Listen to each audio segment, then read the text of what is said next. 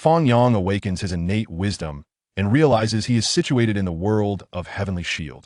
Initially, he yearns to seek immortality and enlightenment, yet finds himself woefully empty-handed. Fortunately, he possesses a card-drawing golden finger. By merely enhancing his fate, he can draw treasures from the myriad realms. Essence of the mortal body, life-stealing immortal goo, 12 talismans, great severing technique, skyward creation dew, Anand's blade of breaking the precepts. Centuries later, Fang Yang, having drawn countless essences of the mortal body, earns the title of the strongest mortal body, overpowering a multitude of unparalleled prodigies and emerging as the ultimate victor of the Golden Era. Chapter 1. The 9 Dragons Pulling the Coffin. Mount Tai, parking lot. A Wuling Hongguang speeds forth, stirring up a whirlwind of dust before coming to a steady halt in a parking space. Fang Yang unbuckles his seatbelt, steps out of the car, and gazes at the distant Mount Tai, his heart surging with emotion while maintaining an outward calm. Mount Tai, the 9 dragons pulling the coffin. I have arrived. In an age of decline for the earth, only by journeying to the northern dipper to bury the Emperor's star can one harbor even a glimmer of hope for cultivation. Since awakening his innate wisdom 3 years ago, Fang Yang discovered that his high school classmate is Yi Fan, who has a close friend named Peng Bo, prompting him to embark on a quest for immortality. However, after enduring countless hardships and traversing mountains and rivers, he ultimately remains empty-handed, unable to even locate a half-complete cultivation technique. On Earth, the lineage of cultivators does exist, yet it is far from accessible to an ordinary individual. Only by venturing to the Northern Dipper and experiencing the 9 dragons pulling the coffin can one hope to seek the opportunity for cultivation. Upon learning of a class reunion with Yi Fan, Fang Yang seizes the chance to hitch a ride to the Northern Dipper, embarking on his path of cultivation and unleashing the potential of his golden finger. He concentrates his mind. Before him appears a dazzling card pool, with a true dragon and phoenix swirling above, and a Xuanwu coiled within the pool, exhaling the dual energies of Xian and Huang. Amidst this ethereal scene, 2 phrases stand out conspicuously. Draw once. 10 consecutive draws. Fate. 3. In these 3 years, I have relied upon this world, which mirrors the historical trajectory of my past life, to acquire a modest fortune, earning a total of 103 points of fate. To obtain more fate, I must become a cultivator, gain a higher status in the realm of cultivation, and accomplish numerous grand feats. Fang Yang's right hand caresses the jade bracelet on his left wrist. This is the card he obtained from his first single draw, materializing into the treasure. Storage bracelet green. Description: can be used upon blood recognition. Contains 10 cubic feet of space, equipped with effects such as breath concealment, dust removal, and calming the mind. This storage bracelet is quite remarkable. Aside from its calming and breath-concealing functions, the mere fact that it can be activated through blood recognition alleviates Fang Yang's awkwardness of not yet having embarked on the path of cultivation. Artifacts suitable for mortals are indeed exceedingly rare, not to mention that this storage bracelet allows him to divide space at will, preventing the internal contents from contaminating one another. For Fang Yang, this is not merely a storage artifact. It symbolizes his ability to collect large treasures that are inconvenient to carry while traversing the path of the 9 dragons pulling the coffin. Fang Yang snaps back to reality, glancing at his van, overwhelmed with nostalgia. This was his first vehicle, purchased for business endeavors before he awakened his past life's wisdom. The sentiment attached to it is incomparable to the luxury cars acquired after achieving success. As we part today, I wonder when we shall meet again. Old friend, if one day I attain the Tao and become an emperor, I shall not forget your esteemed weapon. If fortune and glory come, let us not forget each other. Fang Yang silently vows, then begins his ascent towards the summit of Mount Tai. 6 hours later, at the pinnacle of Mount Tai, as dusk approaches, Yi Fan and his companions walk and pause, finally arriving at this destination. Fang Yang, Yi Fan exclaims, astonished as he gazes at the handsome young man before him, a hint of surprise in his expression.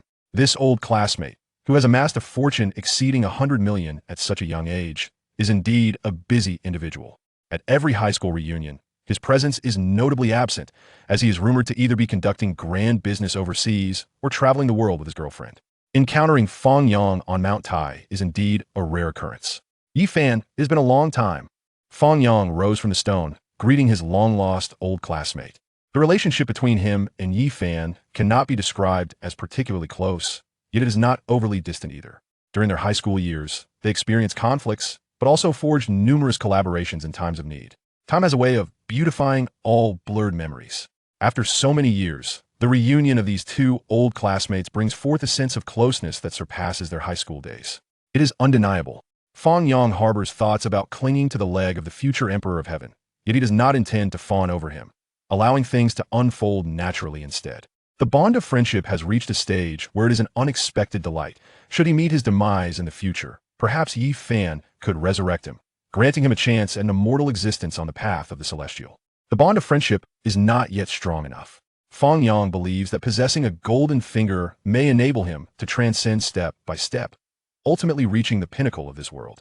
As the wisdom of his previous life awakens, the card pool emerges, naturally providing him with some information. The card pool connects to the primordial sources of various worlds and, in theory, can draw forth any entity. Although the world of the Veil is a genuine multiverse, bridging the perfect world and the sacred ruins, there exist entities in the vast sea of the heavens that can rival and surpass this realm. If he could draw a card of sufficiently high rank, it is not beyond the realm of possibility that Fang Yang could emerge as the ultimate victor in the Golden Age. If he lacked even this modicum of ambition, Fang Yang would not dare to risk his life in pursuit of riding the Nine Dragons' coffin to the Big Dipper. Remaining on Earth, assisting Yi Fan in caring for his parents to extend their years, would surely yield benefits when Yi Fan returns from the Big Dipper, would it not? Engaging in casual conversation for a moment, Yi Fan and Fang Yang stood together at the summit of Mount Tai, gazing down at the distant landscape. One must stand at the peak to behold the smallness of all other mountains. The ancients truly do not deceive me, Yi Fan exclaimed with such sentiment. In the next instant, a cacophony of noise approached. Yi Fan looked up. Before them, 9 colossal dragon corpses were being drawn towards the summit of Mount Tai, poised to descend at any moment. Run, Mom! The air was filled with chaos as people began to flee, desperately trying to evade the impending fall of the Nine Dragons' coffin. Boom! The mountain trembled and the rocks shattered. The Nine Dragons' coffin crashed heavily upon a mountaintop, causing countless stones to splinter, creating a flow of debris that struck many individuals. In the face of great power, mortals are but ants. As Fang Yang observed this scene, a sense of sorrow mingled with a deepening resolve towards cultivation. Mortals, with their brief lifespans, must endure the torments of aging, illness, and death. How can they compare to the carefree existence of cultivators? What is that? Just as everyone prepared to flee, Yi Fan's ex-girlfriend, Li Xiaoman, suddenly pointed at a crack in the ground. One does not die if one does not seek death. Observing the crowd, drawn to the multicolored altar beneath the fissure by Li Xiaoman's words, Fang Yang shook his head slightly, choosing not to voice his thoughts. Respecting the destinies of others and cherishing a life of happiness, why should he expose his understanding of the Nine Dragons' coffin for a group of unrelated individuals? In the aftermath, these people may not repay his kindness and could very well turn against him, questioning why he did not speak up sooner. Ultimately, the group fell into the ancient bronze coffin, and Fang Yang found himself amidst them, hitching a ride on the journey to the Big Dipper. Boarding the Nine Dragons' coffin, his fate underwent a significant transformation. Fate Jia Yi Qianling Ba Shi Liu. Chapter 2. 10 consecutive draws. In the serene and profound space within the coffin, Fang Yang's smile remained unseen by anyone in the darkness. The significance of the Jiulong coffin was immense, interwoven throughout the entire Heavenly Shroud trilogy. Even if he merely hitched a ride, it was no surprise that he amassed a considerable amount of fate. 10 consecutive draws. Fang Yang did not hesitate, using up the fate immediately. He was no miser.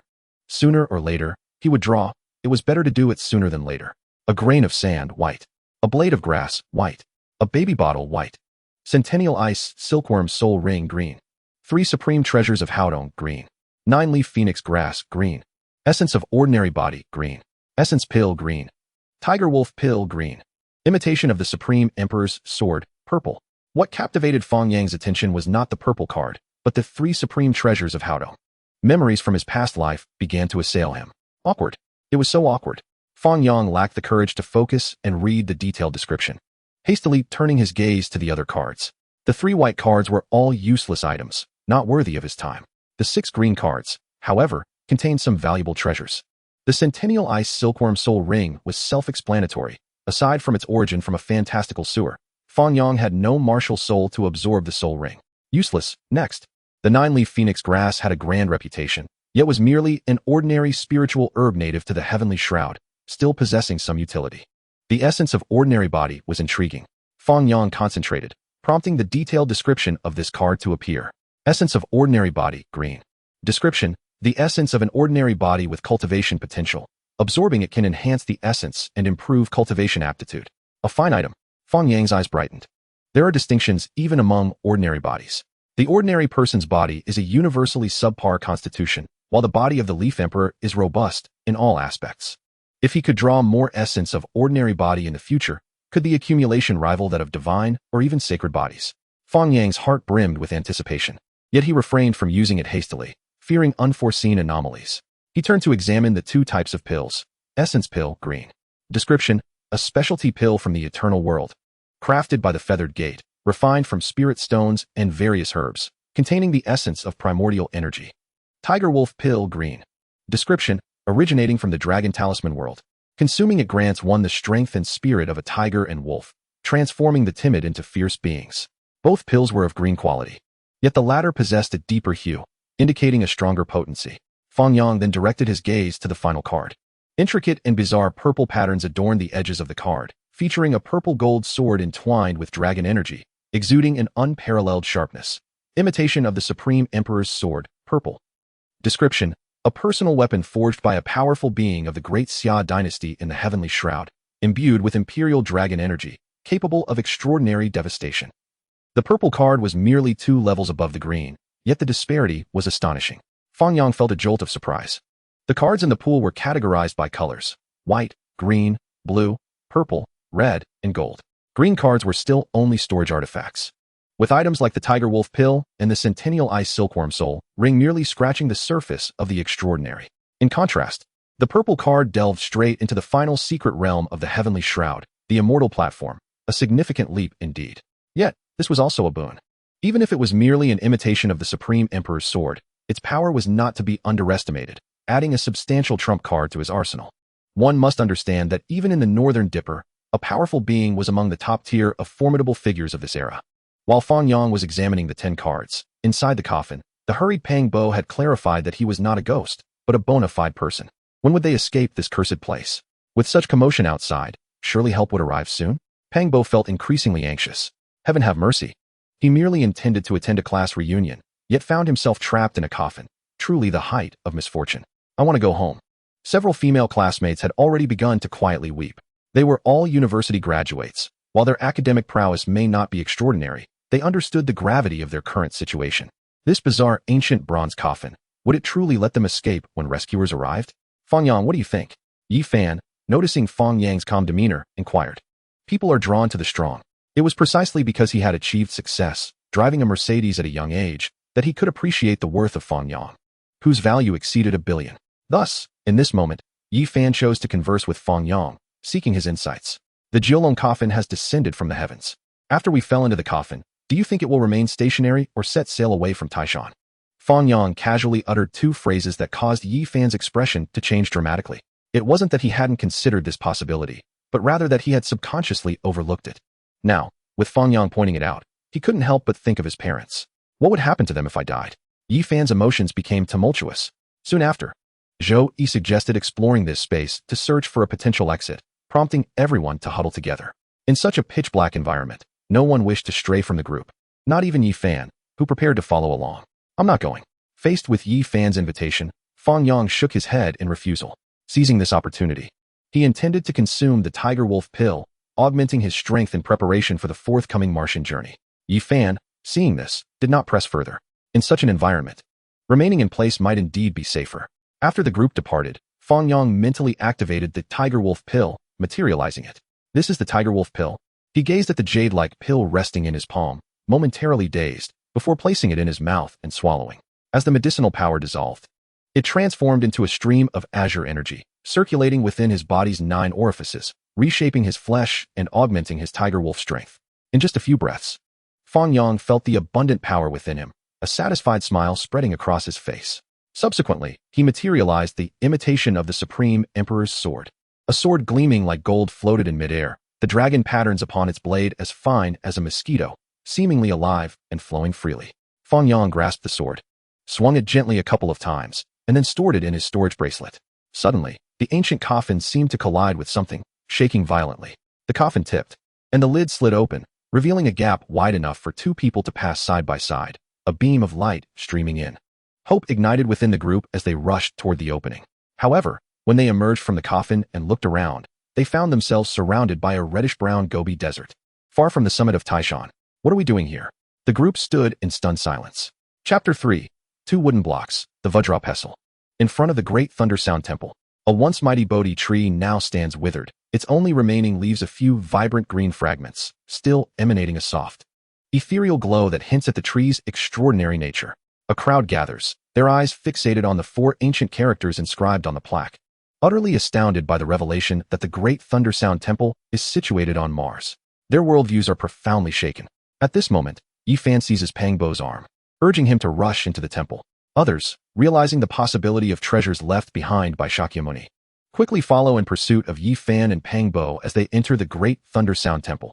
Only Fang Yang remains rooted in place, waiting for the others to delve deeper into the temple before drawing out a replica of the Tai Huang sword and approaching the trunk of the Bodhi tree. The sword, sharp enough to slice through iron as if it were mud, plunges into the wood with barely any resistance, swiftly severing a sizable chunk of the trunk. Regrettably, the Bodhi tree is hollowed out, and even as he meticulously carves through its inner wood, he finds himself far from the heart of the tree. Moreover, the vitality within the wood has long since faded, leaving him uncertain as to whether any remnants of its extraordinary essence remain, or if it can serve as a sacred material for forging weapons. Mere minutes later, bolstered by the strength granted by the Tiger Wolf pill, Fang Yang excavates 2 full cubic meters of Bodhi wood, stowing it away in his storage bracelet. The bracelet has limited space, accommodating only a mere 10 cubic meters. Otherwise, he would have taken the entire Bodhi tree. Subsequently, various items, including but not limited to a chainsaw and a ladder, are tossed into the hollow of the tree to avoid occupying the already scarce space. Fang Yang is acutely aware that these items hold no value for cultivators. Initially, he intended to use the chainsaw to cut the trunk and the ladder to pluck the Bodhi leaves. But with the Tai Huang sword replica and the Tiger Wolf pill at his disposal, these tools became redundant. Only a few firearms remain in his storage bracelet, retained as a precaution. For even though the Tai Huang sword replica is formidable in the hands of a mere mortal like him, it is simply a weapon capable of slicing through iron and severing hair, incapable of unleashing even a fraction of its true power. Upon emerging from the hollow of the tree, Fang Yang approaches a drooping branch adorned with 6 jade-like leaves, the last vestiges of life from the Bodhi tree. In its quest to nurture Bodhi seeds, the ancient tree has sacrificed its essence as nourishment, resulting in its hollow trunk and withered leaves. With legs bent, Fang Yang lightly leaps, reaching a height of 3 meters to pluck the 6 Bodhi leaves. The enlightenment tea tree and the Bodhi tree, both immortal trees that enhance wisdom and facilitate sudden insight, should yield similar effects from their leaves. Once he engages with the cultivation techniques, these leaves will undoubtedly prove invaluable. Compared to the Bodhi seeds imbued with the will of Shakyamuni, these 6 Bodhi leaves are far more suited for him. A fleeting glance at the roots of the ancient Bodhi tree reveals the presence of Bodhi seeds, yet he harbors no intention of excavating them. The sacred city stone pavilion holds the seeds of the immortal Chilan herb and the remnants of the humanoid immortal herb, awaiting his extraction. There is no need to tarnish himself with the karma of the Buddhist path for a single Bodhi seed, risking entanglement with the divine consciousness of Shakyamuni. Next, Fang Yang strides toward the great Thunder Sound Temple, intending to seek a Buddhist artifact for self-protection, lest he fall prey to the divine crocodile. Inside the great Thunder Sound Temple, thick layers of dust have buried this ancient site, with only a handful of individuals seeking the artifacts left by the Buddha. As Fang Yang steps inside, he draws little attention, for the others are wholly absorbed in scouring every corner in search of a Buddhist relic. The Bodhi tree? Yi Fan inquires, drawing near and lowering his voice. He has long suspected something peculiar about the Bodhi tree. Having noticed what seems like luminescence flowing toward the roots beneath the 6 Bodhi leaves, yet he hesitates to scrutinize it closely in front of others. Thus, he enters the ancient temple first, hoping to divert attention while planning to return to investigate the treasures beneath the Bodhi tree. Unexpectedly, Fang Yang lingers until the end, remaining outside for several minutes, leaving Yi Fan uncertain as to whether he has discovered any treasures. I picked a few Bodhi leaves, Fang Yang replies candidly, not concealing his actions. Yi Fan ponders this, handing the bronze lamp he holds to Pang Bo before making his way outside, intending to search around the roots of the Bodhi tree. Shall we go together? Pang Bo offers generously. The bronze lamp he possesses shines brightly, granting him a significant advantage in the dim ancient temple while searching for Buddhist artifacts. Thank you, but it's not necessary. Fang Yang politely declines the offer. All right then. I wish you good luck, Pang Bo shrugs, beginning his search for artifacts within the ancient temple, confident that with the bronze lamp in hand, finding several Buddhist relics will be a simple task. But what if there are too many artifacts? How will I carry them all? What a fortunate dilemma. The ancient temple is not vast. With 30 individuals scouring the space, nearly half of it has already been turned over, stirring up clouds of dust that fill the air. However, now that they are on Mars, no one pays heed to whether inhaling such dust might affect their health. Inside the temple stands a stone Buddha, and Fang Yang strides directly toward it. If memory serves, there are 2 artifacts near the stone Buddha. Sure enough, after some exploration behind the stone Buddha, he uncovers a half-broken Vajra pestle. This object holds special significance in Buddhism, known as the demon-subduing pestle, capable of conquering inner demons and dispelling external foes. It is a rare weapon in the Buddhist realm. Damn it! Lu Yunji curses under his breath from 2 meters away. His target was precisely behind the stone Buddha, and had Fang Yang not intervened, this artifact would surely have fallen into his hands. Lu Yunji, a high school classmate of Yi Fan, considers how he might scheme to seize the Vajra pestle. In this lawless territory, who would stand up for a chance acquaintance? As for Yi Fan, am I afraid of him? Lu Yunji's anger flares at the thought of this old rival. After securing the Vajra pestle, Fang Yang does not continue searching for more Buddhist artifacts. He is not greedy. One artifact capable of protecting him from the divine crocodile's gaze is sufficient. As he exits the ancient temple, Yi Fan approaches, his expression inscrutable, leaving one to wonder whether he has achieved any success. Thank you. Yi Fan ventures tentatively. No need for thanks, Fang Yang responds with a smile, not staying long. Upon hearing this, Yi Fan realizes that Fang Yang must have sensed something unusual at the roots. Yet he wonders why he chose not to investigate further. It is said that beneath the great Thunder Sound Temple, Shakyamuni suppressed 18 demons, and the legendary 18 layers of hell stem from this place.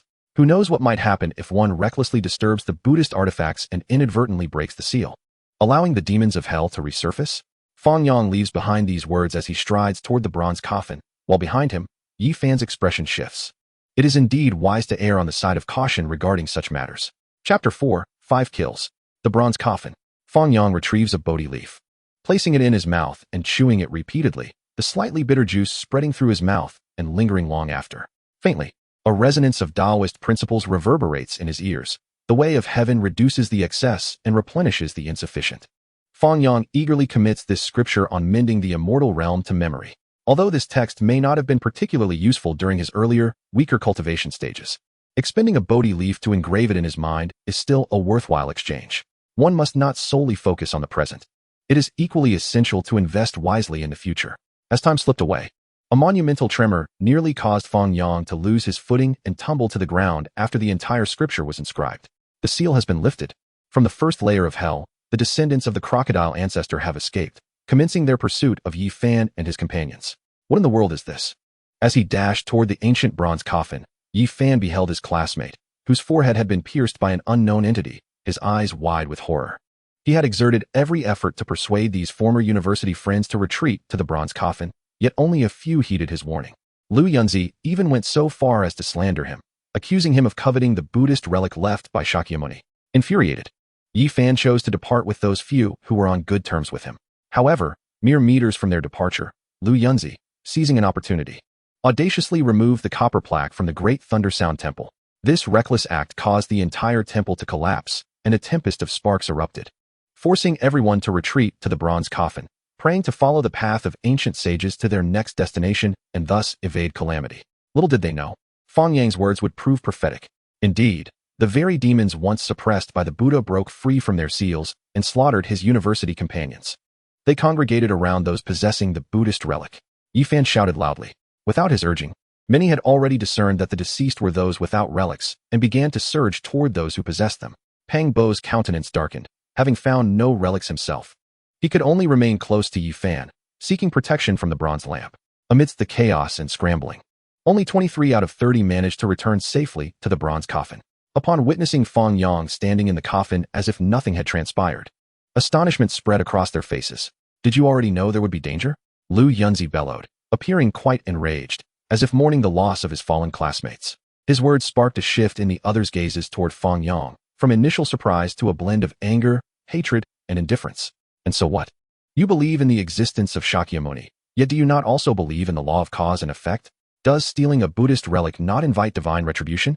Fang Yang replied with a cold smile. While he himself did not subscribe to the notion of karmic retribution for taking relics, he found no hesitation in chastising this group. Many fell silent. If one were to reckon it truly, they were the ones responsible for their classmates' demise. Yet, some remained indifferent to logic, intent on dragging Fang Yang down and coveting the Vajra he possessed. You are the murderer. A woman stepped forward, accusingly pointing at Fang Yang. Heh! Fang Yang had no words for this group that twisted the truth and carelessly cast aspersions. Discreetly, he reached for his waist, concealing the anomaly of conjuring a pistol. I am the murderer, so what do you intend to do? He asked with a smile. Hand over the vajra in your possession to atone for the deceased. A man named Li Chongqing eagerly interjected, his eyes greedily fixated on the vajra. He and Lu Yunzi struggled to carry the heavy copper plaque from the Great Thunder Sound Temple, finding it exceedingly cumbersome. And what about you? What do you want me to do? Fang Yang surveyed the crowd with a calm gaze that elicited surprise. Why is he unafraid? We are all civilized individuals. If you relinquish the vajra, surely the spirits of Li Hua and the others will pardon you. Lu Yunzi feigned concern. He is right. Hand it over. Two men echoed loudly. You are going too far. Yi Fan frowned, wishing to speak a word in Fang Yang's defense, but was interrupted by another. Yi Fan, you are classmates with Fang Yang. It is best you refrain from involving yourself in this matter.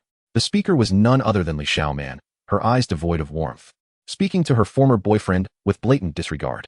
Yi Fan felt as if he had swallowed a bitter pill, his expression darkening to its utmost, rendered speechless by her rebuke.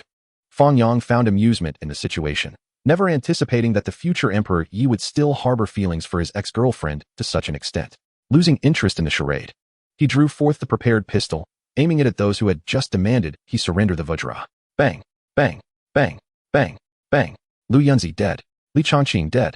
Unknown woman dead. Unknown man dead. Unknown man dead. 5 individuals in total, each struck in the chest by bullets, with no chance of survival. Perishing directly within the ancient coffin, thus saving the expense of coffins. The scent of gunpowder permeated the bronze coffin. The crowd was utterly horrified, their eyes fixed on the firearm in Fang Yang's hand, acutely aware of the lethal force it wielded, trembling in silence. Could sheer numbers possibly outweigh the power of a handgun? You, Li Xiaoman stuttered, her previous bravado extinguished, resembling a clown from a circus. What of you? Do you wish to experience the taste of a bullet? Fang Yang would not indulge her. She was Yi Fan's former girlfriend, not his. Having amassed a lifetime of wealth through foresight, he had no shortage of women.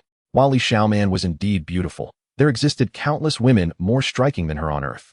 Had it not been for the fear of the crocodile ancestor potentially taking possession of him upon her demise, Fang Yang would have certainly deemed her deserving of a lesson. Fang Yang, could you grant me a favor and spare her? Yi Fan interjected, trembling. He was audacious.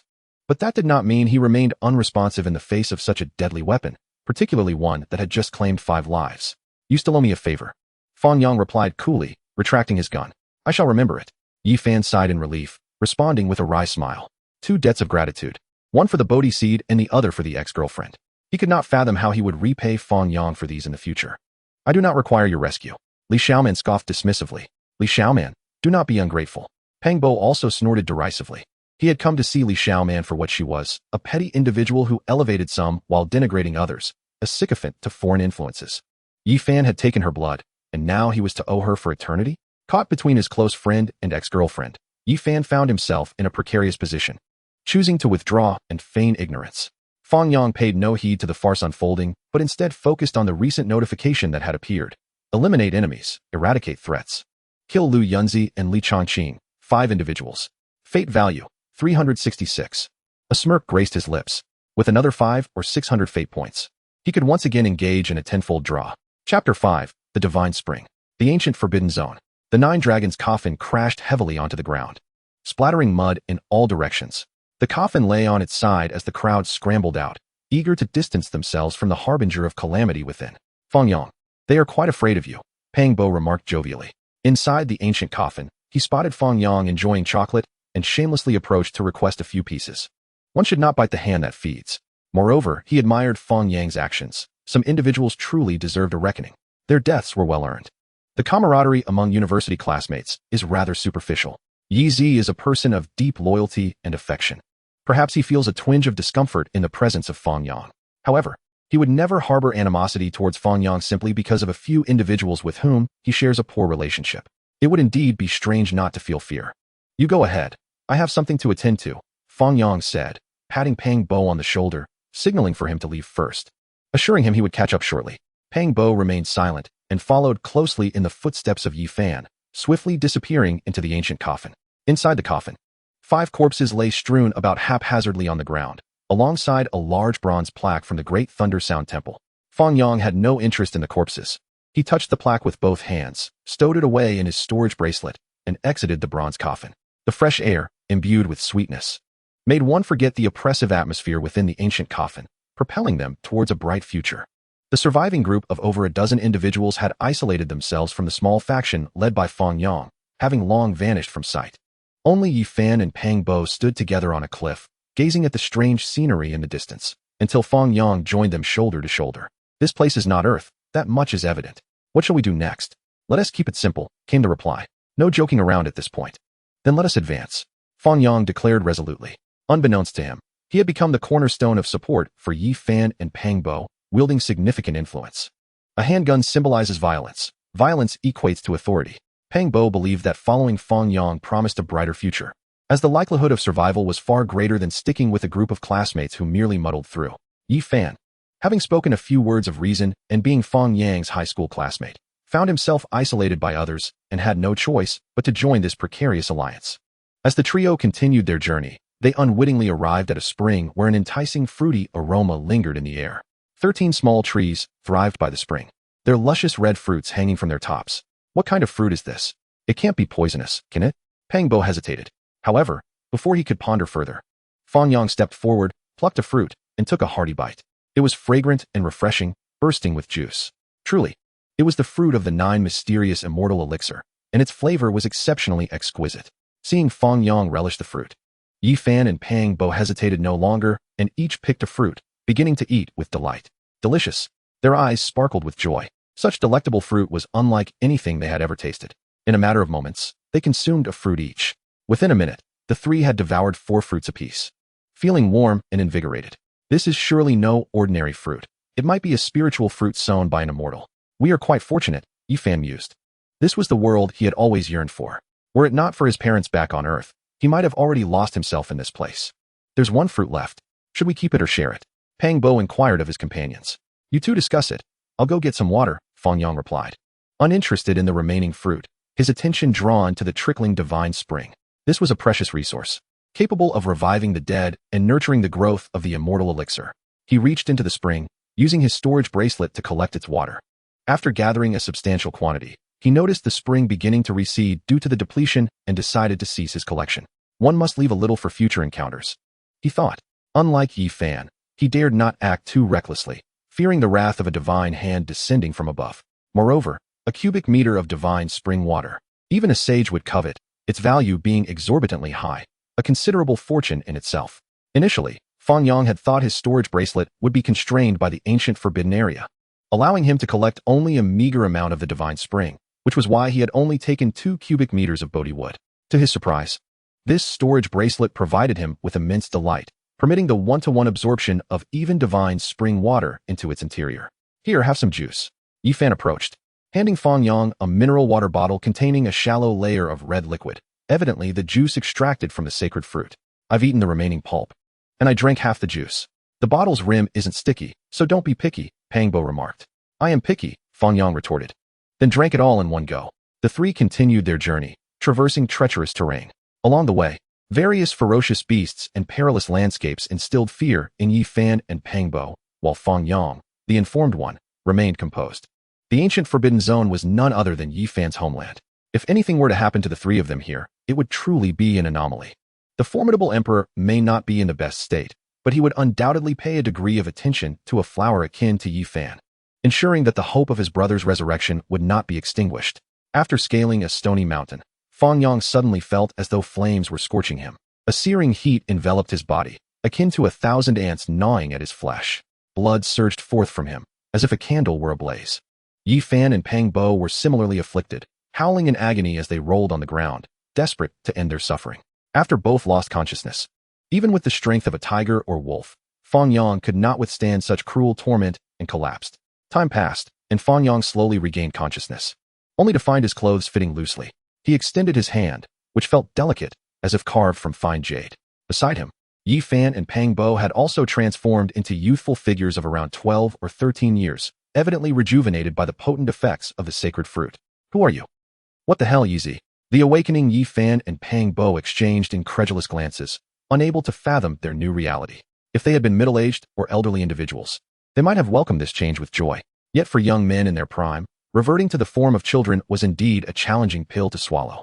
Rejuvenation is ultimately a blessing, Let us first seek out signs of civilization and ascertain where we are, Fang Yang reassured them.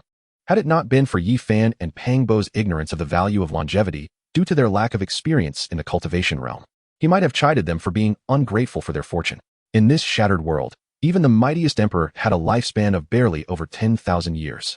The sacred fruit they consumed, while it might not grant a new lease on life, could undoubtedly extend a sage's life by several millennia.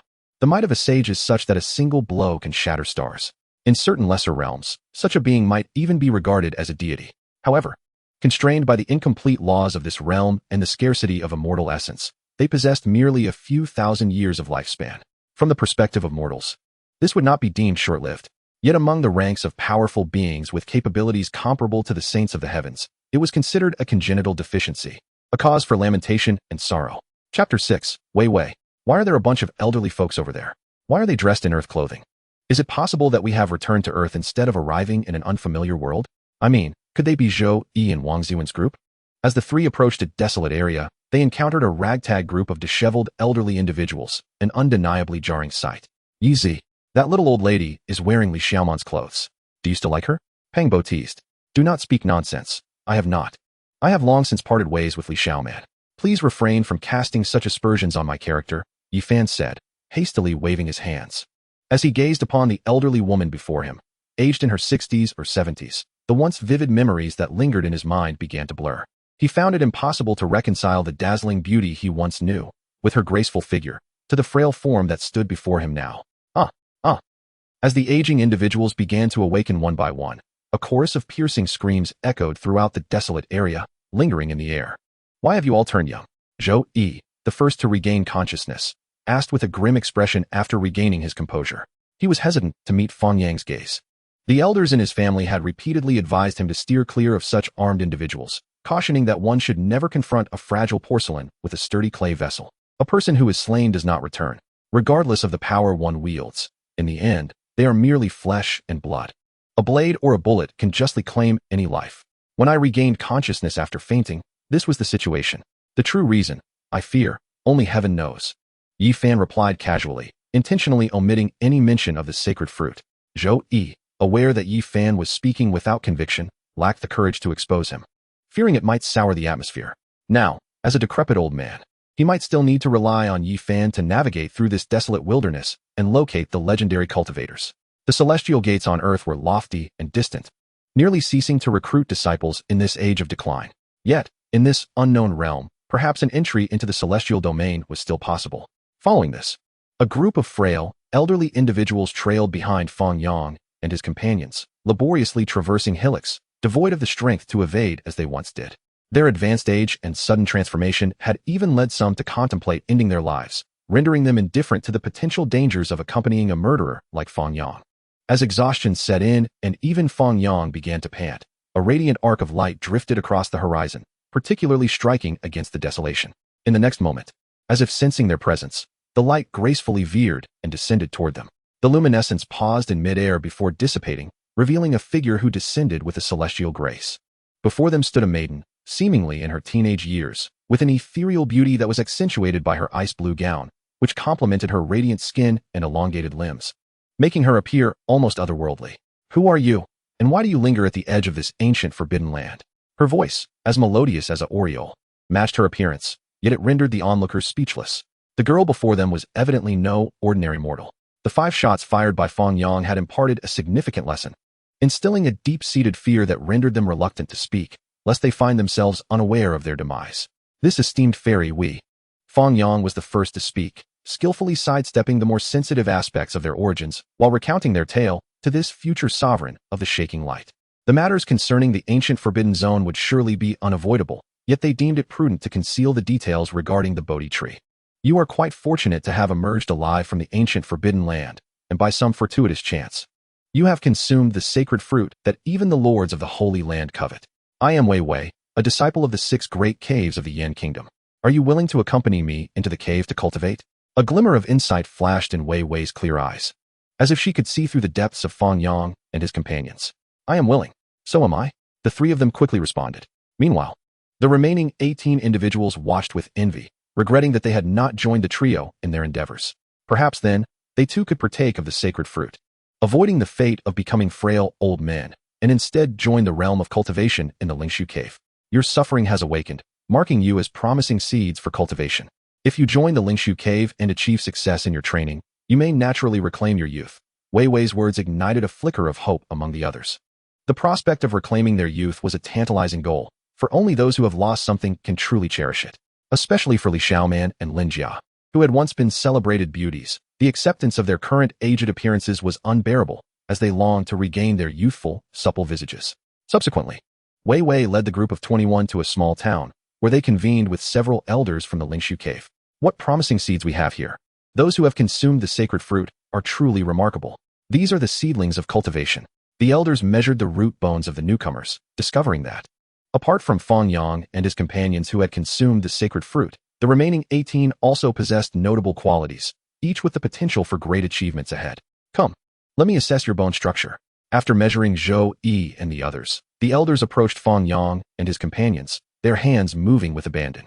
This young man possesses a sturdy physique, one elder remarked, surprised by the immense vitality hidden within Fang Yang's body. He had never encountered a mere mortal, uninitiated in cultivation, with such formidable physicality. What a pity, the elder continued. Though he is far superior to those lacking talent, he ultimately does not possess a special constitution. An ancient sacred body. The elder who was assessing Yi Fan exclaimed, drawing the attention of all present. An ancient sacred body sounds extraordinary. After assessing Pang Bo, who was determined to have commendable qualifications but lacked a special physique, the elder still felt pleased to learn of Yi Fan's ancient sacred body. In the ancient era, the ancient sacred body was the most powerful constitution, capable of challenging emperors once fully realized. However, in the present age, it was rendered nearly useless, with even the most basic cultivation proving exceedingly difficult. The elders of the Lingshu cave sighed in dismay. A once-in-a-millennium sacred body, born in this era, was destined to remain a gem buried in dust. Just as Yi Fan was about to inquire why the sacred body had fallen to such a state, cultivators from the other 5 caves of the Yan kingdom arrived in droves, eager to partake in the spoils. Though the Lingshu cave was relatively weak in the Yan kingdom, with the presence of Wei Wei, this celestial seed, they triumphed in the competition and earned the right to select 3 individuals first. Fang Yang, Pang Bo and Wei Wei's delicate fingers pointed, claiming Fang Yang and Pang Bo, the finest seedlings, for the Lingshu cave. Please, esteemed fairy, accept Yi Fan. Fang Yang and Pang Bo spoke in unison. You two rascals. Yi Fan felt a swell of gratitude. He understood that as an ancient waste body, he could barely step into the threshold of cultivation. No cave would likely accept him. Then let us take Yi Fan as well. With our best 2 seedlings chosen, we must at least leave some face for the friends from the other caves, an elder from the Lingshu cave declared, finalizing the matter. With Fang Yang and Pang Bo in their ranks, the harvest from this endeavor had already been commendable. Yi Fan and the others were merely considered an addition. Chapter 7. Opening the Sea of Suffering, Serpent Talismans. Lingshu Cave. After several months of instruction from Elder Wu Qingfeng, Fang Yang and his companions finally engaged with the methods of cultivation, specifically the initial chapters of the Tao Sutra Wheel C scroll. In the modest thatched cottage, Fang Yang sat cross-legged upon a stone bed, exhibiting no outward signs of change, while the first secret realm of the human body, located 3 inches below the navel, had already been opened. As a mortal body, even after merging with a fragment of green quality essence, reaching the realm of double mortal talent, he remained merely an ordinary mortal, worlds apart from divine bodies. Turning inward to examine the sea of suffering, a desolate space, no larger than a juju pit, drifts amidst the boundless sea of suffering, rendering it hard to believe that one day, one could traverse this ocean of anguish. The mortal vessel is too frail. It seems that even the essence of a green-quality mortal body can only tentatively step into the realm of cultivation. Although I bear the dual essence of the mortal body, I remain, at heart, merely mortal. Unless I acquire a greater abundance of mortal essences in the future, hundreds or thousands of them, my path to crafting a mortal body that rivals those with special constitutions remains obstructed. Yet, Fang Yang is not disheartened by this outcome. After consuming the sacred fruit, his innate qualities have indeed been enhanced. Although his beginnings cannot compare to those prodigies who manifest extraordinary phenomena when they first open the sea of suffering, nonetheless, he is regarded as a rare celestial seed within the Lingshu cave heaven, earning a substantial measure of fate. Join the Lingshu cave heaven. Fate 200. Become a celestial seed of the Lingshu cave heaven. Fate 300. The first piece of information appeared upon Fang Yang's entrance into the Lingshu cave heaven. While the latter was newly revealed yesterday, likely indicating that the higher-ups of the Lingshu Cave Heaven recognized his progress in cultivation and thus classified him as a celestial seed. Consequently, with the fate provided by Lu Yunji and others, Fang Yang's current total of fate has reached 955 points. He is just 45 points away from being able to perform another 10 consecutive draws. A guaranteed purple card draw is now his best option. Could a miracle arise from a single draw? Fang Yang is certain he will not resort to single draws. That is utterly impossible in his lifetime. Open the Sea of Suffering, Fate 100. The following message confirmed Fang Yang's speculation. Elevating one's power, enhancing one's status, and mitigating external dangers are all pathways to acquiring fate. Having consumed over 4 sacred fruits, with a cubic divine spring still remaining in his bracelet, his cultivation to the immortal platform secret realm is nearly assured. Yi Fan will face trials ahead, pursued and fleeing from all directions. But if I abandon my stable life to tread a path of enmity against the world, then I must be out of my mind. Being a loose cultivator may not be a poor option, but the Yaowang Sacred Land offers me far greater horizons. Fang Yang has resolutely decided to follow the path of the Lingshu Cave Heaven and join the Yaowang Sacred Land. While the ruthless lineage within the Yaowang Sacred Land is indeed formidable, can a mere mortal body truly fear their malice? Wei Wei, the possessor of the celestial spirit eye, may one day surpass the ruthless lineage and become the sovereign of Yaowang's sacred land, wielding the imperial weapon, the dragon-patterned black gold cauldron. This indicates that the lineage of the Yaowang sovereign possesses the strength to contend with the ruthless lineage, thereby protecting their disciples. Even if Fang Yang reveals his talents in the future, he need not fear the dark hands of the ruthless lineage. Furthermore, among the 4 great extreme forces of the Eastern Wasteland, the Ji and Jiang families are closed family factions that do not accept outsiders. The Yaoqi Sacred Land exclusively recruits women, with the only exception being the first Yaoqi saintess, the primordial Emperor Wushi. Only the Yaowang Sacred Land provides Fang Yang with a platform to exhibit his abilities and offers greater developmental prospects. 10 consecutive draws, activate. Fang Yang forcefully pressed the 10 consecutive draws button with his thoughts, causing the card pool to roil and swirl, and in an instant, various phenomena erupted forth. Storm Pear Blossom Needle, white. Guanin's Tears, white. Green Grass Cake, white. Frying Pan, white.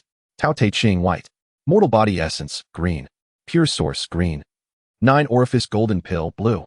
7 Saints Heart Refining Pill, blue. Snake Talisman, purple. A purple card? Fang Yang is somewhat taken aback. Logically, the probability of drawing a purple card in 10 consecutive draws is not particularly high. Otherwise, there wouldn't be a mechanism ensuring a purple card in the first 10 draws. In his last 10 draws, aside from the replica of the Tai Huang sword, purple, he did not even draw a single blue card, which lowered his expectations. Snake Talisman, purple. Description: grants the holder invisibility, concealing their form, scent, energy, etc. The Snake Talisman? As Fang Yang gazes at the profound purple card, the simplistic and ancient talisman evokes childhood memories. It is well known that animated shows often defy logic, as one can never predict the terrifying effects of seemingly ordinary items. The effect of this snake talisman may not be earth-shattering, but its purple quality guarantees that its minimum effectiveness will not be too low. Being a purple card alongside the replica of the Tai Huang sword, its invisibility should easily evade the notice of powerful beings. Fang Yang momentarily sets the snake talisman aside and inspects the other 3 green cards and 1 blue card. As for the 5 white cards, they are akin to useless trinkets, hardly worth further consideration. The Immortal Body Essence, green, requires no elaboration. Fang Yang utilizes it directly, merging a milky white essence into the jujube-sized sea of suffering beneath his navel, slightly expanding it. Pure Source, green. After using it, a walnut-sized Pure Source materializes in his palm. The Pure Source, crystal clear, is a product of the congealed essence of heaven and earth. Even this small fragment is more than sufficient to support his cultivation to the other shore realm. 9 Orifice Golden Pill, blue. Description: originating from the eternal life, great world. When inserted into the heart, it washes the medicinal properties with blood, capable of altering a warrior's foundation and providing vitality for the restoration of the physical body. The 9 Orifice Golden Pill is promising, but it is difficult to unleash its effects in a short time. It requires prolonged refinement to activate its full medicinal power. Fang Yang shakes his head at this. Nonetheless, he is prepared to carve out time to open his heart and insert this 9 Orifice Golden Pill. After all, it is worth 100 fate points. He cannot simply cast it aside, as that would be an utter waste. 7 Saints Heart Refining Pill, blue. Description: a pill forged by the ancient 7 Saints of the Dragon Talisman Great World. Consuming it is akin to receiving teachings from the 7 Saints, enhancing one's spirit and imparting knowledge. Fang Yang immediately materializes it, and a thumb-sized pill radiating seven-colored brilliance appears. It is indeed the seven saints' heart-refining pill. Upon swallowing it, he instantly envisions the seven revered saints expounding the principles of heaven and earth, revealing the profound truths of the human realm. With illusions of golden lotuses blossoming on the ground and sweet dew descending from the heavens, his spirit expands, and his soul ascends. When Fang Yang regains his senses, he finds his soul has grown potent enough to perceive many intricate meridians and acupoints within his physical form. Furthermore, the profound truths imparted by the seven saints have settled within his sea of consciousness, awaiting the day when his cultivation progresses, allowing him to unveil their mysteries. Though it may not rival the Bodhi leaf, it is certainly not lacking. Seizing this opportunity, Fang Yang delves into the Taoist scripture. Even if it is merely a fragment of the genuine scripture, it harbors numerous secrets that an ordinary novice in cultivation cannot fully comprehend. Chapter 8, The Little Light Scripture. 3 days later, Fang Yang consumes the 9-leaf phoenix grass. Leveraging the insights gained from the seven saints' heart-refining pill to cultivate the incomplete Taoist scripture to its zenith, still a distance away from the Fate's spring realm. The once jujube-sized sea of suffering has now expanded, filled with divine power, and 3 divine patterns have been successfully cultivated. It is time to seek Elder Wu Qingfeng for the next cultivation techniques. Fang Yang's gaze is resolute. He lacks the patience to wait for the emergence of the Qingdi tomb to seek opportunities to acquire the Taoist scripture before continuing his cultivation. In this world, unforeseen events can occur at any moment. Even with the replica of the Tai Huang sword and the snake talisman in hand, he remains merely a fledgling cultivator. Moreover, even if he obtains the Taoist scripture, what then? Even Yi Fan was unable to acquire the complete Tao scripture for cultivation, necessitating a patchwork approach that he ultimately dubbed the refinement of 100 scriptures, which seemingly paved a path to the heavens. However, it is essential to recognize that individuals possess varying physiques. Fang Yang, being merely an ordinary triple mortal body, cannot be compared to the robust and resilient physique of the ancient sacred body. Rather than cobbling together an imperial scripture for cultivation, it would be far more prudent to seek a sage's inheritance and pursue it with singular devotion, while also drawing inspiration from the imperial scriptures to prepare for future law creation.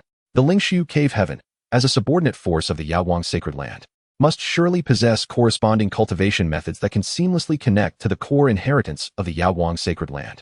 Too fast, Wu Qingfeng exclaimed, his expression one of astonishment as he observed Fang Yang's struggles in the sea of suffering. In terms of cultivation speed, you surpass Pang Bo by a considerable margin. It seems your comprehension is superior. He attributed Fang Yang's rapid progress to a fitting rationale. It is all due to the guidance of the elders, Fang Yang modestly replied. It was entirely appropriate to lower his stance before the elder who had imparted invaluable teachings to him. Our Lingshu Cave Heaven, being affiliated with the Yaoguang sacred land, possesses not only the Lingshu scripture, which can lead to the attainment of the Dao Palace secret realm, but also the lesser radiant scripture derived from the Yaoguang sacred land. Would you be willing to cultivate it? With your aptitude, entering the Yaoguang sacred land, like Wei Wei in the future, will not be a daunting task. If you practice the lesser radiant scripture and reach the Dao Palace secret realm, you can also transition to the supreme ancient scriptures of Yaoguang. Wu Qingfeng, unfazed by Fang Yang's flattery, elucidated the pros and cons. The Lingshu scripture allows for the attainment of the highest level of 4 extremes great cultivator, while the lesser radiant scripture can only lead to the Dao Palace secret realm, yet it holds even greater prospects. Though my time in Lingshu Cave Heaven has been short, I shall not forget the elders' earnest teachings. Fang Yang expressed his gratitude without explicitly stating his choice. After all, he was merely an outsider who had joined midway, incomparable to those who had grown up in Lingshu Cave Heaven, deeply familiar with its inner workings. Regardless of how the residents of Lingshu Cave Heaven perceived him, he understood the importance of maintaining appearances. A teachable child, Wu Qingfeng nodded in satisfaction. What is to be feared is not falsehood, but the reluctance to even utter a falsehood. Lingshu Cave Heaven, often regarded as the weakest in the Yan Kingdom and derisively referred to as a land of fortune, has endured for a long time, thanks largely to the patronage of those old-timers from the Yaoguang sacred land. In the ensuing time, Wu Qingfeng personally instructed Fang Yang in the lesser radiant scripture. During his studies, Fang Yang discovered that he seemed to have unlocked a new understanding, learning at a pace significantly faster than during his time with the Tao scriptures, earning praise from Wu Qingfeng for his accumulated prowess, setting aside those with exceptional physiques. Even among the talented within ordinary bodies, such rapid development often reveals increasingly potent innate gifts as one progresses in cultivation. Therefore, in Wu Qingfeng's eyes, Fang Yang's transformation was merely perceived as a sign of superior cultivation talent, without realizing he was leveraging external aids. I have little left to teach you, Wu Qingfeng remarked, his gaze complex. Fang Yang's rapid advancement had nearly caught up to his own understanding of the lesser radiant scripture. Is this what true genius looks like? Wei Wei, the rare prodigy of our Lingshu cave heaven, did not cultivate at such a pace. Thank you for your guidance, Elder. Fang Yang expressed his gratitude respectfully. He had not anticipated that merely soaking a Bodhi leaf in a cup of divine spring water daily would yield such remarkable results. At this rate, that single Bodhi leaf would suffice until he opened the Tao Palace secret realm. It was indeed worthy of its legendary status as a product of the wisdom tree. Elder, when will senior sister Wei Wei depart for the Yaoguang sacred land? Fang Yang inquired casually. Within this month. A cultivator from the Yaoguang sacred land will come to escort her, Wu Qingfeng responded, his expression one of pride as he spoke of Wei Wei. Seizing the opportunity, Fang Yang gleaned considerable information about her from Wu Qingfeng. Wei Wei, an orphan, was but 16 years of age.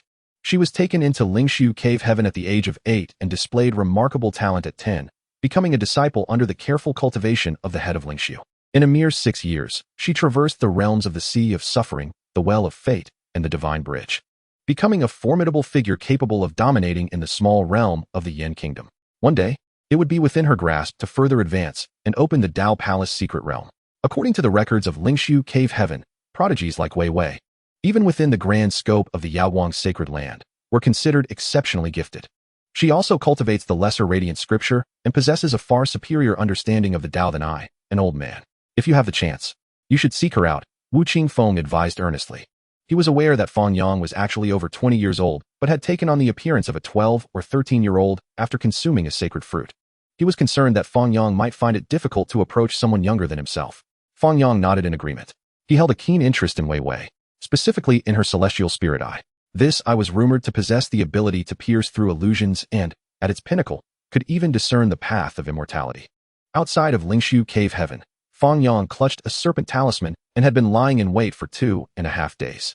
He sat opposite the cave entrance, dedicating most of his focus to the lesser radiant scripture while a small fraction remained on the cave door. As Wei Wei had not been in seclusion recently, she would emerge within 3 to 5 days, making this an opportune moment to test the efficacy of the serpent talisman. The celestial spirit eye could even unravel the transformative techniques found within the source heavenly book, surpassing the insight of ordinary great ones. If Fang Yang could pass this trial with Wei Wei, he would have little to fear regarding powerful beings seeing through the serpent talisman's concealment. As the sun and moon rotated, another morning arrived. The cave door swung open, revealing a graceful figure emerging, none other than Wei Wei, who had not stepped outside for 3 days. She moved with purpose, her steps light and buoyant. The fragrance of sandalwood brushed against Fang Yang's face as he opened his eyes and noticed the footprints a mere meter away to his right. Realizing that the celestial spirit eye had not penetrated the serpent talisman's disguise, it was not that the celestial spirit eye was lacking, rather, Wei Wei's realm was too low to fully unleash its potential. Chapter 9, Creating Enemies. Lingshu Cliff. After the elder concluded his teachings, he bestowed upon the disciples a potion made from 100 herbs to assist in their cultivation. Yi Fan and Pang Bo had just received their potion and were preparing to return to their quarters for training when they were intercepted by a group of individuals. Hand over the potion, boasted a brazen youth, flanked by a group of followers, exuding an air of intimidation. Disciples who could attend teachings at Lingshu Cliff were not particularly powerful cultivators. Faced with such bullying, they could only swallow their indignation, silently enduring the slight, hoping for a turn of fortune in the future. Yet, the outcome often resembled this. Do not underestimate the youth's poverty. Do not underestimate the middle-aged man's poverty. Do not underestimate the elderly man's poverty. Find solace in the earth. Yi Fan was an ancient sacred body, while Pang Bo was a descendant of a demon god. Both were strong and robust individuals on earth, and it was more than sufficient that they did not bully others. They certainly would not allow themselves to be bullied. Confronted with such bullying in the realm of cultivation, the two launched a vigorous counterattack, delivering powerful blows to the leading youth, leaving him bruised and battered. They ceased their assault only when he was on the verge of collapse, ensuring they did not inadvertently take a life. Hand over your potion. Yi Fan and his companion, fueled by their ferocity, found mere physical retribution insufficient. They sought to escalate their aggression through robbery, believing that only by inflicting violence could they quench their wrath. Cease at once. Came the urgent interjection of a clandestine schemer who could no longer remain passive. You are perilously reckless. Among brethren, mutual aid should prevail. Why resort to such brutality? Han Feiyu, with an air of righteous indignation, seemed to portray Yi Fan and his ally as the initial aggressors, while the fallen lay upon the ground like meek lambs. The inversion of truth was astonishing. One could hardly believe that the Lingshu cave heaven harbored such filth. Truly, A single rat's droppings could spoil a whole pot of soup. Pang Bo, with his forthright demeanor, immediately engaged in a sharp exchange of words. The onlookers were astounded. How could a newly initiated disciple display such audacity? Even a scion like Han Feiyu seemed to be challenging fate, risking grievous injury or perhaps a prolonged incapacitation. You seek your demise. A fleeting expression of menace crossed Han Feiyu's face as he produced a Qingmu seal from the depths of his suffering. Its presence swelling in the wind like a stone platform, bearing down upon Yi Fan and Pang Bo. Fang Yang made a timely appearance amidst the crowd. Delivering a resounding slap. With effortless ease, he struck the Qingmu seal, causing it to tremble, its radiance dimming as it fell into the dirt, sullied. The assembly was taken aback. Who was this formidable individual, boldly confronting a magical artifact with mere flesh? Had he truly sent the Qingmu seal flying? While practitioners are known for their robust physiques, they could hardly be compared to magical implements. Could this person be a master of the life spring realm? These two are under my protection. How dare you scheme against them? Summon your uncle. Fang Yang exuded an intimidating presence, gazing down at the trembling Han Feiyu. State your name, if you possess the courage. Han Feiyu, aware that he faced a fierce opponent capable of dismantling the Qingmu seal barehanded, was nonetheless emboldened by his family's backing, issuing hollow threats. I am Fang Yang, a celestial seed of the Lingshu cave heaven. Fang Yang appended his title to preclude this simple-minded second generation from later rallying a band of inept followers against him. The celestial seed held a lofty status within the Lingshu cave heaven. Even elders could not act with impunity against him, particularly as his and Pang Bo's identities had yet to be publicly acknowledged. Otherwise, Han Feiyu would not have dared to confront Yi Fan and Pang Bo so brazenly. Fang Yang's involvement was not merely to defend Yi Fan. He also sought to provoke potential adversaries, curious whether this encounter might alter his destiny. Celestial seed? Han Feiyu's countenance paled. With several elders from his family serving as elders within the Lingshu cave heaven, he was acutely aware of the weight of such a title. Even if he were in the right, this celestial seed named Fang Yang could act with impunity as long as he did not cause fatal harm. Han Feiyu retreated in disgrace, not daring to utter a single harsh word. In the coming days, focus on your cultivation. As celestial seeds, Pang Bo and I are shielded by powerful figures. However, you are not in the same position, Fang Yang advised Yi Fan. What powerful figures? Why would they fixate upon us? Yi Fan inquired. Han Feiyu's uncle seeks to concoct a resurrection elixir to prolong his life. Eyeing the sacred fruits of the ancient forbidden zone. Using humans to refine medicine? Is there no oversight? Yi Fan's eyes widened in shock.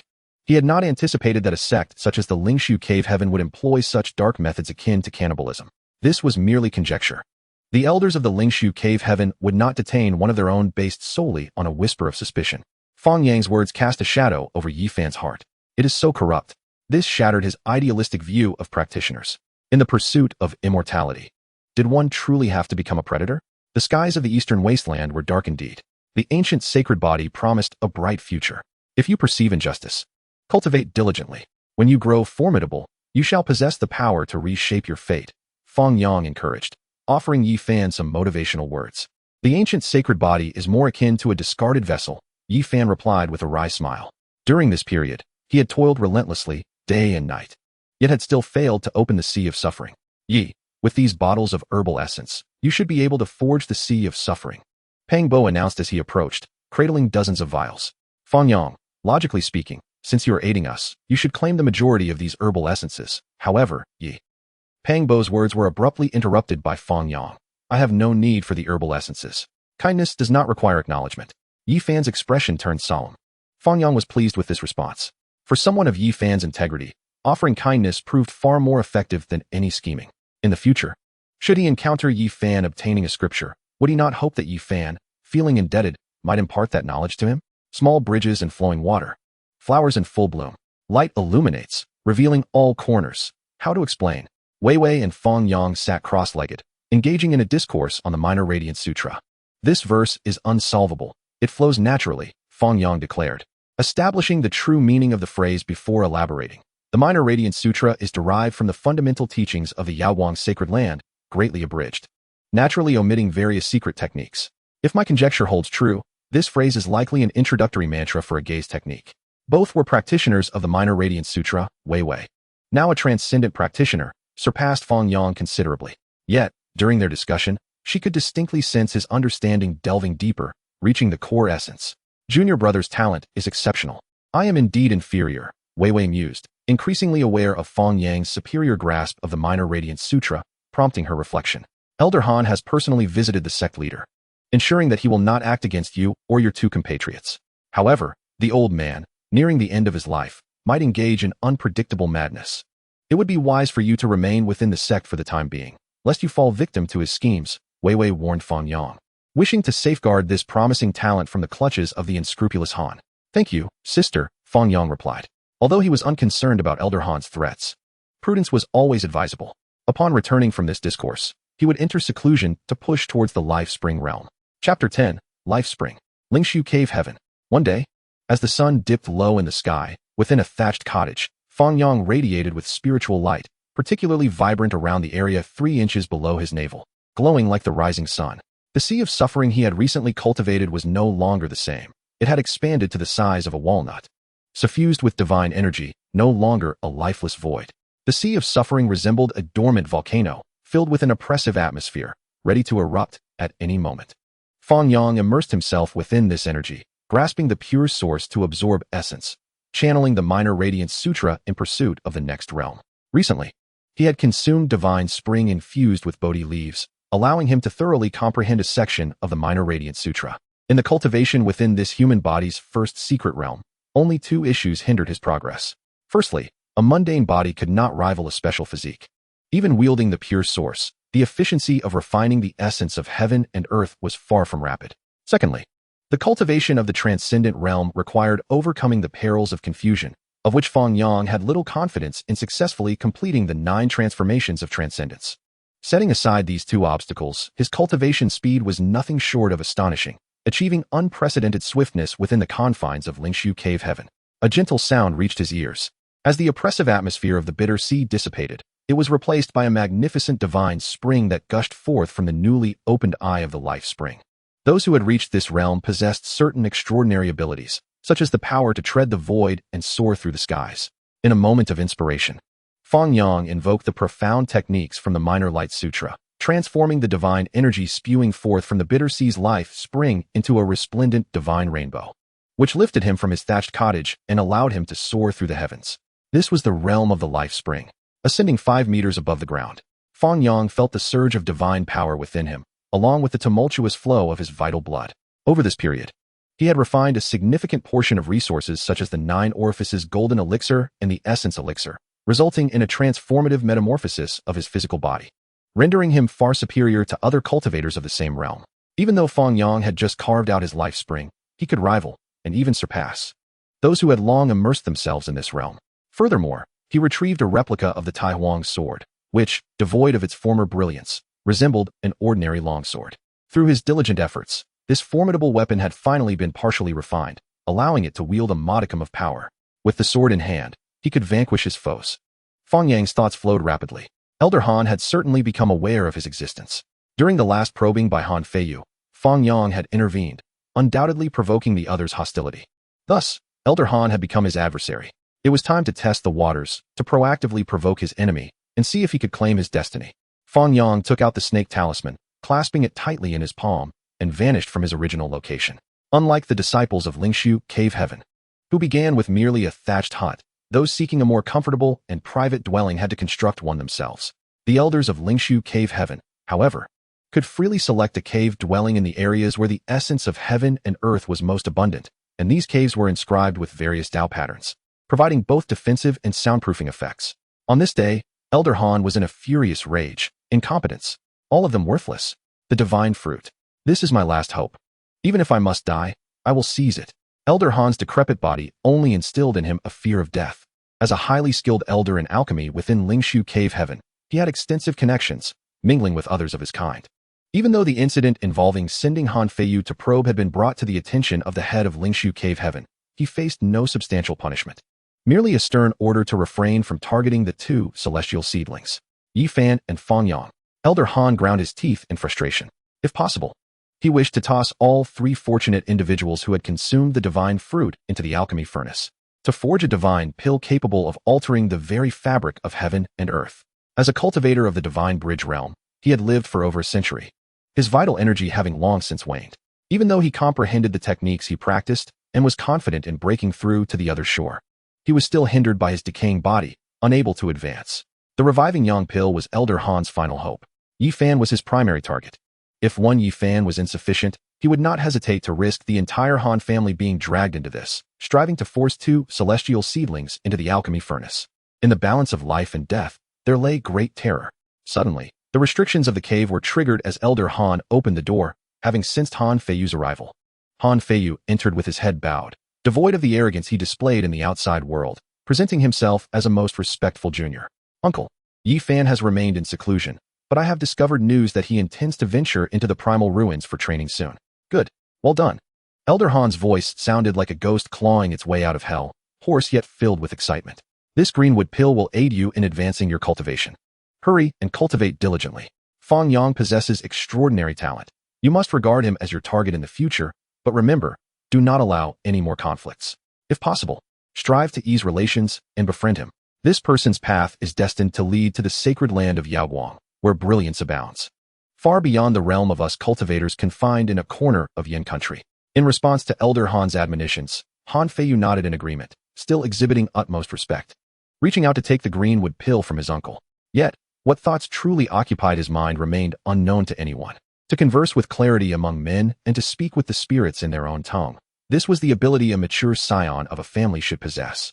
Suddenly, a sharp sound of a sword ringing pierced the air, startling both Elder Han and Han Feiyu. Who drew the sword? Han Feiyu turned his head to the left, only to see several dragon-shaped sword energies retreating, embedding themselves deeply into the stone wall of the cave. Why is the direction incorrect? In the next moment, Han Feiyu's consciousness faded, his head severed and tumbling to the ground, a torrent of warm blood gushing forth, splattering onto the stone floor. Elder Han's fate was starkly different from that of his nephew. Not only was his head cleaved from his shoulders, but all four of his limbs were also severed by the sword energy, while a blade of energy roamed his chest, reducing his internal organs to a pulpy mass. Enemy Han Elder slain, Destiny 300. Enemy Han Feiyu slain, Destiny 10. Concealed in the shadows, Fang Yang was taken aback. Gaining destiny points was a fortunate occurrence. Accumulating a total of 310 points was no small feat, sufficient for 3 draws. However, the destiny points accrued from these 2 slain cultivators were, astonishingly, less than those gained from Lu Yunji and his group of mortals. Without further thought, he began to scavenge the treasures from their bodies. Murder and plunder were inextricably linked. Though Fang Yang possessed a pure source, he understood the value of frugality and would not waste even a single resource. Chapter 11, Tao Scripture. The demise of Elder Han and Han Feiyu went unnoticed by others, as Fang Yang had discreetly removed their bodies. Yi Fan and Pang Bo, naturally, were oblivious to the news, still contemplating how to escape Elder Han's clutches during their journey to the primal ruins for training. Clutching the snake talisman, Fang Yang transformed into an invisible shadow, overlooking the party heading towards the primal ruins, gliding leisurely on the divine rainbow. His objective was to acquire the Tao Scripture Wheel C scroll that Yi Fan obtained for his own future enlightenment. The Minor Light Sutra was commendable, but it would also seamlessly connect with the fundamental teachings of the sacred land of Yaoguang, while the Tao Scripture, being an unparalleled ancient text, held immense value for reference even without practice. In the following days, Fang Yang closely followed behind Yi Fan, acting as an invisible observer. He did not reveal himself during Yi Fan and Pang Bo's battles with ferocious beasts. He remained hidden when they harvested spiritual herbs. He refrained from intervening during their hasty retreat, even when Pang Bo was possessed by the descendant of the Qing Emperor. And Yi Fan was powerless and filled with righteous indignation. He stayed concealed. It was only when Yi Fan retrieved a golden page from a beast's carcass that he deactivated the snake talisman's invisibility, transforming into a divine rainbow and appearing beside him in an instant. Yi Fan glanced at the suddenly appearing Fang Yang, then at the golden page in his hand, letting out an ambiguous sound. Fang Yang, you broke through? He regarded Fang Yang, abandoning his intention to conceal the golden page. Fang Yang's arrival was serendipitous. Originally, Yi Fan and Pang Bo had intended to invite Fang Yang to join them in training in the primal ruins. But upon learning of his impending breakthrough to the life spring realm, they had no choice but to come as a duo, never anticipating Fang Yang's timely appearance. Recently promoted to the realm of Fate Springs, I sought to engage in rigorous training here, only to be taken aback by the unforeseen upheaval in the primordial ruins. By the way, why is Pang Bo not with you? Fang Yang feigned ignorance and inquired. Pang Bo has been possessed by an ancient monster and is now fighting within the ancient palace. Yi Fan clenched his fists, loathing his own powerlessness. What is this golden page? Fang Yang, noticing Yi Fan lost in sorrow, spoke up to interrupt his melancholic thoughts. Pang Bo has been seized by the 19th descendant of the Azure Emperor, which brings with it too many advantages. The demon god bloodline within him has been awakened, granting him the complete inheritance of the Azure Emperor's scriptures, and he has effortlessly attained a physical form in the Four Extremes secret realm. Rather than worry about Pang Bo, Yifan should contemplate how to fill the vast void and resources needed for his own archaic sacred body. The pure source in Fang Yang's possession would sustain him for a considerable time, but if given to Yifan, it might barely assist him in crossing into the divine bridge realm. This golden page was sent out by Pang Bo from the ancient palace. Shall we take a look together? Yifan produced the golden page, inviting Fang Yang. It is fortunate that Fang Yang possesses commendable character. Although he is overly decisive in matters of life and death, he has been of assistance to Yifan in the past. Otherwise, he would not have made such a suggestion. The two turned their gazes towards the golden sheet, upon which tiny characters glimmered like stars, rendering the content indecipherable. Fang Yang silently chewed on a Bodhi leaf soaked multiple times in the sacred spring, a refreshing sensation flooding his mind, enabling him to instantly grasp the content within. The Tao Scripture. He uttered those two words, leaving Yifan momentarily stunned. The Tao Scripture? The legendary ancient scripture of the human race from the eastern wilderness? Yifan felt an intense dryness in his throat, unable to suppress his curiosity. Indeed, your cultivation is still shallow. You may utilize the Bodhi seeds to study this scripture. This time, I have taken advantage, and your 2 favors owed to me shall be offset by 1. Fang Yang explained while swiftly memorizing the contents of the scripture. The words of the Tao Scripture flowed into his consciousness like a gentle stream, the profound meanings resonating with the content of the Lesser Light Scripture, enlightening him on many previously unnoticed details. Bodhi seeds. Yifan comprehended fully. Fang Yang was evidently well-versed in the Bodhi tree, likely having learned of the secret that the Bodhi tree's nirvana births Bodhi seeds from ancient texts of earth. However, he was perplexed as to why Fang Yang did not take the Bodhi seeds, but instead plucked the Bodhi leaves, engaging in such a perplexing act of buying the box and discarding the pearl. Seeing Fang Yang's focused gaze fixed intently on the golden page containing the Tao Scripture, Yifan hesitated no longer and took out the Bodhi seeds to comprehend this supreme ancient scripture. Time passed by second.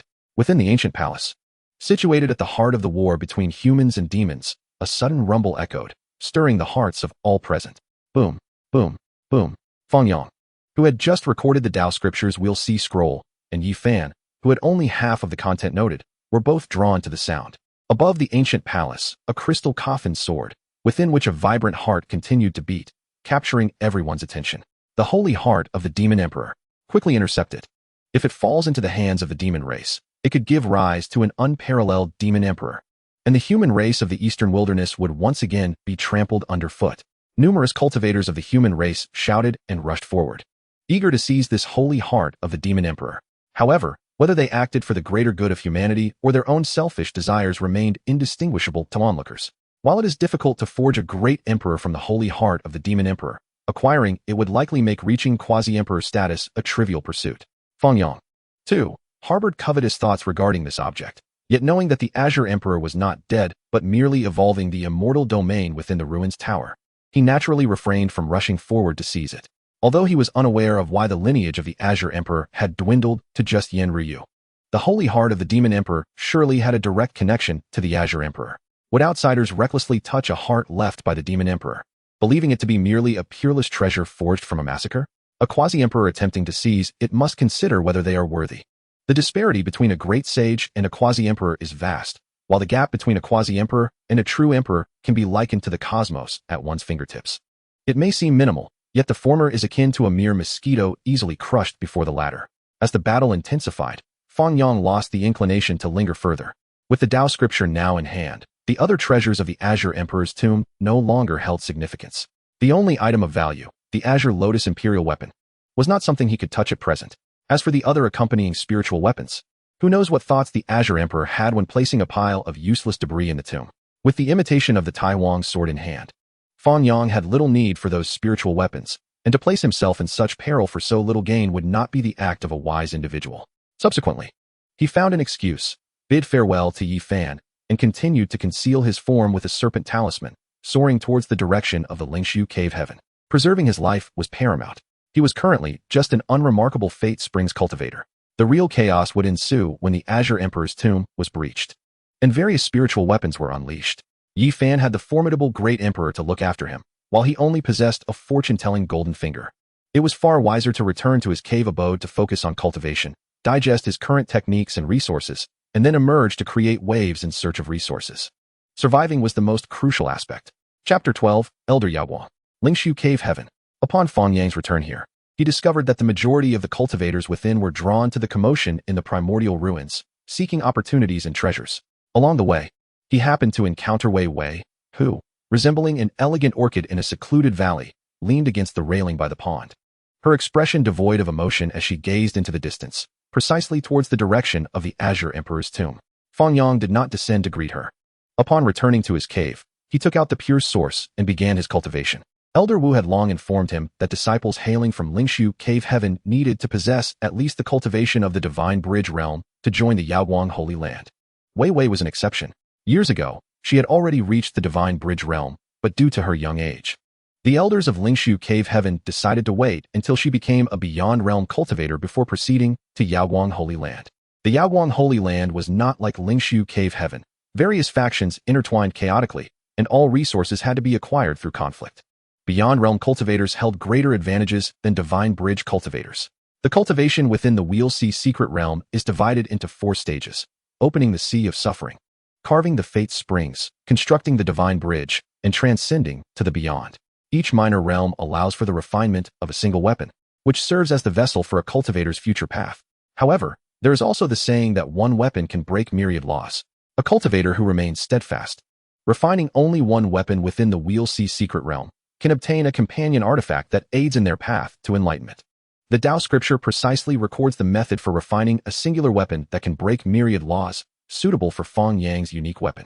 The Yaguang Holy Land possesses the dragon-patterned black gold cauldron, an imperial weapon, since I intend to join Yaguang. Using the cauldron as my artifact for enlightenment would be most fitting. Fang Yang held no particular sentiments regarding his weapon. The cauldron, bell, and pagoda were universally recognized by practitioners of the Dai Tenfa as the most suitable forms for an artifact of enlightenment. Following the crowd would never lead one astray. Within the Sea of Suffering, the divine patterns had long been refined into a small cauldron shape, nourished by divine power above the Fate Springs. Fang Yang gently closed his eyes, continuing to delve into the profound principles contained within the Tao scriptures, diligently addressing any gaps in the Ziguangming Sutra, thereby solidifying his foundation within the secret realm of the Wheel Sea. This method, undoubtedly, could not be equated with direct cultivation of the Tao texts. Yet it represented the pinnacle of what he could achieve at present. As the sun and moon revolved, the affairs of the primordial ruins came to a conclusion. The Lingshu Cave Heaven suffered a loss of nearly 2 to 3/10 of its cultivators during this event, comprising seasoned disciples and formidable elders who had long been initiated into the path. Senior, our Lingshu Cave Heaven happens to have a qualified celestial seed. Might I trouble you to take her back to the Yaguang sacred land on your way? The master of Lingshu Cave Heaven respectfully inquired of the elder from the Yaguang sacred land before him. Very well, the Yaguang elder replied succinctly. Although he held little expectation for any talents to emerge from such a modest place, the matter concerning the Qingdi tomb had indeed demanded considerable effort from Lingshu Cave Heaven, warranting a degree of courtesy. The recent emergence of the Qingdi tomb had left several crucial items either missing or fallen into the hands of the demon tribe. However, he had managed to acquire a commendable weapon, which uplifted his spirits and made him more agreeable. Subsequently, with a wave of his hand, the Yaguang elder utilized his Tao power to gather all the remaining cultivators of Lingshu Cave Heaven into his sleeve, transforming into a radiant light as he sped towards the direction of Lingshu Cave Heaven. In just a few breaths, the Yaguang elder traversed 100 miles. Arriving above Lingshu Cave Heaven, he released the gathered individuals and instructed, summoned that celestial seed at once. Understood. The master of Lingshu Cave Heaven acknowledged, hastening to the cave abode of Wei Wei with unprecedented speed, knocking on the door to summon her forth. Li Bo, is there something urgent? Wei Wei inquired as she stepped out, noticing the urgency in his demeanor. She had not formally become a disciple of Lingshu Cave Heaven, addressing close elders as uncles to convey familiarity. A significant matter has arisen in the primordial ruins, drawing the attention of a prominent figure from the Yaguang sacred land. Now that things there have been resolved, and with Lingshu Cave Heaven having contributed its share, I have taken the liberty to request that esteemed individual to escort you back to the Yaguang sacred land. With this esteemed individual's influence, your experience there should be considerably smoother, sparing you from undue hardship. The master of Lingshu Cave Heaven succinctly explained his intentions. Upon hearing this, Wei Wei felt no time could be wasted. She had initially assumed that once the affairs of the primordial ruins were settled, an elder from Lingshu Cave Heaven would personally escort her to the Yaguang sacred land. Now pressed for time, her belongings were not yet prepared. So she hurriedly returned to her cave abode to gather her essentials before swiftly following the master of Lingshu Cave Heaven to meet the elder. Her foundation was solid enough. The moment the Yaoguang elder laid eyes on Wei Wei, he discerned her robust foundation, the pure aura of the Zhiaguangming Sutra radiating from her. At merely 16 years of age, she had managed to attain the other shore realm while cultivating in such a modest locale as Lingshu Cave Heaven, on the brink of establishing her Tao Palace, marking her as exceptionally gifted. Those eyes. The Yaoguang elder suddenly perceived something. Fixating intently on the lively glimmer of Wei Wei's eyes, a look of astonishment crossing his features. Yet, the others present maintained their reverence, oblivious to his unusual reaction. Such eyes truly exist, the legendary celestial spirit eyes. His heart raced with excitement, but he quickly regained his composure, realizing the necessity of discretion. Otherwise, what could be a boon might turn into a calamity. Who is breaking through over there? The Yaoguang elder's keen senses picked up a sound akin to surging waves, pointing towards a thatched cottage below. That is the residence of another celestial seed from our cave heaven, Fang Yang.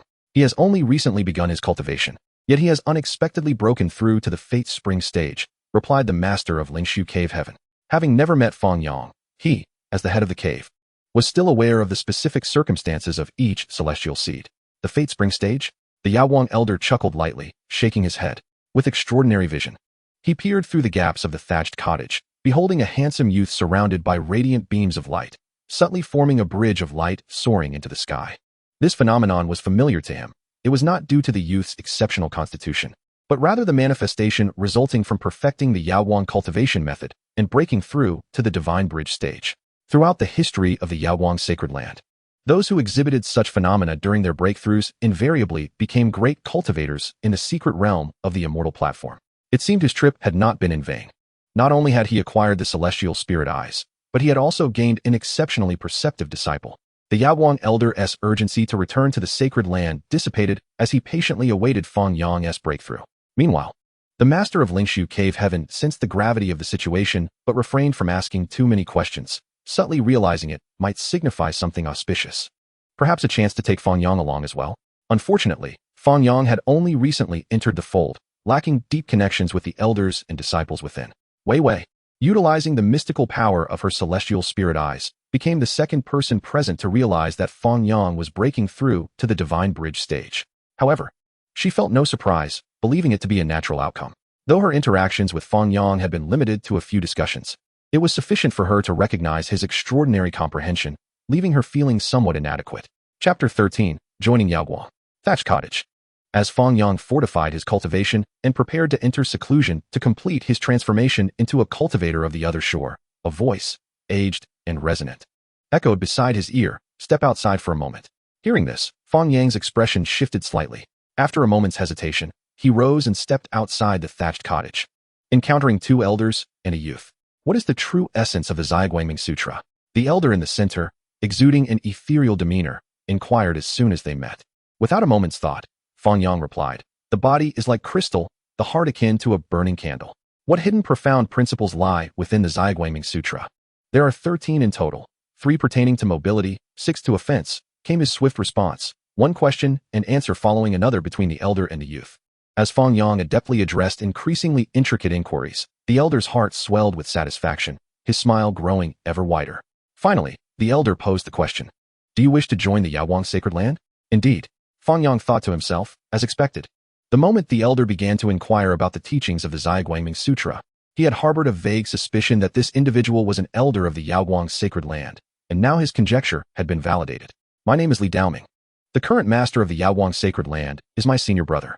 If you can establish your Tao Palace within 2 years after joining the Yaoguang sacred land, I shall take you under my wing," Li Daoming remarked, observing the courteous and poised youth before him, feeling a kinship with him. This promise would surely incite envy among the disciples of the Yaoguang sacred land. Though merely a half-step grandmaster, Li Daoming was of the same lineage as the master of the Yaoguang sacred land, Li Daoqing, and it would not be an exaggeration to say they were as close as brothers. To be accepted as a disciple of Li Daoming was a dream coveted by nearly all disciples of the Yaoguang sacred land. The master of Lingshu Cave Heaven was equally astonished, not expecting this elder from Yaoguang to possess such a significant background. What of Wei Wei? Though he longed to inquire, he refrained from being too forward before Li Daoming. Compared to Fang Yang, the stranger, he was far more inclined to see Wei Wei, a disciple nurtured within Lingshu Cave Heaven, garnering Li Daoming's attention. Wei Wei observed the proceedings without harboring any feelings of discontent or jealousy. Had it not been for her possession of celestial spirit eyes, she believed she could not compare to Fang Yang, and Li Daoming's regard for him was not without reason. Achieving the divine bridge stage from a position of utter ignorance in just a year was remarkable enough, let alone his profound understanding of the Zhaiguangming Sutra, which had already reached perfection. The distance to the realm beyond is merely a matter of persistent practice and the transformation of insights into tangible cultivation. The Lingshu Cave Heaven rewards its disciples for their accomplishments with a bounty of 1,000 pounds of pure essence. Li Daoming retrieved a radiant piece of pure essence, presenting it to the head of Lingshu. For him, 1,000 pounds was insignificant. Even if the amount were multiplied tenfold, it would hardly cause him any strain. However, Lingshu Cave Heaven is but a minor power. Bestowing excessive benefits may lead to unforeseen troubles, inciting envy and desire among others. Thank you for your generosity, Senior. The head of Lingshu, suppressing his excitement, endeavored to appear composed as he accepted the pure essence offered by Li Daoming. The moment he grasped the essence, a rich vitality surged uncontrollably into his body. He stifled the urge to absorb it immediately and exchanged a few words with Wei Wei, also inquiring of Fang Yang whether there were any matters to address. Times have changed. Li Daoming now holds Fang Yang in high regard, which has positively influenced his attitude towards Lingshu Cave Heaven. It is precisely for this reason that the head of Lingshu dared to act thus. Yi Fan and Pang Bo are my close friends. Should opportunities arise in the future, I hope the head can look after them. Elder Wu Qingfeng is still in seclusion, so I cannot bid him farewell in person. I hope the head can convey my apologies. I will certainly return to visit him. Once Fang Yang relayed these two messages, there was nothing else of concern. I will ensure your words are delivered. The head of Lingshu felt a deep sense of gratitude. He never expected Fang Yang to harbor strong feelings for Lingshu Cave Heaven. Maintaining a modicum of master-disciple affection with Wu Qingfeng was already sufficient. Thus, he divided the newly acquired 1,000 pounds of essence into 3 portions, granting 300 pounds each to Fang Yang and Wei Wei as Lingshu Cave Heaven's final assistants. The journey ahead would depend solely on their own endeavors. Thank you, head. Thank you, Uncle Li. Fang Yang and Wei Wei, not ones for pretense, graciously accepted this generous gift.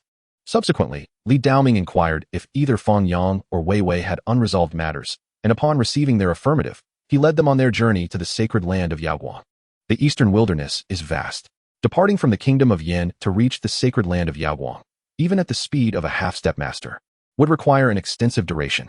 Li Daoming opted to traverse the domain gates, covering much of the eastern wilderness and escorting the two to the sacred land of Yaoguang. Celestial cranes soared above, and spiritual herbs flourished. Palaces adorned the sky, each building intricately arranged.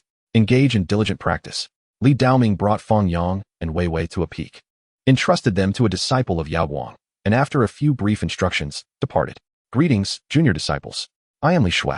I will first register your names before escorting you to your accommodations. Li Shui spoke with an amiable smile, exuding an air of grace and maturity, infused with the poise of a refined woman. Thank you, senior sister. Fang Yang, upon encountering this senior, sensed an aura far surpassing that of the realms he had encountered. Indeed, within the sacred land of Yaoguang, true talents lay hidden. A mere disciple responsible for registration possessed the strength of a minor sect leader from the outside world. The disciples of Yaoguang are broadly categorized into 2 types. Ordinary disciples who have yet to take a master, and elite disciples who have. Generally, as long as new disciples possess adequate aptitude and reach the Dao Palace realm, they will be accepted as apprentices by the Dragon Transformation Elder. What cultivation method are you two currently practicing? Li Shui inquired casually while registering their names.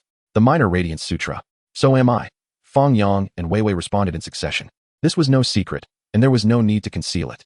The Minor Radiance Sutra? That is indeed a commendable technique, Li Shui remarked nonchalantly. During their conversation, she seemingly asked without intention, may I ask why you two are accompanying Elder Li Daoming? Elder Li Daoming was heading to the primordial ruins and happened to pass by our sect, so he graciously brought us along, Wei Wei replied with a gentle smile. I see. Though Li Shui maintained her composure, her inner feelings grew somewhat aloof.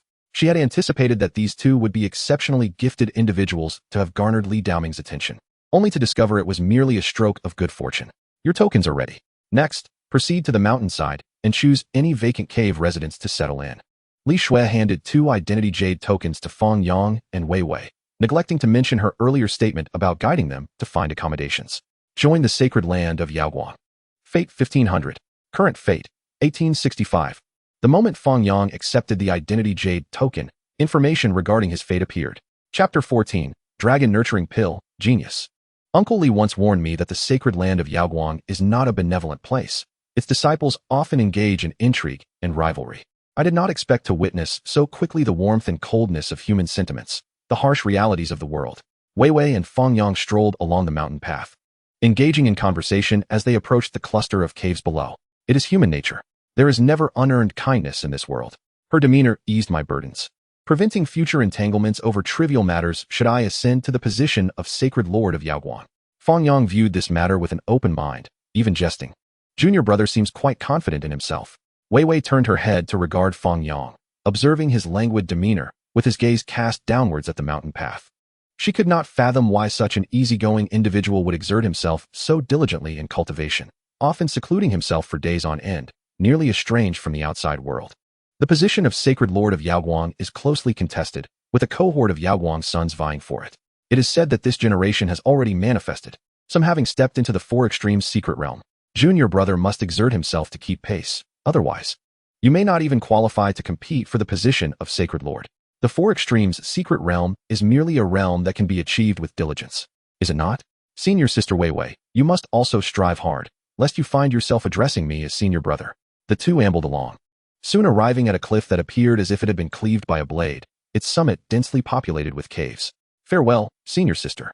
Fang Yang leaped into one of the caves, inserting his identity jade token into the entrance, as intricate array patterns enveloped the cave, providing soundproofing, defense, and recording functions. Observing his hurriedness, Wei Wei's farewell was swallowed by her throat. She furrowed her brows slightly, hesitating for a moment before entering the cave directly above Fang Yang. Inside the cave, Fang Yang washed his hands in the water, then pressed the button for a tenfold draw. Commence card draw. A surge of light spun around him, vibrant colors illuminating his consciousness, ultimately materializing into 10 cards. A long and straight wooden stick, white. A very hard brick, white. A handful of high-quality lime, white. A black umbrella, white. A piece of white paper soaked in clear water, white. Diamond Sutra, white. So Aftercare Manual, white. 3 years of college entrance examination. 5 years of simulation, white. Supreme Cave Profound Spiritual Treasure, Limitless Transcendence Sutra, white. Dragon Nurturing Pill, purple. 9 whites and 1 purple. Fang Yang found it difficult to articulate his current feelings. The card pool's draw rate is exceedingly peculiar. Would it not be possible to disclose the actual draw probabilities? 9 white and 1 purple. Had it not been for a solitary purple card to console his tender heart, he would have likely succumbed to despair long ago. Dragon Nurturing Pill, purple. Description: originating from the Dragon Talisman world, this divine elixir, forged at the primordial Dragon Gate, can awaken the dullest mind and transform one into an unparalleled genius. The profound purple patterns adorning the edges of the card momentarily captivated Fang Yang's attention. The brilliance of a genius from the Dragon Talisman world is not merely an empty compliment, but rather a testament to innate talent. A genius excels in any pursuit, be it literature, martial arts, or the fine arts, achieving mastery in a remarkably short span, perhaps even etching their name in history. By consuming this elixir, I shall no longer rely on external aids like the Bodhi leaves, but instead emerge as a prodigy of cultivation. The hues of the Dragon Nurturing Pill are even more profound than those of a counterfeit Tai Wang sword. Does this signify that upon its consumption, my potential for seamless cultivation shall ascend to that of a celestial being of the second order? Without hesitation, Fang Yang manifested the Dragon Nurturing Pill, purple. It was a flawless orb, within which coiled a resplendent golden dragon, revealing its extraordinary nature. By refining this pill, I could harness its nurturing essence to awaken my intellect and become a talent crafted by the heavens. Upon swallowing the pill, a golden aura enveloped him, penetrating through his physical apertures until it ultimately merged with his sea of consciousness, effecting a qualitative transformation of his soul. The pathways of heaven and earth opened before him. The once obscure scriptures, no longer requiring the assistance of Bodhi leaves, could be deciphered effortlessly with a mere thought, yielding optimal interpretations. The Shrouding Sutra, though derived from the core teachings of the Shaking Light Sacred Land, remained an ordinary text. At this moment, Fang Yang infused the essence of the Tao scripture into the Shrouding Sutra, achieving a minuscule alteration. Even though this modification bore little practical effect, it represented a significant change, signifying his genuine possession of a genius insight. Thus, even as an ordinary mortal, Fang Yang felt a newfound confidence to vanquish his foes and claim the position of the Shaking Light Holy Sun. Even if I were to lose the golden finger of card drawing, it would be best not to do so. Emerging from the sudden arrogance of having transformed into a genius, Fang Yang basked in the holy light. a radiant halo crowning his head. A direct result of the Shao Guangming Sutra's influence. How ostentatious. He summoned his divine power to remove the halo from above him. Silently, he tested his current level of comprehension, pondering how far he could progress without the aid of Bodhi leaves. For a full hour, Fang Yang dedicated all his mental focus and energy to the contemplation of the Tao scriptures, yielding results that filled him with delight. My current insight, compared to that attained through the Bodhi leaf-infused divine spring water, has reached an impressive level of 80 or 90%. While the Bodhi leaf is indeed a divine object for enlightenment, its efficacy is still constrained by the user's innate qualities and realm. With my current level of comprehension, the Bodhi leaf's effects would be even more pronounced. Moments later, Fang Yang consumed a cup of divine spring water brewed with Bodhi leaves, feeling a gentle intoxication. As if ascending to the skies in broad daylight, the Shao Guangming Sutra had been meticulously unraveled by him, revealing no secrets left to uncover. Only the Tao scriptures remained worthy of his contemplation. The Tao scripture of the Wheel of Sea is the true repository of the Tao. Even sages would find its pathways challenging to fathom. Fang Yang immersed himself in its depths, akin to a dragon diving into the ocean, spiraling uncontrollably. A mayfly gazes upon the vast sky. Until the efficacy of the Bodhi leaves faded, Fang Yang felt as though he had returned from a distant realm, emerging from the illusion of seeking immortality and enlightenment with a profound sense of reflection. Bolstered by the Bodhi leaves and his newly acquired prodigious insight, he finally glimpsed the entirety of the Tao scripture of the Wheel of Sea. In comparison, the Shao Guangming Sutra appeared as insignificant as a firefly beside the bright moon. Utterly incomparable. Nevertheless, Fang Yang held no regrets regarding his cultivation of the Shao Guangming Sutra. Even as he pursued the Tao scriptures, he would still opt for the teachings of the Shaking Light Sacred Land after breaking through the Tao Palace's secret realm, rather than switching to another cultivation method.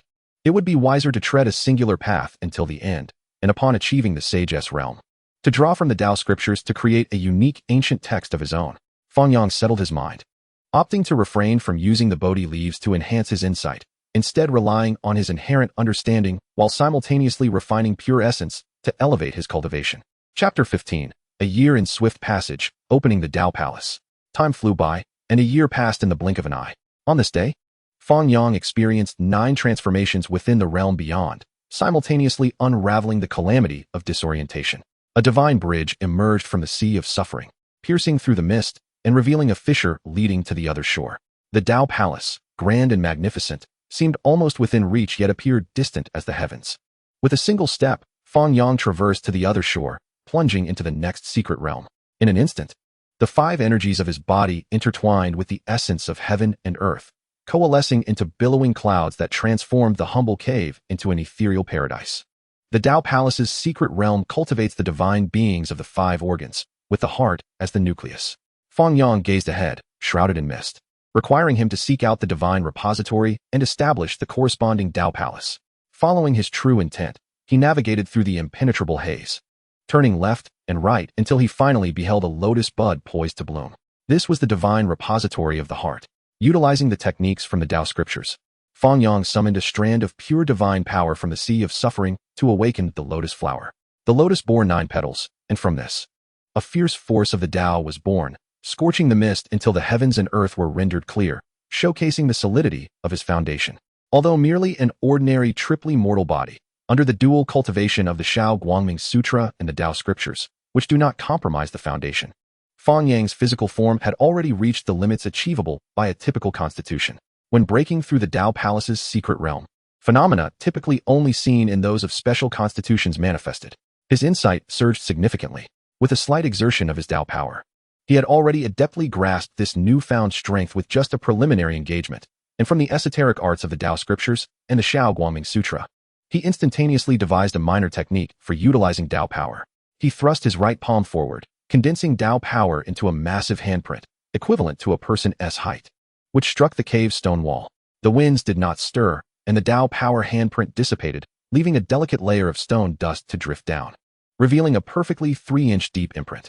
Open the Tao Palace's secret realm. Fate 300. The Shaking Light Side Hall. This is the sanctuary of the Shaking Light Holy Master, designated for daily cultivation and entertaining friends. The true main hall of Shaking Light is only opened for significant occasions or the arrival of esteemed guests. Within the cold hall, the countenance of the Shaking Light Holy Master, Li Daoqing, was grim, as he lamented the massive hidden force within the sacred grounds while drinking with his junior brother, Li Daoming. The ruthless faction is gaining too much power. I can barely withstand it any longer. In front of his junior brother, Li Daoqing shed the imposing demeanor he held before outsiders, appearing instead like a pitiful soul adrift.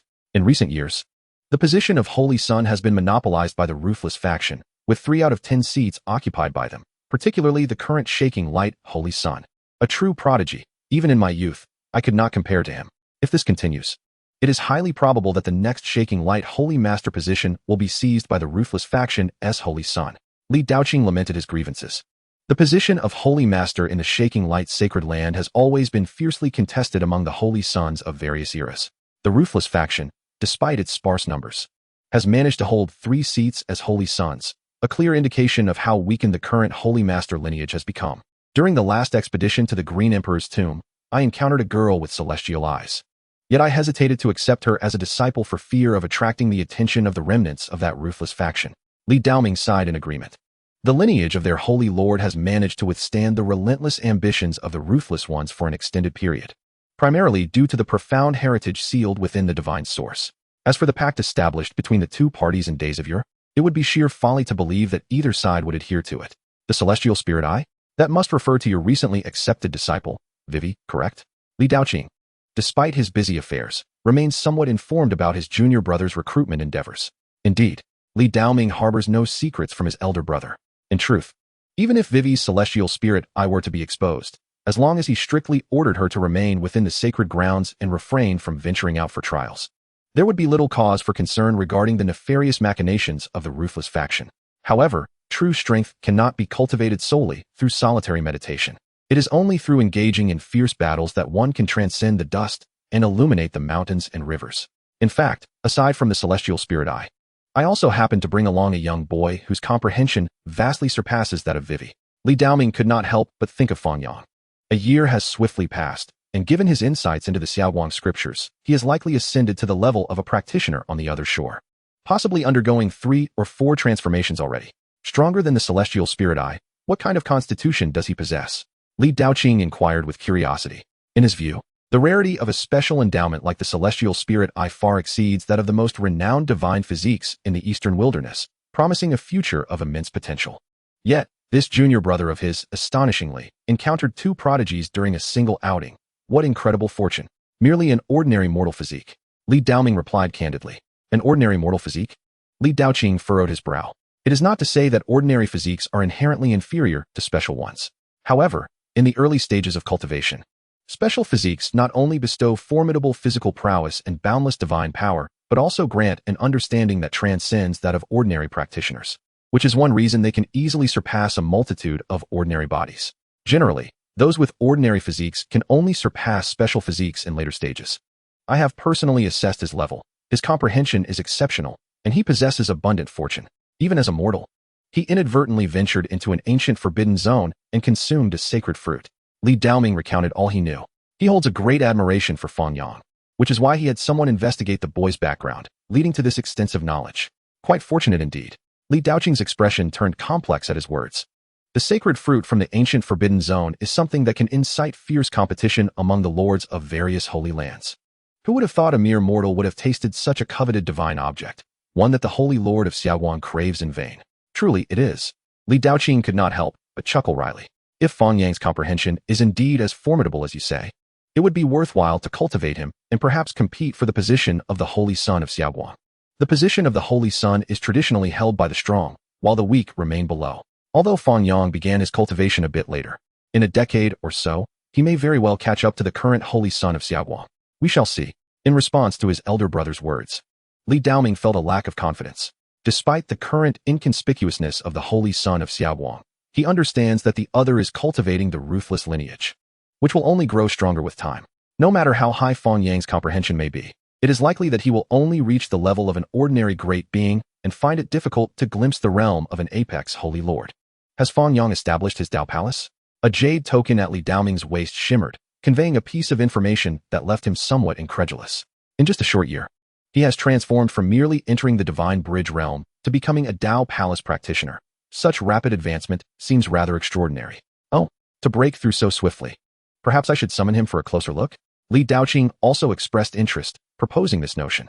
An ordinary mortal physique has its limits in absorbing the essence of heaven and earth. To complete the journey from the Divine Bridge realm to the Tao Palace Secret Realm in just 1 year is indeed intriguing. Chapter 16, Xiaowang Scriptures. In the grand hall atop the peak, Li Shui, adorned in a striking crimson gown, accentuated her already alluring figure, drawing attention. Junior brother Fang Yang, I have reported your information. Within a month at most, an elder will surely take notice of you. This 13-year-old genius, Li Shui spoke with a tone laced with flattery.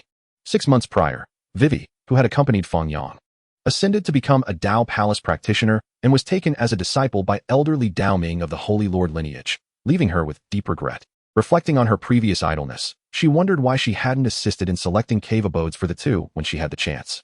Now, with another opportunity to climb the social ladder presenting itself, she was determined to seize it. Thank you for your kind words, senior sister, Fang Yang replied courteously.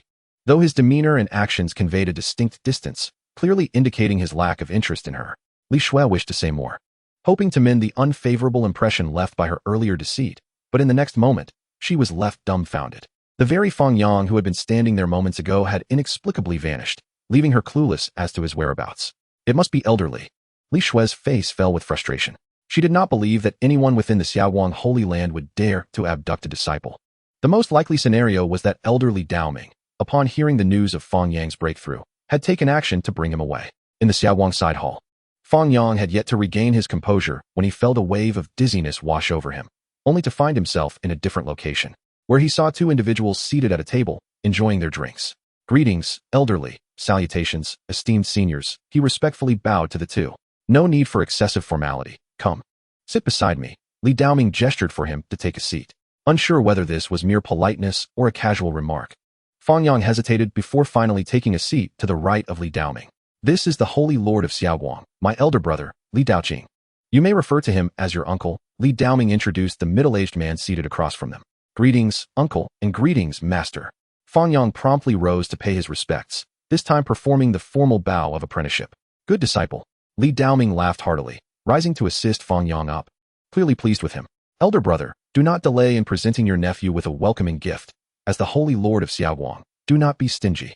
How can you say such a thing? Li Daoqing rubbed his forehead, utterly exasperated by his playful younger brother. After a moment of contemplation, he produced a bronze ancient page.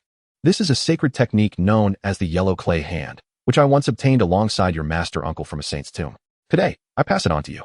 A hint of nostalgia washed over Li Daoqing's expression. In those days, his elder brother was a figure of remarkable talent, yet now, in his twilight years, he found himself ensnared in the trials of ascension, unable to transcend this hurdle. Thank you, uncle. Fang Yang reached out to accept the bronze page, placing it into the ocean of suffering within him. The yellow clay hand may not have an impressive name, but it is a technique of slaughter crafted by a saint, holding considerable value and deep significance. I shall certainly devote time to mastering it in the future. Elder brother is indeed generous. Is the elder brother still alive? Upon seeing this, the teasing demeanor on Li Daoming's face gradually faded. His elder brother, Wang Zheng, was a man of integrity and the most respected elder within their Holy Lord lineage. He could likely last another decade, but beyond that, it was uncertain. The moment Li Daoqing spoke, the entire palace fell silent, as if a pin could be heard dropping. After a lengthy pause, he continued, Fang Yang, your talent is quite commendable. In just a year, you have advanced from the initial divine bridge to become a Tao Palace practitioner, and your foundation is remarkably solid. Dedicate yourself to cultivation, and if you can attain the position of Holy Son in this generation, I shall reward you with a significant gift. Li Daoqing smiled as he set a goal for Fang Yang. As a supreme being, he possesses the extraordinary ability to perceive the physical constitution and realm of others through his mystical gaze. Fang Yang's cultivation of the Little Luminescent Sutra has reached an unparalleled stage, establishing a remarkably solid foundation. This is commendable. By diligently practicing, even an ordinary physique can eventually radiate brilliance that rivals those of exceptional constitutions. The disciple shall undoubtedly strive to the best of his abilities. In the presence of the sacred Lord of the Shaking Light, Fang Yang did not jest as he would with Wei Wei, thumping his chest and declaring his intent to become the next sacred lord. The current sacred son of Shaking Light has, after all, defeated all sacred sons of the past 2 millennia in a single stroke. After achieving the chaotic body in the later stages, he would even be capable of engaging in a fierce battle for an entire day and night against a figure like Yi Fan, who has reached the pinnacle of the sacred body, strategically underestimating the enemy while tactically recognizing their strength. Fang Yang is confident in his ability to overcome the sacred sun of shaking light. However, he does not believe he can catch up to the already established four-polar cultivator in such a short time, unless becoming a disciple under Master Li Daoming of the Sacred Lord's lineage. Fate 2500. Current fate 3665. With 3 consecutive 10 draws, he hopes to procure a powerful card. Fang Yang feels no shame in placing his hopes upon this golden opportunity. What strong individual has not relied on fortuitous circumstances? It is merely a matter of the magnitude of that fortune. Upon hearing his senior brother's encouragement towards his disciple, Li Daoming nodded gently, remarking, "A cultivator should not seek success overnight. If you can reach the same realm as the sacred sun of shaking light within 10 years and surpass him in 20, that would indeed be commendable. Do not place too much pressure on yourself." Having said this, he bid farewell to Li Daoqing and departed the shaking light pavilion with Fang Yang. The lineage of the Sacred Lord boasts a substantial number of followers, with a double-digit count of celestial stage cultivators alone, not to mention numerous disciples and attendants. Even though Li Daoming is not a direct disciple of the Sacred Lord, he commands a prominent position atop a spiritually vibrant peak due to his half-step supreme power. In my lifetime, I have accepted 3 disciples. Your senior brother is named Yao Guang, born with the extraordinary bright body, who was invincible for a century as the sacred son of his generation. Regrettably, he perished at the age of 131 while refining artifacts in the fire domain, encountering a cataclysmic flame upheaval that led to his demise. For over 1,000 years, this event has lingered in my memory until I met you in Wei Wei, rekindling my desire to take on disciples. As Li Daoming spoke, Fang Yang listened attentively, and soon they arrived at the main hall atop the peak. Now, I shall impart to you the true teachings of the sacred land of shaking light, the Shaking Light Sutra. Listen closely. Li Daoqing's countenance grew serious, inviting Fang Yang to sit upon a mat as he began to teach him the ancient sutras of shaking light. The Shaking Light Sutra, passed down from the founding patriarch, encapsulates the lifelong achievements of a great sage at the pinnacle of power, divided into 5 secret realms and mystical techniques. This time, Li Daoqing conveyed the 3 volumes of the Wheel of Seas, the Palace of Tao, and the 4 Polarities, along with 2 sacred techniques from the Scroll of Secret Arts, the renowned Primordial Sacred Light Technique, which serves both offensive and defensive purposes, and the Shaking Light Step, a rare method of movement. Contemplate these for a few days, and should you have any questions, return to me, and I shall elucidate your doubts. Li Daoming concluded his teachings, addressing Fang Yang. Chapter 17. The Soul Pearl of Gold and the Qi of Xianwang. The mountain peak where Li Daoming resided was devoid of idle souls, yet a few vacant caves remained. Fang Yang decided to clean one and make it his abode. 10 consecutive draws. Again, continue drawing. This was the first time in his life that he had such an affluent account, and in the blink of an eye, he squandered 3,000 points of fate. Reflecting on his time on Earth, he had labored for several years to accumulate just over 100 points of fate, relying on initial guarantees to draw a green card.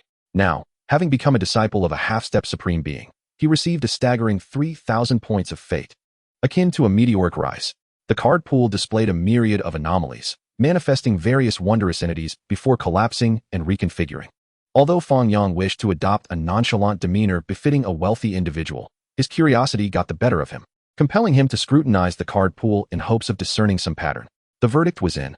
3 sets of 10 consecutive draws yielded a total of 16 white cards. 9 green, 3 blue, and 2 purple. Not too shabby. Fang Yang was not overly disheartened as he began examining these cards. He swiftly dismissed the 16 white cards, even spotting the original garments of a well-known female character from the 3D realm and the head tuft of a lazy sheep among them. White cards carried no extraordinary value, effectively rendering them worthless. Among the 9 green cards, 7 were of notably low quality, featuring martial arts techniques from low martial worlds with no utility whatsoever. Only 2 cards piqued his interest. Left arm bone of the ice blue scorpion, green. Description: a soul bone produced after the death of the ice blue scorpion in the Doloa world 6,000 years ago, solidified with the ice burst technique of the ice blue scorpion clan. 3 Tomo Sharingan, green. Description: the eye of a Uchiha elite from the Naruto world. Ready for immediate use. Fang Yang felt somewhat troubled. These cards were indeed decent. If he were in a world devoid of magic or a low magic realm, he would not hesitate to cherish the green cards as treasures.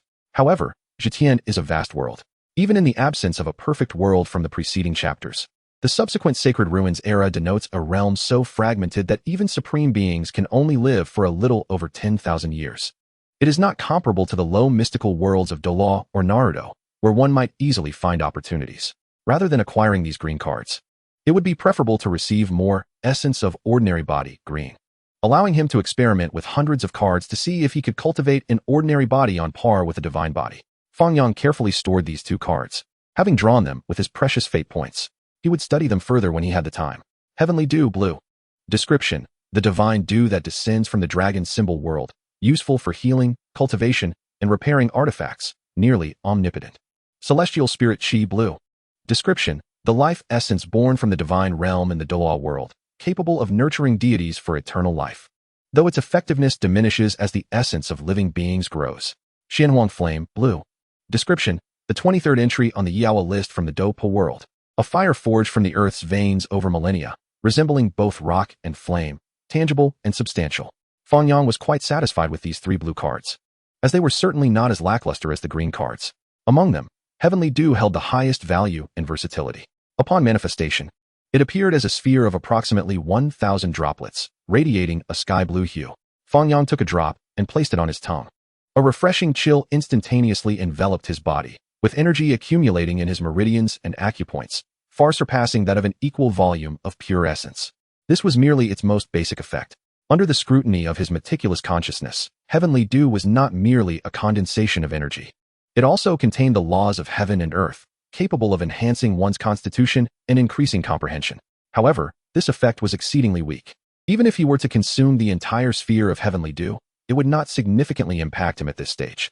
As for the Celestial Spirit Qi and Xianhuang Flame, the former is akin to a weakened version of the immortal essence of longevity, while the latter requires careful consideration before deciding whether to refine it.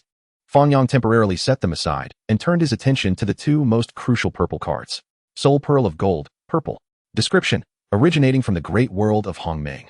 This soul crystal is forged from 20 million soul essences, and refining it can enhance one's spiritual foundation. Xianhuang Qi, Purple. Description: a creation born at the dawn of the universe, displaying a duality of Xian and Huang colors, with a total of 49 strands, capable of refining divine weapons. It is indeed worthy. Fang Yang finally let out a sigh of relief. A full 3,000 points of fate, and he had finally acquired something of value. The Soul Golden Pearl. This treasure's sole purpose is to strengthen one's spiritual foundation, and it can also be utilized to mend injuries to the primordial spirit. Fang Yang was unaware of the extent to which this Soul Golden Pearl could amplify his primordial spirit. However, judging by the fact that both the imitation Taihuang sword and the Soul Golden Pearl belong to the purple card category, it was likely to elevate him to a level comparable to that of an immortal stage cultivator in terms of spiritual quality. Why is it that immortal stage cultivators comprehend techniques and understand the principles of heaven and earth at a speed superior to that of Tao Palace cultivators?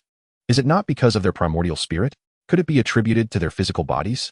Fang Yang materialized the Soul Golden Pearl, Purple, and a haze of purple mist enveloped him, revealing a radiant, golden orb. This was a spiritual treasure forged from 20 million living souls. Power knows no distinction between good and evil. Moreover, this Soul Golden Pearl was not refined by Fang Yang himself, so he bore no psychological burden. Tentatively extending his consciousness to make contact with the Soul Golden Pearl, an immense and pure mental force surged back into his sea of consciousness. It felt delightful, incredibly soothing. The sensation was so novel that Fang Yang realized his previous life was utterly devoid of excitement.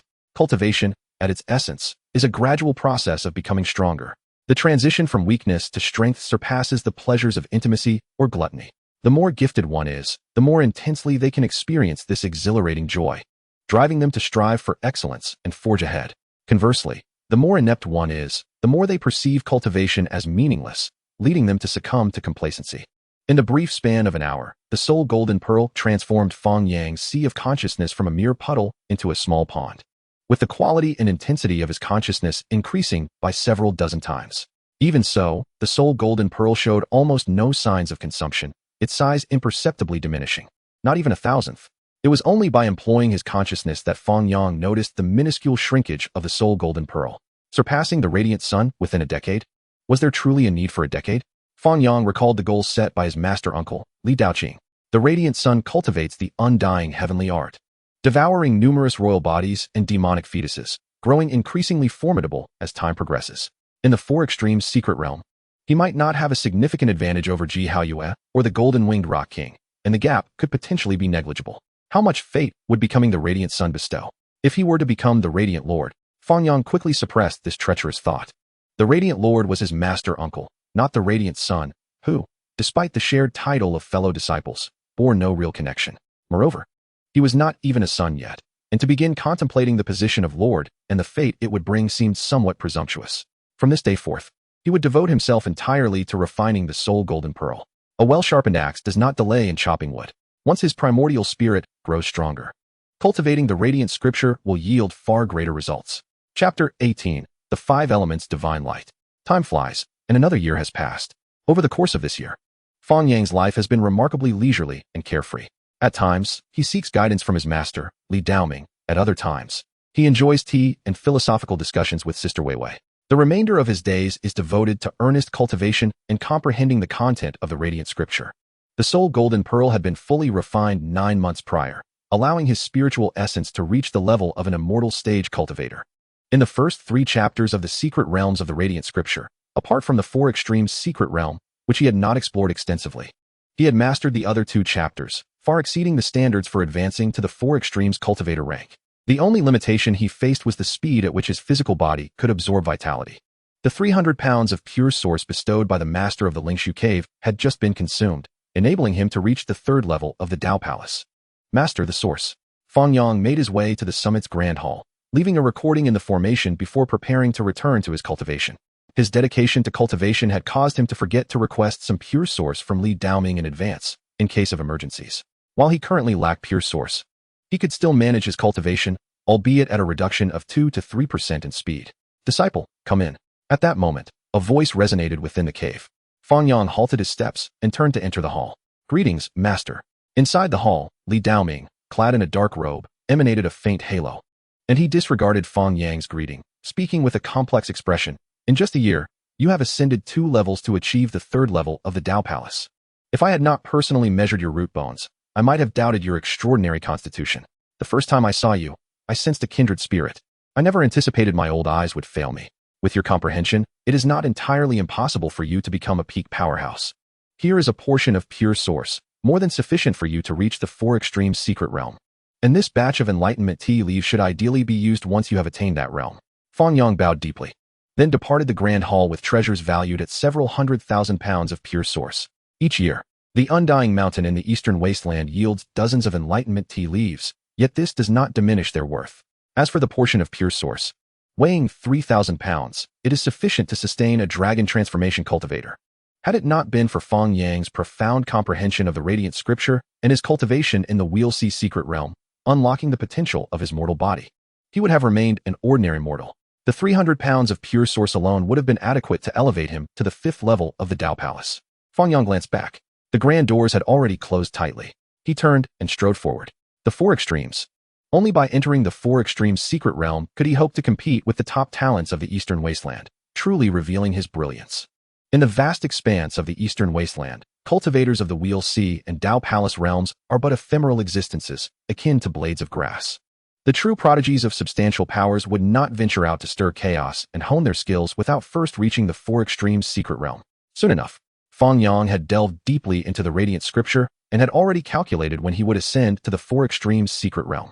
With ample pure source to sustain him, he would only need a little over 300 days to break free from his cocoon and emerge as a butterfly, ready to travel and fight. At that time, acquiring fate through vanquishing foes would also significantly contribute to his card extraction. Returning to his cave, Fang Yang turned his gaze inward to the sea of suffering.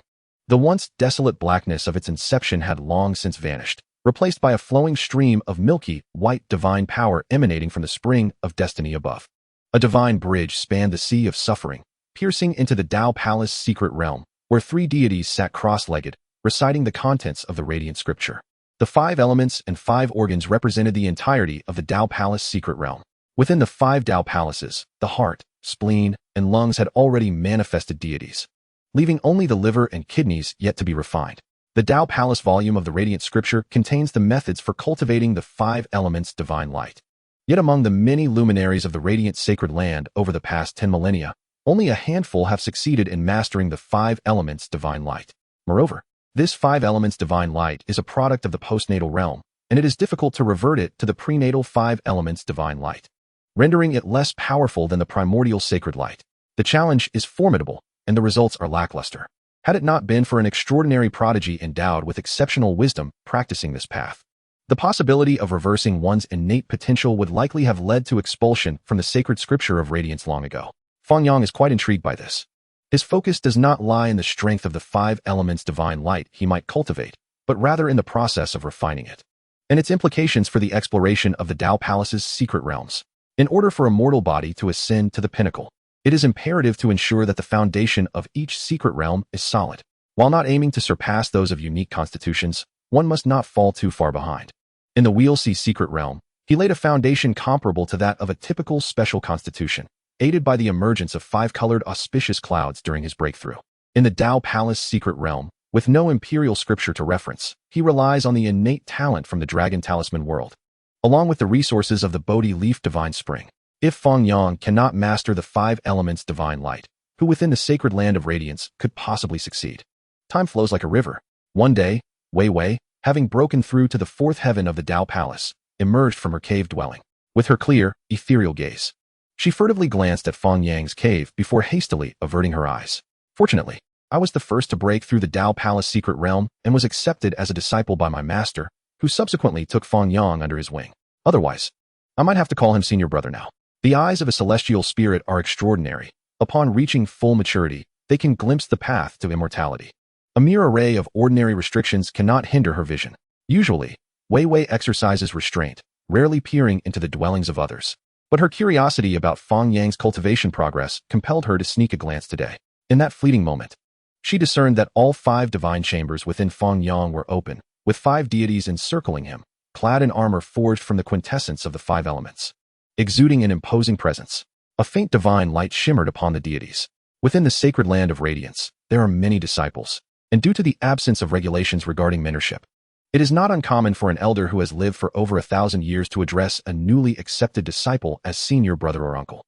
Thus, when disciples are not of the same lineage, respect is accorded based on strength, and those of lower realms must refer to those of higher realms as senior brothers or senior sisters. It is quite unreasonable that I arrived first, yet Fang Yang has surpassed me, advancing in realm even more swiftly than I. Wei Wei found this utterly perplexing. She acknowledged Fang Yang's high comprehension, yet high comprehension alone is not all-encompassing. Cultivating to the perfection of the Tao Palace in merely 2 years is already astonishing. This alone should not rattle her composure, for she was well aware of the extraordinary nature of his comprehension. However, the fact that Fang Yang is also diverting his focus to cultivate the 5 elements divine light within the Tao Palace secret realm and is nearing completion is indeed alarming. This is unprecedented. Wei Wei then realized that the distinction between an ordinary prodigy and a true prodigy cannot be bridged merely by possessing celestial eyes. Throughout history, even mortals have attained enlightenment. While special constitutions may possess superior innate gifts, the sheer number of mortals ensures that a few will inevitably emerge as prodigies far beyond the common understanding. Just as in ancient times, the disparities between royal families and the human race were as vast as the sky and the earth, yet due to the vast population of humans, even those with weaker innate abilities were able to produce 2 sovereigns in succession. Chapter 19, The 4 Extremities Calamity. I have become the Tao. With a hearty laugh, Fang Yang's cave resonated with the soaring essence of the 5 elements, intertwining with the spiritual energies of the outside world, causing the mountain to tremble and the skies to shift. Come, let us see what your junior brother is up to. Li Daoming ceased his teachings, a satisfied expression gracing his features, starkly contrasting with his words. Indeed, Wei Wei concurred. As the 2 stepped out of the grand hall, they beheld 5-colored radiance ascending into the heavens, forming a grand diagram of the 5 elements' cyclical nature, obscuring the sun. The 5 elements' divine light. My disciple Fang Yang possesses the potential of a sovereign, Li Daoming murmured, a smile playing at the corners of his mouth. Having lived for a considerable time and witnessed countless phenomena, he was no stranger to the 5 elements' divine light. The essence of the 5 elements' divine light lies in its quintessence, rather than merely its luminescence. Many practitioners within the sacred land of radiance struggle to cultivate the 5 elements' divine light because they attempt to interpret it through the true meanings of the sacred scripture of radiance, ultimately leading to lesser results. While this principle may not be universally known, a significant number are aware of it. Yet, why are there so few among the practitioners of the sacred land of radiance who successfully cultivate the 5 elements' divine light? Simply put, it is a matter of aptitude and investment. For the mediocre, comprehension eludes them, and no amount of effort will yield results. True prodigies, however, aspire to the primordial sacred light, and few venture down the path of the 5 elements. No one would be as extravagant as Fang Yang. diverting his focus to comprehend the five elements divine light merely to solidify the foundation of the Tao Palace secret realm. Furthermore, after the Tao Palace secret realm, the five elements divine light does not belong to the innate realm and is somewhat inferior in power to the primordial sacred light, rendering it not worth the dedicated effort. Within the cave, Fang Yang was enveloped in the glow of the five elements divine light, with five Tao palaces wide open within him, as the deities chanted scriptures, drawing upon Tao power to form a complete cycle of the five elements. A bit more refinement is needed, he murmured with a sigh. The evolution of the five elements divine light within the Tao Palace had already laid an exceptionally solid foundation for him in the Tao Palace secret realm. However, the mortal body has its limits. Even with the infusion of 2 portions of green mortal essence, he struggles to wholly embody the five elements divine light and requires a few more days of adjustment to refine the essence with qi. At present, although the five elements divine light has only just come into being, forcibly breaking through the four extremities secret realm should pose minimal risk. Yet Fang Yang, being cautious by nature, understands the importance of knowing when to take risks and when to proceed with prudence. It is merely a matter of a few days' effort. As the celestial phenomena dissipated, Li Daoming casually conjured a talisman and directed it toward the Radiance's side hall. His disciple is proving himself, and as his master, he must lend more assistance. Teaching and providing resources are merely the most basic obligations of a master. Senior brother, your nephew is quite impressive. Would it be too much to borrow the dragon-patterned black gold cauldron for a few days, so he may observe? Li Daoming found himself lost in thought. He recalled his eldest disciple, Yao Guang. The very name reveals the high hopes he had for this disciple. With a departed friend, could another disciple, through their mortal constitution, unveil a brilliance rivaling that of the radiant body? Would he once again experience the sorrow of sending off a white-haired person as they bid farewell to a black-haired one? Li Daoming gazed skyward. Wei Wei stood gracefully beside him, her celestial eyes attuned to the profound sorrow within her masteress' heart. Yet she could only remain by his side, awaiting his self-discovery.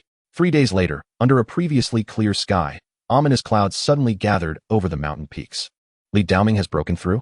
This should not be. At such an advanced age, he should not be able to achieve further breakthroughs. The vast expanse of the sacred land of radiance could not escape the watchful eyes of those possessing extraordinary vision, as dark clouds coalesced on the horizon. Many began to speculate whether the venerable elder Li Daoming was on the verge of ascending to the ranks of the second-rank immortal. Although the difference between a half-step great ability and a second-rank immortal may seem slight, their status within the sacred land of radiance is worlds apart. In the past, many revered Li Daoming largely due to his status as a senior brother to the sacred lord of radiance. If he were to truly break through, a considerable number would undoubtedly shift their respect to awe for his prowess as a second-rank immortal. However, something is amiss. The calamity cloud seemed too feeble. It appears more akin to a dragon transformation tribulation. When did Li Daoming take on disciples? After the death of his radiant body disciple, he had not taken any students. Had he? The ominous clouds at the horizon had long been poised for action, accompanied by flashes of lightning and rumbling thunder, as a bolt of violet lightning struck down. A figure burst forth from the mountain peak, confronting this terrifying thunderhead. Primordial sacred light technique. In an instant, a luminous sphere, far more colossal than the tempestuous clouds, engulfed the entire mountain. The violet lightning fell into its embrace, akin to a gentle breeze caressing a lake's surface, stirring not a ripple. Fang Yang stood proudly in the air, solely channeling the primordial sacred light technique to withstand the descending thunder. Unlike the ancient sacred body or similar divine physiques, which are robust, his mortal frame was comparatively frail. Thus, utilizing sacred arts to fend off the heavenly tribulation was the most prudent course of action. In stark contrast to Fang Yang's composure, the onlookers had erupted into chaos. By the ancestors, am I seeing things? Breaking through the four extremes secret realm, and it even attracts a heavenly tribulation? The purity of the primordial sacred light was extraordinary, capable of withstanding such a degree of tribulation lightning. This young lad is no ordinary being. It was soon discovered that this individual was named Fang Yang, who had been taken under the wing of Li Daoming 2 years ago. That old fellow's fortune is truly remarkable, with a radiant body preceding him, followed by a genius who could provoke the four extremes heavenly tribulation. The presence of a heavenly tribulation upon ascending the four extremes is the simplest criterion for determining whether a cultivator qualifies as a top-tier prodigy. The absence of such a tribulation does not necessarily indicate mediocrity. To invoke the four extremes heavenly tribulation undoubtedly marks one as a top prodigy of the eastern wilderness. The son of shimmering light has met his match, someone exclaimed, reflecting on the significance of this event. Completing 2 years in the Tao Palace secret realm and summoning the 4 extremes heavenly tribulation is no less impressive than the external talents exhibited by the Son of Shimmering Light. Over the years, countless aspiring holy sons have challenged him, yet none have managed to defeat him. Fang Yang, he is still far from it. A supporter of the Son of Shimmering Light retorted, unable to bear witnessing a newcomer to the sacred grounds flaunting his prowess over their master. Those challenged did not dare provoke these fervent supporters and fell silent to avoid further conflict. Humph. The supporter of the Son of Shimmering Light snorted, refraining from issuing further threats. The tribulation continued unabated. Just as the crowd was embroiled in heated debate, the 9th bolt of violet lightning descended, barely breaching the protective barrier of the primordial sacred light and leaving a substantial gash. The violet brilliance flickered as Fang Yang extended his right palm, resembling a divine mountain pressing down, extinguishing the threads of electric light. In that moment, calm was restored. He had triumphed. Another candidate for Holy Son had emerged. No need for concern. There are plenty of candidates, and the official Holy Sons have their share as well. After all, he remains an ordinary mortal, unable to stir significant tides. The opinions among the cultivators observing from afar varied greatly regarding Fang Yang. Some sought to ally with him, others remained indifferent, and some harbored animosity due to factional strife. Boom. The heavenly tribulation does not pause for human intent. Under the astonished and dazed gazes of the onlookers, the Sea of Thunder descended. Chapter 20. The 4 Extremes Secret Realm. The Sea of Thunder's arrival left the cultivators watching in utter disbelief, pondering how a cultivator yet to break through the 4 extremes could provoke a dual lightning tribulation. Even Fang Yang himself was taken aback. I am but an ordinary mortal. It seems I have garnered some attention. With a soft sigh, Fang Yang exerted 70% of his strength and unleashed the primordial sacred light technique once more. There was no need to feign simplicity, but it was wise to conceal some of his capabilities to prevent others from discerning his true nature. The brilliance of the primordial sacred light enveloped him, donning him in a radiant armor of light, his physique glowing, and his divine power boiling. Fang Yang willingly leaped into the Sea of Thunder, using the thunder tribulation's force to temper his body. Though the heavenly tribulation signifies destruction, it also brings forth life and hope. The armor forged from the primordial sacred light could not entirely withstand the might of such thunder, but it was precisely what Fang Yang intended. He aimed to purify the lightning through the primordial sacred light, eroding its murderous intent, leaving only the pure essence of thunder to nourish his flesh. Within Fang Yang's corporeal form, he was enveloped by the essence of lightning. His muscles twitched, his flesh charred, and his hair singed away. What a fierce individual. The crowd gasped in awe, expressing genuine admiration. Who taught him to do this? I certainly did not, Li Daoming remarked, bewildered, reflecting on whether he had inadvertently miscommunicated during his teachings on tribulation experiences, leading his disciple to leap into the lightning storm as if taking a bath. The notion of refining one's body with heavenly tribulation sounds appealing, but such actions are typically reserved for those with extraordinary physiques who can ensure their safety. A mortal body lacking certain means risks grievous harm to its very essence from the tribulation, resulting in a net loss. My disciple may appear reckless, yet his past demeanor has been remarkably steady. Perhaps I should trust him this once. I must remind him not to undertake such actions again. Li Daoming focused intently, watching Fang Yang's tribulation with unwavering attention. The Sea of Thunder grew increasingly tempestuous. Fang Yang stood firm amidst the chaos, embracing the baptism of the lightning essence. While his exterior seemed thoroughly ravaged, within, his internal organs flowed with vital energy, nurturing life. The Wheel Sea Secret Realm serves as the beginning of cultivation. The Tao Palace Secret Realm is the root of longevity. In the Tao Palace Secret Realm, cultivators nourish their bodies with the essence of their internal organs, leading to significant increases in lifespan. Those adept at nurturing their bodies may extend their lives to over 300 years, allowing them to witness the rise and fall of mortal dynasties. Fang Yang's cultivation in this secret realm, rooted in the 5 elements divine light, may seem like merely developing a secret technique. However, in truth, the embodiment of the 5 elements divine light is his internal organs and the Tao Palace. If the Tao Palace secret realm is inadequately developed, how could it sustain the level of divine arts represented by the 5 elements divine light? The 5 elements divine light is subtle and unassuming, yet it stands as the greatest contributor to Fang Yang's current endurance, aside from the armor of primordial sacred light. A mortal body is undeniably inferior to a sacred body, even though he reconstructs the foundation of the Tao Palace with the 5 elements divine light. Repaying the vitality of his flesh and rapidly augmenting his blood, it remains inferior. If effort could suffice to bridge the gap of comprehension with physicality, then why do only the ancient sacred bodies possess the merit to challenge emperors, strike against supreme beings in forbidden zones, and protect all beings in the universe. Silence. Revival. Fang Yang's body oscillated between these two states. Having merely traversed the trials of the sixfold Sea of Thunder, he experienced nearly a 50% increase in vitality. This was largely due to his relatively shallow foundation. Otherwise, had a cultivator with a special physique arrived, they would not have achieved such a remarkable enhancement. Not only his physique, but even his primordial spirit underwent a subtle transformation. Though the effect of the soul golden pearl was so potent that he nearly failed to notice this minuscule improvement. Fang Yang steadied his mind. This was his first encounter with such excruciating torment.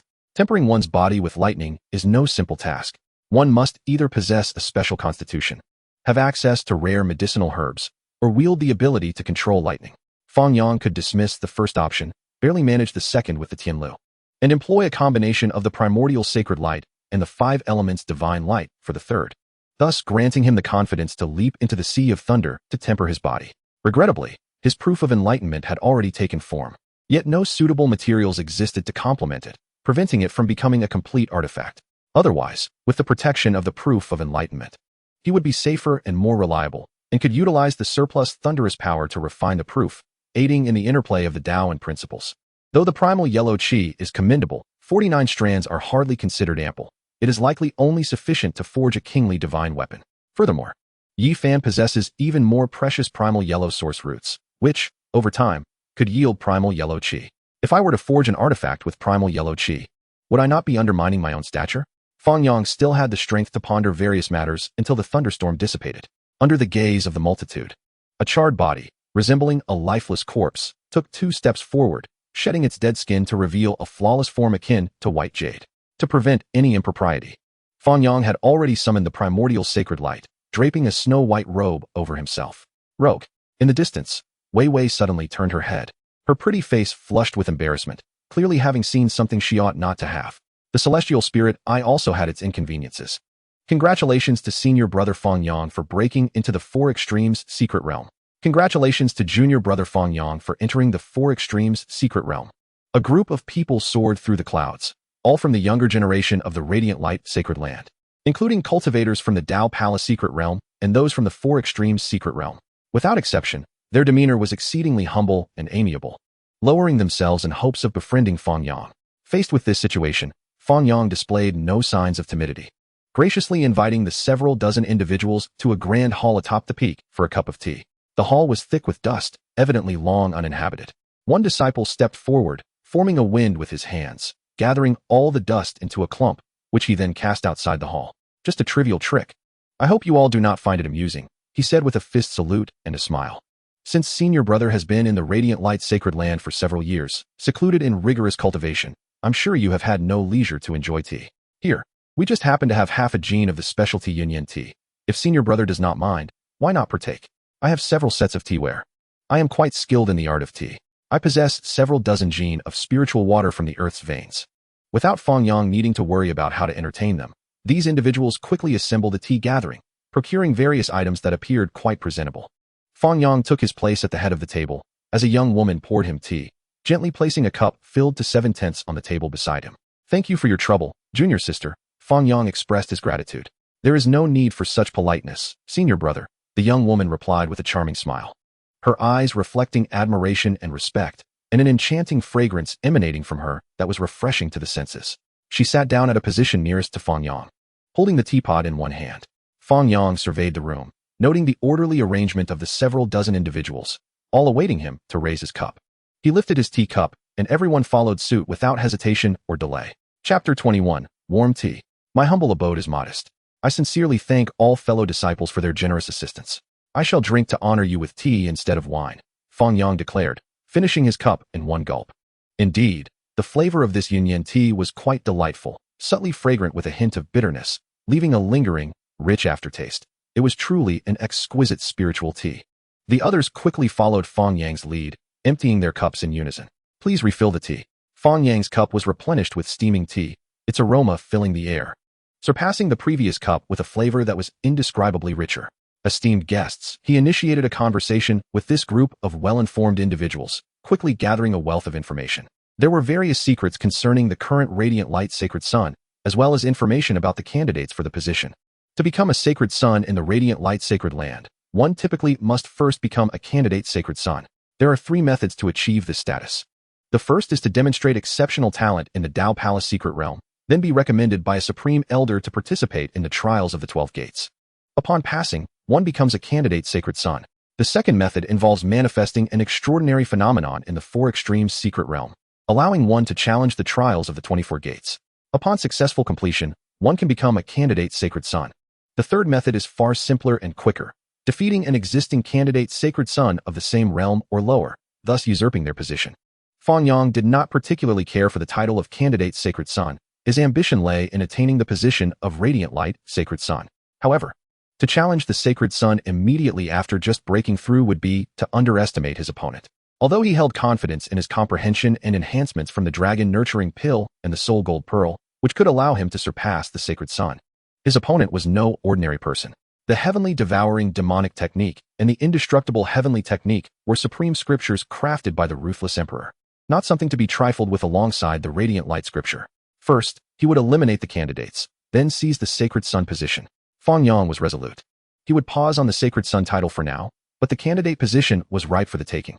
Candidate sacred son Li Rui, possessing the divine light glass realm phenomenon and at the first layer of the 4 extremes, was merely a soft persimmon. Do you all know where candidate sacred son Li Rui is currently, and if he has any leisure? As soon as Fang Yang's words fell, individuals began to eagerly speak over one another. Li Rui's cave dwelling is just 13 miles away on Ruiguang Peak. The target selected by Junior Brother is quite commendable.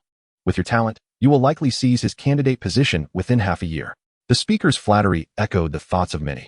Breaking through the 4 extremes secret realm and enduring 2 layers of heavenly tribulation with such physical resilience was indeed an extraordinary feat.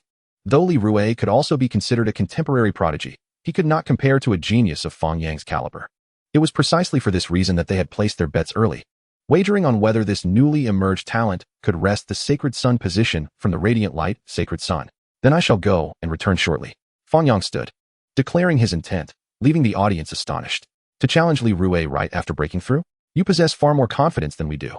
Though your talent surpasses Li Rui's, he has long since broken into the 4 extremes secret realm and may have even ascended to the 2nd layer, yet remains hidden. A woman who had been pouring tea for Fang Yang gently advised. Even if you were to suffer a setback in this challenge, with further cultivation, you would surely be able to defeat the mediocre Li Rui. However, losing once may leave an unfavorable impression, casting you as an arrogant young fool. The tea is still hot. I shall go and return. Fang Yang smiled lightly, disregarding the implications of her words. With a flash of light, 3 illusory footprints were left in the air, marking the trail of the radiant light step. Such mastery of the radiant light step suggested that Fang Yang might indeed manage to seize the candidate sacred sun position in one fell swoop. At the age of 13 or 14, it was the perfect time to take risks. Even if youthful exuberance led to hardships, he would undoubtedly achieve greatness in the future. Several dozen individuals gazed at the footprints, each harboring their own thoughts, yet all remained in the hall, awaiting Fang Yang's return. Ruiguang Peak. Since Li Rui had chosen this peak as his dwelling upon becoming the candidate's sacred sun, this previously unremarkable little mountain had undergone extensive renovations, constructing magnificent buildings. An array of palatial complexes sprawled continuously along the cliffside, truly a celestial abode. Within the main hall, Li Rui was discussing the recent heavenly tribulation with several close disciples. Fang Yang, merely a child, not yet 16, has rushed into the 4 extremes secret realm, unaware that the path of cultivation places great emphasis on foundation. His recklessness, with the ability to leap through a major secret realm in just 2 or 3 years, neglects to solidify his foundation, seeking only temporary glory and disgrace. Even with some talent, he is bound to face setbacks in the future. As Li Rui listened to the disparaging remarks about Fang Yang, he felt no joy. Rather, a sense of dissatisfaction welled within him. If experiencing 2 layers of heavenly tribulation during his breakthrough to the 4 extremes secret realm was considered an unstable foundation, then what did that make him? The candidate's sacred son. Just as Li Rui prepared to admonish the crowd, suddenly, a voice resonated. Junior Brother Fang Yang, I kindly request that Senior Brother Li Rui bestows his guidance. Within the hall, the crowd fell silent, fearful of being discovered by Fang Yang for any disparaging remarks they might have made. How dare this insolent wretch offend me? Li Rui seethed with rage, his right hand striking the Zetonwood table before him with such force that a flurry of powdered debris was sent swirling, obscuring his ferocious countenance. How dare a mere newly ascended practitioner of the 4 extremes challenge his authority and vie for his position as a candidate for the Holy Sun? Does he think his treasured sword lacks sharpness? With a thunderous crash, Li Rue stormed out of the hall, his feet crashing heavily upon the ground, fracturing the solid azure rock beneath him into a spiderweb of fissures. Clad in flowing azure garments, his eyes glinting with a cold light, he regarded the 15 or 16-year-old youth opposite him, forcing a smile devoid of warmth. Junior brother, having just broken through to the Four Extremes secret realm, why not take a few days to consolidate your cultivation? Such haste. Could it be that you've been momentarily overwhelmed by the sight of the heavenly Tao patterns? The Four Extremes secret realm differs fundamentally from the Wheel Sea and Tao Palace secret realms. At this stage, a practitioner can already perceive the trajectories of the Tao in the world. Generally, upon entering this realm, practitioners would seclude themselves for several months, honing their acute awareness of the Tao's pathways to re-experience the profound techniques they practiced before, thus rapidly enhancing their combat prowess. Those who had been drinking tea alongside Fang Yang urged him for this very reason to retreat and refrain from hastily confronting Li Rue. Yet, how could they know that Fang Yang, endowed with prodigious insight and occasionally utilizing the divine spring water steeped with Bodhi leaves, had already mastered various secret techniques? Only awaiting his own breakthrough into the Four Extremes secret realm, not only had he perfected the primordial holy light technique and the shaking light step, but he had also begun to cultivate the yellow mud hand granted by the shaking light sovereign, wielding formidable power. Chapter 22. Decapitating Li Rue. Words are of no use. I implore you, senior brother, to appraise this technique. In the face of Li Rue's derision, Fang Yang remained remarkably composed, as though unaffected by his provocations. He raised his hand, unleashing a wave of primordial holy light. The primordial holy light, indomitable and unyielding, transformed into an ancient and sacred sword. Its blade entwined with countless chains of laws, the sharpness of its aura causing the very void to tremble, rending it asunder. The sacred sword descended in an instant. Li Rue, taking it seriously, similarly invoked the primordial holy light technique, conjuring a radiant shield of holy light, shining brilliantly as if it were the eternal sun. Unblemished by time, the sword cleaved through the shield. Under Li Rue's incredulous gaze, the sacred sword pierced through the shield as though it were nothing, penetrating his chest. You have been defeated.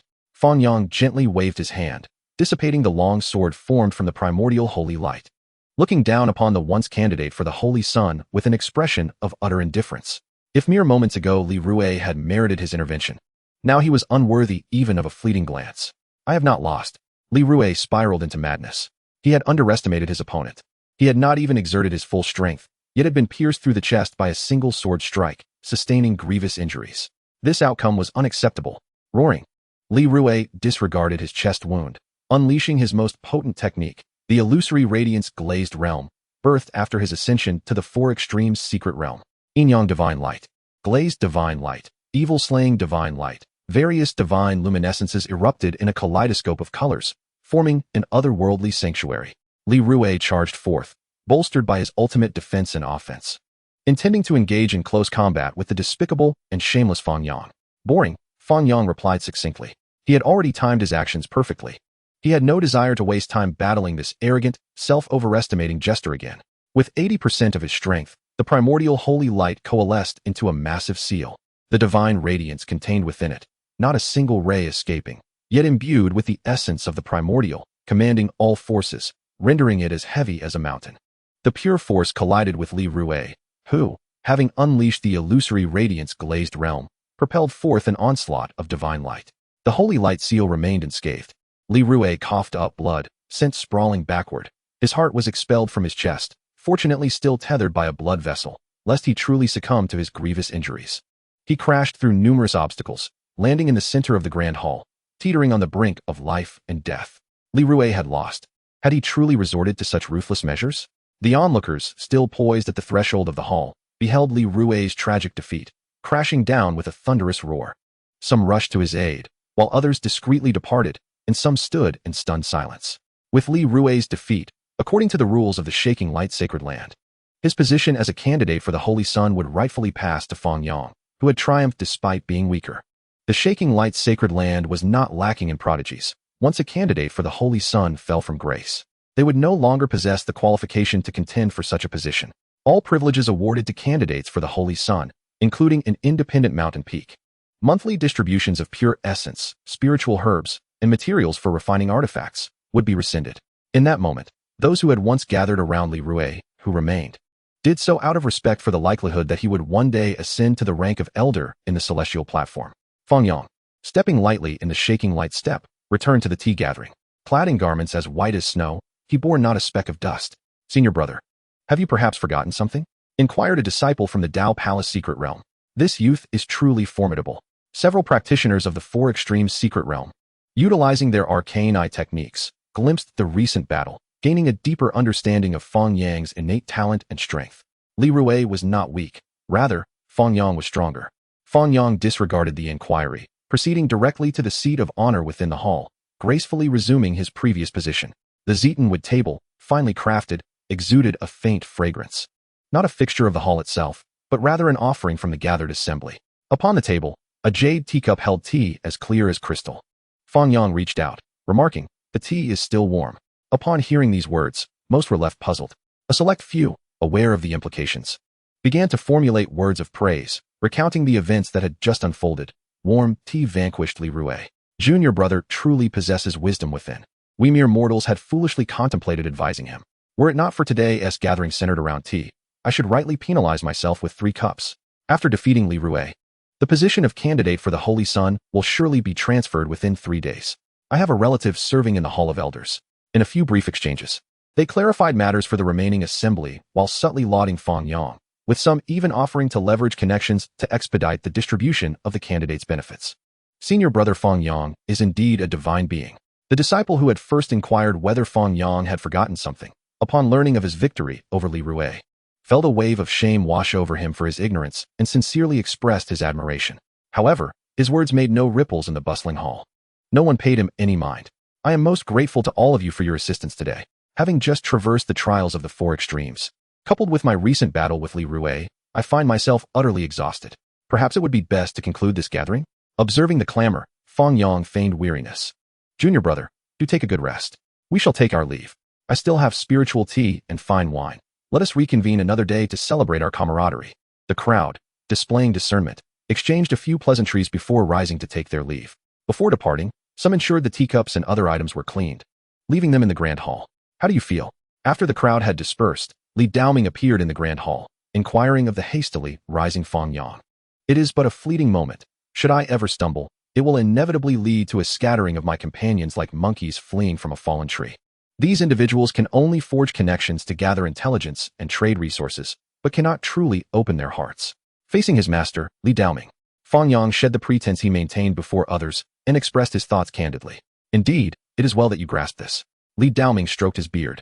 Originally, your master and I had agreed that once you became a practitioner of the Four Extremes, I would send you to observe the dragon-patterned black gold cauldron, after which you would vie for the position of a candidate for the Holy Sun. I did not anticipate that I underestimated you. Having just broken through, you were able to surpass Li Rui and seize the position of candidate Holy Sun. With that, Li Daoming tossed a jade tablet to Fang Yang. This is the jade tablet of the candidate Holy Sun. Henceforth, you may use it to collect a stipend from the Deacon Hall each month. Once you have solidified your cultivation, go directly to the Shaking Light Hall to seek out your master and comprehend the dragon-patterned black gold cauldron. With your perceptiveness, you may achieve further breakthroughs in the mixed Yuan Holy Light technique. Become a candidate Holy Sun, Fate 2000.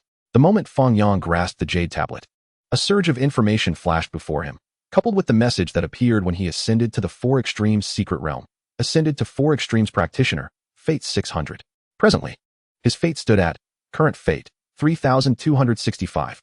Chapter 23, The Sun Emperor's Fist. Upon returning to his cave dwelling, he prepared for a tenfold draw. The card pool began to tremble once more, and the familiar illusions reappeared. Fang Yang had long ceased to pay attention to these, instead silently praying for a few high-quality cards. One by one, cards sprang forth in succession, a sea of white with a hint of green. Not a single blue. Observing the blue-silver entwined green card, Fang Yang muttered a curse under his breath and abandoned the thought of another tenfold draw. After taking a cold shower to wash away his ill fortune, he initiated the tenfold draw once more. The card pool shook again. Why was there no option to skip the animation? Fang Yang waited in silence. The final results, while initially nauseating, somewhat alleviated his mood. 6 whites and 2 greens. The 6 whites needed no mention, mere trivialities that wasted his time. Herbal essence, green. Fang Yang silently raised an eyebrow. I am already a practitioner of the Four Extremes. What use do I have for herbal essence? Beast milk, green. Description, brewed by Shi Yunfeng in the Great Wilderness using beast milk, combined with various herbs. Suitable for children to drink. When one is speechless, laughter often ensues. Fang Yang gazed at the beast milk, reminiscent of the Emperor of the Wild, his lips twitching involuntarily as he looked skyward. Even if he had consumed the sacred fruit, he was already about 15 or 16 years of age. Is it appropriate for one of his age to still be drinking beast milk? Certainly not. Celestial dew blue. There was no need to elaborate. He still had several hundred drops left in his possession, and now another 1,000 had been added. Yin Yang dual flames, blue. Description: ranked 20th on the list of in the world of Do Pu, inherently possesses the principles of Yin and Yang, embodying the power of life and death. Yang fire saves with pure white, while Yin fire kills with deep black. I am not a lucky fool. I have not cultivated the burning technique.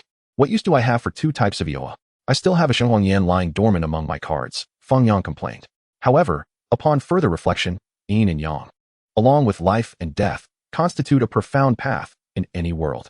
Although the essence of the Yin-Yang dual flames may be weak, they can serve as a stepping stone into the realm of Yin and Yang. For the final tenfold draw, Fang Yang had lowered his expectations.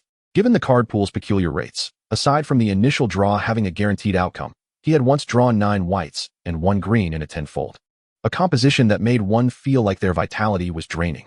He feared that one day, bad luck would yield an entirely white set. Yet, a flash of golden light erupted from the card pool, leaving Fang Yang parched and his heart racing. Sun Emperor's Fist, gold. Description: a forbidden secret technique reaching its pinnacle in the later years of the Sun Holy Emperor's first incarnation, propelling the great sun through the heavens. The supreme fruition of the path of the sun. Regrettably, it was not the complete sun scripture, merely a fragment of a forbidden technique's inheritance. Fang Yang felt his greed stir. He practiced the shaking light scripture because he could not find the complete imperial scripture. While Yi Fan's approach of cultivating 5 imperial scriptures across the 5 major secret realms was formidable, it would be a miracle for a practitioner with slightly weaker vitality to survive without succumbing to the conflicts of the techniques. However, had he possessed an imperial scripture, even a fragment of a forbidden technique, he would not hesitate to choose the imperial scripture over the complete texts created by the great sage.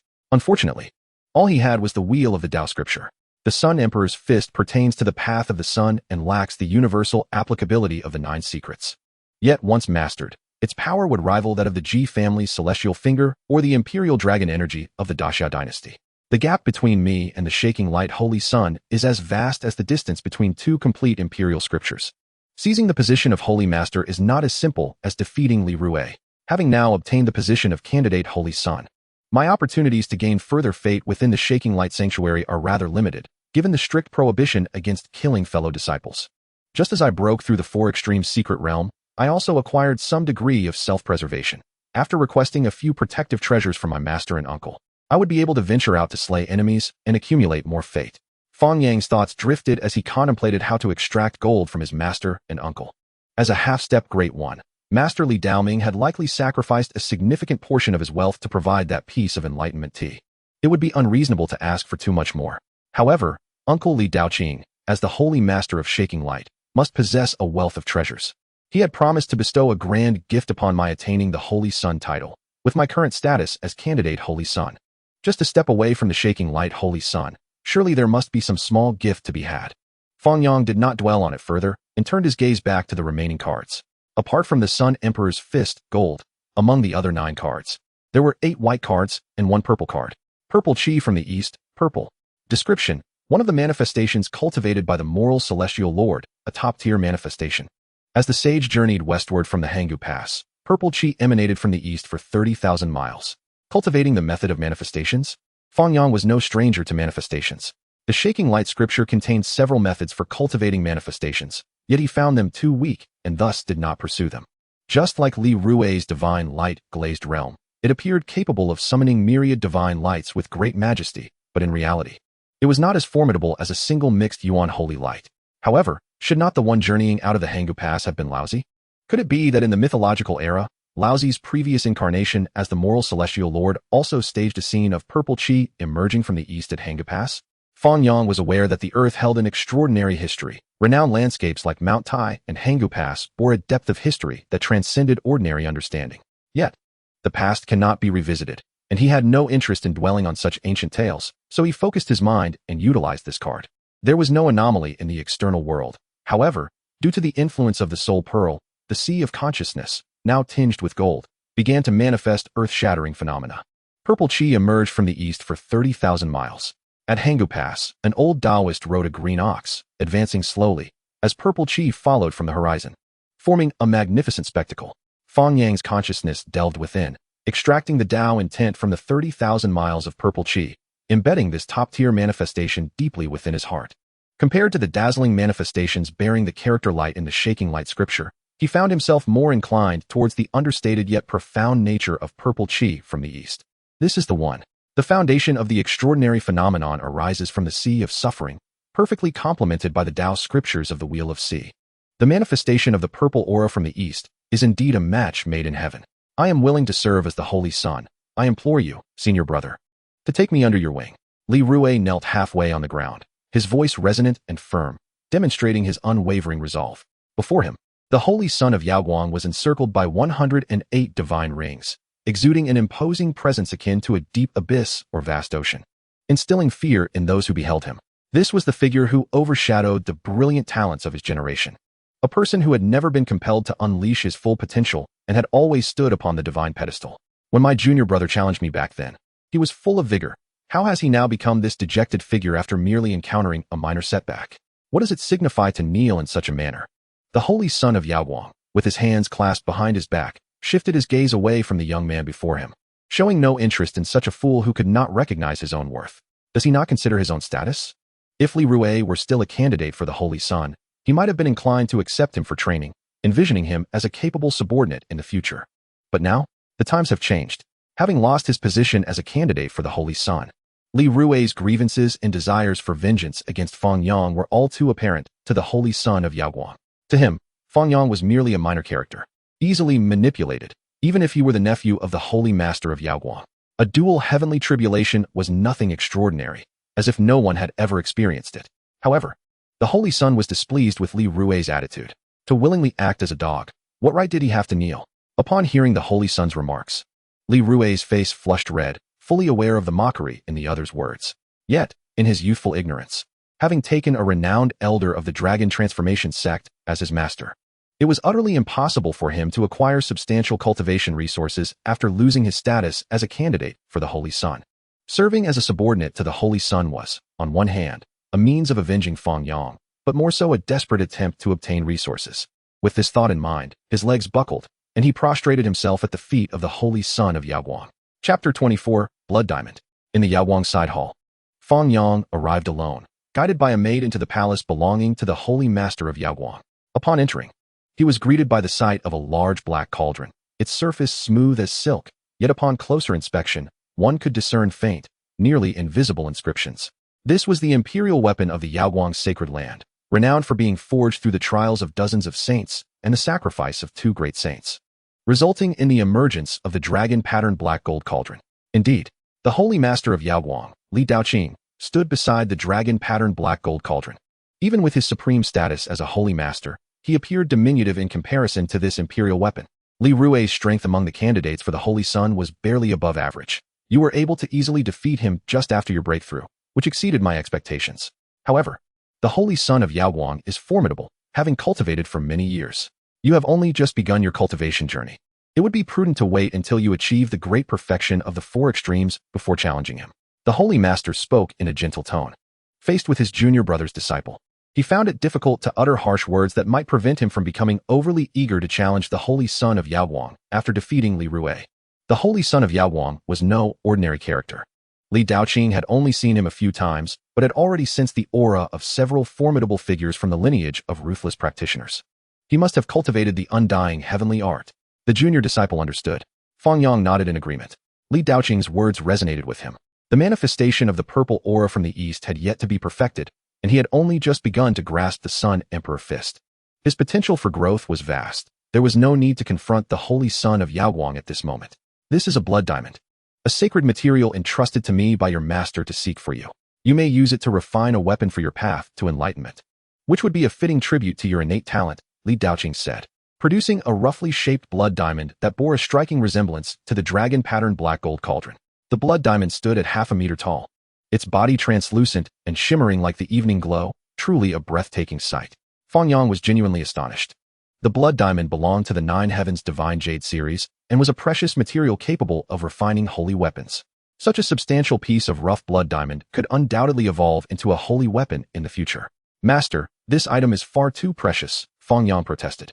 Wishing to decline, his ambitions soared higher. Even this divine material capable of refining holy weapons could not compare to the divine patterned cauldron he intended to forge as his instrument of enlightenment. The cautionary tale of Emperor Hung Yu loomed large before him. If the material for the instrument of enlightenment were inadequate, it would ultimately lead to failure, transforming into a mere top-tier quasi-imperial weapon. Only rare materials such as the 9 divine golds and the Xian Huang source roots could bear the fruits of an emperor's path and evolve into true imperial weapons. Fang Yang would rather forego refining an instrument of enlightenment than incorporate such a sacred material, which would complicate matters when it came time to replace his weapon after achieving enlightenment. Moreover, relying on an instrument of enlightenment to combat foes was a concern for the later stages. In the earlier stages, when the instrument of enlightenment had yet to weave together the path and principles, it would serve as little more than a handy weapon, far inferior to wielding a powerful weapon in battle. Your master has considerable resources. This blood diamond is nothing to me. Accept it without further hesitation. Li Daoqing waved his hand dismissively, maintaining an outwardly nonchalant demeanor while his heart bled internally. Had it not been for Fang Yang being a disciple of Li Daoming and his extraordinary talent, he would never have produced this blood diamond or taken the time to shape it, merely awaiting the integration of divine patterns for it to be initially refined into an instrument of enlightenment. Thank you, master. Fang Yang ceased his refusals and accepted the diamond. At most, he would refine the blood diamond into another weapon, not using it as his instrument of enlightenment. Following this, with Li Daoqing's assistance, Fang Yang approached the dragon-patterned black gold cauldron, utilizing his divine consciousness to inscribe the path patterns onto this supreme imperial weapon. You have only 7 days. Li Daoqing concluded his statement without paying attention to Fang Yang's reaction, finding a mat to sit on and delving into the study of the Yaoguang scriptures, attempting to unravel the challenges of severing the path. The second celestial great ones were divided into 9 minor stages. He had already reached the final stage and was honored as an unparalleled great being. Beyond this lay the attainment of sovereign status through severing the path. However, in the vast and resource-rich eastern wilderness, for thousands of years, only that individual from the Jiang family had achieved sovereign status through severing the path. With no one else able to accomplish such a feat, the challenges of severing the path were exceedingly difficult, leading even unparalleled great beings to exhibit various levels of strength. King Peacock, when these 7 days are over, I shall come to claim your life. Li Daoqing thought of that old acquaintance from the demon race. That individual was exceptionally gifted. Even when alone, he could navigate the various sacred lands, leaving others helpless, all because he stood firm in the realm of the 7 restrictions. Time flew by. For cultivators, 7 days was but the blink of an eye. Fang Yang withdrew his divine consciousness from the dragon-patterned black gold cauldron, his gaze still lingering with reluctance, finding it hard to part from its presence. Would it not be better to let you observe it for a few more days? Li Daoqing, amused by Fang Yang's expression, inquired. Is that appropriate? Fang Yang replied, feeling somewhat embarrassed. Not at all, Li Daoqing decisively rejected, having only jested with the younger generation. What a joke. Even for himself to utilize the dragon-patterned black gold cauldron, he had to negotiate with those other individuals. To grant you 7 days was already a significant concession. Do not be greedy. Fang Yang remained undeterred. In these 7 days, he had managed to barely memorize 1/10,000th of the path patterns on the dragon-patterned black gold cauldron, sufficient for his needs in the celestial platform realm. Fang Yang bid farewell to Li Daoqing and promptly departed from the Yaoguang side hall, soaring towards his cave abode on a radiant arc midway up the mountain. A young maiden sat upon a chair, cleansing her delicate feet in the crystal-clear stream. Oh, the busy one has returned, Wei Wei quipped playfully as Fang Yang landed beside her. Rather than engaging in a childish retort, Fang Yang settled onto the cooler, rolled up his trousers, removed his shoes, and immersed his feet in the stream. Coincidentally, his feet floated atop the water, allowing Wei Wei to utilize his foot bath for her own cleansing. Sister, why haven't you achieved the great perfection of the Dao Palace yet? Fang Yang casually initiated the conversation. You, Wei Wei, flustered and indignant, succumbed under the dual assault of spirit and physique. As a senior sister, her cultivation was inferior to that of her junior brother, a fact that was undoubtedly embarrassing. Moreover, Fang Yang was her disciple, whom she had guided into the realm of immortality, setting him upon the path of cultivation. Had it not been for her impending entry into the Yaoguang sacred land, she would have been responsible for teaching Fang Yang the techniques, thereby solidifying their master-disciple relationship. With her mediocre aptitude, how could she possibly compare to her junior brother, who had ascended to become a grand cultivator of the 4 extremes secret realm in just a few short years, even earning the status of a candidate for the Holy Sun? Suddenly, Wei Wei experienced an epiphany. Her feet, which she had intended to withdraw, remained immersed in the stream. Embracing a sense of resignation, she felt a newfound freedom. If she could not surpass him, then why must she? Such comparison was a form of discrimination. With a master to protect her and a junior brother to shield her in the future, who in the Yawang's sacred land would dare to provoke her? Who said that the Yawang's sacred land was devoid of benevolence? It was, indeed, a splendid place. Chapter 25, The Domain Gate. Fang Yang had no intention of correcting Wei Wei's attitude of resignation. Although this senior sister possessed the potential to become the sovereign of Yawang, he too aspired to claim that title for himself. Had he not arrived, it might have been acceptable for Wei Wei to become the sovereign. However, if she were to remain in that position after his arrival, it would render his efforts meaningless. Both Fang Yang and Wei Wei hailed from the Lingshu Cave Heaven and had become senior and junior disciples under Li Daoming, their bond naturally transcending the ordinary. The light-hearted jest they had just exchanged was quickly brushed aside as they delved into discussions about their respective cultivation journeys. The bond between gentlemen is as tranquil as water. The vast majority of their conversations revolved around the Yawang scriptures and the primordial holy light technique, with Fang Yang often taking the lead in explaining, while Wei Wei occasionally offered fresh insights that helped broaden his perspective. As the sun dipped below the horizon, painting the sky with fiery clouds, the two eventually returned to their respective abodes. The Four Extremes' secret realm emphasized enlightenment over the resource dependency prevalent in the previous two realms. Fang Yang began contemplating his next course of action. For practitioners of the celestial law, merely retreating into seclusion for arduous training seldom yielded significant breakthroughs, unless one were an anomaly akin to the divine emperor, lying in a coffin for countless years to emerge as a quasi-immortal emperor. Furthermore, based on the fates acquired from vanquishing Elder Han and his descendant, it was evident that slaying higher-tier cultivators yielded far greater benefits than preying on weaker foes. If he did not seize the opportunity to hunt wild monsters while still a Four Extremes cultivator, he feared he might never encounter such favorable circumstances again. The Sun Emperor's fist allowed for simultaneous combat and learning. If the manifestation of the purple chi from the east required seclusion, he would remain a few more days. Fang Yang had made some progress in evolving the purple chi from the east amidst the sea of suffering, having initially condensed its embryonic form. Yet, to fully materialize and project it outward, further cultivation time was essential. It could not be achieved instantaneously. 9 days later, the purple chi from the east extends 300 miles. At the peak, Li Daoming gazed upon this extraordinary phenomenon, murmuring to himself, "My disciple possesses some secrets." A practitioner with a special constitution who reaches the Four Extremes' secret realm naturally generates phenomena within the sea of suffering. However, even those with ordinary bodies must adhere to corresponding methods to cultivate such manifestations. This purple chi from the east is slightly stronger than many of the phenomena within the Yawang sacred land, evidently a boon derived from Fang Yang's own fortune. Could this be a stroke of luck acquired from the ancient Forbidden Zone? Li Daoming harbored no covetous thoughts. He was already quite aged. If he could not break through to become a second-tier immortal, he would have merely 200 or 300 years of lifespan remaining, with only the hope of nurturing an accomplished disciple to elevate the legacy of the Holy Master lineage once more. The more fortunes Fang Yang amassed, and the stronger his talents became, the more delighted Li Daoming felt. It was illogical for a master to covet the fortunes of his disciple. How fortunate! A fleeting glimpse of swirling purple chi shone in Fang Yang's eyes, indicating his satisfaction with the manifestation of the purple chi from the east. Subsequently, he stepped into the void, arriving at the grand hall where Li Daoming awaited him.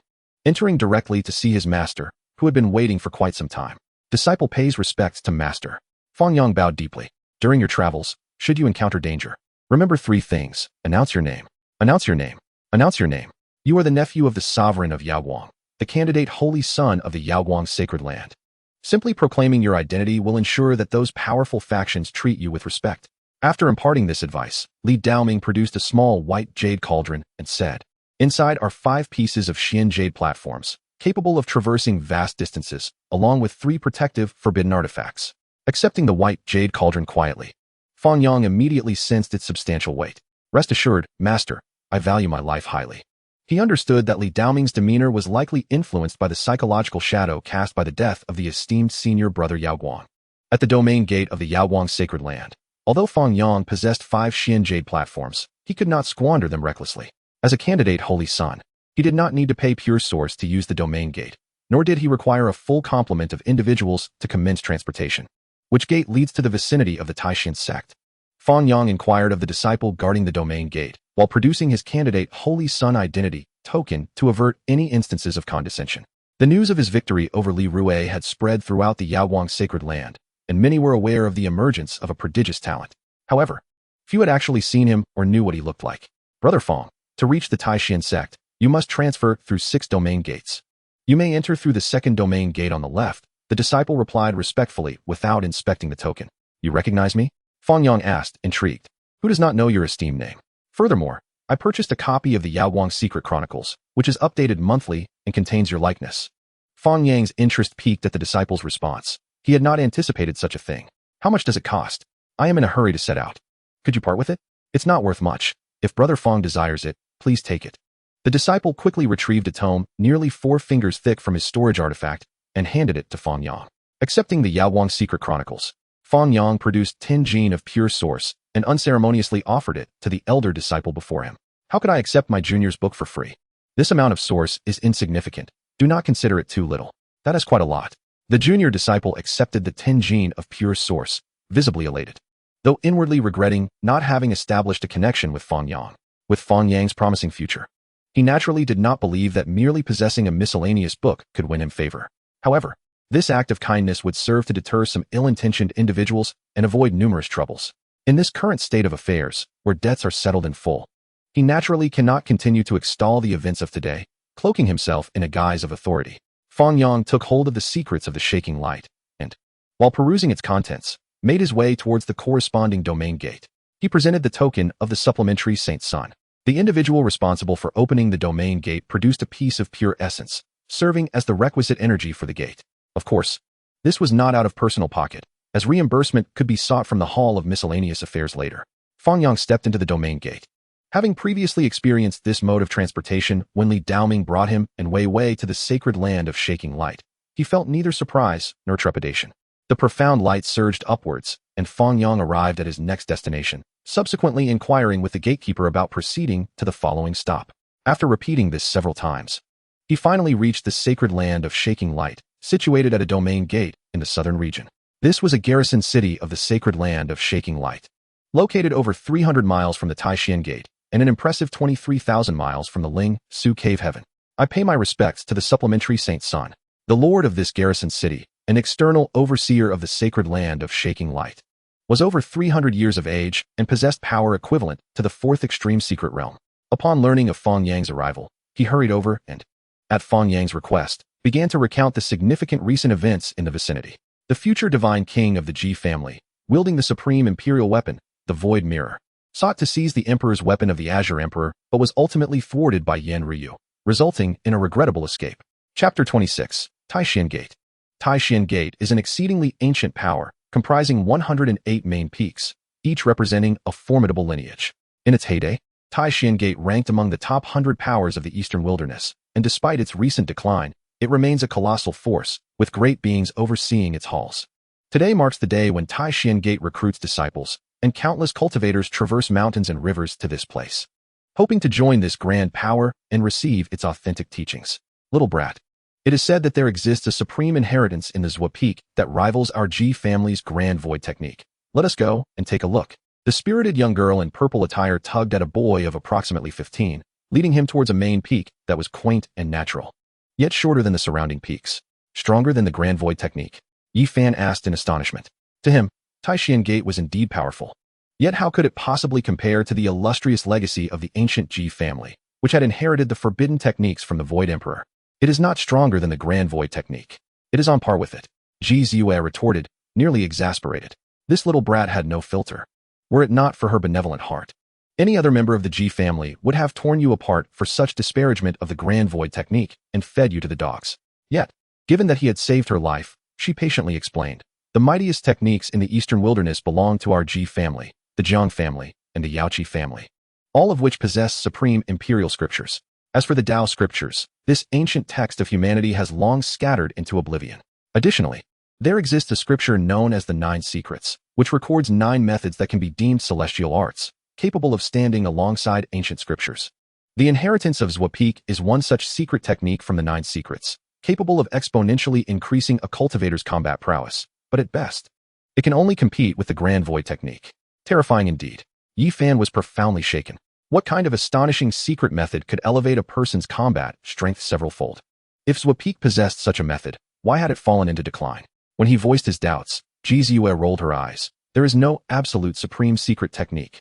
Only the mightiest practitioners. If mastering the strongest method guaranteed becoming the most powerful cultivator, wouldn't all of us from the Ji family be at the Emperor realm? 500 years ago, when the master of Zwapik was still alive, it was not as desolate as it is now. However, following his battle with the Elder of Shaking Light, both fell, and the inheritance of Zwapik became obscured, leading to its current neglect. Just as Jizue was enlightening Yi Fan, Fang Yang, holding the snake talisman, concealed his presence and stood atop Zwapik, observing the mountain that housed the natural Tao and the all-characters secret from above. It is not yet time. His dark eyes, deep as a tranquil pool, discerned that the inheritance of Zwapik had not yet been activated. However, with Yi Fan already present, it surely would not be long before he encountered the natural Tao and the all-characters secret. With this thought, Fang Yang, rather than recklessly descending upon Zwapik due to the snake talisman, alighted on one of its subordinate peaks. He found a clean stone to sit upon and silently contemplated the Sun Emperor Fist, awaiting the activation of Zwapik's inheritance. As the moon waxed and waned, and the sun rose and set, Yi Fan concealed his saintly physique and disguised himself as an individual of mediocre talent, successfully joining Zwapik.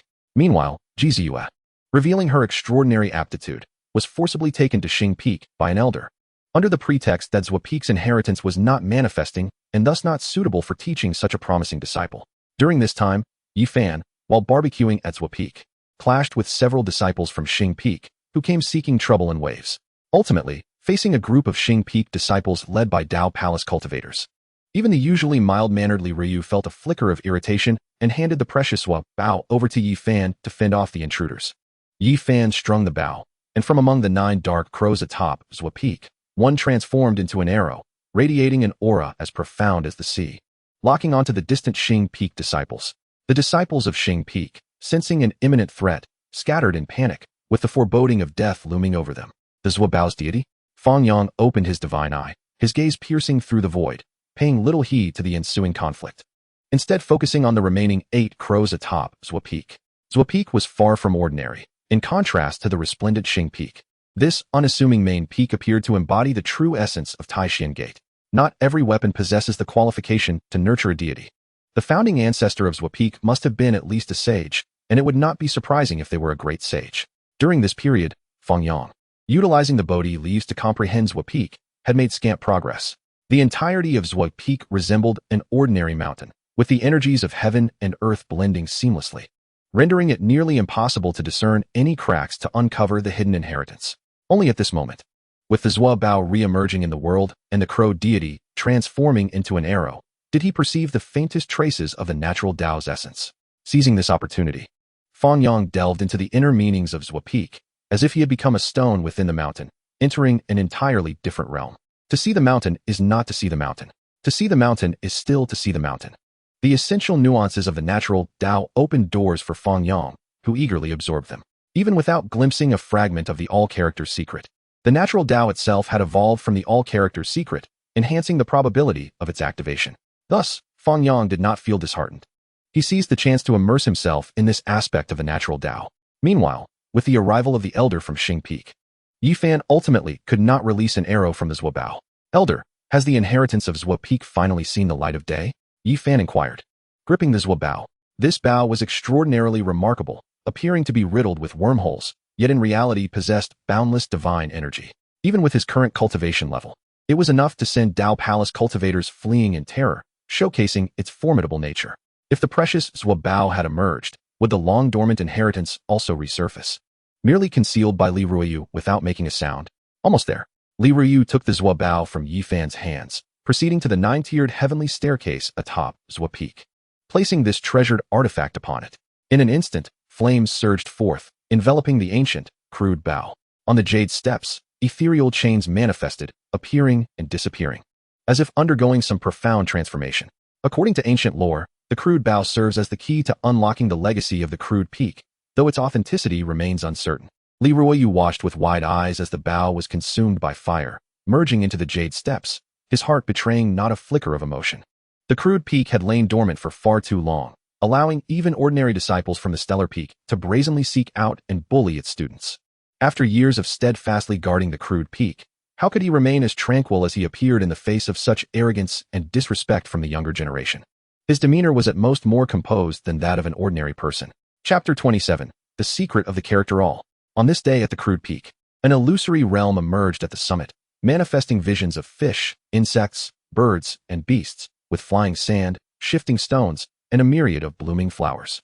The ancient and natural principles of the Tao evolved without revealing many extraordinary phenomena. This was precisely the essence of the crude peak's natural Tao, great wisdom appearing foolish, great skill appearing clumsy.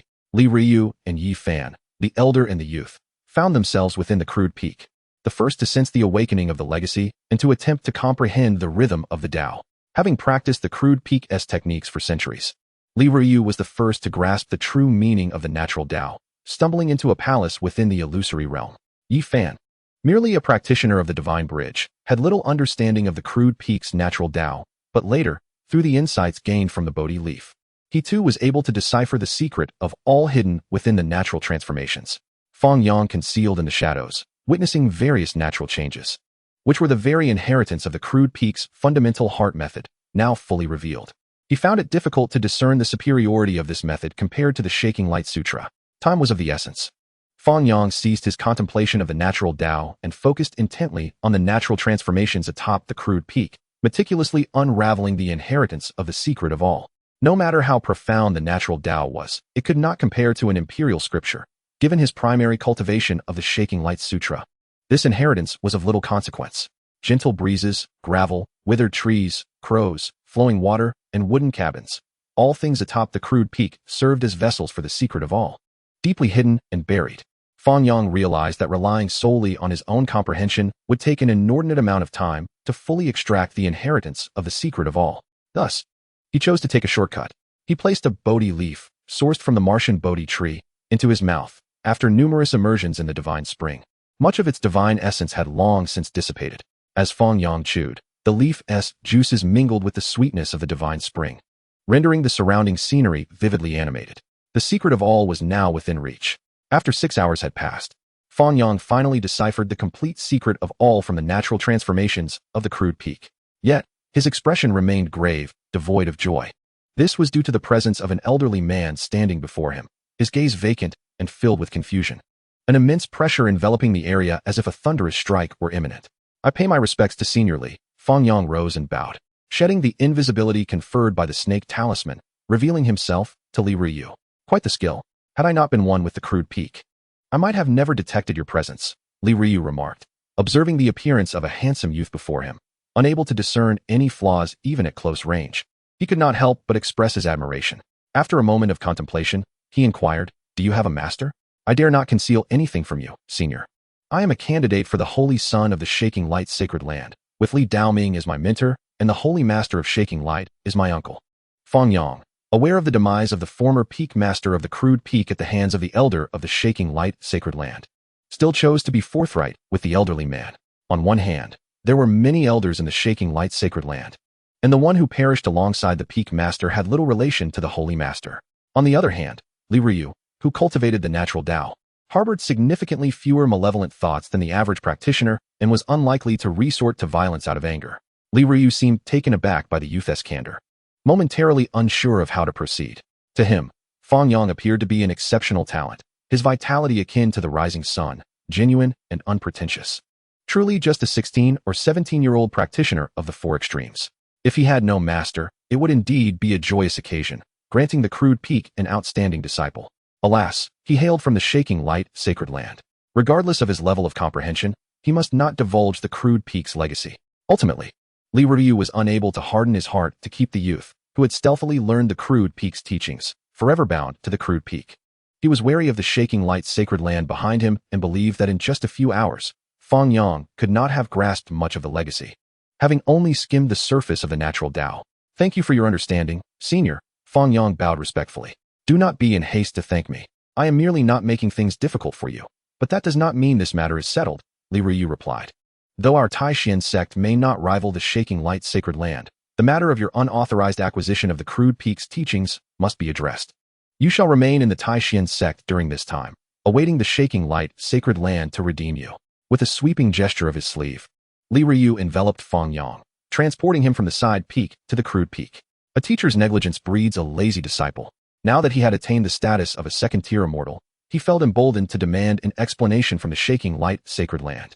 As for the ransom, let the head of the Taishan sect worry about that.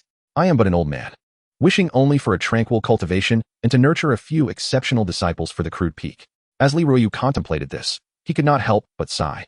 What a fine young man. Why must he be a disciple of the shaking light sacred land?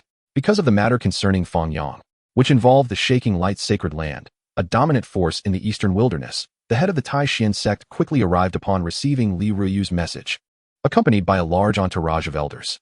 Do you possess any token to prove your identity? The head of the Taishan sect inquired.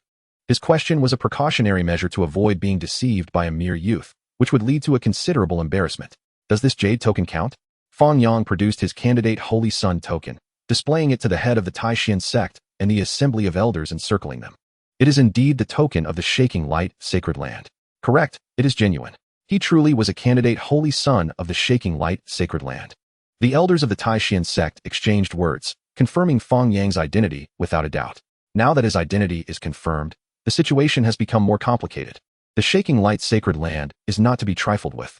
500 years ago, an elder from the shaking light sacred land instigated a conflict that resulted in the death of the then peak master of the crude peak. Logically, the shaking light sacred land was in the wrong. Yet, in terms of strength, the Taishan sect is weaker. Ultimately, the matter ended without resolution. No one spoke a word of justice for the crude peak's peak master. It was regarded as a great fortune that the shaking light sacred land had not caused them any trouble. Might makes right, after all. The head of the Taishan sect hesitated. He did not genuinely wish to follow Li Ruoyu's suggestion to detain Fang Yang and await a ransom from the shaking light sacred land. If the shaking light sacred land sent a formidable elder, the situation could easily spiral out of control. Moreover, Fang Yang's cultivation was still shallow, making it unlikely for him to have comprehended the crude peak's fundamental secret arts. At most, he would have merely grasped a sliver of its essence. And the shaking light sacred land would not offer substantial compensation. Most importantly, even if compensation were obtained, it would not benefit the entire Taishan sect, but rather be given to Li Ruoyu of the crude peak. It would be wiser to let the younger generation resolve the matter. With this thought, the head of the Taishan sect devised a clever plan, allowing him to reasonably release Fang Yang without offending the lineage of the shaking light sacred land. Once again, the esteemed Taishan sect can preserve a semblance of dignity. Young friend, I perceive that this is merely an unintentional blunder on your part. Let us proceed in this manner. Our Taishan sect will dispatch 6 disciples, and should you manage to defeat even one of them, we shall consider this matter resolved. What say you? The headmaster of Taishan sect declared. He had discerned Fang Yang's cultivation level to be merely at the first layer of the 4 extremes, while he was prepared to send 4th disciples at the 4th layer of the same realm, sharing the same 4 extremes secret realm. Who could claim that this was an act of bullying? In the ensuing matches, they could defeat Fang Yang 5 times, leveraging his status as a candidate for the Holy Sun to bolster the reputation of Taishan sect's younger generation, thus justifying the cost of covertly learning their heritage. In the final match, they would slightly ease the pressure, tossing this hot potato away. Such a plan would mark a resounding success. Chapter 28. Hua Yunfei. Life and death, you say, are of no consequence? Fang Yang astonishingly countered the words of the Taishan sect headmaster. The headmaster's blood surged. Do you truly wish to take lives? This is utterly excessive. Indeed, this is a flagrant overreach. Yet, the headmaster, having presided over the sect for many years, was adept at emotional control. After forcibly suppressing his anger, he managed to express a faint smile as he spoke. Nearby, Li Ruoyu witnessed the entire exchange, chuckling to himself in self-mockery before turning to leave, unwilling to inquire further into the matter. No one paid heed to Li Ruoyu's departure. Thank you, esteemed elder. For your understanding, I shall exert my utmost efforts. Fang Yang cast a glance at Li Ruoyu's retreating figure, then turned to the headmaster of Taishan sect, cupping his hands earnestly. Taishan sect, the Star Peak battle platform. The weathered bronze fighting stage, marred with rust and stained with remnants of blood, had borne witness to countless battles of those beneath the celestial realm. At this moment, disciples from the 108 main peaks crowded below, a sea of humanity stretching as far as the eye could see, united in their animosity. They prepared to observe how the thief attempting to pilfer the crude peak's legacy would be thoroughly defeated by the disciples of Taishan sect. What of the shaking light holy land? What of the candidate for the Holy Sun? The majesty of Taishan sect could not be trifled with. Turning major matters into minor ones, and minor matters into nothing, this was a common tactic employed by large powers. As a fellow countryman and candidate for the Holy Sun of the shaking light holy land, Taishan sect would not dare to act against him. The so-called arena matches were merely a means to save face. Just wait and see. The disciples of Taishan sect who would soon take the stage would undoubtedly be seasoned experts, steeped in the Four Extremes secret realm for many years, rather than mere practitioners at the first layer. After winning 5 matches, Taishan sect would ascertain Fang Yang's true strength and then arrange for a worthy adversary to narrowly lose to him. This way, they could preserve their own dignity while gracefully allowing Fang Yang to depart, avoiding accusations of weakness and cowardice. Ji Ziyue accompanied Yi Fan. The two of them positioned quite far from the battle platform, devoid of Taishan sect disciples nearby, yet they still lowered their voices as they spoke. I truly did not anticipate that he could progress to this stage so swiftly. After hearing Ji Ziyue's analysis, Yi Fan revealed a complex expression, knowing that Fang Yang would not come to any harm. He was still merely a practitioner of the Divine Bridge. However, Fang Yang had soared through the ranks, not only becoming a cultivator of the Four Extremes, but also transforming into a candidate for the Holy Son of the Shaking Light, Holy Land. It was impossible for Yi Fan not to feel a pang of envy. Yet, he did not harbor any jealousy towards Fang Yang. Rather, it merely fueled his own motivation for cultivation. Is it true that he, like you, only began his cultivation 3 years ago, establishing a foundation in the human realm? Ji Ziyue inquired with curiosity. Such a pace of advancement was truly astonishing. It could rank among the most remarkable in the annals of Eastern wilderness history. Indeed, Yi Fan did not conceal the truth. There was no need to shield Fang Yang from information that could be easily discovered with a slight inquiry. In that case, it seems your fellow countryman is destined to endure 4 harsh beatings before he can leave Taishan sect unscathed, Ji Ziyue remarked skeptically about Fang Yang. Both ancient records and the teachings of her elders had informed her that rapid cultivation could lead to an unstable foundation. Each realm required diligent refinement before attempting to break through, and one should avoid haste at all costs. Otherwise, with the resources of the Ji family, how could her brother Ji Haoyue, a divine body, take 20 years to become a cultivator of the Four Extremes?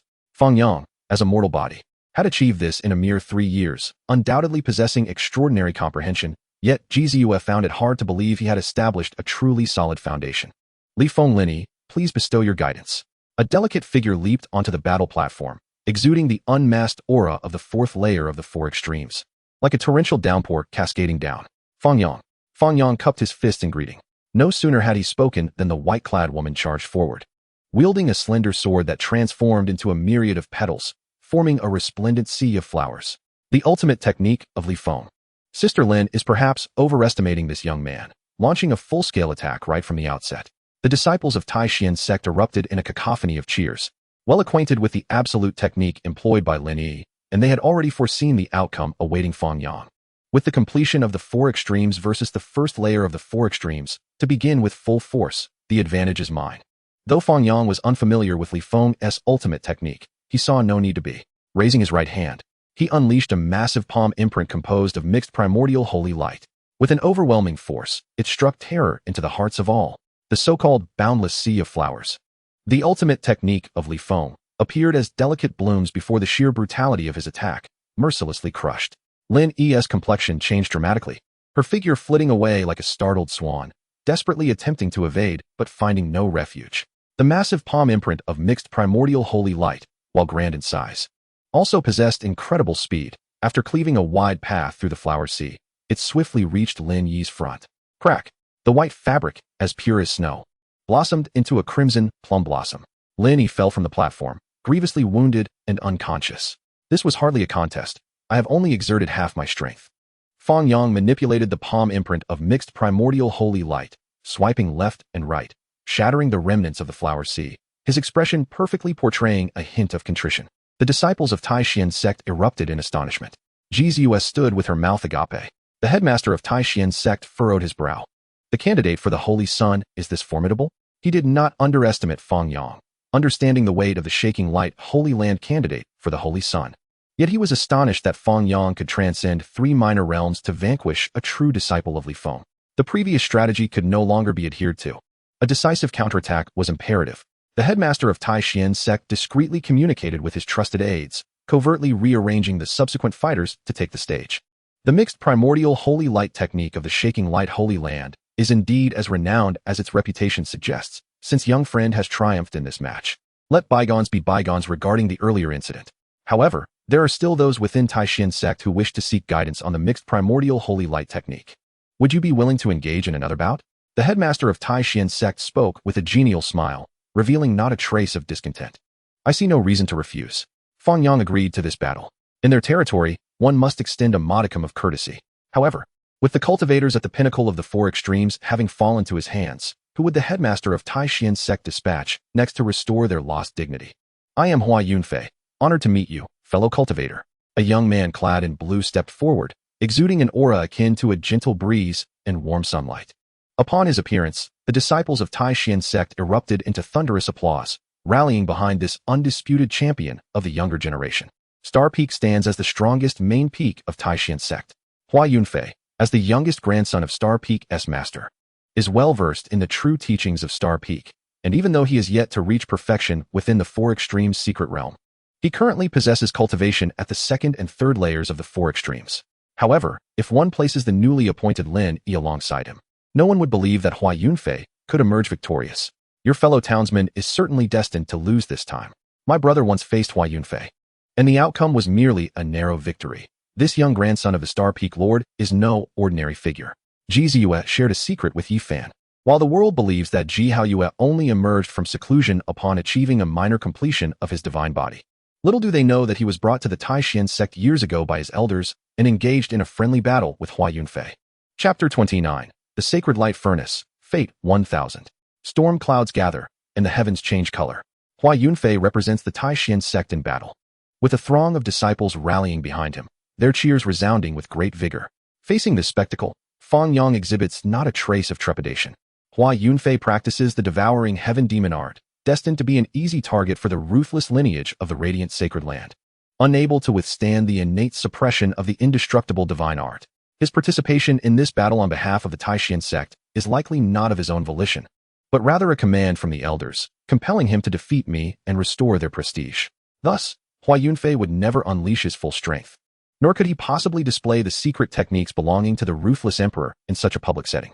With this in mind, Fang Yang resolved not to employ the Sun Emperor Fist in this battle. He would instead utilize the Ziji secret at an opportune moment to validate his own prowess. Since Taoist Fang refrains from striking, I shall not hold back.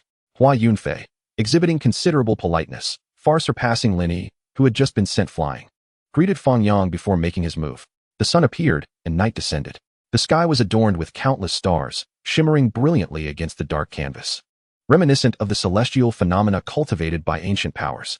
As this spectacle unfolded, silence enveloped the crowd. No one anticipated that Hua Yunfei would regard Fang Yang with such seriousness, unleashing such a rare technique at the outset. Stars plummeted like meteors towards Fang Yang, their energies converging and locking onto his form, leaving him with no avenue for escape. Yet, Fang Yang remained unaffected, even taking the time to critique the celestial phenomenon.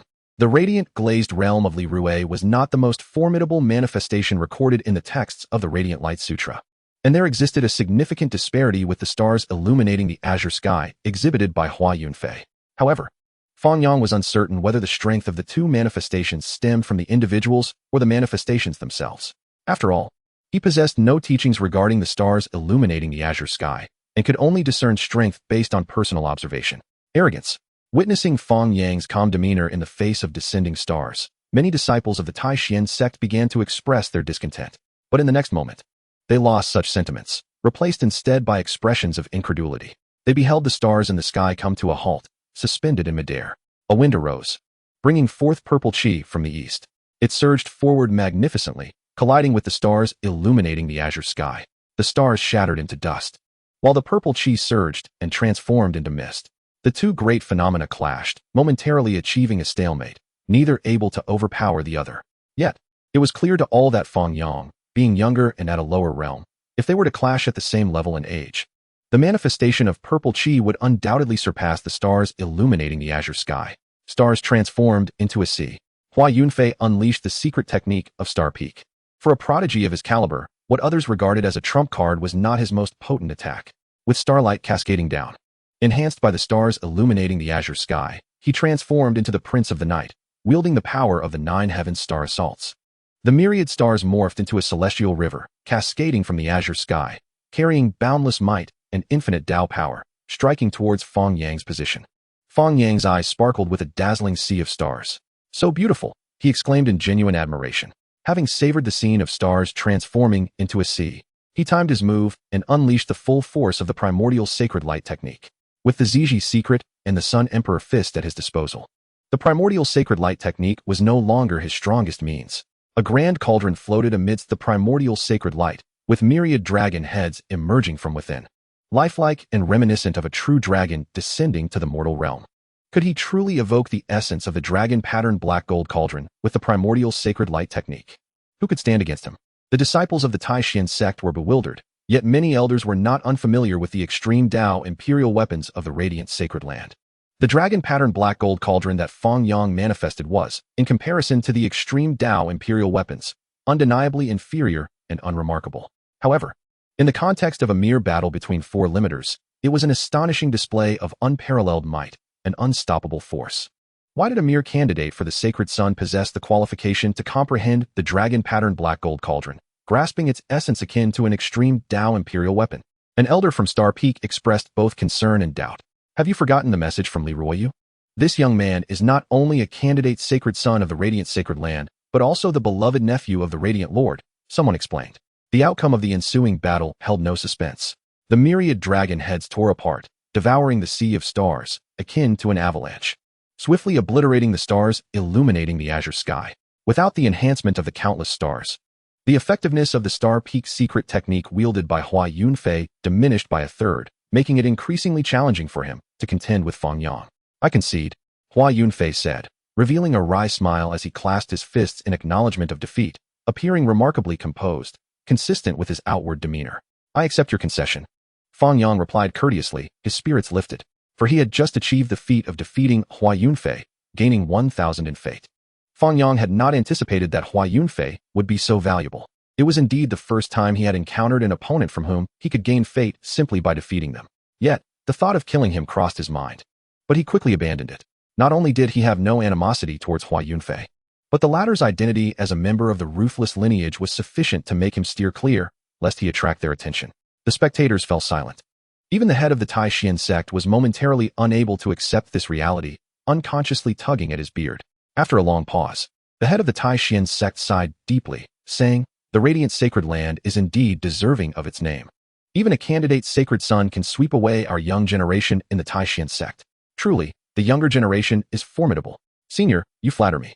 I merely relied on the advantage of the extreme Tao imperial weapon to achieve a fortunate victory over Brother Yunfei.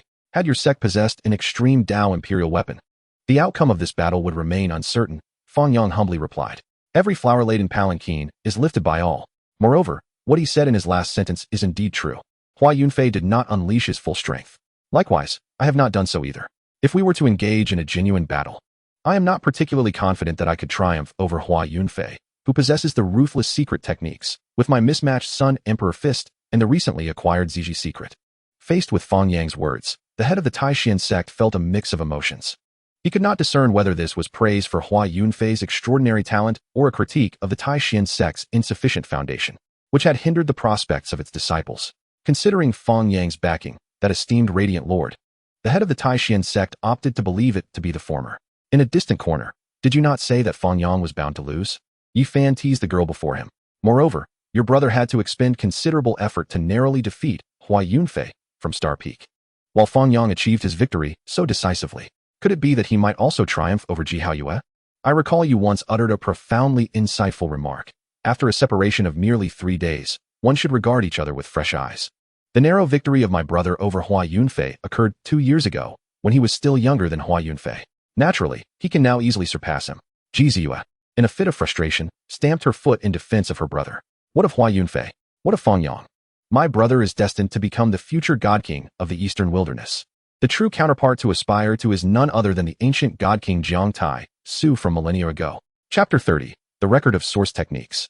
Once the matter was concluded, Fang Yang did not linger at the Taishan sect, nor did he seek recognition from Yi Fan. This was not due to forgetfulness of past camaraderie after his meteoric rise, but rather a reflection of the sect's current impression of him. Any contact with Yi Fan would inevitably lead to Yi Fan facing severe exclusion and harassment in the days to come. A true man should be like this.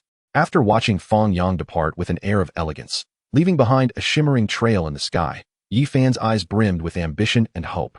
He pondered deeply over Fang Yang's rapid ascent as an ordinary being within a mere 3 years. He had transcended to the Four Extremes secret realm and was poised to become a candidate for the holy son of the radiant light sacred land. The conclusion was clear. The Bodhi leaves from Mars undoubtedly played a pivotal role, aiding him in comprehending the scriptures of the radiant light sacred land.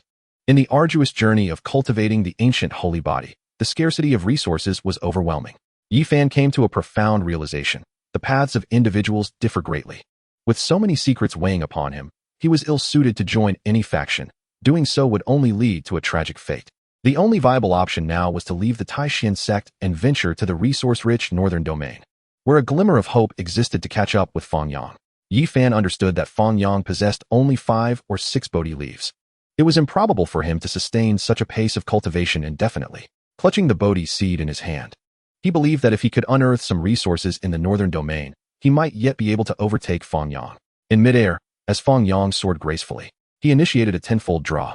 Kuan fist white, Yongchun fist white, 8 extremes fist white, little umbrella white, golden coffin white, absorbing palm green, blazing palm green, black jade continuity ointment green, clumsy fist green, record of source techniques purple, 5 white for green and 1 purple, quite commendable. Skipping over the inconsequential white cards, Fang Yang examined the 5 extraordinary cards, absorbing palm and blazing palm, both clever in their conceptualization. The black jade continuity ointment, while a divine remedy in the realm of low martial arts, paled in comparison to a sip from a divine spring in his estimation. The clumsy fist, created by Gu Qinsha during his initial foray into cultivation, regrettably did not match the later developed techniques of the celestial restoration art or the no-dragon heart method. As Fang Yang's cultivation deepened, he increasingly appreciated the benefits conferred by the dragon nurturing pill, which had granted him prodigious talent. If he could elevate this innate talent further, transforming into an unparalleled genius, a born saint, the possibilities would be boundless. He suppressed these thoughts and turned his attention to the most precious purple card drawn. Record of source techniques, purple. Description, chronicles the lifelong learnings of a source master, encompassing vain exploration, disguise transformation, and the heavenly eye of source techniques, among other contents. Awakening from his reverie, Fang Yang mused, the northern domain, known for its fierce populace and rampant banditry, presents an opportunity for me to uphold justice while simultaneously practicing the secret techniques outlined in the record of source techniques. Materializing the record of source techniques, an ancient tome crafted from unknown materials appeared in his palm. The pages fluttered. After an hour, Fang Yang had committed the entire content of the record to memory and had preliminarily grasped several minor techniques therein. According to the text, the source master who penned this inheritance was remarkably close to the realm of the source heavenly master, though uncertain whether this was mere boastfulness or a verifiable truth. The recorded source techniques were indeed extraordinary. Fang Yang set forth towards the garrison city of the Radiant Light Sacred Land, employing the Radiant Light Step technique to expedite his journey. Familiar with the route, he presented his identity token and stepped through the domain gate. Amidst swirling yellow sands lay the expansive crimson Gobi Desert, stretching infinitely before him. This was a mining area of the Radiant Light Sacred Land, where cultivators and miners cohabited, extracting rare ores left behind from ancient times. As Fang Yang exited the domain gate, remnants of disorientation lingered in his mind. Suddenly, a thunderous roar echoed across the sky. "You lot, charge forth." A burly man with a full beard rode a pair of winged steeds, followed by a throng of cultivators. At his command, they clambered down from the heavens to the ground, scattering across the vast mining area. Upon arriving here, Fang Yang found himself confronted by bandits plundering the mine. He had long memorized the secrets of Radiant Light, and was well aware of the various factions and prominent individuals associated with the Radiant Light Sacred Land, including the notorious bandit leader in the sky, ranked 10th among the 13 major bandits, a formidable being at the second level of the Immortal realm. Recognizing the unsuitability of lingering in this place, he wisely chose to depart. Fang Yang understood that these bandits would primarily seize the ores and pure sources from the mining area, and would refrain from indiscriminately slaughtering disciples of the Radiant Light Sacred Land unless absolutely necessary. However, it is unwise for a gentleman to stand beneath a perilous wall. When faced with such ruthless brigands, one should not harbor expectations of their rationality. Snake Talisman. Invisibility. In an instant, Fang Yang vanished before the domain gate, choosing a random direction to soar away from the mining area. Behind him, a fierce clash erupted in the mine, but it was of no concern to him. Inside a village, a band of rogues mounted on dragon-scale horses brandished whips, herding villagers to the village square, ready to enact a gruesome spectacle. Every month, you must submit 3 pounds of pure source. Go and inquire, which household has a leader as benevolent as ours? You cannot even meet such generous terms. Do you intend to oppose us? With that, the bandit leader signaled, bringing forth 3 elderly individuals. Father, mother, grandmother. Cries of despair echoed through the gathered villagers as they helplessly watched their loved ones facing execution, lacking the strength or courage to resist. Forced to witness the tragic fate of their kin. Release them. At that moment, a young boy stepped forward, boldly confronting the bandits with a fierce glare. The rogues, taken aback by this audacious youth willing to challenge them, revealed cruel smiles. The villagers were equally bewildered. Who is this? They did not recognize him. You filthy beasts. Scum born of a mother, but without a father. The boy shouted defiantly. Why was he so fearless? The villagers displayed a mix of terror and relief.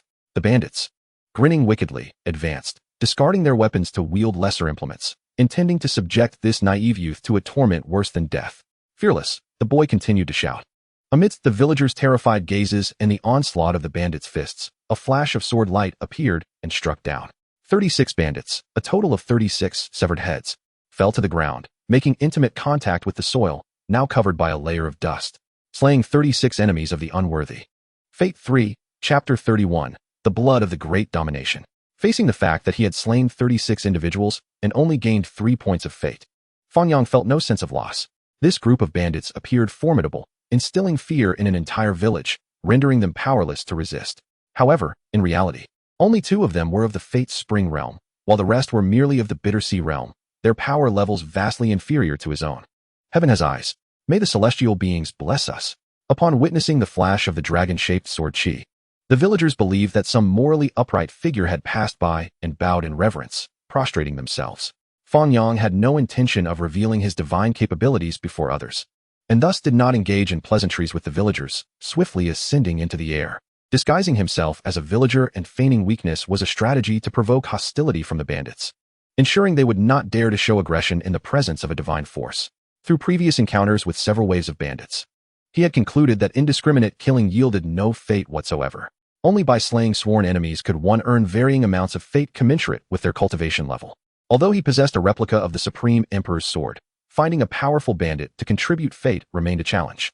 Fang Yang wiped his face, dispelling the illusion cast by the source technique, and then revealed the replica of the Supreme Emperor's sword. The replica was imbued with spiritual essence, intricately woven with principles and engraved with unique Tao patterns from the Supreme Emperor's scripture, capable of unleashing the Imperial Dragon Chi, a formidable force of destruction. Alas, a weapon is merely a weapon, lacking the completeness of a secret technique or method, making it difficult for Fang Yang to dissect the profound art of Imperial Dragon Chi. Such a divine weapon must not be displayed lightly. Any show of its power would necessitate the annihilation of witnesses to avoid attracting the attention of the Great Xia dynasty. This replica of the Supreme Emperor's sword was obtained through a card pool draw, and the Great Xia dynasty would certainly not allow such a weapon capable of wielding Imperial Dragon Chi to fall into the hands of others.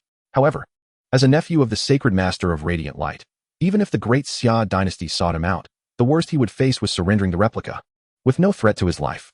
Perhaps he could even secure a substantial compensation from the Great Xia dynasty. It is prudent to remain discreet. This sword, a harbinger of devastation, is likely among the foremost tier of weapons below that of a king's divine armament. Fang Yang had a deep affection for this sword. After all, who could resist a blade that possessed a dragon-like aura? 20 days later, Licheng. True to its name, this city boasts breathtaking landscapes, situated in a vast oasis, with various ancient and elegant buildings that preserve the charm of a bygone era. The tavern buzzed with lively chatter. Damn it, that bastard has killed all my men. My resources are gone. Bang!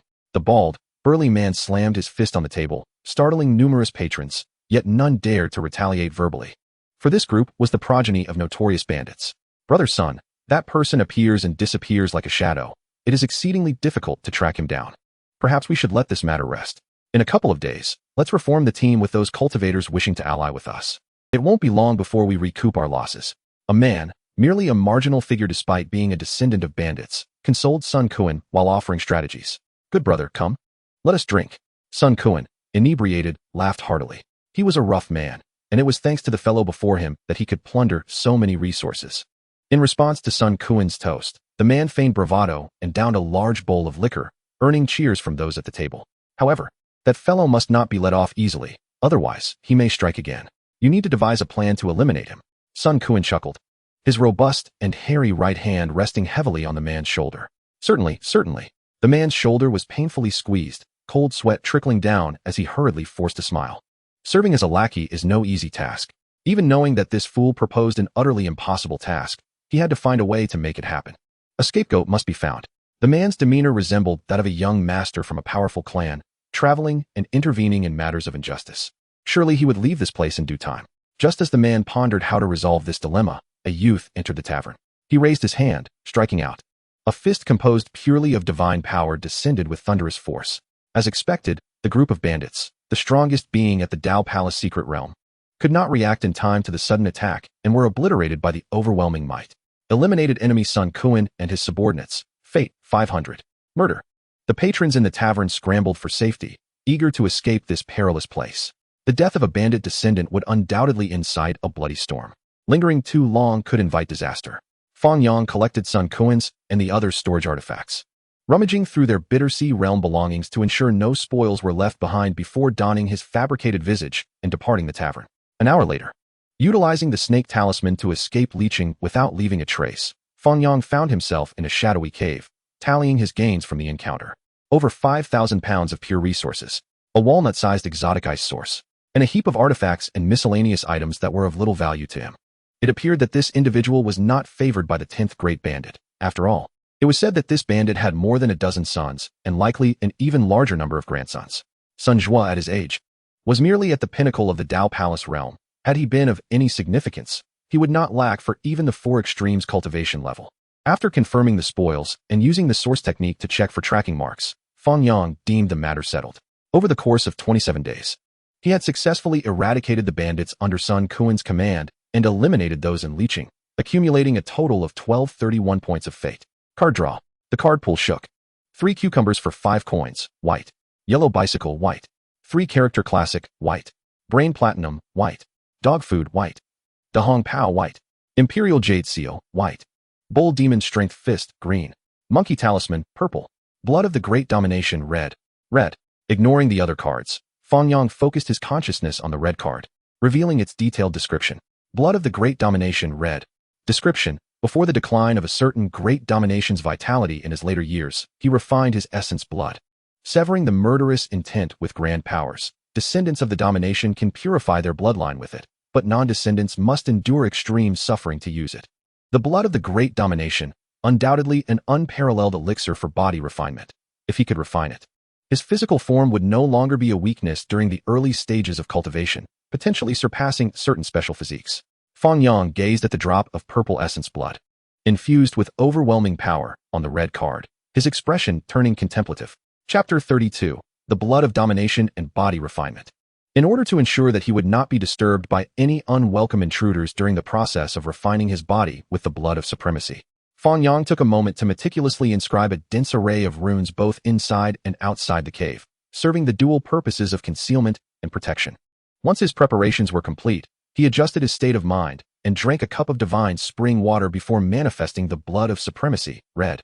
A droplet of purple essence floated in the air, connecting with the profound laws of heaven and earth, bringing forth the 9 divine forms once achieved by the perfected body of supremacy, the true dragon, the Kuanping, the supreme bell, the celestial tower, and the celestial phoenix. Fortunately, this was merely a single droplet of essence, and it had already been stripped of its lethal intent. Otherwise, the moment it was manifested, Fang Yang would surely have met a gruesome demise. The essence of the perfected body of supremacy, even in such a minuscule quantity, was beyond what he could fully absorb.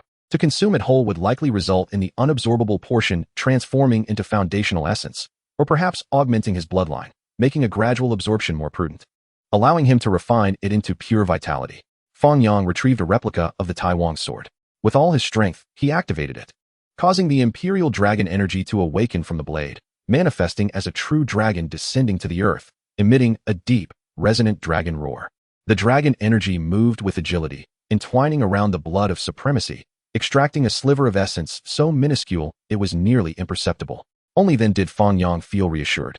He opened his mouth to inhale, drawing that small fragment of blood into his abdomen, which immediately spread throughout his body. A grunt escaped his lips as he clenched his teeth. Pain. Agony. The blood of supremacy, renowned for its unparalleled physique, comparable to the ancient sacred body, could grant an imperial body at the height of its power, challenging even the greatest emperors. However, compared to the gentle and harmonious sacred blood, which could be likened to a precious elixir, The power of supremacy was overwhelmingly domineering, almost incompatible with any other force. At this moment, Fang Yang felt as if his very blood was ablaze, boiling, his flesh tearing apart inch by inch, only to be reconstituted under the tremendous energy of the supremacy blood, becoming more resilient and robust. As the shaking light scripture operated, the primordial divine light surged forth, wearing down that minuscule yet colossal essence of the blood of supremacy. The sound of sutras echoed within the Tao Palace, 5 deities materialized, and the divine light of the 5 elements illuminated all directions, exerting themselves to tear away the essence from the blood of supremacy and seal it within the Tao Palace. 9 mysterious ancient characters floated out, precisely the imperial script recorded in the Wheel of Tao scriptures, containing unfathomable power to suppress that fragment of supremacy blood. Fang Yang exerted all his strength. Yet that fragment of supremacy blood showed scarcely any signs of depletion, continuously providing an immense surge of vitality, washing over his physical form.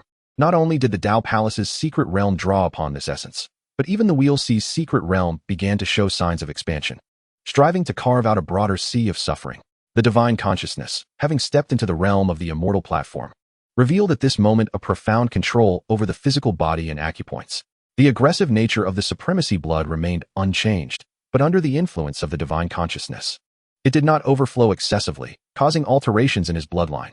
Instead, it orderly reinforced his physical form. Time flew by swiftly, and soon half a day had passed. At Fang Yang's secluded location, the divine light of the 5 elements surged into the sky, the primordial sacred light coalescing into a cauldron, inhaling and exhaling the essence of heaven and earth, depleting the vitality within several miles. The body of supremacy indeed lived up to its reputation, at the pinnacle of perfection. It could condense the 9 divine forms.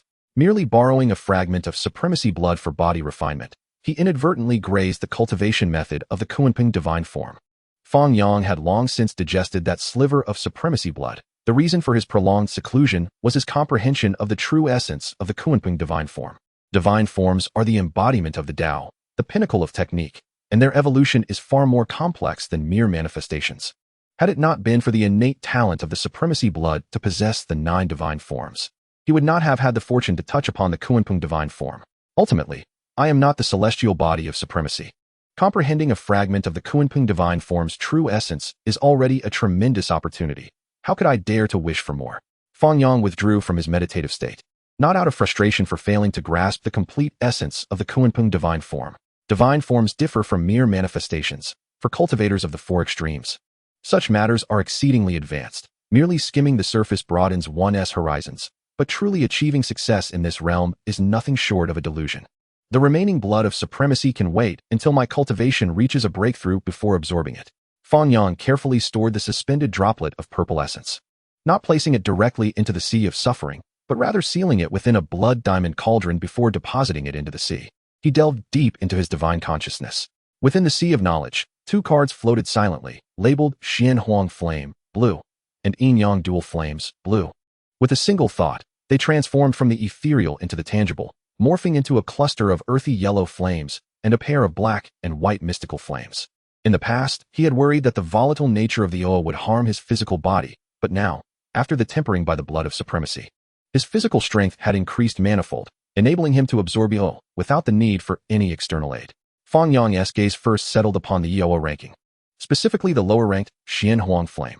Unlike the Xian Huang Qi of the Shrouded Sky realm, the Xian Huang Flame of the Dopa realm, though bearing the same name, merely signifies the earth attribute of the flame.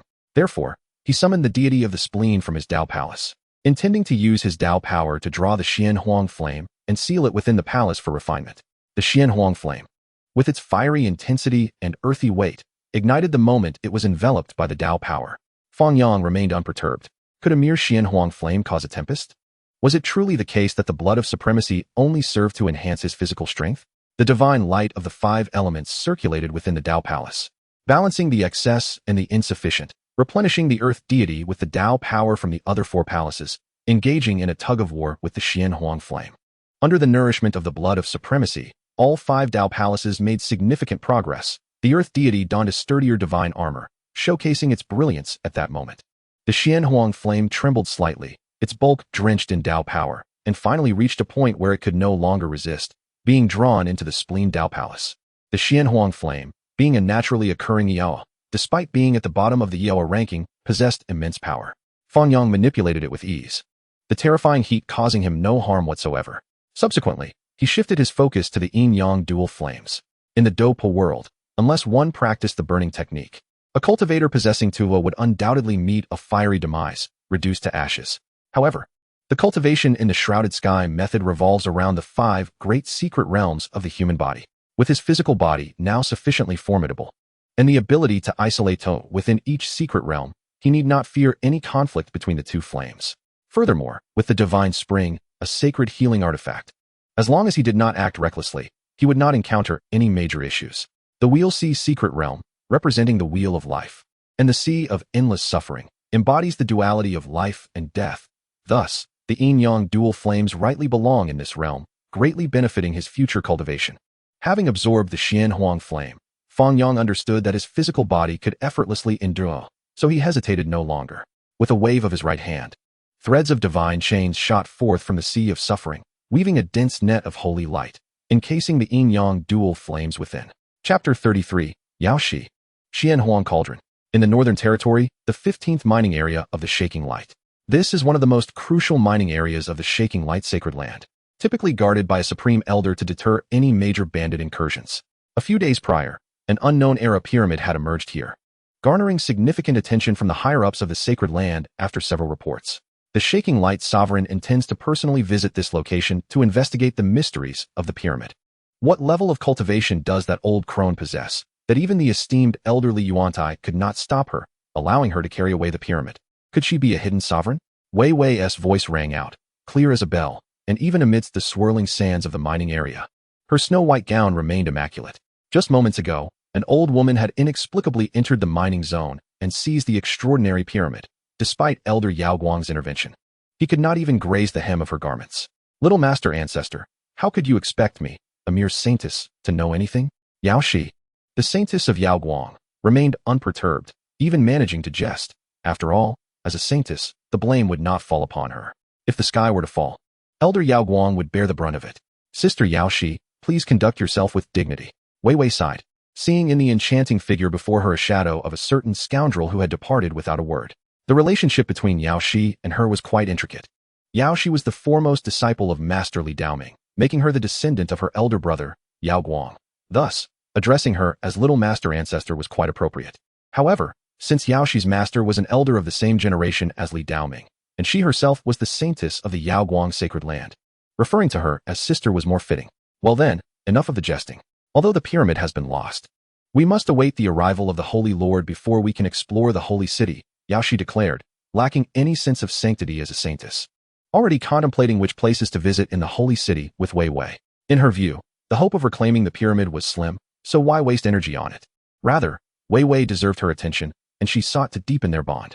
Having heard of Fang Yang's exploits, Yao Shi had sought out Master Li Daoming's peak to meet and befriend Wei Wei. Unfortunately, Fang Yang, the prospective holy son, was away on travels and could not be seen. This trip to the mining area was a duty she could not shirk as a saintess, so she invited Wei Wei along to cultivate their friendship. The 2 young women did not wait long.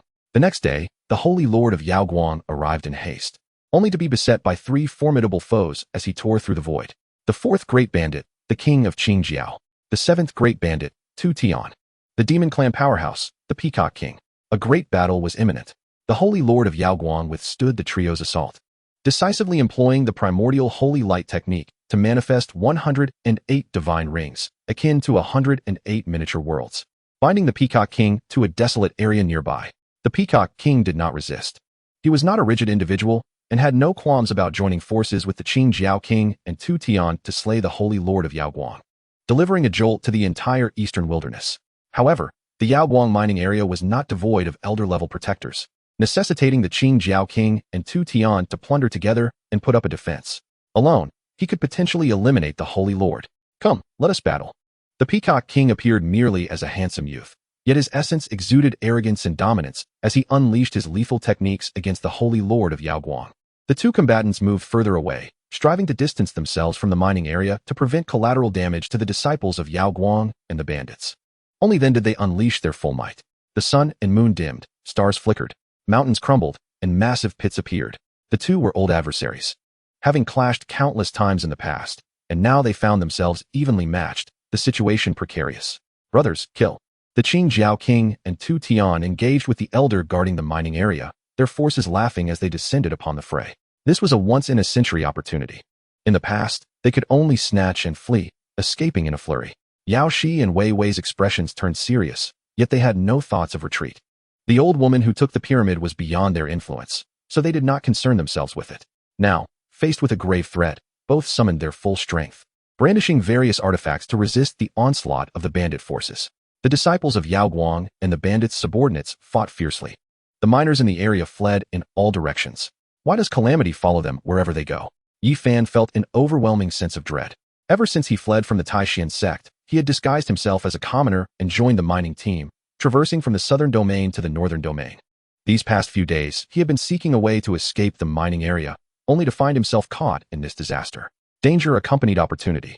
With such turmoil in the mining area, the previously sealed runes would surely be shattered, presenting him the perfect chance to flee. Yet, even as he thought this, anxiety gnawed at him. He was merely a fledgling cultivator, and in this realm where cultivators were as plentiful as dogs, a single misstep could lead to death. Yi Fan dodged and weaved, fearful as he moved toward the exit. He was mere hundreds of meters from escaping the battleground when, on the horizon, a youth descended upon a cauldron, capturing his attention. Fang Yang. Yi Fan was astonished, never expecting to encounter this high school classmate in such a place. Beyond Fang Yang himself, it was the two-colored cauldron beneath his feet that truly captivated his gaze. He could not be mistaken. This was undoubtedly the essence of all things. Also known as the Xian Huang Qi, even a wisp could crush mountains. What a coincidence. Fang Yang surveyed the battlefield below, and after assessing the situation, he chose not to flee. This time was different. Both sides were genuinely at odds. The Yaoguang sacred land was suffering heavy casualties, barely holding onto the mining area. On the verge of defeat, Fang Yang's thoughts raced, and he conjured a massive holy light palm with his right hand, which descended from the heavens. A bandit, caught off guard, was crushed beneath it. Killing a Dao Palace cultivator, Fate 10.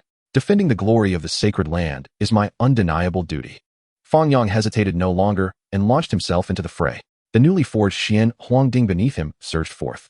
This cauldron, crafted from 49 strands of Xian Huang Qi through the dual flames of yin and yang, though not yet his proof of Dao, rivaled even the finest artifacts meticulously refined by ordinary four extremes cultivators.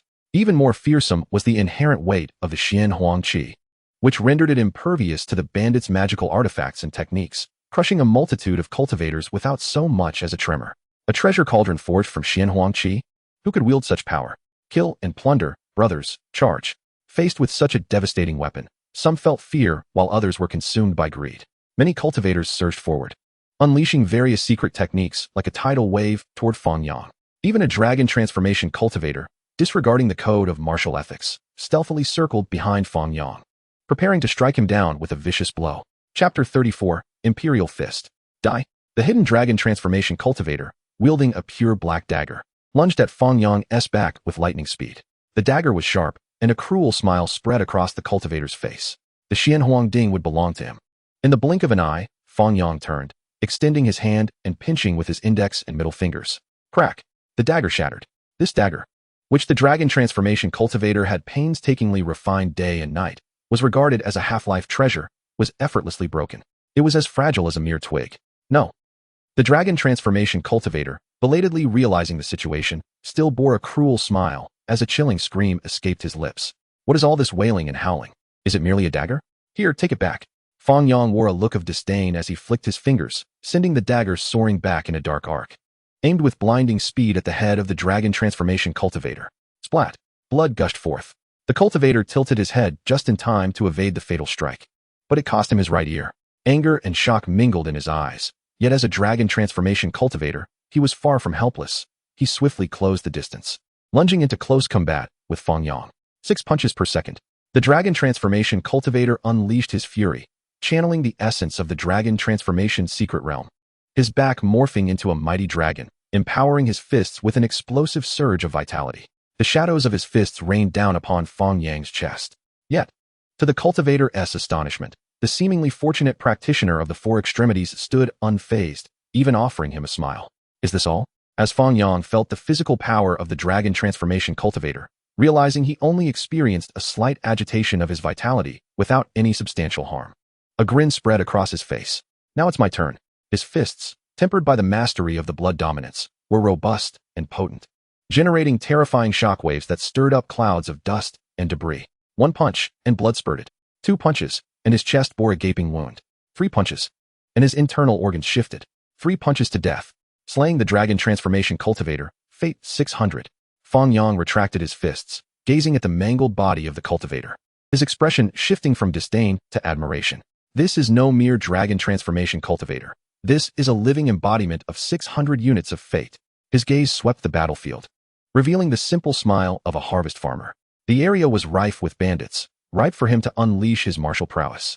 Fang Yang's body crackled with energy, resembling a ferocious beast as he charged toward the heart of the battlefield, where two dragon transformation cultivators were locked in combat. As for the Xinhuang Ding, with his comparable divine sense to that of celestial platform cultivators, directing a portion of his thoughts to manipulate the grass cutting was entirely unproblematic. Gulp. Wei Wei, is that your junior brother Fang Yang? Yao Shi's expression was one of disbelief, clearly having witnessed Fang Yang brutally dispatching a dragon transformation cultivator. For prodigies like them, slaying a dragon transformation cultivator at the Four Extremities realm was not an unfathomable feat worthy of great attention. However, Fang Yang had done so using sheer physical prowess. Is he still a mortal body? He must have taken some elixir. Are you certain he is indeed immortal and not some divine or royal body with extraordinary traits? He seems as fierce as a savage beast. Yao Shi felt that if she were to engage him, she would likely have to rely on the primordial holy light technique or artifacts to maintain distance, avoiding close combat with Fang Yang. What gives a mere mortal body such strength? Who knows? Wei Wei paid no heed to Yao Shi's comments, casually replying before fixing her gaze on the approaching Xinhuang Ding. The Xinhuang Ding wielded unmatched power. The cultivators of the Four Extremities and Dao Palace secret realm could not inflict the slightest harm upon it. The bandits could only watch helplessly as this deadly weapon mercilessly slaughtered their comrades, scattering in disarray. The essence of Xinhuang enveloped Wei Wei, bestowing upon her an impenetrable defense. A slight smile played upon Wei Wei's lips. Following that, she coordinated with the Xinhuang Ding, moving through the throngs of Dao Palace and Four Extremities cultivators as if in a realm devoid of opposition, the killing speed of the Xinhuang Ding quickening. Junior sister, wait for me. I haven't entered yet. Yao Shi called out loudly from behind her. Wei Wei frowned slightly at the remark, but still used her artifact to part the Xinhuang essence, creating a gap wide enough for one person to pass through. Yao Shi reacted swiftly, stepping lightly and gliding into the Xinhuang Ding. The two women exchanged no further words, seamlessly cooperating with the Xinhuang Ding's onslaught, leaving no one in their wake capable of resistance. They either perished or fled. As Fang Yang squeezed into the fray, he noticed the convergence of the Xinhuang Ding and Wei Wei, a smile gracing his face. Having two useful tools was splendid. With their collaboration, his accumulation of fate points accelerated by nearly half. Seeking death. Junior brother, be careful. The two dragon transformation cultivators engaged in fierce combat. Warned as they noticed Fang Yang joining the fray, a brass pagoda was hurled forth, expanding in the wind. The dragon transformation bandit slightly gained the upper hand, freeing his hands to wield this artifact, aiming to eliminate the troublesome opponent. He was entirely focused, oblivious to Fang Yang crushing the dragon transformation artifact with his bare hands. Otherwise, he would not have been so reckless. The brass pagoda gleamed with a golden light, propelled by the dragon transformation cultivator's will, crashing forward like a great mountain. Fang Yang did not flinch nor evade. Instead, he charged directly. His fists collided with the pagoda structure, to the astonishment of the two dragon transformation cultivators. A corner of the brass pagoda was actually shattered by the punch of a Four Extremities cultivator. Quite impressive. Fang Yang shook his slightly numbed hand and remarked. This brass pagoda was not vastly superior in material to the dagger he had shattered, but its weight and evidently superior formations made it difficult for him to obliterate it in one go, relying solely on brute strength. A change of tactics was in order. Fang Yang had initially wished to test the limits of his physically tempered body through the mastery of blood dominance, without a firm intention to engage with mere fists. Soon, his eyes transformed into radiant suns, his vitality boiling, divine power igniting. Within the Dao Palace, 5 deities intoned prayers, conjuring strands of solar energy that surged forward in a punch. Sun Emperor Fist. A resplendent sun suddenly ascended, its infinite light and heat enveloping 100 miles, visible even from 1,000 miles away. Unlike Fang Yang's Xinhuang Ding, which merely attracted the attention of some low-tier cultivators, the emergence of the Sun Emperor Fist even caught the attention of the lofty celestial platform cultivators. Those of lesser cultivation were so awestruck that they forgot to defend against their opponent's assaults, resulting in the loss of over 100 lives. If the spectators were so affected, the dragon transformation bandit, locked in the sights of the Sun Emperor Fist, was left utterly despaired. Facing a cultivator a whole realm beneath him, yet feeling as though death were a preferable escape. There was no escape, no defense. The dragon transformation bandit struggled, releasing all 4 weapons refined from the Sea of Will's secret realm, no longer resisting the radiant cultivator before him. After all, the latter had already vanished without a trace. Chapter 35, The Sunfire Saves. The Brass Pagoda, the Bronze Bell, the Red Copper Furnace, the Purple Copper Heavy Ding, the 4 artifacts stacked together, forming an inseparable whole, resembling an eternal divine mountain. The notion that one artifact could shatter myriad laws was not an easily attained secret technique. This dragon transformation bandit, of noble origin and grand ambitions, could only refine 4 heavy artifacts. At that moment, the dragon transformation bandit suddenly felt that refining 4 artifacts was not such a bad thing. One heavy artifact could not withstand the onslaught. For heavy artifacts, sharing the same essence, could surely withstand the blow of a 4 extremities cultivator, even if that punch was indeed somewhat terrifying. Fang Yang's thoughts were singular. Not as convoluted as the individual before him imagined. He steadily propelled the Sun Emperor Fist, grasping the nuances of its Tao rhythm. He had not cultivated the true scripture of the sun. Between the forbidden technique of the Sun Emperor Fist and the scripture, there remained a lamentable barrier, difficult to breach. However, with his prodigious talent, Fang Yang, through the invocation of the Sun Emperor Fist via the Radiant Light Sutra, managed to exert a power of 7 to 8 parts of its full might. The might of the Emperor Fist surged like an abyss or a vast sea. When he was 10 zhang away from the dragon transformation bandit, its power peaked, and the true fire of the sun ignited. The terrifying heat instantly melting the surface of the 4 treasured artifacts. Drops of molten copper fell to the ground. As his fist descended, the dragon transformation bandit roared in defiance, unleashing what might be the final secret technique of his life. The 4 treasured artifacts merged into one, resembling a meteor colliding with Fang Yang's Emperor Fist. Lives were lost. The location of the dragon transformation bandit transformed into a vast pit, its interior filled with pale crystalline structures, and the 4 shattered magical artifacts lay in silence. No bones remained. Killing the dragon transformation cultivator, Fate 800. Another entry into his fate account. Fang Yang surveyed his surroundings. The disciples of the celestial platform were still engaged in battle, paying little heed to this particular clash. The aftershocks of their conflict were far more formidable than Fang Yang's single punch. A cultivator of the 4 extremes, even if capable of slaying a dragon transformation cultivator, was merely a young contender and could not possibly become the center of this battlefield. Moreover, the battlefields below the celestial platform were all affected by this punch. What kind of technique is this? I too am a disciple of the radiant light. Why has my master not taught me this move? The fist, like the great sun, seemed to traverse the heavens as if the sun's sovereign's forbidden art, the Sun Emperor Fist, had been unleashed. The disciples of the radiant light sacred land, well versed in history, recognized Fang Yang's secret technique more swiftly than the bandits. Could it be that Fang Yang has obtained the complete sun cannon? Or has he merely acquired the Sun Emperor Fist, this forbidden technique?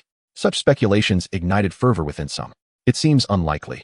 If he possessed the complete Emperor Cannon, he would not be able to invoke the Sun Emperor Fist using the Radiant Light Sutra, an elder of the dragon transformation in the Radiant Light Sacred Land. With keen insight, discerned the faint glow unique to the Radiant Light Sutra surrounding Fang Yang as he executed the Emperor Fist. A forbidden technique is indeed rare. Though our sacred land possesses an unparalleled imperial weapon, we have yet to inherit the complete Emperor Cannon. Some lamented, others felt envious.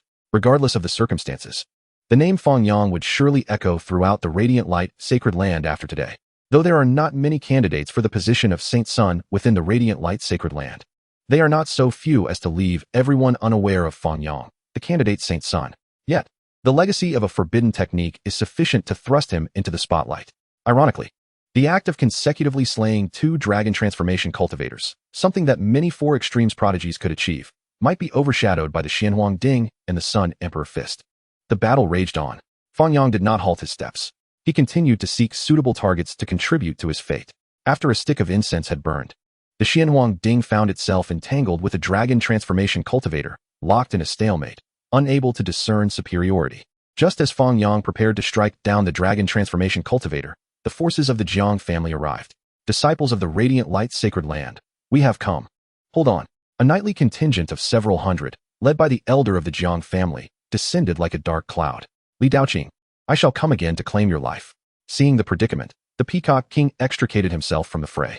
He was not afraid of death but could not bear to watch his friends, the Azure Flood Dragon King and Tu Tian, along with the troops that had accompanied him, perish here.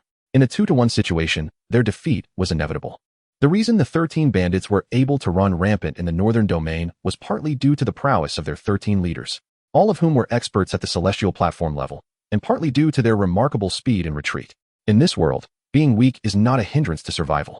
But if one cannot fight back and cannot escape, then they are destined to be slain. Thank you, Jiang family friends. The radiant light, sovereign Li Daoqing clasped his fists in gratitude towards the elder of the Jiang family. As fellow practitioners of the righteous path in the eastern wilderness, they should stand united. The bandits had grown increasingly audacious, daring to attack the sovereign of the sacred land alongside the Peacock King, leading them to a path of inevitable destruction. The elder of the Jiang family exuded righteous energy, resembling a paragon of virtue. I trust you like a ghost. The radiant light sovereign muttered under his breath. This old fellow has a thick skin. If he truly practiced what he preached, he should have collaborated with the radiant light sacred land just moments ago to apprehend all these bandits and their subordinates. Nevertheless, he ultimately came to his aid. Despite harboring disdain for such behavior, Li Daoqing did not forget the elder of the Jiang family's kindness. The leaders of the two great factions exchanged pleasantries. The knights of the Jiang family stood solemnly, forbidding any approach. Meanwhile, the disciples of the radiant light sacred land began silently collecting the bodies of their fallen comrades, as well as treating those who were gravely injured and near death. Fang Yang. Wei Wei approached Fang Yang, and the initial joy of their reunion was dulled by the surrounding atmosphere of sorrow. Behind her, Yaoshi also walked over gracefully. Yet she did not intrude upon their reunion, merely nodding gently in acknowledgement towards Fang Yang. The radiant light sacred land belongs to everyone, but ultimately, it is I, the future radiant light sovereign, who holds the claim. With this mindset, Fang Yang summoned the dual flames of yin and yang from the sea of suffering, waving his right hand, enveloping all the disciples of the radiant light in a sea of pure white flames. The yang fire saved lives, while the yin fire claimed them. When the sea of flames initially descended, some disciples thought they were under attack, but upon realizing that the white flames neither harmed them nor healed their injuries, their vigilance dissipated. In its place arose a question. Who is it? It is the candidate Saint's son, Fang Yang. Although only a few witnessed Fang Yang's summoning of the sea of flames, it was enough to swiftly inform everyone of the source of the life-saving fire. Candidate Saint's son. Saint's son Fang. Many were only slightly injured, but some had barely escaped the gates of death. After being healed by the pure white flames, they rushed to express their gratitude to Fang Yang, greeting him warmly. Fang Yang nodded in response, courteously exchanging pleasantries, and made several acquaintances, thus expanding his network. Once the tasks were completed, Fang Yang chatted briefly with Wei Wei and exchanged a few words with the approaching Yaoshi. He then excused himself, claiming to have gained insights during the battle, and entered an unoccupied stone chamber to reside within. Current fate, 3266. It is a pity that those dragon transformation cultivators are as slippery as eels, unwilling to engage me directly. Otherwise, the fate I would have gained this time would have been even greater. Inside the stone chamber, Fang Yang gazed at the fate he had accumulated, feeling a tinge of regret. Chapter 36. The Celestial Creation Dew. The card pool shook. Clatter. 8 white, 1 green, 1 purple. Clatter. 7 white, 2 green, 1 blue. Clatter. 9 white, 1 red. Fang Yang automatically skipped the white cards and examined the remaining 6 cards. Widyaji, green. Navy 6 styles, green. 80,000-year wonder mushroom, green. Ordinary body origin, blue. Flame of living beings, purple. Celestial creation dew, red. Celestial creation dew? Fang Yang could hardly contain his excitement as he focused intently on its detailed description. Celestial creation dew, red. Description: a mysterious liquid produced within the celestial bottle, infused with the laws of time, possessing the ability to accelerate the growth of plants and other effects. Within the deep red card, a small globule of green liquid appeared unremarkable. If not for the ornate red patterns surrounding it, no one would discern its rarity. The laws of time, even among the ancient emperors, are seldom mastered by those who have transcended to the realm of the carefree. Like the esteemed celestial master who has merely taken the first tentative steps into the domain of time, Fang Yang has contemplated 2 applications of the celestial transformation dew. One application is to hasten the ripening of the elixir of immortality, which typically requires around 5,000 years for its fruit to manifest. If the quantity of this celestial transformation dew is sufficient, it may indeed catalyze the emergence of an elixir fruit in a remarkably short time. The other method is to reserve it for the future, awaiting the acquisition of adequate capabilities to attempt deciphering the temporal laws contained within the celestial transformation dew. The concept of time represents a universally applicable path across myriad realms. Should he manage to gain entry into this realm, the value of this verdant liquid would be incalculable. Lacking both the elixir of immortality and the ability to comprehend the laws of time for the moment, he resolves to take things one step at a time. Fang Yang temporarily sets aside the celestial transformation due, refraining from manifesting it for experimental purposes. If his memory serves him correctly, the celestial transformation due will naturally dissipate, and it is prudent to preserve it within the card until he possesses the requisite abilities to utilize it. Next, he examines the flame of living beings, purple. Description: ranked 5th among the Ihua, possessing formidable life force, capable of ripening medicinal herbs and extending lifespan. A fine treasure indeed, this purple quality should it be refined into my Tao Palace secret realm, may perhaps instigate a subtle transformation of the 5 elements divine light, with the 5 elements divine light harmonizing the 5 elements. Fang Yang is unconcerned about whether the introduction of Yao will disrupt the balance of the 5 elements within the Tao Palace. Instead, he is far more interested in whether this naturally occurring treasure can assist the 5 elements divine light in its transformation into a primordial state. The primordial 5 elements divine light is comparable in quality to the Hunyuan sacred light and possesses the potential to further awaken the latent capabilities of the Tao Palace secret realm. Essence of the mortal body, blue. Description: the essence of a mortal cultivator at the 4th extremity realm. There is nothing more to say. Merge with me. With a mere thought, this blue card fuses into his being, enhancing his foundational essence. The entire process is as gentle as a spring breeze and as subtle as a rain shower. Yet he can feel the slight elevation of his essence invigorating both of his secret realms with renewed potential for advancement. The 5 elements divine light most vividly reflects this change, exhibiting an enhancement of approximately 10%. 8 myriad year wonder mushroom, green. 8 myriad years. Yet still merely of green quality? Fang Yang is left speechless. In the realm of Zhitian, any herb that has thrived for 8 myriad years is deemed a king of herbs, capable of extending a sage's lifespan by several hundred years. What then is this wonder mushroom?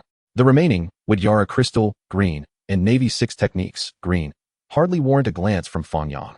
He subsequently begins the refinement of the flame of living beings. Previously, the refinement of the Xian Huang flame and the Yin Yang dual flames had not posed a challenge for Fang Yang, consuming only a modicum of his Tao power and divine power. Now he is faced with a flame of even higher quality, yet the flame of living beings, unlike typical does not explode violently, instilling him with ample confidence. The next day, as Fang Yang emerges from the stone chamber, he finds his esteemed master, Li Daoqing, waiting outside. His gaze fixed upon him. "Greetings, Master Uncle," he exclaims, jogging forward to pay his respects. "Although you are a mortal body, your fortune in cultivating the Tao is indeed remarkable, having acquired the secret techniques of the Sun Emperor," Li Daoqing observes, regarding his disciple with a sense of awe at his serendipitous fortune. Not only had he stumbled upon the eye of the immortal spirit during his travels, but he had also taken on such a talented disciple. Cultivation is not solely dependent on one's physique. Comprehension and fortune can sometimes outweigh innate talent. In less than half a year since venturing out, Fang Yang has not only obtained the elusive Xian Huang Qi, forming a precious cauldron, but has also garnered the Sun Emperor fist. To speak of his fortune as that of an emperor would be an understatement. Yet to claim that my nephew Fang Yang possesses the potential to become a sage is not an exaggeration. Exercise caution whilst journeying abroad. Your possession of the Sun Emperor fist may attract unwanted attention. Furthermore, the dragon-transforming bandit you defeated yesterday was the son of the notorious bandit Sun Tianyun. With that, Li Daoqing produces a piece of Xian Jade platform. This is a specially crafted Xian Jade platform of my design. Upon activation, it allows for instantaneous travel up to 5,000 miles, impervious to all but the most formidable of royal array patterns. "Thank you, Master Uncle." Fang Yang responds sincerely, receiving the gift with deep respect. This is the advantage of having a powerful background. Once one demonstrates equivalent value, various protective measures and cultivation resources are swiftly made available. With Li Daoqing's specially crafted Xian Jade platform, his capacity for self-preservation has risen to a new level. "Focus on your training. I await the day you become the Saint Son of Radiance," Li Daoqing remarks before gracefully departing. Half a day later, Master Brother has left the 2 young women, Wei Wei and Yao Shi, who had previously arranged to travel to the Holy City together with Fang Yang, arrive at the stone chamber and knock at the door. "Coming." Fang Yang replies, pushing open the stone door to step out, his dark Tao robe billowing in the brisk wind. Having refined the flame of living beings, his Tao Palace secret realm has gained profound depth, and his lifespan has increased by nearly 100 years. He radiates vitality, his eyes sparkling with life, and his demeanor exuding an extraordinary presence, akin to a magnificent tree flourishing in growth. It appears my younger brother has gained significant insights during his recent seclusion. Yao Shi observes, her enchanting eyes sparkling as she notices Wei Wei's cheeks tinged with a hint of red, adding with a knowing smile, "Indeed, there has been notable progress." Fang Yang nods in agreement, saying, "Might I ask if my esteemed sister would be so kind as to impart some guidance?" Defeating the not yet at full strength Hua Yunfei would yield 1,000 points of fate. Though Yao Shi may not surpass Hua Yunfei, she could potentially provide him with a 4-digit fortune. Why does my younger brother wish to challenge me instead of the Saint Son of Radiance? Do you aspire to become the Saint Daughter of Radiance? Yao Shi jests, gracefully declining, "I am not particularly concerned about the title of Saint Daughter, yet those ancient relics may not acquiesce to such matters. Why would she wish to contend with Fang Yang? The sight of his formidable physique and the Sun Emperor fist, akin to the sun blazing across the sky, still lingers in her memory. Winning would yield no benefit, while losing would leave her with a tarnished reputation as a saint daughter." Chapter 37, The Holy City. The Holy City is a relic from an ancient era, a bastion for countless great powers. Not only does it host the holy lands of the eastern wilderness and the ancient families, but even the immortal dynasties of the central continent and the golden families of the northern plains possess industries within the Holy City. The Tianxian Stone Workshop. 6,000 years ago, the Tianxian Holy Land launched an offensive against the ancient Forbidden Zone, seeking to penetrate the path to immortality and seize a lifetime of transcendence. Subsequently, the entire Holy Land was obliterated, with only a few disciples managing to escape, unable to safeguard Tianxuan's interests, which were almost entirely consumed by other great powers. The Tianxian Stone Workshop stands as a rare exception. It is indeed a remarkable occurrence that the Holy Land of Tianxian, occupying such a prime location, has not been divided among the others. As Yao Shi and Fang Yang meander through the Holy City, they happen upon the Tianxian Stone Workshop. Observing the faded sign, Yao Shi casually remarks, "What you say is true. I have heard that the Tianxian Stone Workshop is now guarded solely by a decrepit old man. Why not invest 1,000 pounds of source energy to purchase this workshop for Miss Yao, as the Saint Daughter of Radiance?" Even without making an effort to assert her status, her mere presence in the Holy City attracts a throng of admirers. A graceful lady is a treasure to a gentleman. Even though they were fully aware that the saintess could not marry outside her circle, they nonetheless made every effort to present themselves, hoping to win her favor and create a beautiful memory. What a reckless endeavor. Fang Yang glanced at the scheming individual intent on purchasing the Tianxian Stone Workshop and subtly distanced himself from him. Anyone with a modicum of sense would understand that the continued existence of such a dilapidated stone workshop was undoubtedly due to some ominous reason. A mere 1,000 pounds of source energy to acquire it? I shall take a stroll inside. The Tianxian Stone Workshop was once a place of great prosperity, and perhaps it still harbors some hidden gems from the depths of time. With that, Fang Yang stepped through the workshop's entrance. After he entered, Wei Wei swiftly followed. 6,000 years had passed. What treasures could the Tianxian Stone Workshop possibly hold? This young man was far too fanciful. Someone subtly disparaged Fang Yang. Yao Xinzi. He is not worth it. Another prepared to lead Yao Shi to seek out a different stone workshop for gambling, but their words were abruptly cut off. Yao Shi paid no heed to them, trailing behind Wei Wei as they entered the Tianxian Stone Workshop. Inside the workshop, the once magnificent palace lay in ruins, overrun by a tangle of weeds. Compared to the other stone workshops within the Holy City, even the most remote corners of the city were 100 times superior to this place. Fang Yang stepped inside. In the Source Technique Codex, he had already mastered a secret method known as the Source Heaven Divine Perception, which he now employed to survey his surroundings, absorbing all the source energy present within the workshop into his awareness. However, instead of hastily selecting stones, he approached an elderly gatekeeper and politely inquired, "Good sir, what is the price of the stones here?" The old man's eyes were clouded, and he appeared to be on the brink of death. 1 pound of source energy per stone, he replied after a long pause, his voice hoarse and low. Fang Yang clasped his hands in acknowledgement, then proceeded to select stones without further conversation, not wishing to prolong the exchange with this waning sage of Tianxian. It sufficed for him to appear familiar. Following the guidance of his Source Heaven Divine Perception, Fang Yang ventured into a thicket of weeds, where he discovered a haphazard pile of stones. These stones varied in size and shape, mostly being of the lowest quality, with only a few decent pieces, yet they were too small to yield any valuable treasures. He meticulously examined each one, utilizing the techniques from the Source Technique Codex, transforming the exquisite theories he had learned into genuine prowess in source techniques. Wei Wei followed closely behind, greeting the gatekeeper politely before joining Fang Yang's side. "You seem to possess quite the fortune. Have you really mastered source techniques in such a short time?" she asked, observing his earnest examination of the stones. "I've been fortunate enough to receive a legacy of source techniques, and now I'm merely putting it to the test," Fang Yang replied, having nothing to conceal. given that he would inevitably attract attention while gambling for stones in the workshop. It was only a matter of time before others discerned his possession of an esoteric source technique legacy. Upon hearing this, Wei Wei refrained from probing further into how he had acquired the legacy, instead focusing intently on the stones at their feet. Though she had never studied source techniques, she possessed the celestial spirit eye. Suddenly, her gaze fell upon a fist-sized stone that she found somewhat opaque, sensing a rich vitality within. Though untrained in source techniques, she understood that some stones inherently held illusions, and even a source master could not guarantee that every stone would yield treasures. Thus, she hesitated for a moment. At that instant, Fang Yang seized the stone. The source heaven divine perception sensed a subtle energy emanating from it. Unlike the previous stones he had discarded after a cursory glance, he held this one in hand, continuing to inspect the others.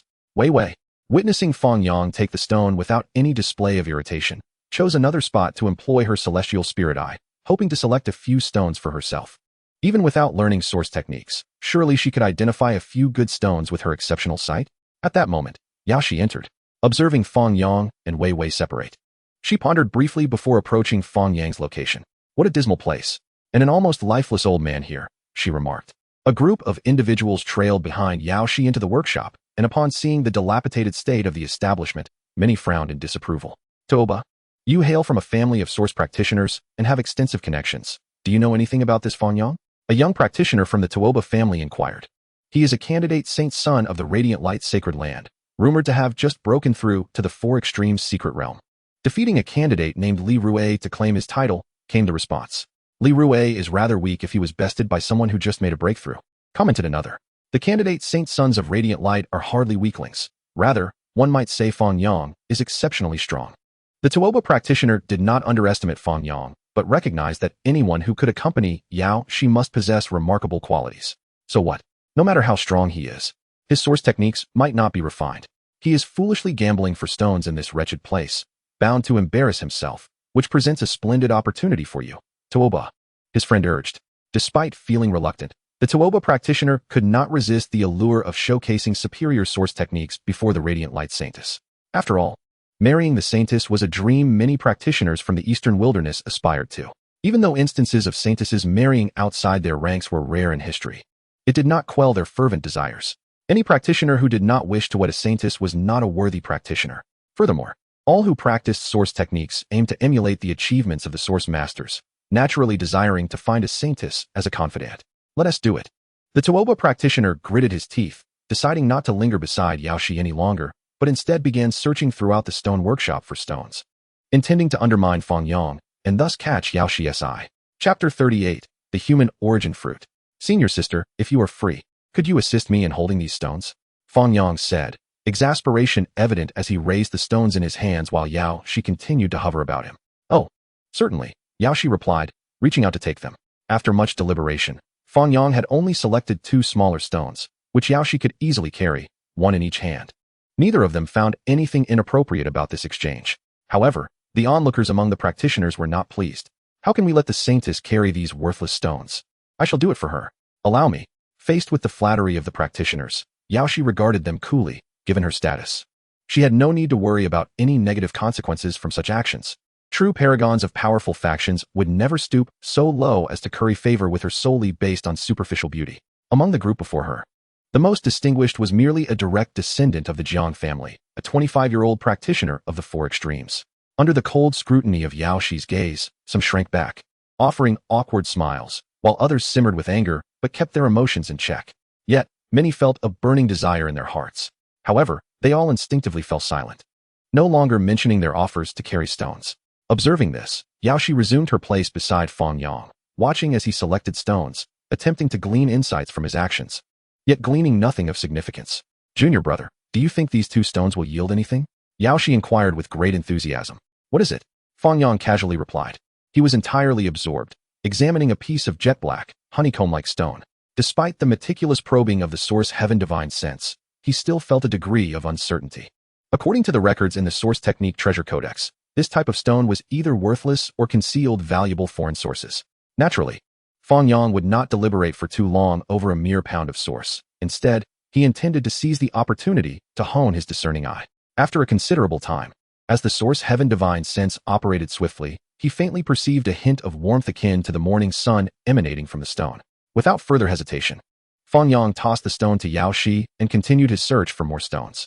After half an hour, Fang Yang held a piece of stone in his hand, while Yao Shi cradled 5 pieces in her embrace. A group of onlookers behind them wore expressions of complex emotions, gazing at their goddess as she played the role of a handmaiden for a man, their hearts filled with envy and resentment. Elder, this is 6 pounds of pure source.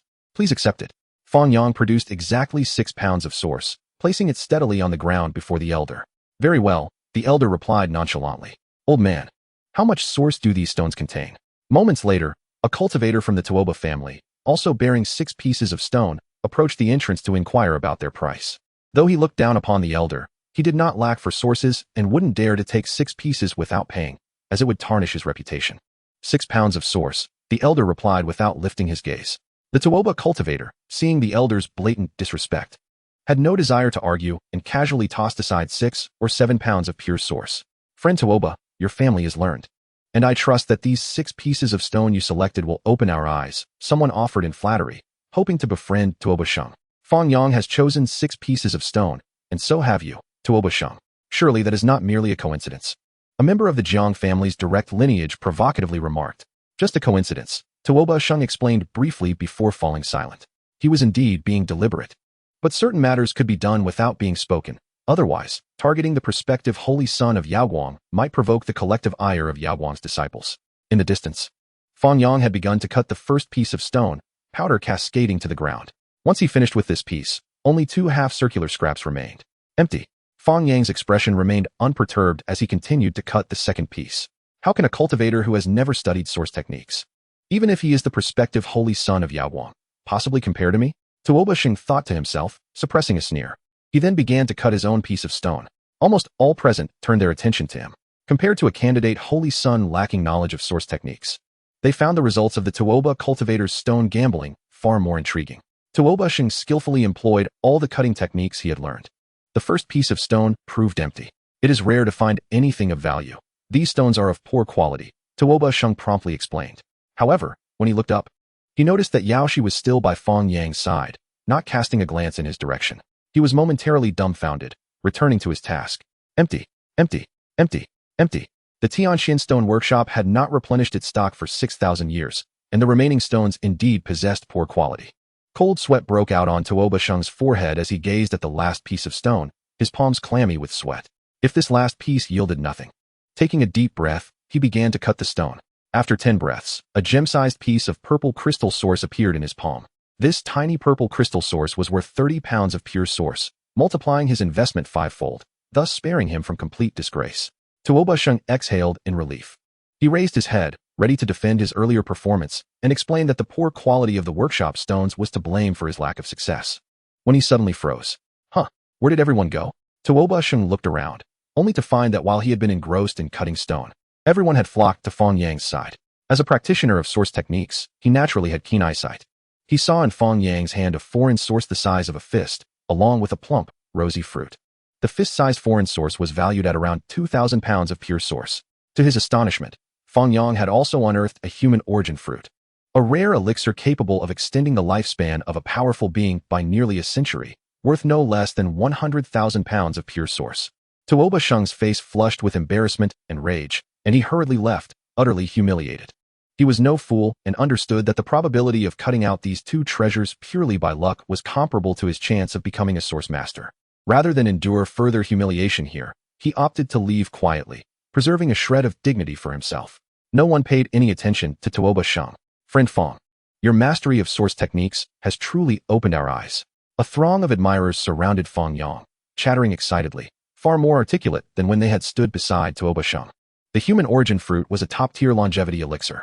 When combined with certain auxiliary materials to refine it into a divine pill, it could extend the life of a second-tier immortal by a century, making it a highly sought-after item to curry favor with their elders. Chapter 39, Demon Embryo. Here an immortality seed. Unperturbed by external distractions, Fang Yang continued to breathe steadily, cutting the final piece of stone. After practicing on the first 5 stones, his cutting movements now flowed with grace, reminiscent of a source master. Soon, the stone the size of a human head was cleaved open, only to reveal a disappointing emptiness within, devoid of even a single red hair. It seems this is your first time gambling with stones. Hitting 2 out of 6 is already quite commendable. That fellow Tuoba Sheng claims to be from a family of source technique practitioners, yet he has already fled in disgrace. Remarked Jiang Yishuan, a direct descendant of the Jiang family, who had initially harbored animosity towards Fang Yang. However, in the face of the human origin fruit, he could only suppress his true feelings and attempted to draw closer. His great-grandfather was approaching his final days, and presenting this human origin fruit would be a tremendous opportunity, surely garnering him preferential treatment and resources. Who is Tuoba Sheng? Fang Yang frowned, puzzled by the meaning behind the remark. Jiang Yishuan found himself at a loss for words. Having not anticipated that Tuoba Sheng's elaborate scheming to outshine Fang Yang would go entirely unnoticed by him. I am willing to pledge in the name of the Jiang family that if you hand over the human origin fruit, I shall return 10,000 pounds of pure source within 6 months. Jiang Yishuan earnestly promised, no longer mentioning Tuoba Sheng. The reason for the 6-month time frame was that in just over 5 months, his great-grandfather would celebrate his 3,000th birthday, making it the perfect occasion to present the human origin fruit as an expression of filial piety. At that time, his great-grandfather would undoubtedly be overjoyed upon receiving the fruit and would repay him with 10,000 pounds of source, not to mention the other benefits that would surely follow. I must decline, Fang Yang replied coldly. He could not fathom why this scion of the Jiang family could be so brazen as to suggest repaying the sum of 100,000 pounds of source energy after a mere 6 months. Moreover, what kind of fool would consider such a gesture of valuable favor? Why? Jiang Yishuan pressed anxiously. He believed he had demonstrated considerable sincerity. 100,000 pounds of source energy was no trifling amount, and a single favor was not insignificant either. If Fang Yang could only exercise a bit of patience, once he ascended to greatness, he would undoubtedly make that favor worth its weight in gold. You are overly confident, Fang Yang retorted, casting aside that remark as he picked up the human source fruit and pure yang source, striding toward the entrance of the stone workshop.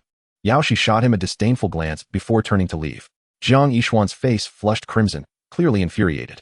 At the entrance of the stone workshop, Elder, may I take this stone material directly without cutting it here? Wei Wei inquired of the elderly gatekeeper. In nearly all the stone workshops within the holy city, there existed a strict rule mandating that stones must be cut on site. Otherwise, the material could not be sold. It was said that this regulation stemmed from a certain generation of source masters who, in a single sweep, plundered the majority of the stone workshops in the holy city, resulting in a period where nothing of value was ever cut from the stone yards. Learning from that experience, to observe the techniques of source arts and to guard against ulterior motives, the major stone workshops established the rule of on-site cutting. There are no such rules here. The elder shook his head, indicating that Wei Wei could take the stone material she held without the need to cut it on the spot. Thank you, Elder. Wei Wei paid 1 pound of pure source and hurried to catch up with Fang Yang and Yao Shi, a look of triumph on her face. There must be something extraordinary within this stone material. Junior brother, help me cut it later, she commanded without reservation. Split the spoils with me. Fang Yang glanced at the stone material in her possession, finding it somewhat opaque, and boldly declared, impossible. How about 40% then? No way. 30%. Fine. Though Fang Yang moved swiftly, the ripples he left behind did not cease.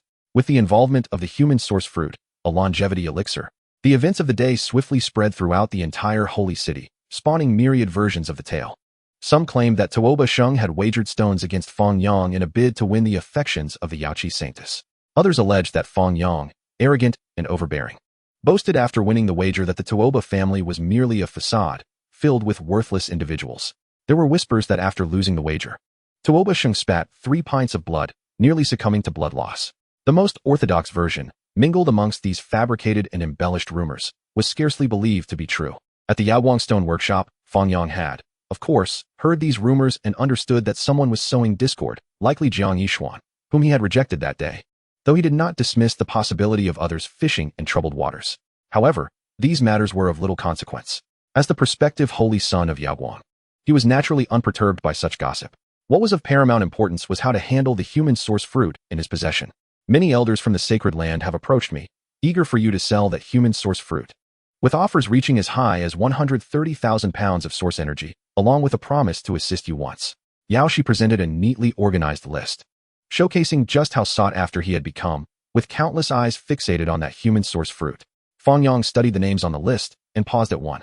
Li Cheng, a first-level immortal cultivator. Among the names listed, his status was not the highest, nor was his offer the most generous. Yet he held a significant position, the overseer of the Yaoguang Stone Workshop. He is the one. Fang Yang's eyes glinted. The task ahead of him was neither grand nor trivial. Surely, Li Cheng, an immortal cultivator with limited lifespan, would be willing to assist him with this endeavor. At the Yaoguang Stone Workshop, within the Tian-level stone yard, Li Cheng, with his frail, white hair and skin like parchment, bore the visage of extreme age. And the smile he wore could frighten a 3-year-old child. He stood before Fang Yang, engaged in a clandestine transaction regarding the magic embryo. If you desire the magic embryo, feel free to take it. This stone material is worth 120,000 pounds of source energy, and I shall compensate for it. As for not cutting the stone within the stone yard, for us, it is merely a minor matter. Even if it becomes known, it will not cause significant trouble. Should any issues arise, I will bear the burden, Li Cheng declared, thumping his chest with bravado. Then I am deeply grateful, Master Uncle. Fang Yang responded courteously, promptly handing over the human source fruit. Ha ha ha, do not be so formal, junior nephew. You may take the magic embryo now. Li Cheng, with a disquieting, raspy laugh, eagerly caressed the human source fruit, sending chills down one's spine. Fang Yang had no intention of being polite. After carefully examining the magic embryo, he stored it within the Xianhuang Ding, the seed of the immortal elixir. It was finally in his grasp. With this seed of immortality, combined with the divine springs he had retrieved from the ancient Forbidden Zone, along with the recently acquired celestial transformation dew, he should be able to support the seed's germination and eventual fruiting. Having never cultivated an immortal elixir before, he could only rely on experimentation in the future to ascertain the accuracy of his assumptions. In the Tuoba family, Chang'er, go defeat that Fang Yang. The head of the Tuoba family, having just emerged from seclusion, summoned his most favored son upon learning of the rumors circulating within the holy city. Chapter 40. The Golden Stone Gallbladder. In a secret chamber, on a stone table, a freshly cut golden stone gallbladder lay before them. Just extracted by Fang Yang from the material Wei Wei had brought. An enticing aroma wafted through the air. Fang Yang and Wei Wei faced each other, wide-eyed, unsure whether they were gazing at one another or at the golden stone gallbladder upon the table. What is this? Wei Wei, resisting the temptation of the golden stone gallbladder, refrained from devouring it immediately, partly due to her promise to share 30% with Fang Yang, and partly because she was unfamiliar with what the golden stone gallbladder entailed. What if it were a deadly poison? I possess records regarding this item in my inheritance of source arts. Fang Yang recognized the golden stone gallbladder, his mouth dry with anticipation. The stone contains gall, a rare treasure of great utility for the cultivation of source arts. Initially, the gall is grayish-white, gradually maturing to purple, at which point its value rivals that of the human source fruit. As the purple stone gall progresses further, it transforms into a golden stone gallbladder, whose worth is incalculable. The source master who authored the Compendium of Source Arts had never encountered a golden stone gallbladder in his lifetime, underscoring the rarity of this divine item. A fully matured golden stone gallbladder can endow a cultivator of source arts with the ability to perceive the hidden treasures within stones, granting them a form of heavenly eye. The golden stone gallbladder before Fang Yang, while not yet fully matured, was nearly halfway there, had it not been chosen by Wei Wei and subsequently cut by him. It might have taken millennia to reach full maturity, one half each. After hearing Fang Yang elaborate on the efficacy of the golden stone gallbladder, Wei Wei declared without hesitation, there are distinctions in the heavenly eye as well. She possessed an innate celestial spirit eye, far superior to the acquired heavenly eye of source arts, and with gradual cultivation, her celestial spirit eye could undergo multiple transformations. Conversely, Fang Yang had a greater need for the golden stone gallbladder. Fang Yang found himself momentarily at a loss for how to respond to Wei Wei's generosity. To claim he did not desire it would be disingenuous. In that case, I shall gift you the Compendium of Source Arts as a token of gratitude for this half of the golden stone gallbladder. Senior sister, I shall impart to you a secret technique, Fang Yang stated earnestly. The source technique treasure record is not an ordinary inheritance. After an extensive period of contemplation and practice, he can discern that the master of the source land is likely merely a step away from becoming a source heavenly master. Of course, that one step often signifies a chasm of difference. Nevertheless, this source technique treasure record is undoubtedly superior to the legacies of most source technique families within the holy city. With her celestial spirit eye, Wei Wei was able to select the golden stone gallbladder without ever having practiced source techniques. After cultivating the source technique treasure record, she will undoubtedly soar to new heights. Just as Fang Yang accepted the golden stone gallbladder without hesitation, Wei Wei too did not shy away from the source technique treasure record. The essence of the source heavenly divine perception is crucial. Fang Yang elaborated on the source heavenly divine perception to Wei Wei, a vital secret technique within this source technique treasure record. Upon achieving mastery in the source heavenly divine perception, one can transform into the source heavenly divine eye, signifying that practitioners of source techniques have entered a new realm, with one foot firmly planted in the territory of the source land masters. Fang Yang gently sliced the golden stone gallbladder, creating an opening. And the fragrant aroma in the air grew increasingly intense, tantalizing the senses. The gallbladder's bile is incredibly bitter, and consuming it would yield little effect. Only by applying it to the eyes and utilizing the source heavenly divine perception can one unlock its full potential. Fang Yang divided the bile in two, handing one portion to Wei Wei before unhesitatingly applying the other to his own eyes as a demonstration. As soon as the bile touched his eyes, a burning and stinging sensation erupted, as if hundreds of ants were crawling and gnawing at his eyeballs. He endured the immense pain without a change in his expression, appearing unfazed by the ordeal. Seeing Fang Yang's calm demeanor, Wei Wei mistakenly assumed that the descriptions in the source technique treasure record were exaggerated and, without hesitation, applied the bile to her own eyes. The pain. Wei Wei's delicate face contorted as her eyes burned fiercely, and as she activated the source heavenly divine perception, it only intensified the agony, amplifying her discomfort. She let out a soft cry of distress. As a stick of incense burned down, Fang Yang opened his eyes, a radiant light shimmering within them, as if the very air around him crackled with energy. The source heavenly divine perception, upon activation, allowed him to perceive the minute dust in the air and the essence of stone marrow beneath the ground, having reached a realm of great accomplishment. The subsequent cultivation of the source heavenly divine perception involves honing the source heavenly divine eye, and achieving perfection in this will signify the complete formation of the source heavenly divine eye. With his current mastery of the source heavenly divine perception, a brief period of further practice would suffice for him to proclaim himself a master of source techniques. With additional effort, he could even rival renowned source technique grandmasters. Fang Yang's prodigious talent manifests equally in the realm of source techniques, and now that he has achieved the pinnacle of the source heavenly divine perception, the remaining secret techniques present no challenge to him whatsoever. In the deep of night, Fang Yang sealed the energy of the secret chamber, employing layered patterns to obscure any emergence of anomalies from external detection. He retrieved the so-called magic embryo. This stone, round and smooth, seemed not to be a product of nature, but rather a result of human craftsmanship. It was precisely for this reason that this once exorbitantly priced rare stone, valued at hundreds of thousands, plummeted to a mere 12,000 pounds of pure source after a certain master of source techniques asserted that it could not yield any treasures. It was fortunate for Fang Yang that the master made such a declaration. Otherwise, acquiring this magic embryo would have cost him far more than a single human essence fruit. Fang Yang activated the source heavenly divine perception, previously erratic and sometimes misleading. This divine perception now allowed him to glimpse the elusive magic stone that even the source technique master could not fathom, revealing the slumbering little Qilin within. This clarity was partly due to his prior knowledge of the hidden immortal medicine seed, thus eliminating many erroneous options. However, it also showcased the remarkable efficacy of the golden stone gallbladder and the formidable strength of his source heavenly divine perception. Because of this, Fang Yang felt confident that he could soon catch up to the source technique grandmasters of the ancient families. Faced with the magic embryo, even if he merely used his hand as a knife, he could extract the Qilin's immortal medicine seed within. Yet, out of respect for the immortal medicine, he drew forth the Tai Wang sword, unleashing the imperial dragon energy to rupture the stone's shell, revealing a Qilin that resembled a celestial spirit descending from the heavens. Though it was still smaller than a fist, it was already consuming and exhaling the essence of heaven and earth. Fang Yang poured a handful of divine spring water over the immortal medicine seed. To the naked eye, the seed appeared unchanged.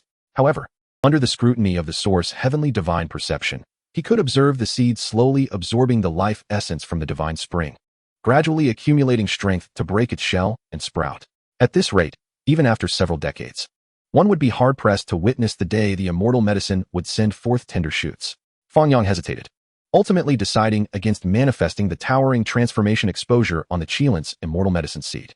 The immortal medicine possesses its own spirit. With his current capabilities, should he attempt to cultivate the Qilin's immortal medicine, it could very well result in adverse outcomes. In essence, he feared that the coveted immortal medicine might slip through his fingers. Chapter 41, Source Technique Grandmaster. In the Holy City, Tuoba family's prodigy, Tuoba Chang, publicly challenged the substitute saint son of Yaoguang, Fang Yang, wagering 100,000 pounds of pure source in a fair, just, and open contest of source techniques. This was to prove that the Tuoba family's source techniques were not inferior to others. Should Tuoba Sheng lose, it would merely reflect his own inadequacies, unrelated to the Tuoba family's prowess in source techniques. Consequently, the people of the Holy City believed that the young and impetuous Fang Yang would undoubtedly accept the challenge. However, he unexpectedly responded with the following words: "A pack of foolish sycophants." Whether the Tuoba family lacks the capability to uncover the mastermind behind the rumors or simply fears the repercussions of doing so, yet dares to trouble me. Do you think our substitute saint son of Yaoguang is easy to bully? Answer me. Not convinced. My master is Li Daoqing. Dare to trouble me again, and I'll dig up your ancestral graves and scatter the ashes. What is Tuoba Chong, mere rabble, to challenge me? Send your ancestors to me. If I'm in a good mood, I might even teach you the lesson that there are always stronger individuals beyond the horizon, and that you lot, who aren't even source land masters, dare to call yourselves an ancient family of source techniques. What a disgrace. In an instant, the holy city was abuzz.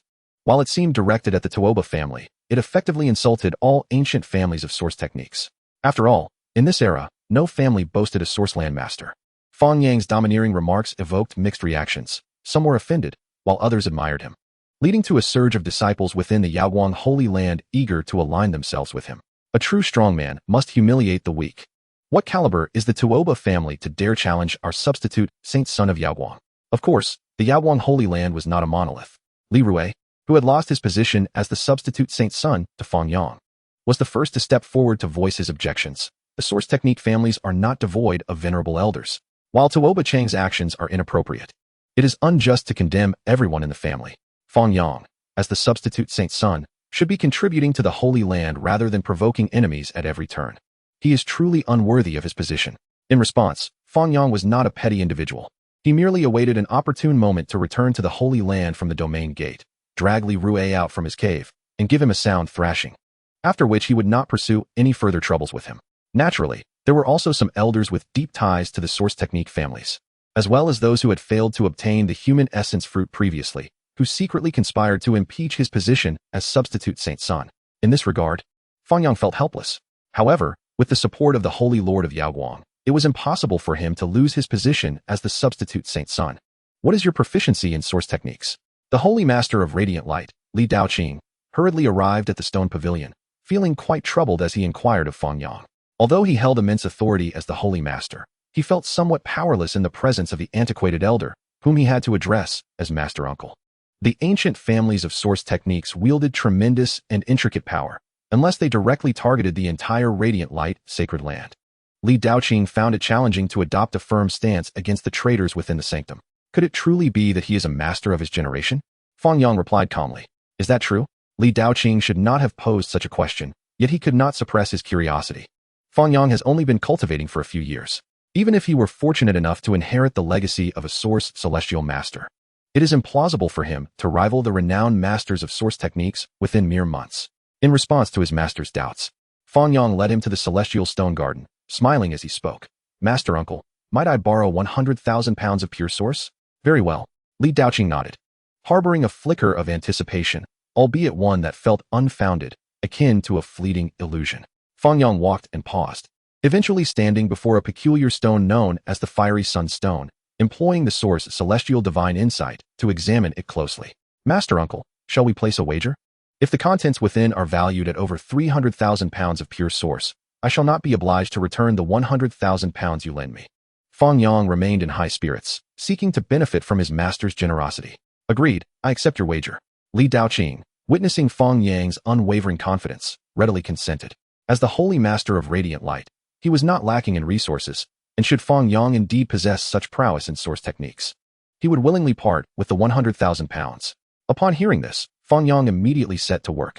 The Fiery Sun Stone was deftly cleaved, and a small sun ascended into the sky, illuminating the surroundings. A divine source? A divine source the size of a human head. Li Daoqing's heart swelled with joy. The divine source, the size of a human head, was worth 500,000 pounds of pure source, and it held an invaluable status in the market. No one would be foolish enough to exchange it for 500,000 pounds of pure source. To a supreme holy master, pure source was merely a collection of stones lacking significant utility. However, a divine source was an entirely different matter. Cough, cough, Fang Yang. Has your master uncle not treated you well? At that moment, Li Daoqing had come to believe Fang Yang's assertion that he was indeed a master of source techniques. Well, Fang Yang hesitated, weighing his words carefully. The ancient master of the Tuoba family has colluded with certain elders within the sacred land, spreading unfavorable rumors about you. However, they have not taken any substantial action, and since the number of individuals involved is vast, if you possess such prowess in source techniques, you should defeat Master Tuoba. Li Daoqing aimed higher, attempting to ignite Fang Yang's potential. In truth, as long as Fang Yang exhibited the capabilities of an ordinary master of source techniques, It would suffice to silence the ancient elders within the Radiant Light Sacred Land. Other factions masters of source techniques, or even future source masters and celestial masters from their own faction, would likely make more rational decisions. Ah, Master Uncle, had you mentioned this earlier, I would not have assumed you were after my divine source. Fang Yang breathed a sigh of relief. He had intended to engage in a spirited competition of source techniques with the source technique masters, seeking to glean insights from the experience. Li Daoqing's words aligned perfectly with his intentions. Would my esteemed nephew dare to refuse this task? He clasped his fists, accepting this assignment. On the following day, with Li Daoqing's intervention, Fang Yang's challenge to Master Tuoba was widely publicized throughout the sacred city. Within the drunken Immortal Pavilion, a celestial realm, the elder of the Tuoba family fumed. The Radiant Light Sacred Land has gone too far. How dare a mere child challenge me? Brother Tuoba, this is the will of the Holy Master of Radiant Light. Perhaps that lad Fang Yang truly can best you in the realm of source techniques. Chuckled a master from the Nangong family, eliciting laughter from several masters of source technique families present. A mere teenager possessing the cultivation of a source technique master was indeed a humorous notion. There is no choice but to indulge in this farce once, while also showcasing my worth through a precious item. Otherwise, the old codgers of the Radiant Light Sacred Land may be reluctant to assist me further. The elder of the Tuoba family sighed with resignation. While the families of source techniques sounded impressive, they were merely peripheral players among the various factions. Only by becoming a source celestial master could one truly gain respect. Chapter 42, The Wanshu Stone Pavilion. After discussions between Fang Yang and Master Tuoba, they unanimously decided to hold their wager in the Wanshu Stone Pavilion, established by the Wanshu Sacred Land. On the day of the wager, the expressions of the attendees at the Wanshu Stone Pavilion were as though they had swallowed a dead rat. Their faces clouded with hostility as they cast accusatory glances at the elder of the Tuoba family. To them, it seemed the old man had come with the intent of deliberately tarnishing their pavilion's reputation, ready to sweep away their valuable treasures. As for Fang Yang, he was merely a young child. Few believed he could rival Master Tuoba, and the reason for challenging him was merely to save face by losing to an elder master of source techniques rather than to the more youthful Tuoba Chang. Why hasn't Fang Yang arrived yet? How dare he keep a group of esteemed masters waiting? This is sheer arrogance. I suspect he knows he is destined to lose and is too afraid to show up. Ha ha ha. A group of young scions from ancient families of source techniques jeered loudly within the stone pavilion, hurling insults at Fang Yang. Under normal circumstances, they would not have dared to be so brazen against a candidate from the Radiant Light Sacred Land. However, since the challenge was directly issued against their elder, there was no need for courtesy. After all, Fang Yang was not yet a holy son of Radiant Light. He was merely a candidate, far from representing the entire Sacred Land. Only when Fang Yang finally arrived did the mocking voices begin to dwindle. Ever since Fang Yang had been publicly challenged by Tuoba Chang and had become a household name throughout the sacred city, his life history had been thoroughly scrutinized by various cultivators. At just 15 or 16 years of age, a practitioner of the four extremes, he was a descendant of the Solar Saint Emperor. Even if Fang Yang were unable to become the holy son of Radiant Light in the future, many cultivators believed he would undoubtedly become a figure of great renown in the eastern wilderness. Faced with mockery, the young scions of the ancient families of source techniques lacked the courage to retaliate, fearing they would incur Fang Yang's wrath. Fang Yang, however, remained composed. Master Tuoba, resembling a smiling tiger, graciously approached Fang Yang, his smile betraying no warmth. Have you prepared the wager of 1 million pounds of source? Fang Yang nonchalantly replied, indeed. His words sent a ripple of excitement through the stone pavilion, as countless attendees were momentarily stunned. 1 million pounds of pure source? They were astonished by the magnitude of the wager. With my mastery of source techniques, I can indeed produce 1 million pounds of pure source. But do you possess such an amount? Master Tuoba sneered, his words leaving no room for rebuttal. As a master of source techniques, he indeed possessed resources beyond the imagination of ordinary people. 1 million pounds of pure source was not beyond his means. My master uncle is Li Daoqing, the holy master of Radiant Light, Fang Yang casually stated, inciting envy and resentment among the crowd. Does having a holy master as your master uncle make you remarkable? If you are capable, produce 1 million pounds of pure source yourself. Heh, Master Tuoba replied with a sardonic smile.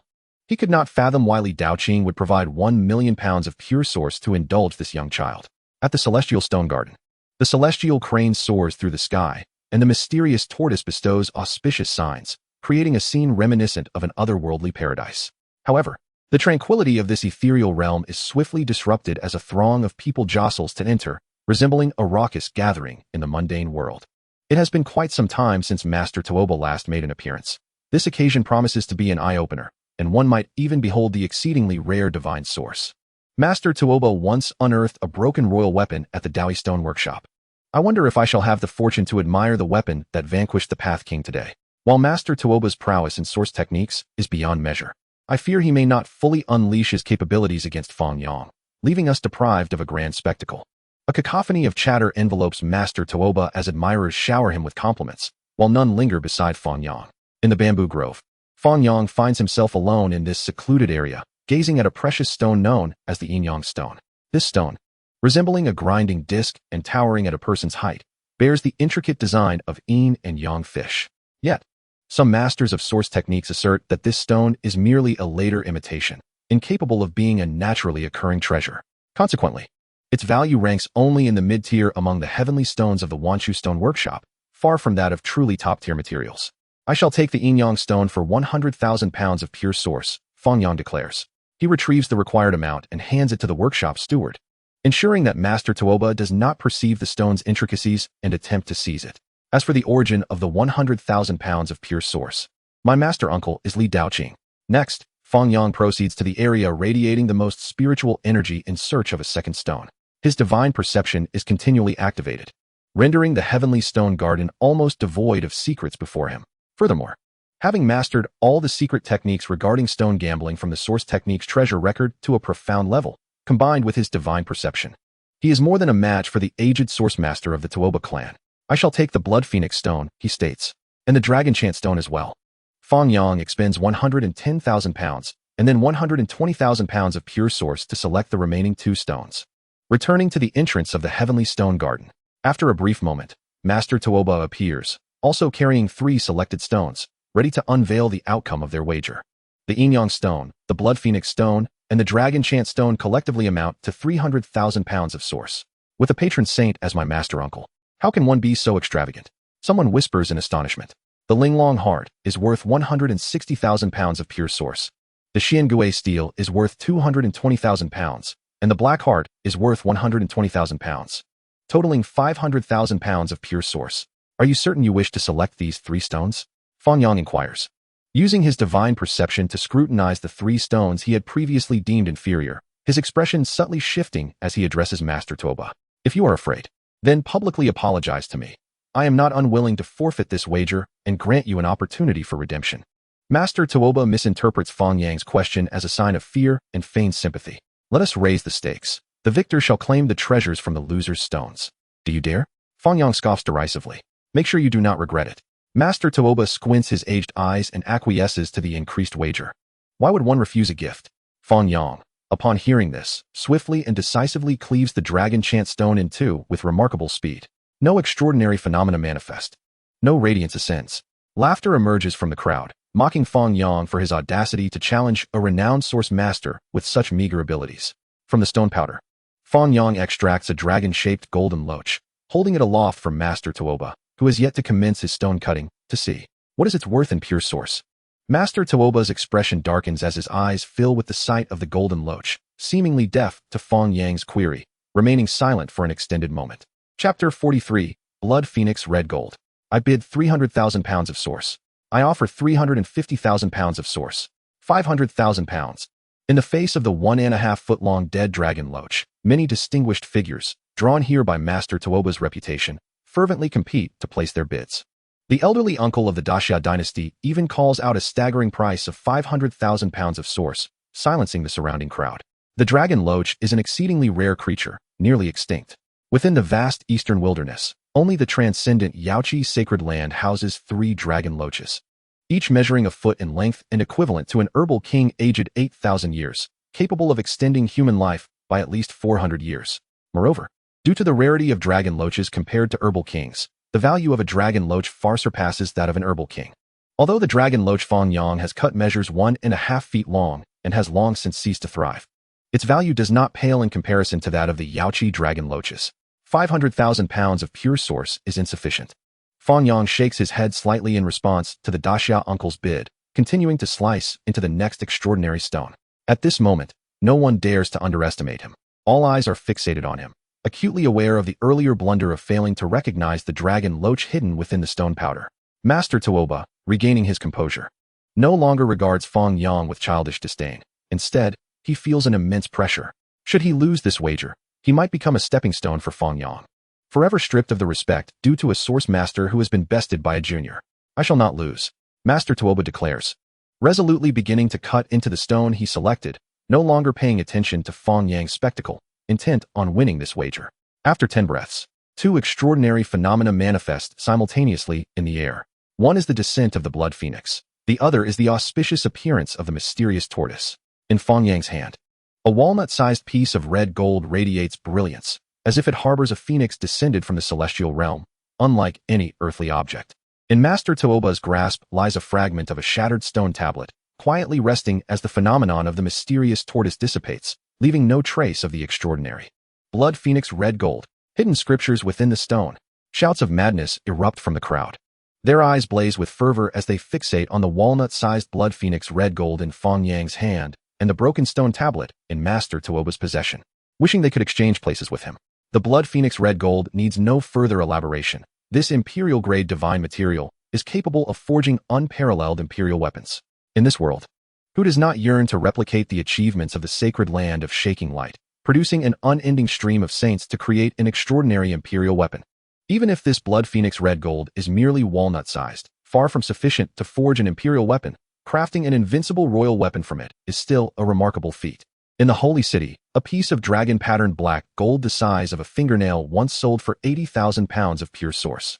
This walnut-sized blood phoenix red gold could easily command over 1 million pounds of pure source.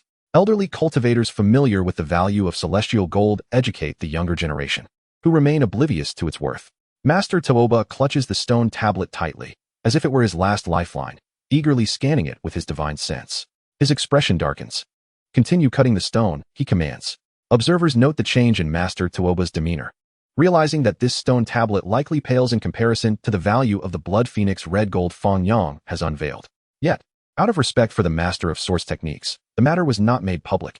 Instead, he continued to observe Master Tuoba's subsequent results in cutting the stone. Fang Yang cast a fleeting glance at Master Tuoba before commencing the final cut on the last piece of the yin yang stone. The yin yang stone resembled the Taiji symbol, and under his source heaven divine perception, he could sense the 2 positions of the yang eye and the yin eye, each concealing a rare treasure. He first cut open the yang eye.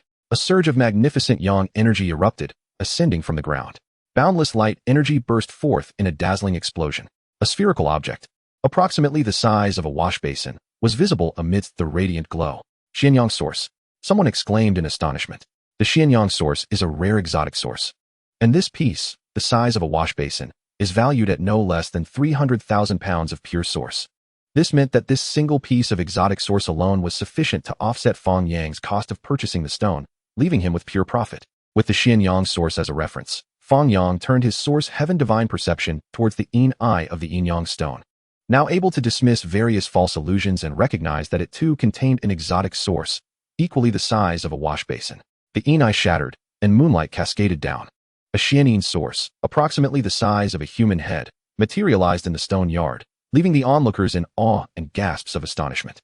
The stone workers, filled with anguish, shifted their previously directed hatred towards Master Tuoba onto Fang Yang, the one they had previously underestimated. Master Tuoba had already become their foremost adversary, influencing the business of the stone yard. Little did they expect Fang Yang to be so formidable. 3 pieces of stone yielded 4 extraordinary treasures. Fang Yang collected the 2 exotic sources and turned to face the location of Master Tuoba. The others followed his gaze, their expressions filled with astonishment as they looked at Master Tuoba, who had found nothing in the second stone, leaving only a pile of stone powder. The third stone was cut open halfway, revealing a divine source that was only the size of a fist. Although the divine source was more precious than all exotic sources, Fang Yang's exotic sources were dozens to hundreds of times larger, far surpassing the actual value of Master Tuoba's divine source. Cold sweat trickled down Master Tuoba's brow. His lips trembled, wanting to say something but finding himself at a loss for words. What inscriptions were written on that stone tablet? Were they the scriptures of an emperor, a sage, or a monarch? You remain silent, but I shall not let you off the hook. Fang Yang's words pierced through Master Tuoba's heart like a sharp arrow, causing his face to flush with shame as he covered his face with his sleeve, preparing to leave this place. When will you give me 1 million pounds of source? Fang Yang did not relent, delivering another blow. Tomorrow. Master Tuoba's voice, filled with anger and despair, rang out as he forcefully threw the stone tablet and divine source to the ground, conceding defeat in this wager. A stir of excitement spread through the crowd. Even though they knew the chances of Master Tuoba's victory were slim, hearing his admission of defeat felt surreal. The once great master of source techniques had fallen, while the newly emerged prodigy of source techniques had triumphed. This was a day that the Holy City would never forget. It was a dark day for the Wanchu Stone Workshop. It was a day of transition in the realm of source techniques. Defeating the master of source techniques, Fate 2000. Worth 2 Hua Yunfei, quite remarkable. Fang Yang paid no heed to the complex gazes directed at him after Master Tuoba's concession. Instead, he focused on the newly acquired 2,000 points of fate. Subsequently, he retrieved the stone tablet and divine source from the ground, brushing off the dust with divine power before tucking them into his sleeve. Chapter 44, Wangzheng. Within the Holy City. The news of Fang Yang's victory over Master Tuoba spread like wildfire in just half an hour. A 16-year-old practitioner of the Four Realms, while indeed impressive, is not without historical precedents of youthful brilliance followed by mediocrity. In the Eastern Wilderness, there once existed practitioners who reached the Four Realms at the tender age of 7 or 8, only to fade into obscurity, their names forgotten, becoming jesters in the tales of later generations. However, a 16-year-old master of source techniques is an entirely different matter. Mastery of source techniques does not demand the same accumulation of foundation and solidification of roots as cultivation does. With talent, it is common to advance swiftly. Many believe that with Fang Yang's current display of proficiency in source techniques, aspirations of becoming a source heaven master are not unfounded. After all, throughout the history of the Eastern Wilderness, only 5 source heaven masters have emerged, a feat achieved through the rare alignment of time, place, and opportunity. Yet, becoming a source earth master remains quite plausible. Consequently, many sought to visit Fang Yang, wishing to befriend this rising star of source techniques, transforming the entrance of the Yaowang Stone Workshop into a bustling hub, the most vibrant place in the Holy City for a time. However, to their dismay, Fang Yang had long departed from the Yaowang Stone Workshop, returning to the Yaowang Holy Land, leaving no one to meet this newly crowned prodigy who had defeated the master of source techniques. Greetings, Holy Sun. Hello. Greetings, Holy Sun. Hello, everyone. As Fang Yang traversed the path, countless individuals greeted him, as he had seemingly become a well-known figure in the Yaowang Holy Land, with no one unaware of his presence. Not long ago, his remarks regarding the Tuoba family had invigorated many disciples of Yaowang, yet had also drawn criticism from some, who deemed him overly ostentatious and impetuous. However, after he defeated Master Tuoba, proving his mastery of source techniques sufficient to rival and surpass that of a master, the slanderous rumors had nearly vanished. Arriving at the cave dwelling of Li Daoming, Fang Yang held a 1.5-foot-long dragon eel in his hand, knocked on the door, and strode in confidently. He approached Li Daoming with his head held high, and said, "Master here." The 1.5-foot-long dragon eel, though long deceased for countless millennia, still shimmered with a golden luster on its surface. Li Daoming felt a pang in his heart, reminiscing about his young disciple's call of Master, Source, and inexplicably experienced a sense of the passage of time. "This dragon eel is worth at least 1 million pounds of source. Are you certain you wish to give it to your master?" He took a deep breath to regain his composure and smiled as he spoke. "If not to my master, then to whom else? It is only right for a disciple to honor his master," Fang Yang replied nonchalantly with a smile. "It is merely a dragon eel." Master Li Daoming had bestowed upon him countless blessings, and the value of that blood diamond cauldron alone could very well rival that of the dragon eel. Having reached this point in conversation, Li Daoming had nothing more to say, accepted the dragon eel that Fang Yang had presented, and urged him to depart. Source techniques can indeed be cultivated. However, realms are the foundation of a practitioner. You have acquired considerable resources from this wager. It would be best to enter seclusion and cultivate for a while. Go. Deep within the Yaowang Holy Land, Li Daoqing and Li Daoming, 2 brothers, walked slowly across a stone bridge, one with a complex expression and the other calm as ever.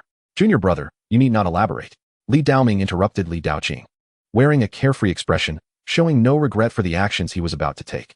"The dragon eel that Xiao Yang presented, while intended for me as his master, pales in comparison to the assistance you, as his uncle, can provide him. Xiao Yang is a good child. At times, I ponder what fortuitous fate allowed me to receive such a prodigious disciple with unparalleled talent. This is a divine gift bestowed upon us from the heavens, a treasure of the lineage of the Holy Lord. I believe that the monumental task of reviving the glorious legacy of the Holy Lord's lineage will inevitably rest upon his shoulders. The ruthless faction harbors ambitious designs. Even if little Yang is but a mere mortal, their dark arts cultivation will not hesitate to extinguish our hopes. The dragon eel can extend the lifespan of a cultivator by 300 years, as a semi-adept, even if I were to live for several more centuries. I would merely reach the level of a second-tier immortal. Master Brother Wangzheng is akin to a living fossil. And should he consume this dragon eel to prolong his life, it would indeed be a momentous occasion for our Holy Lord's lineage. Li Daoming analyzes the pros and cons for Li Daoqing, considering the perspective of the Holy Lord's lineage rather than personal gains. Li Daoqing remains silent. Both the palm and the back of the hand are flesh. Disciple Li Daoming shares a bond of brotherhood with him, while Master Brother Wang Zheng has also faced life and death alongside him. Li Daoming has several hundred years of lifespan remaining, yet Wang Zheng has at most a couple of decades left. Fang Yang hopes you have better fortune, but do not blame your master for giving the dragon eel to someone else. It is all for your own good. Li Daoqing's heart is heavy with bitterness. As the Holy Lord of Yaoguang, he appears to the outside world as a formidable figure with immense powers. Yet, there are numerous matters beyond his control. Descending from the stone bridge, the two arrive before a tranquil lake, pausing to gaze at a simple stone cottage at its center. The seemingly ordinary lake conceals a terrifying array capable of defending against several second-tier immortals' assaults. Moments later, ripples dance across the lake's surface. Only then do Li Daoqing and his companion approach the stone cottage, where they find Wang Zheng, who has been in seclusion for an extended period. Striving to break through the significant barrier of the Tao, the dim, cramped stone cottage does not align with the stature of a prominent figure of the Yaoguang Holy Land. Yet it perfectly suits the identity of a diligent cultivator. Upon seeing Li Daoqing and Li Daoming approach hand in hand, Wang Zheng's weathered face breaks into a smile steeped in experience, inquiring, "What brings you two esteemed disciples here? Please, Master Brother, emerge from your seclusion." Li Daoming produces the dragon eel without hesitation, placing it before Wang Zheng. "Is this the dragon eel? Where did you acquire it?" Wang Zheng's gaze sweeps over the dragon eel, lacking any sign of excitement, instead fixating on Li Daoming with this question. The dragon eel is indeed a remarkable treasure, yet it may not necessarily serve this old man. In response to Wang Zheng's inquiry, Li Daoming remains silent. Li Daoqing lets out a soft sigh, then begins to recount the origins of the dragon eel to Wang Zheng. Fang Yang. A brilliant light ignites in Wang Zheng's aged, murky eyes. Great enlightenment, great fortune. Perhaps he truly can revive the Yaoguang Holy Land. Yet, Daoming, I owe you an apology, he states with regret, accepting what rightfully belongs to his junior disciple. The prolongation of life is not a source of joy for him. How long is considered a long life? Were it not for Fang Yang's exceptional talents, were it not for the decline of the Holy Lord's lineage, Wang Zheng would rather dissolve into this stone cottage than usurp Li Daoming's treasure. Brother, do not be overly concerned. My young disciple possesses remarkable talent and fortune. He may one day discover an elixir of immortality, and then it will not be your turn. Li Daoming teases, aiming to alleviate Wang Zheng's burden and allow him to safely refine the dragon eel. Chapter 45, Supreme Bone. 10 consecutive draws. 9 whites, 1 green. Unlucky. Wash your hands, and try again. 10 consecutive draws. 9 whites, 1 red. Fang Yang holds his breath, focusing intently on a red card. Supreme Bone, red. Description: the supreme bone of a young sovereign from the ancient Immortal era, dropped after being slain by enemies, containing the Yin-Yang Calamity Light Treasure Technique. The Yin-Yang Calamity Light Treasure Technique, the Supreme Bone. Fang Yang gazes thoughtfully at this card, casting aside the Pine Crane Longevity Fist, green. The ancient Immortal era, a time predating even the rise of the Emperor of the Wild Heavens, was an epic of fierce competition among countless prodigies. It is hardly surprising that a Supreme Bone was claimed by another.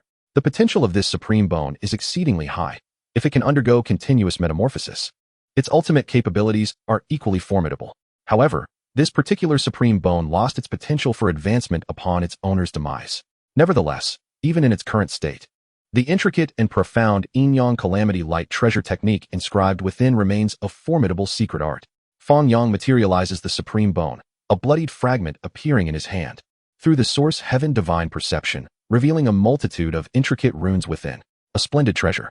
I shall return to comprehend you once I break through to the second layer of the 4 extremes. Fang Yang rises. His return to the Yaoguang Holy Land serves dual purposes: to present the dragon eel to his master, and to accumulate sufficient understanding to seamlessly transcend to the next realm. Even without a special constitution, Fang Yang, relying on the formidable physique honed through the perfected blood of domination, can assimilate the celestial level soul obtained from the golden pearl of the soul. During the breakthrough of a minor realm, he would likely attract the tribulation of heaven. As expected, when Fang Yang fully commits to his breakthrough, just 1 step away from entering the next realm, the heavenly tribulation descends. The first layer of heavenly tribulation. 9 bolts of purple lightning strike down with haste. The second layer of heavenly tribulation. 9 crimson bolts of lightning brim with destructive power. The third layer of heavenly tribulation. 9 pure white sun thunderclaps resonate with tremendous force, shaking the surrounding 300 miles. Fang Yang withstands the 3 layers of heavenly tribulation purely with his physical body, astonishingly resisting without employing any protective measures. His right arm traces the trajectory of the Tao, resembling a towering pillar, possessing boundless strength. Even the slightest tremor can ripple through the void. He interlaces his hands, conjuring a great sun Dharma image, as if capable of illuminating the past, present, and future, as well as the 10 directions of the cosmos. The primordial holy light condenses into a cauldron. The form of the dragon-patterned black gold cauldron becomes increasingly exquisite, with dragon-shaped patterns entwining it. Fang Yang relaxes, dispersing the myriad wonders. The energies surrounding him naturally retract, resembling an ordinary person yet to embark on the path of cultivation. Precisely the secret art that conceals energy from the source technique treasure record. Congratulations, Brother Fang, on breaking through yet another layer of the heavens. The title of Holy Sun will soon be yours. Holy Sun Fang, your might is like the sea, truly a dragon among men.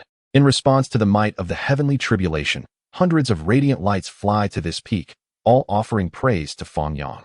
Fang Yang, overwhelmed by their admiration, coldly responds with a few words before retreating to his cave for seclusion. The hundreds present, rather than being angered by Fang Yang's indifference, quietly commend his unwavering determination in seeking the Tao, understanding the reason behind his remarkable achievements. Within a resplendent palace, that arrogant fellow, Fang Yang, beat me up last time. Is he slapping my face? He is clearly slapping your face. This time, he broke through the 2nd layer of the 4 extremes, surpassing his previous tribulation with an additional layer. It is evident how rapidly he has progressed during this period. The Sun Emperor's fist, the inheritance of the source technique. The phoenix blood of red gold. If he continues to grow, he may indeed threaten your position as Holy Sun. Li Rue expresses his concerns with fervor, akin to a loyal subordinate, lamenting on behalf of the Yaoguang Holy Sun. The Holy Sun of Yaoguang, surrounded by 108 divine rings, resembling an immortal king descending to the mortal realm, scoffs disdainfully, seemingly unconcerned about a mere Fang Yang. Only Li Rue comprehends the significance of such a display from the usually composed Holy Sun of Yaoguang. It has been proven that Fang Yang indeed instilled in him a sense of threat. Thus, he continued to embellish the tale, saying, I have heard that among the disciples within the Holy Land, when they greet Fang Yang, they address him as the Saint Son of the Sun. Such ignorance of decorum is astonishing. Silence. The Holy Sun of Shaking Light reprimanded sternly. Were he in the outside world, he would never dare to act in such a manner. However, in the presence of Li Rue, who had long since submitted like a loyal dog, he felt no need to conceal his true nature. You withdraw. With a wave of his hand, the Holy Sun of Shaking Light commanded Li Rue, who was prostrate on the ground, to leave, before sitting down on a red lacquered wooden chair. Even after Li Rue exited the palace, his turbulent emotions lingered for a long while. What of the Sun Emperor fist? It is merely a forbidden secret technique. The ruthless Great Emperor is by no means inferior to the Sun Saint Emperor, and I possess the complete immortal heavenly art. In due time, I shall consume all the kings and ascend as a chaos Great Emperor. A mere Fang Yang is destined to become a stepping stone on my path to the throne. Nonetheless, his mastery of source techniques is indeed commendable, even if he received the inheritance of a master in source techniques. To conquer a source technique grandmaster in such a short span of time, he must possess an extraordinarily high talent in this domain. In the future, when I ascend to the throne, I must have a capable entourage. Li Rue is far too incompetent, utterly unworthy when compared to Fang Yang. I shall wait. Await the day when Fang Yang challenges me. I will crush him utterly, and then accept his submission. With this thought in mind, the Holy Sun of Shaking Light returned to his former state. Fang Yang's proficiency in source techniques is impressive. In the future, having a source heavenly master under my command could potentially procure for me the materials necessary to forge imperial weapons. It is said that the 9 celestial golds, when united, are sufficient to create the legendary celestial artifacts. He chuckled softly. Meanwhile, Fang Yang embarked on a monotonous yet intriguing journey of cultivation. Sun Emperor Fist. 5 elements divine light. Primordial holy light. Yin-yang calamity light. Source heavenly perception. The all-word secret. He had an abundance of secret techniques to master. And although he had already delved deeply into the 4 extreme scroll of the Shaking Light canon, he need not expend excessive mental effort on the cultivation methods. However, faced with such a multitude of secret techniques, he found himself somewhat overwhelmed and required time to integrate and practice. The primordial holy light, though merely a secret technique of the great saint level, holds paramount importance and must be prioritized in his studies. The all-word secret, capable of amplifying a cultivator's power multifold, up to 10 times at its peak, possesses remarkable versatility. Should it be successfully activated, The primordial holy light unleashed by Fang Yang would undoubtedly attain the might of a forbidden secret technique. The activation probability of the all-word secret is exceedingly low, currently. I must execute dozens or even hundreds of cycles to trigger it successfully, and this is only the result of having comprehended a portion of the natural Tao. Fang Yang understood that the all-word secret is the surefire method for victory in battle. If he merely engages in solitary cultivation, it would be difficult to truly manifest the splendor of this ninefold secret. Chapter 46, The Challenge Letter. In the days that followed, Fang Yang devoted himself to cultivation, focusing primarily on the analysis of the supreme bone, thereby drawing connections to deeply study the primordial holy light and 5 elements divine light. The bone inscriptions within the supreme bone resonate with the Tao patterns of this era, and coupled with his fully realized source heavenly perception and innate talent, he found the analysis to pose little difficulty. However, it seemed the yin-yang calamity light recorded within this supreme bone had not yet been fully perfected. He wondered what age or realm the fallen young supreme had reached in his lifetime. Fang Yang vaguely recalled that when Shi used Shi supreme bone, he could only unleash a fractured secret technique rather than the complete hand of the heavens. This was because Shi, in his youth, had been deprived of the supreme bone before his precious technique could fully mature. What was the situation of this young prodigy who had been slain? Fang Yang could not delve deeply into this matter, nor did he have the leisure to speculate on ancient tales from countless years ago. But he pondered that perhaps a remedy for the supreme bone's shortcomings could be found. Tian Lu, it shall be you. Fang Yang was unwilling to settle for merely comprehending the incomplete yin-yang calamity light, and thus he took out all the Tian Lu he had kept in reserve. Tian Lu, the divine dew bestowed by the heavens within the dragon talisman realm, possesses incredible efficacy, capable of promoting the evolution of artifacts, enhancing a cultivator's innate talents, and mending bodily injuries. It is akin to a miraculous elixir. Gathering a ball of Tian Lu, he enveloped the stark, white supreme bone. While the bloodstains that had marred it had long been collected and sealed within a jade vial, the supreme bone absorbed the Tian Lu at an astonishing rate, consuming all of Fang Yang's reserves in the blink of an eye, leaving not a single drop behind. Fang Yang felt no regret. For him, Tian Lu holds effects similar to those of divine spring water and Bodhi leaves, and its potency is not particularly remarkable. If it can foster even a slight growth in the supreme bone, mending the incomplete bone inscriptions of the yin-yang calamity light, then these Tian Lu would have served their grand purpose. Otherwise, should he utilize Tian Lu to repair some useless ordinary artifacts?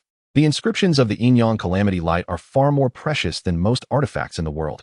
Even if the replica of the Taiwan sword were to be destroyed, Fang Yang would still prioritize using the Tian Lu on the supreme bone. Indeed, merely a few dozen more inscriptions emerged.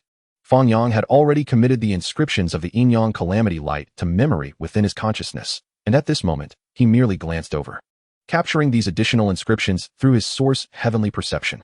The emergence of these inscriptions did not seem out of place. When combined with the original inscriptions, they formed a seamless whole, as if constituting a complete precious technique. Yes, whether it is the yin-yang calamity light nurtured before or the now completed version, Fang Yang perceives it as an impeccable treasure technique. The reason he detected the deficiency in the yin-yang calamity light was merely due to the disparity in power compared to the Sun Emperor Fist. It did not reach the level of qualitative change when compared to the primordial holy light. After stowing away the supreme bone, Fang Yang devoted himself wholeheartedly, first brewing a pot of Tao tea of the same caliber as that of the ancient emperors, using the enlightenment tea gifted by his master, combined with the divine spring water obtained from the ancient forbidden zone, slowly boiling it with the flame of life. Subsequently, he drank the tea for enlightenment and began his arduous period of seclusion. 2.5 months flew by like an arrow, never to return.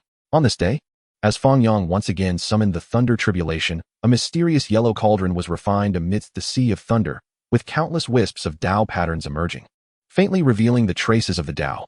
The thunder tribulation bore little effect on him in terms of tempering his body. Thus, it was more advantageous to refine the mysterious yellow cauldron. The mysterious yellow cauldron was forged from 49 strands of mysterious yellow energy, its quality surpassing that of the blood diamond cauldron gifted to him by Li Daoqing. Even in the future, should Fang Yang become a formidable being, it could serve as a handy weapon or storage artifact. Mysterious yellow is the essence born at the dawn of creation, and after being ritualistically refined, its internal space is vast beyond imagination, capable of accommodating the very peak upon which Fang Yang currently resides with ease. With the descent of the triple thunder tribulation, the mysterious yellow cauldron remained unscathed. Fang Yang successfully ascended to the 3rd level of the 4 extremes. The shaking light holy land is immensely vast. With a plethora of exceptional individuals emerging, This generation boasts no less than a dozen candidate holy sons. Now, I am but a step away from the great perfection of the four extremes, making this an opportune moment to seize my destiny. He stepped out of his seclusion, the turbulent aura from his recent breakthrough instantly retracting, no longer leaking out in the slightest. At the mountainside, by a stream, Yao Shi and Wei Wei sat facing each other, sipping tea and discussing the challenges of cultivation within the four extremes secret realm. To date, Wei Wei had already become a renowned figure within the four extremes secret realm, stepping into the ranks of first-rate prodigies in the eastern wilderness. However, her naturally low-key demeanor, coupled with the admonitions of her master, Li Daoming, meant that few were aware of this news. Sister, could you kindly compile a list of all the candidates for the four realms of the Holy Sun? I intend to use them as a sharpening stone. Suddenly, Fang Yang appeared, standing beside the two women, startling them into a tremor. Junior brother, please refrain from being so ghostly. It could easily frighten someone to death. Having just crossed a tribulation, you should know to rest a bit, Yao Shi chided, patting her well-developed bosom and casting a sideways glance at Fang Yang. However, if you wish to challenge the candidate Holy Sons, are you planning to usurp that sanctimonious fellow from his position as the Holy Son of Yaoguang? She exclaimed excitedly. Yao Shi had long harbored dissatisfaction with the current Holy Son of Yaoguang and eagerly wished for Fang Yang to seize his place. Let us give it a try, Fang Yang replied nonchalantly, his expression as relaxed as if he were merely eating or drinking, devoid of any tension regarding the matter. As of today, he had cultivated to the third level of the four realms, while he was unaware of the Holy Son of Yaoguang's cultivation level. It could at most be the great perfection of the four realms, and it was improbable that he was a dragon transformation cultivator. The gap could only be a minor level. Moreover, the opponent might have the imperial scriptures in cultivation but failed to execute the corresponding forbidden secret arts. So the advantage over Fang Yang would be substantial. Should the situation prove untenable, Fang Yang was prepared to unleash both the secret of the All-Character and the primordial holy light, or perhaps the secret of the All-Character alongside the Solar Emperor Fist. When dealing with ruthless remnants, there was no need for any chivalric code. Defeating the opponent was the best approach. Currently, within the Holy Land, there were a total of 11 candidates for the four realms Holy Sun, 5 of whom were at a cultivation level that met or exceeded his own. Yao Shi recounted all the information she knew in detail, including their cultivation realms, their adept secret arts, and the unique phenomena they had cultivated. Once Yao Shi finished speaking, Fang Yang nodded in understanding. According to his sister, aside from those who were out in the world or in seclusion, only 3 were currently suitable as his sharpening stones. Though few, they would suffice.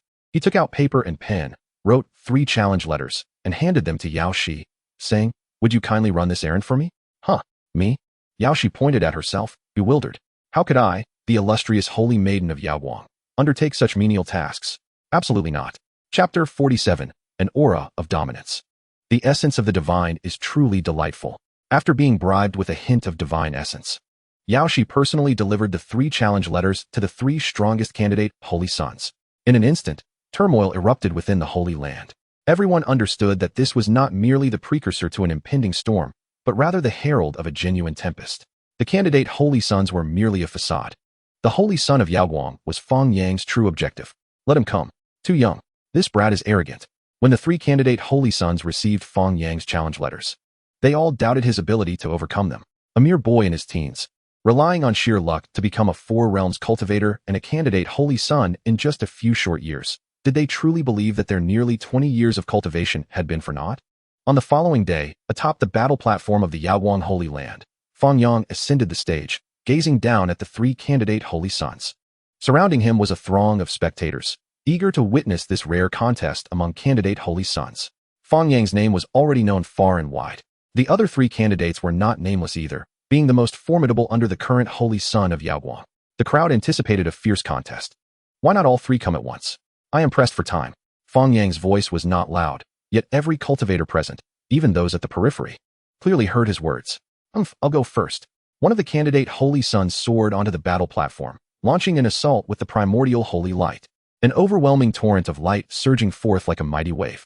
Fang Yang remained unfazed, countering with his own primordial holy light, the brilliance cascading like a celestial river, dispersing the opposing tide with irresistible divine might. The candidate Holy Son's expression changed drastically, revealing disbelief as he hastily summoned the unique phenomenon he had cultivated. The unquenchable holy light body. A deity emerged from the primordial holy light, reminiscent of the primordial gods and demons that appeared at the dawn of creation.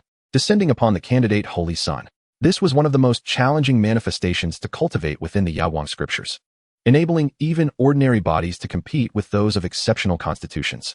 Every inch of the candidate Holy Sun's skin shimmered with the primordial holy light, rendering his physique immensely powerful as he charged at Fang Yang. Fang Yang met him head-on, unleashing a flurry of punches that scattered the holy light, shaking the very air around them. With a single punch, he broke the candidate Holy Sun's right arm, warping it grotesquely. How can this be? Gasps of disbelief rippled through the crowd. With the unquenchable holy light body in play, who but those with extraordinary constitutions could hope to defeat him? How had Fang Yang forged such an indomitable physique? Did he possess some treasure that enhanced his body through superior source techniques? Fang Yang struck again, dismantling the candidate Holy Sun's manifestation. Blood spewed forth as he knelt on one knee. I have lost, he uttered begrudgingly. Defeated candidate Holy Sun, Fate 600. Fang Yang watched as the opponent staggered off the battle platform, addressing the remaining two candidate Holy Suns. You two may come together. I truly am pressed for time. Enough chatter, I'll step up. The second candidate Holy Sun entered the fray with fierce resolve. I concede. After 10 breaths, he clutched his punctured chest, blood spilling from his lips as he spoke. Defeated candidate Holy Sun, Fate 600. Fang Yang turned his gaze to the final candidate Holy Sun, who met his gaze in return. The two locked eyes, recognizing the battle intent within each other. Brother, please. Fang Yang was unusually courteous this time. The opponent was Li Ning, a candidate Holy Sun from the lineage of the Holy Master, merely 23 years old, yet already a great perfection of the Four Realms. He was widely acknowledged as the strongest beneath the current Holy Sun of Yaoguang. Were it not for the stipulation that one could only usurp the position of the Holy Sun through defeating a stronger opponent, many believed Li Ning had the potential to conquer the Holy Sun of Yaoguang. No need for such politeness, junior brother. Li Ning, with his refined and graceful demeanor, gestured for Fang Yang to strike first. To show my respect, I shall unleash my primordial holy light with full force. Fang Yang's expression turned solemn. The primordial holy light enveloped him, rapidly coalescing into a cauldron. The dragon-patterned black gold cauldron materialized. At this moment, the dragon-patterned black gold cauldron exuded a trace of divine resonance. Countless dragon heads vying to emerge, unleashing roars that shook the mountains and rivers. Your master truly dotes on you. A flicker of jealousy flashed in Li Ning's eyes. The dragon-patterned black gold cauldron was a supreme imperial weapon of the Yaoguang Holy Land, a coveted object among countless disciples. For Fang Yang to manifest the form of the dragon-patterned black gold cauldron with his primordial holy light was undoubtedly a boon from his master, Li Daoqing. If only I could observe the dragon-patterned black gold cauldron myself. Li Ning unleashed his full strength. The primordial holy light took on a tangible form, encasing him in a layer of holy light armor, while he conjured a holy light sword in his hand, both offense and defense in perfect harmony. At the same time, the primordial law realm descended, enveloping the entire celestial platform like the cosmos at the dawn of creation, transforming it into his most steadfast support. Within this extraordinary manifestation, Li Ning assumes the guise of an invulnerable deity, radiating an aura akin to that of a resplendent divine monarch, noble and unassailable. This is widely acknowledged as the mightiest phenomenon within the realm of Yaoguang. Throughout Yaoguang's illustrious history, nearly every disciple who has attained the mixed origin law realm has been able to ascend to the status of the Holy Sun of Yaoguang. This is one of the primary reasons many believe Li Ning possesses the capability to triumph over the Holy Sun of Yaoguang. Fang Yang, come forth in battle. The Li Ning, now revealing the power of the mixed origin law realm, appears transformed, charging forth with the holy light greatsword directed at Fang Yang. An unparalleled sword aura soars into the heavens. The dragon-patterned black gold cauldron looms above. Fang Yang conjures the 5 elements divine light, shaping it into a 5 elements divine sword, and with a gentle flourish, rends the mixed origin law realm asunder. The law realm is breached. The dragon-patterned black gold cauldron, no longer restrained, unveils its formidable might, shattering the holy light greatsword in Li Ning's grasp and fracturing his holy light battle armor. A thunderous crash resounds. Li Ning is sent hurtling backward. Defeated the substitute Holy Sun, Fate 800. What manner of sword is this? It can actually rupture the mixed origin law realm. The 5 elements divine light. Can someone truly cultivate it? Fang Yang has indeed mastered the 5 elements divine light. He is truly a rare genius in our Yaoguang Holy Land. With Li Ning's defeat, is the next contender the Holy Sun of Yaoguang? No one pays heed to Li Ning's dire state, instead engrossed in fervent discussions about the battle. Fang Yang approaches and assists the unconscious Li Ning, igniting the Yang fire of yin-yang dual flames to awaken the life force within him. Thank you, junior brother. Upon regaining consciousness, Li Ning offers a wry smile. Many proclaim that I possess the ability to vanquish the holy son of Yaoguang. Yet I am acutely aware that this individual conceals profound depths, far from the ordinary facade he presents. If you challenge him, dear junior brother, do exercise caution. Thank you for the warning, senior brother. Upon hearing Li Ning's advice, Fang Yang's heart stirs, turning his gaze towards a distant pavilion. Inside the pavilion, the holy son of Yaoguang stands by the window, locking eyes with Fang Yang from several miles away, perceiving the brilliance within his gaze. The air of dominance is palpable. Chapter 48, Inviting Battle. In the Yaoguang Holy Land, Fang Yang, having endured 3 battles, has emerged as the foremost contender beneath the Holy Sun, designated as the #1 substitute Holy Sun. Of course, within the confines of the Yaoguang Holy Land, there exists no disparity in treatment between the strongest and weakest substitute Holy Suns. Only by becoming the Holy Son of Yaoguang does one gain the qualification to inherit the true legacy of the Yaoguang Holy Land. Aspiring to become a figure of great stature at the pinnacle of the Eastern Wilderness, capable of determining the fates of countless individuals with a mere utterance.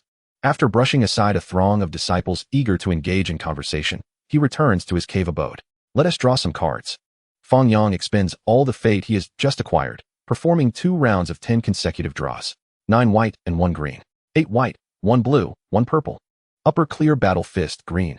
Description: an entry-level martial art from the Upper Clear Martial Path within the Hongwang Era's Celestial Court, characterized by its balance and proficiency in combat.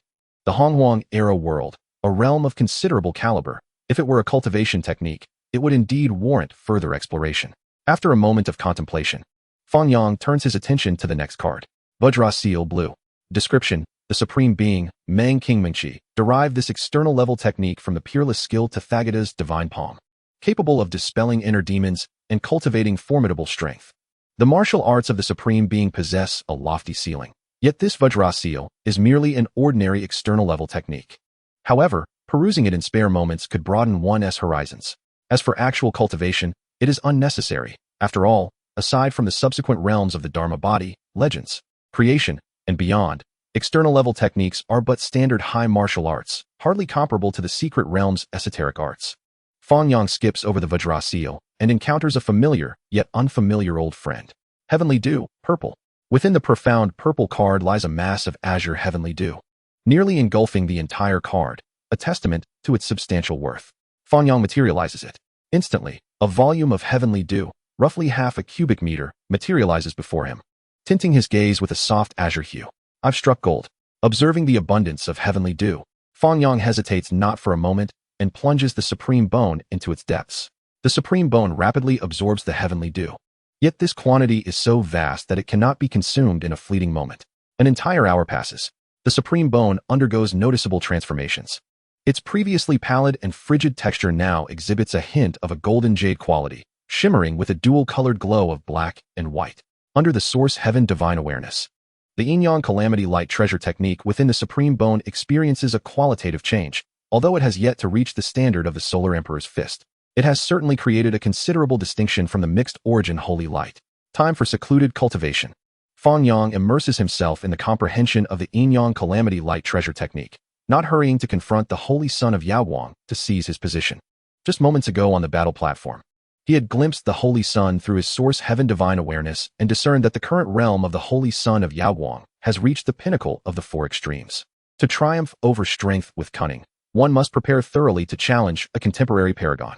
The Yin-Yang Calamity Light may prove to be a formidable trump card.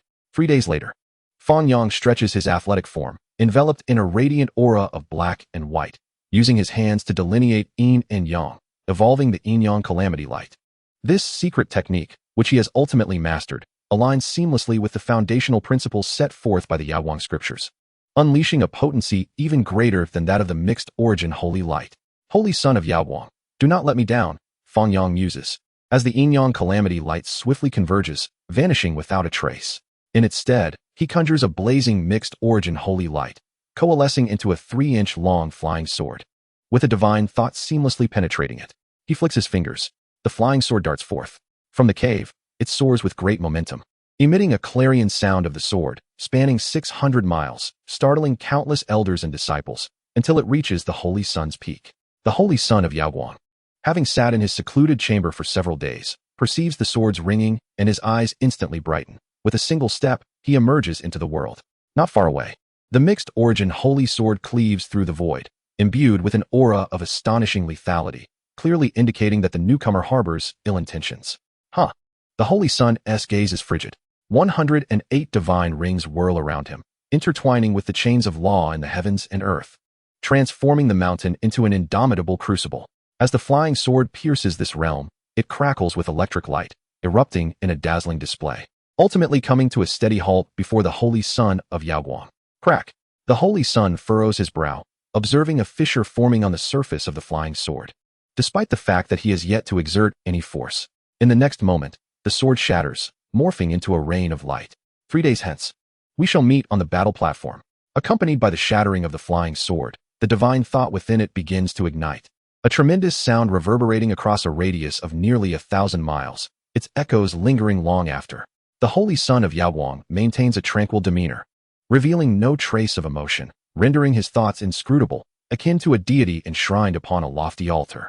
As for the other disciples who have heard this declaration, their expressions are filled with excitement, eagerly anticipating the contest for the Holy Sun's position 3 days hence. Having defeated the top 3 contenders among the substitute Holy Suns, Fang Yang, with an overwhelming momentum, invites battle with the Holy Sun of Yaoguang, and victory in this confrontation seems almost assured. I support Fang Yang. Let him vanquish that lofty Holy Sun of Yaoguang. Huh. I possess the divine ability of celestial hearing through my cultivation. On that day, I overheard Li Ning personally instructing Fang Yang that the Holy Sun of Yaoguang is no ordinary individual. It is likely that Fang Yang will endure a severe beating this time. One wonders if he will be able to rise again. The Holy Sun of Yaoguang, though seemingly unremarkable, is in truth unfathomable.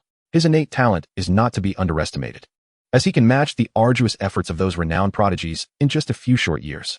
Should he continue his training for another year or two, he might indeed seize the position of Holy Sun. He is far too impatient. The odds favor the Holy Sun of Yaoguang, and I hope Fang Yang does not suffer an excessively humiliating defeat, one that could render him a mere shadow of his former self.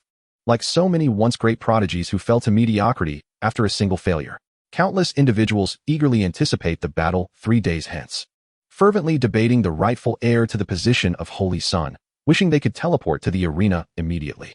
Will Xiaoyang triumph? Li Daoming asked anxiously. Seated before Fang Yang, he could not comprehend why Fang Yang was so reckless, opting to challenge the Holy Sun of Yaoguang without further preparation. Master, I will win, Fang Yang reassured him. Though the Holy Sun is formidable, he is not without merit, at the very least, in terms of physical prowess.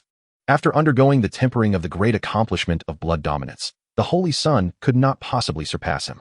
This constitutes one victory. Furthermore, in the realm of the soul, he has consumed the soul golden pearl, granting him a consciousness on par with those of the Immortal platform. This is the second victory. As for secret techniques, the ruthless methods mastered by the Holy Sun of Yaoguang remain in the shadows, while he possesses both the G character secret technique and the Sun Emperor Fist. 2 taboo arts. This is the third victory. With 3 victories on his side and none for the Holy Sun of Yaoguang, the advantage lies with me. Chapter 49. The Holy Sun of Yaoguang. The Yaoguang battle platform. On this day, countless disciples of Yaoguang gathered around, and even many elders from the Immortal platform stood aloft, gazing down upon the arena. The Holy Sun of Yaoguang is the most esteemed figure within the Yaoguang Holy Land, second only to the Holy Master and the many venerable elders, enjoying numerous privileges. These include, but are not limited to, source stones, spiritual herbs, sacred techniques, forbidden artifacts, precious materials, and holy maidens. Thus, even the prominent figures within the Holy Land are keenly attentive to the transition of the Holy Sun's position. Daoming, your disciple is truly remarkable, exclaimed Li Ning's master, a venerable elder from the lineage of the Holy Master, with a look of awe on his face, mingled with an indescribable blend of envy and jealousy. He was stronger than Li Daoming, having broken through to the second immortal realm over a century ago. Although his progress has been minimal since then, his status within the Holy Land is revered. You flatter me, my friend, Li Daoming replied, engaging in pleasantries while his gaze fell upon the figure that had just arrived. Fang Yang has come. On the battle platform, Fang Yang awaited the arrival of the Holy Sun of Yaoguang in serene silence, his gaze as tranquil as a still pool, rendering his current mindset inscrutable. No one knew that he was fervently operating the G-character secret technique he had obtained from Zhua Peak. After 36 cycles, the G-character secret technique successfully activated, enhancing his vitality and spirit tenfold, making him feel as though he had transcended to the realm of immortals, imbued with incredible might. However, before long, he fell from this state, and promptly resumed the operation of the G-character secret technique. Thus, by the time the Holy Son of Yaoguang finally arrived, Fang Yang had executed the G-character secret technique a total of 1,600 times, successfully triggering it 17 times. Apologies for my tardiness, junior brother. The Holy Son of Yaoguang, shrouded in an aura of light, moved with the grace of a gentleman, maintaining a benevolent demeanor in the face of Fang Yang, who dared to challenge his status. Not at all, Fang Yang replied with a smile. Just in time. G-character secret technique. Primordial holy light. A comprehensive tenfold enhancement. Divine power surging. Tao power igniting. The three treasures of vitality, spirit, and essence elevated. The primordial holy light transformed into a sword of slaughter, radiating a divine might capable of annihilating myriad laws, cleaving the void between Fang Yang and the Holy Son of Yaoguang. In the blink of an eye, it was upon him. The pupils of the Holy Son of Yaoguang constricted sharply. There was no time to ponder Fang Yang's disregard for martial ethics. Surrounding him were 108 divine rings, resembling miniature worlds, emanating boundless light, erecting an imperishable barrier against the oncoming sword of slaughter. With a swish, the sound of wind arose. The barrier, like a mere sheet of paper, was effortlessly torn apart, creating a gaping chasm that only slightly stalled the advance of the sword.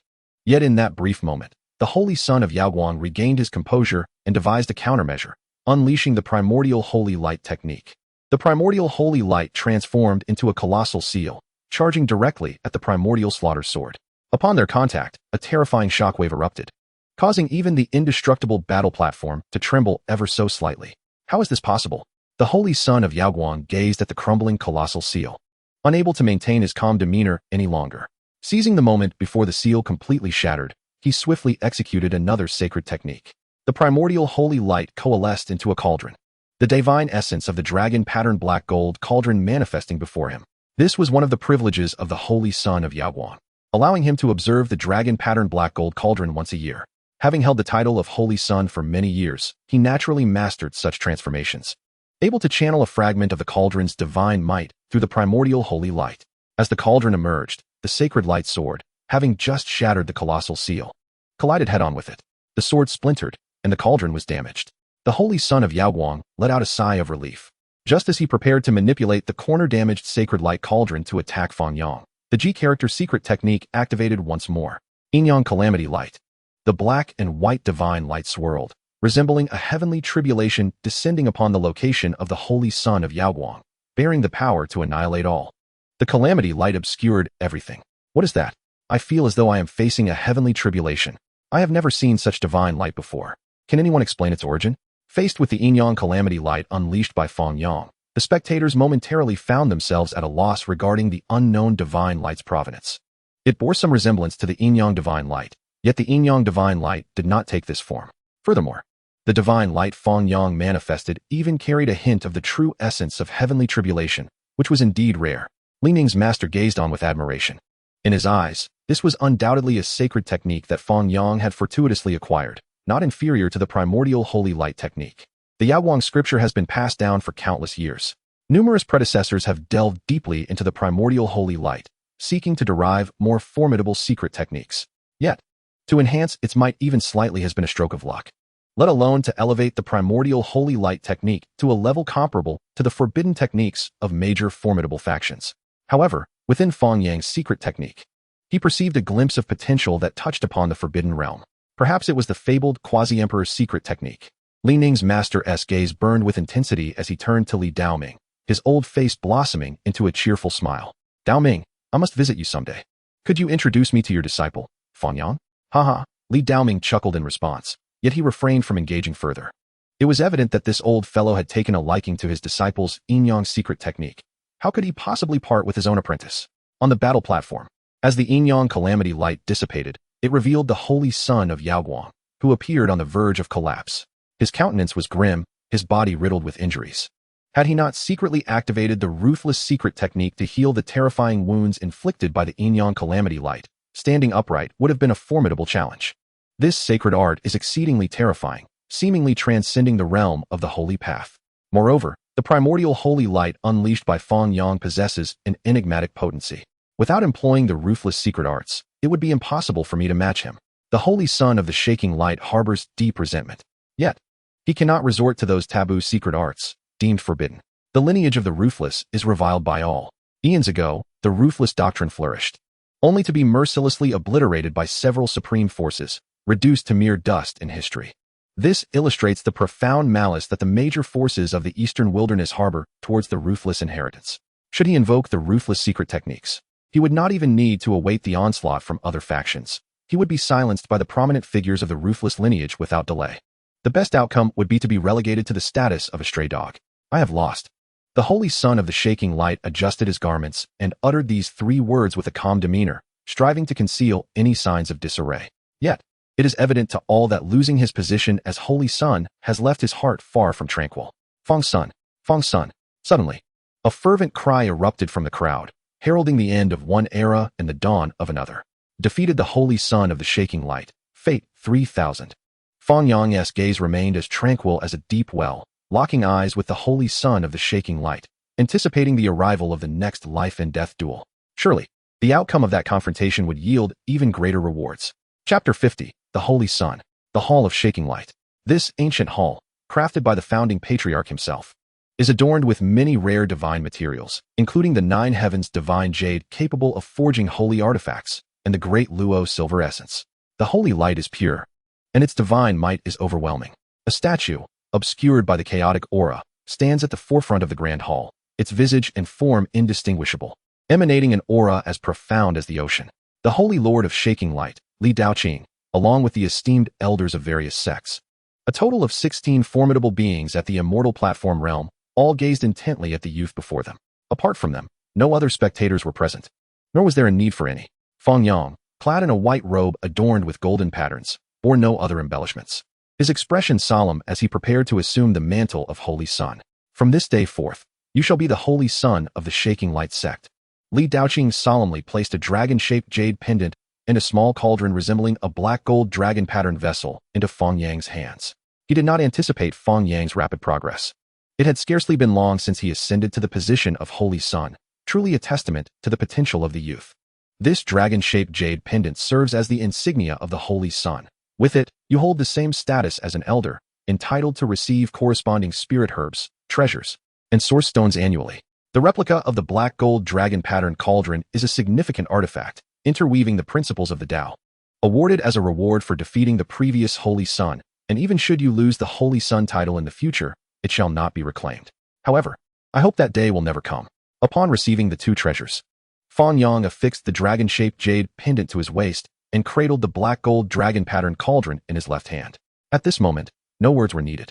The title of Holy Son signifies the strong above and the weak below. Fang Yang was confident that, in the current shaking light sect, none could threaten his standing. Subsequently, the esteemed elders of various sects adopted amicable postures, engaging Fang Yang in a pleasant exchange. This was not solely because Fang Yang had inherited the title of Holy Son. In truth, the title constituted a mere fraction of the respect he garnered. While the title of Holy Son may sound appealing, within the Shaking Light sect, numerous Holy Sons have accumulated, all awaiting Li Daoqing's abdication to vie for the position of Holy Lord. Although Fang Yang is formidable and gifted, his chances of claiming the position of Holy Lord are slim compared to those who have cultivated for centuries, with some even nearing a millennium. Should he fail to ascend as Holy Lord, even if Fang Yang grows to prominence, he might only become a peer among the esteemed elders. Is Fang Yang truly gifted? Perhaps he could transcend to the realm of the slashing Tao King? However, considering the countless prodigies who have emerged in the eastern wilderness over millennia, only Jiang Taishu of the Jiang clan has achieved the slashing Tao King status, renowned as the foremost conqueror of the past 5,000 years, revered as the divine king. Even if Fang Yang were to become a slashing Tao King, how many of these esteemed elders would still be alive by then? There is no necessity to curry favor with a mere Holy Son. Fang Yang's status as a master of source techniques is the true reason for their regard. Disciple Fang, have you presented that dragon eel to your master? It is indeed fitting to show filial piety, should you procure any longevity treasures next time. Do not forget to inform your uncle. Disciple, do not tell this old fellow. How dare he speak such words with a face as old as yours? I possess a piece of great Luo silver essence, albeit only the size of a palm. Do not disdain it, and when you acquire longevity elixirs, I shall offer you a fair price. This drop of dragon essence will assist you in accelerating your cultivation within the dragon transformation mystic realm, accumulating your foundation. Consider it my gift for our meeting. A plethora of esteemed elders, resembling amiable elders addressing their own kin, relentlessly pressed various treasures into Fang Yang's arms. Refusing was not an option, otherwise it would imply disdain for their generosity. Thank you, esteemed elders. Fang Yang could only acquiesce, accepting the precious treasures, as it would be impolite to refuse their kindness. This is how it should be. Observing Fang Yang accept their gifts, the esteemed elders displayed satisfied smiles. They did not seek the same treatment as Li Daoming, but at the very least, they wished to be regarded more favorably than outsiders, able to exchange longevity treasures preferentially. Fang Yang, now that you are the holy son of the Shaking Light sect, there are many matters for you to consider. Once the other esteemed elders had departed, Li Daoqing spoke earnestly, advising Fang Yang on several points to heed. Do not solely focus on cultivation. During your leisure, consider exploring the holy city or visiting other powerful factions, forging connections, and engaging in battles with the younger generation. As the holy son of Shaking Light, you represent the sect's stance to some extent, yet there is no need for trepidation. Compete with the younger generation's prodigies. True strength is earned through combat. The Ji family's divine body, the golden-winged Peng King, and the saint son of 10,000 beginnings are all remarkable talents, capable of serving as opponents for your refinement. For a full half an hour, Li Daoqing meticulously unraveled the intricate relationships among the major forces of the Eastern Wilderness, imparting to Fang Yang the knowledge to discern true friends from false ones. As for enemies, the Shaking Light sect has none. Go forth. The future of the Shaking Light sect lies in your hands. With this concluding remark, Li Daoqing expressed his profound expectations for Fang Yang. I shall not disappoint Uncle S' hopes. Fang Yang replied with resolute vigor. At the Holy Sun Peak, the former Holy Son of Shaking Light knelt upon the ground, confronted by a mysterious figure draped in a black robe. You have greatly disappointed me. A mere mortal body has managed to defeat you so effortlessly. Have all those powerful corpses I provided you been fed to the dogs? The mysterious figure's voice was hoarse, imbued with a menacing tone. The power of Fang Yang's Yin-Yang Calamity Light is formidable, and there is something peculiar about him. His combat prowess is transcendent, utterly unlike that of an ordinary mortal. Could it be that he possesses some undisclosed, extraordinary constitution that has eluded detection? The former Holy Son of Shaking Light, unperturbed, humbly defended himself. Is Fang Yang truly a mere mortal? As a peak powerhouse, would I be deceived by him? I had high hopes for you, believing you would devour the remaining goo insects and become the heir to the indomitable celestial art, enabling us to gain complete control over the sacred land of Yaoguang. I have allotted you a mere 3 years. Should you fail to vanquish Fang Yang, you will have lost all worth. Wooming. The figure in the black cloak flicked his sleeves and vanished without a trace, leaving no lingering aura behind. Wooming let out a hollow laugh. Within the vast and empty hall, a manic yet suffocating laughter echoed as the former son of Yaoguang struggled to rise. What meaning is there in a life where one cannot even claim their own name? To him, the cloaked figure was both master and lord. The latter had clearly stated that only upon his ascension as the Lord of Yaoguang could he bear the name Yaoguang. Until then, he could only remain a nameless entity, unworthy of a title. Huyanfei, I sincerely hope you do not disappoint me, Wooming murmured to himself. The once gentle and sunny demeanor had vanished, replaced by an aura reminiscent of a malevolent fiend emerging from the depths of hell, with a predatory glint in his eyes. Chapter 51, Tao Calamity Golden. Draw a card. 9 whites and 1 green. Fang Yang's lips twitched. 9 whites and 1 green. Fang Yang's expression darkened. 9 whites and 1 red. Fang Yang focused intently. Foundation Establishment Pill, green.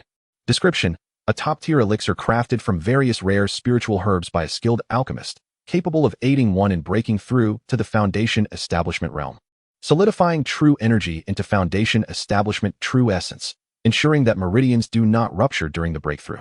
Tiger Bone Jade Marrow Ointment, green.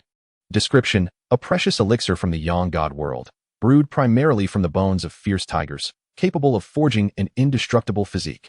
Tao Calamity Golden, red. Tao Calamity Golden. Fang Yang could hardly contain his excitement as he materialized this card. The Tao Calamity Golden was the size of a fist. Celestial gold differs from ordinary materials. Even this small piece is sufficient to forge a saintly weapon.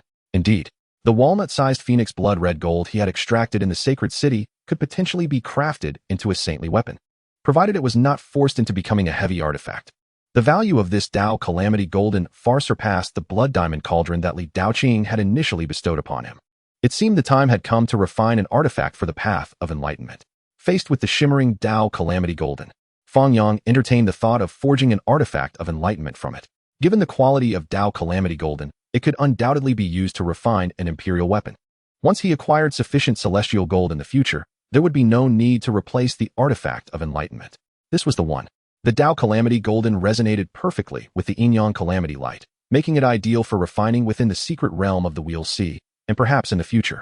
He could even uncover the corresponding celestial gold mysteries. Fang Yang made his decision. The mysteries of celestial gold represent the deepest hidden powers within each type of celestial gold. Phoenix Blood Red Gold, when activated, possesses the power of fracture restoration and rebirth. Even if a weapon is shattered, it can return to its original form. Divine Mark Purple Gold, when activated, can connect with the cosmic principles, gathering the runes left behind in the world and resurrecting long-lost ancient scriptures. Although Fang Yang was unaware of the celestial gold mystery pertaining to Tao Calamity Golden, the name alone suggested it was undoubtedly an offensive mystery related to tribulations and calamities. If he could activate it, it would be an immense opportunity. In the endless fire domain, Fang Yang, alone and relying on the invisibility granted by the snake talisman, arrived at this place of refining, intending to utilize its internal flames to forge the artifact of enlightenment. He possessed 3 types of extraordinary flames: Xianhuang Flame, Yin Yang Twin Flames, and the Flame of Life. These 3 extraordinary fires were formidable treasures born of heaven and earth. However, compared to the flames within the fire domain, they paled in comparison and lacked the power to refine celestial gold, such as Tao Calamity Golden. The fire domain is divided into 10 levels. The 6th level is the limit accessible to most powerful beings. Only those at the level of a Saint Lord can enter the 7th level for artifact refinement. Fang Yang held the Xianhuang cauldron above his head. The aura of Xianhuang descended like a curtain, allowing him to safely enter the fire domain, traversing layer after layer of increasingly terrifying flames until he reached the 5th level. The golden flames caused the Xianhuang aura to flicker uncertainly, not due to the incapacity of the aura, but rather because the Xianhuang cauldron had not been refined to a sufficient level. If he could weave together the principles of Tao and reason, he would not only be able to access the 5th level, but even the 7th with ease. This is the place. Fang Yang did not force his way into the flames of the 6th level. Instead, he set up protective formations here and concealed his aura before producing the Tao Calamity Golden. The Tao Calamity Golden shone brilliantly, akin to an eternal sun. Within the sea of suffering, divine power surged. A pre-refined divine mark cauldron was receiving a deluge of divine power from the source, already exhibiting some signs of manifestation. Fang Yang shifted his thoughts. The divine mark cauldron flew forth, merging with the Tao Calamity Golden. Strands of golden flames were drawn in by him through fire control techniques, infusing into the Tao Calamity Golden, reshaping its form. At this rate, he estimated it would take about a month to sculpt the Tao Calamity Golden into a cauldron shape, merging it with the divine mark to initially refine an artifact of enlightenment. Fang Yang had other methods to have others reshape the Tao Calamity Golden to fit the divine mark cauldron. However, the process of molding the cauldron with flames would allow for a more harmonious integration of the divine mark and Tao Calamity Golden, expediting their union. Thus, he opted for this seemingly cumbersome approach. After all, with his current divine soul, he could easily refine the artifact while simultaneously focusing on cultivation. 10 days later, the Tao Calamity Golden had taken the form of a cauldron, merging significantly with the divine mark cauldron. 20 days later, the Tao Calamity Golden and the divine mark were entirely fused, transforming into an artifact of enlightenment. After which Fang Yang began to inscribe the bone inscriptions of Yin Yang Calamity Light into the Tao Calamity Golden Cauldron. 30 days later, the Tao Calamity Golden Cauldron, inscribed with the bone inscriptions of Yin Yang Calamity Light, began to emanate black and white radiance, while the Yin Yang twin flames leapt within, nurturing and strengthening. Awaiting the day of an earth-shattering event, Fang Yang deposited the Tao Calamity Golden Cauldron into the Sea of Suffering. As soon as the cauldron entered the Sea of Suffering, it subdued the life source and divine bridge, using the bone inscriptions as a reference to delineate the dual energies of Yin and Yang, drawing in the deathly energies yet to be unleashed within the Sea of Suffering, intertwining with divine power to form a diagram of the Yin-Yang path, constantly enhancing the foundational essence of the Sea of Suffering. Observing this, Fang Yang's once taut nerves began to relax. This matter was resolved. He prepared to journey to the sacred city, the true gathering place of the eastern wilderness's tempestuous talents, where he could witness the most formidable prodigies, the most exquisite fairies, and the greatest fortunes. Most importantly, the future divine king extolled by the Ji family, the benchmark for prodigies of the golden era, Ji Haoyue, was recently in the sacred city. As the foremost figure of the younger generation of this supreme power, Fang Yang could scarcely imagine the fortunes he would gain should he defeat Ji Haoyue. Sacred city. Recently, word spread throughout the city of Fang Yang's swift victory over the former son of Yaoguang in 2 moves, thus becoming the new son of Yaoguang. The position of sun is typically determined through the personal assessment of the saint lords and elder sages within each sacred place, based on innate talent and strength, rarely involving defeat by others. In nearly a century, Fang Yang was the first to defeat the previous sun and ascend to the role himself. It remains uncertain whether the prominent figures of the Yaoguang sacred land have grown blind with age, or if Fang Yang himself is simply too powerful, overshadowing the sons of the major sacred lands in the eastern wilderness. Fang Yang's triumph over the Saint Sun marks an unprecedented event in many years, leaving numerous young cultivators bewildered by the revelations of the sacred land's customs, particularly the fact that the position of Saint Sun could indeed be altered. At the Ji family's stone workshop, Ji Haoyue, draped in resplendent purple attire that exudes both allure and nobility, presents a striking visage reminiscent of a refined gentleman of the world, yet betrays none of the audacity one might expect from someone striving to seize the Qinglian imperial weapon. He has long been aware of Fang Yang's renown. Ji Ziyue had once recounted to him the tale of Fang Yang's victory over Xingfeng Huayanfei within the Taishan sect. Having engaged with Huayanfei himself, Ji Haoyue understands the formidable nature of his opponent, and had it not been for his own exceptional skills, defeating Huayanfei would have proven exceedingly challenging. Although that encounter was in the distant past, Ji Haoyue has since undergone significant growth and strength. Nevertheless, he cannot help but feel a surge of fierce combativeness towards Fang Yang. Chapter 52. Return to the Sacred City. Brother, you were recently reprimanded by father. It would be wise to behave yourself for a while, lest you incur another round of scolding. Ji Ziyue sighed, attempting to counsel her combative brother. She had witnessed Fang Yang's battle with Huayanfei firsthand and gained some understanding of his formidable capabilities, recognizing him as no ordinary adversary. Furthermore, due to Ji Haoyue's pursuit of the Qinglian imperial weapon, several elders of their clan had suffered dire consequences at the hands of the Peacock King, who had emerged to defend Yan Ruyu, resulting in their demise. Within the clan, while no one dared speak out openly, the ire was directed towards the Peacock King, with intentions to eliminate him to uphold the dignity of the ancient clan. Yet, their father still imposed certain penalties on Ji Haoyue, admonishing him to refrain from stirring up trouble. Ultimately, Ji Haoyue, heeding his sister's words, decided to abandon his plans to visit the Yaoguang sacred land and confront Fang Yang, realizing that challenging someone who had just ascended to the position of Saint Sun would indeed be quite offensive. After his encounter with Yan Ruyu and the subsequent pursuit by Kong Tong, the eldest disciple of the Peacock King, Ji Haoyue's once brash arrogance had tempered considerably. At the Yaoguang Stone Workshop, Fang Yang, having completed the refinement of the Tao Tribulation Golden Cauldron in the Fire Domain, swiftly transported himself to this stone workshop via the Domain Gate near the Yaoguang Sacred Land. Saint Sun. This is 1,000,000 pounds of pure source sent by the Tuoba family. Upon learning of Fang Yang's arrival, the workshop manager, Li Cheng, hastily abandoned his tasks to present the recently delivered 1,000,000 pounds of source into Fang Yang's hands. With Fang Yang's elevated status as the newly appointed Saint Sun, he no longer required the honorific of Uncle Master, and was treated as an equal. Moreover, given Fang Yang's exceptional source techniques, Li Cheng, an elderly immortal cultivator who had recently consumed a human essence fruit to extend his lifespan by 70 to 80 years, naturally treated him with great respect, even displaying a hint of flattery. This small cauldron, it is not a gift from the Tuoba family, is it? Fang Yang mused, weighing the black cauldron containing 1,000,000 pounds of pure source, recognizing it as a standard storage artifact of the Yaoguang sacred land. Despite being a conventional artifact, its value was considerable, requiring tens of thousands of pounds of pure source for acquisition, and it circulated solely within the confines of the Yaoguang sacred land. The Tuoba family is rather stingy. They offer 1,000,000 pounds of pure source yet refuse to provide an additional storage artifact.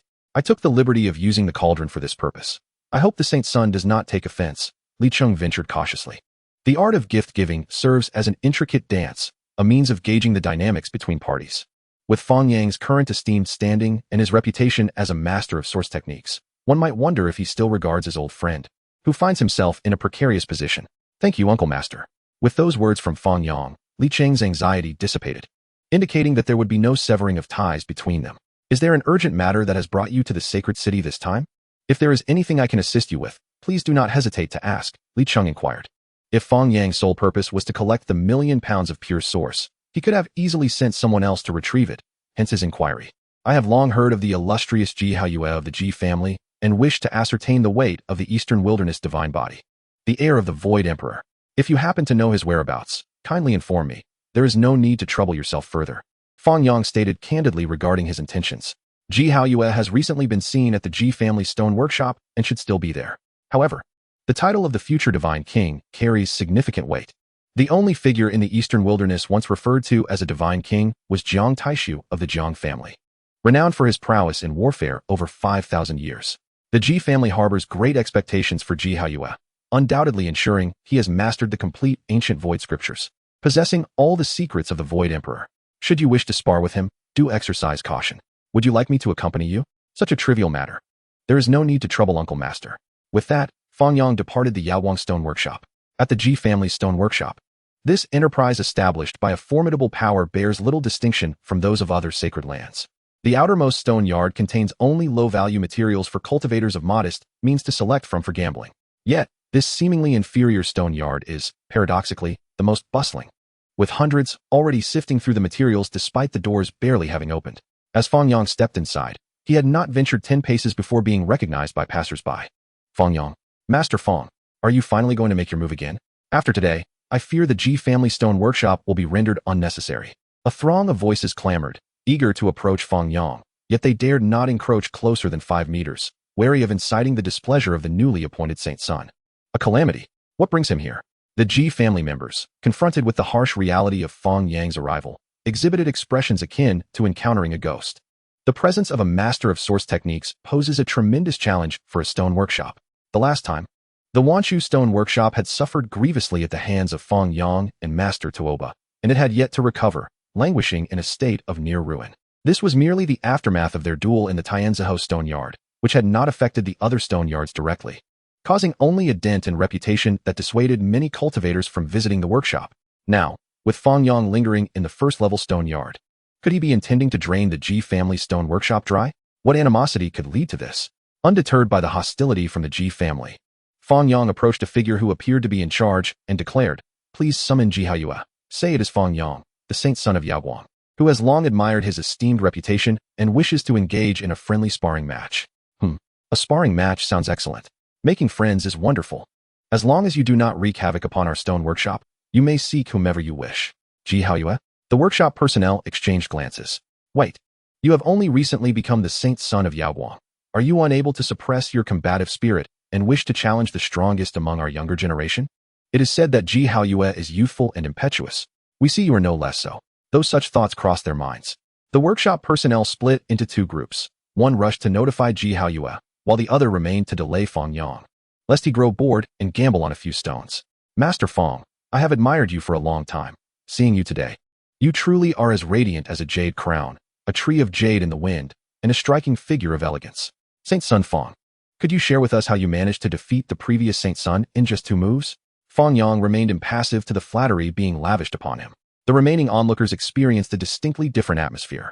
As the Ji family stone shop opened its doors for business, the ambience, though not brazen enough to resort to physical intimidation of customers, had never been so courteous. With Fang Yang being the revered son of radiance and a renowned master of source techniques, it was hardly surprising that the Ji family members exhibited such deference. An elderly cultivator, initially keen on selecting a few pieces of stone, lost all interest in gambling upon witnessing this scene. Chapter 53. The divine body of the Ji family is impressive. Fang Yang did not have to wait long.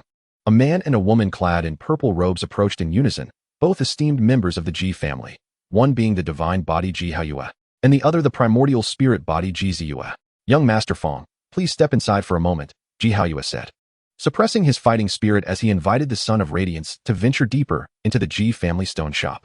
"After you," Fang Yang replied without hesitation, following Ji Haoyue into the depths of the stone shop, unperturbed by the possibility of an ambush. The identity of the Son of Radiance assured him that, no matter how reckless he might be, he could not encounter peril at the hands of these righteous forces in the eastern wilderness. Aside from the demon clans and bandits, who would dare disregard the Son of Radiance's status in this realm? "I have heard that you possess a divine body, Ji brother, and thus my eagerness compelled me to come for a friendly contest. I hope you will not take offense," Fang Yang remarked amiably as they walked. "Not at all, friend Fang. To battle with someone of your caliber is an opportunity one cannot pass up," Ji Haoyue replied, already feeling the thrill of anticipation. He had challenged many outstanding talents since his emergence, yet this was the first time he faced someone of Fang Yang's stature. Had Ji Ziyue not cautioned him against revealing the outcome of their duel to avoid embarrassing the Radiant Light Holy Land and causing a rift between their 2 factions, he would have succumbed to the urge to engage in combat at their first meeting. "Fang Yang, I have persuaded my brother Haoyue not to seek you out for a duel. Why have you come to us instead?" Ji Ziyue observed the sparks of intensity between the two and sensed that this confrontation was now inevitable. The Ji family stone shop concealed a vast expanse. The stone gardens, including the prestigious Heavenly Stone Garden, represented merely the tip of the iceberg. The true core area served as the sanctuary for the prominent figures of the Ji family. In a desolate area, Fang Yang and Ji Haoyue faced each other. "Please, Ji brother. After you, friend." The two spoke almost simultaneously, sharing a knowing smile before launching into action. Fang Yang extended his right hand, his originally fair and delicate fingers transforming into a muddy hue akin to earth, striking towards Ji Haoyue. This technique, the sacred art of yellow mud, inherited from his master Li Daoqing, had yet to be utilized until now, and was employed against the divine body of the Ji family before him. Against Ji Haoyue, Fang Yang did not immediately unleash his full strength as he would against another son of radiance. He refrained from resorting to his hidden techniques, including the Jie Secret and the Sun Emperor Fist. If possible, he wished to test whether he could triumph over this prodigy of the imperial lineage without those powerful aids. "Come at me," Ji Haoyue roared, as the power of the void surged through his fingertips, manifesting as a massive obsidian palm that sealed off the surrounding space and struck towards Fang Yang's yellow mud hand. The Void Sovereign, having attained enlightenment through the void, had developed various secret techniques. Although slightly inferior in offensive capability to the Duo Secret, its practical advantages in combat were undeniable. The onslaught of the yellow mud hand was fierce. Yet upon meeting the void's gigantic palm, its momentum faltered, ultimately enduring Ji Haoyue's strike. The yellow mud hand shattered, scattering hundreds of droplets of mud upon the ground, which corroded the thriving vegetation, rendering the area barren. The void's massive palm, though diminished by 30% of its power, still maintained its formidable presence as it continued to advance towards Fang Yang. Ji Haoyue's spirit soared, while Ji Ziyue applauded enthusiastically. Fang Yang, with his fingers aligned, made a decisive cut. The five elements divine light erupted from his Tao Palace, coalescing into a five-colored divine sword that cleaved through the void palm with a brilliance that dimmed the very heavens. Fang Yang remained impassive. The yellow mud hand, a sacred art he had scarcely contemplated since stepping into the Four Extremes realm, was now overshadowed by the five elements divine light he wielded, which, under the influences of the Xian Huang flame and the vitality flame, exuded a nascent charm. "Five elements divine light," Ji Ziyue exclaimed in astonishment. The first time she heard of this power was due to the Peacock King, a formidable entity that caused great trouble for many holy lands. She was taken aback to discover that this son of radiance had chosen to cultivate the signature technique of his master Li Daoqing's rival instead of focusing on the primordial sacred light. Seeing the void palm cleaved in two, Ji Haoyue's expression turned grave as he decisively unleashed the manifestation of the Sea of Suffering. The bright moon rises upon the sea. This ancient phenomenon, originating from a formidable being of yore, summoned a radiant moon high above as the ocean surged with vigor. The tides roared, and the moonlight shimmered, their combined majesty creating a formidable divine might that countered Fang Yang's five elements sword light. Fang Yang, sensing the thrill of the hunt, dissipated the five elements divine sword. Within the Sea of Suffering, purple energy surged, connecting the four extremes of his body to the heavens, revealing this ancient phenomenon passed down from the virtuous celestial. Purple energy arises from the east. The entire holy city became enveloped in this mystical energy, causing countless cultivators to gaze skyward, unable to behold the sun, only to witness the endless expanse of purple mist. What is happening? What is this commotion? Which stone shop has unearthed treasures? Speculations abounded among the cultivators. Yet they remained oblivious to the fact that this overwhelming purple energy was merely a manifestation conjured by a Four Extremes cultivator. The purple energy washed over the bright moon, dulling its luster and robbing it of its brilliance. The ocean, subdued by the purple energy, became tranquil, resembling a mirror crafted from sapphire. Ji Haoyue struggled to rotate the radiant moon, which descended heavily towards Fang Yang below. This was the most potent offensive maneuver of the Sea of Suffering phenomenon.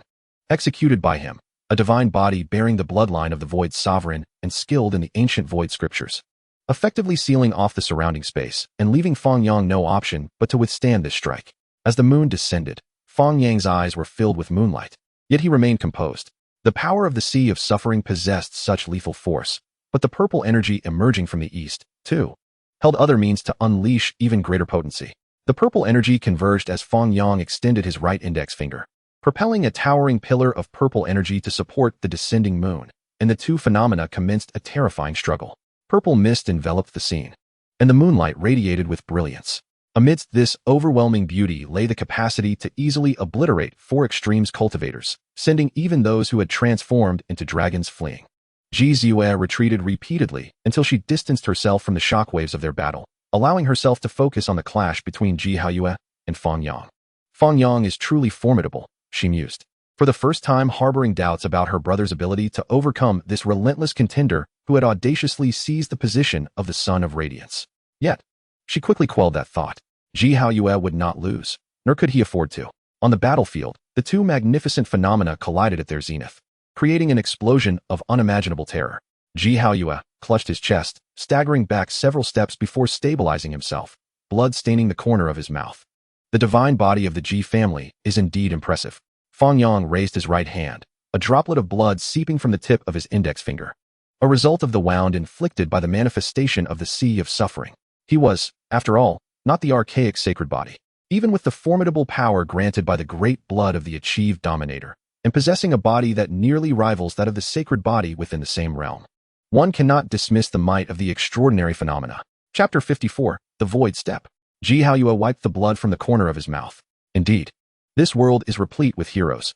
I have underestimated the champions of the realm. He was filled with deep emotion. He never expected that the extraordinary phenomenon cultivated by Fang Yang would be so formidable, even surpassing his own brilliance of the sea moonlight. However, Ji Haoyue soon ignited his indomitable fighting spirit and declared, as a descendant of the Ji family with a divine body, I am not inferior to anyone. Sky-cutting finger. Void hand seal.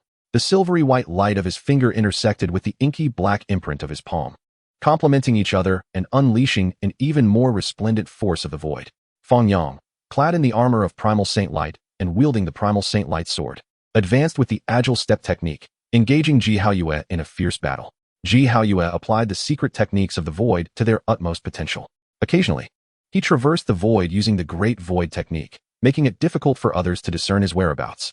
Appearing behind Fang Yang or beneath his feet to strike with the sky-cutting finger, Fang Yang remained steadfast, protected by the primal saint light, impervious to all methods and repelling all evils. Brother Ji, do you possess any other techniques? Although he could not fathom the intricacies of the great void technique, his source heaven divine awareness allowed him to react promptly to Ji Haoyue's appearances and defend against his onslaught. Coupled with the dual offensive and defensive nature of the primal saint light, even with Ji Haoyue's relentless efforts, he could not inflict the slightest injury upon him. Instead, Ji Haoyue himself sustained moderate wounds. Void severing between worlds. Ji Haoyue emerged from the void, roaring at Fang Yang, as boundless divine energy surged forth, catalyzing the supreme secret techniques of the ancient scriptures of the void, a forbidden technique among forbidden techniques. This secret technique is renowned for its might. The Void Emperor, in his lifetime, used this technique to separate the physical body and soul of a supreme being from the sea of reincarnation, refining them alive within the void. His black hair billowed, and his eyes glowed a crimson red. Ji Haoyue simultaneously activated his 3 secret realms, channeling divine power and Tao power into his right arm, unleashing a beam of light that severed heaven and earth. He had previously defeated Hua Yunfei using this very technique, although at that time, he lacked the necessary cultivation level and had to pay a price to execute this forbidden technique.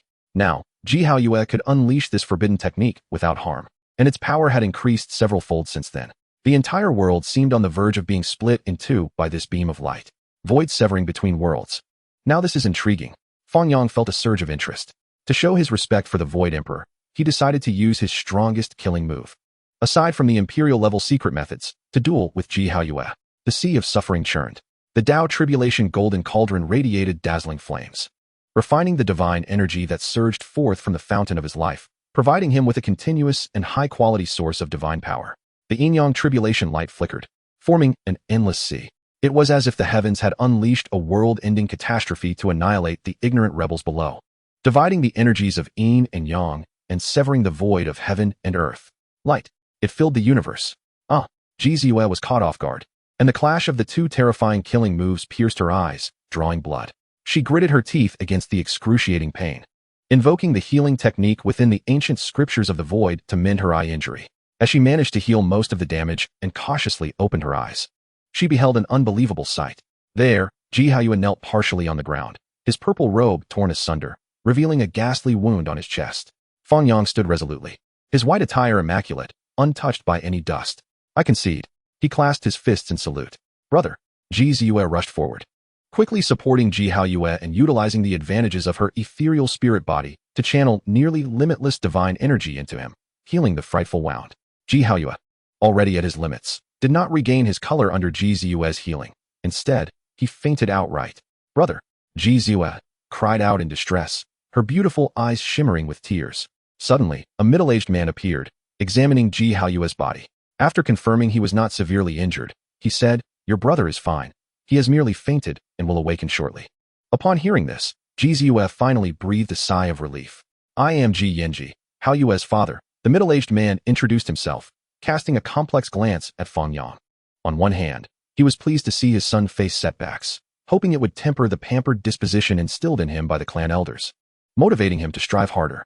On the other hand, he could not accept that his prodigious son had been defeated by a peer, even if that individual was the holy son of the radiant light, sacred land. "I have an unreasonable request. Regarding the outcome of today's battle, could I ask you, young friend, to refrain from disseminating news of our Ji family's fierce battle against external enemies and the intense conflict with the demon race and bandits? Furthermore, the Ji family has high hopes for Haoyue, and I fear that news of his defeat may provoke some irrational actions." Ji Yanji, being a father who held his son in high regard, was himself a powerful immortal cultivator and a formidable contender for the next clan leader of the Ji family. Yet, in this moment, he spoke to Fang Yang with a tone of humility. "Uncle, you flatter me. I was merely fortunate enough to prevail over brother Haoyue in a single exchange. It's a trivial matter," Fang Yang replied, unconcerned about such minor issues. Since Ji Yanji was willing to humble himself to seek his favor, agreeing to his request was no trouble at all. However, since it was a request, it was only reasonable to negotiate. Thus, he feigned a contemplative demeanor, remaining silent. "What is it?" Ji Ziyue asked, frowning at Fang Yang's hesitance. She did not understand why he was being so ambiguous and reluctant to articulate. "Ziyue, take your brother down to heal." Ji Yanji, perceiving Fang Yang's demeanor, understood that he was seeking a form of compensation. He then instructed Ji Ziyue to leave, hoping to shield her from witnessing such sordid negotiations that might tarnish his esteemed image in her eyes. "Father, down we go?" "All right," Ji Ziyue pouted, using her Dao power to lift Ji Haoyue and turning back every few steps as they departed. Once his daughter was a distance away, Ji Yanji finally spoke. "Young friend, as the holy son of the radiant light and a master of source techniques, you surely do not lack ordinary pure sources or exotic sources. I possess a secret technique of the void, which is not part of the Ji family's heritage but holds a certain degree of profundity. May I offer it to you?" "Thank you, uncle," Fang Yang readily agreed. The Ji family's treasured void secret technique, even if not a direct inheritance from the Void Emperor, would undoubtedly possess unique merits. This technique is known as the Void Step. Ji Yanji personally conveyed the complete cultivation mantra of the Void Step to Fang Yang, without holding back or altering anything. It was merely a secret technique, not a forbidden legacy from their ancestors, so there was no need for subterfuge. After memorizing the Void Step, Fang Yang attempted to take a step forward and, in an instant, traversed dozens of zhang.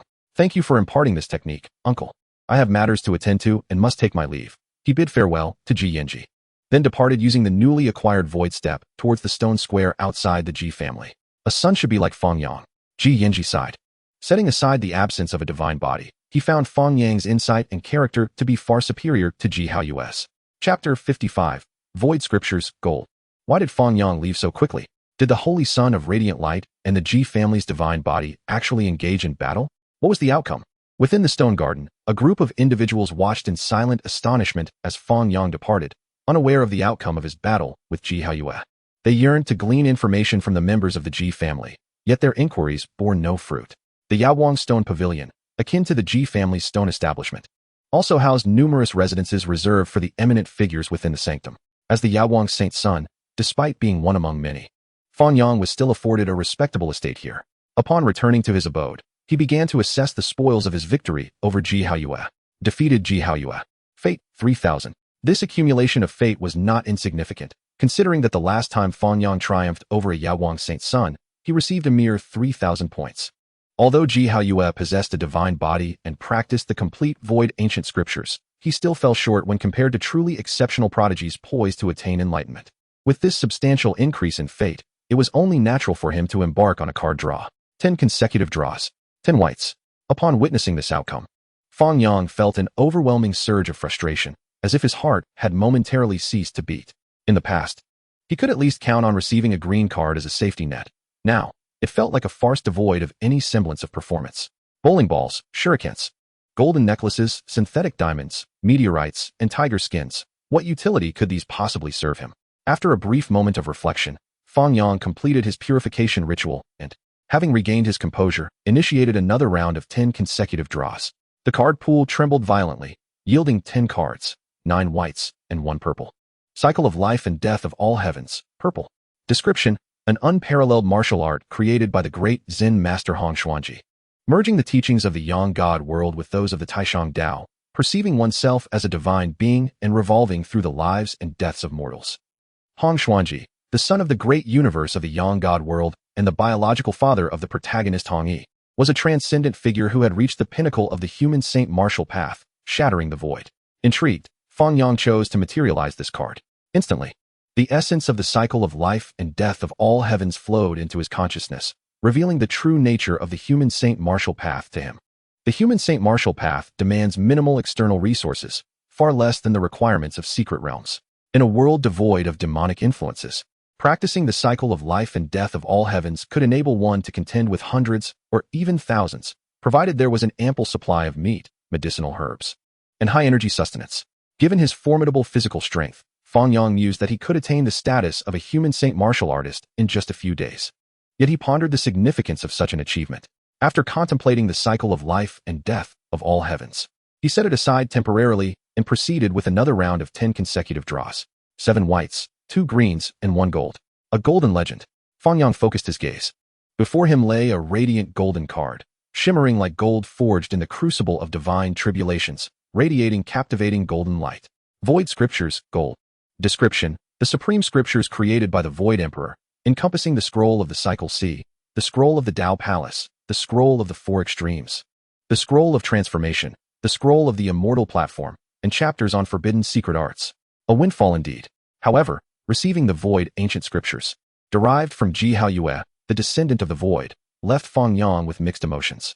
Unlike his previous acquisition of a golden card that granted him a mere Solar Emperor's fist, this golden card was astonishingly rich in content. The complete Void ancient scriptures, encompassing 5 great secret realms and chapters on forbidden arts, represented a legacy potent enough to establish a formidable sect of its own. Had he drawn this imperial scripture upon arriving in the Northern Dipper, he would have unhesitatingly abandoned the notion of joining the Yaoguang Sanctum to pursue the Void ancient scriptures instead. Yet now, with his foundation firmly established and nearing perfection in the Four Extreme secret realm, he was on the verge of commencing his training in the Transformation secret realm. Obtaining the complete Void ancient scriptures at this juncture presented no viable option for altering his foundational path. Nevertheless, even if he chose not to practice the Void ancient scriptures, it remained an extraordinary opportunity to reference its profound insights and rectify his shortcomings in cultivation. With a determined mindset, Fang Yang materialized the golden card. Unlike the Solar Emperor's fist he had previously acquired, this time, 6 ancient pages crafted from eternal blue gold appeared, each containing the cultivation methods for the 5 great secret realms and the forbidden arts. As he caressed the eternal blue gold tome in his hands, he felt its unchanging coolness and experienced a surge of joy.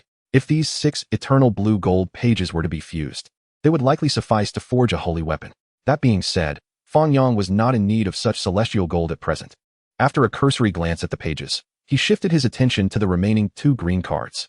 Byakugan, green. Description: the bloodline limit of the Hyuga clan in the world of Naruto, possessing abilities such as X-ray vision, telescopic sight, and chakra flow observation. Utterly useless. Fang Yang sharply critiqued. X-ray vision, telescopic sight, observing energy flow, the source heavenly divine perception, even without transforming into the heavenly eye, could possess these abilities and surpass the Byakugan by 100-fold. Tianlu, green. A green quality Tianlu? Curiosity piqued, Fang Yang materialized this card, only to discover that it contained merely a single drop. A single drop of Tianlu? I would feel embarrassed to even offer it to the Supreme Bone. After some deliberation, he ultimately decided to apply it to the Supreme Bone. A mosquito's leg, no matter how small, is still meat. This drop of Tianlu was absorbed by the Supreme Bone as if it had been dropped into the ocean, revealing no discernible changes. Fang Yang was a man who held great respect for his elders. His senior, Li Daoqing, had once advised him to explore the holy city further. So he resolved to spend some time there, engaging in closed-door cultivation. Having just acquired the Void Scriptures, he committed the scroll of the Cycle Sea, the scroll of the Tao Palace, and the scroll of the Four Extremes to memory for contemplation before commencing his training in the forbidden arts. The Great Void technique was indeed profoundly intricate. He referenced this forbidden art, drawing from its essence, and had already perfected the Void step taught by Ji Yanji, achieving a state of leaving no trace and traversing the void seamlessly. Regrettably, much like the Solar Emperor's fist. The Great Void technique could only be fully wielded if one possessed the corresponding ancient scriptures. However, the secret arts within the Void ancient scriptures were not meant to be easily displayed before others, and the inability to unleash their full potential was not a significant concern. The primary benefit lay in aiding his understanding of the Void Tao.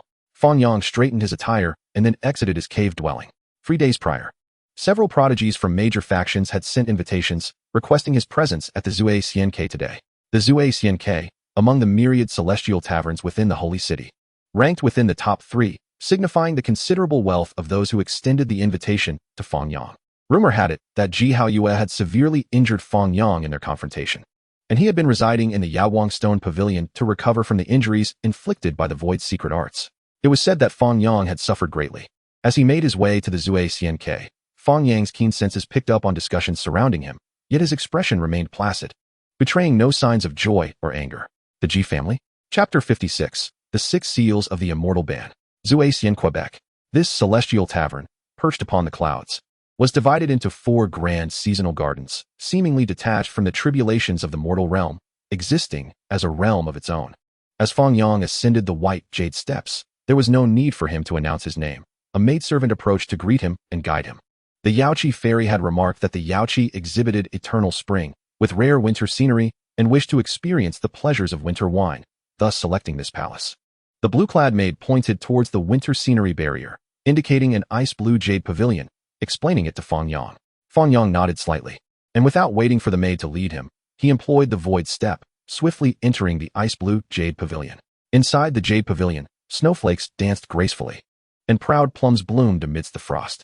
Several individuals gathered beneath the plum tree, savoring warm wine and admiring the scenery, experiencing an exquisite sense of contentment. Has Taoist Fang arrived? Come, take a seat. A man clad in purple, upon noticing Fang Yang's arrival, promptly stood and extended an invitation. He was known as Yao Yuekong, the esteemed young master of the Heavenly Demon Palace, a figure of considerable status, surpassing even the typical scions of sacred lands. Such a display of courtesy was indeed a generous gesture towards Fang Yang. With a smile, Fang Yang reciprocated and took a seat on the stone bench to the right of Yao Yuekong. The bench, crafted from warm jade, retained a temperature akin to that of the human body, offering a comforting warmth even amidst the chill of winter. Fang Yang cast a glance over the assembly, effortlessly matching their appearances to the portraits recorded in the secrets of the shaking light. Starting from his right, he identified the individuals as Prince Xia Yiming of the Great Xia, his sister Xia Yilin, and the Saintess of the Yaoqi, making a total of 5 attendees, all of whom possessed substantial potential to inherit significant power. Taoist Fang, please partake in the wine, the Saintess of the Yaoqi said, her demeanor graceful and enchanting, even with the mist obscuring her features. She personally rose to pour a drink for Fang Yang, a gesture that would surely evoke envy in countless onlookers. Thank you, fair maiden, Fang Yang replied, maintaining his composure as he consumed the wine. The liquid slid down his throat without much sensation until it settled in his stomach, whereupon the intoxicating effects surged forth, coloring his cheeks a deep crimson. The generosity of the Saintess is remarkable. This drunken immortal brew must be at least a century old, I presume? He refrained from using his divine power to suppress the effects of the alcohol, choosing instead to relish this rare inebriation, subtly probing the Saintess. The drunken immortal brew was renowned within the realm, celebrated and sought after. It came in various vintages, from the 3-year brew to the exceedingly rare millennium brew, only available at divine feasts. The distinctions between these vintages lay not only in their aging but also in the diverse materials employed.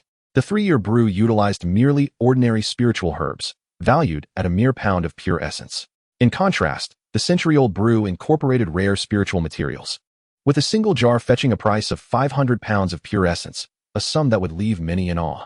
Although the Saintess of the Yaoqi held a noble status, she had not yet fully matured, and her resources could not compare to someone like Fang Yang, a master of source techniques.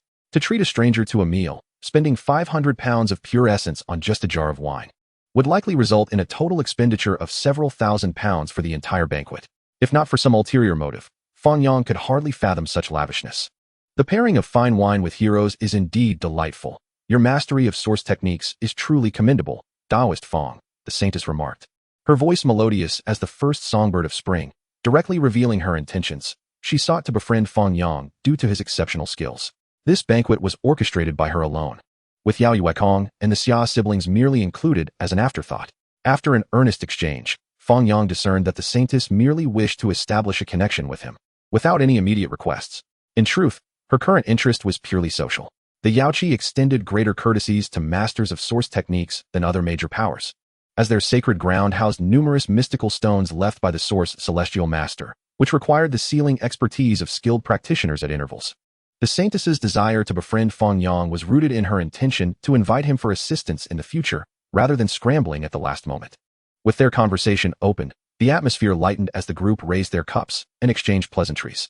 Only the young nun Xia Yilan, commanded by her royal brother Xia Yiming, refrained from drinking, sulking as she sipped her tea. It was well known that the shaking light sacred land lacked profound source technique legacies, and the world speculated that Fang Yang had acquired the source celestial master's heritage, enabling him to defeat Master Tuoba at such a tender age. Its veracity remained uncertain. Yao Yuekong, naturally, shifted the conversation towards Fang Yang. The Heavenly Demon Palace owned a renowned auction house known as the Heavenly Demon Treasure Hall, and as its young master, he aspired to befriend a source technique prodigy like Fang Yang to enhance the auction house's inventory. I am not so fortunate, Fang Yang declined.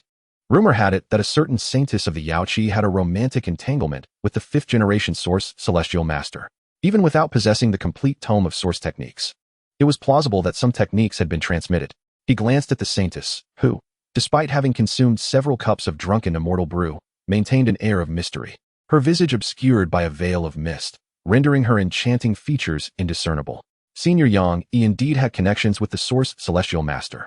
Although our Yaoqi did not acquire the source tome, we did receive several mystical stones and some exceptional source techniques left behind by the source celestial master. Would you be interested in the source celestial master's legacy, Taoist Fang? I happen to possess a stunning source technique that rivals the secret arts of the major sacred lands. The saintess of the Yaoqi offered, her voice cool, yet imbued with an enticing allure, transforming her into a captivating enchantress. What source technique is it? Fang Yang inquired. The 6 seals of the Immortal Ban. The saintess's words astonished everyone present. The 6 seals of the Immortal Ban were a legendary source technique, reputedly sought after by countless masters of source techniques and source earth masters. Yet only the source celestial master had ever demonstrated its formidable power. Fang Yang felt a surge of excitement. The source technique compendium contained scant references to the 6 seals of the Immortal Ban, mere conjectures that fell short of being complete fragments. Yet, it was sufficient to convey the reverence with which the author regarded this secret art. However, the version you possess is unlikely to be the complete technique, is it? Fang Yang pondered. The words left by the source celestial master were cryptic and obscure. I cannot ascertain whether they constitute the full 6 seals of the Immortal Ban or merely a fragmented derivation, the saintess explained. These phrases are of immense value, as they originate from the source celestial master. To masters of source techniques, one could say they are worth their weight in gold. However, for those unversed in source techniques, or even for most who possess a rudimentary understanding, they are utterly indecipherable, akin to mere stones by the roadside, devoid of any worth. I can provide you with these phrases, provided you agree to assist the Yaoqi in sealing a mystical stone in the future, the saintess of the Yaoqi offered earnestly, seeking only a small favor from Fang Yang, without demanding a guarantee of complete sealing. Very well, Fang Yang nodded in agreement. Taoist Fang, please take note, the saintess concluded, transmitting the phrases related to the 6 seals of the Immortal Ban to Fang Yang. Yao Yuekong and the others paid little heed, having only a superficial understanding of source techniques, akin to the younger generation of source families, and thus showed little interest in a secret art that demanded high proficiency in source techniques. The source celestial master is indeed remarkable, Fang Yang remarked, his expression shifting as he contemplated the few phrases imparted by the saintess. In just a handful of words, totaling 49, each one was a gem, elucidating the essence of the 6 seals of the Immortal Ban. Though these 49 words did not represent the complete technique, they served as the key to mastering it, allowing one to explore the 6 seals independently. Of course, this required an exceptional level of source technique mastery, attainable only by unparalleled talents in the field. It seems I have made a prudent choice, the saintess mused inwardly. Judging by Fang Yang's reaction, it was evident that he had gleaned immense insight from those scant words, a feat that few within the Yaoqi sacred land could achieve. In the Yaoqi, after the Holy Maiden had sealed the 6 forbidden immortals and secretly transmitted a message to Fang Yang, the group raised their cups and exchanged pleasantries, reveling in the joyful atmosphere. The Holy Maiden of Yaoqi, astute in the ways of the world, and Yao Yuekong, well-versed in human emotions, created an environment where even the reticent siblings, Xia Yiming and Xia Yalan, made Fang Yang feel as if enveloped in a gentle spring breeze. And he gleaned numerous intriguing anecdotes, A jar of century-old intoxicated immortal brew was nearly divided among Fang Yang, Yao Yuekong, and Xia Yiming. Despite Xia Yiming's taciturnity, he exhibited an impressive boldness in drinking, downing cup after cup without a hint of intoxication. Shall we conclude our gathering for today? The holy maiden inquired. Brother Fang, should you need to venture to Yaoqi to seal the peculiar stone left by Master Yuan Tian, I shall notify you in advance. With these words, the holy maiden hurriedly departed from the Jade Palace, leaving behind an air of urgency. I too shall take my leave, Xia Yiming said politely, subsequently escorting Xia Yalan away from the Jade Palace. Fang Yang nodded at Yao Yuekong, turning to depart with a step into the void. Brother Fang, please wait. Yao Yuekong called out hastily. What is it, Yuekong? Fang Yang paused, glancing back at Yao Yuekong, inquiring. You should be aware that the Heavenly Demon Palace is a sacred ground for the Demon Clan, and being situated within the Holy City, it possesses extensive channels for information. Recently, rumors circulated in the Holy City regarding your battle with Ji Haoyue, where you suffered a dismal defeat. After some investigation, I discovered that the mastermind behind this is the notorious Sun Tianyun of the 10th Bandit. Yao Yuekong revealed the intelligence he had gathered and analyzed Sun Tianyun's motives. To his surprise, Fang Yang did not ask for evidence, but instead inquired, among the multitude of rumors in the Holy City, surely the Ji family has some involvement? There are shadows of the Ji family, yet I cannot ascertain completely. However, there is a relative from the Jiang family named Jiang Yishuan, who can confirm his participation in stirring the pot. Yao Yuekong hesitated briefly before divulging all the information he had uncovered without reservation. Thank you, Brother Yuekong. Consider this a favor owed to you. Fang Yang expressed his gratitude, striding into the void. The Ji family, huh? And that Jiang Yishuan, who attempted to ensnare me for the human essence fruit. I discerned he was either foolish or malicious. It seems he is genuinely foolish, as he has been caught in his own machinations while trying to stir up trouble from behind. Within an isolated courtyard of the Ji family, Ji Haoyue secluded himself in this small sanctuary, tirelessly practicing the void's secret arts, unable to escape the shadow of his defeat by Fang Yang. Just as he paused his training and sat despondently at a stone table, a shadow suddenly loomed over him. Father, I. Ji Haoyue lifted his gaze to the man before him, wanting to say something, but ultimately lowered his head, unable to face his father. The Ji family had pinned great hopes on him, expecting him to rival the previous divine body, Jiang Taishu, who had instilled fear in the eastern wilderness. Yet now, he had succumbed to Fang Yang. Haoyue, on the day of your birth, the upper echelons of the Ji family rejoiced for you. Ji Yinji's somber voice resonated. All who knew of your existence regarded you as the hope for reviving the glory of the Ji family, burdening you with a heavy responsibility. Ji Haoyue remained silent, his fists clenched tightly. Over the years, the elders have taken you under their wing, exhaustively teaching you the ancient scriptures of the void. Yet they failed to forge within you a formidable spirit. What does it matter to lose? You have merely reached the minor completion of the divine body and have yet to step into the sacred realm of the immortal platform. Unable to showcase the full power of the ancient scriptures, and you allow a single defeat by Fang Yang to plunge you into despair. Even the great emperor of chaos endured countless defeats before ascending as an emperor. Can you not summon the confidence to strive for supremacy after one loss? Contemplate this thoroughly. Others cannot assist you. After Ji Yinji departed, Ji Haoyue slowly raised his head, gazing at the luminous moon in the night sky, his eyes distant. The great emperor of chaos, who transformed failure into triumph. Why can't I? He murmured to himself, following his defeat against Fang Yang. The spirit he had struggled to revive seemed to flicker back to life. Upon exiting the courtyard, Ji Yinji's expression was grave. He recalled the rumors circulating in the Holy City and the elders who pressed him about Ji Haoyue's victory and defeat. The Ji family. Ji Yinji scoffed bitterly, stepping into the darkness. In the Yao Guangstone workshop, within the estate, Ji family, Jiang Yishuan, the 10th bandit, Fang Yang kept a meticulous record. At present, the Ji family was not to be provoked, even if his master was Li Daoqing, even if he was the holy son of Yao Guang. Personal honor and disgrace meant little in the face of the collaboration between the two supreme forces. It was impossible to leverage the power of the Yao Guang sacred land to demand a satisfactory resolution. The Ji family's stone workshop, he would visit it another day. Fang Yang temporarily set aside thoughts of vengeance against the Ji family, reserving such plans for when he possessed the capability to make those deceitful individuals pay double for their misdeeds. Jiang Yishuan, a mere relative of the Jiang family with slightly better talent, dared to provoke him. Did he think Fang Yang would shy away from eliminating him? A murderous intent surged within Fang Yang. The Ji family was one matter. Retaliation against them was challenging for him alone. But what was Jiang Yishuan? As for Sun Tianyun, the 10th bandit, since he sought to provoke me, he ought not to blame me for ensuring his lineage comes to an end. While Fang Yang lacked the strength to eradicate a second-tier immortal, Given his current capabilities, he harbored hopes of slaying Sun Tianyun's descendants in droves. Chapter 58. Framing and Scheming. Pinyin City. An ancient city located in the northern region, though not as historically rich as the Holy City, it housed numerous factions, one of which was the Jiang family. The Jiang family's stone workshop was situated in the southern district of Pinyin City, an area of exquisite beauty where fragrant grasses flourished, making one feel as if they were in a celestial paradise, alleviating even the heaviest of emotions. In the secluded backyard, where outsiders were forbidden, Jiang Yishuan's mood was far from pleasant. Everything in Pinyin City paled in comparison to the Holy City in his eyes. The Jiang family's territory was loathsome.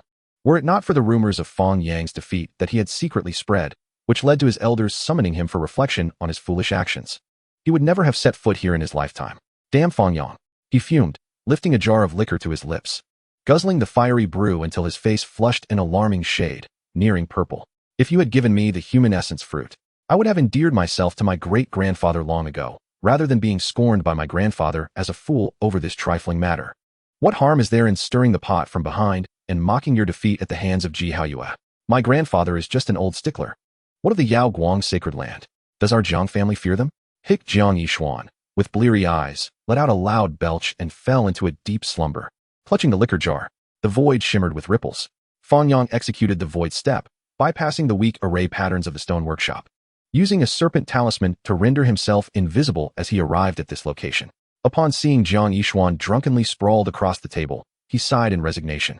I was hesitating whether to torment you a little or to end your life outright. It seems I have granted you a reprieve.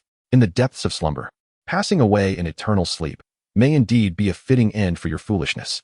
Fang Yang unleashed a secret technique, a pitch-black palm imprint, which bore down upon Jiang Yishuan, instantly reducing him to a mere puddle of flesh, meeting a truly tragic demise. The pure essence of void power permeated the air, without betraying a hint of the aura of the Shaking Light Sutra. Anyone who arrived would undoubtedly believe that Jiang Yishuan had fallen at the hands of the Ji family, eliminating the adversary Jiang Yishuan, fate 100. Thus, he died where he belonged.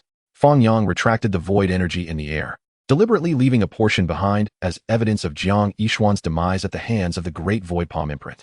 He then vanished from the rear courtyard in an instant, leaving no trace aside from the void palm imprint.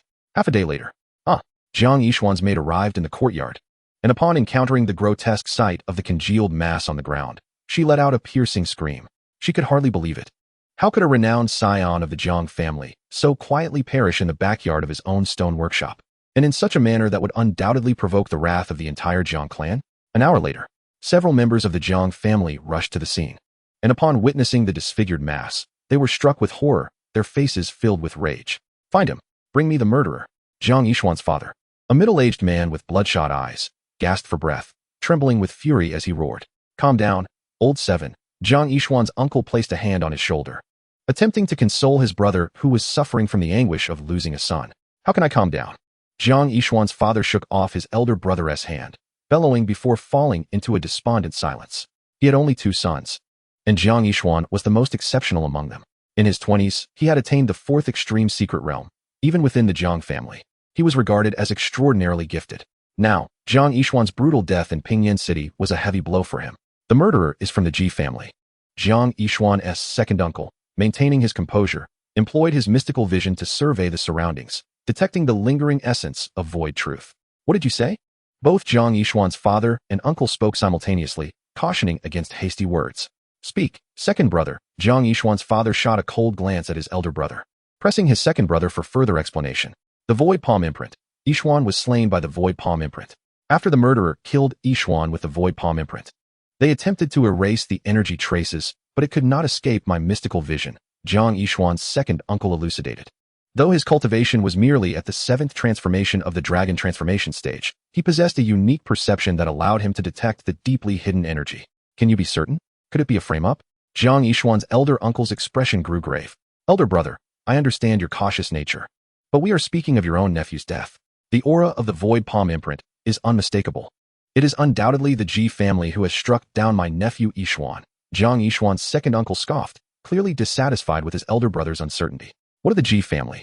Are we, as an ancient family, to be considered lesser than the Ji family? Sigh. Second brother, go summon the sovereign. Jiang Yishuan's second uncle's face was etched with worry. The murder of Jiang Yishuan, particularly by the means of a void palm imprint, was no trivial matter. He could not take it upon himself to decide. 3 hours later. It is indeed the Ji family's void palm imprint. The Jiang family's sovereign, with an aura as deep as the ocean, instantly recognized that the one responsible for Jiang Yishuan's death had employed the Ji family's void palm imprint. Beyond that, there were no other traces of energy. Sovereign, I beseech you to seek justice for my child. At these words, Jiang Yishuan's father fell to his knees, a towering figure reduced to tears, evoking deep sympathy from onlookers. This matter requires careful deliberation. Allow me time to consider how best to address it. The Jiang family sovereign felt a headache coming on. To involve the Ji family, another ancient family of imperial lineage, was a complicated affair. Even if they held the moral high ground, it could lead to fierce conflict between the two powers. After committing murder, they did not even clean up properly. He gazed disdainfully at the puddle of flesh. The Jiang family was divided into numerous factions. Jiang Yishuan belonged to the divine king lineage, and in reality, the blood ties to the sovereign's lineage were already rather distant. Perhaps even more so than those among common families. If the sovereign intervened on their behalf, the most he could hope for would be the negligible gratitude of the divine king lineage. Beyond that, it would be fraught with drawbacks. Will the Ji family admit to it? Will they hand over the murderer? If the Ji family takes a hardline stance, how should he respond? Through war or by seeking a peaceful resolution? War would undoubtedly result in heavy casualties, and he could become a pariah within the Jiang family. Avoiding conflict would leave him eternally branded with shame. The Jiang family sovereign felt himself beset by misfortune. In all his years as sovereign, it was the first time he encountered such a thorny dilemma. Ji family, you truly deserve death. The Jiang family sovereign feigned sorrow while inwardly contemplating how to handle the situation. As for the possibility of a frame-up, the essence of the void palm imprint was pure beyond compare. It was undoubtedly the work of a direct descendant of the Ji family. Chapter 59, The Innate Taishu Gangqi. The 13 Great Bandits. Renowned throughout the northern domain, this term refers not only to the 13 formidable figures, capable of standing firm against the numerous forces of the eastern wilderness, but also to the progeny, disciples, and bandits under these great bandits' command. Most of these individuals roam freely, committing crimes without a fixed gathering place, which has been a source of constant vexation for the various powers. A few, like the Azure Flood King, possess a small world as a secure base, yet they conceal their entrances deeply, making them difficult to assault. One day, Fang Yang received a lead and pursued the trace of Sun Tianyun, a descendant of the 10th bandit, to Anzhou, located in the western part of the northern domain. Anzhou spans nearly 10,000 miles, its territory vast and sprawling. Within it, 5 factions of bandits were particularly rampant, committing heinous acts of murder and arson, a force cultivated by the descendants of the 13 great bandits, specifically to amass source stones for themselves. Yet in recent days, these 5 factions of bandits had been successively eradicated, leaving only one faction remaining, prompting both applause and speculation about which formidable individual dared to provoke the descendants of the bandits. On a moonless, windy night, within a fortification as solid as a fortress, 2 flags fluttered in the wind. A dozen cultivators stood guard at the entrance, seemingly awaiting the arrival of someone. As the grandson of the 3rd great bandit, Su Tianxiong, who would dare to be so audacious as to annihilate all the brothers of the other 4 teams? A Dao Palace cultivator, sensing the oppressive atmosphere, anxiously spoke up. Do not panic. This time, our fortification is secured by several 4th extreme cultivators. Let any demon or specter dare to approach, and they shall find their demise here.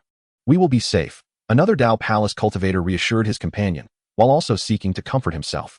4th extreme cultivators are remarkable figures, even within some of the larger powers. They are regarded as esteemed elders, possessing great magical prowess, akin to deities in the eyes of mortals. In the next moment, a colossal, obsidian handprint descended, reminiscent of a divine palm reaching down from the celestial realm, intent on obliterating all impurities of the world. The gate of the stone fortress was pulverized to dust, and the dozen or so Dao Palace cultivators stationed nearby could not even utter a cry of despair before they were reduced to particles as fine as dust. Fang Yang hovered in the air, obscured by the earth-shattering techniques recorded in the source art, presenting himself as a middle-aged man with an impassive demeanor.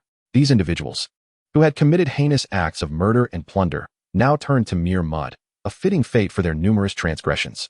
However, his purpose was not merely to punish evil and promote good. The primary objective of his expedition was to capture Sun Tianyun's grandson, Sun Qian, to extract the whereabouts of their clan's hiding place.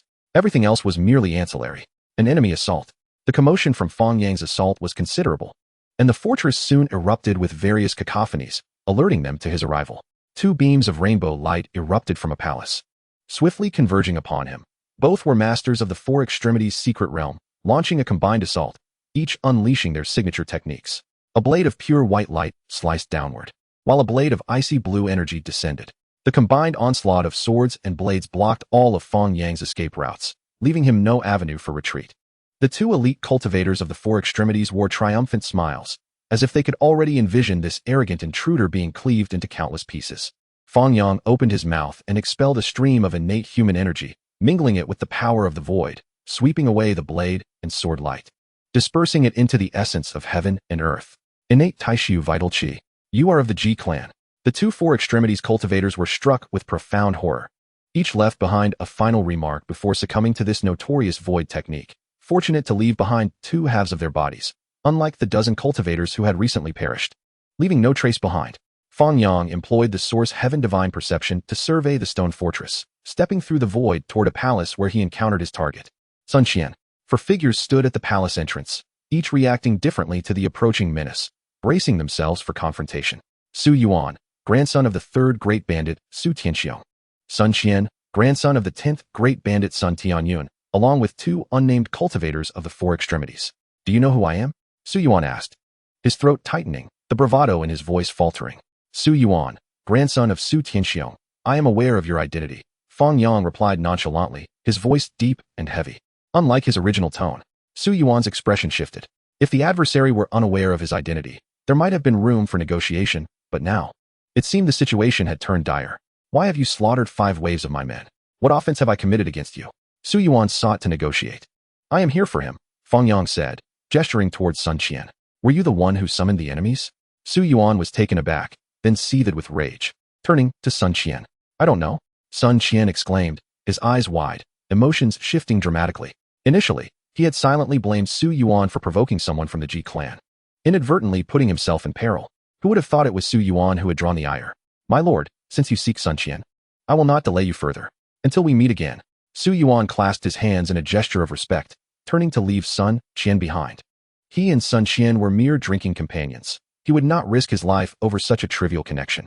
Did I permit you to leave? Fang Yang's words halted Su Yuan in his tracks, and the fury of having lost 5 groups of men surged uncontrollably within him. He opened his mouth to protest. Fang Yang had no interest in his futile words. With a wave of his hand, he unleashed 3 streams of innate Taishu Vital Qi toward the 3 individuals aside from Sun Qian. The two four extremities cultivators met their demise, their heads severed from their bodies. Clang! A golden divine tower erupted from Su Yuan's being, intercepting the innate Taishu Vital Qi. Simultaneously, a wisp of divine consciousness emerged from the tower, transforming into an elderly figure resembling Su Tianxiong, the third great bandit. Could you spare my grandson's life? Su Tianxiong implored. He was but a fragment of consciousness with limited power, and upon sensing the damage to his tower, he realized he could not withstand Fang Yang's might. Impossible. Fang Yang flatly rejected the pretense of a Ji clan member killing Su Yuan, thus provoking the formidable Su Tianxiong, was also one of his objectives. Unlike the 10th great bandit Sun Tianyun, Su Tianxiong ranked 3rd among the 13 great bandits, his own strength terrifyingly formidable, rivaling that of the Peacock King, a titan of the demon race. Learning that his beloved grandson had been slain by someone from the Ji clan would undoubtedly bring dire consequences for them. Innate Taishu Vital Qi. Void Handprint. Fang Yang unleashed both of these void techniques simultaneously, culminating in an explosive display of terrifying power descending upon the golden divine tower. In an instant, the tower twisted grotesquely. Su Tianxiong's divine consciousness was shattered, and Su Yuan fell lifeless to the ground. Defeated enemy Su Yuan and his subordinate forces. Fate 1000. Indeed, he was the most cherished grandson of the third great bandit. Despite only being a 4th Heaven Dao Palace cultivator, he, alongside 4 four extremities cultivators, had equaled the fate of defeating Hua Yunfei. Fang Yang was pleasantly surprised, speculating whether Su Tianxiong's fragment of consciousness had been factored into the outcome. Chapter 60, Dragon Tooth Rice. Fang Yang apprehended the already terrified Sun Qian, casting him into the Xian Huang cauldron for suppression, and promptly made his exit from the area. As for the exquisite golden divine tower and the scattered possessions of Su Yuan, he chose not to collect them, leaving them behind to avoid potential discovery. After rapidly flying over 1,000 miles, he discovered a rocky cliff and casually carved out a cave to hide within, not rushing to interrogate Sun Qian. Instead, he utilized the fate he had just acquired to engage in a tenfold draw. A hard brick, white. A pair of fishing net socks, white. Sour beef brisket rice, white. Distressed denim jeans, white. Embroidered spring blade, white.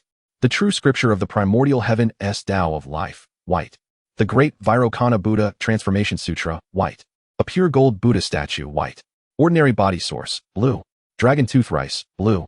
Fang Yang seamlessly integrated the ordinary body source, blue, into his being, simultaneously operating the Yaoguang Sutra to develop the enhanced source into a solid foundation of cultivation. Meanwhile, he examined the other blue card. Dragon tooth rice, blue. Description: rice consumed by the ancient heavenly dragons of the Yang God world, imbued with boundless essence, free of postnatal impurities. Long-term consumption purifies the body and enhances vitality. The sustenance of the ancient heavenly dragons.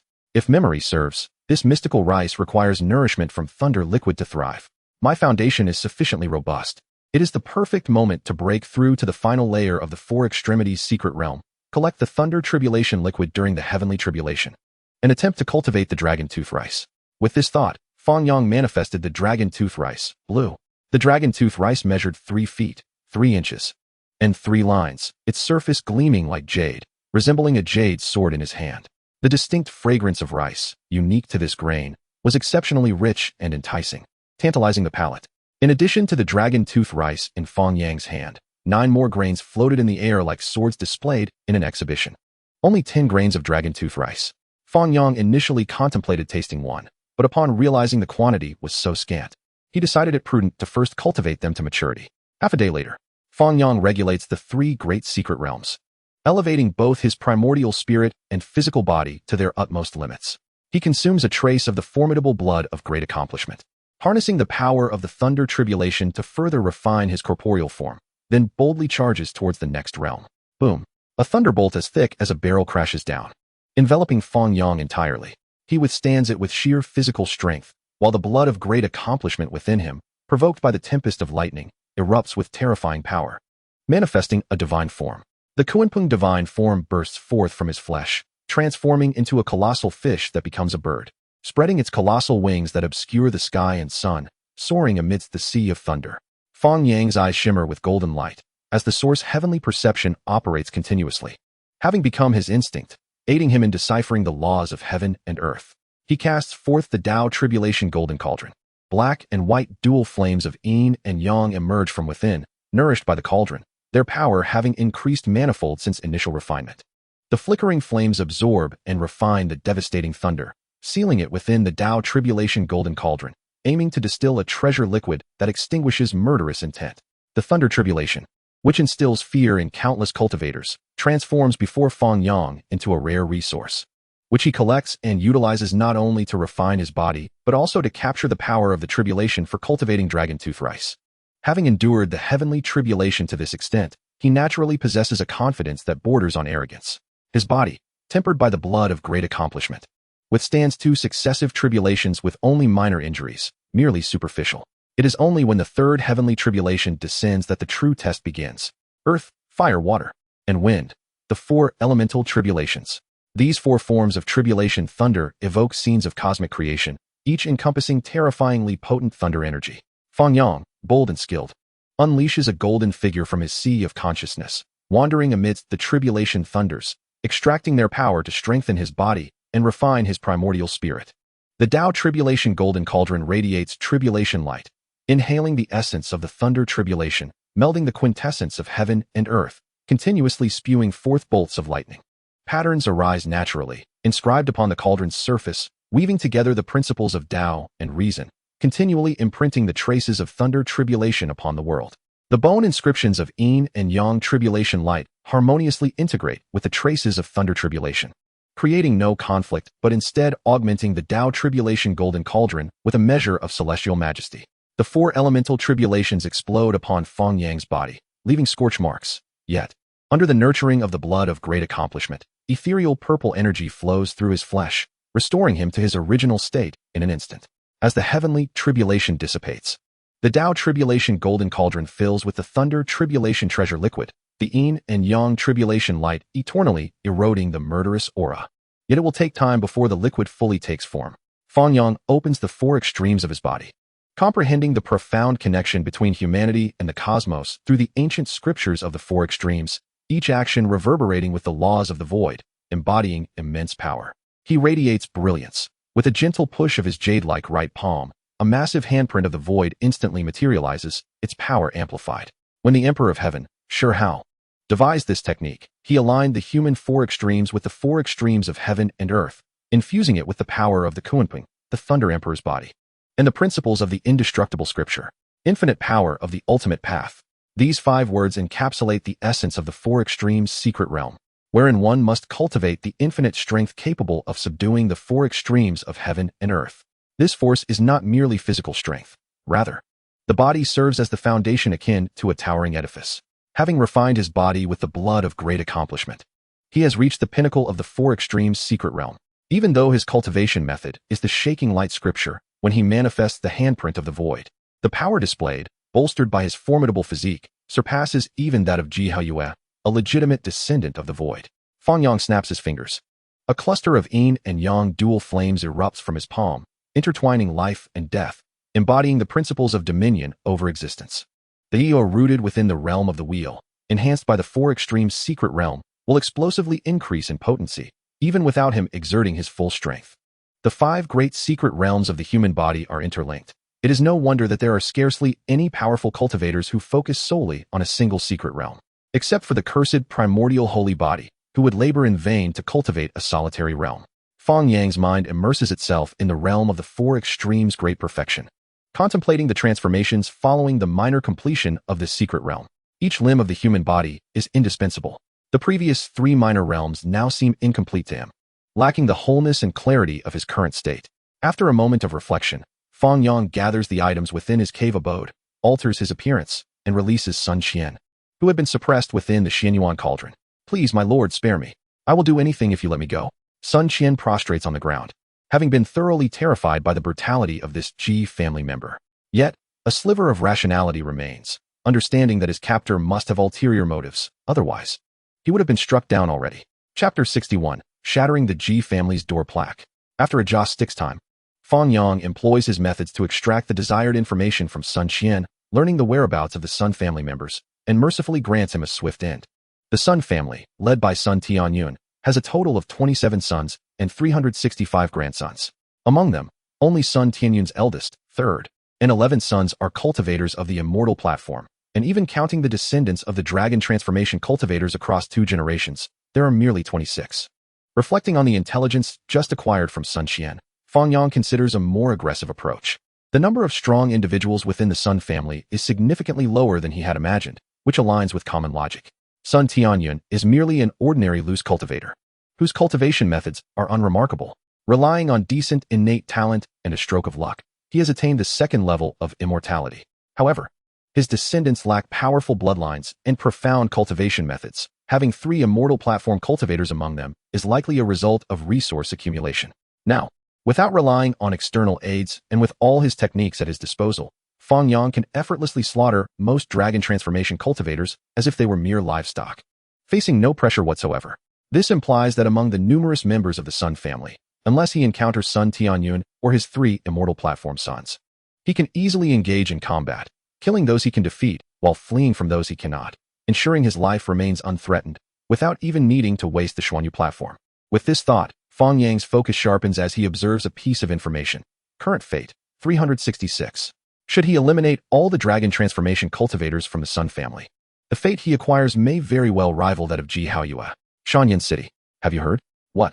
The Ji family's plaque has been shattered again. Who is the bold individual behind this? I recall the last time it happened was at the hands of the Peacock King who ruled the southern region for over 1,000 years. The 3rd great bandit, Su Tianxiong. It is said that his grandson Su Yuan was slain by a member of the Ji family, dismembered, and fed to the dogs. Fed to the dogs? No wonder Su Tianxiong is so furious. The Peacock King's good brother, the Green Flood Dragon King, is the 4th great bandit. They will likely join forces against the Ji family. A grand spectacle is about to unfold. As Fang Yang passes by an inn, he overhears this conversation, stirring ripples within his heart. What was intended as a mere casual act has unexpectedly made Su Tianxiong so fierce, becoming the 2nd person in many years, after the Peacock King, to shatter the Ji family's plaque. It seems the Ji family is about to face significant trouble. However, even with Su Tianxiong, a sovereign-level figure, even if he allies with the Peacock King and other great powers, it would be unlikely to inflict severe damage on the Ji family, merely causing this ancient clan to lose some face. The Ji family possesses the Void Mirror, an imperial weapon of the ultimate path.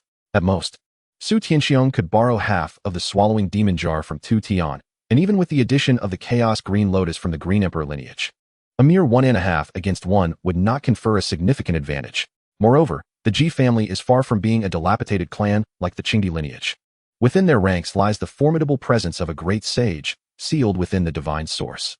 Should the Ji family be pushed to their limits, the entire eastern wilderness would be engulfed in a tempest of blood and chaos.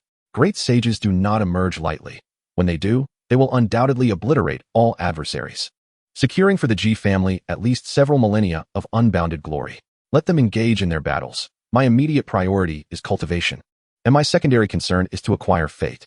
It is only when I ascend to the realm of the immortal platform that I shall truly step onto the grand stage of the eastern wilderness and stir the winds and clouds. Fang Yang's plans for the future are simple, encompassing just 2 pursuits: cultivation and the acquisition of fate. In a mere span of 3 to 4 years, he has transformed from an ordinary mortal into a consummate practitioner on the verge of entering the dragon transformation secret realm. Furthermore, he is not the type of practitioner who can be easily subdued by the talented. He possesses the capability to effortlessly defeat divine bodies and stands atop the echelon of the eastern wilderness, with a solid foundation and a promising future. As for his fate, Fang Yang, while honing his skills through the act of killing, simultaneously enhances his cultivation and gathers fate, achieving a remarkable dual benefit. The Sun family conceals several fixed strongholds, with Shurian City being one of them, housing both a tavern and a stone workshop. The tavern is guarded by a dragon transformation practitioner, while the stone workshop is protected by 2 dragon transformation practitioners. In addition, there are several four-polar and Dao Palace practitioners. If I could eliminate all the Sun family members within this city, it might just provide me enough fate for a tenfold draw. Fang Yang's gaze darkened as he focused on the bustling tavern 300 meters away, alive with patrons. Activating his source heaven divine perception, he quickly identified the descendants of Sun Tianyun within. 1 dragon transformation practitioner, 3 four-polar practitioners, and 12 Dao Palace practitioners. Under the broad daylight, Fang Yang refrained from taking action. Instead, he meandered leisurely into the stone workshop run by the Sun family, assessing the personnel within. 1 practitioner in the 3rd change of dragon transformation, and another in the 5th change. What? In the outer stone garden, Fang Yang detected an unusual presence with his source heaven divine perception, catching sight of an unsightly piece of grayish-blue stone. He approached the stone and examined it closely. The surface was rough and pockmarked, tapering into a spindle shape. How much source does this stone contain? After a moment of observation, he inquired about the price from the workshop staff. 3 pounds of source, replied the attendant, unimpressed by Fang Yang's choice of such a shabby stone. Fang Yang tossed down the 3 pounds of source and swiftly cleaved the stone open. An eerie bloodlight surged skyward. A chilling aura enveloped the entire workshop, alarming the 2 dragon transformation practitioners inside, who hurried over to investigate. What is this? A strand of red hair? Retreat. Upon seeing the source of the bloodlight, the faces of the 2 dragon transformation practitioners changed dramatically, and they retreated at a speed surpassing their arrival. Fang Yang stared at the red hair in his hand, initially expecting to find something of value, only to be disappointed by this ominous discovery. He hastily employed source techniques to seal and contain the red hair, finally breathing a sigh of relief as he exited the workshop. As night fell, Fang Yang gazed down at the stone workshop from above, channeling his Dao power into his right hand and pressing downward. Not a mere illusion of a colossal hand, but a palm composed entirely of Dao power. It instantly crushed the workshop. The structure crumbled, and the practitioners within could not even utter a scream before meeting their demise, becoming part of Fang Yang's fate. Eliminated 1 enemy four-polar practitioner, fate 20. Eliminated 1 enemy four-polar practitioner, fate 10. Eliminated 1 enemy Dao Palace practitioner, fate 1. Eliminated. A series of notifications flashed before him. Fang Yang paid little heed to them, instead focusing on the 2 dragon transformation practitioners who had just emerged, covered in dust and debris, from the ruins. Seeking death, one of the dragon transformation practitioners bellowed, his eyes ablaze with fury. Most of the practitioners in the workshop were from the Sun family, many of whom would have called him uncle. Now, all had been struck down in an instant. How would he face his kin in the future? Chapter 62, Dragon-Shaped Sword Radiance. This dragon transformation practitioner, increasingly infuriated, produced an ancient bronze lamp, pouring in his divine power without reservation, conjuring a pale flame that transformed into a magnificent tiger with wings. Roar. The tiger's roar reverberated through the mountains and rivers, causing the entire Yunyan city to tremble momentarily, startling countless practitioners and drawing many reckless spectators towards the scene. The dragon transformation practitioner from the Sun family, upon hearing the familiar roar, soared through the air, the first to reach the stone workshop, eager to assist his brethren against the external threat. What? The tavern practitioner's pupils widened, disbelief etched across his face. There stood a seemingly ordinary man, simultaneously pounding his fist into his brother's chest and crushing the ancient bronze lamp into fragments. As for the other dragon transformation practitioner in the third change, he had already been effortlessly dispatched, his blood staining the earth a deep crimson. The man abruptly raised his head, locking eyes with the tavern practitioner, revealing a predatory grin akin to a beast hunting its prey. Run! The tavern practitioner disregarded everything and fled towards the city outskirts. What brothers? They were all dead. At this moment, preserving his own life was paramount. A sword light streaked across the horizon, piercing through the tavern practitioner's back, erupting in a spray of blood, causing him to plummet to the ground. Weak, too weak, Fang Yang mused, observing the dragon transformation practitioner of the first change, who could not even withstand his ordinary sword strike, before turning towards the tavern to continue his slaughter, rooting out the source. Moreover, even the smallest mosquito is still meat. How could such a ferocious killer have emerged? 3 dragon transformation practitioners, so effortlessly dispatched? The late-arriving onlookers, having witnessed the corpses of the 3 dragon transformation practitioners, were filled with dread and dared not approach any further. They had clearly seen the first arriving dragon transformation practitioner being slain through the heart in one swift stroke. Who could tell if this was a premeditated grudge or merely a penchant for eliminating witnesses? While indulging in gossip is enticing, it ultimately pales in comparison to the instinct for self-preservation. Fang Yang acted swiftly. Within the tavern, only a handful of practitioners sensed the impending doom and fled, while the majority remained oblivious to the catastrophe about to befall them, falling victim to his sword light in a massacre. The few clever practitioners that managed to escape dashed in different directions, yet they too could not escape the clutches of death, as Fang Yang eliminated them one by one. Current fate, 632. Union City is but a small locale, and among the 3-station dragon transformation practitioners, none were of the later stages of dragon transformation, making them relatively easy to deal with, albeit yielding little fate. After confirming that no Sun family members were overlooked within the city, Fang Yang swiftly departed. Next, there awaited a group of Sun Tianyun's descendants to provide him with fate. He had no time to linger here. In the desolate mountains, a dragon transformation practitioner of the 6th change from the Sun family, witnessing the carnage surrounding him, questioned the unidentified practitioner in the sky with rage-filled eyes. Who are you? Why do you slaughter our Sun family members? Silence. Fang Yang unleashed his fists, channeling immense power that shattered myriad secret techniques. Engaging in close combat with the dragon transformation practitioner before him, obliterating him with sheer force. The air was thick with the scent of blood. He waved his hand, swiftly eliminating a few gravely wounded individuals before departing gracefully. Oasis. Kill. 2 cultivators at the 6th transformation of the dragon transformation realm, along with 1 at the 5th transformation, unleashed their most formidable secret techniques and artifacts, charging towards the audacious assailants daring to attack the Sun family. Fang Yang's expression grew solemn as he sensed a hint of pressure. Decisively, he employed the Radiant Light secret technique, casting forth the primordial holy light. The reason he refrained from utilizing the Void secret technique to disguise himself as a member of the Ji family was twofold. On one hand, he sought to refine his abilities against the Sun family, aiming for a breakthrough to a higher realm by employing his most adept techniques in combat. On the other hand, the sheer number of Sun family members he intended to eliminate made it inevitable that he might be compelled to reveal his identity during the process. Fang Yang harbored no fears regarding potential retaliation from Sun Tianyun upon revealing his identity. Rather, he dreaded the possibility of the adversary reciprocating by seeking vengeance against the disciples of the Radiant Light sacred ground. Hence, he had specially sent a message to Li Daoqing, receiving 2 domineering phrases in response. Kill, without hesitation. I shall bear the consequences. Thus emboldened, Fang Yang dared to unleash the primordial holy light technique. The brilliance of the primordial holy light dazzled the eyes, causing the 2 dragon transformation cultivators to have their eyes bloodied.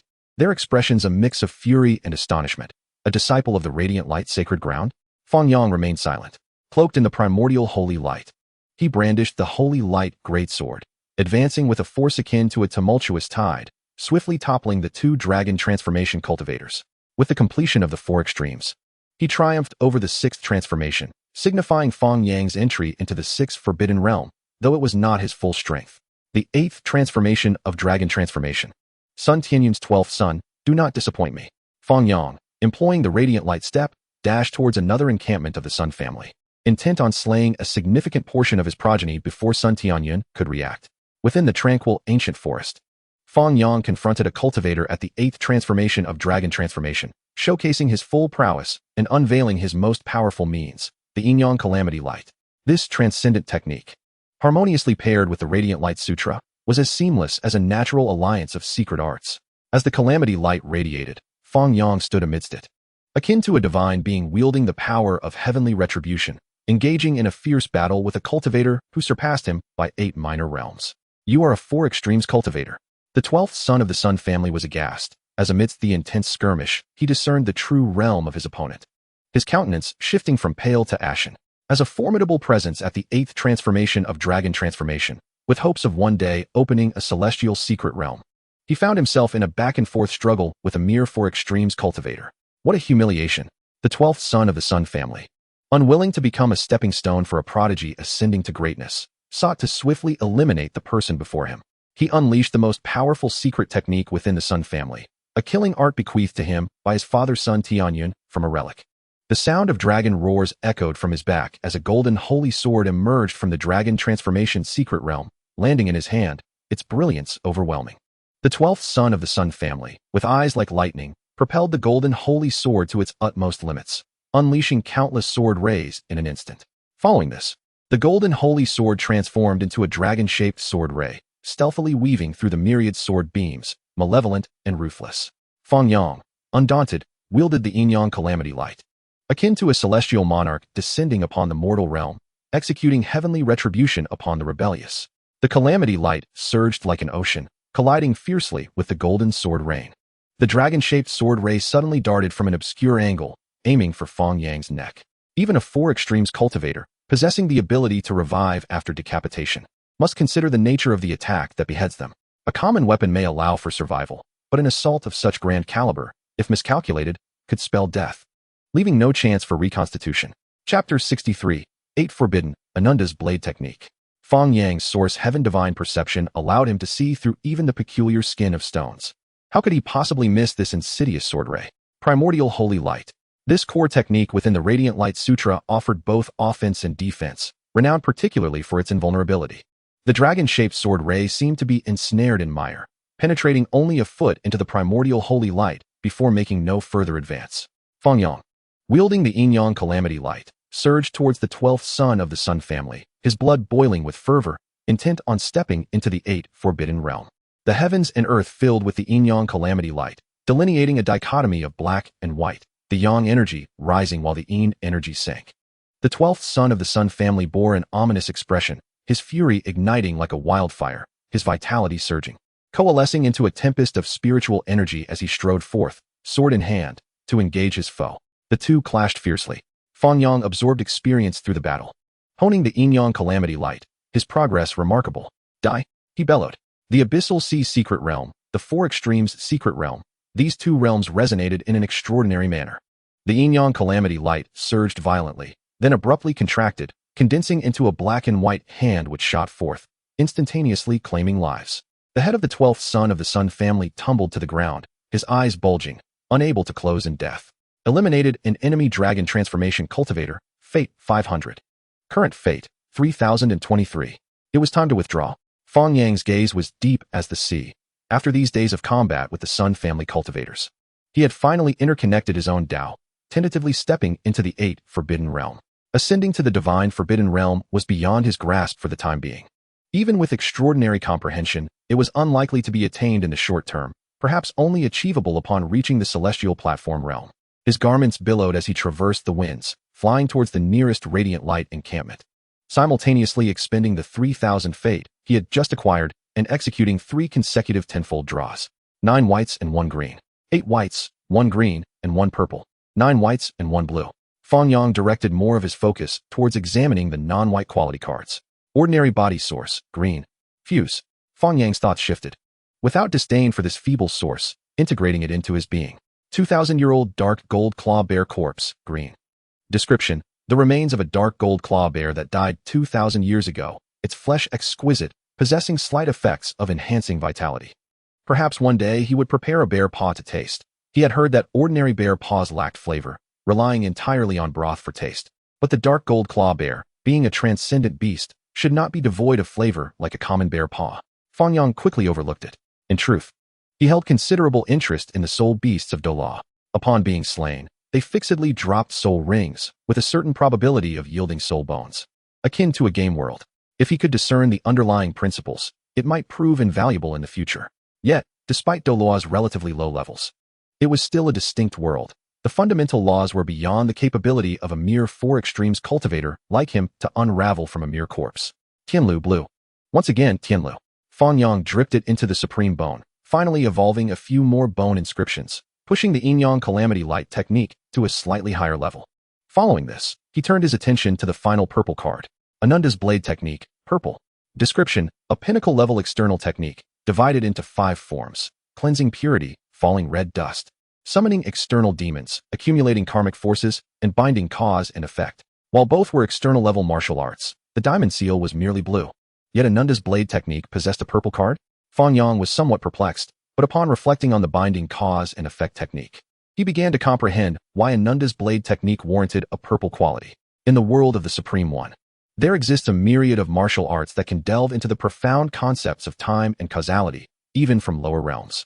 Among these is the technique of causality binding, a rare swordsmanship that concerns the principle of causation, accessible even to those below the Fashan. Once unleashed, it becomes an inexorable blade capable of slaying foes through the very threads of causality. Although the practitioner must bear the consequences of the slain, its enigmatic nature is undeniable. Upon materializing, Fang Yang discovered a tome in his hand. Alas, it was not a genuine transmission of true intent. A hint of regret crossed his mind. Yet he swiftly cast it aside and began to peruse the Ananda breakthrough sword technique in his possession. The true intent of such teachings merely aids practitioners in grasping the essence of martial arts more readily. Fang Yang was not overly disheartened. The techniques of pure detachment and falling petals were straightforward enough, allowing even those with external demonic influences to comprehend them. However, the intricacies of causality binding proved to be perplexingly abstract. Despite his current level of enlightenment, he found himself struggling to grasp its mysteries.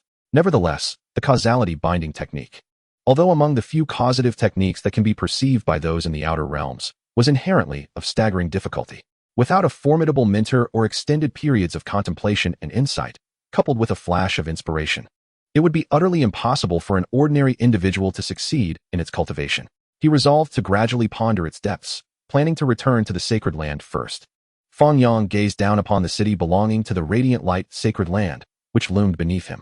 He descended abruptly, intending to pass through the domain gate within the city to return to the sacred land. Radiant light, sacred land. Radiant light, auxiliary hall. Fang Yang navigated his way within, soon encountering his master, Li Daoming, his uncle, Li Daoqing, and an elderly gentleman he had never seen before. A recollection of the secrets of radiant light instantly surfaced in his mind, allowing him to identify the elder as Wang Zheng, a supreme powerhouse of the sacred lord lineage. A veritable living fossil. Greetings, Master Wang. Greetings, Uncle Li. Greetings, Master. Fang Yang bowed respectfully, maintaining a dignified posture that left no room for criticism. You young rascal. I haven't seen you this courteous before, Li Daoqing remarked with a chuckle, playfully chiding him. How did the Sun family situation resolve? How many did you kill? 18 dragon transformation practitioners, 79 from the 4 extremes. I did not keep a meticulous count of those from the Tao Palace, and we'll see, Fang Yang replied candidly. After all, he would need this uncle's assistance to deal with the impending retaliation from Sun Tianyun, making it pointless to conceal such information. 18 dragon transformation cultivators? What realms were they? Li Daoming inquired eagerly. The highest was at the 8th transformation of dragon, and I did not rely on external aids. Vanquishing him solely by my own strength, Fang Yang responded. Entering the 8 restrictions realm, this information posed no need for concealment from his master and uncles. Revealing his talents would garner their greater regard. Good, good, good, Li Daoqing exclaimed thrice. My disciple, Fang Yang, possesses the potential of a saint, Li Daoming said, his excitement palpable as he absent-mindedly plucked a few white hairs from his beard, pride swelling within him. Behold my disciple. Wang Zheng was momentarily stupefied. 8 restrictions. I have toiled for over a millennium in the pinnacle realm, and even though I have ventured far within the 7 restrictions, the distance to 8 restrictions remains obscured. And now, this nephew has stepped into the 8 restrictions at the pinnacle of the 4 extremes? Today, I comprehend what it means to be an unparalleled talent. The resurgence of the sacred lord lineage is within reach. Wang Zheng sighed with admiration. Such a prodigy joining the sacred lord lineage is indeed a fortuitous event. His gaze then flickered with a subtle glint of murderous intent. Sun Tianyun is already on a path to his demise. Chapter 64, Yang Peak. Yang Peak. This mountain, bestowed upon Fang Yang after he became the saint's son, was regarded as one of the better peaks among the many elder sanctuaries. However, it had remained unoccupied for nearly a century, overgrown with weeds and brambles, rendering it quite desolate. Hence, Fang Yang had previously resided on his master's peak, Li Daoming. It was only today, after the diligent Yao Shi had completed the renovations of Yang Peak, that he came to inspect the results. Standing atop the peak, Fang Yang beheld the breathtaking scenery below, where the mountains were adorned with spiritual flowers and herbs, and structures, both ancient and grand, had risen swiftly. Junior brother, how do you find my management of Yang Peak? Yao Shi asked with a charming smile, her hands clasped behind her back. Quite impressive, Fang Yang nodded. While he could not pinpoint specific merits, the sight of Yang Peak brought a sense of relaxation and joy to his heart. Then, let us settle the payment. Yao Shi revealed a cunning smile akin to that of a fox, extending her delicate hand toward Fang Yang, eager for her remuneration for the renovations. Being the esteemed saintess of radiant light, her fees were certainly substantial. Fang Yang retrieved a piece of Xianin source, its surface shimmering with a faint lunar glow, exuding a coldness akin to jade, a rare variety of source. He placed the Xianin source in Yao Shi's palm without a hint of reluctance, even feeling it was worth every bit. This piece of Xianin source was merely a small fragment cut from the larger piece taken from the Wanshu Stone Workshop, valued at approximately 20,000 pounds of pure source. Initially, Yao Shi had volunteered to assist, negotiating a payment of 10,000 pounds of pure source for her efforts in constructing Yang Peak. However, upon surveying the entire peak, Fang Yang noticed many materials and spiritual plants that were likely purchased by Yao Shi at her own expense, as they were not typically afforded to a saint's son. With Yao Shi's meticulous efforts, he certainly would not be stingy with this rare source. Junior brother, when you become the sacred lord and need to rebuild the peak, remember to come find me. I assure you, I will make you thoroughly satisfied, Yao Shi said, accepting the Xianin source with no hesitation. Her beautiful eyes sparkling like stars. This piece of Xianin source, while valuable, would also greatly benefit her cultivation, being more easily absorbed than ordinary pure sources and useful for practicing special secret methods. She had merely spent an additional 7,000 or 8,000 pounds of pure source out of her own pocket. Yet Fang Yang's generosity in payment showcased his status as a master of source arts. Then, my dear sister, I shall await your return, Fang Yang replied, shaking his head slightly. The position of Sacred Lord would only be available once Uncle Li Daoqing stepped down, initiating the battle among the previous saint sons to select the strongest to succeed him. Just moments ago, he had conversed with Li Daoqing, Li Daoming, and Wang Zheng in the Radiant Light Auxiliary Hall, learning much about their expectations and some hidden secrets.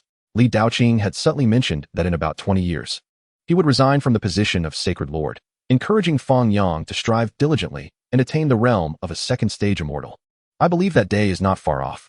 Yao Shi gazed at Fang Yang's face, seemingly lost in thought, a charming blush gracing her cheeks. The tradition of a saintess marrying a saint's son was well known among the various sacred lands of the eastern wilderness. Yet, should the saintess be unwilling, she could choose to remain by her solitary lamp, living a life of seclusion. After Yao Shi departed, Fang Yang made his way to a medicinal field, where an array of spiritual herbs had been planted, with green sprouts already breaking through the soil. He retrieved 3 dragon tooth rice grains and located an unoccupied section of the medicinal field, burying them within.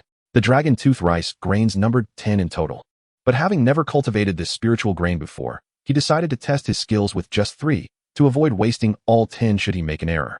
The Tao Tribulation Golden Cauldron was then summoned. Within the vessel, the radiant liquid of Thunder Tribulation, as brilliant as the stars, had been stripped of all malevolence, leaving only the pure essence of thunderous power. If it were an ordinary spiritual plant, even being nourished by this non-lethal liquid would lead to its destruction by the force of the thunder. Fang Yang guided the liquid of thunder into the soil of the medicinal field. This was no simple endeavor. The thunder liquid was a rare treasure, difficult to merge with the medicinal soil. Even with considerable effort to fuse them, it would soon separate and dissipate. Only by intricately arranging numerous formations to suppress the thunder liquid could it be securely confined within the medicinal field, thus resolving the issue. From the perspective of the source of divine consciousness, the medicinal field brimmed with thunderous energy. Should a practitioner from the Wheel Sea secret realm inadvertently wander in, they would meet their demise in an instant. Yet, the dragon tooth rice thrived within, unharmed, even absorbing the thunderous energy from the soil as nourishment for its growth. To enhance his certainty, Fang Yang deliberately took a handful of divine spring water, mixing it with ordinary spring water, and poured it over the dragon tooth rice field. Nourished by this diluted divine spring, the growth rate of the dragon tooth rice surged 2 to 3 times, voraciously drawing in the thunderous energy. with electric sparks dancing across the medicinal field. At this rate of growth, it might mature in just a month or two. After observing for a while and finding no abnormalities with the dragon tooth rice, Fang Yang departed with a sense of relief. Currently, he was the sole inhabitant of Yang Peak, and all the spiritual herbs planted in the medicinal field were rare treasures. Thus, Yaoshi had long since set up formations to prevent theft. Even if a daring practitioner attempted to steal the spiritual herbs from Yang Peak, they would only find themselves ensnared and repelled. In the grand hall atop the peak, Fang Yang's gaze swept across the plaque of the Holy Sun Palace as he entered the palace. In a few days, he would need to assist Sun Tianyun by serving as bait to lure out the elusive 10th bandit, who would then be dispatched by Wang Zheng. He was not concerned about the dangers of being bait. Wang Zheng, his esteemed master uncle, was akin to a living fossil, surpassing the leaders of various sacred lands. A mere Sun Tianyun, merely of ordinary great power, was no match for the leaders of the sacred lands. Should he dare to appear, he would inevitably perish at Wang Zheng's hands, strengthening the reputation of the Radiant Light sacred land. Furthermore, the 13 bandits were not a closely knit group. Sun Tianyun, being weak and burdened by numerous descendants, maintained only a mediocre relationship with the other bandits, not reaching the level of life and death camaraderie. His death would only elicit a fleeting sorrow among the others, who would not risk their lives for him to retaliate against the Radiant Light sacred land. Fang Yang arrived at the quiet chamber located beneath the Holy Sun Palace. It was not spacious, merely 30 square meters in area, but the walls were constructed of sturdy black iron rock, inscribed with formations capable of withstanding several attacks from a celestial platform practitioner. In the center of the quiet chamber, on a wooden table before a meditation mat, sat a purple copper incense burner, emitting fragrant wisps of high-quality wisteria incense. Fang Yang seated himself on the mat, focusing intently on digesting the gains from the past few days, having slain members of the Sun family, and pushing for progress in his realm. Chapter 65. The Golden-Winged Peng King. In the northern domain, recent days had been rife with significant events. First, the third bandit, Su Tianxiong, shattered the plaque of the Ji family, followed by the ancient saint body obtaining the primordial essence root, a celestial material, which led to the Ji family issuing a bounty on him after he retaliated and killed several of their members. Then, there was Fang Yang, the Radiant Light sacred son, who single-handedly killed over 100 descendants of the 10th bandit, Sun Tianyun. This incident, compared to the previous two, did not garner much attention. After all, Su Tianxiong's actions directly involved the reputation of the ancient family, and many awaited the ensuing developments. The ancient saint body, Yi Fan, was entangled with the primordial essence root, prompting many aspiring emperors to covertly seek him out to seize the essence cauldron. As for Fang Yang, he had simply killed some of Sun Tianyun's descendants. However, a rumor emerged that stirred a significant uproar. Fang Yang, by his own strength, had slain Sun Tianyun's 12th son, a practitioner of the 8th transformation of the Dragon Transformation. The Peacock King, established in the 7th Forbidden Domain, was well known among the Eastern Wilderness practitioners for navigating the encirclement of various sacred lands with ease. Many leaders of sacred lands had never even stepped into the 7th Forbidden Domain. Only the long-lived fossils, relying on their extensive cultivation time, could enter. Now Fang Yang, as a practitioner of the 4 extremes, had slain a practitioner of the 8th transformation, standing at the unprecedented threshold of the 8th Forbidden Domain, which was undoubtedly shocking news. Some believed the rumor, while others found it implausible. In the Ji family, Ji Haoyue murmured to himself, has he truly reached that level? Since emerging from his inner demons and committing to the arduous study of the void ancient scriptures, seeking to avenge his prior humiliation by Fang Yang, he had reconnected with the outside world and learned much, including the rumors of Fang Yang's defeat at his hands.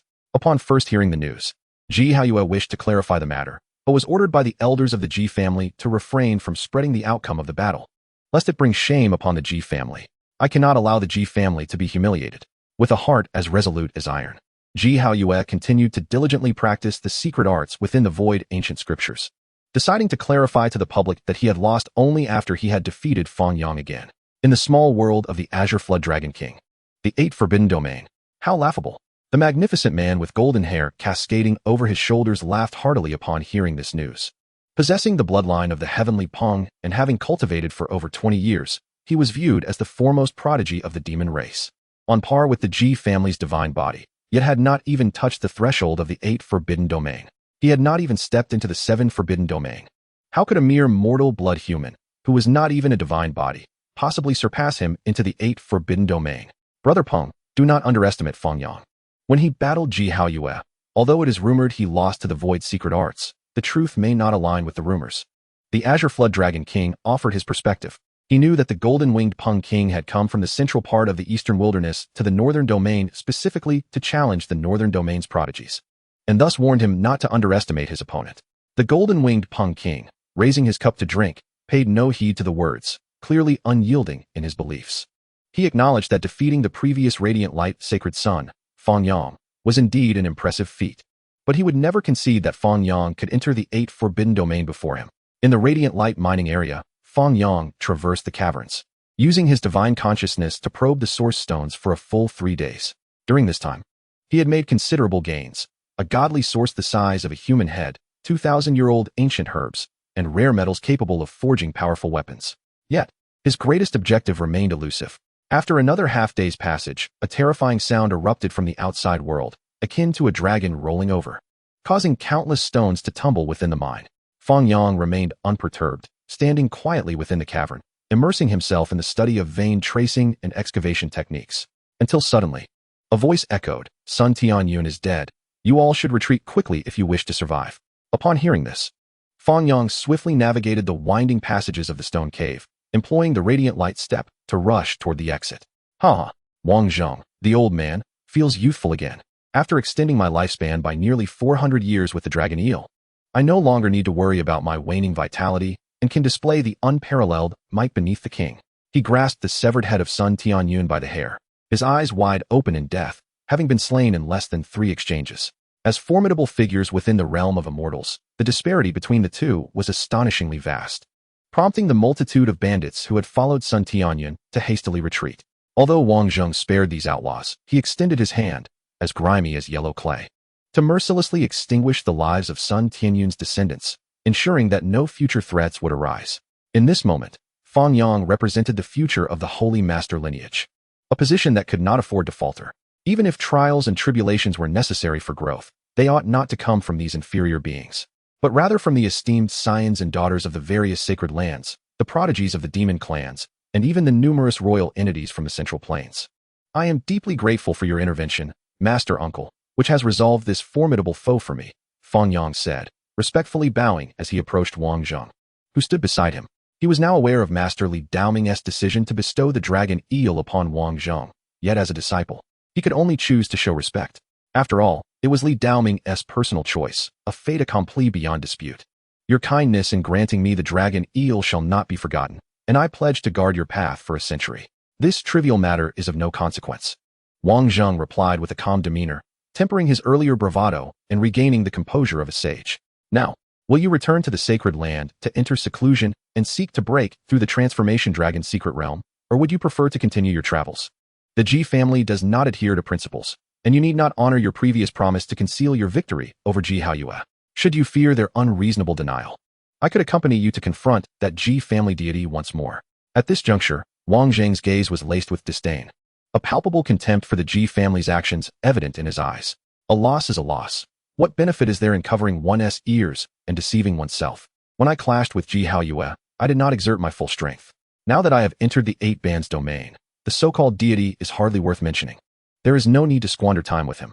Master Uncle, if you intend to venture to Liqing to eliminate the Peacock King, perhaps you might allow me to accompany you. It would provide an opportunity to broaden my horizons and perhaps obtain the legendary 9 secrets, Fang Yang mused. He no longer regarded Ji Haoyue as a rival. Regardless of the latter's efforts, he was destined to merely gaze at Fang Yang's retreating figure until it vanished from sight. Additionally, the journey to Liqing would attract many holy scions and demon prodigies, presenting a prime opportunity for him to harvest fate before stepping into the transformation dragon's secret realm, an opportunity not to be missed. Indeed, the gathering of forces there will see various factions dispatching their younger generation to scout the location of the 9 secrets, allowing you to showcase your prowess and reveal who is truly lying to the world. Wang Zheng assented, confident in his ability to ensure Fang Yang's safety. Chapter 66. Liqing. Liqing, a city nestled within a vast oasis, is said to be a remnant from the ancient era, adorned with various landscaped gardens, and renowned throughout the northern domain. Recently, a tomb raider unearthed a damaged bronze bell from an ancient grave near Liqing, inscribed with the characters for 9 secrets. The raider, either ignorant of its worth or aware of his inability to control it, sold the bell to a shop. After restoration, the bell revealed hundreds of ancient characters narrating the life of its owner, who hailed from a reclusive family tied to one of the 9 secrets. In a whirlwind, The entire eastern wilderness was set ablaze with excitement as various factions dispatched their young talents to leeching in search of the grave of the bell's owner, vying for this treasure comparable to ancient scriptures. Leeching, a city that has existed since ancient times, is shrouded in mystery. For many cultivators are unaware that the contemporary leeching is merely a replica crafted by later generations, while the true leeching has long since crumbled into ruins. Entombed beneath great mausoleums, the tomb raider, cursed and met with death after selling the bell, exemplifies the significance of the grave he plundered, likely one of the ancient tombs hidden within the ruins of leeching. I am well versed in the art of tomb raiding, and with your astonishing strength, Fang Saint's son, shall we not join forces in the search for the 9 secrets? A rotund Taoist stood before Fang Yang, eloquently attempting to recruit him for the quest to uncover the legendary 9 secrets. You have spoken at length, yet I remain unaware of your esteemed name, Fang Yang observed, harboring suspicions regarding the knowledgeable tomb raider before him. I am but Duan, with the given name of Da. The chubby Taoist beamed with enthusiasm. Though his appearance was somewhat decent, he exuded an air of unscrupulousness, lacking the demeanor of a respectable figure. Yet Fang Yang recognized that this individual was far from ordinary. Duan Da, also known as Chao Yuxing, was a figure of great renown, an immortal who had weathered tribulations, a friend to the Nether Emperor, the Source Emperor, and the Wilderness Emperor, as well as a mentor to the Imperial Sovereign and the founder of the Underworld. Unlike the contemporary prodigies referred to as the Young Emperors, Duan Da was a true young emperor himself, a celestial being traversing the unconventional path of immortality. Then I shall rely on you, Taoist, to explore the ancient tombs. You provide the expertise, and I shall lend my strength. Together, we shall surely uncover the 9 secrets. Fang Yang agreed to Duan Da's proposal. As for how to divide the spoils of the tomb, including whether the 9 secrets would be shared, both parties tacitly avoided the subject, for they were merely 2 souls crossing paths, each with their own needs. Duan Da required Fang Yang's might, while Fang Yang sought Duan Da's skills. Even if they were to establish an agreement now regarding the distribution of treasures, in the end, it would all depend on each one's capabilities. Having made their arrangements, they hastened towards the ruins beyond leeching, eager to outpace all others and locate the tomb that possibly housed the 9 secrets. The art of tomb raiding is vast and profound. Through arduous cultivation over 2 decades, I have mastered the ability to navigate various grand tombs and unearth the treasures of those who came before, Duan Da proclaimed as they arrived at the leeching ruins. As he boasted, he produced an array of tomb raiding tools and began surveying the site of the ancient tomb. The leeching ruins spanned a great expanse. Yet through his meticulous examination, he identified 54 potential burial zones, each concealing a grand tomb that might contain the 9 secrets. We are on the cusp of discovery. Duan Da rubbed his hands together, chuckling as he gazed towards a nearby depression, convinced that his years of experience in tomb raiding indicated the presence of a significant tomb. Half an hour later, Fang Yang held a rotund figure in one hand and wielded a colossal palm of condensed primal holy light with the other, crashing it down to seal the entrance of the ancient tomb and thwart the malevolent spirits guarding it. Is this what you meant by hitting the mark on the first try, Taoist? He released Duan Da, his expression rife with skepticism towards the tomb raider's prowess. Next time for sure. I will find the right one next time, Duan Da quickly assured, appearing like a feeble and easily bullied figure. Yet the next opportunity did not unfold as Fang Yang had hoped. They excavated 8 ancient tombs in succession, dispatching numerous malevolent spirits, and yet encountered no sign of the 9 secrets. Instead, they unearthed a plethora of burial items. However, these relics, having been subjected to countless ages of decay, yielded little of value, consisting only of dimly glowing artifacts, which they divided between them. Is it a lack of skill, or are you toying with me, Taoist? Fang Yang, though physically unwearied, felt a weariness of spirit after excavating so many crypts and pressed with a stoic demeanor. One more chance. Just one last opportunity, Duan Da implored with a smile, hastily promising. He was neither lacking in skill nor toying with Fang Yang. He simply struggled to discern the location of the tomb, necessitating the elimination of these dubious burial sites. Fang Yang had no choice but to place his trust in him. The source technique record contained a section on tomb raiding, albeit a scant one, with far more emphasis on methods of probing the source veins. Although Duan Da was currently merely a minor cultivator without the memories of his past lives, when it came to the art of tomb raiding, few in the eastern wilderness could rival him. Moreover, excavating each tomb and methodically excluding them was indeed a valid approach, albeit one that demanded considerable time and effort. The 2 individuals made their way toward the next tomb.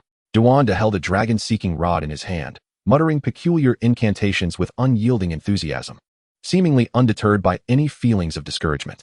To him, every tomb was worth exploring. Even if he had already discovered the location of the 9 secrets, he would not neglect other ancient graves, eager to pay homage to the remnants of the ancients. Suddenly, Ananda halted, raising his gaze toward the left horizon, where a radiant golden light shone unabashedly, growing increasingly bright. He turned his head to the right and saw Fang Yang gazing at the golden glow, his expression calm and indifferent, as if it were of no concern to him. A fierce wind howled, and the golden light dissipated, revealing a man with flowing golden hair standing before them. A cruel smile of triumph etched upon his face. The golden-winged roc, Ananda exclaimed in shock, retreating a couple of steps to hide behind Fang Yang. He was merely an unremarkable Taoist priest. If these two were to fight, he fervently hoped not to be splattered with blood. Do you dare to battle? The golden-winged roc cast a disdainful glance at Ananda, unwilling to waste time on the overweight figure, his sharp gaze fixated on Fang Yang as he issued a challenge. He had journeyed from the eastern wasteland to this northern realm with the intention of conquering these holy suns and divine bodies, thereby embarking on the path to enlightenment and ascension. Now, encountering Fang Yang, he felt a surge of excitement. Eager to engage in combat despite the absence of other holy lands to provide a grand stage for his triumph over the radiant sun, I will unleash my full strength. Otherwise, do not blame me for not granting you a chance. Fang Yang, facing the golden-winged roc, replied with little interest. In a moment, I shall dismantle your bones one by one, and see if you can maintain that posture. The golden-winged roc was enraged. It was usually he who looked down upon others. How dare someone else regard him in such a manner? Chapter 67. The Celestial Roc's Wings, the Great Wasteland Spear. 100,000 and 8,000 swords. The golden-winged roc extended his arms, unleashing a multitude of golden light swords that rained down in a dazzling yet terrifying display. This was the Celestial Roc clan's lethal technique, requiring the Celestial Roc to refine its divine feathers. Each feather was akin to a divine sword of slaughter, wielding unfathomable power. In the past, a certain Celestial Roc king had used this secret method to massacre 3 path-cutting sovereigns, earning a fearsome reputation. Though this technique was not the golden-winged roc's most formidable attack, it was sufficient to demonstrate that he did not underestimate Fang Yang. The torrent of swords rushed forth in an instant. Ananda swiftly executed a retreat, moving nearly a mile back to avoid being caught in the onslaught of this terrifying sword rain. You've been given a chance, yet you are lacking. Fang Yang sighed, shaking his head. He had no interest in indulging this stubborn youth in a game of pretend. He immediately conjured a massive handprint of Hunyuan's sacred light to shield himself. The formidable presence of the 100,000 and 8,000 swords was overwhelming, but upon making contact with the handprint, they shattered into golden specks, as fragile as glass. How is this possible? I refuse to believe it. The golden-winged roc's face paled in horror as he saw the Hunyuan's sacred light handprint descending upon him. Without hesitation, he unleashed his strongest attack, Celestial Roc's dragon-slaying diagram. This was the highest secret technique of the Celestial Roc clan, both an omen and a deadly art, which he now propelled with all his might, transforming into a Celestial Roc charging forward. Following closely behind was a true dragon. Slay the roc. Capture the dragon. The Hunyuan's sacred light handprint moved with elegance, shattering the Celestial Roc with ease, then seizing the true dragon in its grasp and grinding it to dust. The momentum did not wane as it confined the golden-winged roc, sealing his 3 sacred realms, rendering him a mere avian creature of somewhat greater physical prowess. I refuse to submit. The golden-winged roc continued to shout defiantly. However, Fang Yang had no desire to engage in a war of words with this individual, exerting a slight pressure with his palm, rendering him unconscious. Defeated the golden-winged roc. Fate 1500. Useless, Fang Yang exclaimed, unable to suppress his disappointment as he tossed the creature to the ground. Although he had advanced a minor realm since challenging Ji Haoyue, defeating the golden-winged roc had only yielded half the fate points compared to Ji Haoyue. Well said. Ananda hurried over, his face alight with an exaggerated smile, now possessing a clearer understanding of Fang Yang's formidable prowess. He had initially thought Fang Yang's claim of slaying a practitioner of the 8th transformation of dragon transformation was merely a rumor propagated by the radiant Holy Land. But it turned out to be true. The legendary 8 forbidden domains. By the heavens, what a terrifying feat. He could hardly contain his thoughts as he spoke to Fang Yang. The golden-winged roc's grandfather, the great roc king, is renowned throughout the eastern wasteland, with many sovereigns seeking to avoid his wrath. Moreover, the Celestial Roc clan's speed is unparalleled, allowing the great roc king to dominate in swiftness. Should you slay this demon, the great roc king will undoubtedly seek vengeance for the loss of his only grandson and heir, disregarding the radiant Holy Land's might. I possess certain means to breach the golden-winged roc's sacred realms and seize his treasures, and I am certain the great roc king would feel too humiliated to demand the spoils from you after suffering such a defeat. Ananda urged Fang Yang, fearing that if the golden-winged roc were to be killed, he, as a witness, would also incur the wrath of the great roc king. Very well. Fang Yang, understanding Duanda's apprehension, nodded in agreement. However, while the death penalty may be avoided, the living penalty cannot be escaped. If this fellow is not taught a lesson, he may never learn to bow his head, truly stubborn to the extreme. With a gentle wave of his hand, he severed the golden-winged rock's arms, transforming them into 2 wings measuring 9 meters in length. Within the celestial taverns of the Holy City, there once existed a dish known as celestial rock wings, rumored to be exceptionally delectable and a delicacy of the highest order. However, after the rise of the great Rock King, no one dared to serve dishes made from the celestial rock, forcing all celestial feasts to omit this dish, a regrettable loss. Now, with Fang Yang severing the wings of the golden-winged rock, this nearly pure-blooded celestial rock would undoubtedly be far more exquisite than the hybrid celestial rocks previously served at such banquets. Duanda trembled at Fang Yang's ruthless actions, daring to sever the golden-winged rock's arms. He had initially contemplated taking a portion of the treasures after extracting them, secretly indulging himself. His movements were swift and deft, indicating he was well practiced in such affairs. One valuable item after another was retrieved, each of considerable worth, illustrating the great Rock King's affection for his grandson. Fang Yang's eyes narrowed as he spotted a large black spear, recognizing its origins. The Great Wasteland Spear. This was a sacred weapon forged by the great Rock King in the vast wilderness, having once quenched its thirst with the blood of celestial beings, making it a formidable armament. In terms of power, it likely surpassed the imitation of the dragon-patterned black gold ding that Fang Yang had acquired upon becoming the Holy Sun. This was not to say that the dragon-patterned black gold ding was weak, but rather that the disparity between the being who crafted the imitation and the great Rock King was insurmountable. Should we return this spear? Duanda swallowed hard. No need. I will bear the responsibility. Fang Yang examined the Great Wasteland Spear closely for a moment before storing it within the Xin Huang Ding for suppression, subsequently placing it in the Sea of Suffering to prevent any concealed restrictions from being overlooked. The treasure forged from the essence of Xin Huang. Duanda's eyes were wide with astonishment. The great desolate halberd can certainly be regarded as a treasure of considerable value, yet the Xianyuan Ding surpasses it by far. If, in the future, the paths of Tao and principle intertwine, it will undoubtedly overshadow a multitude of formidable weapons, earning the title of invincible. As the moon wanes and the sun rises, on this very night, Fang Yang and Duanda excavated 9 more tombs, yet still yielded nothing, failing to uncover any traces of the 9 secrets. At this moment, within the city of Li, several cultivators have already ceased their activities and have begun to explore this region in search of the tombs concealing the 9 secrets. Many among them possess only rudimentary skills, entirely oblivious to the 54 tombs selected by Duanda. However, a few, whether by chance or genuine prowess, have outpaced the duo, successfully eliminating 18 tombs from consideration. Presently, a total of 36 tombs have been unearthed, with the tombs harboring the 9 secrets nestled among the remaining 18. This time, it is undoubtedly authentic. Duanda's face radiated with excitement as his chubby fingers pointed towards a terraced burial site, adjacent to a swiftly flowing river. This is the celestial momentum of the Silver Dragon. If anyone within Li City is deemed worthy of burial underground, it is undoubtedly the ancient family possessing the 9 secrets. Fang Yang remained non-committal on the matter. He trusted Duanda's capabilities, yet harbored doubts about his character. With a name like Duanda, could one truly expect him to be accountable for his words? In the sky, purple aura enveloped the horizon, as palatial structures materialized. The arrival of the Purple Mansion's sacred land was imminent. How far could the other sacred lands be? Fang Yang felt a flicker of anticipation. A multitude of sacred sons and daughters would surely bring him boundless opportunities. Chapter 68. Suhong. With the advent of the Purple Mansion's sacred land, celestial vessels soared through the skies, and war chariots loomed ominously. The Wanchu sacred land and a Yin sacred land followed suit, arriving at the Li City ruins, regarded as the trial ground for the younger generation by the various sacred lands.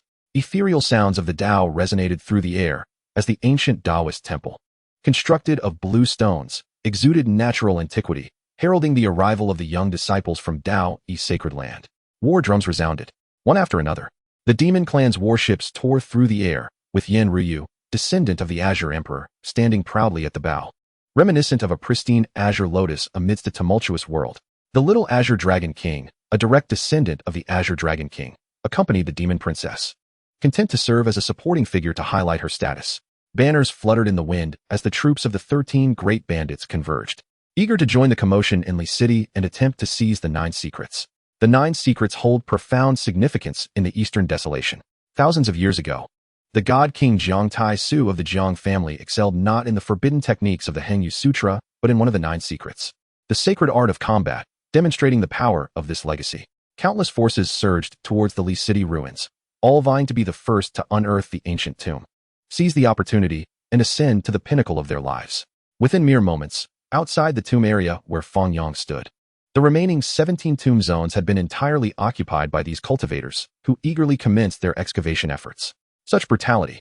Duanda's eyes darted about as he employed an unknown ocular technique, witnessing the disciples of the sacred lands carelessly discard countless white bones under the scorching sun, violently dismantling various mechanisms as if they were the most inferior of tomb raiders. Nevertheless, despite their utter disregard for the dead, none dared to encroach upon their territory. As Fang Yang stood sentinel, asserting his claim to this tomb area in the guise of the radiant sun. Fellow Taoist, let us commence our excavation. This time, success is assured. Otherwise, I shall wager my entire corpulent self. Duanda urged Fang Yang, patting his rounded belly in a show of determination. With the primordial sacred light great shovel, Fang Yang activated the divine energy, commanding it to begin the digging. The colossal sacred light shovel plunged fiercely into the earth at the location pointed out by Duanda, forcefully sending over 300 meters of soil soaring into the distance, crashing down into the demon territory. Who dares? The little azure dragon king, wielding formidable magic, shielded himself from the deluge of earth akin to a small mountain, his gaze narrowing towards the source of the debris. Upon spotting Fang Yang and an unfamiliar plump Taoist, he couldn't help but recall the earlier departure of the golden-winged rock king, pondering the reason for his absence. In the next moment, thoughts of the golden-winged rock king fled his mind as he beheld the dense, sinister energy surging forth from the massive pit, enveloping several levels of the ground. Such a commotion could almost certainly indicate the location of the 9 secrets. Just as the little azure dragon king prepared to issue orders to rally the demon clan's many cultivators in a bid to seize the 9 secrets, Yin Ryu interjected. Let us observe the developments first.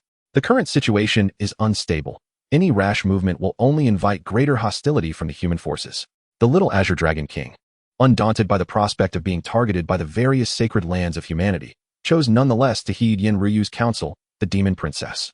Although the Azure Emperor's lineage had nearly withered away, leaving only Yin Ryu as a solitary scion, the support of the Peacock King and the possession of the Azure Emperor's supreme weapon ensured that none among the demon clan would dare to underestimate her. The demon clan's temporary restraint did not, however, imply that other factions would remain idle, under the leadership of their respective sacred sons and daughters.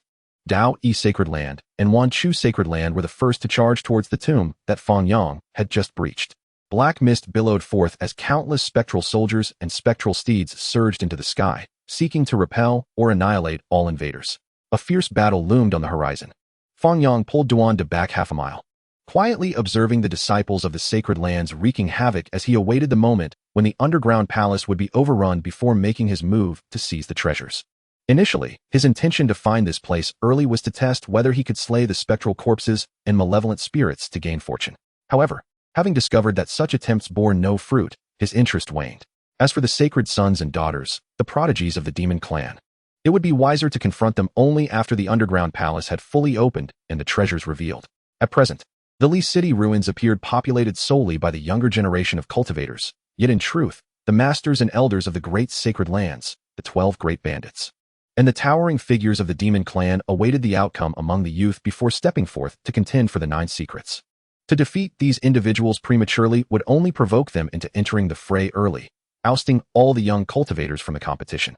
The disciples dispatched by the 2 sacred lands were all formidable talents of the younger generation, each at least a cultivator of the Dao Palace secret realm. Faced with the spectral soldiers and steeds, they displayed an unstoppable might, causing the spectral forces to falter and retreat, suffering nearly half their ranks in a short span of time. Suddenly, a sharp howl emanated from within the ancient tomb, summoning the remaining spectral soldiers and steeds back, preventing them from further risking their lives. Su Hong, the grandson of the 3rd great bandit Su Tianxiong, the strongest among the descendants of the current bandits, ascended to the tomb's apex, clad in black robes and wielding a 3-foot-long sword, its blade as pure as snow, glimmering with a cold light. With a single sweep of his sword, he cleaved through the final layer of earth concealing the tomb, revealing a burial site hidden for countless ages beneath the ground. This was an eerie underground palace, shrouded in swirling black mist and suspended spectral flames, instilling a sense of dread in all who beheld it. The entrance to the underground palace sealed tightly after the spectral soldiers entered, presenting a formidable challenge to open. Where is the Ji family's divine body? Su Heng's voice, cold and detached, echoed for miles, leaving others unable to discern his emotions. Has it not arrived? Or does it lack the courage to emerge for battle? It seems that my last encounter with the Radiant Sun did indeed result in my defeat. Hearing this, 3 cultivators from the younger generation of the Ji family stepped forward, their gazes icy as they regarded the audacious Su Heng. Su Heng, do not be so arrogant. There is no need for the divine body to intervene. I alone can slay you. Among the 3 individuals, one could not restrain himself and unleashed a colossal handprint of the void, collapsing a section of space as it fiercely struck towards Su Heng. Boredom. Su Heng wielded his sword, the blade radiating a frost-like brilliance, shattering the handprint and, with unyielding momentum, sending all 3 young members of the Ji family sprawling. Truly, he is the strongest scion of the notorious bandits. His future achievements will undoubtedly rival those of his grandfather, Su Tianxiong, marking him as yet another formidable force capable of shattering the Ji family's plaque.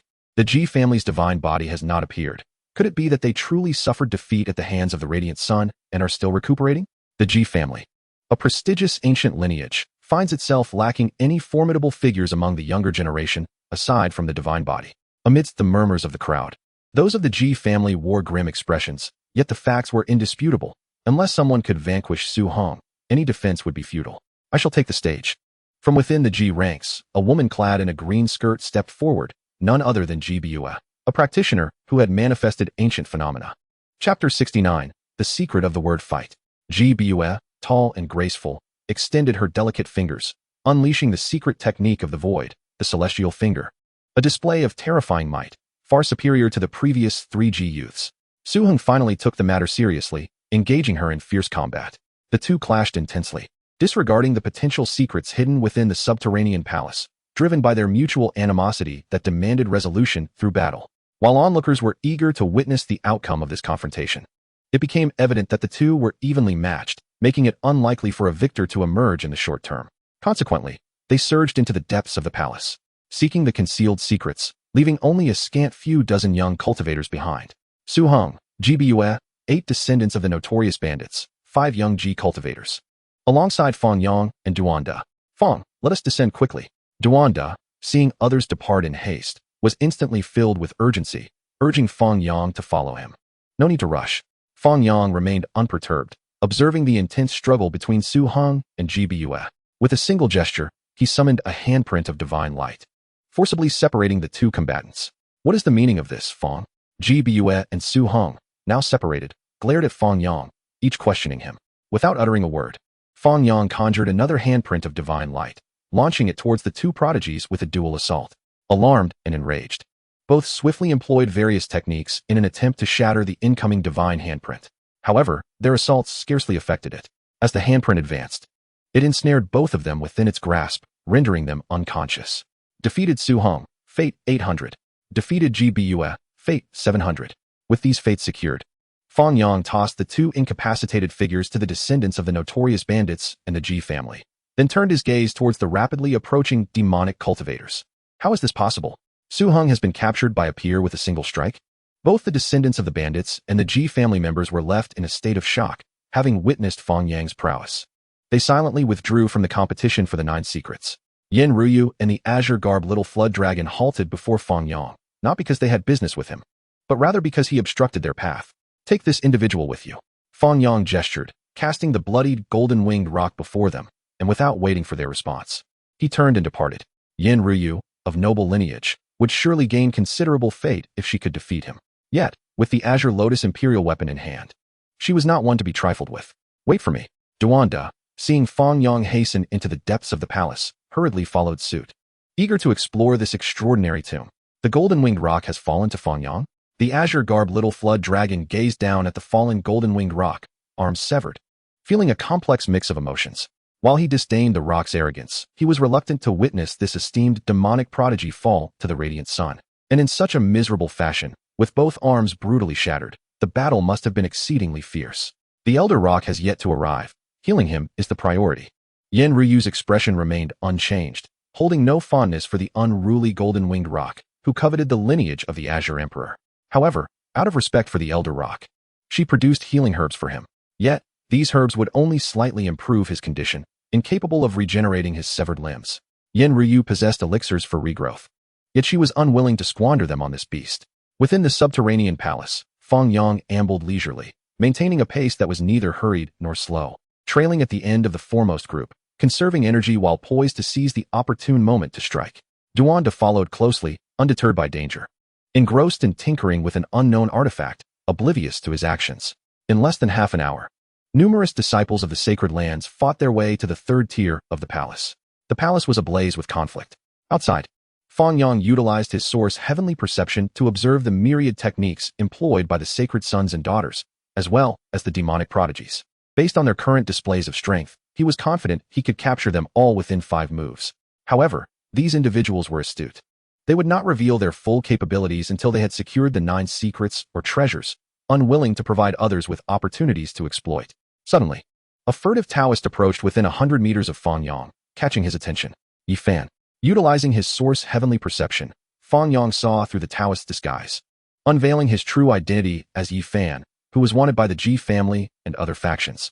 Yi Fan's recent exploits had become widely known throughout the eastern wilderness, employing techniques such as the colossal handprint of the void and the innate Tairu Qi to vanquish foes. It seemed he had acquired the secret of the word fight. The secret of the word fight is one of the 9 secrets, and mastering it allows one to unleash the full might of various secret techniques, an opportunity not to be missed. Currently, Fang Yang had mastered the complete void techniques and a form of the Solar Emperor Fist. Though both were supreme secrets, they could not unleash their full potential. Should he obtain the secret of the word fight, his strength would ascend to another level. Yi Fan, do you possess the secret of the word fight? Fang Yang inquired discreetly, getting straight to the point. At hearing this, Yi Fan was taken aback. However, recalling Fang Yang's feat of defeating a source technique master within the sacred city and seeing through his recently acquired disguise, it was not entirely surprising. Indeed, do you wish for the secret of the word fight? Yi Fan eventually calmed down, surmising Fang Yang's intent and inquiring in return. Precisely. I possess a form of the Solar Emperor Fist, and I would like to exchange it for your secret of the word fight. What do you say? Fang Yang presented his utmost sincerity.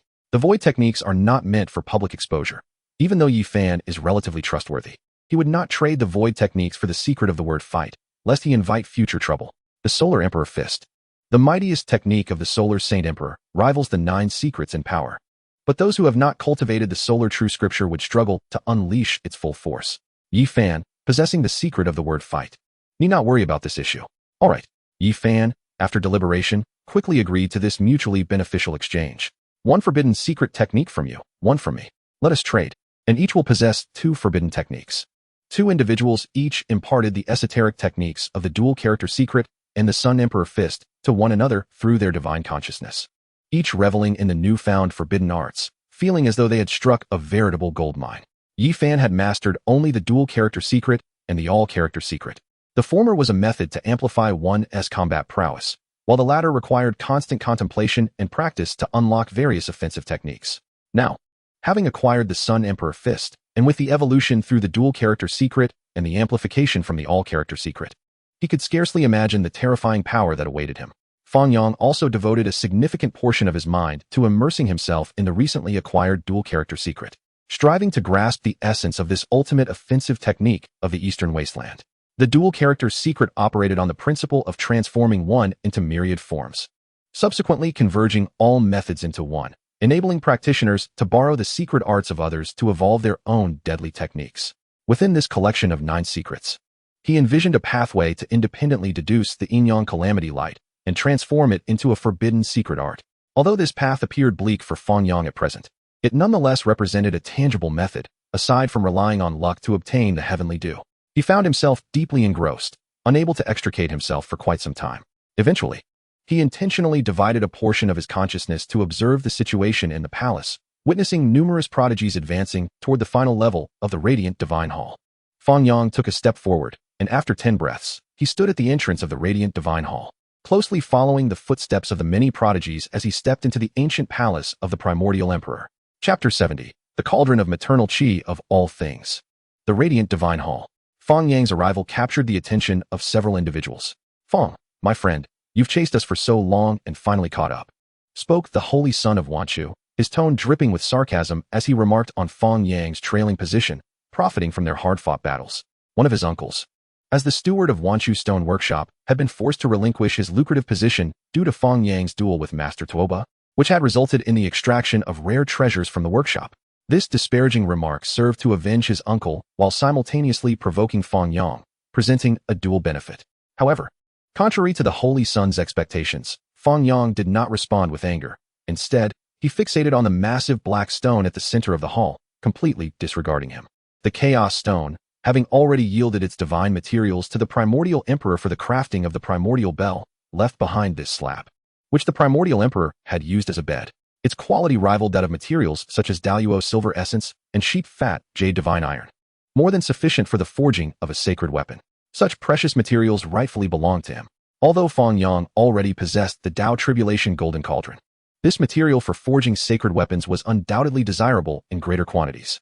Yet, atop the Chaos Stone lay an ancient scroll of beast hide, capturing even more attention than the divine platform itself, for it likely contained records of the 9 secrets.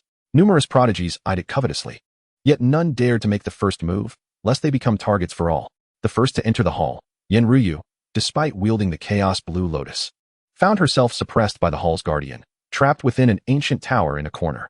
They did not wish to follow in the footsteps of this princess of the demon clan. Since none of you are willing, I shall graciously accept it. Fang Yang asserted with unwavering confidence in his invincibility, believing that even amid a siege, he could suppress all foes. He had just taken 2 or 3 steps toward the Chaos Stone when a blue-gold divine sword, controlled by the Holy Son of Wanchu, shot straight toward his back. Simultaneously, a barrage of attacks from the other prodigies followed suit, aiming to eliminate a Holy Son from the fray. Primordial Holy Light Technique. Fang Yang summoned all his strength to invoke this sacred technique, intending to turn the tide with a single strike, compelling these holy sons and daughters, as well as the prodigies of the demon clan, to bestow upon him immense fortune. A dragon-patterned cauldron surged forth from the holy light, numerous dragon heads swaying and darting toward all present prodigies. Each dragon head appeared lifelike, as though true celestial dragons had descended, their roars echoing throughout the hall. The reverberations extended beyond the hall, causing those of lower cultivation to suffer ruptured eardrums, with some collapsing to the ground. In the next moment, the void rippled, and an invisible force field enveloped the entire hall. The Chaos Stone, perhaps stirred by the primordial holy light, radiated auspicious colors, immobilizing everyone within the grand hall, rendering them akin to mortals trapped in a quagmire, unable to move. The cauldron, forged from the condensed primordial holy light, was distorted and shattered by the force field emanating from the Chaos Stone, dispersing into the most primal form of primordial holy light, littering the ground. The onslaught from the prodigies also dissipated into nothingness. The situation within the hall shifted dramatically. All were suppressed, staring helplessly at the ancient scroll of beast hide atop the Chaos Stone, yet unable to take a step forward to claim the 9 secrets. Outside the hall, a large, glossy black dog rested its forelegs on Yi Fan's shoulder, exhibiting an anthropomorphic excitement. Kid, your root of maternal chi of all things is of a higher quality than this Chaos Stone, able to withstand the unique force field within the hall. Obtaining that ancient scroll of beast hide is a tremendous opportunity. The beast hide scroll could be discarded. He was determined to claim the bed once used by the primordial emperor. After contemplating the black dog's words, Yi Fan gritted his teeth and made his decision. Bring me a Xianjade platform. Aware of the black dog's expertise in Dao patterns, he requested the platform, intending to use it to escape through the domain gate once the 9 secrets were in hand. Here, the black dog generously handed him a specially crafted Xianjade platform. This platform bore a minuscule portion of the emperor's array patterns, sufficient to withstand the chaos force field and open a domain gate. He possessed only a handful of such platforms. To acquire the treasures left behind by the primordial emperor, the black dog had certainly invested significantly. Then let us seize the day and snatch that chaos stone and the ancient scroll containing the 9 secrets from the holy sons and daughters of the eastern wasteland. Yi Fan removed his disguise, revealing his true visage. Since he intended to produce the maternal chi of all things cauldron, his identity would inevitably be exposed, rendering further concealment unnecessary. The cauldron stood over a meter tall, resting atop Yi Fan's head, exuding streams of mysterious yellow energy that shielded his entire form. He strode toward the divine hall, his demeanor indifferent, drawing the attention of the disciples guarding outside. Halt! Heavenly materials and earthly treasures belong to those worthy. Yi Fan, swiftly present the maternal chi of all things cauldron, and I may spare your life, declared a disciple of the Hall of Illusory Demise, blocking Yi Fan's path with righteous indignation. Have the cultivators from the 4 polar secret realm already entered the hall? Yi Fan replied, a smile replacing his initial anger, as he queried with a chuckle. As an ancient sacred body, though he had yet to reach the pinnacle of the Tao Palace, he could still consider himself unmatched among these ordinary disciples of the sacred grounds. Humph, a mere waste. You need not trouble the seniors from the four-polar secret realm. We can easily suppress yourselves. The disciples of the Hall of Illusory Demise advanced a few steps, attempting to seize Yi Fan and take the cauldron from atop his head. Boom. Yi Fan unleashed the Mountain River Great Seal, obliterating the individual before him into a mist of blood. He allowed the blood mist to cling to his garments, seizing the opportunity to unleash a massacre. The dual character's secret morphed into various deadly techniques, mercilessly slaughtering the disciples of the great sect that barred his path. After several dozen breaths, Yi Fan, with the maternal chi of all things cauldron atop his head, advanced into the inner sanctum of the radiant divine hall, not pursuing those who fled. The black dog did not deceive me. The maternal chi of all things cauldron can indeed withstand the force field of the chaos stone, allowing me to traverse within unscathed. His gaze swept over the frozen holy sons and daughters, feeling that this risky venture, despite exposing his identity, had proven to be a gamble well worth taking. Until he beheld the chaos stone. Yi Fan rubbed his eyes with both hands, unable to believe the astonishing sight before him. Fang Yang sat cross-legged atop the chaos stone, a resplendent golden cauldron hovering above his head, as he perused an ancient scroll made of beast hide. Fang Yang possesses celestial materials too? Yi Fan was left utterly dumbfounded. The cauldron, roughly the size of a human head, was evidently crafted from the legendary Tao Tribulation Gold. Although it was considerably smaller than his own primordial cauldron, its quality was not in the slightest inferior. Furthermore, the intricate Tao patterns on the Tao Tribulation Gold cauldron were adorned with a myriad of dazzling runes, clearly indicating that it had begun to intertwine with the principles of the Tao, evolving towards a formidable weapon of great power. Little Yi, go for it. The Black Emperor urged telepathically from within the cauldron. Get lost. Yi Fan cursed inwardly. Fang Yang was now a formidable figure at the pinnacle of the four extremes. While he had yet to fully cultivate the Tao Palace secret realm, how could he possibly seize the 9 secrets and the Chaos Stone from him? Chapter 71. The Tao Tribulation Gold Cauldron. Fang Yang, seated atop the Chaos Stone, enjoyed the treatment once bestowed upon the great emperor of primordial times. Examining the ancient scroll in his hands, numerous prodigies fixated on the Tao Tribulation Gold Cauldron, their gazes a mixture of astonishment, jealousy, and envy. Yet none of it affected him in the slightest. He had no intention of seizing the moment to defeat these onlookers. Utilizing the power of the Chaos Stone to do so might not guarantee his success. The ancient scroll contained a map of the Zishan terrain. Zishan, under the suppression of the primordial bell, was a place where any forceful attack, save for the great emperor himself, would lead to certain death. This item was nothing but a liability, offering no utility to Fang Yang. However, within the scroll lay a piece of silk, which was the true treasure, detailing the location of the grave of the Master of Secrets. The sacred cliff was not significantly better than Zishan. Fang Yang tucked the silk away, concealed by the ancient scroll, unnoticed by anyone. Rising from the Chaos Stone, he placed the scroll upon it and waved at Yi Fan, who stood awkwardly at the entrance of the hall. Yi Fan, come here for a moment. Fang Yang was unconcerned.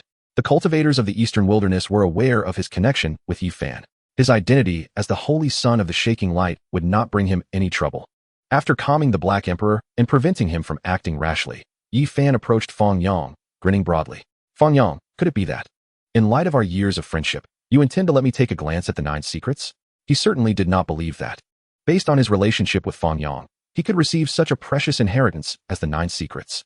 Nonetheless, knowing it was impossible did not deter Yi Fan from his playful banter. Who knows, perhaps Fang Yang truly intended to show him the 9 secrets? There are no 9 secrets, but I can provide you with a lead regarding them. However, should you manage to acquire these 9 secrets, you must pass them on to me. Fang Yang communicated telepathically, revealing his intentions. The sacred cliff housed the remains of a fully realized saint body and imprisoned the undying Taoist. He had no desire to take such risks himself. Allowing Yi Fan to venture forth while he reaped the benefits was a far superior choice. The ancient scroll does not record the 9 secrets, but rather a clue to them. Yi Fan inquired through their mental link. You must first indicate your agreement before I divulge any further. Deal. Yi Fan felt this was a no-risk, high-reward transaction. If it turned out to be too perilous, he could simply forego the pursuit of the 9 secrets. Should he obtain them, it would merely require transcribing them for Fang Yang, leaving him with no loss. Refusing would mean watching the opportunity slip away right before his eyes. An outcome Yi Fan could not accept. Fang Yang wore a benevolent smile, regarding Yi Fan as if he were a fortuitous steed, and without hesitation, transmitted the contents recorded on the silk to him. After completing this exchange, he turned his attention to the Chaos Stone. feeling his blood surge as all his strength coalesced into his arms. He exerted all his might to lift it. Yet, it wouldn't budge. The Chaos Stone remained steadfast against the ground, showing no signs of being disturbed, as if it were rooted within the very temple. Fang Yang fell silent. This Chaos Stone seemed, perhaps, likely, to be unmovable? No, he still possessed the Tao Tribulation Gold Cauldron. The cauldron's golden light shone unyieldingly, enveloping the Chaos Stone as boundless divine power surged forth, pulling with mystical force in an effort to uproot it. At last, the Chaos Stone stirred. Although it was only lifted half an inch off the ground, it proved that Fang Yang had the capability to remove it. However, in that very instant, a plump figure suddenly burst forth from the hall, a broken bowl atop his head, rushing towards the Chaos Stone. It was the long-lost Duanda. Duanda, being rotund yet agile, disregarded the force field of the Chaos Stone, seizing the ancient scroll while Fang Yang struggled with the stone. Now that my esteemed Taoist friend has perused the 9 secrets, allow this humble monk to ponder them as well. He laughed heartily, oblivious to Fang Yang's machinations. After snatching the scroll, Duanda, driven by insatiable greed, reached again towards Yi Fan's head, attempting to seize the primordial cauldron. Woof! Ah! He let out a piercing scream. Where did this dog come from? Unfathomable celestial emperor! How dare you bite the great Taoist Duan? Duanda clutched his bloodied right hand, glaring at the head of a dog protruding from the primordial cauldron, cursing furiously. Woof! I am the Black Emperor, a black-hearted rogue Taoist. And you dare to call yourself a Taoist? To hell with you, unfathomable celestial emperor! The Black Emperor retorted defiantly, baring his teeth. The two began a cacophony of insults that would make even the most brazen of mortals blush, leaving the gathered prodigies from various holy lands utterly flabbergasted. Yet, what truly captured their attention was Fang Yang's Tao Tribulation Gold Cauldron, which, unlike Yi Fan's primordial cauldron, had already begun to forge the Tao and principles, showcasing formidable power, even capable of influencing treasures like the Chaos Stone. Why was his luck so extraordinary? Could it be that it was cut from the same material? Many prodigies recalled Fang Yang's rise to fame during the million-bet gamble, where he had extracted a piece of Phoenix blood-red gold. It seemed likely that this Tao Tribulation gold was similarly obtained. In the past, these prodigies had looked down upon Source Masters, as aside from the Source Heaven Master. Other Source practitioners merely possessed slightly stronger abilities. As heirs of the Holy Lands, they were hardly in need of such sources. However, Fang Yang's existence ignited their interest in Source arts. Perhaps it was time to learn a bit of Source technique alongside their cultivation. Ignoring the commotion within the hall, Fang Yang focused intently on activating the Tao Tribulation Gold Cauldron, straining to pull the Chaos Stone. The two forces contended with one another, the force field shattering inch by inch, culminating in a resounding crash that shook the entire temple. As the force field dissipated, Fang Yang succeeded in drawing the Chaos Stone into the Tao Tribulation Gold Cauldron. All the prodigies were freed from the constraints of the chaotic force field. In that instant, 3 waves of individuals surged forth, each targeting Fang Yang, Yi Fan, and Duanda, eager to seize the Chaos Stone, the primordial cauldron, and the 9 secrets. Among them, the number of those rushing towards Fang Yang was the least. On one hand, it was due to his unparalleled strength, making him a formidable opponent. On the other, the treasures he possessed, the Chaos Stone and the Tao Tribulation Gold Cauldron, were not as valuable as the primordial cauldron. All of this belongs to me. Fang Yang swiftly took action. Yi Fan and Duanda were no ordinary opponents. Should any prodigies suffer casualties in their attempt, he would lose a significant amount of fortune. Yin Yang Tribulation Light, divine retribution descends. Under the manipulation of Fang Yang, the Yin Yang Calamity Light slithered like serpentine beams, imbued with the essence of annihilation, weaving through the interior of the Grand Temple. In the blink of an eye, 6 prodigies were struck down, including the audacious Wan Chu Holy Son. How could he be so formidable? Has he truly stepped into the realm of the 8 restrictions? The remaining 9 prodigies, with sharp instincts and quick reactions, immediately summoned their forbidden artifacts upon sensing the arrival of the Yin Yang Calamity Light, narrowly escaping disaster. Chapter 72, The Black Gourd. The Yin Yang Calamity Light continued unabated. The few remaining prodigies, too preoccupied to ponder why Fang Yang was so powerful, focused solely on defending themselves with their forbidden artifacts to avoid being felled by a single strike. Losing was not terrifying. What was truly frightening was facing peers and being unable to withstand even one attack. That would be utterly humiliating. This is not your strength. Fang Yang felt a profound disappointment towards these individuals. Despite the battle being amongst equals, they resorted to the gifts bestowed by their elders, which was exceedingly disrespectful. Thus, he summoned the Tao Calamity Golden Cauldron. With a thunderous crash, it descended. What forbidden artifacts? Before the Tao Calamity Golden Cauldron, which had already begun intertwining the Tao with reason and possessed terrifying power, Their artifacts appeared as mere trinkets, either shattered or riddled with intricate spiderweb-like cracks. On the brink of collapse, witnessing their artifacts' destruction, many prodigies were left speechless. They had indeed used forbidden artifacts, but the Tao Calamity Golden Cauldron was itself an extraordinary existence. Even when clashing with a saint-level weapon, it would remain unscathed. The Yin Yang Calamity Light descended once more. This time, nearly all were brought low, save for the Purple Mansion Holy Maiden, who continued to struggle valiantly, her purple attire stained with blood, exuding an ethereal grace. This woman was exceptional, possessing an innate Tao embryo akin to that of the Western Empress Mother, capable of connecting with the grand Tao of heaven and earth to empower herself. In the Purple Mansion Holy Land, the contemporary Holy Son had been deemed the most outstanding in 5 centuries, yet he was still overshadowed by the Purple Mansion Holy Maiden. Feeling utterly stifled, the reputation of the innate Tao embryo was not unfounded. Fang Yang marveled briefly before pressing his right palm downward. The calamity light flickered, transforming into a colossal palm that descended upon the Purple Mansion Holy Maiden. Her countenance shifted. Her aura became ephemeral and formless, merging with the grand Tao of heaven and earth, transforming into a wisp of purple smoke, attempting to flee the scene. She realized that she was no match for Fang Yang. While fleeing may tarnish her identity as a holy maiden, should the outcome of this battle become known throughout the eastern wilderness, perhaps she could escape from Fang Yang's grasp, which would serve as a form of boasting. However, ideals are often beautiful, while reality is cruel. The speed of the Yin Yang Calamity Light far surpassed her transformation into smoke. Upon catching up, it struck her back to her true form. The Purple Mansion Holy Maiden fell, unable to rise again. Defeated numerous prodigies of the eastern wilderness. Fate 7,000. Current fate 10,023. A bountiful harvest. Fang Yang restrained his emotions, refraining from hastily drawing cards, and instead approached the fallen prodigies to begin scavenging their treasures. Killing them would undoubtedly yield more fate, but it would certainly offend all major factions of the eastern wilderness. Even Wang Zheng, this living fossil facing hundreds of years of lifespan, could not withstand such pressure. However, while he could not kill them, taking their treasures as spoils of war would not bear too severe consequences. Yifan, come help. Fang Yang called out casually, realizing he could not manage alone. Should the forces behind these prodigies arrive, it would be challenging to seize their treasures afterward. Hey, I'm coming. Yifan, with the Mother Chi cauldron of all things perched atop his head, looked like a quail, fearful of Fang Yang's Yin Yang Calamity Light affecting him. Upon hearing Fang Yang call for assistance, he hurried over to help with the treasure scavenging. I'll join too. Duanda, with his shameless demeanor, despite having just seized the beast skin ancient scroll, dared to continue ingratiating himself with Fang Yang, perhaps holding hopes of profiting from it.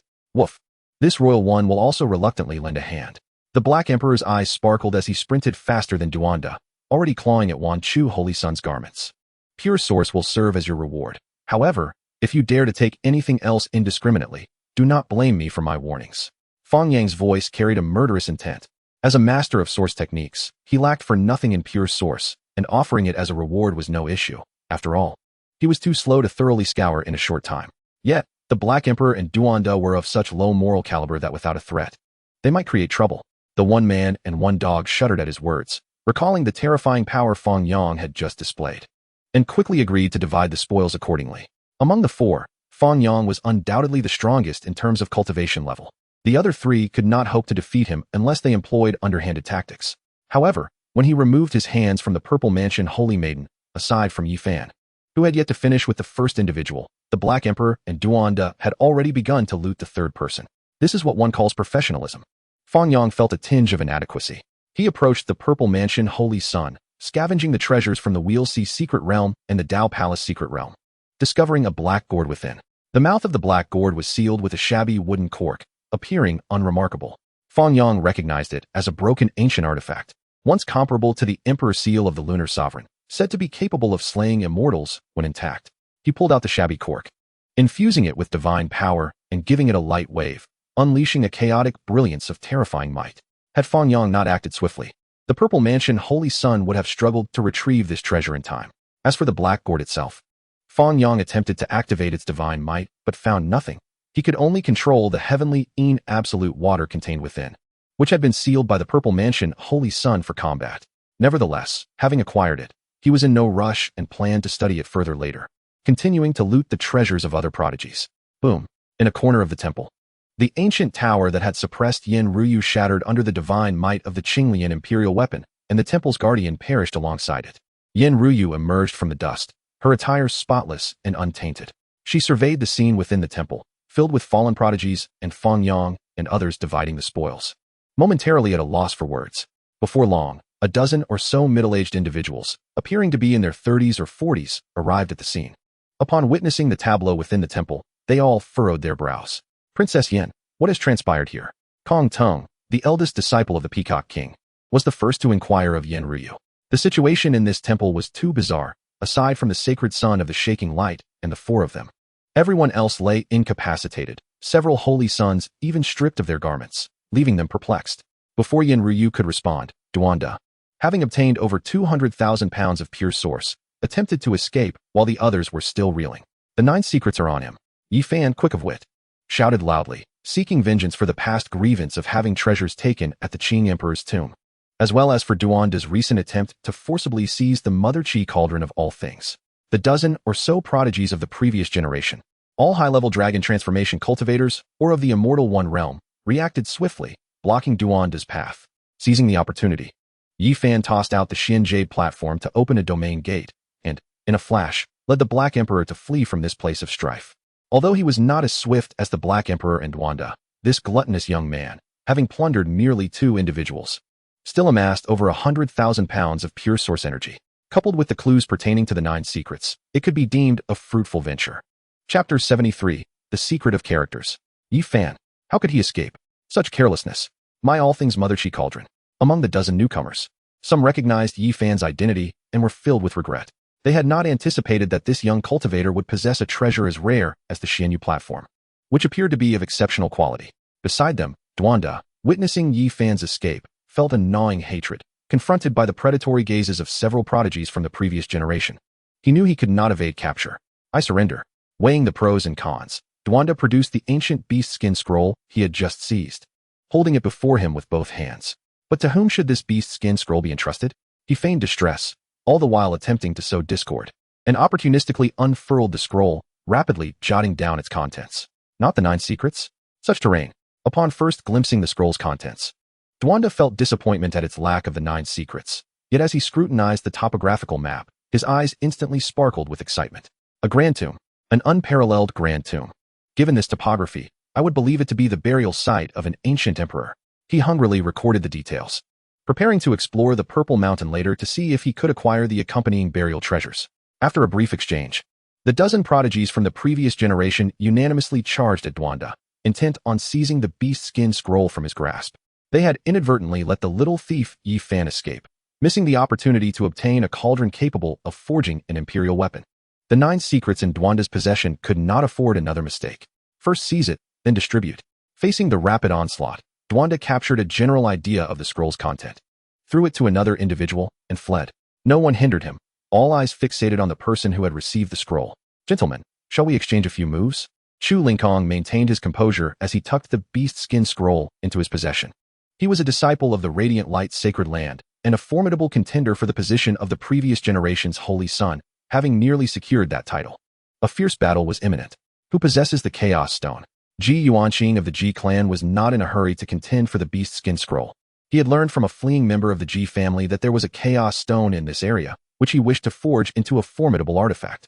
As for the 9 secrets, he had his own void secret techniques to cultivate, and did not covet such methods like the others. The only individuals present who understood the unfolding events were Yin Ruyu and Fang Yang. Yin Ruyu, cradling a Chaos Blue Lotus, seemed lost in thought and did not reveal that the Chaos Stone was in Fang Yang's possession. Fang Yang, employing the Radiant Light steps, withdrew from the scene. The people before him were all prodigies of the previous generation. Their appearances in their 30s or 40s were mere facades, as many were well over a century old. Though he wielded the 8 banishments domain, his own realm was limited to the great perfection of the 4 extremes, making it challenging to contend with these individuals. It was wiser to depart early. Leave it to me. Upon seeing Fang Yang retreat, Ji Yuanqing realized he was the one who had taken the Chaos Stone and immediately attempted to intercept him. A dark hand reached out, aiming for Fang Yang's back. Brother Ji, your opponent is me. Chu Lingkong interposed himself before Ji Yuanqing, using the primordial holy light to block the attack, and gestured to Fang Yang to hasten his departure. Thank you, Brother Chu. Fang Yang expressed his gratitude and quickly fled. Ji Yuanqing, once I break through to the dragon transformation secret realm, you shall be my first target. He took note of this matter and soon arrived outside the underground palace, where he beheld the warship belonging to the Radiant Light, Sacred Land on the horizon. Aboard the warship, Yao Shi, clad in an elegant long dress, stood at the bow and smiled, waving at Fang Yang as he emerged unscathed. Junior brother, how was the harvest? Quite satisfactory. I acquired a chaos stone, though the 9 secrets eluded me. Fang Yang boarded the warship and exchanged a few words with Yao Shi before excusing himself to organize the spoils in a cabin. Why the rush? Yao Shi was somewhat puzzled. Even if the harvest was substantial, it shouldn't necessitate such immediate organization, should it? 10 consecutive draws. 10 times. Inside the cabin, Fang Yang sat at the bedside, his heart racing with excitement. In his lifetime, this was the first time he had fought such a prosperous battle. Amassing a full 100 cards without even a single golden card. How could that be? The card pool began to shake violently as cards shot forth, their various colors intertwining, momentarily dazzling him. 9 white and 1 purple. 7 white, 2 green, and 1 blue. 8 white, 2 blue. 7 white, 3 green. 9 white, 1 red. 1 white. 9 green. 7 white, 2 green, and 1 red. 8 white, 1 purple, and 1 gold. 7 white, 3 green. 5 white, 3 green, 1 blue, and 1 gold. 10 consecutive draws concluded. Double gold. Fang Yang gazed at one of the golden cards. Secret of characters, gold. Description: a forbidden secret technique created by the Celestial Treasure Master during the Mythic Era, regarded as the supreme skill of formations. Alongside the secret of all and the secret of combat, I now possess 1/3 of the 9 secrets. Once Yi Fan acquires the walking secret from the Sacred Cliff, I will have nearly half of the 9 secrets assembled. Fang Yang manifested this card. The golden card instantly dissolved, and countless profound runes, formation patterns, and Tao traces coalesced, surging into his sea of consciousness. The secret of characters, with its intricate complexity, must rank first among all the 9 secrets, given Fang Yang's current level. After manifesting this secret, he found his mind overwhelmingly burdened, as if forcibly filled with paste. The secret of all commenced. Once, 10 times, 27 times, trigger. His overall attributes surged tenfold, and Fang Yang's primordial spirit abruptly ascended to a new plateau, finally freeing him from the vertiginous state. The transformation patterns of the secret of characters were endlessly variable. At my current cultivation level, I could only comprehend a minuscule portion of the patterns, making it exceedingly difficult to fully grasp the complete secret of characters. With a sigh, Fang Yang resolved to tackle this challenge head-on, seizing the opportunity presented by the triggering of the secret of all to imprint all the patterns he had already perceived firmly in his mind. While he immersed himself in the study of the secret of characters, the outside world was already in an uproar. Those young prodigies who had been thoroughly plundered were rescued and awakened by their respective factions, and under their elders' inquiries, they reluctantly recounted the events that transpired within the underground palace. What? Please repeat that. The Holy Lord of the Purple Mansion stared in disbelief at the Holy Son and Holy Daughter before him, questioning his own sanity as he sought confirmation. He was brought down by Fang Yang in one strike. I withstood too. The Holy Daughter of the Purple Mansion, devoid of her usual brilliance, spoke with a dimmed gaze. The Holy Son of the Purple Mansion ground his teeth in frustration, harboring resentment towards both Fang Yang and Zixia for revealing the fact that he had lost to Fang Yang in a single strike. Zixia, the Holy Lord of the Purple Mansion, uttered the name of the Holy Daughter, intending to say something, yet fell silent, unsure of how to articulate his thoughts. The previous era of the Eastern Wilderness belonged solely to the god King Jiang Tai-Su, where countless geniuses fell before him as mere subordinates. In this current age, Fang Yang's performance outshone even Jiang Tai-Su, as he effortlessly defeated prodigies of the Holy Sun caliber, as simple as eating or drinking. Chapter 74, Primordial Spiritual Energy. Apart from the Supreme Master of the Purple Mansion, the prominent figures of various major factions found it difficult to articulate their feelings upon learning that their own prodigies could not withstand even a single strike from Fang Yang. Most of the current generation of saints and saintesses possess skills that surpass those of their predecessors from several hundred years past. Many believe this may herald the dawn of a golden age, wherein a peerless emperor shall emerge from among this assemblage of exceptional talents. Yet, as fate would have it, numerous prodigies have met their untimely demise before even embarking on their quests, vanquished by Fang Yang in a display of overwhelming superiority. The sovereigns and esteemed elders of various sacred lands found this reality hard to accept and collectively chose to temporarily suppress the news. Only Li Daoqing, the master of the Radiant Light, erupted in boisterous laughter upon hearing the news. Ha! Senior brother, Fang Yang has outshone the other prodigies. We must not lag behind. It is time to slay the Peacock King. As he spoke, a glint of murderous intent flashed in Li Daoqing's eyes. determined to eliminate the Peacock King and eradicate this formidable adversary for the Radiant Light sacred land. The enmity between the Peacock King and the Radiant Light has been long-standing, not formed overnight. 8 centuries prior, 2 elders of the Radiant Light, both at the celestial platform realm, were slain by the Peacock King, leading to a fierce battle that lasted 3 days and nights. In that confrontation, both Li Daoqing and the Peacock King unleashed their full arsenal, yet neither could prevail, ultimately resulting in a truce. To this day, the animosity between the two parties remains irreconcilable, with the only resolution being the annihilation of one side. The Peacock King is no ordinary powerhouse, yet with our combined efforts to ambush him, we shall surely be able to sever his head, provided no unforeseen circumstances arise. Wang Zheng was filled with unwavering confidence. Although the Peacock King possesses extraordinary combat prowess, he has lived for nearly 3 millennia and is not unacquainted with the passage of time. In terms of strategy, he is undoubtedly superior. Within the confines of the ship's cabin, Fang Yang had gleaned part of the array patterns from the secret of character formation, allowing him to relax his mind and turn his attention to the next golden card. Primordial Spiritual Energy, Gold. Description: the energy used for creation in the primordial great world, embodying the most fundamental principles of existence, the primal force of the world. Primordial Spiritual Energy. Fang Yang scrutinized the card intently. After an extensive period of drawing cards, he had come to understand that resource-type cards like Heavenly Dew, Xian Huang Qi, and Golden Dao Tribulation are generally evaluated based on both quality and quantity. The golden card before him contained only a minuscule wisp of primordial spiritual energy from the primordial great world, appearing on the card like a single eyelash. The minuscule amount of energy was sufficient for the card pool to classify it as a golden card, underscoring its extraordinary essence. However, while primordial spiritual energy is indeed a valuable asset, lacking the requisite strength to manifest, it would be more detrimental than beneficial to me. It is likely that even the golden cauldron of Dao Tribulation could not contain such energy. In the Panlong world, even the supreme deities, upon contact with such energy, would be rendered to nothingness. Perhaps I could exploit the card's mechanism to use this wisp of primordial spiritual energy as a trump card for survival. There are always more solutions than difficulties. With prior experience in manifesting cards, Fang Yang knew that physical cards could be controlled to appear within a certain range around him once manifested, should he find himself in a physical confrontation in the future. Manifesting this wisp of primordial spiritual energy unexpectedly would surely inflict significant damage upon his adversary. However, unless absolutely necessary, Fang Yang would refrain from squandering this golden card. For while survival trump cards are easily acquired, energies of such high quality are exceedingly rare. Having perused the 2 golden cards, Fang Yang proceeded to examine the remaining cards. Muscle Transformation Scripture, Red. Description: the second volume of the Muscle Transformation Scripture, a supreme martial art from the world of the One Who Reigns, capable of altering a practitioner's bone structure and enhancing martial techniques and magical powers. The Diamond Seal, Ananda's breaking of the Precept's blade technique. Muscle Transformation Scripture: why am I receiving so many Buddhist martial arts when I am not a reckless Vajra? Fang Yang grumbled as he manifested this card. The Muscle Transformation Scripture, an unparalleled martial art that enhances one's innate qualities, evolved from the third form of the Buddha's divine palm, the smile of the flower.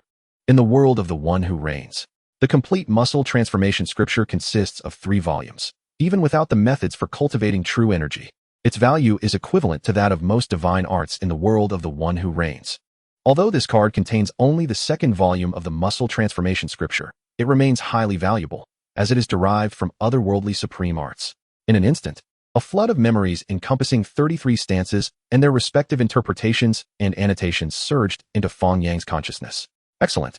Fang Yang quickly organized this new knowledge, his eyes gleaming with the prospect of taking some time to practice the Muscle Transformation Scripture.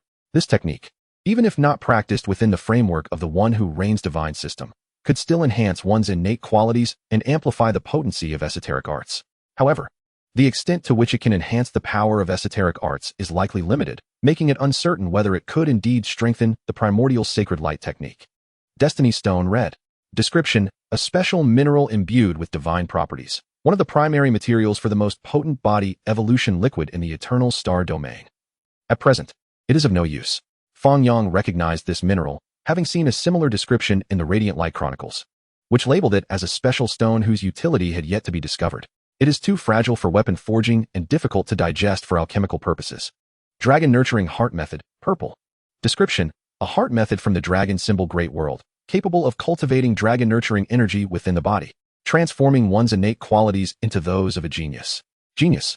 having consumed dragon-nurturing pills to transform his own comprehension into that of a genius. Fang Yang had experienced the benefits of such qualities. Now, he could step into the 8 forbidden realms. The genius quality is one of the most significant aids. The dragon-nurturing heart method can condense dragon-nurturing energy within the body, making it a technique capable of mass-producing geniuses. It must not be disseminated. Fang Yang resolved to keep this to himself, even refraining from sharing it with his master Li Daoming or his senior sister Wei Wei. While he could provide benefits to those close to him, even cultivating the Qilin immortal herb and offering them the surplus of the immortal fruit, the dragon-nurturing heart method should be stifled at its origin. Soul Gold Pearl, Purple. Description: a soul treasure forged from 20 million souls in the Panlong world, containing pure soul energy, capable of enhancing one's soul foundation and healing soul injuries. Upon returning to the sacred land, I shall absorb this soul gold pearl to further strengthen my primordial spirit foundation. After organizing these cards, Fang Yang realized that half a day had passed since he began drawing cards. Through the cabin's window, he could see the bright moon hanging high in the sky. Chapter 75, The Demand for Chaos Stones. Aboard the warship, Chu Lingkong hosted a banquet, and the many disciples of Radiant Light who had come to Liqing gathered to honor this esteemed former senior brother, almost all of them in attendance. Fang Yang had initially intended to return to the Radiant Light sacred land alongside Yao Shi, but upon receiving a personal invitation from Chu Lingkong, he felt it impolite to decline. Chu Lingkong had intervened for him within the subterranean palace, preventing Ji Yuanqing of the Ji family from making a move. Though Fang Yang could have escaped the palace even without direct conflict, this incident had forged a bond of camaraderie between them. It was only fitting to show some courtesy. "Junior brother Fang, please take your seat," Chu Lingkong exclaimed upon Fang Yang's arrival, rising to usher him to his side with an enthusiasm that was almost overwhelming. "Senior brother Chu, there is no need for such formality. In the depths of the underground palace, I extend my heartfelt gratitude to my esteemed senior for intervening and preventing Ji Yuanqing. Otherwise, my escape would have been far from effortless. I raise my cup to you. Dear brother." Fang Yang lifted his wine cup from the table and downed it in one swift motion. "Haha, indeed, my junior brother possesses a grand spirit." Upon witnessing this, Chu Lingkong also raised his cup and drank it all at once. The other disciples of Yao Guang followed suit, raising their cups in unison. In that moment, this impromptu banquet, centered around Chu Lingkong and Fang Yang, became a lively affair. Half an hour passed. "My foolish brother has a matter to request, but I wonder if it is appropriate to speak?" Chu Lingkong, seemingly under the influence of the wine, drowsily inquired of Fang Yang. "Speak freely, dear brother." Fang Yang narrowed his eyes slightly, contemplating that Chu Lingkong had invited him to the banquet for a purpose. "My foolish brother has been cultivating for 89 years, and a few years ago, I fortuitously broke into the secret realm of the Immortal platform. Yet to this day, I have yet to find suitable materials to forge a vessel for my path to enlightenment. I have heard that my junior brother acquired a massive piece of chaotic stone within the underground palace." At this point, Chu Lingkong glanced at Fang Yang's reaction, only to find his expression unchanged, revealing no emotion. Thus, he continued, "Might I request a fragment of that stone? I am willing to exchange my entire fortune for it. I beseech you, grant me this opportunity." His expression was earnest, exuding sincerity. "Saint Sun, grant Chu Shixiang this opportunity." Several disciples present at the banquet echoed in agreement, though some were merely those arranged by Chu Lingkong, while others were simply dull-witted fools. Fang Yang, the principal party, had yet to express his stance, and they hastily sided with Chu Lingkong, likely unaware that he had single-handedly vanquished 15 saints. Chu Lingkong is formidable, already a grand cultivator at the Immortal One realm, and even in a powerful establishment like the Yaoguang Holy Land, he would be aptly referred to as a grand elder. Yet Fang Yang, having defeated all adversaries, had firmly established himself in the 8th forbidden domain, with a future truly boundless. "How much does brother Chu desire?" Fang Yang inquired, his countenance unwavering. "Half, if you would be so kind," Chu Lingkong tentatively suggested. "Do you know the size of my chaotic stone?" "Indeed, I have heard it spoken of." Faced with Chu Lingkong's response, Fang Yang nearly laughed in disbelief. He had never encountered someone so brazen.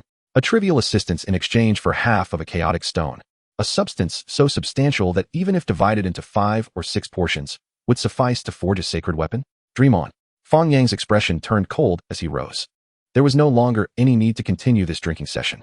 "Brother Chu, while your assistance in stopping Ji Yuanqing is indeed a favor, you should be well aware of the magnitude of this debt. Furthermore, does your entire fortune hold even 1/10 the value of half a chaotic stone?" He uttered these 2 sentences before discarding a pile of pure source material. "Had you not intervened, I could have merely utilized a forbidden artifact to escape Ji Yuanqing's grasp. These 30,000 pounds of pure source are worth 2 forbidden artifacts. Thus we could part ways with no further animosity. Having said this, Fang Yang departed gracefully, with no one daring to impede his exit. Fellow disciples, please continue to eat and drink.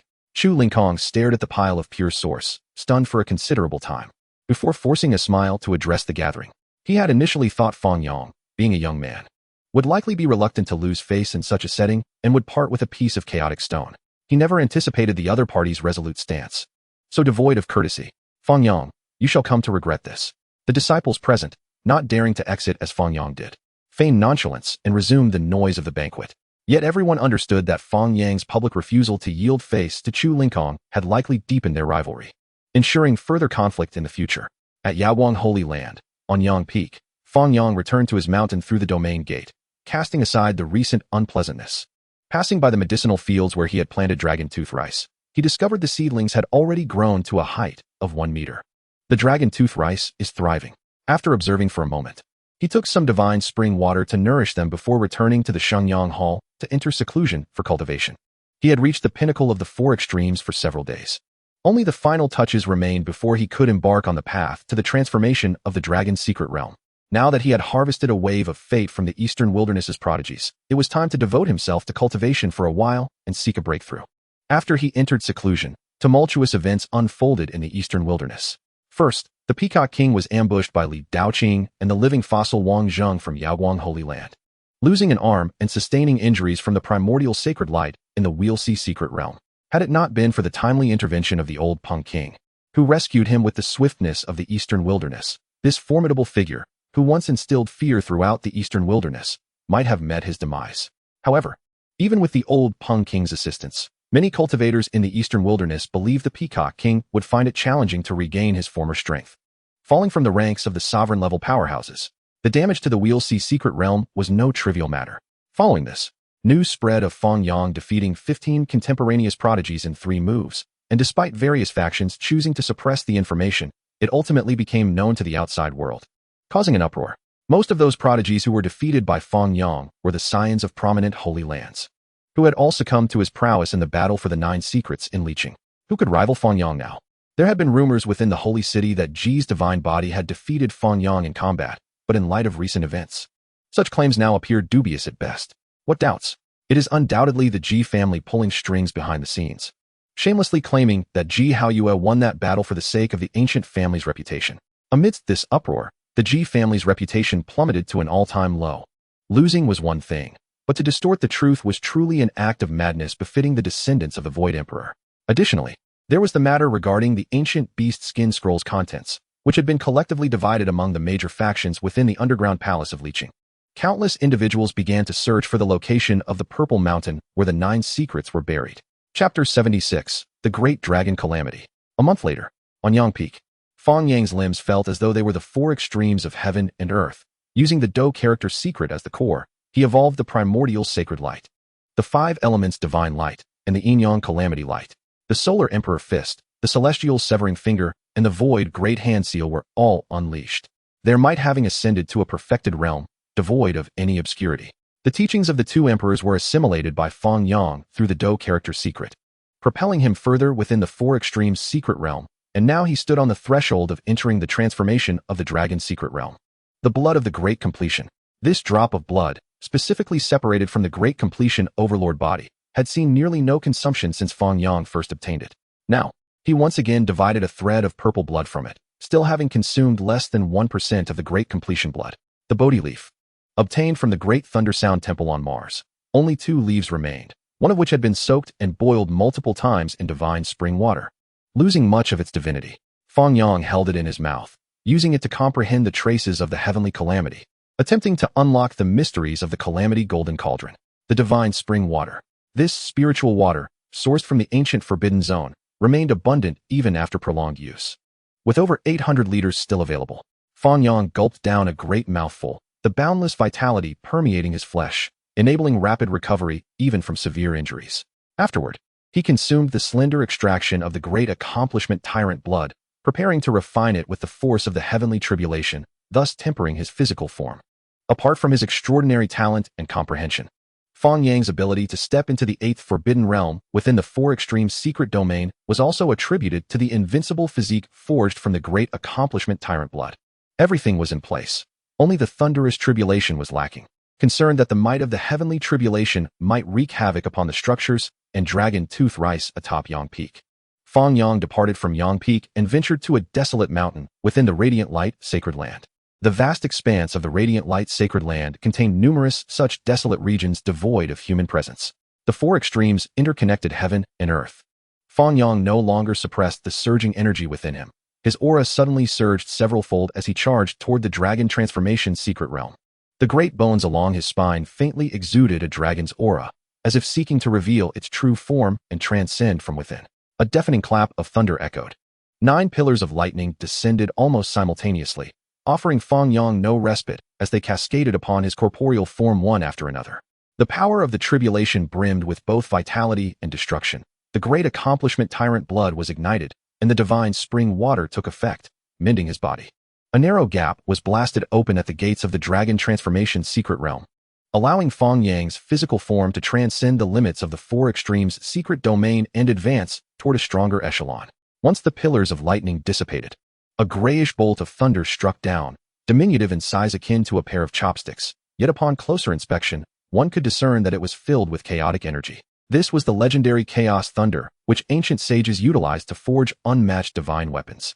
The Tao Tribulation Golden Cauldron emerged from the sea of suffering, undergoing the refinement of the Chaos Thunder alongside him. Fang Yang's body shattered, blood bursting forth in splatters, enveloping him in a mist of crimson. As his form perpetually oscillated between annihilation and revival, growing ever stronger in the cycle of life and death. The Tao Tribulation Golden Cauldron, under the onslaught of the Chaos Thunder, remained unscathed, its surface gradually emblazoned with chaotic lightning patterns, its aura increasingly resonating with the might of divine punishment. As all 9 bolts of Chaos Thunder struck down, Fang Yang shed the bloodstains, his body radiating with brilliance, naturally emanating the sacred light of primordial unity.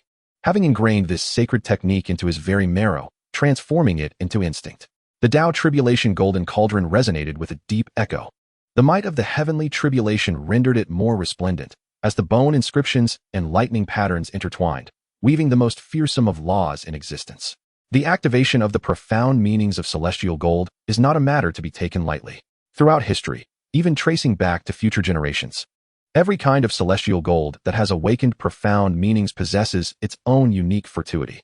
Shaosong's divine mark, Purple Gold Pagoda, benefited from his pure heart, remaining untouched by any impurities, thus enabling the activation of profound meanings.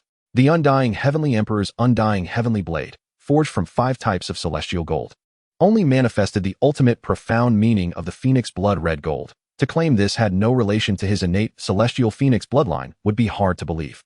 Fang Yang did not possess the endowments of the aforementioned individuals, and could only do his utmost while leaving the rest to fate, allowing the Tao Tribulation Golden Cauldron to endure the powerful baptism of the heavenly tribulation.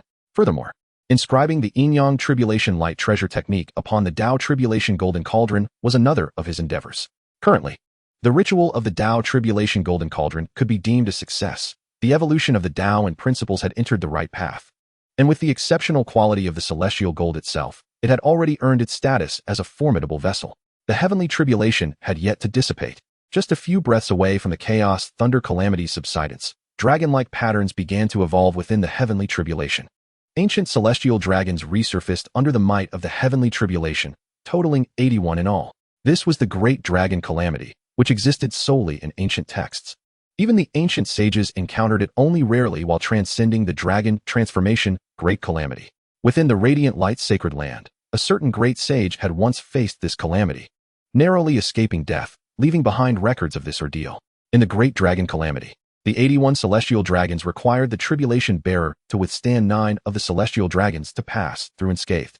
The first celestial dragon roared as it descended. Even as a mere illusion of the heavenly tribulation, it still possessed the aura of a dragon, capable of instantly slaying a dragon transformation cultivator. Fang Yang stood firm as a mountain. His spine was nearly transformed into a true dragon under the impact of this celestial dragon. Seizing the essence of the celestial dragon to aid his entry into the dragon transformation secret realm. 1 dragon, 2 dragons, 3 dragons. Until the 9th celestial dragon launched its assault, Fang Yang had yet to reach his limit. Thus he rose to meet the celestial dragon's onslaught. Actively approaching the 81 celestial dragons, the sacred light of primordial unity transformed into 100 colossal palms, engaging the celestial dragons in fierce combat, causing the desolate mountain to be forcefully sheared away at its peak.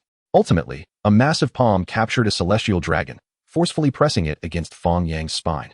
Using the power of the heavenly tribulation to wash over the dragon transformation's secret realm, the great accomplishment tyrant blood was ignited by the power of the celestial dragon. It evolved into the true form of the dragon deity, resonating with his spine, which was nearly transforming into a dragon shape, assisting him in thoroughly breaking open the dragon transformation's secret realm. As the heavenly tribulation receded, Fang Yang's momentum soared, propelling him into the pinnacle of the first transformation of dragon transformation, just a step away from the second transformation. With the first transformation of dragon transformation combined with the 8th forbidden realm, his current true combat power could be regarded as that of a 9th transformation dragon transformation cultivator. And with further breakthroughs, he would be able to contend with recently ascended Immortal 1 cultivators. Fang Yang retrieved the Tao Tribulation Golden Cauldron, filled with tribulation liquid. His heart far from as tranquil as it appeared. In the Eastern Wilderness, Immortal 1 cultivators were undoubtedly regarded as major figures, capable of vying for leadership positions even in some lesser sections. Although he was still 9 small steps away from the Immortal platform's secret realm, he was merely 1 small realm away from possessing the combat power of an Immortal 1. Chapter 77. The Life-Stealing Immortal Goo. Promoted to Dragon Transformation Cultivator, Fate 1000. Draw card. Fang Yang silently recited in his heart, clicking the button for 10 consecutive draws. Brain Gold, white. 5 Animal Play, white. Desert Eagle, white. White Rose, white. Blue Suitcase, white. 90W Charger, white. Meatless Starch Sausage, white. Yellow Dust-Free Suit, white. Heavenly Clever Pill, green. Description: originating from the world of the One Above All. It aids martial artists in opening meridians. After one use, it cannot yield further effects until more advanced elixirs are consumed. Life-Stealing Immortal Goo, purple. Description: humanity is the spirit of all things, and goo is the essence of heaven and earth. This 6th transformation Immortal Goo, obtained by the young demon lord through serendipitous circumstances, can steal the lifespan of others. Life-Stealing Immortal Goo. Fang Yang grew intrigued. In the world of Jikan, lifespan was an inseparable topic.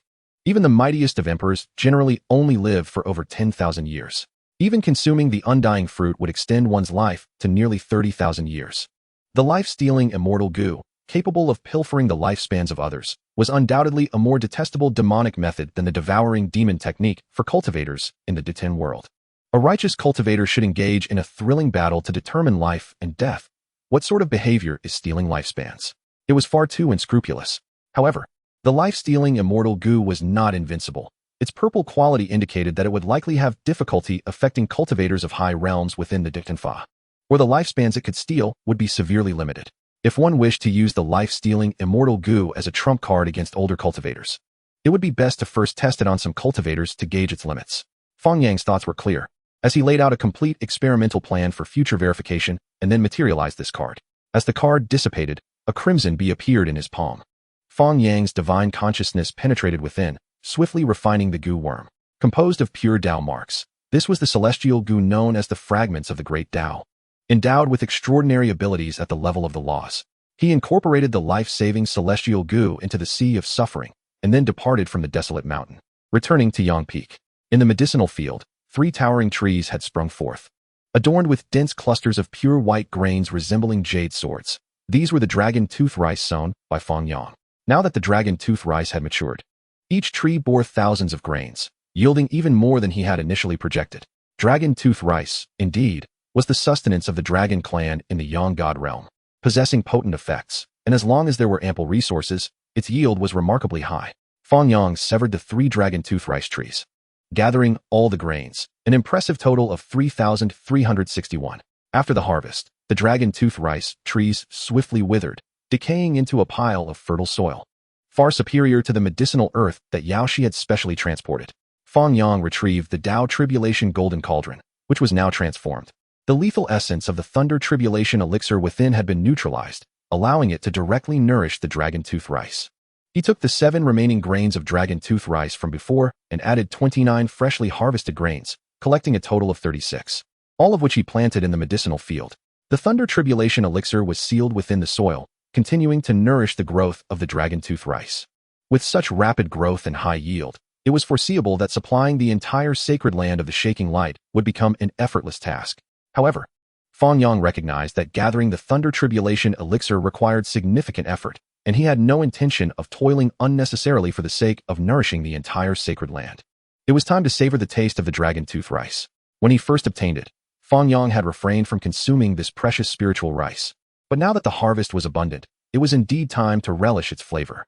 1 grain of dragon tooth rice was quite large, yet after being cooked, it transformed into a milky, paste-like consistency, with small, pearl-like grains nestled within, exquisite and fragrant. Fang Yang lifted a large bowl, and in just a few mouthfuls, he consumed the dragon tooth rice porridge, feeling a surge of vitality coursing through him, as the jade-like essence nourished his flesh. The dragon tooth rice, devoid of impurities, required no refinement by cultivators, providing ample vital energy to sustain daily activities. Its effects were akin to that of a fasting pill, yet it gradually improved one's constitution, truly deserving its reputation as the finest spiritual rice in the Yang God realm. It was a remarkable delicacy, not lacking in flavor. He thought of sending some dragon tooth rice to Master, Uncle Shi, Great Uncle, Wei Wei, and Yao Shi, to allow them to taste this delicacy. With this in mind, Fang Yang returned to the sacred Sun Hall, tidied his attire, and made his way to the mountain peak of his master, Li Daoming. In the dimly lit tomb, the previous sacred son of shaking light, known only as Wu Ming, crouched upon a coffin lid, his hands pressed against the abdomen of the corpse within, softly murmuring a name. Dark chains of the laws pierced into the corpse, plundering its essence and infusing it into his own body. This corpse had once belonged to a Dao-slaying monarch with a Bailuo body. Even after tens of thousands of years, its essence remained abundant enough to satiate Wu Ming completely. The corpse was withered, yet Wu Ming's gaze burned fiercely, his hatred intensifying. As a Gu king nurtured by the ruthless lineage, he far surpassed Gu worms like Hua Yunfei, who were treated as mere fodder. However, it was likely that once he grew stronger, he would ultimately meet the same fate as those old-timer sustenance. Step by step, he aimed to reclaim the position of sacred son of shaking light, ultimately becoming the voice of the ruthless lineage, an obsession that consumed his thoughts. I have already become the foremost practitioner of the transformation of the dragon. What about you, Fang Yang? Wu Ming's voice echoed, a blend of suppressed sobs and laughter reverberating within the tomb. The Ji family, the 8 forbidden domains were likely genuine.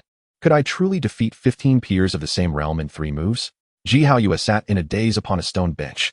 Once upon a time, through diligent training, he believed he was drawing closer to defeating Fang Yang. He fantasized about the day he would publicly vanquish Fang Yang and confidently recount his previous defeat. Yet, after the news of Fang Yang's victories over numerous sacred sons and daughters reached him, he realized it was all mere self-deception. What of the Ji family's divine body? What of the bloodline of emperors?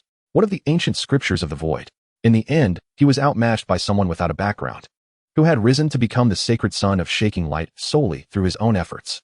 Brother, pull yourself together. Ji Ziyue entered the courtyard, seeing Ji Haoyue in such a disheartened state, gripping his shoulders and shaking him vigorously. Ziyue.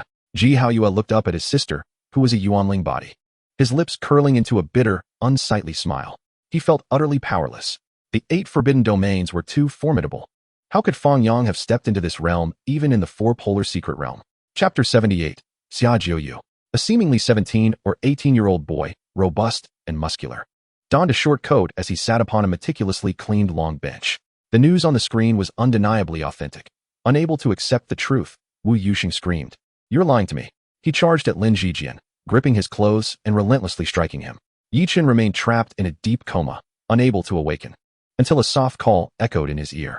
What other reason could there be for them all to conspire to conceal the truth of the child's birth leading to the island's extinction?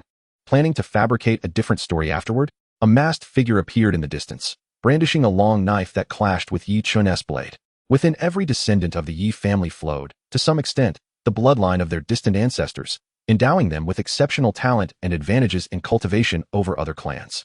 My dowry. Setting aside how odd that sounded, why was he unaware of this matter?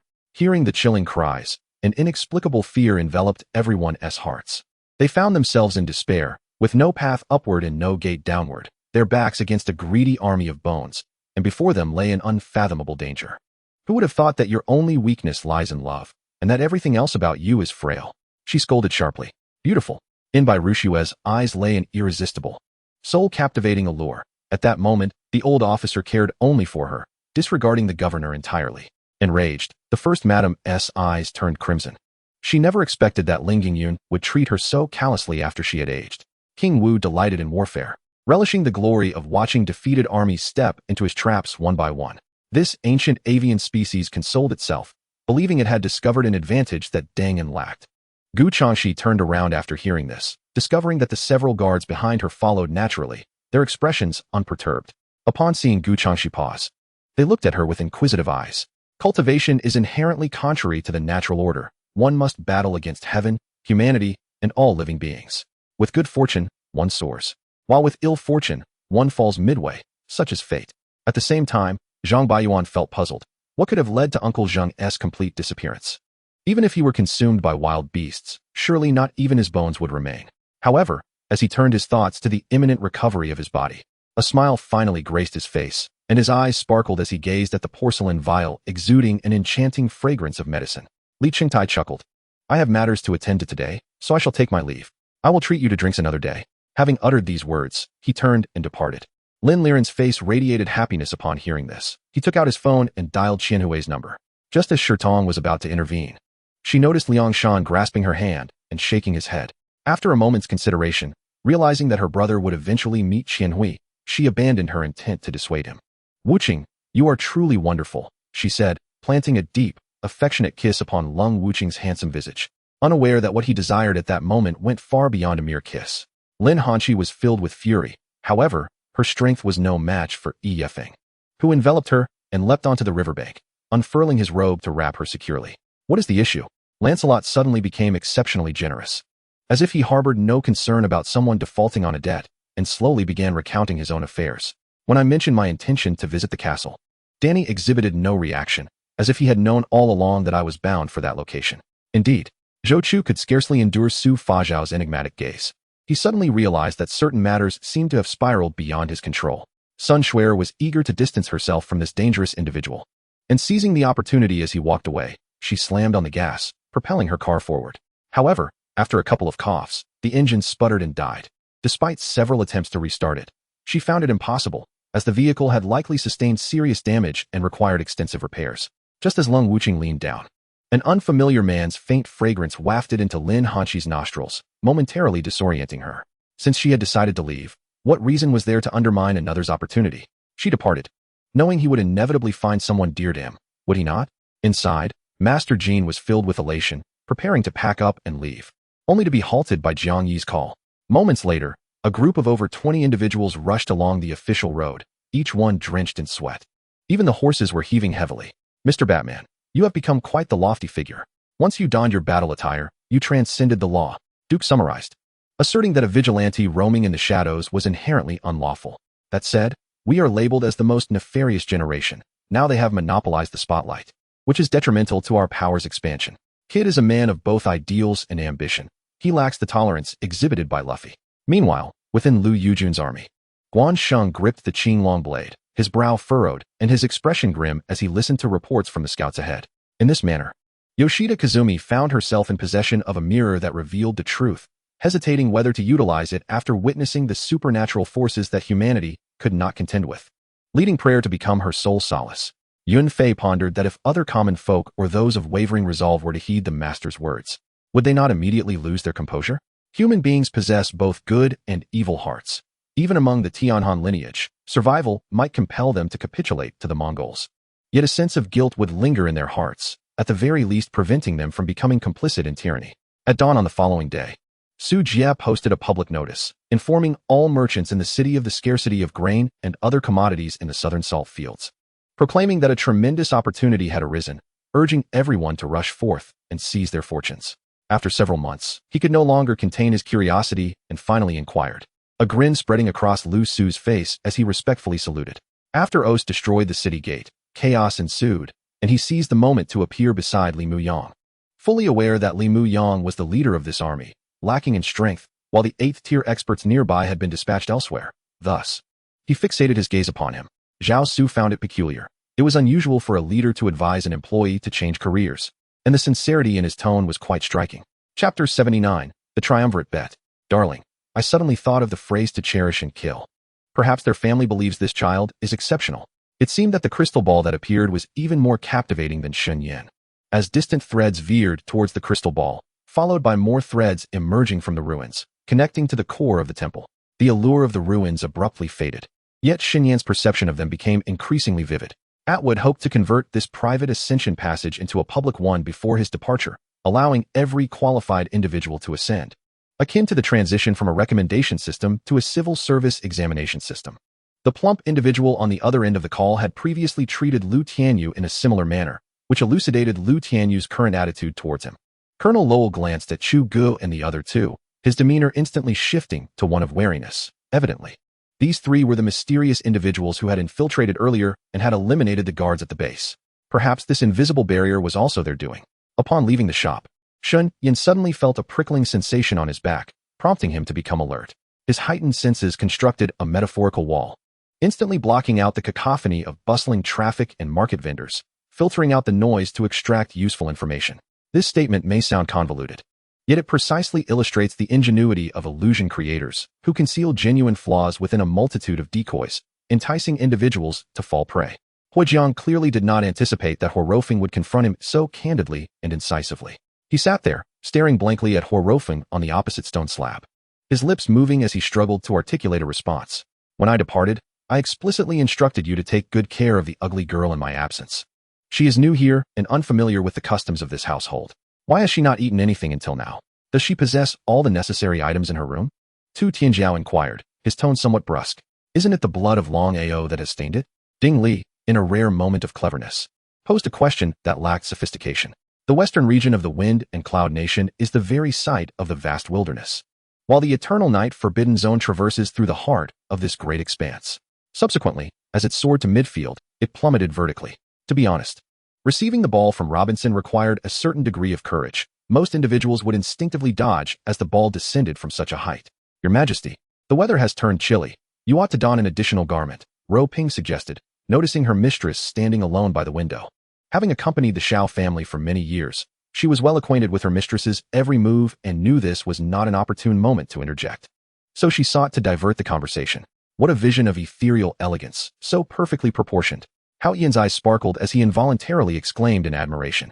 Gazing at the two individuals with somewhat stern expressions, Shen Xiao began to contemplate how to navigate the forthcoming events. The frail figure, when positioned before the towering Basba, resembled an unripe adolescent, yet his courage eclipsed all else. Confronting Basba, the slender silhouette exhibited no signs of retreat, instead radiating an unwavering belief in victory. A strange light shimmering in his eyes. The first half of the match concluded in this manner, with Tottenham Hotspur's supporters elated, as their team held a 2-goal lead against their opponents. Just as the two prepared to strike, a sudden eruption of chaotic spatial currents unleashed a wave of terror, followed by the gradual emergence of a black hole, as if an invisible hand had torn the sky asunder. Fei Heng's words were utterly unreasonable, at least for Banbu. They were so. Who felt a slight discomfort, but, elated by his imminent return to the Mother Star, chose not to dwell on Fei Heng's remarks. With a sigh, Ziyang lowered his head, lamenting that even a clay bodhisattva crossing a river cannot ensure its own safety.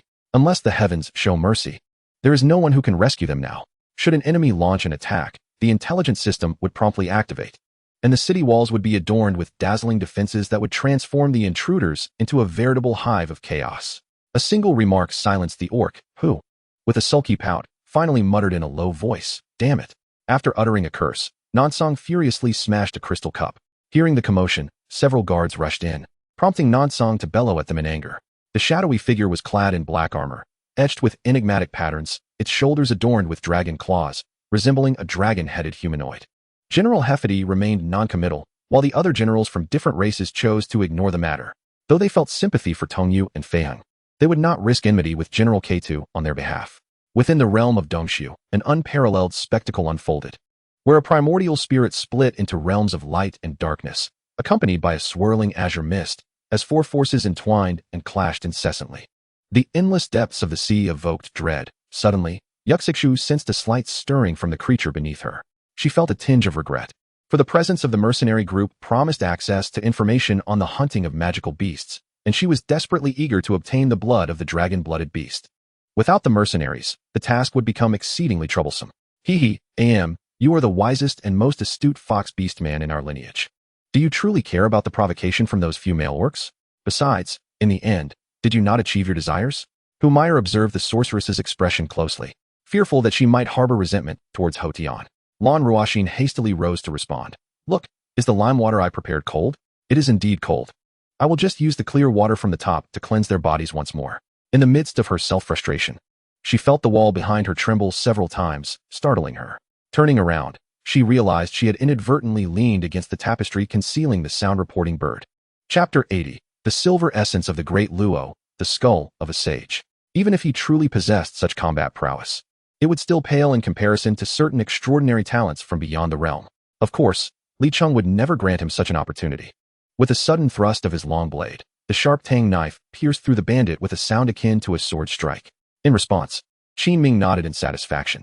If Lin Ning hesitated to act, perhaps their paths would not cross again in the future. Helola sighed, emphasizing, however, my aspirations differ from yours, and what I perceive diverges greatly from your own. Only after witnessing the capable actor Peng Yiyan participating in the audition did Li Li finalize the role. Then let us commence. Let us strive to conquer this place in the shortest time possible. Tonight, I shall treat everyone to drinks, Zhao Qiansun declared with enthusiasm. At Emperor Jun's command, the once timid demon army suddenly rejoiced. The prior torrent of martial prowess had been terrifying, observing their kin consumed by the martial deluge. They were grateful to have entered the He Luo Grand Formation early, for otherwise, they too might have been devoured. One day, torrential rain fell, and the hunters sought shelter, some beneath trees, others in crevices, and still others within caves. Upon witnessing this, the Nest clan conceived a new idea. If they could construct a shelter from the rain using branches and stones, humanity would acquire a place to reside. Upon hearing this, Guang Qingzi and the others fell into deep contemplation, yet after a long while, they found themselves at a loss. They were all immortal beings. How could they fathom solutions to humanity's trading difficulties? They could only shake their heads in resignation, while the Xian Yuan clan watched on in disappointment. Chen Guotai's words wielded a clear deterrent effect, causing Su Tianfang and his two sons to promptly behave, though their glances towards Li Cheng remained unfriendly. Nevertheless, they refrained from further verbal or physical provocations. Li Qiao understood the elder's words, but her current body struggled to articulate. She could only awkwardly smile at the two elders. The ugly donkey felt somewhat uneasy, but upon witnessing Kong Bing's actions, it sat beside him as if on pins and needles. She turned around to see someone attempting to rush out, only to be forcibly restrained by a nearby security guard and taken inside. Shi Tu understood Spring Sakura's intentions well, but could not reveal it, merely feigning a serious expression. Upon realizing that Huayan had not returned for a long time, Hua Zhao gradually lay down, content to rest without worrying about acquiring new injuries. His convictions shattered, he now yearned desperately for Ning Shu's affirmation, even as she became increasingly terrifying. Almost unrecognizable as human, he took a step forward, attempting to awaken her. During the transportation process, they beheld faces twisted in horror, as if experiencing something dreadful, a sight that sent chills down their spines. The scene upstairs starkly contrasted with the downstairs villa's living room, morphing instead into a foreboding corridor, accompanied by the incessant sound of flowing water from an unknown source. David opened his mouth, wishing to inquire about the reason, but upon seeing Iris's beaming smile, he realized she was about to engage in riddles once more. Dolly recounted the origins of the beast's spirit sisters to Silly, who was deeply moved, her eyes glistening with unshed tears. The others, witnessing this, also rejoiced. The speed of the ancient sword demon surpassed their expectations, as it seized a rare opportunity. Meanwhile, the Ghost King facing Wang Chaoyang was thrown off balance by the airplane's disturbance, toppling towards him. At the very least, Lu Feishua muttered to himself, shocked yet exceedingly compliant, refraining from any impulsive actions or disturbances. After tossing Kong Mungung into the water tank, Dao Ge lacked the inclination to aid him in cleaning up, carelessly finding a robot to attend to Kong Mungung until he noticed that his own body had also been splattered with a considerable amount of excrement. Very well. This one is yours, Gao Fei nodded in response, placing a ghostly emblem upon Wang Chaoyang's right arm. TCH, who needs your concern? Despite her words, Nangua's voice trembled slightly. The scene was truly magnificent. Ahead stood a pair of grand gates crafted from jade, towering majestically and emanating wisps of multicolored mist. What do you mean? Zhong Kuei paused, retracting the electric arrow he had been about to unleash, and turned to Yin Qifeng, puzzled. Just then, Zhang Jin and Li Shanfeng emerged from the kitchen, engaged in a discussion about scientific ingredient pairing, while Chun Shulian entered alongside the newly trained waitstaff. Without personal experience, one could never comprehend the torment she had endured over the past 2 years, nor grasp the depths of her suffering during that time. Consequently, Lin Muyu resorted to using a dagger to sever 2 of his toes. Merely cutting fingers felt asymmetrical. and it was only by removing 2 toes that the symmetry appeared slightly improved. Thus, the bearded man immediately abandoned his pursuit of Carl, turning instead to address the mercenaries who had foolishly fired crossbow bolts at him, seizing the opportunity to direct his subordinates. Had it not been for Aluo, the one who dazzled at the ball alongside Lucia would have been him. In truth, she did not wish to cancel. It was merely some domineering individual who compelled her to remain in bed, insisting that even her meals be served at her bedside, as if she were afflicted with a grave illness, unable to take a single step. Could it be that you purchased this box of chocolates without any ulterior motive? Noticing my prolonged silence, Zhang Xiaoya cast an anxious glance my way. My body was drenched in sweat, my eyes a vivid crimson, and I lay on the bed, feeling alarmingly hot, gasping for breath. Consequently, Lin Muyu, the stunning beauty Ru, and Lin Yuyen surfaced simultaneously, swimming together to the shore where the picnic was set. Amidst the conversation, Bai Li Gui'er suppressed her anger, observing the scene with a cool detachment, which was palpable. A sinister gaze fell upon Jean Ling's evidently wary expression, prompting Jean Rue to chuckle softly, a laughter that sent a shiver of cold sweat down Jean Ling's spine. Feng Qiwen intended to express her concerns about Feng Wanluan seeking retribution from Zhang Wenzhong, yet Lu Yu refrained from voicing it. His lineage was so esteemed that his kin would dare not show him any disrespect, even if he achieved nothing, for you could enjoy a lifetime of wealth. Chapter 81. The 7 Swords of Heaven, a Path Beyond Discussion. Su Wanyang pouted, her teeth biting down tightly on her lips, and before long, her lips turned pale from the excessive pressure. Drunken Immortal Brew, a superior elixir rivaling celestial wines from the Drunken Immortal Pavilion, had gained renown, echoing throughout the capital and even the nation. The current space spanned over 10 acres, with vegetables, fruits, and seafood having a short growth cycle and high yield. Apart from Leaf Linksy preparing dishes and sending some to her aunt, there was hardly any consumption, leading to a veritable overflow. This remark caught the proud Tian Ao off guard. His confidence was perpetually soaring, and his trust in his brother was, arguably, unmatched.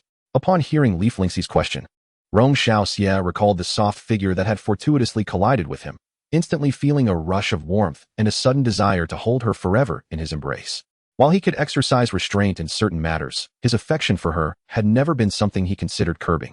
This man profoundly moved her, igniting a wish to care for him endlessly, whether in this life, the next, or beyond. Thank you.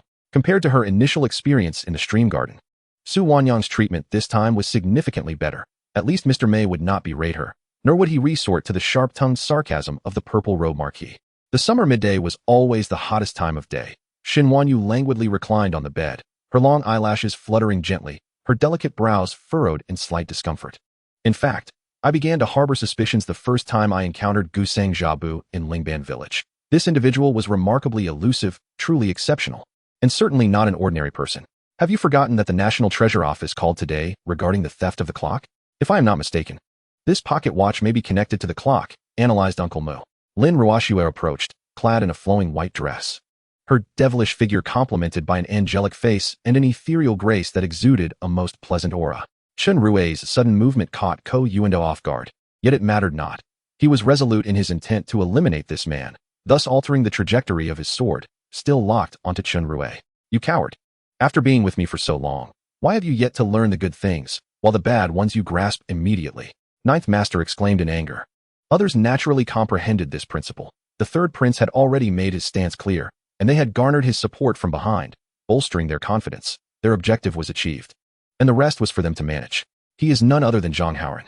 Hua Chunfeng retracted his frivolous smile, his eyes now filled with apprehension.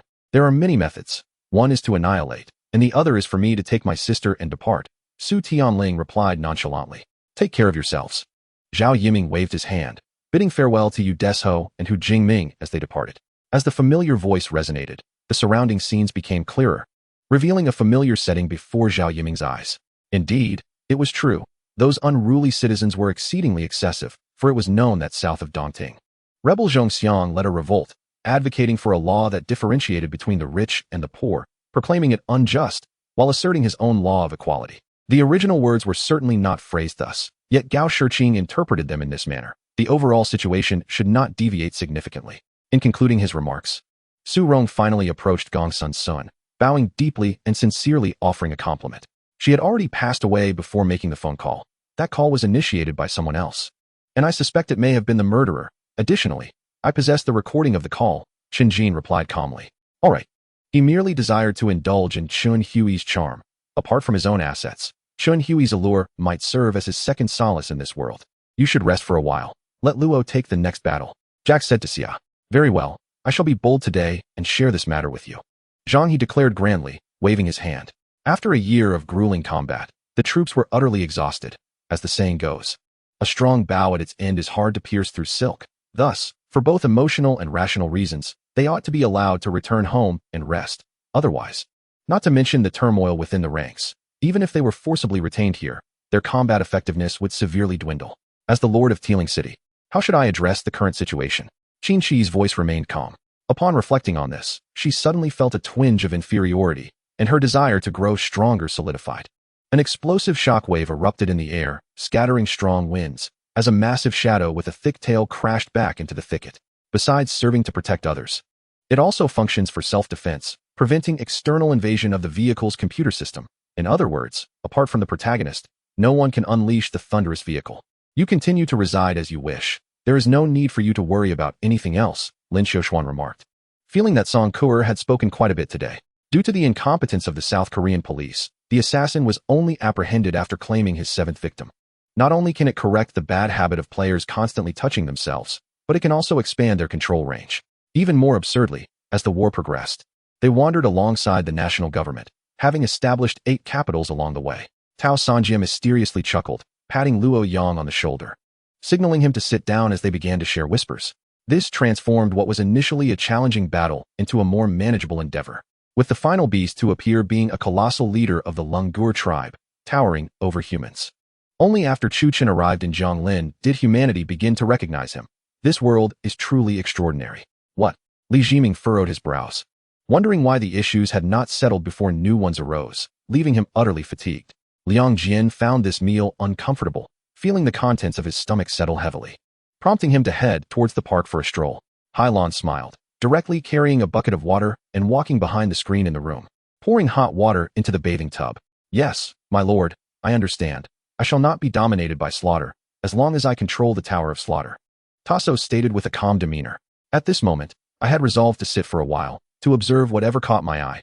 After all, this place had air conditioning and ambience, making it quite comfortable, wouldn't you agree? Such tactics are countless. This society inherently lacks loyal and righteous individuals. Xie Bao Kai's aggressive approach led others to either avoid him completely or to curry favor with him. Guanghao trusted Xie Bao Kai implicitly, entrusting the management of the company to him, thus remaining blissfully unaware. Chapter 82. The Manual for the Use of the Life-Stealing Immortal Goo. Drawing upon the memories of his past life, he casually fabricated a remark. In Fang Xiyu's view, it mattered little what the situation entailed. He was determined to seize the opportunity. Indifferent to the unfolding drama, the gathered audience enjoyed a splendid spectacle. Though curiosity stirred within their hearts, they refrained from commenting on what was, after all, Tin Songjuan's private affair. I am merely 22 years old. I am not as rigid as you might imagine. You may address me however you wish. If you do not mind, I shall call you Dagong from now on, said Xiao Yaoyun with a serene demeanor. However, Ning Jihing paid no heed to Yu Ling, directly approaching Lin Ruo. After speaking, he took the mask from Li Min's hands and donned it once more. Qi Xian chuckled coldly, aware that what Yang Kong had asserted was indeed true. He was now but a shell of his former self, uncertain of the means by which his internal energy had been rendered utterly vacuous. Yet she persisted, clutching the head of the Queen of the Cloud Sea, twisting forcefully until the Queen collapsed. A sharp pain coursed through Gu Xian's hand, as flesh was truly bitten away. With a troublesome son like him, even though Xian Mingbo was exceptionally capable, he could only swallow this bitter pill, powerless to turn the tide. As for the content, Na still needed refinement. Ultimately, she exited the conference hall with a smile, while Lin Xinyu wore a countenance of melancholy. In the kingdom of Wu, at the royal palace, Shiyu received reports from the front line, feeling greatly reassured, yet the inability to locate Fang Danyu's soul was indeed a significant regret. The high-ranking officials of the Federation were undoubtedly more acutely aware than anyone of their rigid and calcified governance.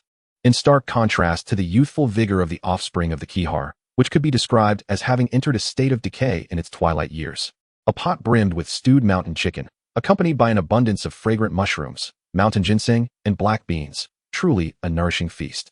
A foundational combat power of 120 points was already of divine caliber. Should the power of the rules be invoked, everyone's combat value would be forcibly reduced to 110. The guide proclaimed, the golden light that cleaved through the heavens could only immobilize a person for a fleeting second, although Haisha had regained consciousness. It was already too late. Li Qingfeng's sword was merely millimeters from her, leaving no time for Haisha to evade. The 1,000-foot evil dragon, its eyes shimmering with an eerie blue glow, writhed in apparent agony. However, Chen Feng recalled his grandfather's words regarding the camellia. Whoever possesses it wields the power of a true deity, capable of ruling over the entire northern Song divine continent. Li Qingfeng was also taken aback, not anticipating that the elder before him had mastered the Void Fist, an art that emerged from the void itself. Would you, a mere wanderer, dare negotiate terms with the Xiong family? I shall allow you to live a few more days, but I will ensure your pleas for survival are in vain. Xiong Yin muttered as he turned to stride towards the Alliance base. The first underground level served as a resting area for members of the Dark Alliance. The second level was their workspace. The third was designated for high-ranking members, while the fourth comprised the prison cells. Matsumoto explained to Lin Chenyi. Brother Xia, what do you mean by that? Are you mocking my intelligence? Upon hearing this, Shin Shuxing sternly furrowed his brow and spoke in a low voice. Su Xian had already distanced herself significantly from the venue, still some way off. She had taken a side path, where the foot traffic was considerably lighter and the streetlights dim. But that's for the best, as everyone's strength increases. There will be more opportunities for survival in these perilous times, Su Mu chuckled lightly. Yun Xiao pondered the layers of jewelry boxes filled with resplendent gold, silver, and gemstone adornments, reflecting, surely, even the concubines of the palace would not possess such an abundance of exquisite treasures. Yet, whenever he recalled that moment of sweetness, he felt it justified to be momentarily devoid of reason. Even if Yin were to take his life, he would not regret it. During this time, Zhou Tian had not been particularly averse to Meng Xiaoran. Although she did not vocalize it, she gradually accepted him in her heart, forgiving him. Disinterested in wasting time, she cast a meaningful glance at the two, turned, and walked alongside Xia Linghan, departing the hotel. After a rough count, there were precisely 99 sticks. No wonder such a large sock was required, and no wonder it was so heavy. Upon entering the room, He Ping observed her sister-in-law and niece peacefully asleep together on the bed. A glimmer sparkled in her eyes, and the deep creases on her forehead and at the corners of her mouth seemed to brim with mirth, her heart swaying gently, as if warmed by spring waters. All present, save for the semi-immortal and the four of them, promptly fainted in an instant. The four had already consumed the antidote, thus remaining unscathed.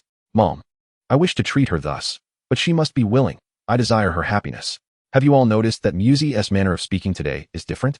Her confidence is palpable, exuding the demeanor of the Shun family, which has never been seen before. He Ping candidly articulated her realizations. Suddenly, the purple sovereign was roused from slumber by a crisp call. Upon raising her head, she felt a jolt through her body, for today's Qing Yin was exceptionally beautiful. Feeling the surging power emanating from within her body, Lin Jie scoffed coldly. Damn it, daring to wreak havoc on my territory. This is intolerable. This is the purple sovereign's elder brother. I cannot leave a poor impression. Why did the cursed purple sovereign not inform me beforehand? Siyu's heart tightened, and she hurriedly greeted. Hello, I am the purple sovereign's mentor. Siyu's voice was as melodious as a lark, causing Jin Wuchie's heart to leap. Without hesitation, Lin Jie tilted his head back and drank down the warm, delectable fish soup. Yet paradoxically, his own blood began to boil, as if his very soul were ablaze. Chapter 83. The Life-Stealing Great Array, Ocean Heart Flame. No one knew the reason. As soon as Chun Che's nose bled, the mist dragon entwining Chun Mu and another emitted a mournful cry before vanishing into thin air. The following day, Lu Qingyu waited early in the Rose Hall. The matter concerning Lu Qingdai was finally brought to light. Wait, the heavenly court has stood between heaven and earth for countless ages. There have been instances of emperors and deities being replaced, yet never has it been done so hastily. I suspect this saint's decree is a forgery. Bai Jian suddenly interjected, shouting. Upon hearing this, Sikong Che gently nodded without further comment. Once Sikong Yu had walked away, he leaned towards Su Laning and spoke softly. Fan Jin felt a surge of anxiety, yet she focused intently on completing the steps to refine the elixir. After some time, the cauldron emitted a resonant chime. The two-horned beast, being no human, charged directly at her, sending her flying and nearly causing her severe injury. Surrounding it were various plants of varying heights, displaying shades of dark green and azure. I even spotted a wooden canoe crafted from poplar, half buried in the sand, half exposed, already rotting, abandoned for who knows how many years. After completing his final scene, where he lay on the ground, fatally pierced through the heart by a sharpened stick wielded by Yu Tanjing, it was indeed a tragic demise. Finished with that, he pulled out his phone and sent a text to his wife. I've brought our son to the Lop Nur. If you wish to see him, come to the Lop Nur, your old Lu. At the onset of her capture, Yang Yuhan was, of course, in a state of utter panic. But after a while, she strangely calmed down, as if she had truly committed no wrongdoing, instructing the carriage to turn back to the capital. Chu Si sat quietly on the hay, listening to the feeble cries of the imprisoned, and gently closed her eyes. When she finally beheld the queen, the latter sat pale-faced in the principal seat, clad in a bright yellow phoenix robe, yet lacking in spirit, appearing as though she had aged a decade. Cui Dongsheng was taken aback, exclaiming, Li Riji? Surely not. He had just been contemplating Li Riji, and in an instant, Li Riji appeared before him. Could it be the will of the heavens, orchestrating their meeting, their acquaintance, their friendship? The seating arrangement was quite simple. Those of higher status occupied the front, while those of lesser rank humbly seated themselves at the back. Families of noble lineage took the most central positions, while those of lower prestige lingered at the periphery. The two flying swords now felt like extensions of his own arms. He simply had to think of an action, no longer needing to direct them as he once did. This was the distinction between instinct and rigid operation. In the past, Lu Shu would occasionally retreat strategically, a euphemistic way of saying he conceded. In the dead of night, the Dali Temple's prison lay in eerie silence, with Yu Ruyan sleeping soundly, while Chunhua and Shoyue took turns vigilantly guarding her bedside. No, I will not leave, Sister Seer. Wherever you go, I shall follow. I promise to protect you. Yun Songi cried out, tears streaming down her face. The royal wedding ceremony at the Ling Prince's residence was, apart from the imperial wedding, the most magnificent in the history of the Great Liang. Outside the city, the defending Buddhist warriors had already received orders to bypass the siege ladders and rush towards the city gates, flooding into Longshan. Qininan appeared oblivious to Cheng Qingsong's smile, his expression impassive as his gaze drifted past her, settling on the rearview mirror ahead.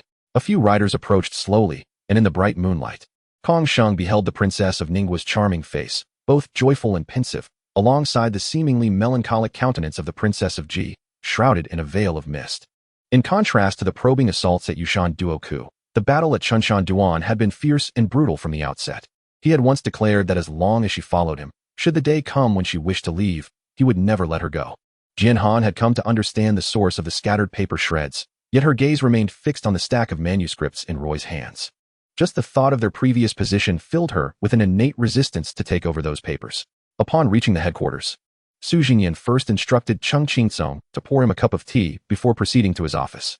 The consequences of a fall ranged from serious injury to the complete collapse of the siege ladder, accompanied by a cacophony of screams. Fortunately, with Han Qian's presence, Zhang Yao would not lose her mind over how to name these techniques. Now, she simply needed to wait for Han Qian to finalize the settings, after which they would collaborate to depict them visually. At the Ichiraku ramen shop in Konoha, the original owner had long retired to enjoy his golden years, replaced by a new chef. How dare a traitor address me by my name? Who grants you such privilege? Go Yong scoffed, his words laced with disdain. Despite the perilous journey, it proved somewhat effective. The route from the prison to the cafe had been halved, and Yi Jianan barely had time to park the car before Ji Shao opened the door and stepped out. In the heart of the forest, a lake lay still, its surface dotted with large, fragmented ice shards, of vivid green. The water within would not freeze again, nor would the ice above yield a single drop. A perfect equilibrium existed between ice and water. Though Hua Chang's demeanor was earnest, Yi Han remained unconvinced by his words. Constrained by her position as a subordinate and unable to chastise him for his insincerity, she buried her grievances and expletives deep within. Regardless of the circumstances, the matter here was resolved. The fifth young lady had just completed her transformation and would not change again in the near future. Xiaoqin carefully placed the surrounding world back into the pearl seal space. By utilizing the essence of Mingyu to transmute droplets of red liquid, these fluids were refined into blood, bones, muscles, and every part of her being. At that moment, the air was filled with cries. Murong Xiao and his companions had yet to enter the door when they were met with wails from within. From Chu Chu's eloquence, it was clear that Miaojiang was indeed distant from modernity, its customs remaining conservative and unrefined. Hang Yu directly acquired the fighter's legacy, enhancing 3 skills with even greater potency, alongside the permanent amplification effect granted by the inheritance. Everyone, gather your things. We must prepare to leave. Fatty, after contacting headquarters, book tickets and a hotel nearby the target building, Yang Zheng commanded in a deep voice. Damn it. Zhu Feng hesitated to deploy aerial reinforcements only after learning that their munitions were depleted. Organizing the funeral for Uncle Wang cost 80,000, and hosting the gathering at a local restaurant consumed another 15,000. With a staggering 40 points in physical and magical defense, it was almost unbelievable that this was merely a necklace. Even a level 10 blue breastplate would struggle to match such an enhancement. Chapter 84. Departing for Zhongzhou. The Empress of the Great Xia, Lu Qima had now let go of much. The past was merely history to her.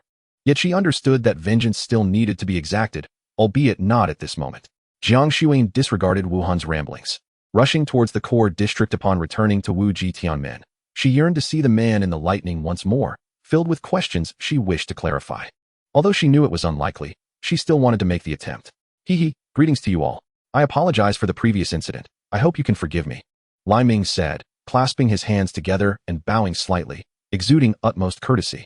Upon hearing this, Xue Huai and his wife shared a look, as if they had just heard the most ludicrous joke, questioning whether Ning Yin had lost her sanity. Each category of service undoubtedly differed, and more importantly, aside from standard seating, the other two types required a membership card. Yuko could not help but nod in agreement, yet he suddenly fell into contemplation. Shaking his head dismissively, the tree spirit's fierce gaze was chilling, and without uttering a word, he focused on the cave's stone wall. With a flash of insight in his eyes, he emitted 2 beams of green laser from his pupils, striking the wall and producing a thunderous roar as a large hole was blasted open. Hearing the ghostly cries, an old man emerged from the cliff, none other than the eccentric and astute old sage known as Guigong. Remarkably, Guigong did not emerge from the cave entrance, but rather manifested from an entire block of solid rock. Her face contorted with rage, as Zhao Qing approached Li Xiao. She suddenly remembered something and whipped out her phone, dialing a number. Chu Ping shook his head in exasperation and, after a moment, reached out to take the jewelry from the man before him. Then, a radiant light enveloped the dragon egg, causing the shell to crack, revealing a slender, skeletal sword dragon that appeared in a grand display, akin to a hellhound. Xinyu smiled. I am a healer and a fighter. Do you truly worry that Zhuoyan could harm me? He ultimately did not press her too hard, opting instead for a gentle reassurance as he turned towards the floral arch. Intending to investigate Jinlu Hall further, Anthony lightly tapped her head, interrupting her wandering thoughts, and handed her the honey tea he had brewed at the hotel. Upon hearing this, aside from Kong Nu who burst into laughter, others quickly attempted to dissuade him. Though their sincerity was questionable, it was evident they were eager to witness true talent. As for the previous contest, it hardly mattered. One could only say that the innate battle armor was simply too exceptional. However, the Demon Emperor seemed unperturbed, laughing heartily before vanishing, his laughter fading into the distance.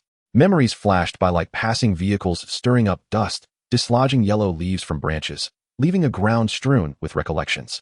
Yet, Tian Sheng understood well that haste would yield no results. Both sword techniques and palm techniques required continuous real-world practice to refine and elevate.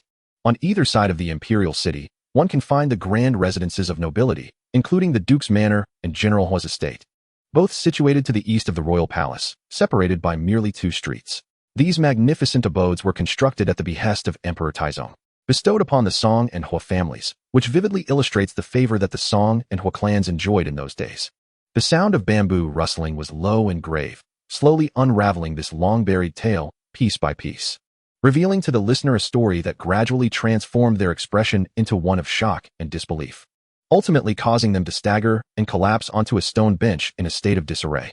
The words of the gentleman lingered in Xiang'er's mind. She pondered whether she could truly grasp the depth of Song Yuanxiang's foresight, a contemplation that caught her off guard, compelling her to prepare thoughtfully for the future ahead. The queen ventured out of the palace alone, with the emperor indifferent to her departure, leaving Qiyue feeling a chill of apprehension. She was deeply concerned about the potential dangers the queen might face outside, and her displeasure grew as the emperor took a new consort in Fengyuan Palace. Such ambition. Mu Yi mused. Even if he has not yet achieved the title of emperor, he is perilously close. Jinsei would never forget the matron in Changlishuan, who, despite her youthful appearance, bore a countenance resembling that of a bodhisattva, exuding kindness toward Jinsei while secretly harboring malice. Xianming's natural way was to provoke the crown prince, yet such overt defiance might only complicate their predicament further. Unconsciously, Ming tugged at Jinsei's clothing, and she cast him a sidelong glance, her eyes conveying a sense of reassurance. The old Taoist had gone to great lengths for him, even laying the groundwork without his knowledge. It was not that the old Taoist had withheld the cultivation methods for the second tribulation, but rather that his previous level of attainment had rendered him unable to comprehend them. After a meal, aside from myself and the carefree Wang, the expressions of all the ladies present turned sour, their gazes toward me shifting from animosity to sheer terror. They likely never anticipated that I would resort to such measures against them. A multitude of questions swirled in my mind, and finally, an enraged voice erupted from the ruins, followed by the emergence of a colossal figure, radiant in golden light, the restored form of the monkey emperor, wielding a resplendent golden staff, which he thrust forth to collide with the enormous hand. Chapter 85. The finest dragon's essence, the earthly script observing the trends. Whether it was the name Zhang Kexian or the status of the former head of the Zhang family, neither held any significance in Lin Yi's presence. In the antiquities market, consumer rights are scarcely upheld. After all, the items within are often of modest value, and if one seeks to discover a hidden gem, it is contingent upon one's discernment. Those lacking insight may find themselves duped, a reality that all who enter the antiquities street must accept. This physique surpasses the typical Qin MO by an unfathomable margin, undoubtedly reaching the pinnacle of the 7 stars. Such an institution may admit only the brightest scholars, yet it simultaneously welcomes a considerable number of underachievers. The massive monkey. Its fur shimmering with a metallic sheen, boasted bulging muscles and engorged veins that coiled like rebar beneath its skin, exuding an intimidating aura of raw power that instilled fear in onlookers. Shen Yuguai acted swiftly, seizing his phone to check flights to Shangri-La, booking an evening departure. Chen Zifen's fist halted a mere millimeter from her face, causing Zhao Yuding to feel the rush of the wind generated by his strike. Upon entering the cabin, old Lu was immediately beset by a splitting headache, nearly stumbling as he grasped the edge of the table for support, steadying himself before sinking into a chair to catch his breath. Despite having suffered a hard injury, a cultivator could still survive, relying on the spiritual energy within to mend their internal organs, rendering the harm less severe. This expanse of land, vast in size, holds a total value of at least 1 billion, and with all surrounding infrastructure already established, its true worth could easily reach 20 billion. Whether or not I am the strongest is uncertain. All I know is that I will not be defeated by you. Yi Tian spoke with a detached air. Do not be deceived by Haka's seemingly modest prowess. Its soul is remarkably potent and pure, offering Claudia an experience of great delight. An hour later, as diners dwindled, the chef found himself with leisure, suddenly reminded of the Master Lu's instructions to ensure the well-being of Mo Sheng, the benefactor of Lu Men, and could not afford to neglect him. This monumental endeavor, though she is the mother goddess of the 4 deities and the ruler of this realm, cannot be hastily completed in piecing together all the fragments of the world. The International Conference Center is ideally situated, offering a panoramic view that stretches far beyond the city center.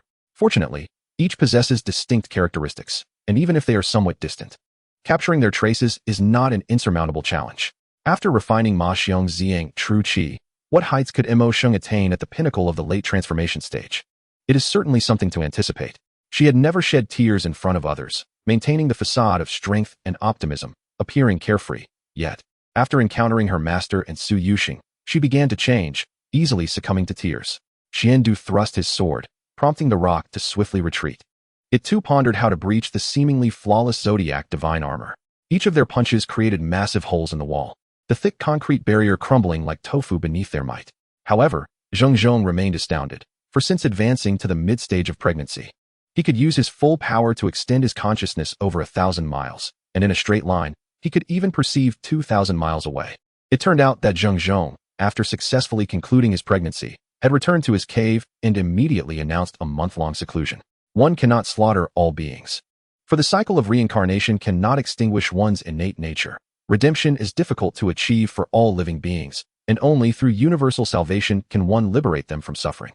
The medicine master bellowed, radiating a kaleidoscope of light, adorned with an invaluable pearl atop his head, the fearless seal upon his chest. Wielding the 12 medicine king's fork as he lunged towards Bodhi, countless metaphorical horses galloped through Yang Ye's mind as he silently drew the Sanqing soul-devouring sword, which had slain the puppet San during the day. The palm strength of Shi Yinyu burst forth from the sedan's curtain, as both Shui and Lin Hani moved simultaneously. However, as he was somewhat distant, upon witnessing Lin Hani saving Yinyu, he bypassed them, delivering a decisive strike. At that moment, a certain celestial being, who had just entered, felt a slight tremor, nearly dropping the jade basin in her grasp. She bit her lip, placed the basin on the shelf, and gracefully exited. Coincidentally, at that moment, Yu Ruo approached, observing the celestial being's displeasure, and cautiously circled around, fearful of offending her and facing dire consequences. No need for that, he replied. I prefer simplicity. He set down the newspaper, lit a cigarette, and sauntered to the door. Perhaps the allure of power had become too intoxicating, for once he tasted its enticing flavor, he could no longer restrain himself. A once gentle and humble youth had transformed into a king, impatiently ensnared by power. Your Highness, are you well? A resonant voice echoed, as the stalwart Lu Kuan, the Marquis of Zhongyuan, rushed to the scene, having witnessed the earlier chaos from afar. The wonders of Earth are undoubtedly profound. And with a purpose, Fang Cheng plunged into the depths, traversing the mantle layer, gazing toward the core region, and took a step forward. The opponent this time is a formidable scion from the powerful family of Zunwu Fortress, a lineage that has been engaged in the rice and flour trade for generations, amassing considerable wealth. The eldest son, Li Yin, has achieved a cultivation level of the 4th rank in Mingguo, making him no weak adversary. After enduring a rigorous survival test in the wilderness, Yuran and the young master were successfully rescued by Luo Han just 2 days ago, both nursing injuries. Luo Han had thoughtfully prepared a carriage for their return journey, and now Yuran and the young master sit in the comfortable confines of the carriage, awaiting their moment to return home. Xiao Wu is particularly agitated. She recalls the misfortunes she faced, being doubted and ostracized, a memory that fills her with frustration. This realization stirs a sense of panic within her, and after a fleeting glimpse of alarm crosses her eyes, she hastily averts her gaze, lifting a cup from the table to offer him, saying, "Please, have a sip of water. Do you need my assistance with matters regarding the company?" She attempts to redirect the conversation, yet he draws her back in. "What troubles my beloved? You seem quite contemplative. Are you astonished by my Yanghan city? Or perhaps in admiration of my subjects?" Noticing the intensity of her gaze, Xiao Jingwu slightly turns his head, softly inquiring, a satisfied smile still gracing his lips. Chapter 86. My brother Wang Tung possesses the qualities of a great emperor. He himself is uncertain of the path he should take, yet it feels as if an unseen force is guiding him, as though his blood instinctively responds to his essence. Mulan gazes ahead, her eyes fixed on the dazzlingly radiant flow of the luminous passage, which resembles an oversized pet door. Upon seeing Su Zhao's return, Gu Sivan and Li Jian crouch down to clean a blade with the fabric of a deceased's garment. The East Sea is teeming with fierce beasts, providing ample opportunity for the blue jade sword to absorb the blood of these creatures. "Why are you all silent and motionless? Ghost Hansong, what is the meaning of this?" the chief scolded. This bar, from an exterior perspective, appears no different from other upscale establishments, with its swirling lights and bustling crowd. However, Yi Ling's gaze narrows as it falls upon the 2 attendants at the entrance. Yi Hongfeng's attention suddenly halts. He has already discerned that this is not the sword sheath of the 9 heavens, for both its markings and the grade of the artifact are markedly inferior. The reason the sect leader entrusted him with this sheath likely lies in its ability to temporarily conceal the brilliance of the 9 heavens. Yin Donglai feels a surge of excitement and takes a deep breath, raising his hand to signal for silence among the crowd. Clang! The sound of 1,000 swords resonating fills the air at the moment the spirit of the blue jade sword is born, and within a 10,000-meter radius. Every blade emits a harmonious chime. Having fled desperately along the way, Su Tang's gaze appears somewhat unfocused. They have already distanced themselves nearly 10 kilometers from Chiyu, yet her spirit remains tethered to her brother. The types of curses are numerous. In the initial stages, they may strip away human senses of sight, hearing, touch, taste, and smell. Once its power is fully restored, the black blade can afflict its target with poison, bleeding, burns, weakness, and slowness, among other high-level curses. Naturally, even just this news will greatly enhance the prestige of our Huashan sect, a second voice interjects. A refreshing autumn breeze sweeps by, and the air feels exceptionally crisp as the 9-tailed fox, the dragon demon, and Qatar approach. Long Yanhua refrains from providing a clear explanation, knowing that the title of assassin organization may provoke his grandfather's emotions. As a dignified general, he would never associate with assassins. In the air, roughly a distance behind makes, for martial artists of the Xian level are tailing them, having just sensed a presence sweep over Lung Tian and his companions.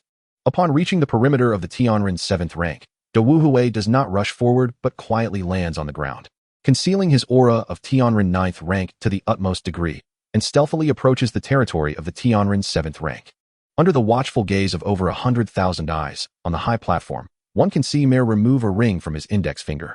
In this sudden turn of events, everyone assumed he was at a loss for words and was about to take action. Long Yanhua instinctively braced himself, stepping back a half-step and colliding into Yun Ye's embrace. Yun Yi raised his right hand, the dark aura surrounding him coalescing into a barrier that enveloped both himself and Long Yanhua. The master and disciple continued their conversation for a while, and soon the sky outside began to brighten. Xia Yozi inquired of Xiong Ti what his plans were next, and whether he wished to join in investigating the matter. Observing such a tender exchange, it was clear that Gao Juanhao and Sheng Wanfeng had no place to interject, so they patiently awaited Chu Shang's counsel. Gao Juanhao mused that perhaps he had never encountered anyone outside of the Misty Mountain Manor, and meeting Chu Shang and Sheng Wanfeng for the first time sparked a sense of novelty. Xian Yuan Yi initially intended merely to punish Sheng Wanfeng with a kiss, but unexpectedly, as soon as his lips brushed against her soft, red mouth, he found himself irresistibly drawn in and unable to let go. Throughout these days, although she has been preoccupied with various matters, She has not neglected her cultivation. Reflecting on me, you, and the words she spoke that evening. A cold smile unconsciously crept onto his lips. Do you truly believe Iran would initiate an attack? Shen Mingkai expressed disbelief. Both nations have appeared somewhat fatigued lately. As if the war cannot continue. Walking this way makes it easy to trip, do you not realize? With arms crossed, and Ju gazed up at him. At this very moment, in the Western market just a short distance north of Chonghua Lane, Luli was cheerfully asking for directions while moving forward. Finally spotting the 4 characters Ri, Jiashi standing proudly at the shop's edge. She let out a long sigh of relief, her previously slightly hunched back gradually straightening. I will immediately go and fetch that cup of coffee, she said, only to return and spend another 10 minutes brewing a new cup. Do you really think I am a deity? I will give you news tomorrow. Although the recent entries and exits in city may provide some clues. A thorough investigation will require time. Since I have kept my promise, you should also adhere to your duty. You will know what you ought to know. And it is best not to inquire about what you should not, Shirlu remarked. Thus, Lu Ji and the others departed from Shituan Island by boat, heading towards the wild grass marsh, as he intended to personally oversee the construction of their homeland, in a manner akin to the cunning hare with 3 burrows. Enough. I do not wish to hear your reasoning. I have heard enough. The usually gentle and poised Elizabeth exclaimed, like a cornered beast. Her voice hoarse as she confronted Lu Yu. Chapter 87. The Duel of King Chong, Elixir of Celestial Essence. With his capabilities, he could have conducted himself with complete transparency, even taking the initiative to undergo assessments for entry into the Marine Corps ahead of time. Initially, things progressed smoothly, but not long after, the rope suddenly snapped. He pulled back the short rope in his hand, exchanging glances with the nearby Lu Yi Nana. From the voices emerging from these gaming forums, it becomes apparent that this group holds a deep admiration for Li Hao. As Xiaosu spoke, he began to open a metal briefcase filled with vials of low-temperature preserved K protein. The unique, independently active blood and flesh impurities began to emerge from the suffocating silence of the air, clinging to every bone in his body. Bai Xiao nodded. Despite being much older than her, who could deny the fact that she was a formidable figure? Are you suggesting that once a person is full, they need to find something to occupy themselves with? What exactly? The child's eyes sparkled with an unusual brightness, subtly shimmering with light. Xiang Yu quickly raised both hands to block the sudden whip-like kick, only to see Wu Xian appear before him. Thus, the location they occupied was essentially a horizontal corridor, further complicated by the fact that the sides of the corridor were not mere concrete walls, but rather glass windows designed for ventilation and light. The last one is golden, as if linked to the divine realm. Within the divine land, radiant lights continuously surge forth, bestowing power. At this thought, Dong Zhanyan felt a shiver run down his spine, pondering how many of those decaying corpses were once newcomers training here, now transformed into putrid bodies by this sinister Taoist. What do you intend to do? Dong Zhanyan enunciated each word deliberately. The following day, around noon, the 3 finally awoke from their slumber in the inn and, somewhat unsteadily, made their way towards the illustrious family, as there were numerous matters that required their attention. After a thorough discussion, Shi Yin and Wang Tao were assigned to assault convoy, hastening towards the outside. With a cold shout, Shi Yin raised his Wanren Longyuan sword, stepping forward rather than retreating in response to the strike. After executing the blow, he scarcely had time to tend to his somewhat numb right hand, and with his left hand forming a palm, he unleashed a Bagua palm strike aimed at his opponent's chest. After a moment of contemplation, Jin Xiuqin queried, "Do you think the letter discovered in the general's mansion in a past life was crafted by him?" He pointed to the name inscribed on the letter. Nestled within the mountains, Chun Yi leaned against a grand tree, his countenance exceedingly grim. For many days, he had not enjoyed a single restful sleep, let alone refine his sword imprint. At this moment, he felt mentally and physically drained. Strangely, my tone bore an oddity that I could not pinpoint. After hearing what Fifth Jiu had said, I could not help but feel an uncomfortable sensation. As for the others, such as Yuan Shu, Lu Biao, Kong Rong, Lu Yan, Dong Zhua, and Emperor Xian, their intentions remained rather unclear to me. Knight Liao Sha experienced, for the first time, the dazzling brilliance emitted by the impacts of the fire of war on nearby structures, the cries of agony, and the sound of shattering metal overwhelming her senses, compelling her to crouch down and press her hands firmly against her ears to stave off the maddening roar and piercing pain. Let us fight. There is no other recourse. Shi Yin exhaled, and as his voice faded, 8 additional long swords materialized behind him, promptly following his lead as they charged toward the crowd. Chu Xiaoxing's eyes widened in astonishment, as if they would fall from their sockets. He gaped, utterly stupefied by the scene before him, even forgetting when his gun had slipped from his grasp to the ground at his feet. No fewer than 10 formations lay before him. Should an ordinary cultivator attempt to breach them, they would likely require at least a month to dismantle even a single formation. The gazes exchanged among the four were a medley of emotions: shock, gratitude, confusion, and astonishment. They were astounded by Yi Qin's slaughter of a great emperor, grateful for Yi Qin's discovery of them, perplexed by the memory of Yi Qin's past calamity, and flabbergasted by Yi Qin's astonishing feats within the heavenly realm. After Lu Zulian departed, Sato Ichimiai continued conversing with Guan Jinlin. Guan Jinlin, citing classical texts, spoke eloquently, causing Sato Ichimiai to revere this lieutenant general deeply, without a shadow of doubt. In short, the 2,000 Anshi cavalrymen, braving the cannon fire of the Han army, hastily completed their assembly and charged toward the 5,000 Han soldiers outside the city. The burdens and responsibilities she could not set aside in daily life seemed to drift further away at this moment, her body almost feeling as if it would float away. Ling Ju, with a face full of fury, pointed an accusatory finger at Ling Yushuang, his imposing brows arched high, exuding an immense pressure. A playful smile crept onto Yi Qin's lips. Had he known that the underworld possessed gambling houses, he would not have had to fret over money. Making 3 to 5 visits a day, acquiring everything he desired, as if soaring through the 9 heavens. Fearing that the strong sea winds might incite a tsunami, most fishermen kept their distance from the shoreline in such weather, rendering the beach somewhat desolate. Meanwhile, in the neighboring shop, Zhang Jiaming had already rushed over upon hearing the commotion. Upon witnessing the scene, she felt no concern and instead pulled by Li Xianzhu to continue browsing.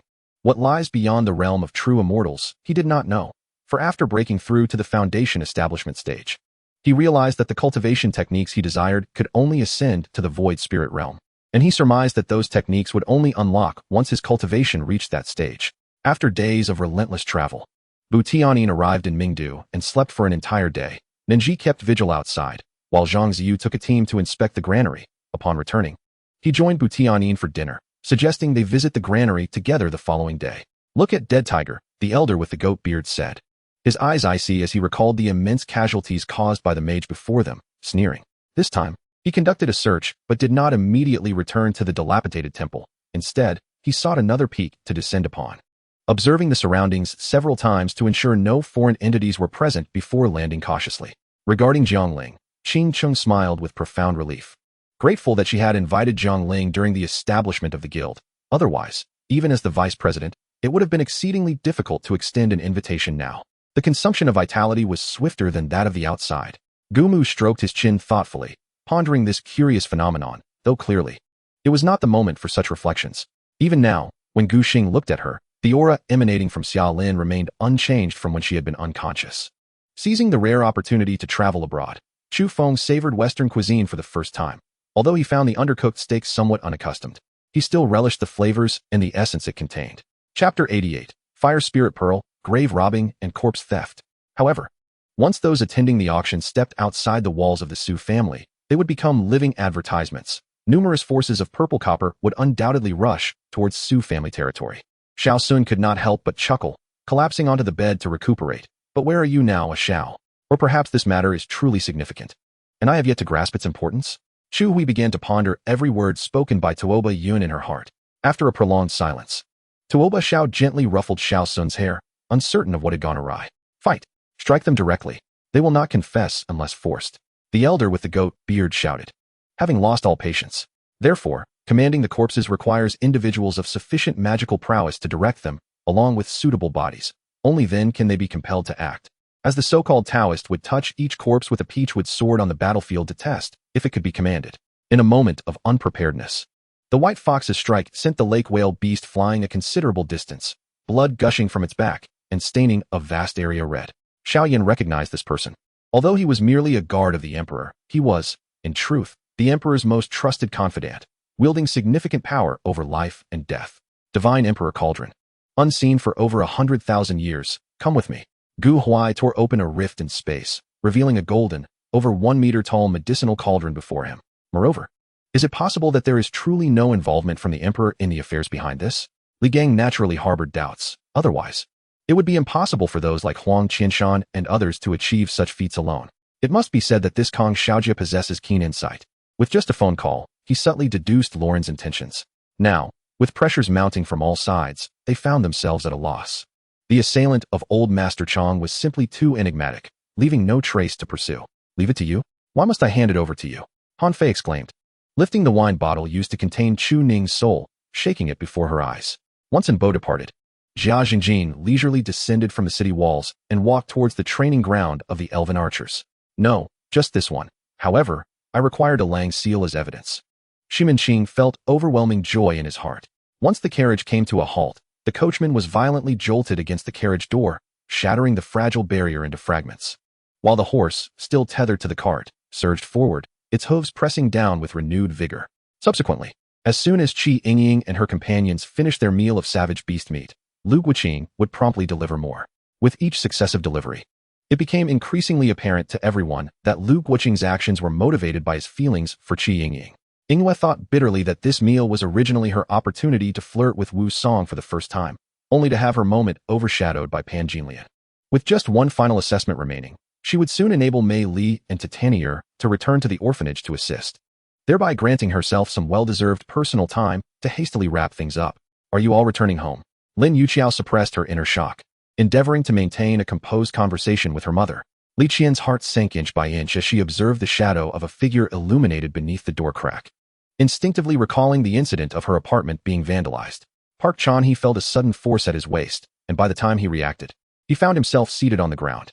Lin Xiangyang succinctly concluded his statement and turned to face Xiao Nan, as if scrutinizing the expression on his face. Already lying in bed and preparing for sleep, Yu Qingqing switched off her phone, rolling over to embrace her blanket in anticipation of discussing matters with Fu Xiaohan the following day. A practitioner of internal strength was already considered a formidable expert, and those who had attained mastery were even more distinguished. Such prowess conferred immense respect within the Jiangbei military district. Li Feng's chatter resembled that of a sparrow among the mountains, incessantly broadcasting this event until it reached the ears of every individual in the Black Wind stronghold. In a moment of distraction, Lin Xiangyang's Li Bai was encircled by a group of heroes from the opposite side, and despite having played for more than 10 minutes, Lin Xiangyang's Li Bai had yet to perish even once. The efficiency of the two newcomers was nothing short of remarkable, particularly given that Feng Shiyuan possessed the reputation of being a super cheat with his spatial abilities. Wasn't there supposed to be a giant toad? Where is it? As Xiao Yuanji entered the cave, he began to search the surroundings, only to find the place utterly barren, devoid of any trace of the amphibian. Follow me. I shall reveal everything you do not know, Xiang Tian said softly to Qiu Tianyi. The genie was utterly horrified, never having anticipated such malevolence from Zhang Zheng upon his arrival. Upon hearing Han Yun's words, Shui Donglu and Bai Yun nodded and took their seats at the dining table. Shui Donglu, without any pretense, directly voiced his thoughts. After helping Bear beseat Bear began to communicate through a walkie-talkie with others, seemingly informing them of Bear A's predicament. Zhang Jing glanced at the kneeling Wu Li and then at the similarly prostrated Qi Ying, momentarily unsure of how to proceed. If only his master were present, he would undoubtedly resolve this matter adeptly. The wind stirred, lifting Xiang Tian's white garments, tousling his silver hair, and brushing away his tears.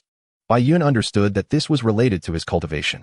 Only as his power grew stronger would the number of those he could bring along increase, and their duration of stay would lengthen. Bai Yun believed that one day, the Jade Slip space would evolve into a true independent world, becoming Bai Yun's world. From royal relatives to esteemed noble families, and even common folk, there were countless individuals secretly infatuated with Hong Yun. Once this explosive news broke, Bai Yun's name swiftly became that of every man's adversary.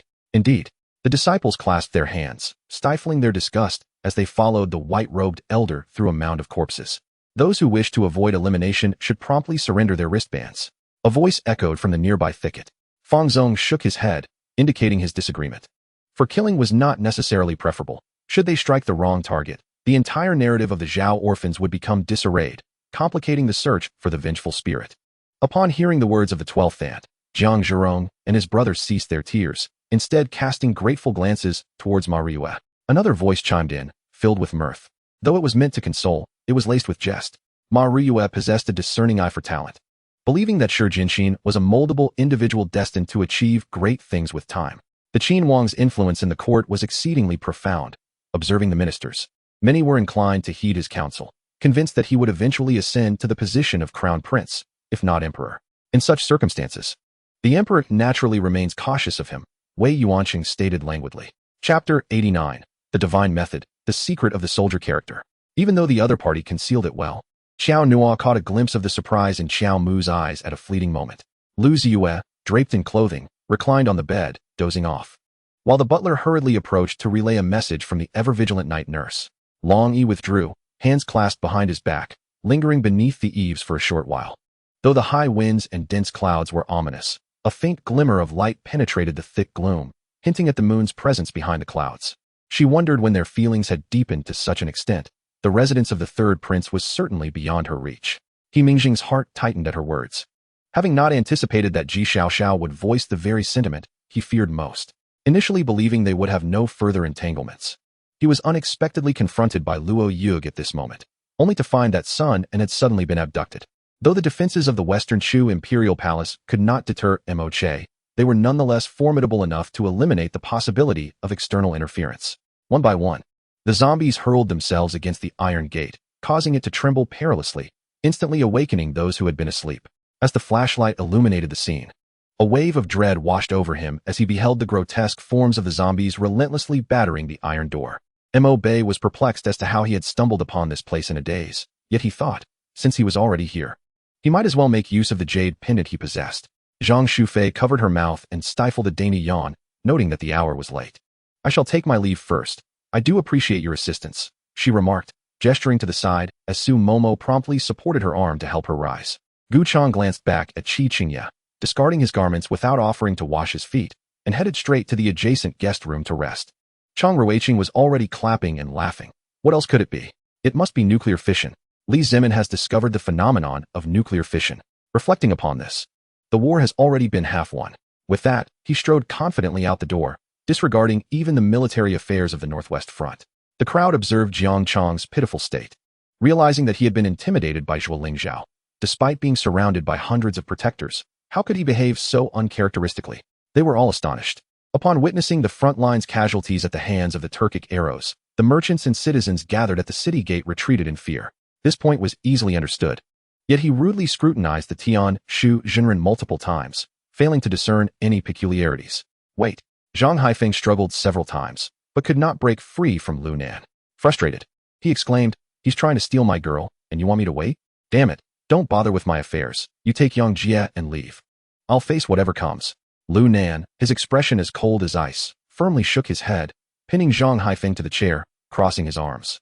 In the darkness of night, one after another, the Khitan warriors leaped onto the city walls, wielding Turkic curved sabers, battle axes, and tusked clubs with ferocity.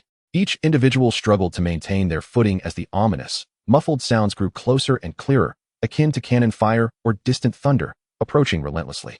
The tremors shook the cave, causing debris to cascade down, and as everyone witnessed this unusual occurrence, they feared the cave would soon collapse.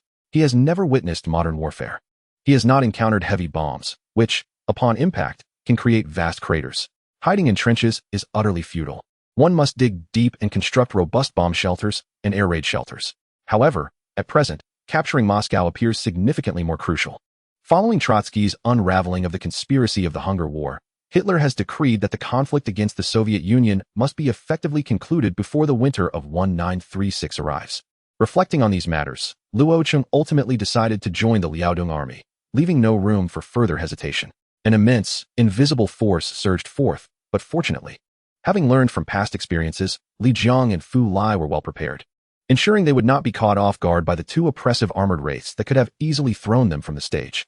At this moment, the aura of Yi Xiaotong underwent a remarkable transformation, akin to a ferocious beast, long confined in a cage, suddenly being set free. Since you have such faith in Guanglin Fairy, she must surely be able to help you find Yue, right? I inquired tentatively. This time, as I searched my heart, the hundreds of stones around me merely floated quietly, moving rhythmically left and right, rising and falling, creating a vivid tableau of life. More critically, he could leverage this merit to elevate his status within the Morgan family. As he turned a corner, a dense thicket of trees came into view. And without a second thought, Lu Xinghao plunged into the woods, seeking the cover of the thick foliage, which was indeed a perfect refuge. Upon exiting the house, Lu Zhen was greeted by Lin Lai, who asked, "What has happened?" This was the courtyard of the county office, and he had previously instructed that, at this moment, apart from himself and Lin Lai, no one else should approach. Clearly, they would not have dared to disturb him at this hour unless something urgent had arisen. This astonishing news caused a tremendous uproar within the righteous sect, as everyone harbored a question. Who could have stolen the Blood Demon's secret tome? Chapter 90. Transformation of the Dragon, Ninth Change, the Illusory Emperor. Even Mo Yi and Mo Da, despite their immense powers and capabilities, would remain under the governance of Hongjun Daozu until they attained the Tao of the primordial golden immortal. The adage to accompany a ruler is akin to being with a tiger remains an unassailable truth across all eras. If it were not for Ing Chu Liang being one of the most righteous rulers in the realm, and if he did not have a family to support, Bai Dong would have already departed to seclude himself in a remote mountain, becoming a recluse. Humph, Bai Yu, do you not know? Are you unaware that the entity known as the Ghost King encountered a setback against Bai Yu? No, the story ends here. No one mentions that wizard anymore. It seems neither the prince nor the princess sent anyone to seek out the wizard, and Andre answered truthfully. In a moment of distraction, a soldier from Sizhou suddenly bowed his head and collided with Yin Zhou, who instinctively thrust his hand forward, aiming a strike that, in ordinary circumstances, could have easily pierced the soldier's heart. What the Valley of Fierce Beasts could not have anticipated was the sheer number of cultivators arriving. If they could not maintain control, chaos would surely ensue, and the other sects of the cultivation world would undoubtedly take advantage of the turmoil. Lingyin Fairy had already disclosed some information. Dongfang Xiao sensed a tremor in the banners swirling around Tian Xuanzi, indicating instability, yet he recognized that with Tian Xuanzi's cultivation level, he could not breach the banner formation. In less than an hour, he would surely meet his demise. As Jiang Zia was born, Huarong utilized the Xianyuan divine sword to protect his nascent spirit, safeguarding him from potential future schemes. They passed each other in midair and landed on the ground. Qingyu folded his wings and proceeded to another location, while the sect leader collapsed rigidly to the ground. Although he was still quite young and not yet of age, the years of his iron-willed life had rendered him remarkably mature. His features were now more resolute, and his hair had been trimmed shorter, giving him a more masculine appearance. Including the fans in the live stream and the media closely following the competition's fervor, all were like Lu Sueki, continuously monitoring the rising amount of donations. Upon seeing Yang Juanheng arrive, Feng Kebe, feeling overwhelmed and anxious, began to pace frantically, tugging at his hair in distress. Let us wait and see. Wasn't it said that Tianjin's sect has a Longting? I truly wish to witness this person's capabilities, said Xinyan. Li Shan attempted to rise from his bed, lighting a candle to inspect his surroundings. But before his feet even touched the ground, he felt a chilling, pure energy surge from his magic eye, cascading upward toward the crown of his head. After a thorough search, Yang Yin found no other notable discoveries, remaining steadfast before the massive stone steps leading to the altar's peak. For a moment, everyone was perplexed as to what had transpired. How could someone endure such a powerful punch with seemingly no reaction? Each person held their breath, waiting for something to unfold. She remained overly confounded by love, and his excessive kindness only served as a burden in her heart. Concerning Yi Lin's plight, Cheng Tian and Yang Lianquan felt a considerable sympathy, both realizing that the world of cultivation was far more ruthless and selfish than that of mortals. Chu Qiutong clenched her fists and dashed forward, feeling a sudden pang in her chest. Looking down, she saw a fan lodged against her heart, and then she coughed up a mouthful of blood. Staggering back a few steps, Yi Xian embraced Chu Qiutong, checking her pulse. This white-clad man had injured her with his force. When Yang Yin was 3 meters away from the cold radiant serpent, he raised his fist high, aiming his sandbag-like fist directly at the serpent's head. Contemplating, Wu Xinghan instructed the soldiers to find a clean and spacious location, and shortly after, they hurried back, reporting that a nearby Buddhist temple was empty and that the premises were both wide and clean. Just as the command "stop" was shouted, Aslan made his move. There was no flash of blades or murderous intent, just an unremarkable strike that felt entirely natural, executed with practiced ease. Zheng Yi and Zheng Mingxiao rushed to the window upon hearing the commotion, witnessing Cha-Cha struggling against the branches, their gazes darkening instantly. Brother Qingyun, be cautious, if others overhear. It might invite trouble. One companion instinctively glanced around. He had just seen Shuer upstairs and had dispatched someone to inform his second brother. Although he had not intended to appear, seeing that everyone was about to leave, he pondered whether to stop them. Nangong Imo did not press her for an answer, but merely smiled and said, "Rest well," before stepping outside. Yenner sighed softly, choosing to say nothing more, shaking her head as she vanished before the poppy, whose gaze grew colder as it watched her retreating figure, until a knock on the door broke the silence. Typically, she would flirt and playfully ask for kisses, yet when faced with significant matters and the cold rain of love, she maintained her composure. With a swift motion of her hand, she had already prepared her vital energy, condensing it to her fingertips, and with a sharp sound, she cleaved the body of the poison eagle leader in two. It was not only He Qingqing who wept. Chen Yinshi felt the same, though she remained oblivious to it. The two stared blankly at each other, unable to comprehend why they were crying. The ancestral decree serves as a symbol of a family, a token crafted specifically by the ancestors of each clan for their family heads.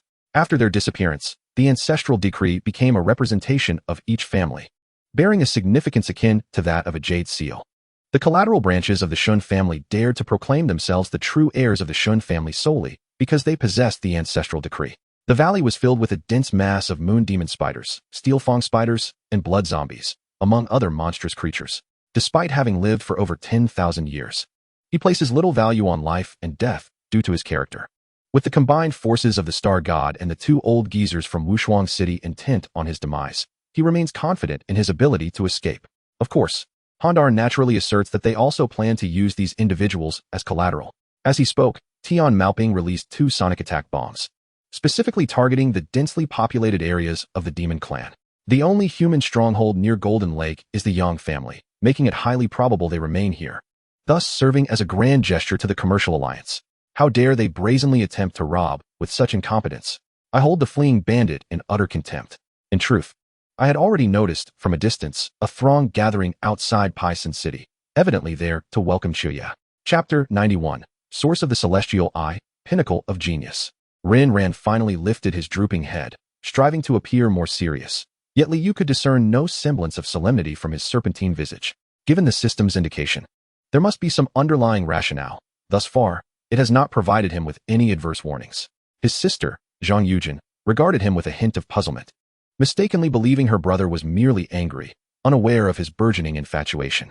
This involved her cultivation in the Land of Return, her studies at the Demon World Military Academy, her life in the General's Mansion of Lingyue City, her valiant stance wielding the Yaowang sword against 100 foes during the defensive war a century ago, and the moment she received accolades in the Demon Palace. Fortunately, as long as the initial framework of this floating bridge is established, the subsequent steps are relatively straightforward. Neither party opted for a first-level team engagement. DF's lineup was ill-suited, while Wang Yu prudently avoided it for safety's sake. The mysteries of fate must not be divulged. The high monk replied with a smile, his pace seemingly slow, yet in an instant, he vanished from sight.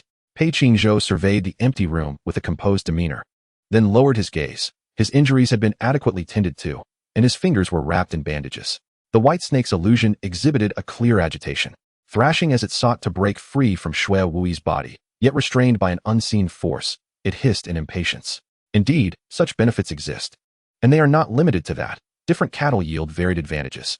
Beef can stabilize pregnancy and replenish spirits, while yellow beef can strengthen the middle, augment energy, and bolster the spleen and stomach. Zhang Nan proclaimed with the air of an expert. The assembled immortals suddenly realized, yet the notion felt exceedingly peculiar.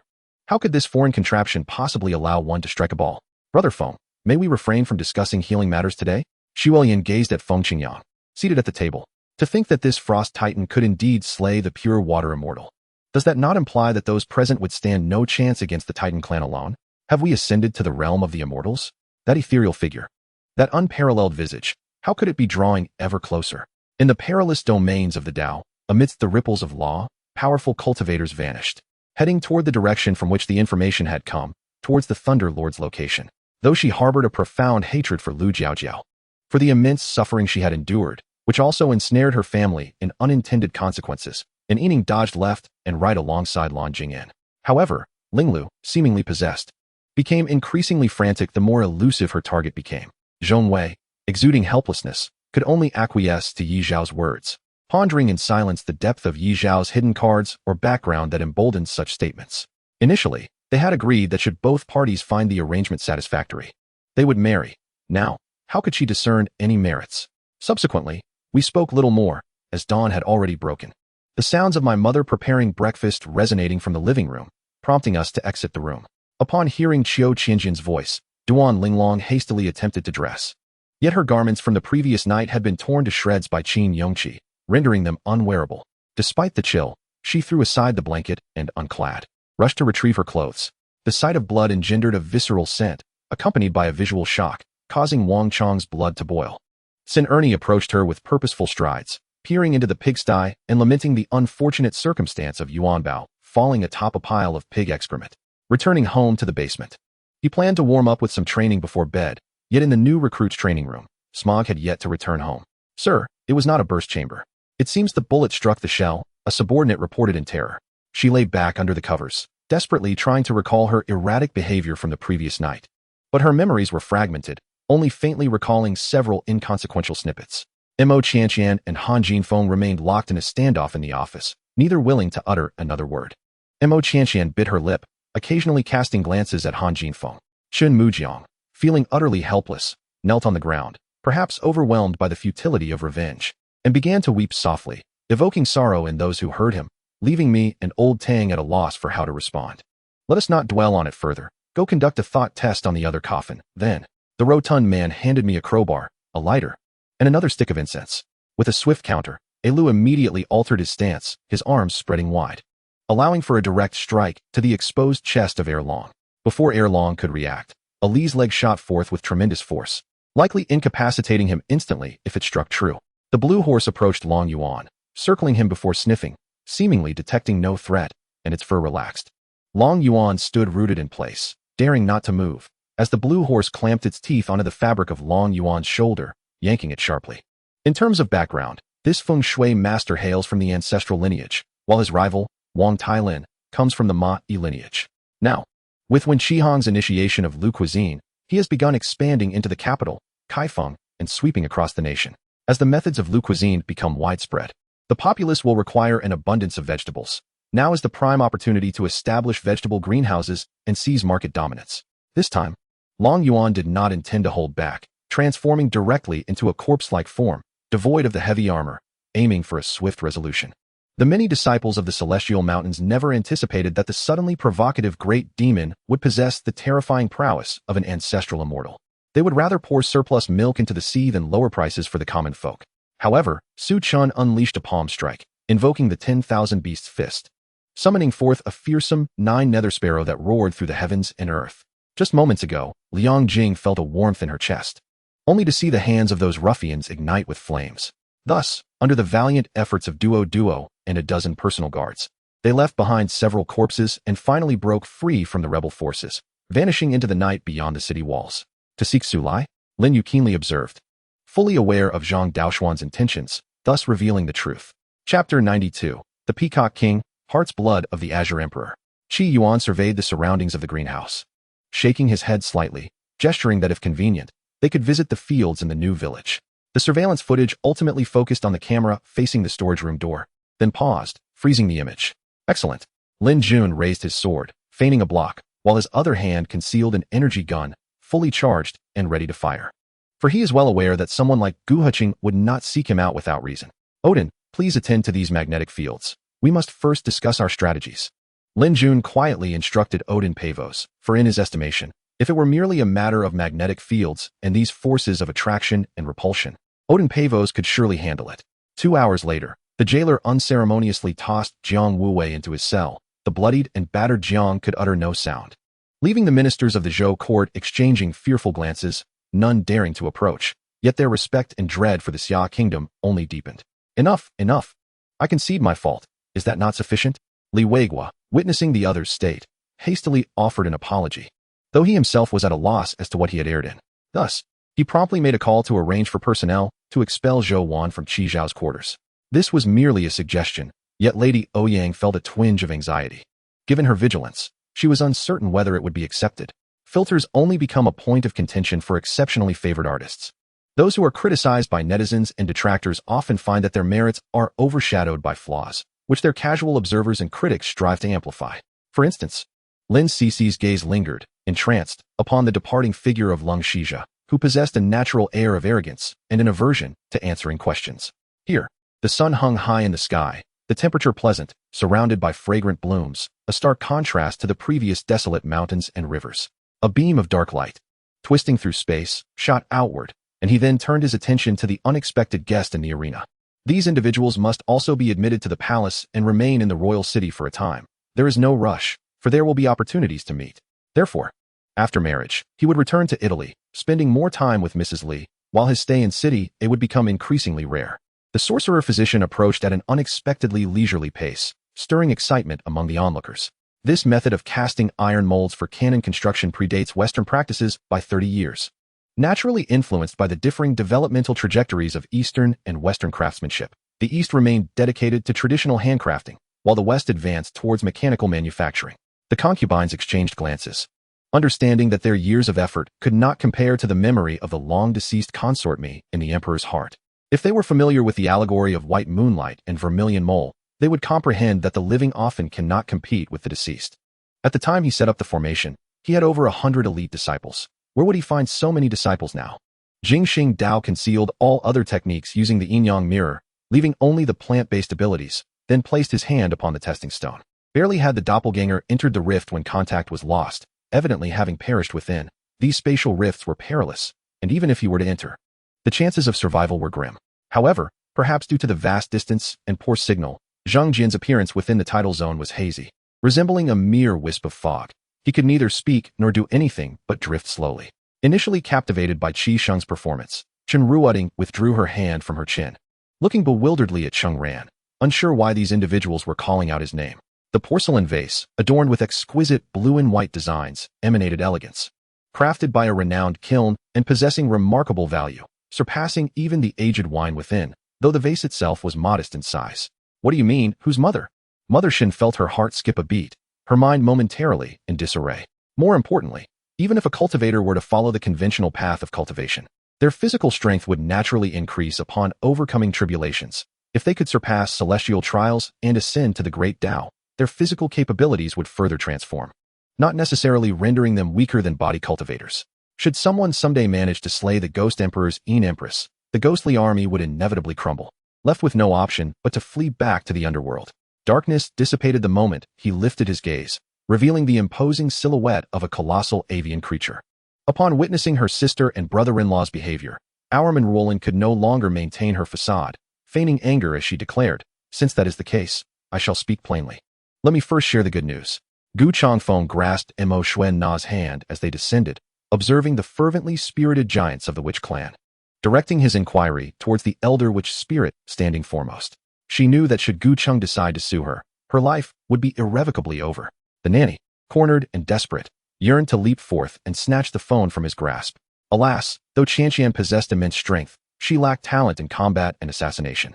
She could not utilize intricate instruments, ultimately conceding defeat. "It's nothing. I merely offended someone lacking foresight. It will soon pass."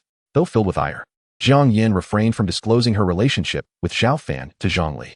While Wan Yin Fufing's mastery of chaotic elemental power was not particularly formidable, his innate spirit artifact, the chaotic element talisman, wielded tremendous power, significantly augmenting his chaotic energy to near mid-stage of the fifth realm. With a sharp crack, all bandits within 50 zhang of Yao Ryu were instantaneously obliterated, and soon, the 2,000 cavalry under Yao Ryu's command surged forth like a tempest, crashing into the bandit horde. The first match commenced. By Yan Ming evaded Meng Feifei's decisive technique, while Yu Haojia swung the ball with practiced skill. Meng Feifei gently leaned against Yu Haojia's shoulder, whispering secrets only they could comprehend. She recalled the overly intimate interaction between Su Wei and Su Chun that she had inadvertently witnessed, and he had even lied, telling her and Lin Ran that it was merely a test. Lin Ran ended the call, curious as to why Li Hao wished to meet Jiang Xiao. But he had not voiced his question, now left to ponder in solitude. The base of the Black Wind Cliff was strewn with jagged rocks, their resilience evident as they withstood such powerful storms. At this moment, Lin Zhao's expression darkened considerably. He understood the potency of the Yuan Force heavenly threads, which were the cornerstone of his renown and his proudest technique. Yet now, to find it shattered was a reality he could hardly bear. Chapter 93. This fellow cultivator. I have encountered you before. As dawn broke, the relentless rain of the previous night finally ceased. Zhao Lei, resigned, wrung out his damp clothing before putting it back on. The entire forest was drenched, devoid of a single dry patch, rendering it impossible to kindle a fire to dry his garments. What is it? Speak freely, Su Tong urged, realizing that recruiting such a formidable individual would yield countless benefits. The disaster in Hanyang indeed proved far more severe than in Xiangyang. Half the shops on the street were shuttered, and the scarcity of goods painted a picture of desolation. How can it even be counted? Not having arrived means forfeiting, which is tantamount to losing. Before Izhou could speak, someone else interjected. Anna could no longer discern the identity of the man before her. Perhaps what she saw was Lung Mukin, the man she had loved for so many years. Just as Jialisi stepped into the very center of the spherical pit, she suddenly trembled, a strangely familiar aura wafting gently from the soil beneath her feet. Notably, many individuals, in their boredom, concocted conspiracy theories, claiming that Jiansu merely shared a photograph of two individuals shaking hands without revealing her boyfriend to divert attention, suggesting he might not even exist. Merely a ruse to mislead the public. Could it be a lingering effect from accompanying King Hulu on an outing? Or perhaps a recurrence of a heart ailment? Had this been in the past, During her youthful exuberance and unrestrained arrogance, it would have been inconceivable that she could transform so drastically. Merely due to the death of a child, becoming so remarkably tolerant. She styled her hair into a bun, partially concealing her excessively stunning visage. Bah, what audacity! She ought to consider whose territory this is. Here, I am the one who holds sway, my words are the law. Spitting contemptuously at Yang Su's feet. The saliva appeared to be a sickly yellow phlegm, causing Yang Su to feel a wave of nausea. A formidable hero could infinitely pressure the minion waves towards the enemy tower, disrupting the opponent's last hits while coordinating with the jungler for invasions or roaming the mid lane to ambush.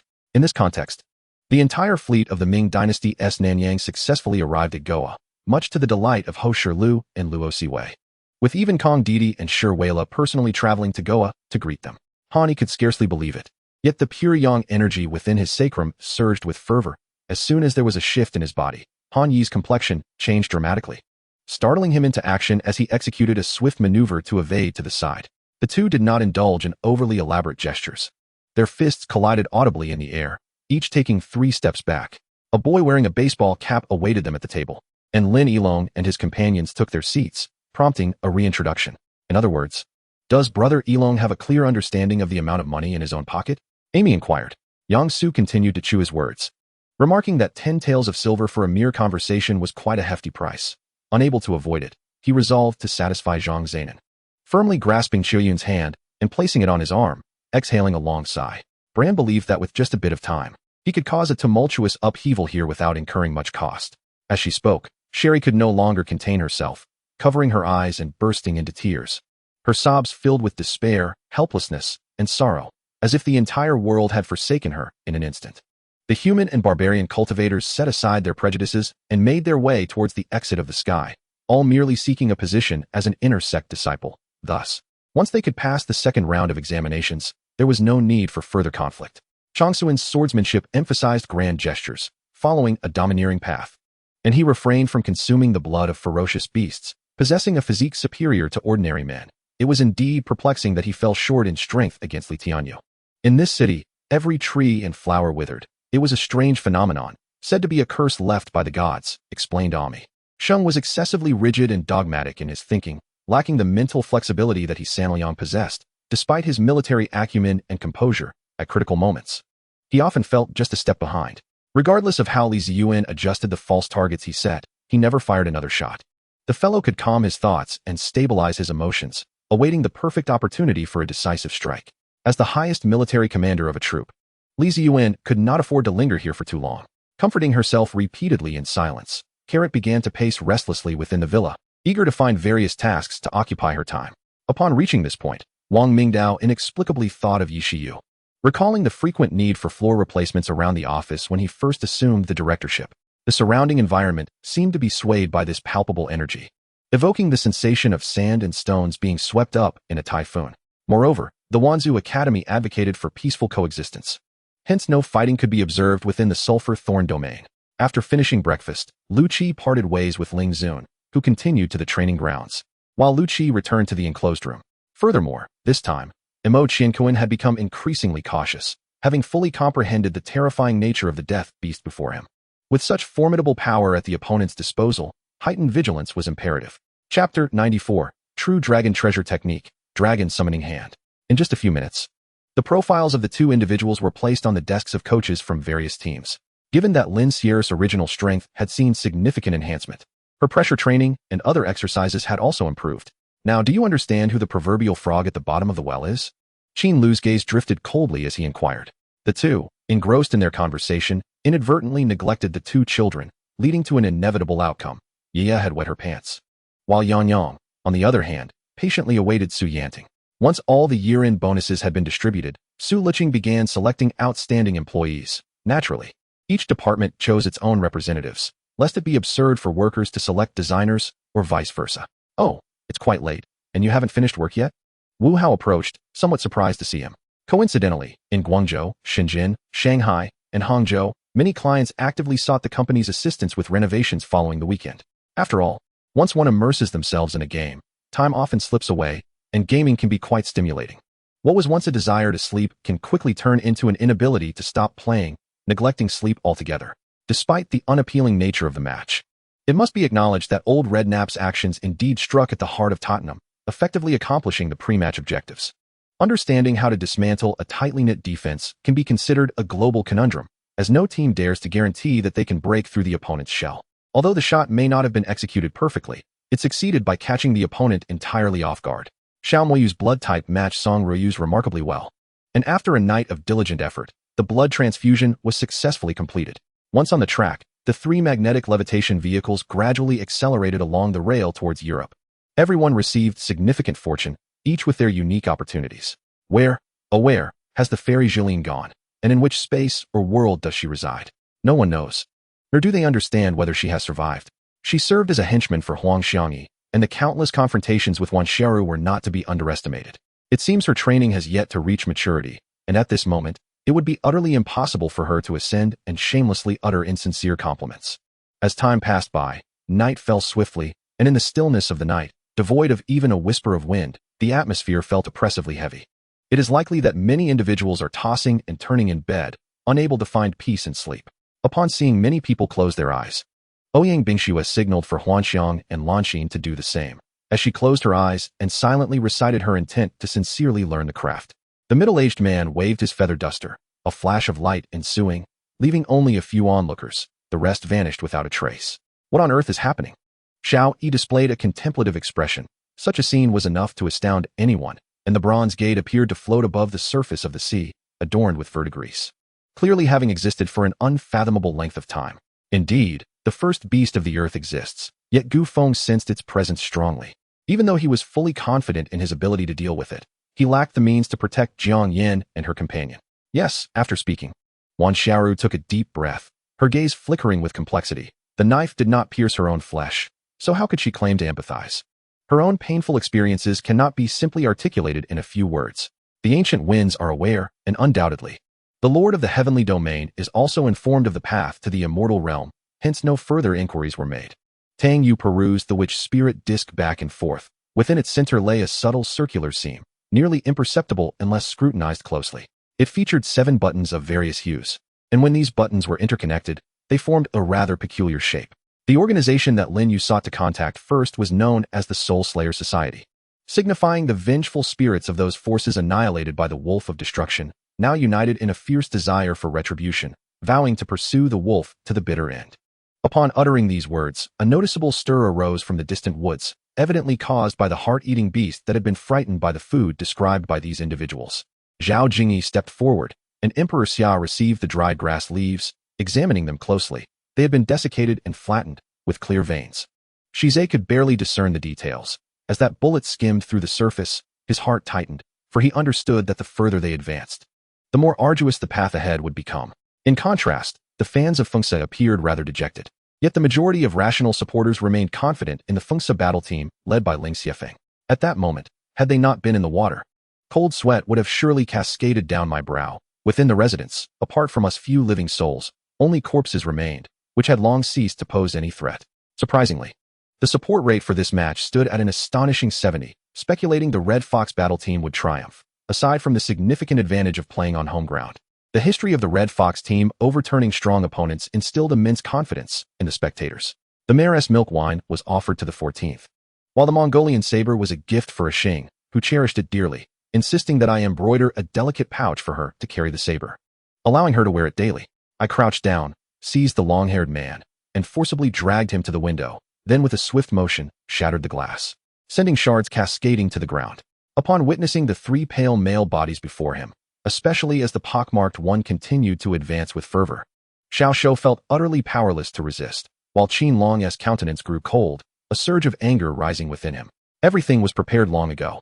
Steamed buns and dumplings were available, so choose what seems appropriate. Jing Yin offered a large plate to Yang Luer.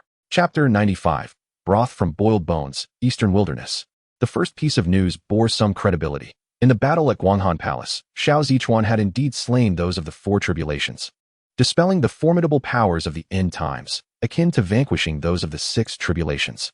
The 2 of them repelled the crowd and ascended the building, surveying their surroundings, only to feel their hearts sink. The roof was surrounded by skilled individuals, some of whom were recognized by Lin Shiba as his own masters. His snow-white silver hair contrasted starkly against the blood-soaked crimson earth. Chun Jun gazed through the window, perfectly positioned to appreciate this beautiful scene, holding a teacup, occasionally savoring a sip. Was he enjoying the tea, the beauty, or perhaps a combination of both? They were embarking on their journey back to school. Moments later, Bien Bien saw Xia Qiangqiang trailing behind her brother, Xia Kejuan, appearing before her. As soon as they emerged, they encountered King Jinzhu, flanked by thousands of demon soldiers at the entrance. Though his injuries had yet to heal, his face bore an expression of grim determination, poised for a fight. While the demon soldiers appeared utterly terrified, having no choice but to confront him after Chun Nan had refined the 5 divine halls. Upon calling her close friend Yang Shuahui in their dormitory, she noticed her elder brother, Xia Kejuan, embracing her boyfriend Bien Bien's arm, whispering something to him. The affections and relationships in this world are inherently filled with separations and reunions, but who would risk their life for another? The emperor? A fleeting thought led Si Chi to realize that this elder had likely been the one to guide his people to Huaxia and establish the city of Ri during the great upheaval a century prior. He was certain that this girl had temporarily forgotten the events that had just transpired. Xia Ling was unaware that as thoughts of freedom crossed her mind, the corners of her lips subtly curled. Immortal managed to perceive the cunning and duplicity within her plans, which were indeed somewhat sly and ruthless, compelling her to admire his insight. Upon hearing these words, Wang Hui's heart sank. He had not anticipated that this time he would finally confront the members of the Ku Rong family. Having just escaped from the jaws of a tiger, he was now to enter the den of wolves. This individual naturally halted just outside the grand courtyard, sword hanging by his waist, his right hand gently caressing it.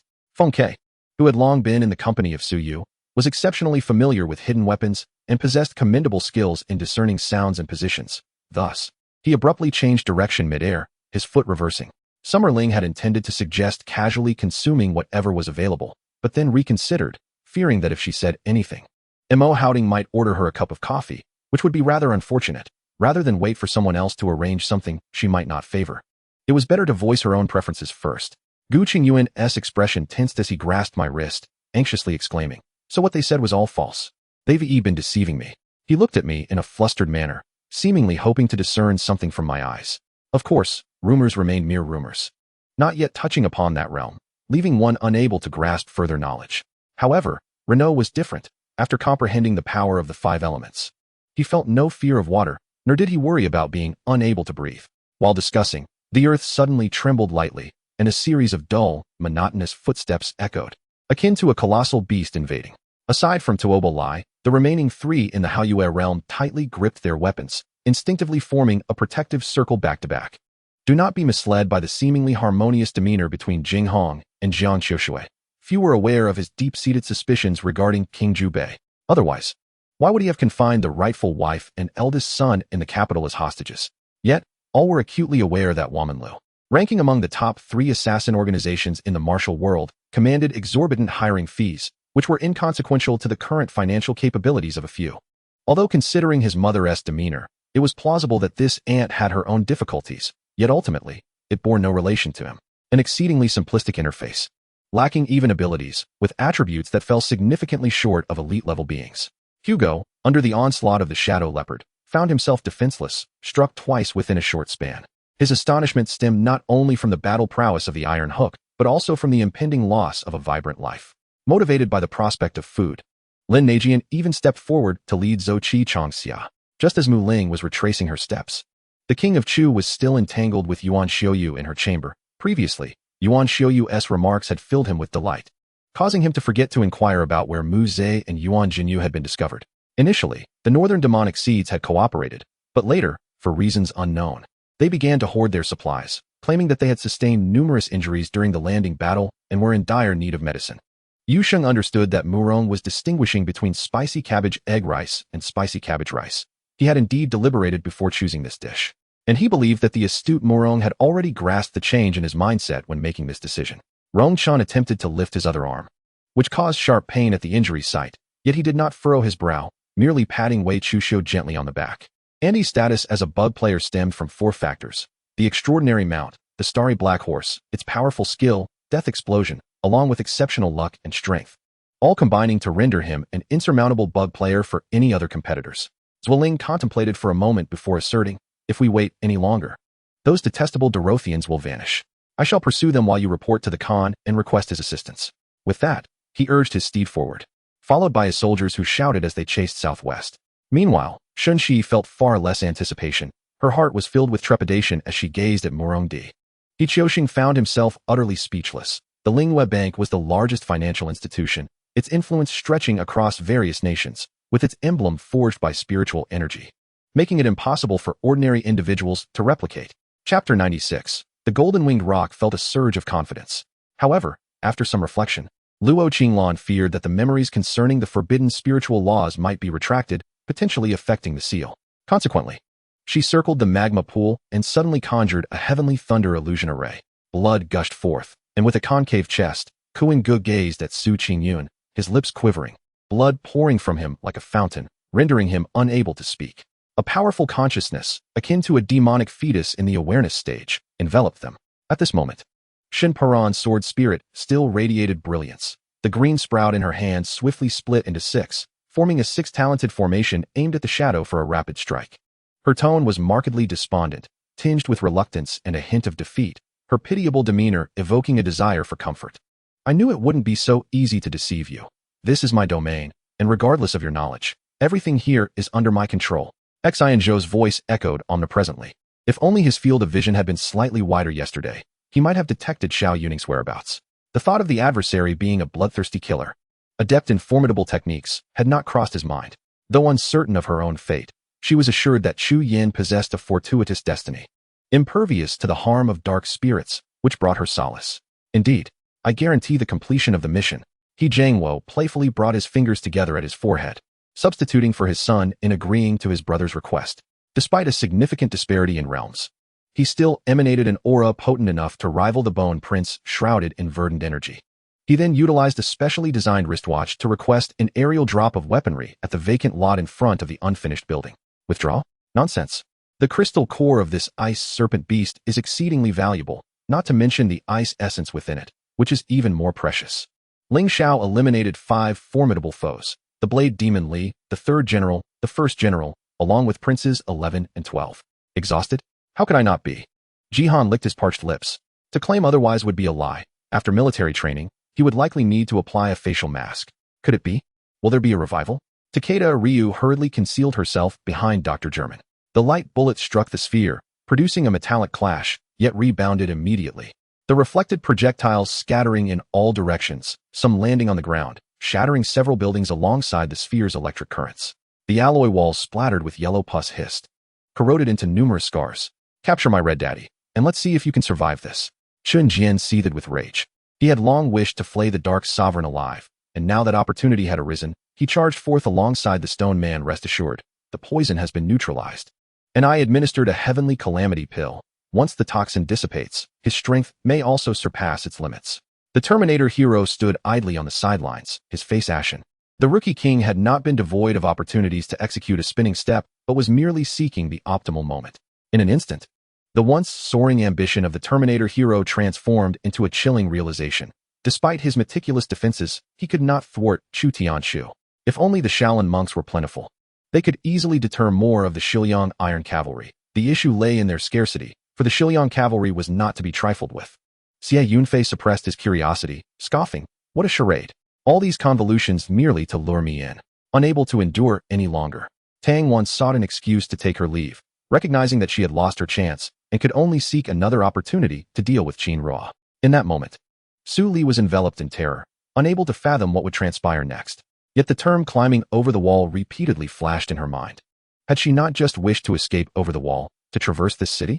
In an instant, the Wuliang Dao Temple was illuminated by the sword light in the sky, casting the silhouette of the Du Gu Sword Immortal, which enveloped the celestial sword held by the Wine Sword Immortal.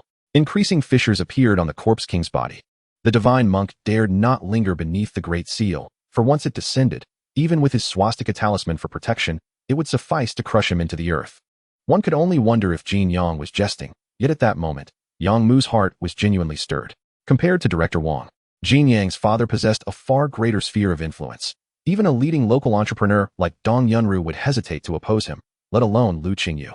The atmosphere shifted as the energies of the universe fluctuated, accompanied by celestial music resonating from the starry sky, where countless ethereal figures of deities emerged. Having spoken, Lu Shaoqin turned to depart, while Chen pondered, glancing at Huang Xueli, seemingly in search of answers. The prospects of this journey remained uncertain for Wuchan. and if Yuan Kong accompanied them, unforeseen changes might yet arise. Thus, Ajia implied that their mother had caused too much trouble in the Suzhou clan, prompting Lan Qiren to impose an additional 2,000 family rules.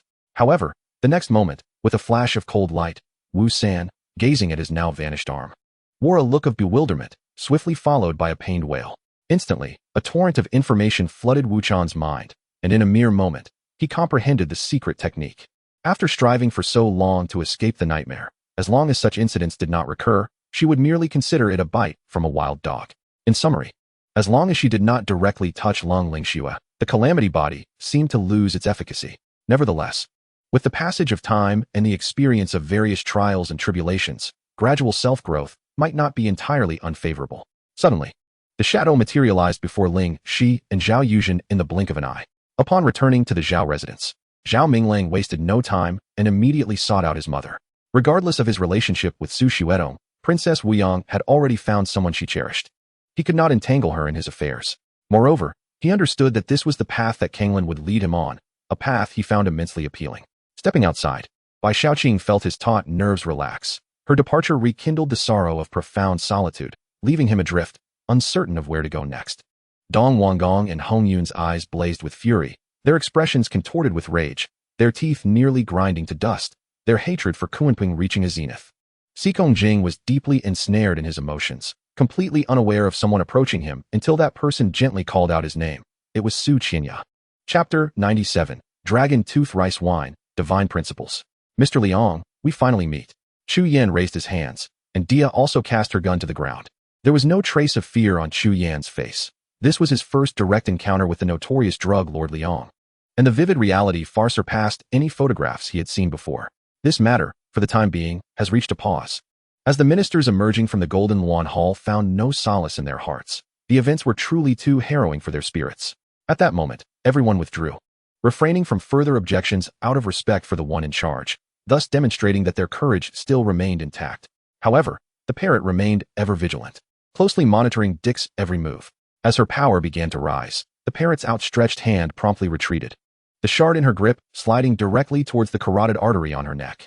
This statement caused Rod's heart to sink. It was all too evident from the speaker's tone that he was indeed the subject of the jest. It was not mere narcissism, but an undeniable truth. From her description, Rod could distinctly sense that she was referring to him. Once Miao Qingfeng and Qi Mingyao settled into the back of the vehicle, Uncle Chong initiated the engine and directed the car towards another national road adjacent to the quiet suburban expressway.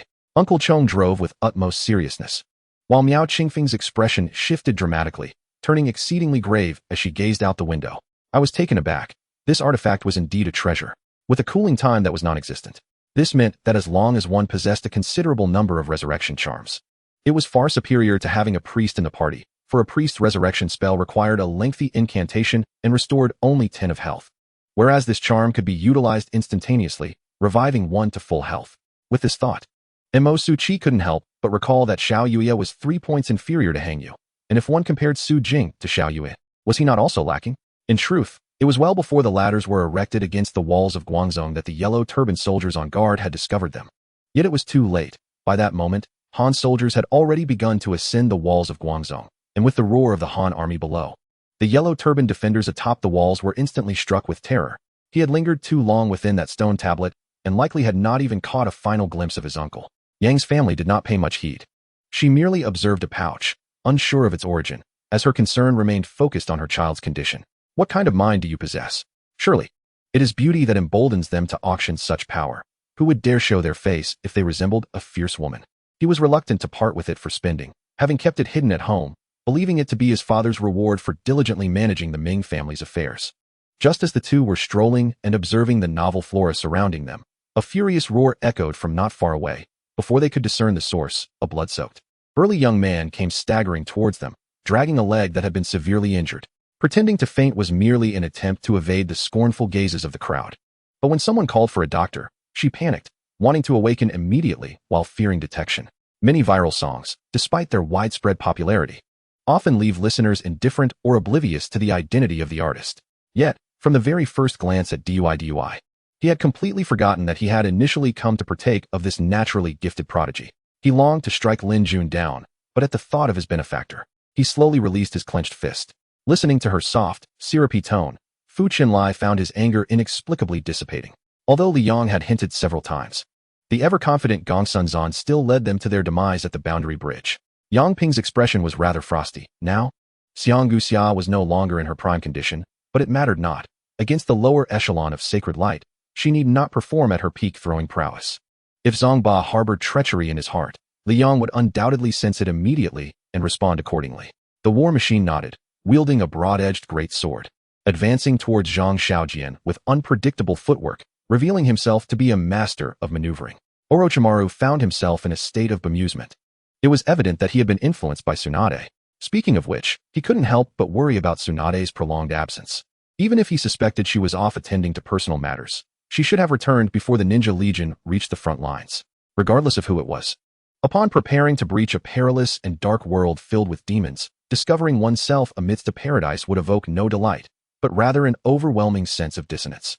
Guaningda's aunt cast a puzzled glance at him and Lin Yang, rising to suggest a course of action. After returning to her own residence, she fell ill. And this illness persisted for a month until the end, when she instructed her son to seek out his father. According to an anonymous source, since Tsunade entered the fray, the number of ninjas who have perished at her hands has exceeded 10,000. Coupled with her merciless combat style that could dismember a person in mere moments, it was clear that she was drenched in blood, striking terror into the hearts of many. Thus, on February 19th, during the 5th round of the FA Cup, Joe naturally deployed an entirely substitute lineup, leading the team to St. James Park to challenge the struggling Newcastle United. Numerous cultivators gathered around, their eyes fixated on the restaurant. Intrigued by the identities of those within, Yang Ling observed the sycophantic smile of Kendaichi. Although she was unaware of the content of their conversation, she grasped the general sentiment. General Gao's words were indeed pertinent. Having arrived overnight, he must be fatigued from his journey. He should rest briefly before we resume our discussion. Lu Fei's position as the general manager of this clothing city indicated she possessed some status and background. Moreover, she was also a cultivator of considerable strength. She slightly circulated her energy, intending to repel Yi Kuang. Chapter 98. Betting with Imperial Blood, a grandparent's heart in despair. After hanging up the phone, Shirtu stood there pondering for quite some time. The issues at hand were evidently severe, so why did the special department assure that there was no situation? Although Yi Chun prided himself on his strength, facing the numerous prestigious sects and grandmasters of Huaxia, he still had to show humility. Xiao Jianyuan nodded in reassurance. We shall discuss it further upon our return, and after respectfully bowing farewell to the guards, he accompanied Li Longya back to the residence of the Five Kings. This Mr. Qin is my friend. I shall take him with me, if you have no objections. Today, Xiao Han donned military attire, bearing 2 stripes and 2 stars on his shoulders, along with the Longyan insignia, causing the 2 armed police officers to hesitate in defiance. Elder Wu was inexplicably thrilled. Once he became an immortal, he could do as he pleased within the 3 realms, with no one capable of stopping him. As dusk fell, Chunba wielded his warrior's blade, unleashing waves of sword energy that clashed against the myriad sword shadows, simultaneously seeking assistance from Chiba Takashi. Not only was he the husband of President Yun Xinyan, but also a national hero. When domestic martial artists faced severe provocation from foreign warriors, Yi Tian stepped forth, vanquishing the arrogant James and restoring dignity to the entire Chinese nation. The heavenly sword was, after all, the supreme artifact of the realm. Its divine might so overwhelming that even the purest bloodlust quailed before it, trembling in submission. Xue Erling's steed startled, its front hooves rising abruptly, nearly causing Li Guo'er to fall off. She shot an angry glare at Xue Chongjian, rebuking him. Trouble loomed. It was indeed aimed at me. And Ma Jianfeng realized he could not escape, lingering in midair. Lu Xian spoke gravely, the atmosphere thick with sorrow. Yet, scarcely had his words faded when the remnant wild goose sword emitted a mournful cry, akin to weeping and lamentation. Knowing so much, regardless of who you are, do not expect to leave here alive today. As the voice of the angel fell, the remaining 99 angels simultaneously launched their assault towards Uba. According to the information that emerged, every student who entered the white mist of the Headless Cliff, even if they entered together, would find themselves in separate locations, within distinct formations. As long as they could break through these formations, they would advance to the next one. Presently, the carriage from the palace awaited at the entrance of the royal residence, as the Empress Dowager had invited the princess to partake in a luncheon. I have come to escort the princess, said Qin Xiang, while tidying up for Feng Yufei. Lu Feishues stifled a delicate laugh, feeling inexplicably joyous in the company of this group, even putting aside the grievances from her previous encounters with Sida Ming. However, fate had other plans. As a massive flaming tree plummeted down, he instinctively flinched, finally catching the attention of Tang Baiyu and Yang Yunhan. To set the fire and then escape. Could it be that simple? The martial god regarded the somewhat flustered members of the Morgan family with a cold smile, for such an outcome had never escaped his anticipation. Feng Ping remarked, Long Luo. Each encounter with you leaves me in awe. I once believed my advancement to a half-step supreme was commendable, yet in comparison to you, it seems utterly laughable. Xiao Xiao hastily dialed Wang Lin's number, urging her to relay this information to the rescue team, though its efficacy remained uncertain. Not situated in a bar street nor amidst the vibrant shopping promenade, a tavern marked with the words Qiao Wan nestled beside several exclusive villas along the riverbank, unassuming yet exuding an air of sophistication. Su Feng, what is your perspective on the current events unfolding outside? I inquired, turning my gaze towards him. The absence of a buffer like the holy sun between sovereign and subjects has intensified the conflicts. The downtrodden populace, feeling their souls irredeemable, began to rally under various banners to resist taxation and rebel against the tyranny of the Su dynasty. The insurrectionist forces sprouted like mushrooms after rain. Thus, the most prudent course of action at this juncture would be to momentarily set aside grievances with the Star Soul sect and strive earnestly for more opportunities to enter the celestial land. The azure sky, the lush green forests, and the sun's radiant glow upon the earth were breathtakingly splendid. It is only now that I fully comprehend that I have drawn a clear line between myself and ordinary people. I am no longer the simple and naive individual I once was. With Rodney's characteristic brief voice followed by a resounding thud, a mechanic was sent flying by a powerful punch, a deep dent forming in his chest, blood trickling from his lips, his life force waning. Zhao Rui retrieved the imperial edict and handed it over. Huang Jichao received it with skepticism, his eyes widening in disbelief. She stood with a proud chest, adorned in an exquisitely alluring manner. Every time he beheld her, Saruo would ponder why her attire was not transparent, although this time, he lacked the inclination for such thoughts. Li Jiutian's eyes sparkled with energy, a halo manifesting around him as he evidently harnessed the power of the Yuan Pearl. With a series of sharp sounds, hundreds of light needles were intercepted by his protective aura, ultimately being collected within his bamboo fan. The first auction item drew favorable attention, and Selena, her face beaming with delight, commenced the second round of bidding. Chapter 99. The princess's graciousness shall never be forgotten. Sun Fangyu remained bowed in sorrow. Yet when Zhou clasped her hands, a sense of tranquility enveloped her heart. Following the indignant proclamation from the king of Sicily, both sides finally retreated to their camps. The decisive battle between the Restoration Army and the rebels was imminent. In such a climate, even someone like Xiao Yuyu, who genuinely wished to confront Lin Miao, could only stifle his impulse and devise alternative plans. As Zhou Xian crossed numerous towering mountains, he abruptly halted at the summit of a perilous cliff, suspended in midair.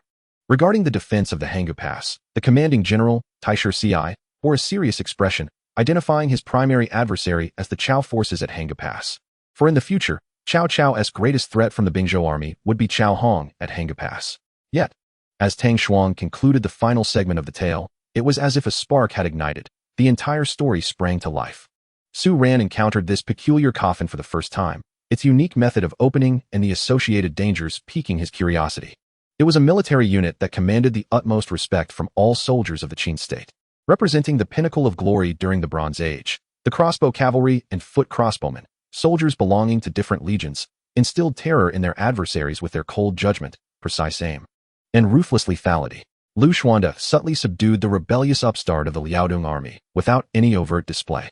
A total of 12 assassins were captured and killed by Saladin's royal guard. Their bodies hung high in a tree. Yub's army had long been prepared, exerting every effort to counter the assassins' onslaught, yielding remarkably significant results. Jiang's family quietly retreated to the kitchen, leaving the main room to Lin Jie and her sister Hong Hong, which touched Lin Jie deeply, as speaking her mind was not entirely appropriate in front of Jiang. Asen first rejoiced for Hua Yafu, then thought of her own prince. Feeling a wave of anxiety wash over her. Unbeknownst to her, a week had passed. At 5 in the morning, with the sky still dim, a solitary figure began to run in the empty training ground. As for why he was so confident, it all rested upon her attitude towards her family. The warmth in Zhao Kuanyong and Zhao Chuani's gazes was unmistakable. During the event, there would be designated personnel responsible for supervision and judgment. With both sects competing under unified rules, the victorious party could directly impose consequences on the defeated sect, be it annexation, subjugation, or outright elimination. This was merely one of my schemes against you. Jiang Yuxio's cold gleam flickered for an instant, settling in her hand. All right, I shall wait for you outside. When Rui refrained from meddling in her best friend's affairs, casting a warning glance at Feng Yisai before stepping out. In this world, there are countless joyous occasions. Yet only the union of two can bring forth genuine celebration. The elderly man with a white beard continued to stroke his beard, wearing a kindly smile that was both mysterious and inscrutable. Darling, do you not like them? Or have they been unkind to you? Jing Chinga inquired with concern, aware of the recent incidents of violence in kindergartens. You may rise. Others might think I have bullied you, Sinang Zingrui said awkwardly. Upon hearing the term dark arts, the demons rushing towards Wu Enki turned pale with fear, hastily retreating. Mike Grady was somewhat perplexed, shrugging as he said, as long as you're all right. I'll return to my training. He then turned to leave, while Yao Ming looked at him in confusion as he exited the gym. Their training had consistently taken place there. Very well, I shall first meet with His Majesty and relay the events leading up to this moment. Wang Gonggong Sujio smiled, stepping towards the palace, with Luo Shi and the others promptly following suit. She had encountered such scenes many times before. This was not the most embarrassing instance, and she possessed ample experience to navigate through it all, yet a twinge of sorrow lingered in her heart. Nan Muxiang pondered briefly before commenting, not bad. The method of the benevolent turtle is commendable, and lingered at Liangheku for quite some time, demonstrating exceptional swimming prowess.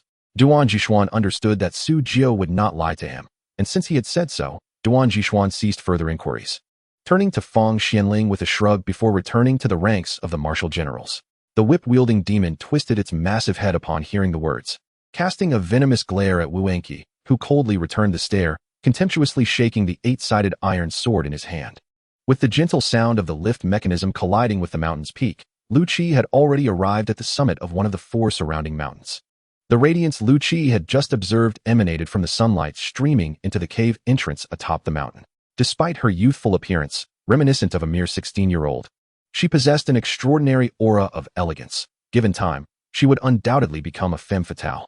Reflecting on the current situation, even if it was a misunderstanding, one could only harden their heart. The joy of victory was tempered by the acknowledgement that defeat could merely be a test. All present held their breaths in anticipation as the brown cabinet door creaked open, revealing a milky white giant egg that floated gently into the air like a helium balloon. Rather than saying that paper cannot contain fire, it is more accurate to assert that no secrets exist within the palace. Those who silently cursed Sinernyang, who had yet to voice their complaints, inwardly rejoiced. Thankfully, they had restrained themselves for that fleeting moment. Otherwise, they would have found themselves in dire straits. The edict stripped Duke Shengguan Yu of his title and removed him from his position as the head of the Military Knowledge Institute, sentencing him to prison for treason, pending trial by the 3 departments for further disposition. Before departing, Lu Jinghui purchased 2 pots of roses and begonia moonlight, having done his homework, estimating the value to be around 300,000. Yet, he offered 80,000 at once, causing her to inwardly exclaim about the folly of such extravagance. Amidst her pain, she resolutely declined, stating that half would suffice. I have vowed, declared the prince, that in this lifetime, I shall marry only Hu Yin Nuaxin. Mo Lucci added, seemingly offering a guarantee to Hu Yinqing. Chapter 100. The Celestial Demon Slaughtering Sacred Technique, 6th Form. To seize a nuclear bomb from 100,000 corpses with merely 1,000 men was, in the eyes of the American government, the act of a madman. I nodded in satisfaction, retracting the life azure flame back into my being. This flame could enhance the regenerative capabilities of any living entity. As long as that entity remained alive and still drew breath, I could utilize the life azure flame to heal them. Yin Lu intended to prepare the Ant King Divine Liquid tonight, so that tomorrow morning, Luo Jibin would consume it first, followed by Lu Jianxiu and Liao Youqi. If he found himself pressed for time, he would instruct Luo Jibin to oversee the 2. At that point, they would all merge into power-type abilities, after which they could practice martial arts alongside the anime on the disc. Haha, the response has arrived. Li Shusen has agreed. Zhao Xiaoqing joyfully hung up the phone and laughed heartily at the others. You're Aoshue, he replied truthfully, sensing Aoshue's disappointment. If Su Huinan were also here, how wonderful it would be.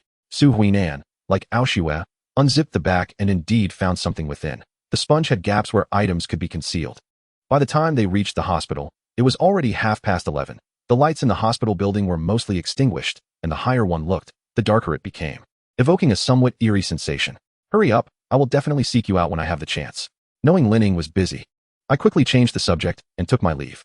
Yin Lu followed Elder Bin to a simple thatched hut, where an extraordinarily ancient tree stump stood in front, with only 2 wooden benches nearby. Elder Bin sat on one of the benches and gestured for Yin Lu to take a seat on the other. I want tea play. You 2 go ahead, Zhang Yunhan said, feeling a bit frightened at the prospect of undressing. Do I really have such little presence before you? He self-deprecatingly remarked.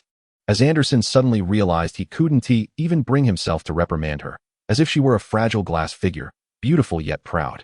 With no desire to express any harshness, he knew that regardless of whether in dreams or reality, he would forever remain by her side, unyielding and unwavering. This was the most profound promise he could offer, as he, like Qian Shiyue, was not one to break a vow. Qi Ming's mother, Lu Yan, remained inside the courtyard house, likely as restless as ever. What happened? Is she injured? Yang Jiehua took a moment to find his voice, clearing his throat in confusion, tinged with anxiety. Suddenly, a chill ran down Li Zixiao's back. He knew misfortune was about to descend upon him. If love could truly be at one's command, to love when one wished and to refrain from loving when one did not, how wonderful that would be. Days passed like the pages of a calendar being flipped one by one, along with the iron and blood, death and gunpowder stored deep within the heart. That occasion marked the routine alchemical practice undertaken by the disciples of the major palace masters and the younger generations of the elders. In a bitter struggle, one could become so shameless as to frighten even oneself. He no longer had the heart to continue battling Yi Shaoxian. All he desired now was to witness Yi Shaoxian suffer and perish before him. Glancing at the knees of those present, Zhang Feng estimated they had been kneeling for quite some time, their appearances becoming quite disheveled. Not only did this imply an inability to clarify why his items were priced so low, but it also led to misunderstandings about the quality of his goods, plunging him into a stalemate. Gradually, a familiar figure resurfaced in Hu Yan's mind. It was initially the voluptuous proprietress of Hu Ji Tailoring, captivating and alluring, her image lingering long after she had dashed past the wall at Tanyuan Gate. Although he had resolved the issue of Madame preventing Xia Wan from debuting, she was immensely grateful to him for that. In the auditorium of Jiulong Middle School, Hua Mei and De Hong were performing when Ho Shangji suddenly burst onto the stage and embraced Hua Mei, leaving De Hong in stunned silence before he took to his heels. Unhurriedly, he patted the remaining pockets, finally locating a wallet in the inner compartment of his jacket, alongside a pristine teacher's certificate. I truly find it strange. Why didn't you seek out Lan Xiangling today, instead dragging me out here? Morong Feng inquired. Yu Fei glanced at the jug of wine, snorted, and then chuckled, for he loved drinking. However, during wartime, he abstained completely, fearing it would lead to mistakes.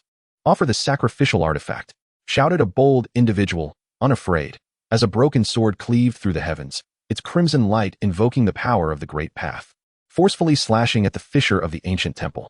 A muffled groan echoed from within, startling the cultivators who quickly regained their focus. In the next instant, everyone presented their artifacts, launching them toward the gathering of demonic energy. He lowered the cheek of Shun Gu's future and returned to the sofa, his expression shifting. Lost in thought. Hey, boss, it's been confirmed. I'll send you the photo immediately, the middle-aged man said with a broad smile. Go, go, go. Knowing I'm well.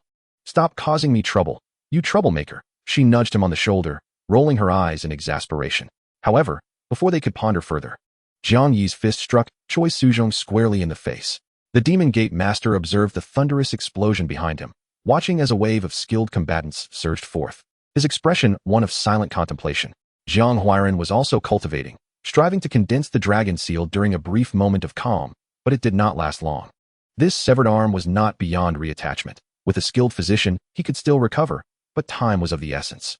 At this moment, Xikong Lai had completely abandoned any thoughts of continuing his conflict with Zhang Tian.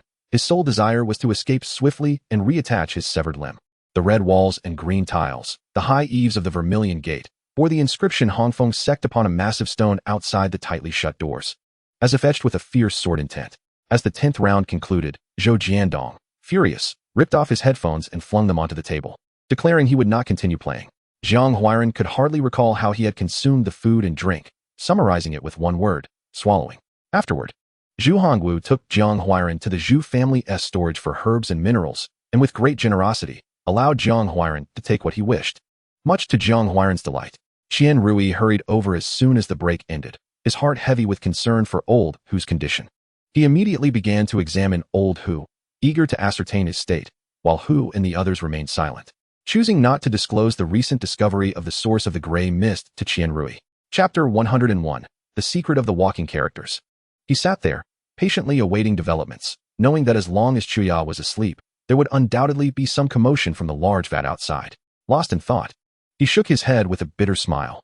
Back in Jiangnan, he had harbored lofty ambitions, feeling as if a billion could be easily grasped, yet upon taking action, he realized how challenging it truly was. Uncle Jiang, can Ling Xiao handle the affairs of the company? De Bao glanced at Jiang He, his curiosity piqued. Song Li returned to her room, which was already filled with various local specialties, a bag of explosives, a bag of spicy beef jerky. Aside from the Northwest, other regions did not engage in cattle slaughter. She was merely able to enjoy this delicacy thanks to the fortune of being associated with Song Hailon. It's nothing. I'm not jealous, just seeking confirmation. I know I am not inferior to her. What you can offer her, you can certainly offer me. Shinruachu added a playful emoji covering her mouth. After I arrived in the south, I found it exceedingly difficult to conduct business, so I returned to work. Just a few days into my role as the lobby manager, this incident occurred. Today, I even brought my luggage back. I dare not remain there. Fearing these villains will not let me off easily, Su Mingya said, her head bowed, overwhelmed with sadness. How could you promise me that? Zhao Wujing's expression darkened, turning a shade of ashen gray, filled with an icy chill. Yet, despite this, when she heard Mo utter that term, she felt a wave of nausea wash over her. In contrast, Zhao Ling, immersed in the water, continued to restore his beast-controlling power and stamina. While the intermittent disturbances from water arrows and soaring columns of water left Tong Chungcheng exasperated. Following the village chief's orders, the soldiers were each handed a shovel. And they stood there, motionless. The blood-red clouds and thunder, unseen and unheard in the celestial realm, revealed the terrified expressions of the onlookers beneath the crimson lightning, creating an eerie spectacle.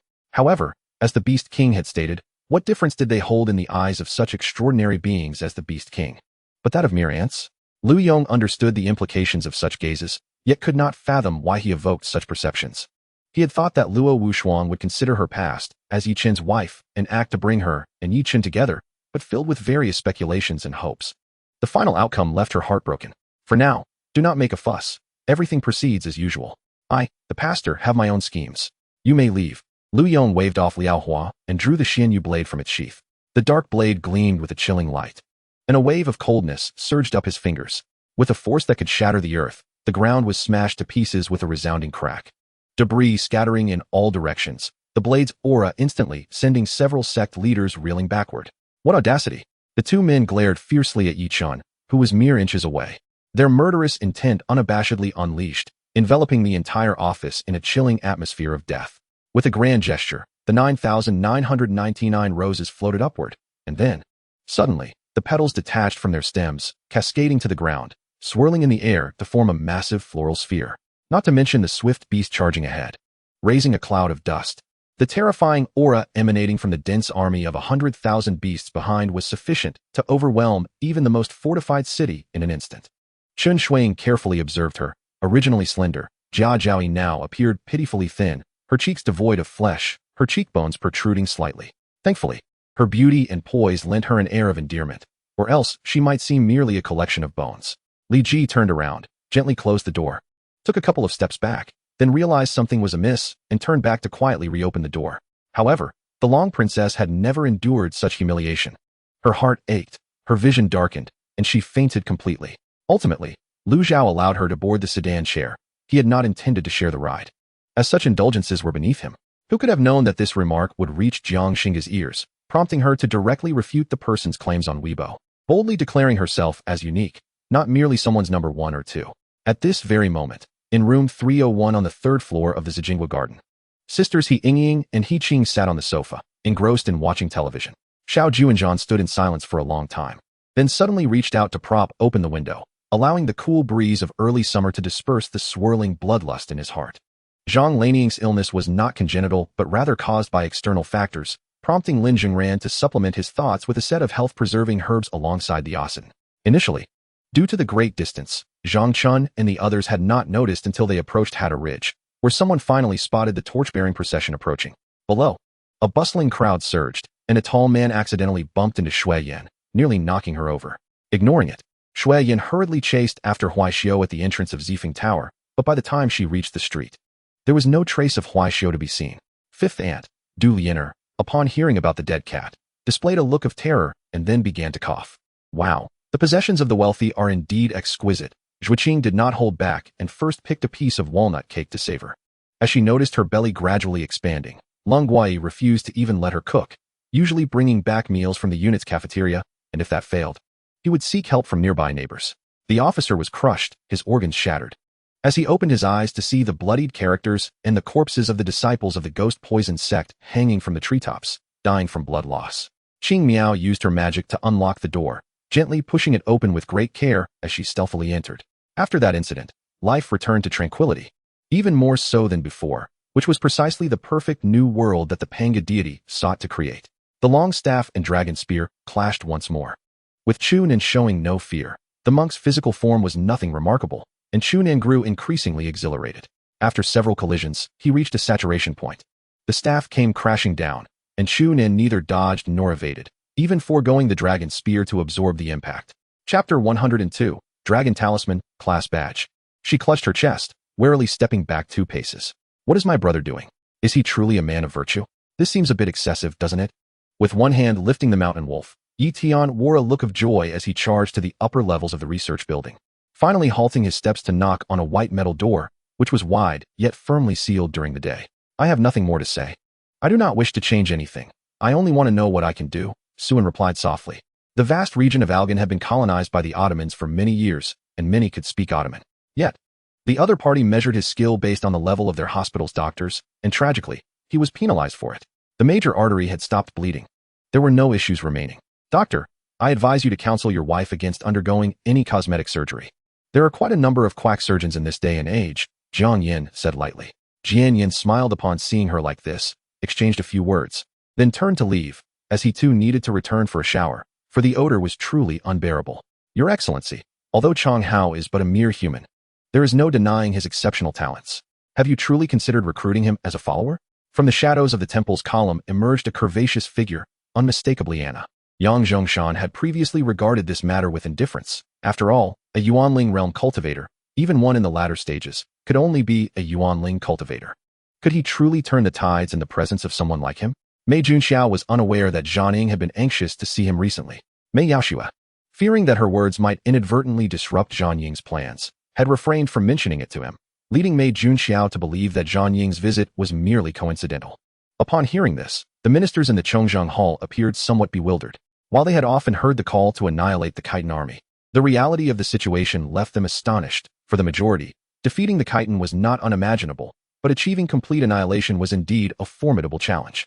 Only after witnessing Lu Chen's formidable strength did they suddenly realize the gravity of the situation, meticulously comparing Lu Chen's appearance with the information they had received from their kin, resulting in a mix of shock and joy.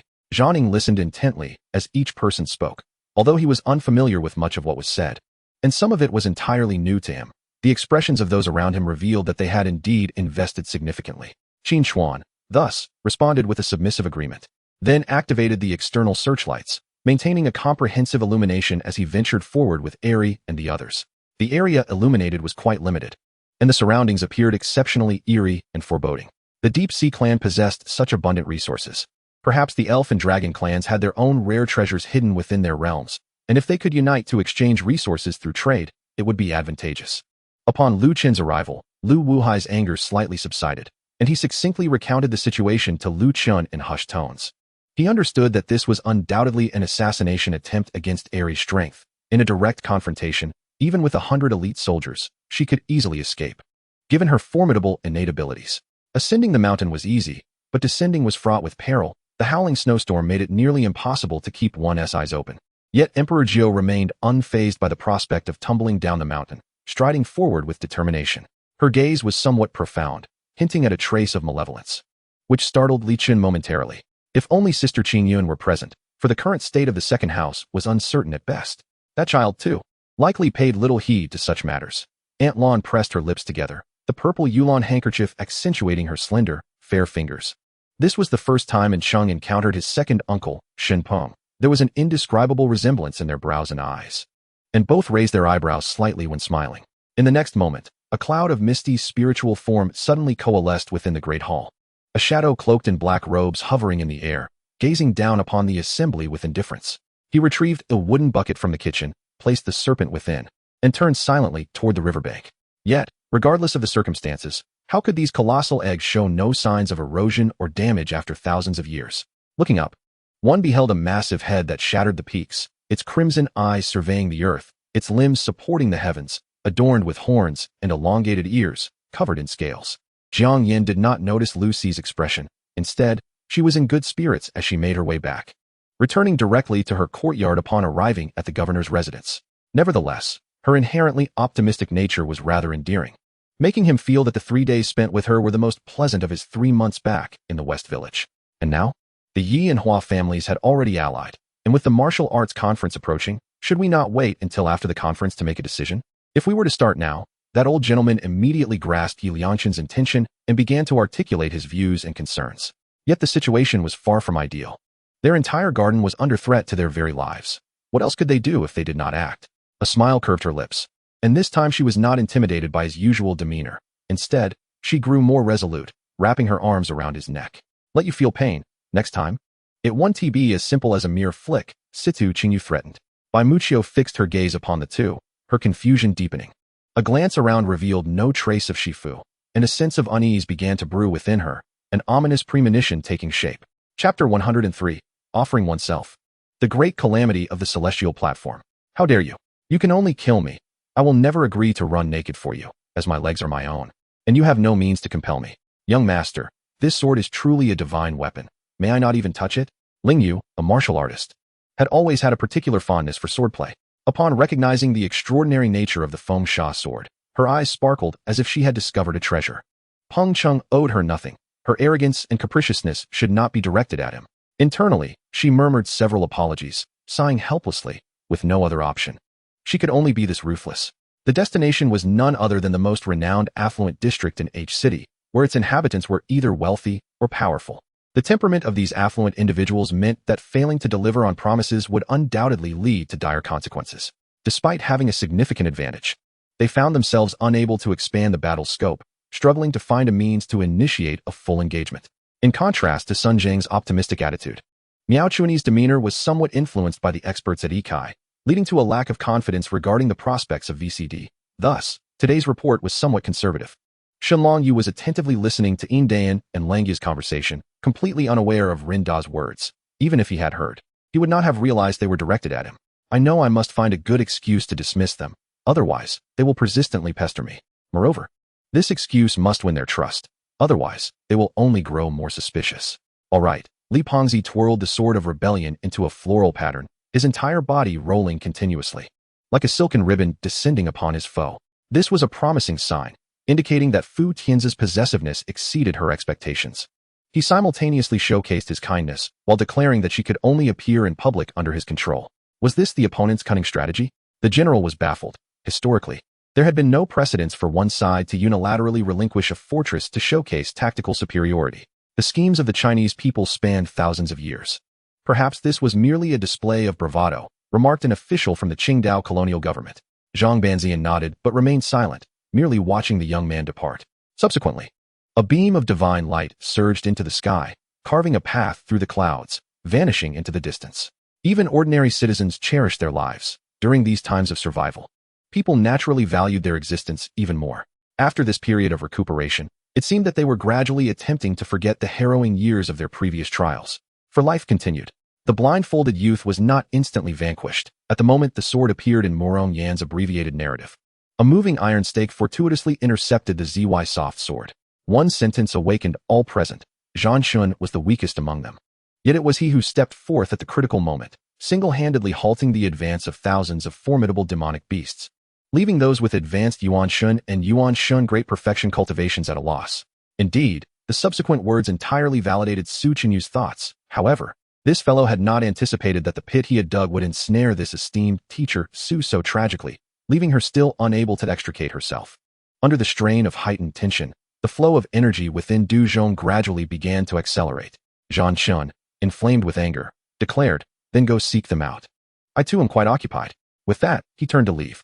Su Fu was somewhat taken aback. He had long been aware of the numerous admirers of Qingyi, yet he had not anticipated such a multitude. Moreover, the MGM Group wields the greatest resources in Hollywood, practically dominating the industry. Shedding a few garments could easily procure resources. Who would not seize such an opportunity? To speak frankly, Locke's strategy regarding Aiden may not yet be fully refined. Initially, he merely intended for Aiden to restrain Sylvanas. With these 3 land contracts in hand, Locke's plans now possessed far greater maneuverability. It is worth noting that the state of the Heavenly Kingdom still operated under offline payments, as online shopping typically necessitates registering an account to recharge a point card. Very well, let it be so. These 2 locations, the Bamboo Grove resembles more of a trap. We can dispatch additional personnel there. As for the Liuxi Inn, I suspect Yi Hong is likely to be there, and I shall personally pay a visit, Qin Yutian contemplated aloud, just as he excelled in shooting and throwing, demonstrating an astonishing talent that rendered even systematic training unnecessary. His accuracy was alarmingly high. Not to mention that after mastering the concealed weapon techniques of the martial world, he had reached the pinnacle of this art. It is akin to mentioning the highest peak on Earth. The name of Mount Everest invariably springs to mind. While few recall that K2, the second highest, is merely 200 to 300 meters lower than the first. Only Meng Zhou, with his shifty eyes, scrutinized Xin Yao. Had he not fallen from grace, he would have likely already made advances toward her. Once Xia Saner had descended, Ao Qin did not immediately set off. Instead, he turned his eyes and entered the rear hall of the Crystal Palace. Chapter 104. Saint-level weapons, the legacy of ruthlessness. Qin Yang enjoyed a refreshing bath, and by the time he emerged, Luo Xiaxia and Gan Tianer, two exquisite sisters, were already seated on the sofa, indulging in snacks while watching television. Just then, as Han Bing harbored suspicions, several figures rushed past behind him, accompanied by faint, hurried conversations that drifted into Han Bing's ears. Duan Yu's techniques were insidiously cunning. His fists, palms, hooks, and fingers demonstrated martial prowess that was at least on par with Qin Yang. Presently, Duan Yu seemed to possess the potential to surpass him. Since beginning her pharmaceutical endeavors, Xiao Jieyue had never conducted animal experiments, and with the presence of the system, many tests were indeed rendered unnecessary. The central area was teeming with people, bustling with activity, a stark contrast to the scene during Su Ji's last visit, which was like night and day. Elder, how long have you been coughing? Ma Guangming first checked his pulse, then inquired. Henceforth, Wu Jinhao began to pay attention to Feng Tian and his independent camp, preparing to align with the military at an opportune moment. Drawing diagrams was not difficult, but completing them proved exceedingly challenging. The current members lacked any concept of wastewater. I know, it's just sand blown into your eyes, Su Gu chuckled, jesting with Lulu. Meanwhile, Ming Xian remained oblivious to this, as all his thoughts were consumed by the matter just mentioned by Ying. He was exceedingly anxious, unable to find sleep, merely sitting there, wide-eyed, awaiting dawn. Chen Yu couldn't help but notice Murong Shue's reaction. Gently caressing the face of the beauty beneath him, he softly inquired, "What is it? Is something troubling you?" Speaking thus, he tenderly embraced Murong Shue and reclined on the sofa. The tall man nodded to the individuals behind him, and four men emerged, clutching feathers and a circular center as they stepped out, while those on either side of the sofa also began to disperse. The majesty of a sovereign cannot be overlooked. Therefore, when Mu Yi bluntly refused, as Ji Hong's personal bodyguard, Qing Su naturally could not allow her to disregard Ji Hong's authority. "I did not instruct you to take action. Your only task is to defend the station city," Zhou Dao stated. "It seems you won't find anyone in the kitchen if you aren't home. Why don't you go check in front?" she suggested reluctantly. The young passerby, upon hearing Zhou Dao's words, darkened in expression and suddenly struck, pointing his fingers at Zhou Dao. Meanwhile, Wang Hong felt that Qin Yang was exceptional and quietly began to harbor concerns for him. Although it appeared that Qin Yang indeed possessed remarkable skills, she still feared he might make errors. Unbeknownst to her, she had already spent quite a while worrying about Qin Yang. The notion of powerful practitioners departing the divine realm with all the laws of cultivation space. Everyone, including Xiao Yu, was taken aback. The necessary items were mostly prepared. However, there was no super weapon like the Type 81 rifle, nor were any firearms present. This Tang Yuanshan was there to relocate graves, not to plunder tombs. So he only required some conventional supplies. While running, Lung Yiran suddenly felt her right foot twist, followed by a disorienting sensation, and then she lost all awareness. In a corner of the living room sat a middle-aged man with a square face, strikingly handsome, yet his serious demeanor exuded an air of arrogance that was quite off-putting. For a brief moment, Huolei was utterly stunned. Disbelieving, he blinked vigorously and then broke into a smile. Just as he was about to speak, an enraged voice erupted from behind him. "Has time truly reversed?" Locke mused quietly, somewhat displeased by certain matters, yet when faced with this outcome, he ultimately conceded. Captain Wang suddenly bellowed, sweeping his long knife, causing the snow on the ground to swirl into the air, while a flash of blade light sliced through the snowy veil. "Elena, do not fear. This is magic I have unleashed." Huolei hurriedly reassured the startled Elena, who had panicked upon being engulfed in a thick mist, mistaking it for a fire outbreak. Indeed, the effect of the concealment technique was denser than the smoke from a raging fire. The two individuals exchanged no words, silently taking their seats beside him, while Jia Baoyu had long since drifted into a reverie, transcending the mundane. In an instant, the corner of Lung Feng's eye twitched slightly as he abruptly realized that the aura emanating from the old man had reached the pinnacle of a saint mage, on the verge of ascending to the rank of a mage saint. The crafting of an ancient-level transformation pill was exceptionally costly, requiring an ordinary Sky Realm practitioner to invest a decade of effort. Even for a Sky Realm master like the Chow family's ancestor, it would take at least 10 years to refine one. The Velociraptor and the Thorn Valley Tiger clashed fiercely on the second level of Zinsel, with the Velociraptor demonstrating formidable biting power, while the Tiger possessed extraordinary speed and strength, making their confrontation a stalemate. The gaze of the Mind King was calm, yet carried an oddly enigmatic expression as he scanned over Elder Baikai and Master Gongzan among others, seemingly wishing to say something, but ultimately shook his head, choosing silence as he walked toward the Sun God Mountain. The surroundings were as silent as if enveloped in endless darkness. As Su Zixi slowly made his way into the abyss. Chapter 105. The Great Water, the Celestial River Visualization Method. Instantly, the aura of the Li family patriarch surged dramatically, the golden glow surrounding him intensifying. Following this, Mubai began to delve into that peculiar software. Through analysis, he truly began to admire the developer of this software, as he discerned traces of rudimentary artificial intelligence within it. You released the prince. Do you not fear the annihilation of your clan? Gu Tianhen coldly remarked, his gaze firmly fixed on Yu Mingxin, his eyes sharp as blades, seemingly wishing to cleave her flesh with a few swift strikes. With a slight furrow of his brow, he cursed Knight Li Huan under his breath, lamenting the wretchedness of his vision. Was he not an assassin? Moreover, to address her as my beloved before so many witnesses made him wish he could strangle him.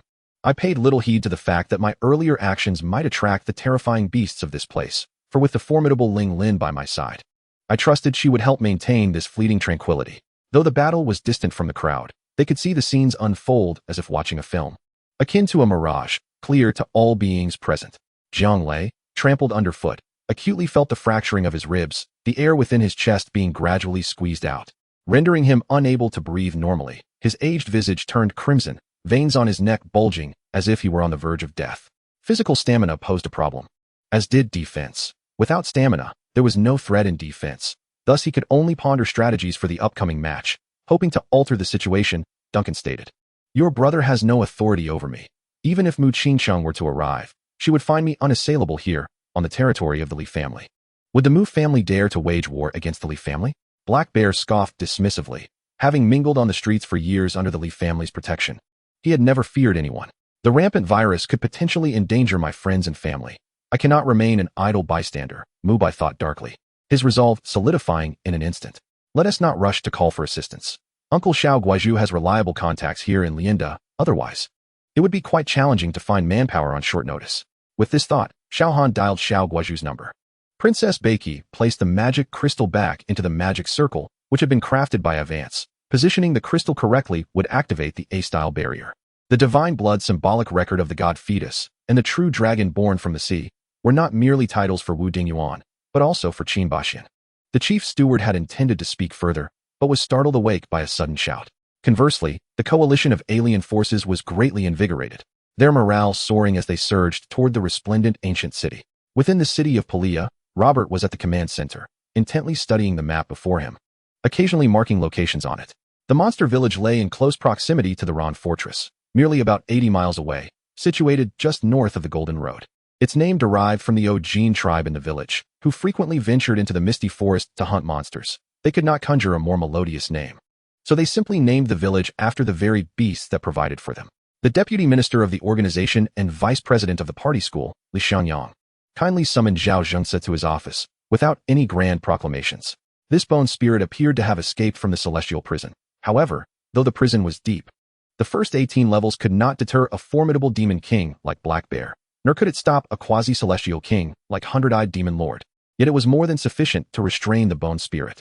Upon learning that someone had triggered his prohibition, Sun Yu was aware of Yuan Hong's prior instructions and devoted himself entirely to assisting Shi Ji in performing the formation, showing no signs of distraction. At that moment, a whirlwind ascended from below, revealing a glimpse of its heart, tinged with a dazzling purple hue. A dual-engine single-seat fighter jet hovered quietly behind him, its dark ion cannon barrels glimmering faintly. Han Ao regarded Chun Jun before him. The bluntness of Chun Jun's words felt alarmingly explicit, akin to a warning, which left Han Ao feeling quite uncomfortable. Her voice was imbued with an intangible authority, melodious and ethereal, resonating with a haunting beauty. Tinger, Swift, Becker, you three, follow me. The rest, stay with Tyrandit. Just as the gray swallow's feet adhered to the ship's hull, Li Air issued the combat order, while simultaneously Superpowers surged like electrical currents into the orange soda vessel. Subsequently, the Chinese animation industry became excessively restless, yearning for immediate results.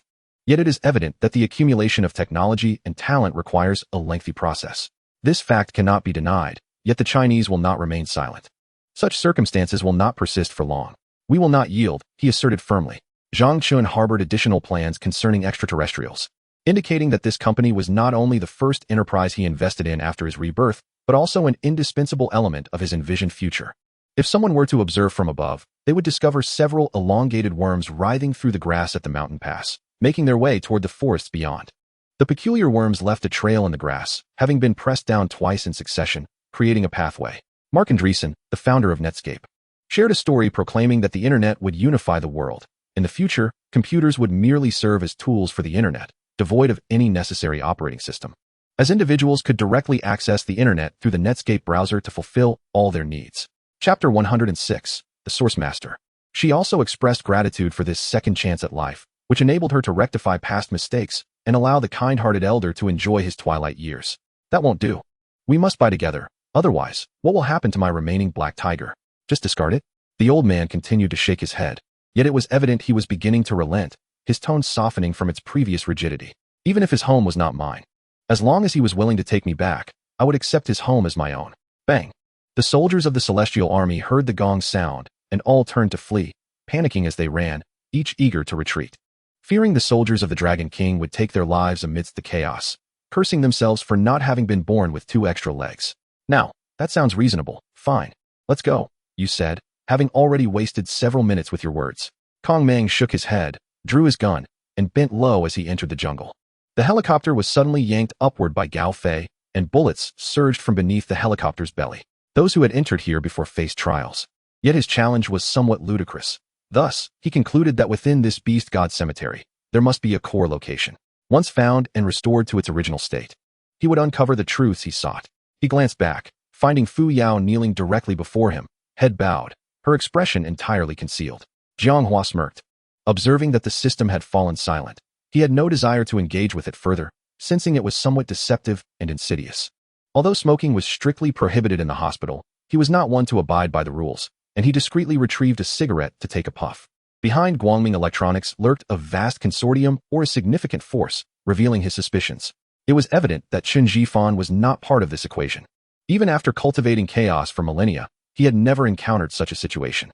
Tong Yen felt immensely grateful for this, as it at least proved that Xian Mo was not unlikable and could be trusted. As for Danzo, he merely leveraged the power of the Senju cells. Even so, he could only utilize the Sharingan to perform his Anaji.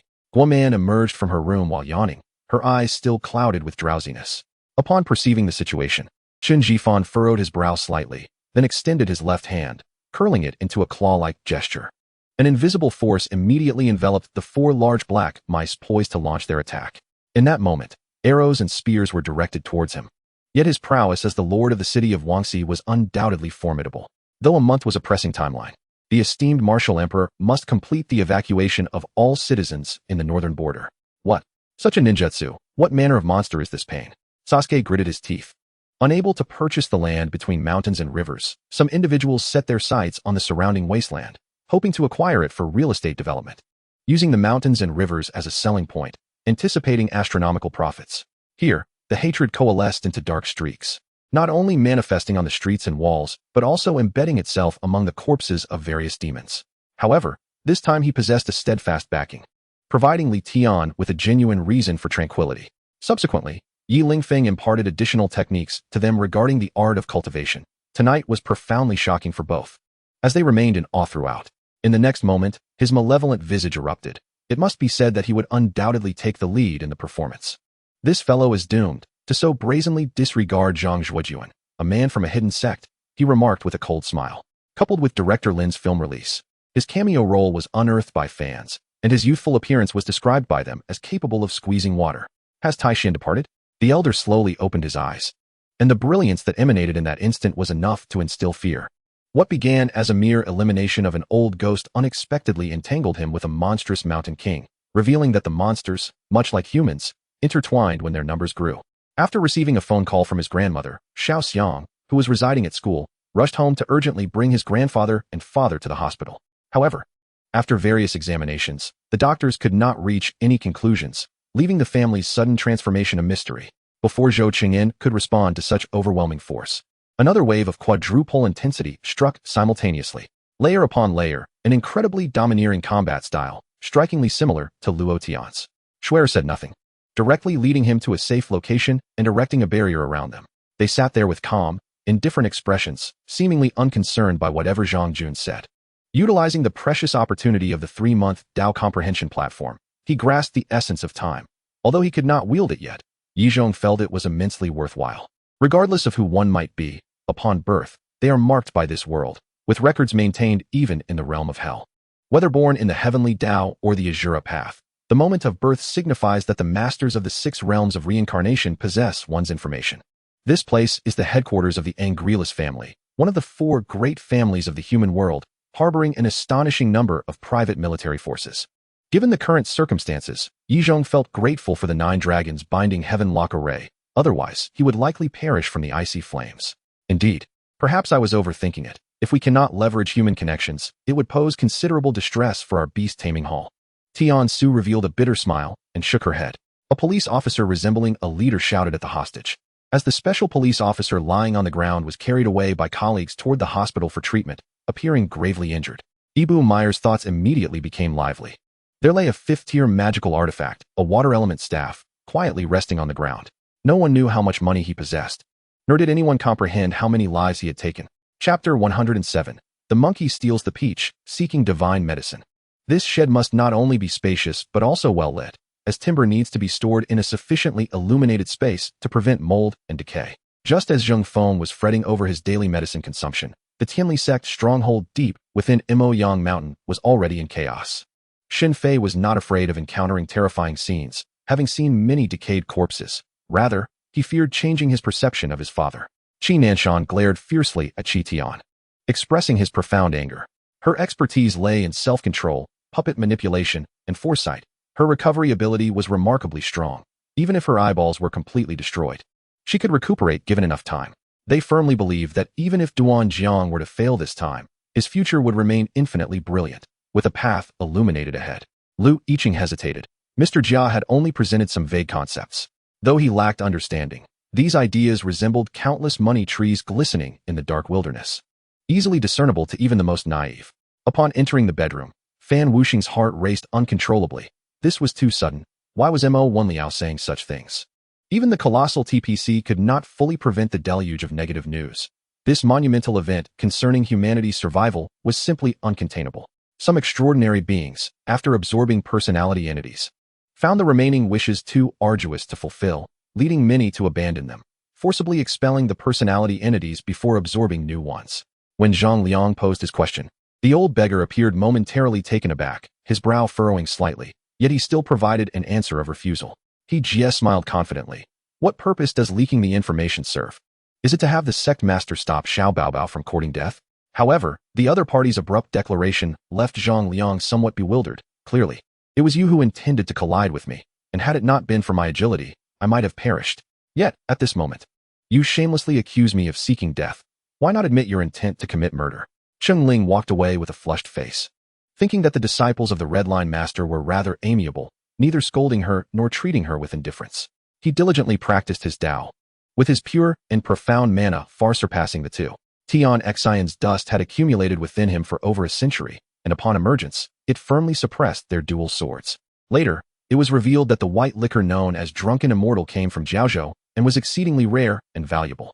Now, as Long Ling spoke eloquently, Mai Di obediently remained at the side, reaffirming the executive's judgments. I am dumbfounded. Jin Yang involuntarily rolled his eyes. Isn't this tantamount to saying nothing? A mere synonym, sigh. I suppose I must think for myself. Alas, Tai Li, why must you enter seclusion at this moment? I would rather endure your cold demeanor than tolerate these temperamental individuals. Are you not able to sense the spiritual energy emanating from him? It surpasses even that of Officer Gu. In the vast classroom, only 2 students remained. One was Wang Ziyu, the other Wang Su. However, a flicker of unusual expression crossed his eyes as he contemplated. Should I secretly take action against this fellow again? Much like I did last time, to cripple his spiritual roots? Qing Ji's countenance remained unchanged. Half of her body transformed into a chilling block of ice. Her hands raised high as countless shards of ice coalesced into a massive icy pillar that surged towards the Wolf Fang Club. Perhaps it is challenging to explain this to the people of this world, yet for Luo Qingqing, who possesses memories of a past life, it is evident that Dongfang Yu is likely a reincarnated deity. Upon hearing those words, Dugo felt a surge of anger welling up within him. The old man must have been informed of the earlier incident. He had specifically instructed them before leaving, yet the matter had not remained concealed. It was high time for a reformation within the estate. Regarding Wang Yan's affairs, secrecy is imperative. Failure to comply will result in merciless consequences. Ling Yun's countenance suddenly shifted. A palpable aura of menace enveloping the grand hall. Dugo was momentarily taken aback, initially perplexed, but upon glancing around, he smacked his forehead in self-reproach, suddenly enlightened. Rin, leaning upon his cane, gazed at the countless mutated beasts on the screen, a profound despair blossoming in his heart. The Rin family was indeed facing an unavoidable calamity. On the brighter side, Ren Yingying and Ren Shuangshuang were at the headquarters, preserving a sliver of their lineage. Lin Hao strode purposefully into the military law office building. His pace hurried as he ventured deeper, while the pallid expressions of Fat Tiger and Thin Monkey reflected their grim determination. Lin Hao let out a blood-curdling scream. Furiously swinging his blade downward, the protective aura of the zombie abruptly dissipated. The weighty battle blade plunged deep into the zombie's shoulder, spraying foul, rancid blood in all directions. Currently, slaying by Yujing was his sole opportunity. Only with Mu Qianqiu's demise could he return with by Yujing in tow, securing sufficient merit to be awarded the position of county governor by the Supreme Divine Court. Similarly, Tongman's poisons possess myriad methods to amalgamate incompatible bloodlines. Yet at this moment, the only sight visible was that singular head still soaring through the air. The atmosphere suddenly grew heavy. Yan Imo firmly grasped Jiang Wan's chin, compelling her to meet his gaze with a seriousness that was stern yet considerate, ensuring not to cause her discomfort, as he intoned gravely. What? Someone insulted third brother? Who dares? Let me teach him a lesson. Yun Xiuxiu exclaimed with fervor, were it not for the numerous external enhancements she bore. Defeating a celestial being with her earth immortal strength would indeed be an insurmountable task. Perhaps, during the time she was absent, he had encountered more such experiences, where, though devoid of malice, he faced discrimination and injustice due to their differing races. Mu Xining offered a resigned smile, conceding to proceed as such for the time being. What other choice did he have? To accompany Xiao Xiao inside, even though he shared a close bond with her. Such an act would likely provoke greater resistance and aversion from Xiao Xiao, which was the last thing Mu Xining desired in his current predicament. 3 heavy-duty excavators were operating at full capacity. From an aerial perspective, one could observe a hillside that had been significantly excavated within just a morning, revealing the deep contours of the mountain, with exposed rocks scattered throughout, teeming with ancient fossils, many of which were marine creatures. On the terrace of the inn, Yun Rose sat at a table, a jug of wine beside her. The breeze gently stirred the sheer curtains, caressing her shoulders like the tender touch of a lover. Gentle and affectionate. After discussing warfare for a while, he suddenly veered the conversation towards food, boasting about the delectable dishes he had tasted, which reminded him of a river in the village teeming with fish. Chapter 108. The Northern Emperor soars, the Tao body. Should the dean ascend to the ranks of the Xianhuang master, the entire academy would inevitably flourish, with increased resources allocated from the upper echelons of Jiuzhou each year. The Demon Emperor was a genuine early-stage celestial being, wielding advanced imperial-grade artifacts, undoubtedly a formidable figure of his era. Fortunately, Su Su had preemptively arranged for classmates to reserve seats, or else they would have found it challenging to secure a meal amidst the bustling crowd in the cafeteria. If he were to follow along, encountering students from Tsangnan Academy would likely result in a true battle to the death. Surrounding sounds ranged from taunts directed at Qin Ba to sarcastic remarks. As time passed, the crowd swelled. Xiao Qingqing, too, noticed this scene and made her way directly towards Qin Ba, prompting the surrounding summoners to clear a path upon recognizing her. After all, his pause was due to matters concerning the Rue Wang mansion, and Lin Luoling took this opportunity to gather intelligence. In his previous life, due to battles abroad and daily quarrels with his parents, coupled with the anxiety surrounding the crown prince's favor, he scarcely enjoyed a peaceful night's sleep. Director Lu fell silent under his scrutiny. Indeed, he had prohibited the wandering hunters from commissioning Qi Lin, yet to refrain from interference was one thing. Should he also promote him? The return of the spirit-returning fairy, who vanquished the 3 fiend thieves, alleviated a significant predicament for the Goeishu divine domain, earning her renown throughout. Even if they had not arrived in time, even if they could not defeat the trio from Tsangnan Academy, he could undoubtedly ensure his own survival. How could this be? My power is at least at the late stage of Earth Martial Realm. How could you possibly withstand this? Fu Qingyun gritted his teeth, seething with rage, his visage marked by the blood dragon's energy, bore dragon scales, and was a deep crimson, rendering his furious roar somewhat terrifying. After all, the regulations of the Wolf Fang Guard were stringent. Subordinates who openly defy a superior in public and tarnish the reputation of the Wolf Fang Guard could be executed on the spot, but if they expressed remorse, they might be spared, with rewards and punishments based on merit. Xiaoli arranged such for Fang Li. That night, He met with Mei in the shadows. Discussing a highly specialized topic, they neglected to inquire of their master what they should do if both the young lady and Miss Meng encountered perils simultaneously. Mei declared he would sacrifice himself for the young lady, while He insisted he would shield Miss Meng, asserting that Mei should take the young lady's place. Merely relying on meditation to absorb spiritual energy for internal cultivation would undoubtedly prove inadequate, setting aside to what heights such practice could elevate one's realm. The levels attained through mere sitting were hollow facades devoid of true power. Lin Xiao exchanged a glance with Xiao Qihan. Witnessing the blazing determination reflected in each other's eyes, they shared a knowing smile. Despite the unexpectedness of this individual's sudden realizations and changes at this juncture, it truly caught him off guard. Meanwhile, the western suburbs had already erected wooden fences, with farmers taking up posts to safeguard their land. Not a single one dozing even in the early morning. Finally entering the room, he felt a weight lift off his shoulders and realized that the gaze of those individuals was no different from usual. He had merely overthought. After descending the stairs, Lin Tianyao turned over a corpse curled up in the corner from a distance. With the assistance of the demon summoning banner, the once arrogant 10 great demon saints became restrained, and both Emperor Jun and Dong Huang Tai received heightened respect, as this also amplified the caution the 10 great demon saints held towards them. The arrival of the planet Devourer, a notorious glutton, provided a lesson for the superheroes. And the Thunderhammer Bureau faced a similar plight, as the Earth Shield, constructed from spiritual energy, felt as fragile as tissue paper in the hands of the planet Devourer. Easily pierced, placing immense pressure on the research department of the Thunderhammer Bureau. Upon seeing Lin Huan, Lin Chongsheng and Li Yuru vigorously shook their heads, their eyes brimming with concern and urgency. Such a colossal undertaking naturally required a sequence, prioritizing various resource production lines and military equipment factories.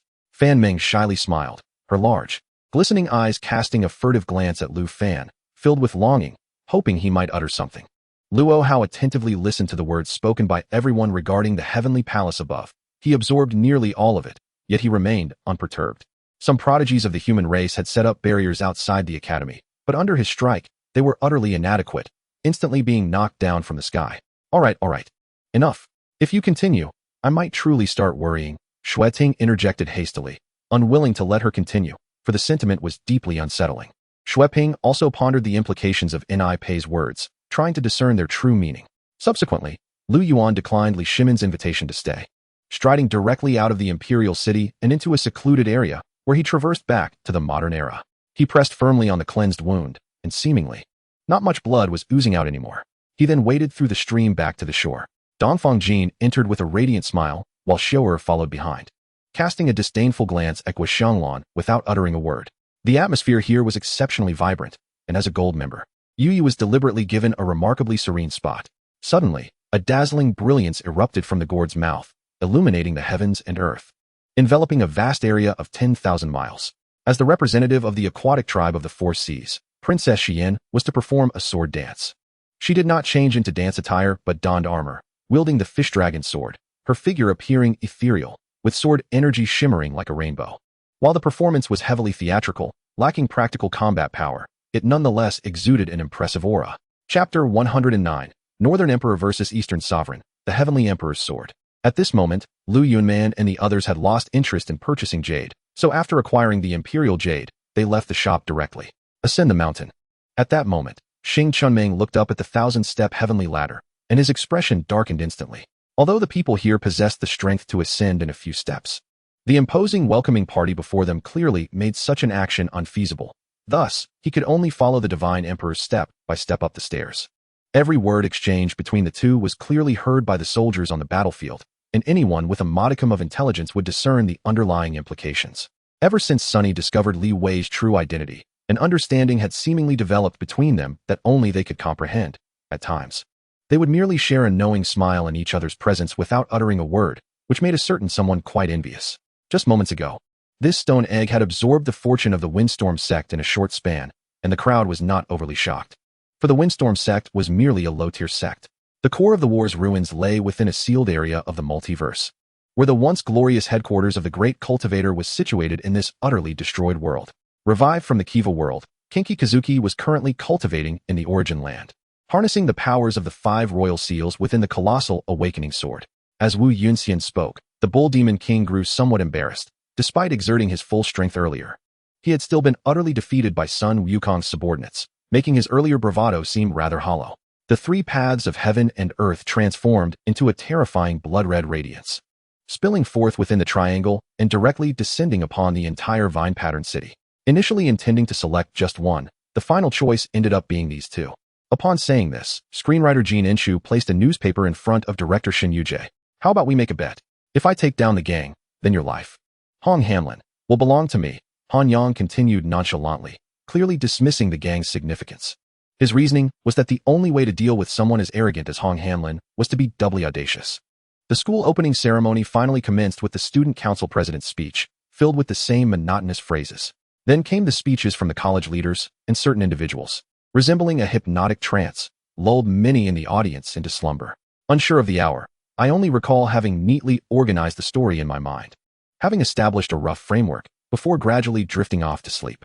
Although Qin Gang could vaguely sense that among the 3, the bearded man and Wang Lu seemed to regard the central figure as their leader, he refrained from making assumptions without confirmation. Now that his identity was finally clear, Qin Gang breathed a sigh of relief, no longer needing to navigate his words with caution. Well, as for whether my father will eat or not, I cannot guarantee that. Saying this, Felix effortlessly lifted the large pot that Reina was holding with one hand and walked into the mysterious room. That night, I suspected that the blood demon and the coffin had merged into one. Later, I conjured a heavenly thunder talisman to subdue the blood demon, but realized I lacked the capability to completely eradicate it. So I had no choice but to seal it temporarily within the magical artifact my grandfather had given me. A week later, battered by wind and rain, the aging old Qian, who had aged a decade, dragged his suitcase home, weary. Noticing that the instructor truly bore no grudge against the 3 of us, Zhang Su sprang up like a carp, displaying no trace of pain. From beginning to end, one could say that the fox had been toying with them at will, not only slaughtering their Tianzhao troops, but also utilizing their powers to escape. Call me brother, and I'll tell you. After saying this, the great dragon looked at me with eager eyes, making it hard for me to refrain from addressing him as such. Truly a foolish goose. Zifeng cursed quietly at the purple emperor lying on the bed, furiously climbing onto her own bed. The 2 of them, in unison, found themselves in a similar mindset. One was diligently teaching while the other earnestly practiced writing. Apart from occasional glances at one another, they exchanged not a single word outside the subject at hand. The first to return was Su Dingfang, leading the troops that had raided the camp, with Wang Dahu at the forefront. Coupled with the Turks' passive defense, their advance was like a hot knife through butter. Although they were ostensibly working, it appeared more like they were gracefully weaving through the floral thickets. They were all napping. I, unable to fall asleep, thought of coming up to grab a bite. Hastily wiping my mouth, Li Dazhuang scratched his head, feeling somewhat embarrassed. The entire place had descended into chaos, primarily due to the soldiers' fear of the rat plague, who had no desire to truly confront it. Only those in higher positions could afford the medicine. For the ordinary soldiers, falling ill was tantamount to a death sentence. And they might just end up in prison here as well. The 2 spies who infiltrated among the porters had spent the entire time shoveling dung, leaving themselves reeking without accomplishing anything, and were thus captured by the Yin Prefecture army. Li Shimin rolled his eyes, took the military report handed over by Wang Da, and did not rush to open it. Instead, he turned to Li Ji and inquired. The Imperial Garden was located in the rear palace of the Imperial City, a place where Li Shimin usually rested. Now, in springtime, with flowers blooming profusely, one could catch a whiff of the faint fragrance even from a considerable distance away, which was invigorating. Lin Jie swung the fishing rod, the resilient pole creating an absurd arc, only to quickly rebound like a powerful whip, striking Zhang Bo sharply. Of course, he understood that he might also be making a miscalculation. If the dean were unaware of the situation here or unwilling to intervene, then he would be doomed. Shivering from the cold, Wang Xingxin had just set down the wine jar when Cheng Chumo took it, taking a sip. Thus, they took turns drinking the chilled grape brew. Shivering as they did so, and before long, the 2 brothers could drink no more. The 2 men exchanged no words. They placed a black cloth bag over Jiang Bo's head, and one of the men meticulously searched Jiang Bo's body from head to toe, confiscating his phone before dragging him into the vehicle. The soul-seizing coffin, contained within the bag, could collect only a limited amount of spiritual energy, insufficient to sustain its consumption. It appeared that this treasure not only enhanced cultivation, but also possessed remarkable restorative capabilities for severe injuries. As long as a thread of life remained, one could recover to their original state within the soul-seizing coffin. At this moment, the doctors and medical officers in the camp, led by military officer Li Jingyi, arrived at the infirmary. Wang Xingxin hurried forward to greet them, bowing and nodding respectfully to Li Jingyi. Chapter 110, The Divine Band's Instant. What if the war never ends? Would that mean Xiao Weiyuan would never have to face punishment? Do you think a general commanding a battle with such a mindset would ever bring about an end to the war? Xiao Minglu exclaimed in anger. Meanwhile, Ivia's ambiguous response ultimately led the remaining hesitant nations to cast their votes in favor. As one of Angus's assistants, Liella had encountered numerous gunmen and bodyguards. Chui Feng's gaze sharpened. He rose onto his toes and suddenly took 3 peculiar steps forward. However, after those 3 steps, the legs of the puppet swiftly returned to their original position, for it was impossible for it to attack him with its legs given the proximity. Just as the crowd was in disarray, a cacophony of sound from a loudspeaker abruptly pierced through the atmosphere of the supply base. Now, you can provide me with the recording, can't you? After Peter had indulged himself, Shi extended his hand, seeking Peter's phone. Baiong cast a glance at Bai Cheng. Since it was Baiong who had facilitated their introduction through the Yasha, Bai Cheng's response was remarkably straightforward. Since the other party dared to stir trouble in Guogan, they must be made aware of the consequences of offending the Bai family there. Commander, Wang Cheng remarked. One must acknowledge that Germany has indeed contributed to the development of Qingdao, especially through its streets. At that moment, the energy surrounding Chun Yi surged remarkably, enveloping the 8 individuals entirely, astonishingly bypassing the process of formation. In the expansive eastern marshlands, a colossal tiger, its body adorned with shimmering white scales, leaped forth, its size comparable to that of Tsongshan. With each stride, the earth trembled violently, as the ethereal aura released from its body surged forth like towering waves, roaring and sweeping across all directions, causing the marshlands to erupt into towering columns of water. Bing Wanlu, clutching his sword, turned his head without even glancing at Bai Xia, leaving her behind to stomp her feet in frustration. Mu Qi nodded, casting a glance at Bai Xia, who was still engrossed in the match situation, and then turned to pull Yin Shan away with her. She felt an instinctive notion that the place was a breakthrough point. Her eyes narrowed slightly as she dashed through the forest, with trees whizzing past her. Wang Kaichu's words were somewhat extreme. Yet one cannot deny that this is indeed the greatest detriment to the Huaxia nation. Old Lu understood that Wang Kaichu spoke the truth. He could not argue against it, nor would he agree to sell what he had in hand to foreign lands. Now, they were also part of the sword and fire sects here, no longer possessing a lofty status.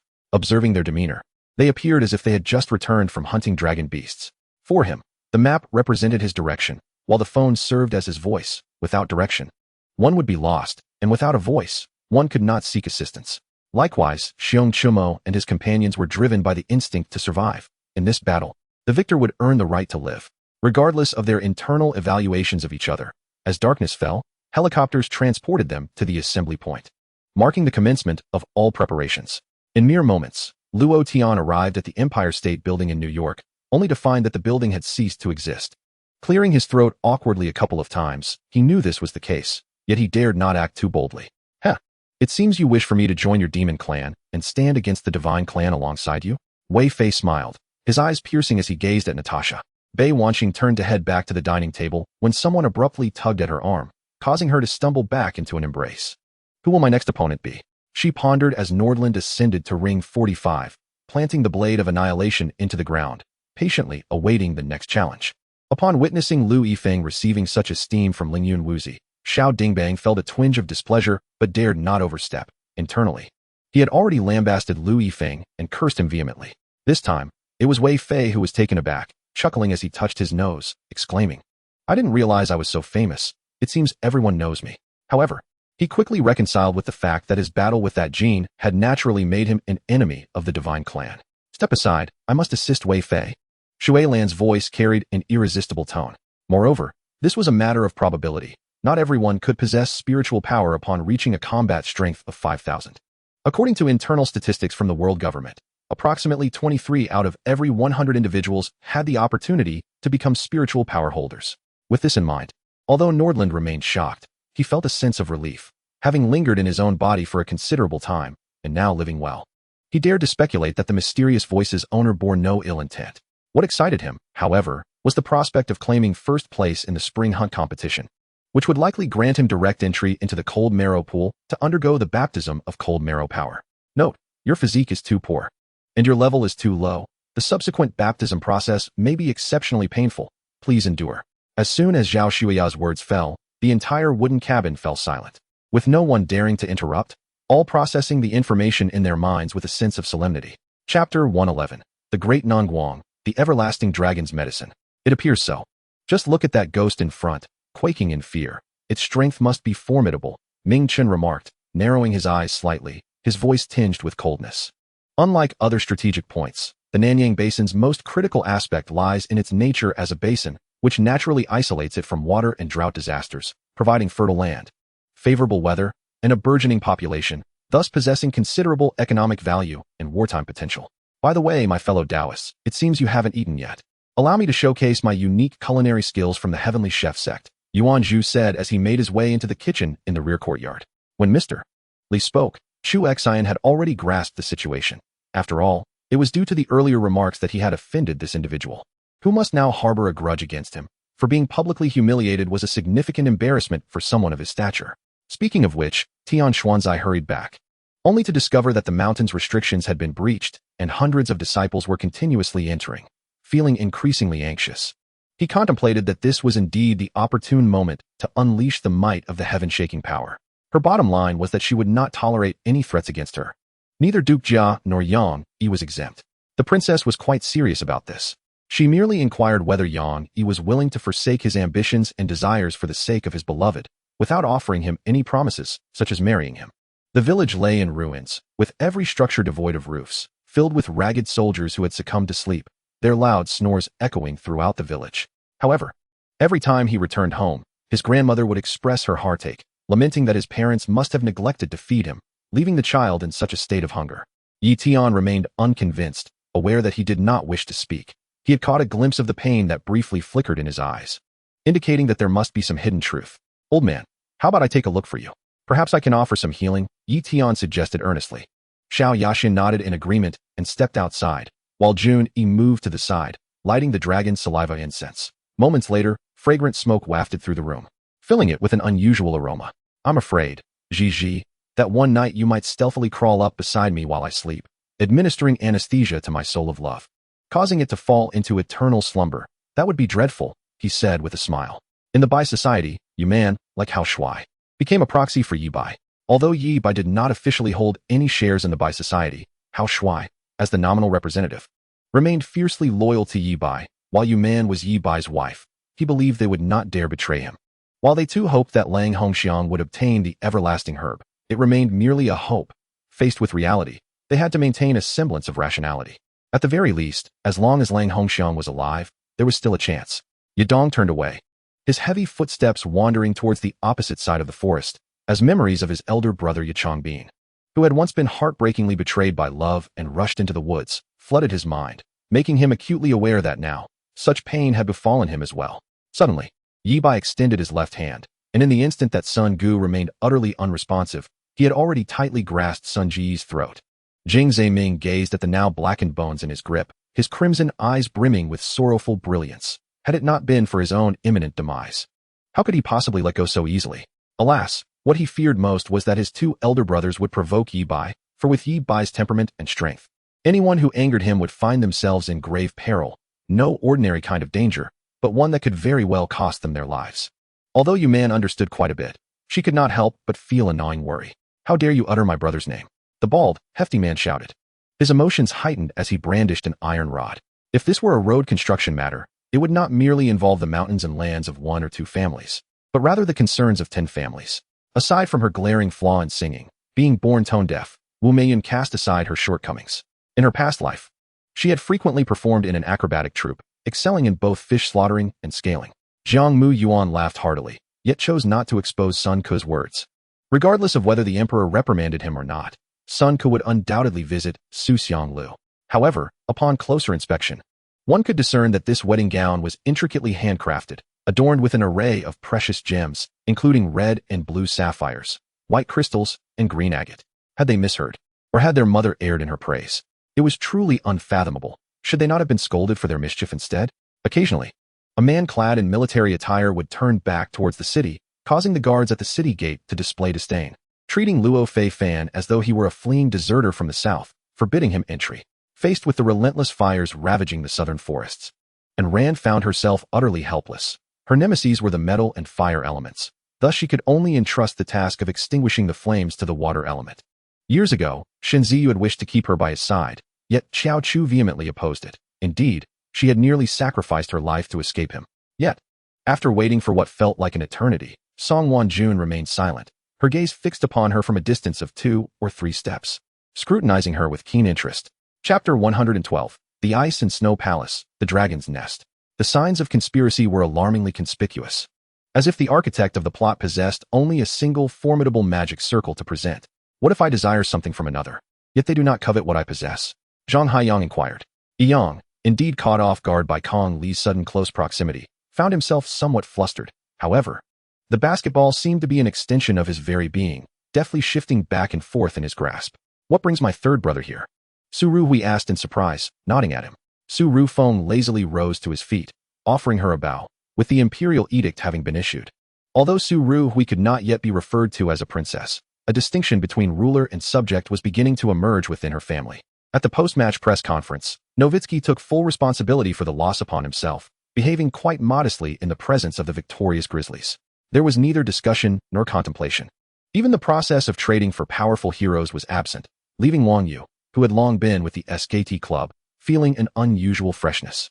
While several were engaged in conversation, suddenly 4 teams entered the hall, each with 8 to 10 members, varying in demeanor. Aside from one team, cloaked in black, their faces pale with a hint of green and lips darkened, exuding a chilling silence, the others were boisterous and excessively amiable. Zombies were not particularly challenging to handle. However, she had yet to ascertain the true nature of Chun Ru Air. Each of her strikes relied on the people beneath her, rarely executing direct attacks. The illusion she had utilized was also unraveled by Mao Luyan. Although she felt anger, it was not something she regarded with utmost seriousness, indicating that her capabilities were far from trivial. Am I truly so unsightly? Wang Yu lamented, directing his question towards Lin Duo Air and Ishi Xian. I will pass you the ball, mate. Yet Yang suddenly coldly interjected with these words. Before long, a guard rushed in urgently, and before Qi Yao could even receive it, Su Han swiftly snatched it away, a smile curling at the corners of her mouth. Granny Wen paused for a moment, opening her mouth, yet inwardly she harbored the utmost resentment towards Qi Yaoyin. For the sake of her son's marriage, Granny Wen would rather die than relent. Su Han raised her gaze, casting a sidelong glance at the Li family, causing Li to buckle at the knees and fall to the ground, bringing He and Qi down with her. Chun Baiqi unconsciously turned to look at him, only to meet his smile, his face adorned with bizarre and enchanting tattoos. This smile seemed to weave a captivating charm that enveloped his features, blending an alluring beauty with a touch of the supernatural. Had it been anyone else, Gao Yin would have sensed something awry. However, Lu Shi was the person he least suspected. Moreover, he had never considered that one could manipulate a condom in such a manner, thus he paid it no heed, dismissing it as a trivial matter. His Majesty wishes to establish a crown prince, Gao Yin remarked nonchalantly. He drew her closer, devoid of the Empress Mother. Yet Chun Baiqi instinctively transformed their bond into one of profound maternal affection. As the sun dipped below the horizon, weary birds returned to their nests. The pedestrians on the roadside hurried to return home, while others who had just finished dining ventured out to shop, bustling to and fro. Gu Qingyan contemplated. Noticing the horse snorting loudly, with the crowd around, he dismounted and led the horse along, leaving his son seated atop. Pain and Shan observed Chun Baiqi closely, feeling that this youth truly possessed remarkable poise, particularly his pair of dark and tranquil eyes, which held profound significance. It was no wonder that Mo Jing had noticed her and taken such interest in her affairs. Following the trail left by Ling Yu, Chu Yu arrived at the Black Forest. As the signal vanished from sight, his expression darkened further. Liao Ran rose from the mat, lifting his gaze to Yun Luo, who appeared as he did upon their first encounter. Not only had he not changed in appearance, but time had also left no mark upon him. With a soft sigh, he instructed Qing Mu to brew tea and slowly seated himself. From the initial processing of timber to the present, logging, transportation, kiln drying, sawing, timber processing, and even the establishment of a large-scale timber processing group that encompasses the manufacturing and sales of various wooden boxes and furniture, it was a remarkable evolution. Impossible. You are skilled in medicine. How could you succumb to poison? Surely you possess a solution. Get up, awaken. Wake up, I implore you. Zhong Zheng Baili clutched Qian Ji Yao, his demeanor unwavering even amidst the chaos of that day. Yet now, panic ensued, and he could only shake her body fervently. Jin Wuchun cast another glance at the seemingly ordinary Ji Yun. Today marked the umpteenth time he had observed Ji Yun. Despite his youth, even if one began cultivating from the womb, It was inconceivable to possess such extensive knowledge, especially concerning formations that spanned such breadth, which one could hardly hope to master in a lifetime. He was in the Central South, perpetually engaged in road construction, then pacifying the indigenous people, establishing offices, building hospitals and schools, and promoting trade. It was said that Zheng Zhilong had reaped considerable profits from these endeavors, as he attracted a multitude of merchants to the Central South, purchasing various medicinal materials from the indigenous population and hiring them for mining and logging, thus amassing great wealth. However, upon seeing the black-clad individuals, their tension heightened, with some already aiming weapons at Long Si and Long Wu. For everyone had witnessed Mu Yi surpassing the formidable Long Ji of Tian Yuling Yuan within a mere year. Such talent was beyond the reach of many. I wonder if those two can manage, Ji Yun murmured, pondering whether Yin Long had encountered any obstacles. For reasons unbeknownst to her, Ji Yun felt a peculiar fondness for Yin Long, perhaps resonating with his filial piety. Mu Yi observed the two sisters conversing joyfully ahead, without any desire to interject. Maintaining the current state seemed quite satisfactory. Ji Yun was embarking on his inaugural flight with a sword, initially unfamiliar with the experience. It was not until half an hour had passed that he gradually acclimated, realizing that this was a skill inherent to cultivators of the Purple Mansion realm. By refining the magical artifact and channeling spiritual energy, one could command flight and engage in attack. How could Qian Jiao arrive at such a moment?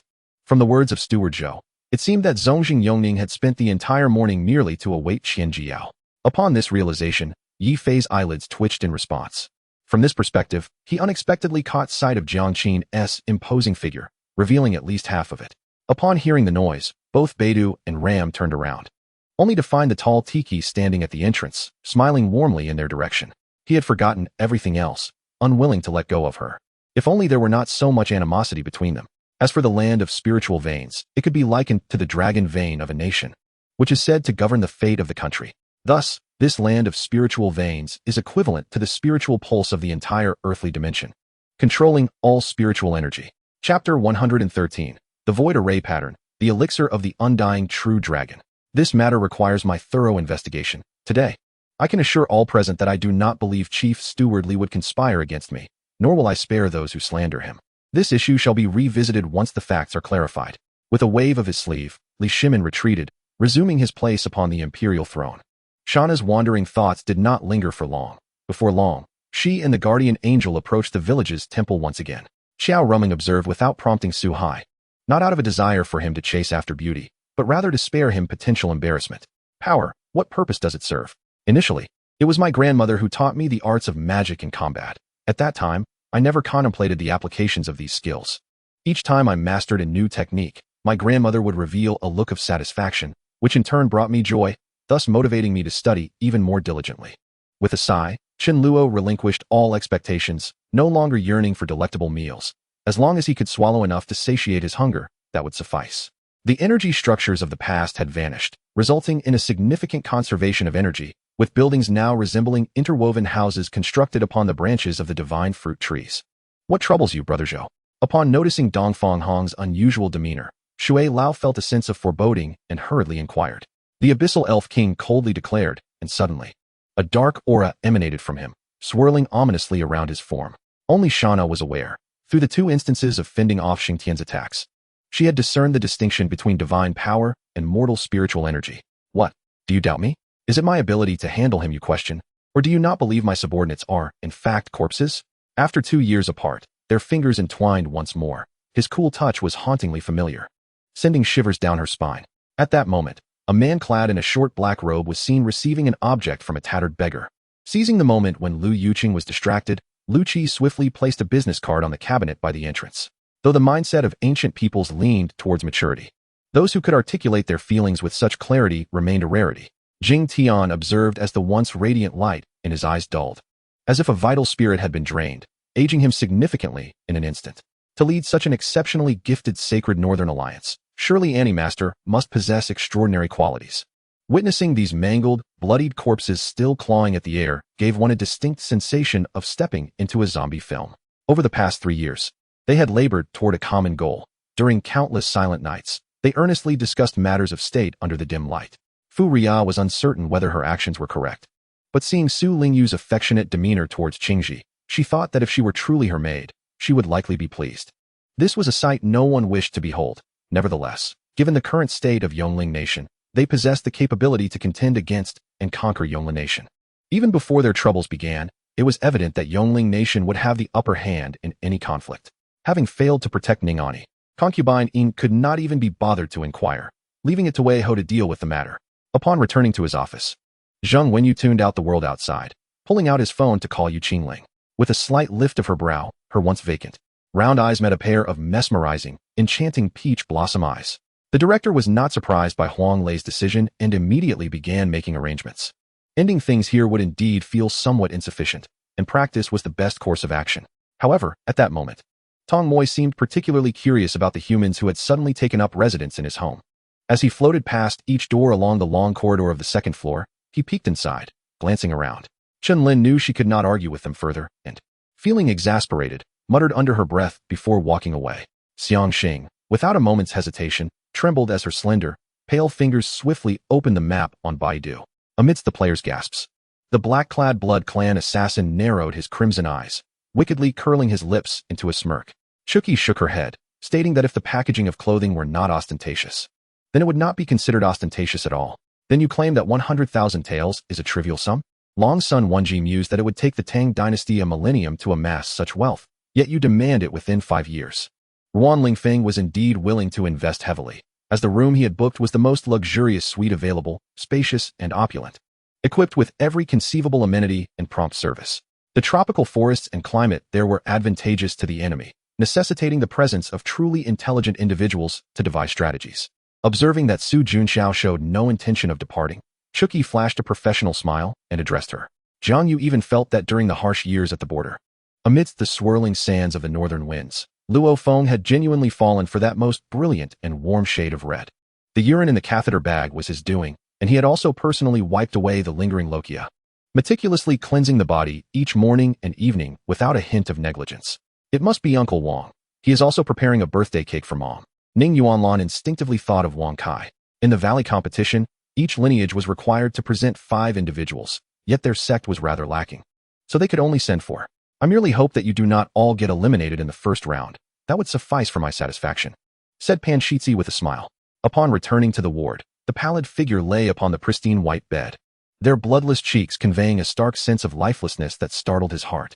Fang Nin took a few steps back, while Wang Yong let out a muffled groan, swaying slightly. In this bout, neither had gained an advantage. There are still some survivors, Zhou Jitong mused. Those remaining at home managed to preserve their lives. But food would inevitably run low. What then? As he pointed in a direction, he noticed a figure leaping over the courtyard wall. Though it was deep into the night, vehicles on the highway were still plentiful. She certainly did not wish to encounter a rear-end collision. Raising her head, Imo Zhuiyue gazed at Bei Shui Lan, who had transformed into a low-tier demon beast hanging from the treetops, and disdainfully inquired. These were indeed rare and unparalleled demon beasts and magical creatures, all of which had been subdued by Yuer. Ultimately, no matter how Qian Shui provoked him, he always complied with her wishes, leaving her with the sensation of striking cotton, exerting force yet yielding no impact. The fox cast a pitiful glance at Fang Nan before weakly closing its eyes again, its spirit utterly dejected, with a hue of ashen despair reflected in its gaze. Chapter 114. The Immortal Journey, the Celestial Prince. In America, Lu Rushuan concluded her work with Johns and was discussing plans to return home with Shen Yishuan and others. At that moment, Shen Yishuan's phone rang, the number appearing rather peculiar. Chu Chun sighed, an inexplicable feeling welling up within him, leaving a taste in his heart that was difficult to articulate. As time passed, the golden elixirs gradually melted, a golden liquid emerging atop the flames. Your Highness, look. Yu Feng pointed to a flat area ahead and halted, noting the signs of a struggle. Surely, the princesses had been here. As Yu Feng spoke, he approached, crouching down to examine the corpse of a green serpent on the ground. The Heavenly Sword refers to the blade wielded by the founding patriarch of Heavenly Sword Mountain, though it was taken to the celestial realm by our ancestor, leaving us with only the method of forging it. We have prepared the materials, yet lack a master capable of crafting the weapon. Gu Yinyan hesitated, initially intending to point out that last night, both she and he had been in a state of undress. Since you are so eager to court death, you have no one to blame but yourself, old ghost. Perish. After being halted twice by the black-robed specter, Lin Feng, truly enraged, summoned the unparalleled sword and struck at the dark figure. The 4 great Vajras stood guard at the 4 cardinal directions of the mountain gate, likely the protectors of the 100-li Immortal Valley, each exuding a heavy aura, radiating like a tide through the void. Much like the young man from a humble background, victories against the strong, though rare, continued to unfold in succession. In most cases, the powerful effortlessly triumphed over their foes. Each photograph of her with her mother bore a timestamp and location, yet this single picture was conspicuously absent, drawing particular attention. Let us eat the porridge. It's better than nothing, Yun said, suddenly reminded of Wang Rao. Mu Zhitian stamped her foot, feeling a surge of indignation at the scorn directed by the flames.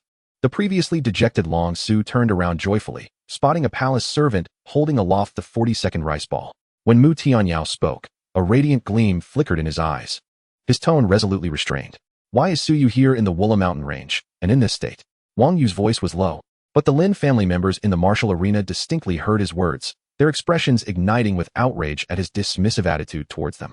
She merely wished to remain unnoticed by Yin Qian, hoping to leave no impression on him in such a moment. Chai Yechen found himself at a loss for words, never expecting that Bu Yun would simply take off running. Zhan Pei, Shi, Fatty, Li Yu, and Bai Yihua gathered around the bed, their faces alight with excitement as they watched Hua, who was rolling about on the bed with a bean bun in hand. Though Dong Ming's silhouette was strained, he could not suppress his trembling. Ultimately, he bit down hard and grasped my shoulder, pulling me up from the ground as he wordlessly rushed towards the city walls. On the 18th day after Nan Qingyao's departure from Yi City, I finally awaited the long-anticipated good news. The individual was indeed a staff member lost within the tomb, having triggered a mechanism that led to his demise. Yang Jia paused, yet he ceased his pursuit, his gaze fixating on the hundreds of individuals on Zhu Bada's side. However, as I observed him, noting the profound pain and determination etched in his eyes, I understood that this would merely be my wishful thinking. Upon hearing those two words, the mountain chicken felt a surge of panic and hastily turned to raise his shield, cautiously advancing. Before Zhang Dong, I feigned a troubled demeanor, stating that I too did not wish for this, but if mountain chicken insisted, there was little I could do. How infuriating. At that moment, Yun Qianluo felt an overwhelming sense of regret. She had intended to tease the ice-faced one, only to find herself on the receiving end of the jest, truly absurd. Meng Qianjin received a reply that spared his life and looked towards Chuan Haonan and Mountain Chicken, the three nodding without hesitation to join. After all, the prince indeed held a title, and having a few servants around him was quite natural. Sir, please do not seek trouble, the two spoke in icy tones. It was evident that these individuals were all elite soldiers, exceptionally skilled, yet that did not grant them the liberty to act as they pleased. Despite maintaining the composure befitting a commander, Wei Yan's tone betrayed a hint of regret and reluctance as he spoke of Gong Zheng's demise. In truth, from the moment he heard about the primordial energy's assistance in breaking through to the Dao realm from Dong Xian, Jiangnan had contemplated attaining unparalleled insight into the human path, aspiring to elevate his human capabilities. As long as he is alive, that is what matters. Is he gravely injured? Should we take him to the medical hall? Lin Wanner expressed her concern. Not at all. I merely have confidence in our pill, Heian replied sincerely, causing Song Qianqian to struggle for a response. Regardless of how many individuals were in the hospital today or how busy it was, a single word from the Jiang family would ensure immediate arrangements for expert consultations. With all necessary examinations conducted without exception, if there were no issues, all would rejoice. But if problems arose, treatment would commence without delay. The security personnel in the control room all rose. The previous batch of guards had been reassigned to other cities. Yu Jiao had gained considerable insight while following Luo Fei, not easily intimidated by mere words from Lao Gao. However, this was already his current limit. At this moment, he was drenched in sweat, his body aching immensely. Su Qing stood like a central point, firmly grounded, extending countless branches in all directions, which began to sprout and grow, endlessly reaching out. What a domineering CEO's hawk-eyed gaze. Do not laugh, for Brother Ming's charm is indeed quite diabolical, with Ace bound and bowing his head, and Luffy running and shouting, along with various male characters from One Piece, captured in striking photographs. Flying Snow, allow me to lend you a hand. The mechanical reaper swiftly bypassed the tumultuous emotions of the moment, for he had to uphold the backbone of the Dream Battle Group, waving the banner of their aspirations. A large bow materialized in his hands, followed by arrows that flew forth. The unprepared target was struck, plummeting from the sky, sustaining severe injuries but surviving nonetheless. Originally, Zi Lingming possessed talents that far exceeded the ordinary.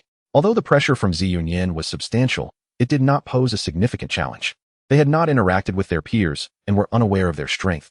Thus, the admiration for Zi Yunyan was more pronounced than the experience of pressure. Soon after, there was another knock at the door. Zheng Wushuang opened it to find Wang Guifu and Li Mingjia, who had come together to report to Yu Daong. Chapter 115, The Tane Immortal Sutra, the head of the Wang family. Meanwhile, Lin Xia often sold her paintings for millions, breaking the awkward predicament of many artists whose works only gain value posthumously. No, Gao Qian immediately dismissed this thought, observing that the two puppets showed no mercy in their attacks.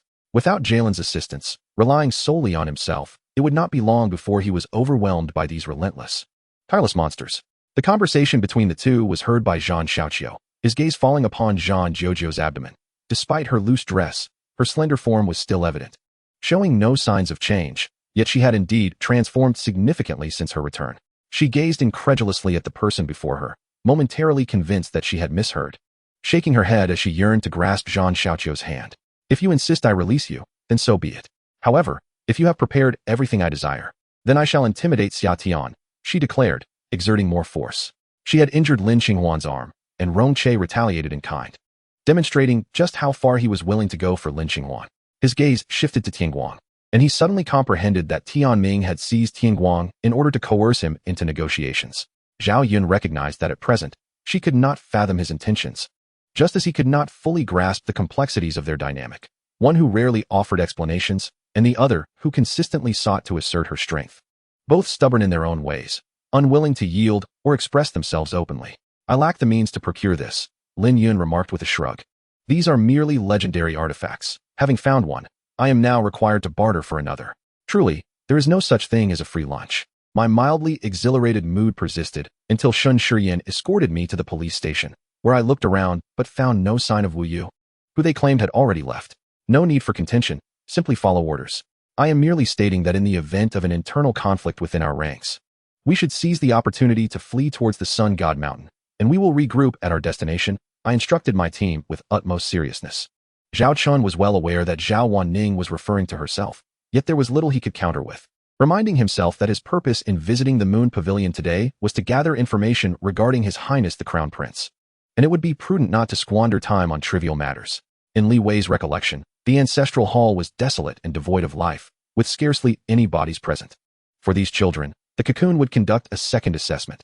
Should their physical capabilities and magical potential meet the standards, they would not merely be regarded as sources of energy, but rather be taken to classrooms for training. Dai Mubai's eyes brimmed with tears, his gaze moist. Yet his actions over the years in the Tiando Empire had long since become the talk of the Star Luo Empire.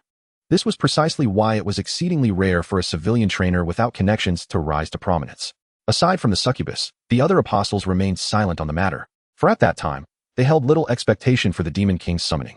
It was unexpected that even the typically aloof and haughty angels would exhibit such earnest expressions, genuinely catching me off guard, leaving me with no choice but to reluctantly acquiesce. Song Chuan had shown no positive signs in the hands of Zhu Yi for 10 years. Yet in just over a month under Ji Tingo's care, he had regained half of his physical strength. A swift kick to his abdomen sent him flying, while the massive sword held in my fingers remained motionless, perfectly parallel to the ground, with snow already embedded in a pillar 100 meters away, suspended in a state of uncertainty. How splendid! What inspired you to conceive such a marvelous tale? Madonna was captivated by the storyline. Hong Bai slowly turned his head, glaring fiercely at Gu Tai, raising a middle finger to jab at the steering wheel. Before reaching the northern entrance of the South City, I caught sight of the Great Lake sailboats in the distance. Boats were continuously arriving from the Dongting Lake, while others departed towards it. The bustling activity of horse-drawn carriages and pedestrians suggested whether they were new arrivals entering the city or merely the ongoing exchange between the two cities. Flourishing and prosperous like the divine city of the Luo River District.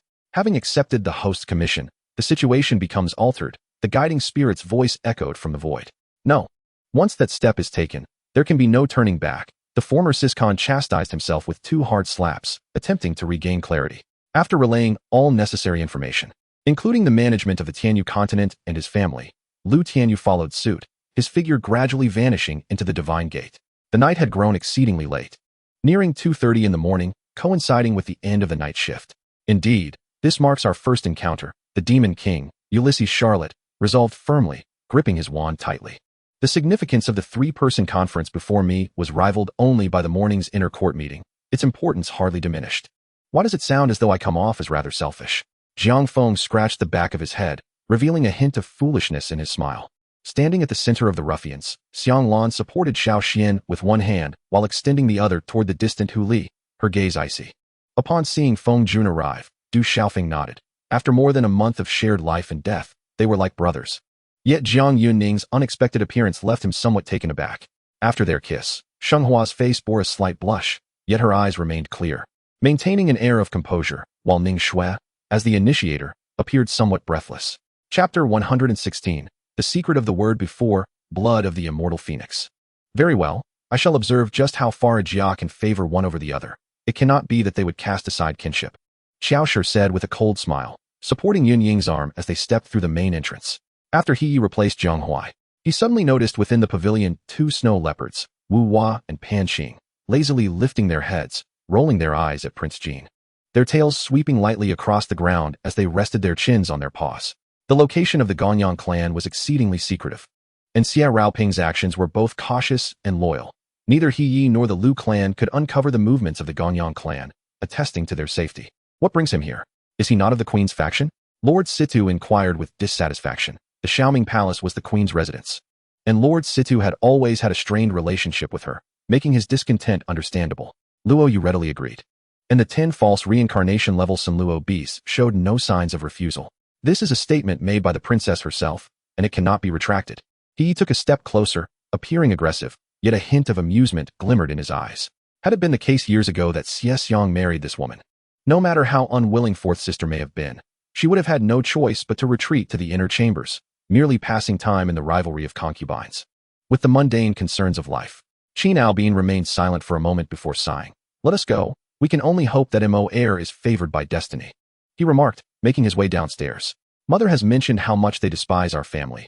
I cannot promise what you have requested. Zhao Qianer, who had remained silent, scoffed. Do you not feel the air filled with the essence of freedom? Yi Chenzhou inhaled deeply, a contented expression gracing his face.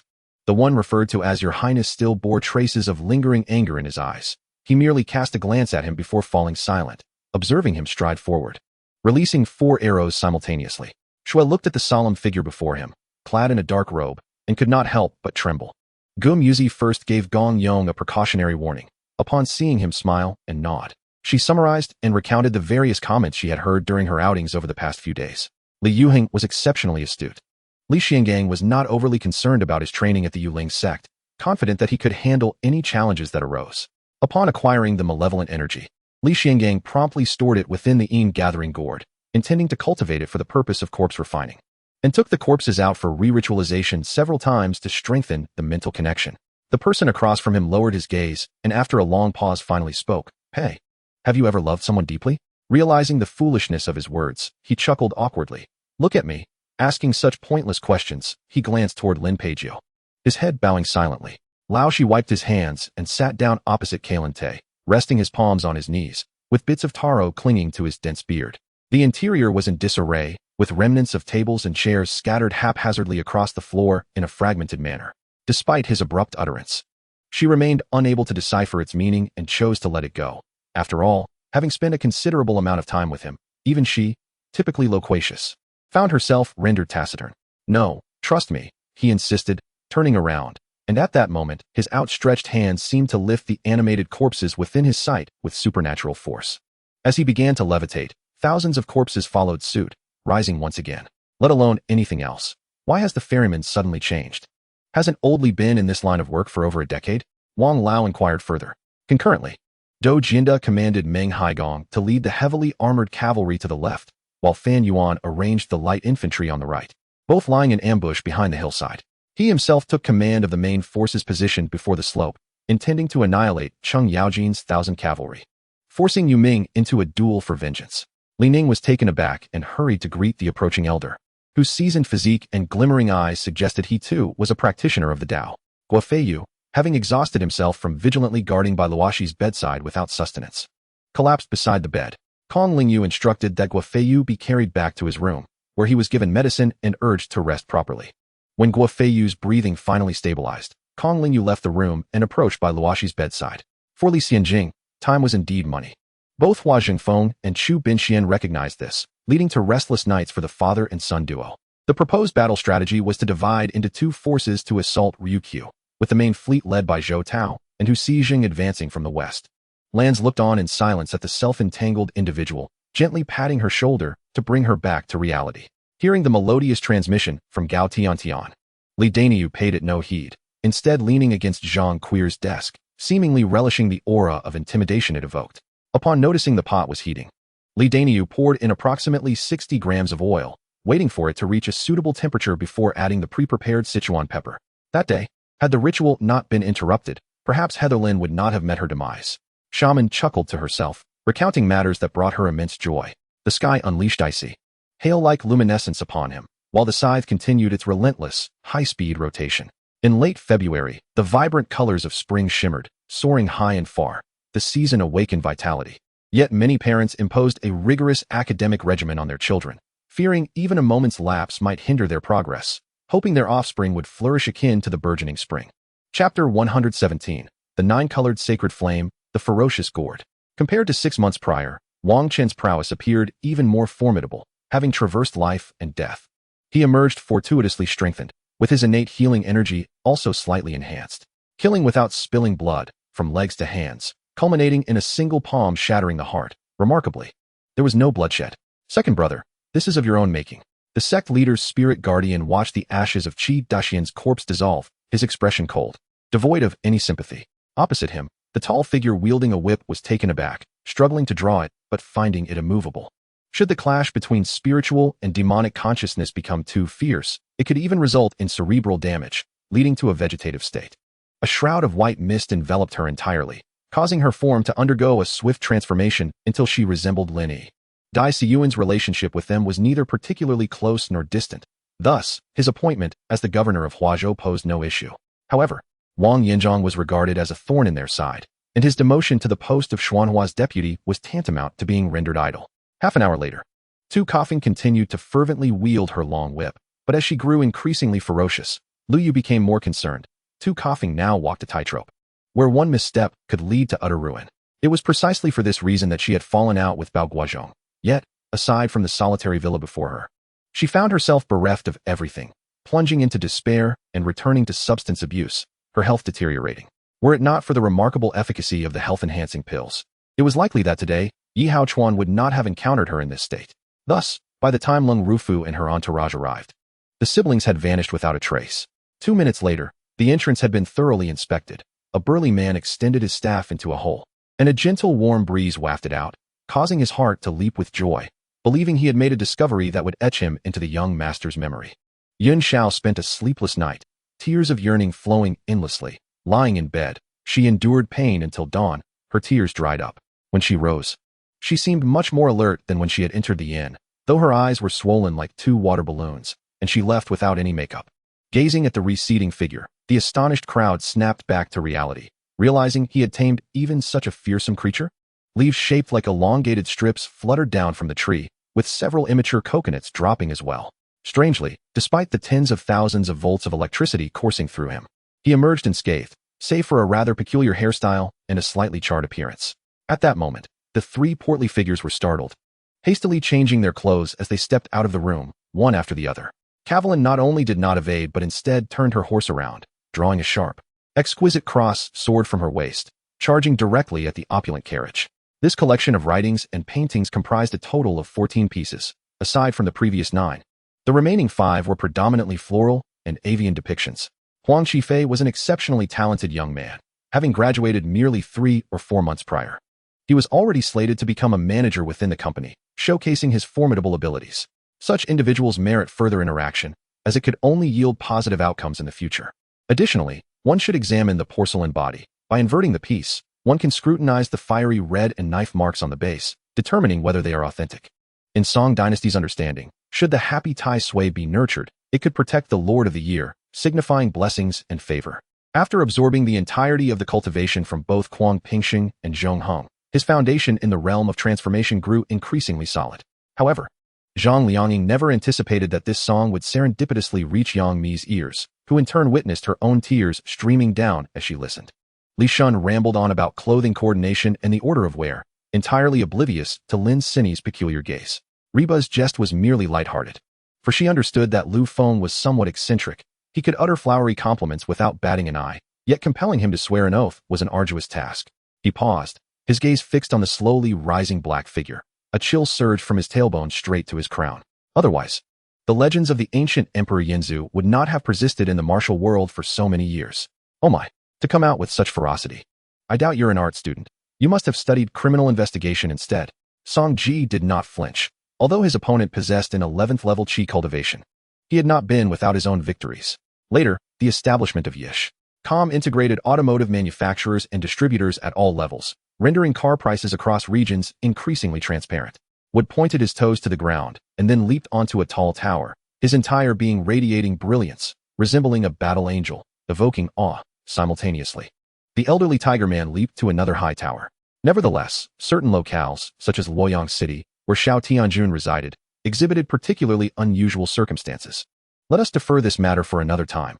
For now, your presence alone suffices for me. Any further discourse would be overwhelming. Zhang Hao interjected hastily, interrupting the topic. The individuals lingering anxiously in the square outside the palace believed they were safe now, as the formidable members of the demon clan had been chased away by the valiant dragon knights. As long as the chaos outside the imperial city subsided, they could find solace. Chapter 118. The fragment of the source heavenly book, the sutra repository. Goodness, this is a blatant attempt at extortion. Gritting my teeth, I fished out 2 large handfuls from my satchel to hand over to him. Is there nothing else you can speak of in my presence besides mentioning Xing'e? Hong Zhou interrupted her words. The garrison in Dengzhou was already sparse. Should the city fall, the Gaochang kingdom would continue its advance southward. The chief magistrate spoke with urgency and severity. By nightfall, the members of the convoy had settled down. I emerged from the ethereal realm without hesitation, activating the water god's ethereal effect, materializing several kilometers away, striking a drowning dog while it's down. This holds true, although wooing often appeared reckless and muddled. It was indeed her method of self-preservation, and now she saw it clearly. When I first heard of Su Xiu's grave illness, I disregarded the consequences and left the capital without permission, defying the emperor's orders. Such acts are a grave taboo for a military leader. If dealt with according to military law, even execution would not be deemed excessive. The current sovereign, granted by heaven, is rather suspicious, cold-hearted, and ruthless. And I bear the weight of my crimes, a descendant of a condemned man. It turns out that all the charms I encountered in the past were merely trials. I cultivated my skills and love solely to meet this person, pouring my heart and soul into my affections. Subsequently, the system scanned my facial features, and before long, a bald figure strikingly similar to me appeared before my eyes. Lu Xiang'er's sudden departure caused Hua Qingqing, despite her naivety, to sense something amiss, as if an event was about to unfold. In her disarray, she recalled Lu Xiang'er's words and turned to forcefully push through the people around her. Heading toward Lu Hong, Mu Chunxie issued an order for guests to depart, and naturally, Qian Qingxi would not linger, having already solemnly expressed her gratitude to this prince. She felt a mix of disappointment and discomfort, for it was the first time her pride was disregarded, leaving her with an unpleasant taste. Moreover, the entire Miaojiang region was aware that the sole force possessing this coffin was the illustrious Wandu sect, and it was an exclusive treasure of their 9 esteemed elders. Even if the beast control sect were to retrieve it for use, once deployed against an enemy, it would be easily recognized. Chunin spoke, his figure shifting as a thunderous spell accumulated and manifested with the might of a war god, striking forth in an instant. Qing Chun, when did the Black Sky Pearl return to your possession? Chun Mo inquired, narrowing his eyes. The heart directed toward the heavenly emperor seemed to create illusions of life and death with every breath, as countless ephemeral beings continuously appeared and aged around him. In truth, Yang Yifan felt quite content. Merely surviving this ordeal was a stroke of fortune. During his frantic escape from the explosion, a wondrous force erupted within him, a power he had previously encountered. Hee. In any case, Brother Mu, aren't you aware now? However, you must not disclose that sister has spoken of this. If I reveal it to others, she will not allow me to join them, she said nervously to Tang Lichuan, entirely devoid of jest. Hello, is this Lin Xiao? Haha, what a surprise to hear from you. I've been swamped lately, just preparing to visit you to congratulate you on your victory. As soon as the call connected, Chun Yuan's laughter echoed from the other end. Securing a job in the mechanical city is no easy feat. Upon hearing this, both individuals immediately wore glum expressions, their gazes turning fierce as they fixed their eyes on Lin Yi. During today's conversation in the room, his inquiries seemed as if they had never occurred at all. Sun Yi observed the elder taking a solemn oath to Ning Xian, refraining from interjecting. Upon reflecting on the elder's words, he felt that the elder might have mistakenly taken him for a formidable figure. What a stroke of luck it would be if he could indeed evade disaster through this misunderstanding. What should we do? Must we truly submit to longmen? In this realm, some concealed masters were also thrown into disarray. It seemed to have some benefits for healing. As for the rest, Gong Sun Chong squinted and shook his head. Just as he contemplated how to unearth Tang Feng once more, through the swirling sands, he glimpsed a figure in the distance. Lin Yi was somewhat taken aback. Although he knew that the Yun family was a prestigious clan in Nanyang City, he had not anticipated that they could acquire this private airport. For most airports and aircraft in the current continent remain state-owned, with few private ones available. Unknowingly, she found herself entangled with him. Her face shifting from a honeyed hue to a slight blush as she glared at him across the table. Duan Yuan felt a tinge of embarrassment as well.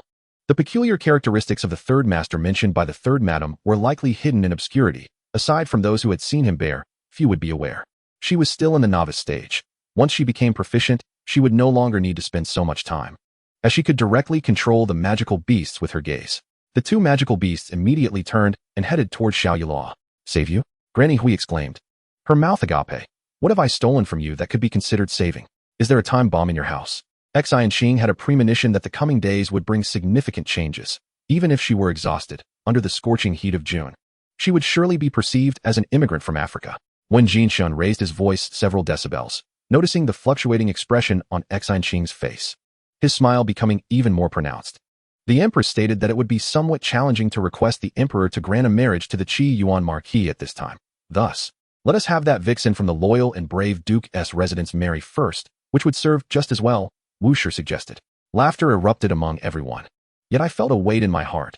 Observing that this Baizé was so glib-tongued, it was evident he was not the simpleton from my family. Xi and Xing picked up her chopsticks, purposefully adding more dishes in a Chu Yunhao's bowl, clearly harboring grievances about being ruthlessly taken advantage of. Her intention was to ensure he did not finish all his food, but rather ate until he was sick. Sister, it is as follows. You have been in a deep slumber for a day and a night. After you fell into the water that day, it was Prince Li who rescued you and brought you to the Li Wangfu, Green Fern explained. Do not be fooled by the cheerful banter of these soldiers. They will undoubtedly harbor resentment against Xingyang in due course. The gravity metal bullets, once activated, generated a gravitational field hundreds, even thousands of times stronger than Earth's gravity in an instant. The spectacle of their battle seemed utterly trivial in someone's eyes.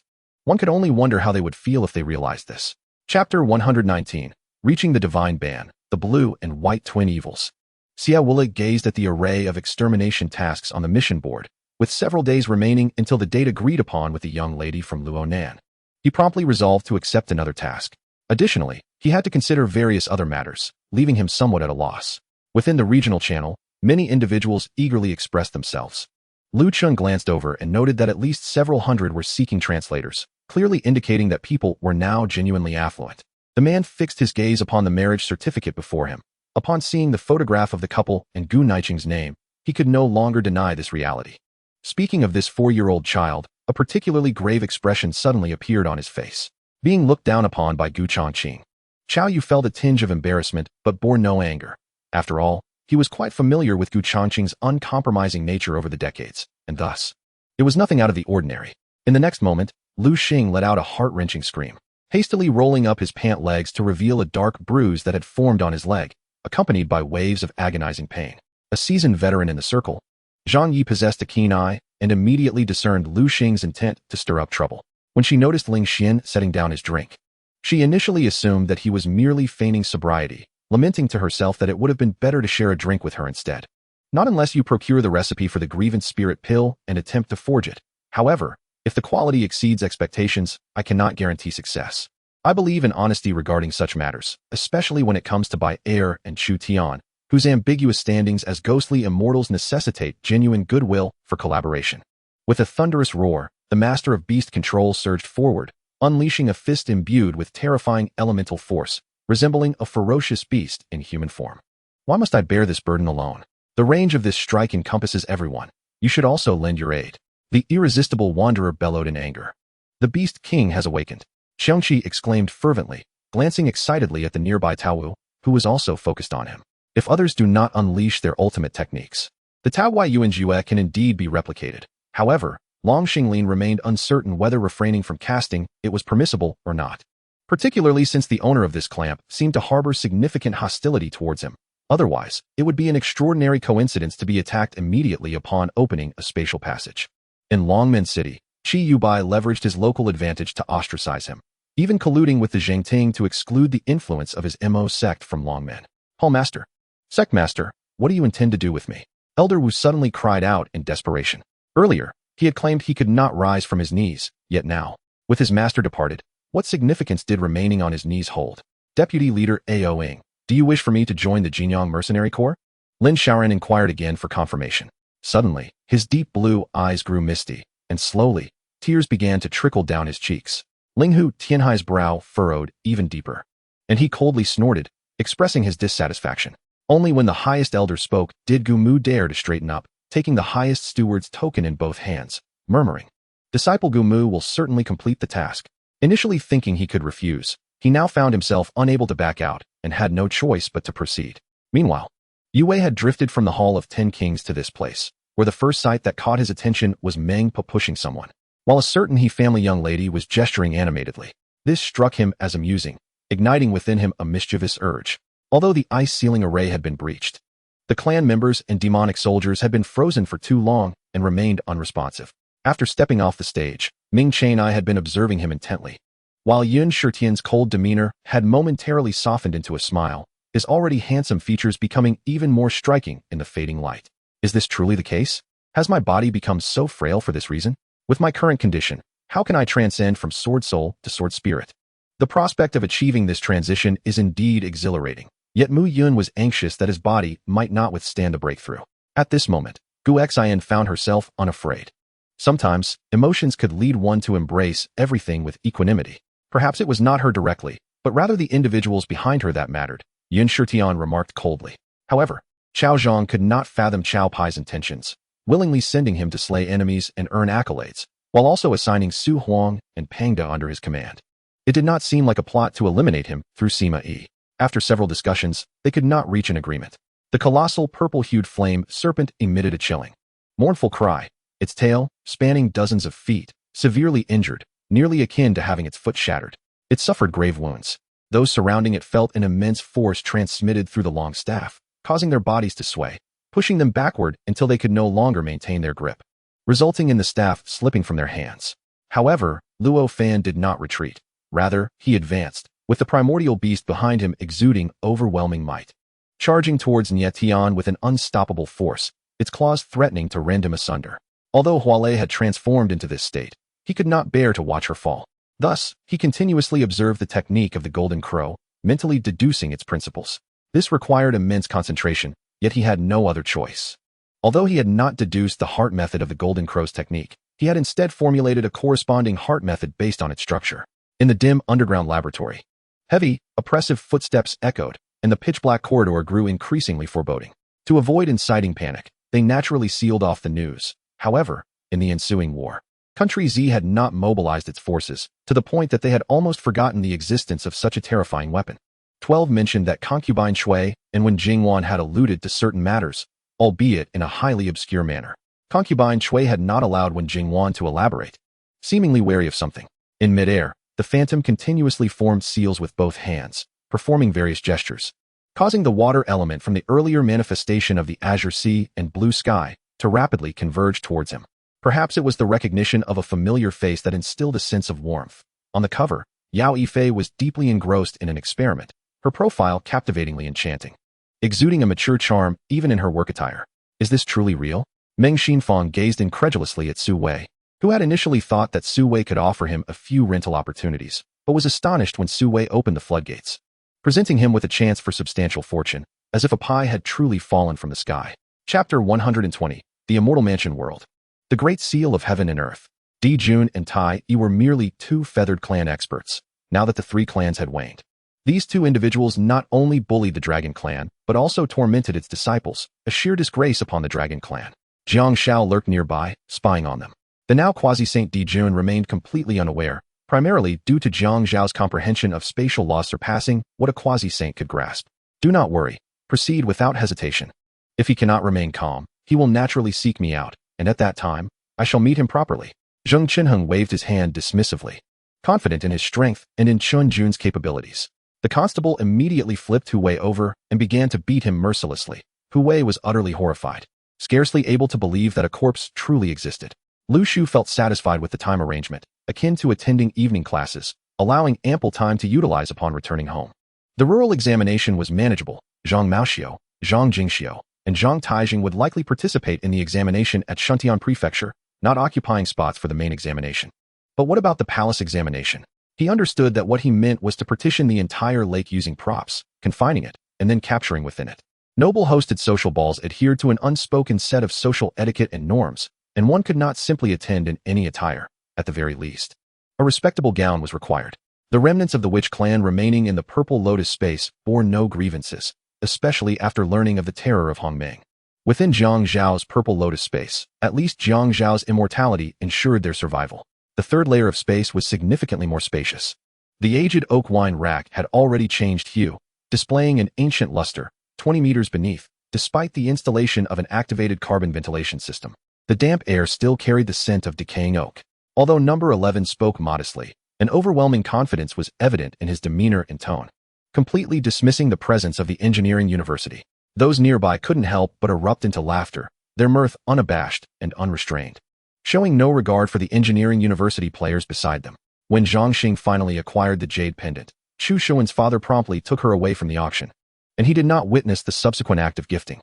Rui was profoundly moved, her heart akin to being swept by tumultuous waves, retreating and surging forward, enveloped solely by immense joy and warmth, allowing her to let go, forgive, and forget.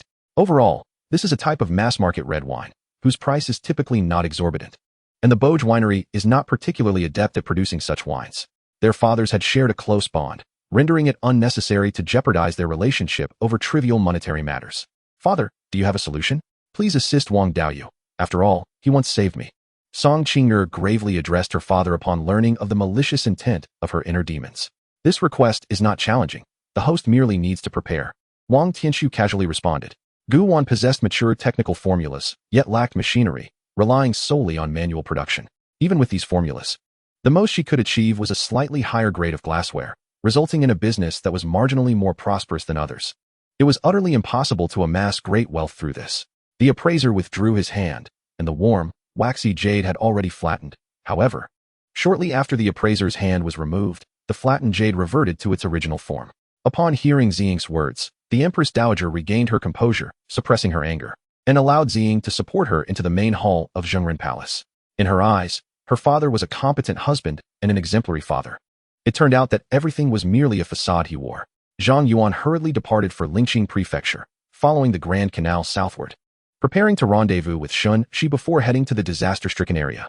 The Soviet pilot, witnessing the slow progress of the Gneisenau, felt something was amiss. Where had the ship gone? Were the Germans intending to leave this flagship behind to cover the retreat of other vessels? Because she had usurped the life that rightfully belonged to him. Even if she was initially compelled, she ultimately claimed his existence. Li Yi sipped his tea, facing Li Yunfei and the Lu couple. They recognized that Li Yi had something to say and promptly straightened their posture, sitting up attentively, awaiting his admonition. Considering Xiao Yang's background, it was likely that even super-rich heirs like Wang Sickhong would be wary or eager to curry favor with him, prompting many to approach him eagerly. Upon seeing this, Master Su felt delighted and thought to himself that she was indeed a well-bred lady, every gesture she made exuding refinement. It was no wonder the Emperor and Empress Dowager took so long to choose her. Xiao Sei smiled and nodded. Having resolved to diligently earn the favor of Liao Fu and Liao Mu, naturally not refusing, especially since Liao Shuer would soon be her sister-in-law, and their families would have ample opportunities to interact. Which one does Lord he wish to join? The crowd turned to see Wen Yi standing at the door, with Shunli smiling behind her. A few years ago, he had suddenly come into fortune, returned to renovate his ancestral home, and appropriated a considerable portion of his neighbor's land, causing quite a stir and igniting numerous disputes. All right, I'm leaving. If you need assistance, just let me know. Su Lang patted Miao Hei's shoulder. Then, they would confirm their relationship around the same time, marry, and have children, leading lives that were nearly indistinguishable from one another. After stitching was completed, the gauze absorbed the surface blood, and then was covered with fresh gauze while the isolation cloth was discarded, ultimately secured with a bandage. Ning Yin arrived on an electric bike. Many in the shop had already seen through the glass, and, noting her unimpressive attire, largely ignored her upon entry.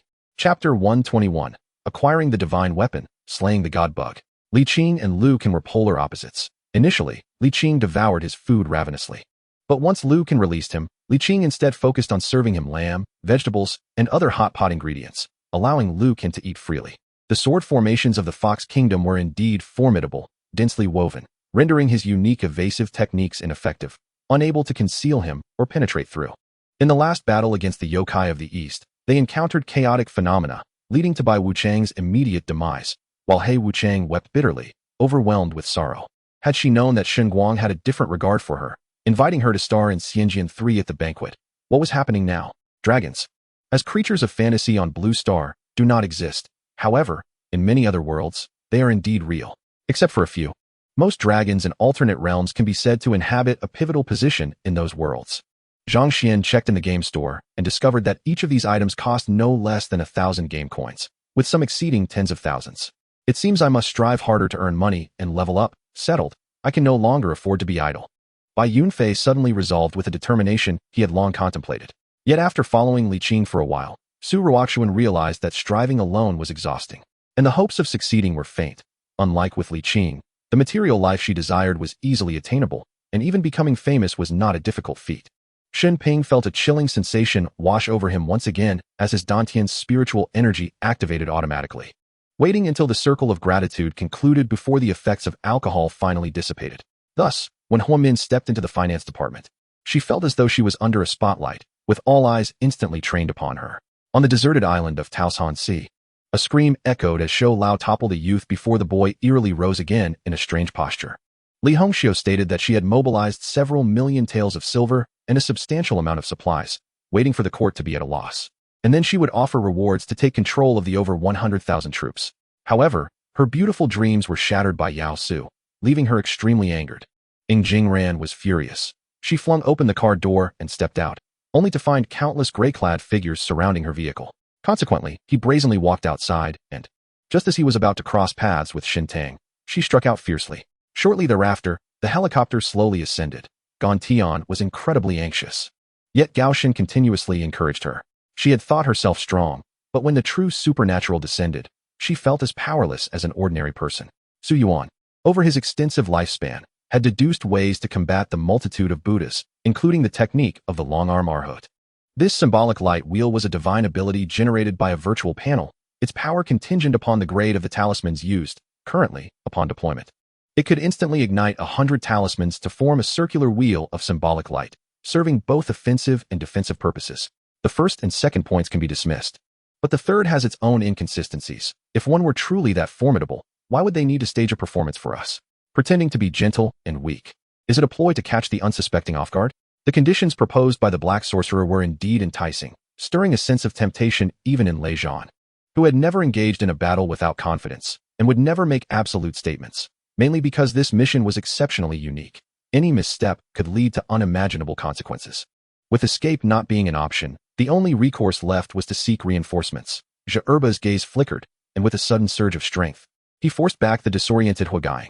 Karina now yearned to engage in thrilling and passionate activities with Su Yang in the car, reminiscent of their escapades in North America when they had indulged in similar exploits in that Ferrari. This is the processing factory of the territory itself. When you return, I will bring you a complete set. When I have time, I will visit Uncle Mirans, who smiles like the moonlight. Regardless, it would be discourteous to circumvent the city. I truly lack consideration at that moment. Now, time is of the essence. Johnson is exceedingly busy and cannot afford to waste time on this young lady's prayers. He instructed Aisha to immediately take a helicopter and inform all those in Dubai, whether they have left or not, that the virus crisis has been resolved, urging them to return home to watch television. To combat the isolation organization, the Longblood military base will conduct a military operation codenamed Dragon Strike in the capital of the wine country, executing aerial assaults on multiple designated coordinates within the city, while ground troops will enter the capital following the conclusion of the airstrikes. Amidst the ravaging blizzard, a faint green halo suddenly enveloped Hefik's body, isolating him from the wind and cold. Yuan Rong had long known the cause of the losses, but he dared not speak of it to anyone. Once uttered, his life would be in jeopardy. The storyteller is a reaper, born into a family of assassins, a mysterious lineage whose mission is to serve as assassins. No one knows the reason, nor has anyone ever inquired, as if they exist solely to be killers. Soon after, streams of spiritual energy began to emanate from Chu Tianqing as he commenced his formal cultivation. Surveillance revealed that in the last 3 days, He Xiaoya had not appeared among the visitors from Tangjia village, leading to suspicions that Lin Gu and others had tampered with the video. The old man's cultivation has now been entirely sealed within the spiritual essence crystal pill of becoming a father. Only by enhancing his martial comprehension can his cultivation gradually be released. The sight of 7 orifices bleeding would be considered quite attractive. Many heads were gnawed down to mere halves, while others had entirely lost their flesh, leaving only a stark skeletal frame. Li Qian nodded in agreement. But even if she remained in this peach tree garden, only Dong Xuanqing would know of her presence. Where should she spend her time? What if she fell ill again? Centered on Li Kaizhou's fist, at the moment of striking, an invisible force of collapse radiated from him in all directions, distorting even the light around him. It was evident that the government had enacted a cover-up regarding such matters. Gao Chengshe pondered, resting her chin on her hand. Chapter 122. The Control Dragon Array and the Celestial Tier Green Gold Book. Although the door was tightly shut, it could not prevent the wave-like cheers from surging in. Do not misunderstand. This series of cheers was certainly not in welcome of them. Had it not been for the demon Viscount being preoccupied with finding a place to properly digest these souls, he might have immediately clashed with Duoluo. Not long after, Wu Kai emerged from the bathroom post-shower, donning the clothes that Xuanying had prepared for him. Earlier, his partner Babel had taken a solo shot that Dong Xian easily intercepted. Logically, he should have passed the ball to the center. But why couldn't he go against the grain? If he insisted on shooting, Dong Xian would surely not anticipate his boldness. Before any new mental fluctuations could arise from the island, Duoluo cast a mind link, establishing a bridge of communication between the two parties. Another new day dawns. What will unfold? Wei Feng was unaware, but amidst the vast wilderness of the deep forest, if one disregarded the unpredictable crises lurking nearby, it was quite pleasant for body and mind. The wound on his left chest was a bloody mess, with the bullet's tip still lodged in the muscle.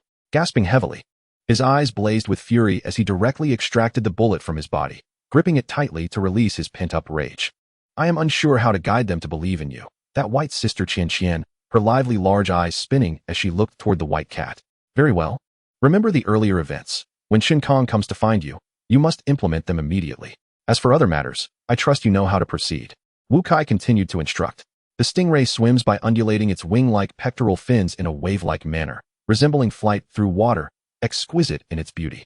Its fins can produce a sharp venomous sting, which can occasionally be fatal. The stingers renew and grow each year. Yi Xiu's outward disguise was impeccably flawless. Yet under Zheng Lijuan's watchful eye, she could see through it instantly. Yes, thank you for your mercy, my lord. The man, feeling as though he had received a reprieve, nodded and bowed, hastily leading his remaining subordinates away in a panic. Some households were nearly out of provisions, subsisting solely on vegetable porridge each day, while the townsfolk grew increasingly anxious. Murong Xian closed his eyes, contemplating what to do next. He was now incapacitated and could not seek out Exiner. Liang Jingwei chuckled, stating that previously their team was the only one, necessitating frequent missions, but now it was different. With the special forces having increased, their tasks had notably diminished, resulting in a less hectic schedule. Yi Weilon was beautiful, intelligent, and brave, a hacker with commendable skills, capable of matching his marksmanship. In the past, was I truly so despicable? Gu Liushi moved her head, which inadvertently caused pain to flare through her body, contorting her face in agony. Anger made her body tremble slightly as she glared fiercely at Yin Xingyi, pointing an accusatory finger at him. Yi Xingchen furrowed his brow, his unease intensifying. He promptly dialed Wu Fengqing's number, asking him to check if Yang Xiaojun and Su Yuqin were present. His voice was chilling, akin to that of a messenger from hell, startling Murong Xia, who, before she could comprehend her thoughts, instinctively stepped aside to grant him passage. Just as he was about to act, Fang Yi was taken aback. Realizing that Luo Qing was exceptionally agile, none of the 5 rifles fired at her found their mark, and she seized the opportunity to shoot one of the robbers in the arm. The battle between Zhang Heng and Zero was far from the intensity of previous encounters, yet the peril involved was even more pronounced. However, as time passed, Xingzu could no longer afford to delay. It was already the final day, and the entire Qin army hoped for Mu Chen's prompt return.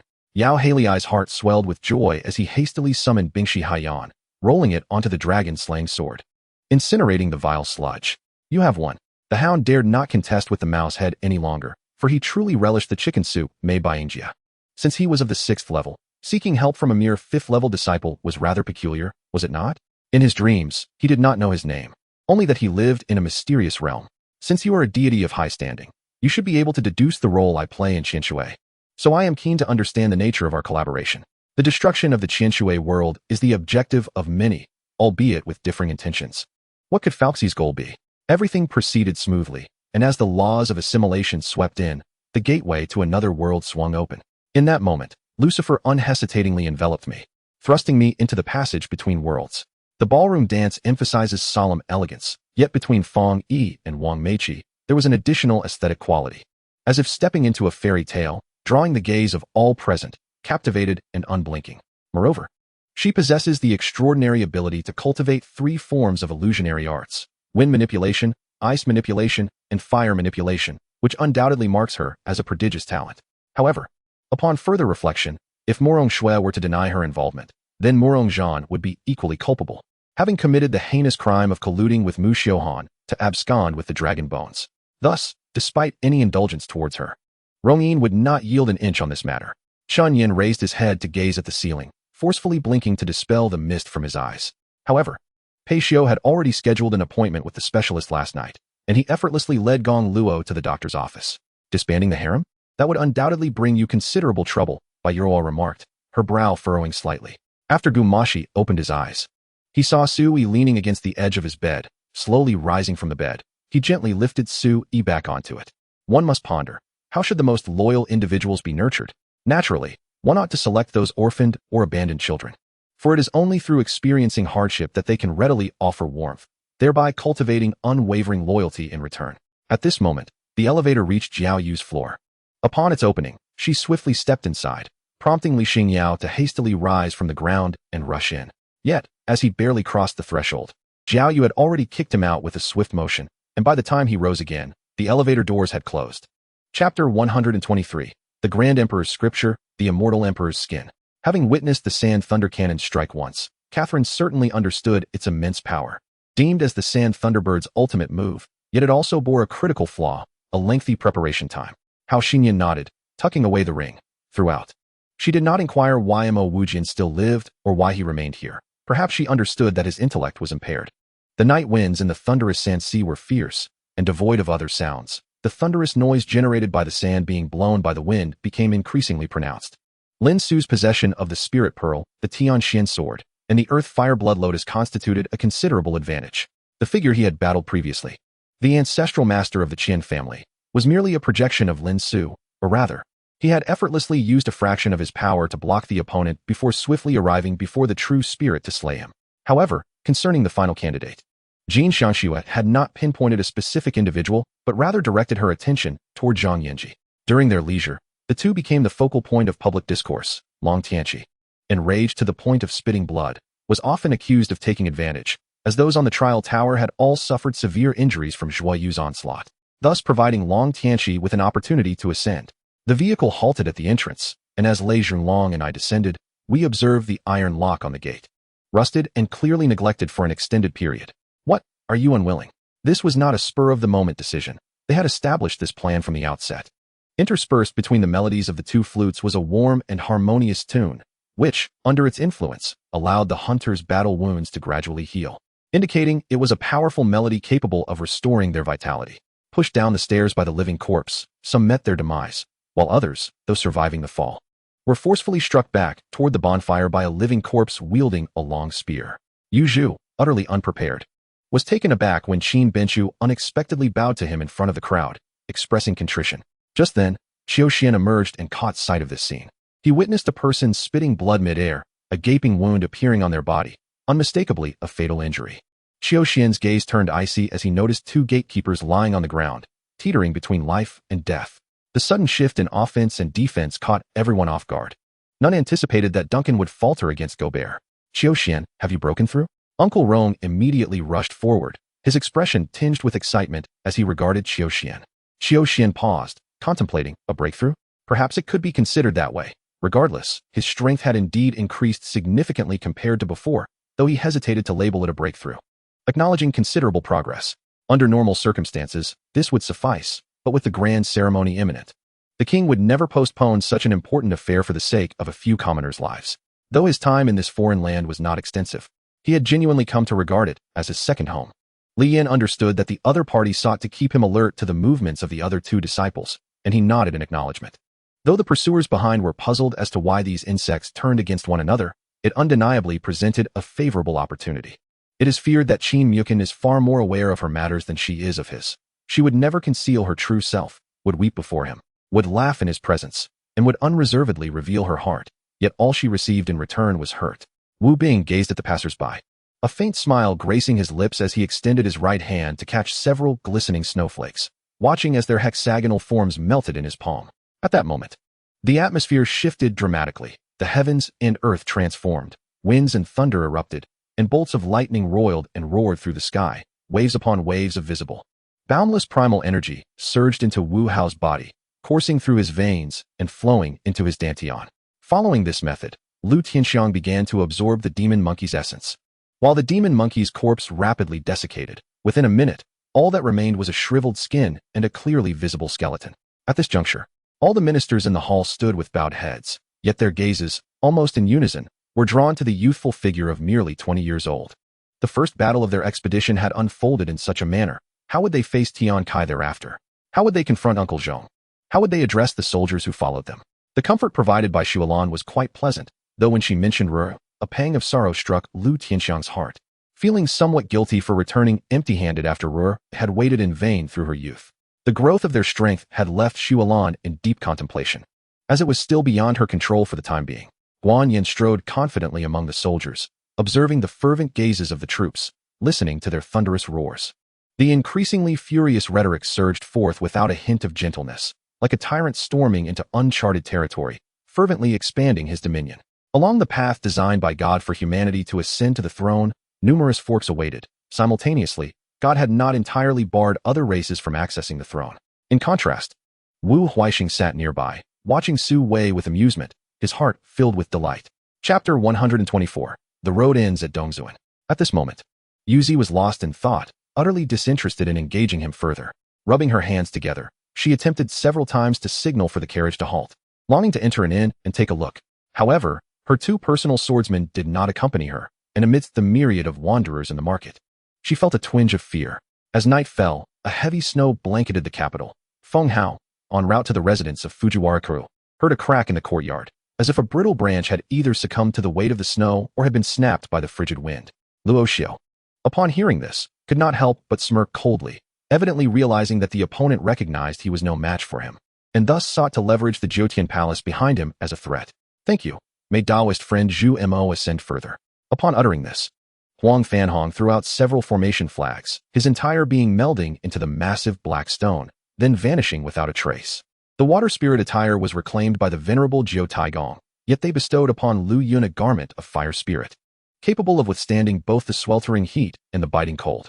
As Yu Zi entered the palace, all heads turned to gaze upon her, especially those of the concubines seated behind Zhao Chushin, who fixated on her intently. However, Lu Yun's strikes surprisingly suppressed their swords, causing one to press against the neck of each adversary. Never in Lu Yun's life had he imagined that the tales of the divine mountain sect he grew up hearing would culminate in the sect's leader kneeling before him. Indeed, apart from a desire to forget, there seemed no other recourse, and naturally, this thought lingered in the hearts of the men who had never contemplated such a notion. Yet, one undeniable fact remained. The expressions of the men had shifted. In her messaging app, the safe conversations were entirely filled with the sweet exchanges between Lin Xiren and Lin Feng, who never addressed one another by name, but rather as darling and honey. The mentors encircled the caravan one after another, vanishing only after they had exited Yin City.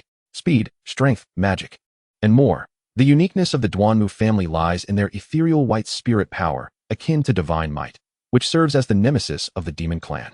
Nearby, other students curiously leaned in, eager to fathom the affliction plaguing the monstrous Kara. Surely, the interior of Fox Ridge Mountain had been hollowed out? A ground escape would likely be futile. The moment one attempted to burrow, they would be discovered. It seemed she must devise a plan to infiltrate, she mused inwardly. Yet, this task, which appeared deceptively simple, vexed her immensely. Enough is enough. This matter must cease.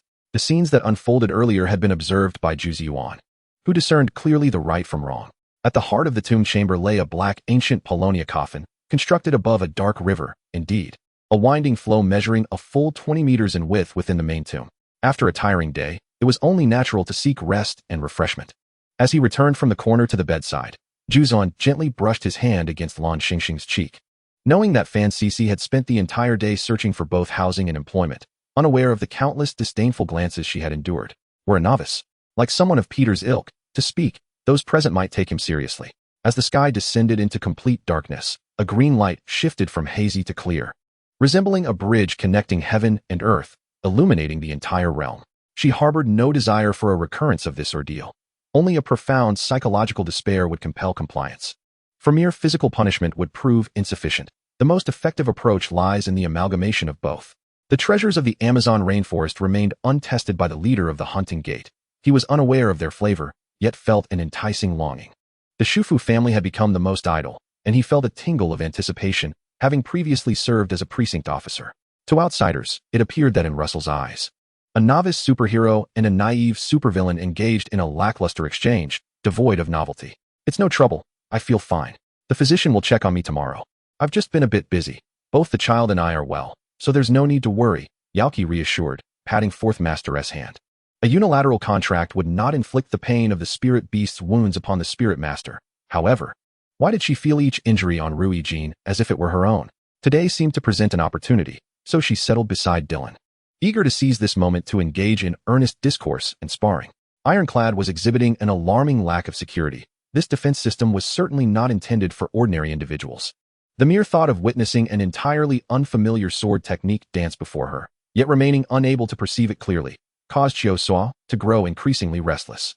The host, observing the scene with beads of cold sweat, attempted to comfort Pei Sheng, who was agitated by betrayal, while simultaneously maintaining control over the unfolding script to ensure the game proceeded smoothly. Although humanity's stature is not that of a ferocious beast, and the vast majority of students' life plants were in their germination phase, summoned entities could not assist in combat. Long Shun had scarcely comprehended what Lu Xiao had just articulated, only realizing that Lu Xiao had summoned his life plant. She and the guardian spirit, Qi Feng, now charged all expenses to a specially crafted unlimited bank card. It was as if she had vanished from existence, her being condensing into a singular point, as her attack sharpened to a piercing edge, an inexorable chill surging forth towards the brave. Chapter 125, Fishing for Justice, What Penalty Awaits? Individuals such as Mu Qingqing, a paragon of beauty and grace, seldom engaged in social calls. She understood well the principle of rarity equating to value, and thus would decline invitations from ordinary wealthy patrons, only entertaining those of considerable influence, or individuals of extraordinary talent or exceptional appearance. As they traversed the path, news of Qin Lei and Qin Dian's expulsion had evidently spread throughout Mount Hua. With all in high spirits, purchasing provisions, particularly chicken, duck, fish, and meat, as restaurants repeatedly set off firecrackers in celebration. Upon returning to his hometown, Xiang Yi initially intended to inquire about the red moon from Yu Li, only to find that Yu Li had already concealed himself. An insidious smirk curled his lips, reminiscent of a jealous child. Zhou Zikai finally parted ways with Hu Tingxian, retracting his hands, yet his words instantly rendered Hu Tingxian anxious, compelling her to grasp his hand. Regardless of her past interactions with others, now that she was with him, all ties must be severed. The sound of the flute echoed intermittently, causing many summoned beasts to flee in panic upon sensing the profound cultivation of the gray-clad cultivator, while those remaining floundered aimlessly like headless flies. One even activated a binding talisman, sending forth more vines towards the gray-clad cultivator. Yi Yin and his companion, heeding his instructions, indeed inserted their respective disciple tokens into the grooves of the standing pillars. The individuals within the building, adept at discerning the worth of visitors, recognized this person as someone of significance, not daring to hesitate, and promptly fetched Su Mama from the backyard. Very well, if I am not permitted to see my father, then I shall meet with young Master Xian. Surely that is permissible? The second prince fixed his gaze intently on the guard. She waved her staff, causing ripples to spread throughout the space. In that instant, all present found their vision ensnared by a sudden distortion, their minds spiraling into an uncontrollable haze. Thus, even amidst the roaring flames and tumultuous chaos, not a single officer emerged to intervene. Unbeknownst to them, the Imperial Army was already advancing towards this location, albeit as a retreating force. Chun Fan clenched his palm tightly, then extended only his index finger, channeling the wind attribute spirit power within him to converge at his fingertip. Therefore, throughout ancient China, numerous classic battles employing water as a weapon emerged during the spring and autumn, as well as the Warring States periods. Let us not delve into those, merely recalling the exploits of Guan Yu during the Three Kingdoms, flooding 7 armies, or Cao Cao's siege of Yi City utilizing the Zhang River to inundate the city, and even during the assault on Shuzhou by Lu Bu, water tactics were employed. He could not fathom the source of this feeling, yet upon hearing that voice, an urgent desire to meet its owner surged within him, compelling him to strive even harder to open his eyes. According to the rules governing consecutive victories, if purchases were made post-battle initiation, the number of consecutive victories would be reduced by 1, effectively lowering the overall odds, hence her remarks. That day, upon receiving a hasty missive from Soga via German, I became aware that, while I stood in a standoff with the Grand Army of Chashu, the internal factions in Kyoto, led by the Motong clan, were audaciously intent on seizing the opportunity to eradicate the Soga clan, which had long wielded power over Yamato, disregarding the imminent threat posed by the enemy. Fortunately, Hody Jones was not a genuine hero. The true hero was yet to make an appearance. In a shop beside the square, the proprietor and his assistants trembled in fear. Huddled in a corner, while a stout man sat by the window, observing the thronging crowd in the square, as his subordinate spoke up. Because of this, the imperious commander Su Shushan abruptly concluded his rendezvous and returned directly to the Xia residence. In truth, Shen Yan had already resolved that. Should Hu Gue candidly inform him that extending clemency to Wu Hehua and others would yield them leniency, she would resolutely refuse such leniency. The second elder casually uncorked a bottle, and a burst of resplendent, multicolored light enveloped the space, causing her to hastily stuff the starstone vial into her hands. Initially, they had harbored doubts about Ding Baona's elopement, but now they comprehended the extent of their naivete. Moreover, she felt an inexplicable trepidation towards the ever-smiling Gu Shi, while she was oddly undeterred by the irritable Yu Xiaoman. The colleagues in the office were not all of the same aristocratic lineage as Jiang Yabo's family. After the previous uproar, they were aware of Gu Shi's medical prowess, which was largely concentrated among those families. Hence Jiang Ya's words elicited no further thoughts from her colleagues. If it were said that she previously sought to monopolize the opportunity of a celestial beast due to her status as the Star Lord, surrender? In my lexicon, there exists only the dead enemies and the subdued allies. Which do you choose? Feng Xingying's aura retracted, and the space around him resembled a sea of fire, yet ceased to spread. The princess's residence was governed not only by regulations akin to those of the prince, with officials also mirroring the prince's structure, as Sumomo had specifically mentioned. No, indeed, Ku'er, your news regarding Tianqua's entry is rather intriguing. Are you aware of it? I indeed witnessed their trio's astonished expressions. However, I am aware that those who purchased tickets were reluctant to leave thus, which is why I refrained from urging them to depart, as doing so could easily incite disputes. Some might act impulsively, risking their lives in the process. In the ensuing conversation, Wen Chuxian increasingly felt that encountering Mu Fan was his stroke of luck. Mu Fan proposed numerous lucrative ideas and offered various feasible strategies for the enterprises he and Lan Mingyu were currently managing. Long Tianao wore a grave expression, fixated on the figure lying upon the bed, his eyes betraying an indistinct emotion, yet one could sense his sorrow. Glancing at these relatives, all wore expressions of schadenfreude, awaiting her downfall, truly a reflection of the world's coldness. There was a cave, brightly illuminated, suggesting that the entrance to the tomb lay within. I pondered how to stealthily enter, considering the vigilant guards surrounding it. Generally, if a grave has an entrance, it would also possess an exit. Searching for either would prove exceedingly arduous, akin to finding a needle in a haystack. Chapter 126. The Mountain-Pulling Immortal Gu, the Heavenly Demon Scroll. Sun Fengzhao's incessant questions left Lu Qixin both exasperated and amused, unable to resist engaging in playful banter with him.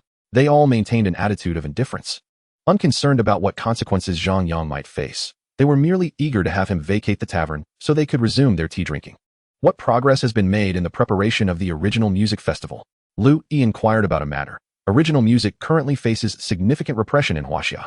Every matter possesses two facets. A decision cannot possibly satisfy everyone. Even in a powerful and prosperous nation, there are still traitors. Within Sun Mubai's sniper scope appeared half of an M4A1 rifle. However, just as his crosshair aligned, the sound of gunfire erupted beside him, causing the M4A1 in the crosshair to fly away.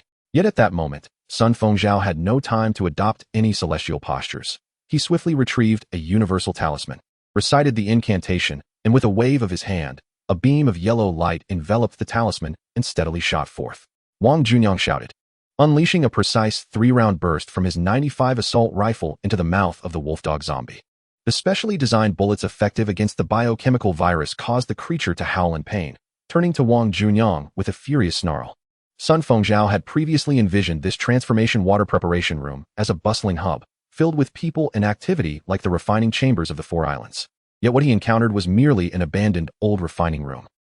It turns out he is a martial expert. Xie Xingbin, upon witnessing this individual's martial prowess, became fully alert and urged Ming'er to swiftly escort him away. Whether it is reasonable or not is difficult to ascertain. Whether it is adopted depends on the collective vote of the assembly for it to take effect.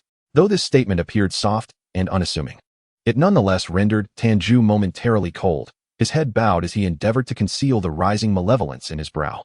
Despicable. Attacking me from the shadows. Watch me not slay you. Neo Yi bellowed, brandishing dual pistols towards the fire mouse demon saint. Yu Junyao grasped the cane placed beside him, extending his arm for support as he ambled towards the direction of the wheelchair. In the nursery, a delicate floral fragrance lingered, emanating from the freshly picked blossoms. Vaguely, he recalled having received a phone call, yet he could not recollect what was said by the other party or his own replies. The large black bull, quite decisively and naturally, took the phone from the director's hand and then returned to the ranks. Anger notwithstanding, He Jin sought to eliminate Zhang Rang. Relying on his formidable generals, undoubtedly, Yuan Shao was the vanguard of He Jin's faction advocating for the execution of the eunuchs. Wait a moment. It is not your turn yet. I shall first procure the heart of the Xian Jade, the king of hell declared, feeling a chill sweep through the small cave. While the king of hell, who had originally sat across from me, had vanished without a trace. Habit, have you truly grown accustomed to it? When have you ever witnessed it? Lin Songming's gaze was piercing, his voice cold and deep. Though his tone was not heavy, it exuded an air of unyielding authority. During the battle, Pan Shun discovered that utilizing the opponent's offensive strength could inflict some damage. Some formidable creatures bound him, albeit lightly, yet it was better than nothing. Upon arriving in the hall, having settled the bill, several young ladies unabashedly ordered a plethora of dishes, causing 500 taels to swiftly depart from my grasp. Meanwhile, Li Tianyu, under the glow of the setting sun, strolled leisurely, as seawater began to mysteriously evaporate from his body. After all, her space was replete with daggers and blades. Providing them with a few would hardly constitute a significant issue.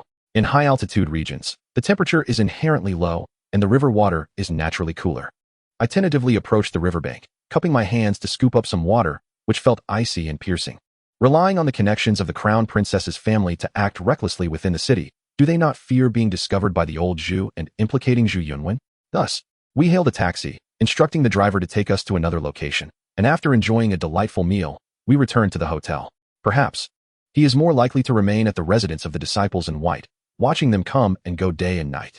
To avoid unnecessary complications, Xia Chu initially wished to remain uninvolved, yet upon observing that military uniform, he felt compelled to intervene. At that moment, a commotion arose behind them as a group approached, further congesting the already cramped backstage passage. As Mu Yuje's words fell, the other party immediately let out a shriek, followed by a chorus of laughter that rang like silver bells. Tang Lei inwardly mused that Tang Huan was quite astute, though he would not admit that the scarf held special significance.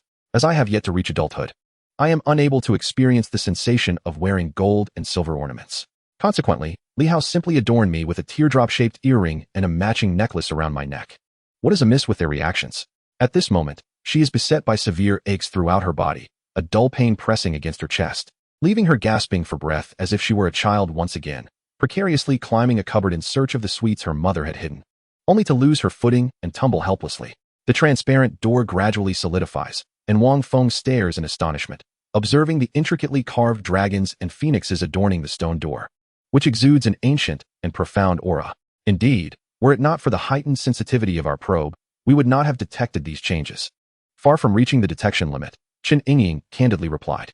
Since that time, Luo Yao has frequently visited her at the hospital, even though she has never awakened nor exchanged a single word with her again.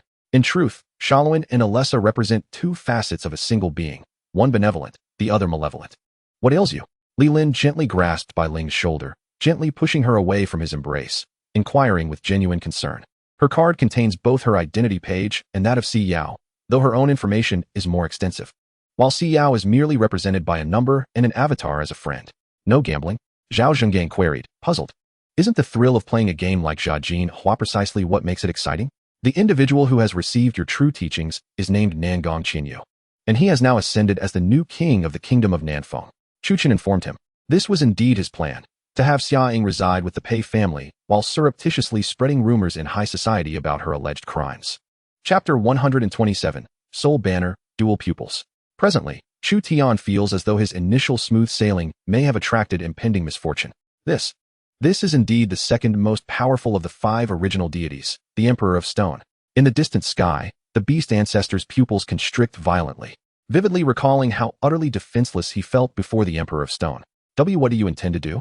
Lin Han was startled by his close proximity, and before she could evade, his lips pressed against hers, silencing her unspoken words. Now that they are aware of Zhao Fei's ailment, there exists a viable method for his treatment. Regardless of whether the old man's approach proves effective, everyone begins to see a glimmer of hope, emerging from the darkness that had previously engulfed them. As for the Japanese swordsman's pet, it appeared to be an unimpressive eagle, continuously circling its master. with the gusts of wind likely generated by its flight. These servants and handmaids are regarded as gifts congratulating Li Hyun-Nan's establishment of a family in Jiuzhou. There is no system of slavery, and each of these individuals has their own households, merely working at the Yang residence. No, my lord has misunderstood. These individuals are here to provide you with better options, the summoner hastily clarified. Li Zhu addressed Manager Wang. Old sir, please head to the farm and oversee the construction of the buildings there. I shall not be visiting for the time being. Send someone to report back every 3 days. Humph. Shen Ao Yu Qiong's expression darkened slightly, as she knocked 2 ordinary arrows and released them with a resounding twang. 2 distinct sounds rang out. Her archery skills were astonishingly precise, as those grenades were struck from mid-air by her arrows, flung across the arena before exploding. Xie Fei and the others, witnessing from afar, felt a shiver run down their spines as they beheld this formidable being awakened from the ruins, whose terrifying prowess left even the representatives of the original deities powerless to resist. There were no objections from the crowd, having chosen to follow Yang Su. They had already resolved to uncover the truth. After listening to Wei An's rough description of the slaughtering axe's form, Pei Na contemplated for a moment and began to devise specialized combat movements for Wei An, even procuring 2 weapons of similar weight and length for practice. Aside from these 2 critical matters, the remainder consisted of trivial tasks. Rising early, Zhou Kuwen stretched and drew back the curtains to gaze outside. The sky remained somewhat dim. The rain that had persisted throughout the night had finally ceased, though a light mist still lingered. The spot beneath our feet offers a patch of land to settle upon, with a roughly 1-meter deep pit at its center. Watching Chu Qingxue hurriedly flee, Sheng Yinchuan's smile grew ever more radiant. However, the meat cleaver barely penetrated a quarter of the way before being obstructed by the soft armor. And upon feeling a sharp pain in his back, Lu Si turned to find Caitlin poised to stab him with a gleaming knife. As I uttered this sentence, a tremendous splash erupted from the water's surface, followed by the sight of a massive chasm opening up, stretching over 10 meters in length. They had witnessed the terrifying speed and defenses of the transformed black dragon, and with him guarding the golden dragon, they felt emboldened to operate the crossbow. Some had perished, others had gone missing, while some remained in various forbidden zones or perilous locations, and others were adrift in distant corners of the sea. Some had already been captured alive by sea beasts. Ultimately, they exerted their utmost efforts to preserve their lives, and it took them 2 years to successfully traverse the sea.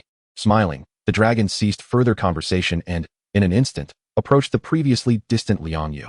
This rapid shortening of the distance was termed forward slash, though it was not an actual skill, but rather an effect achieved through player manipulation.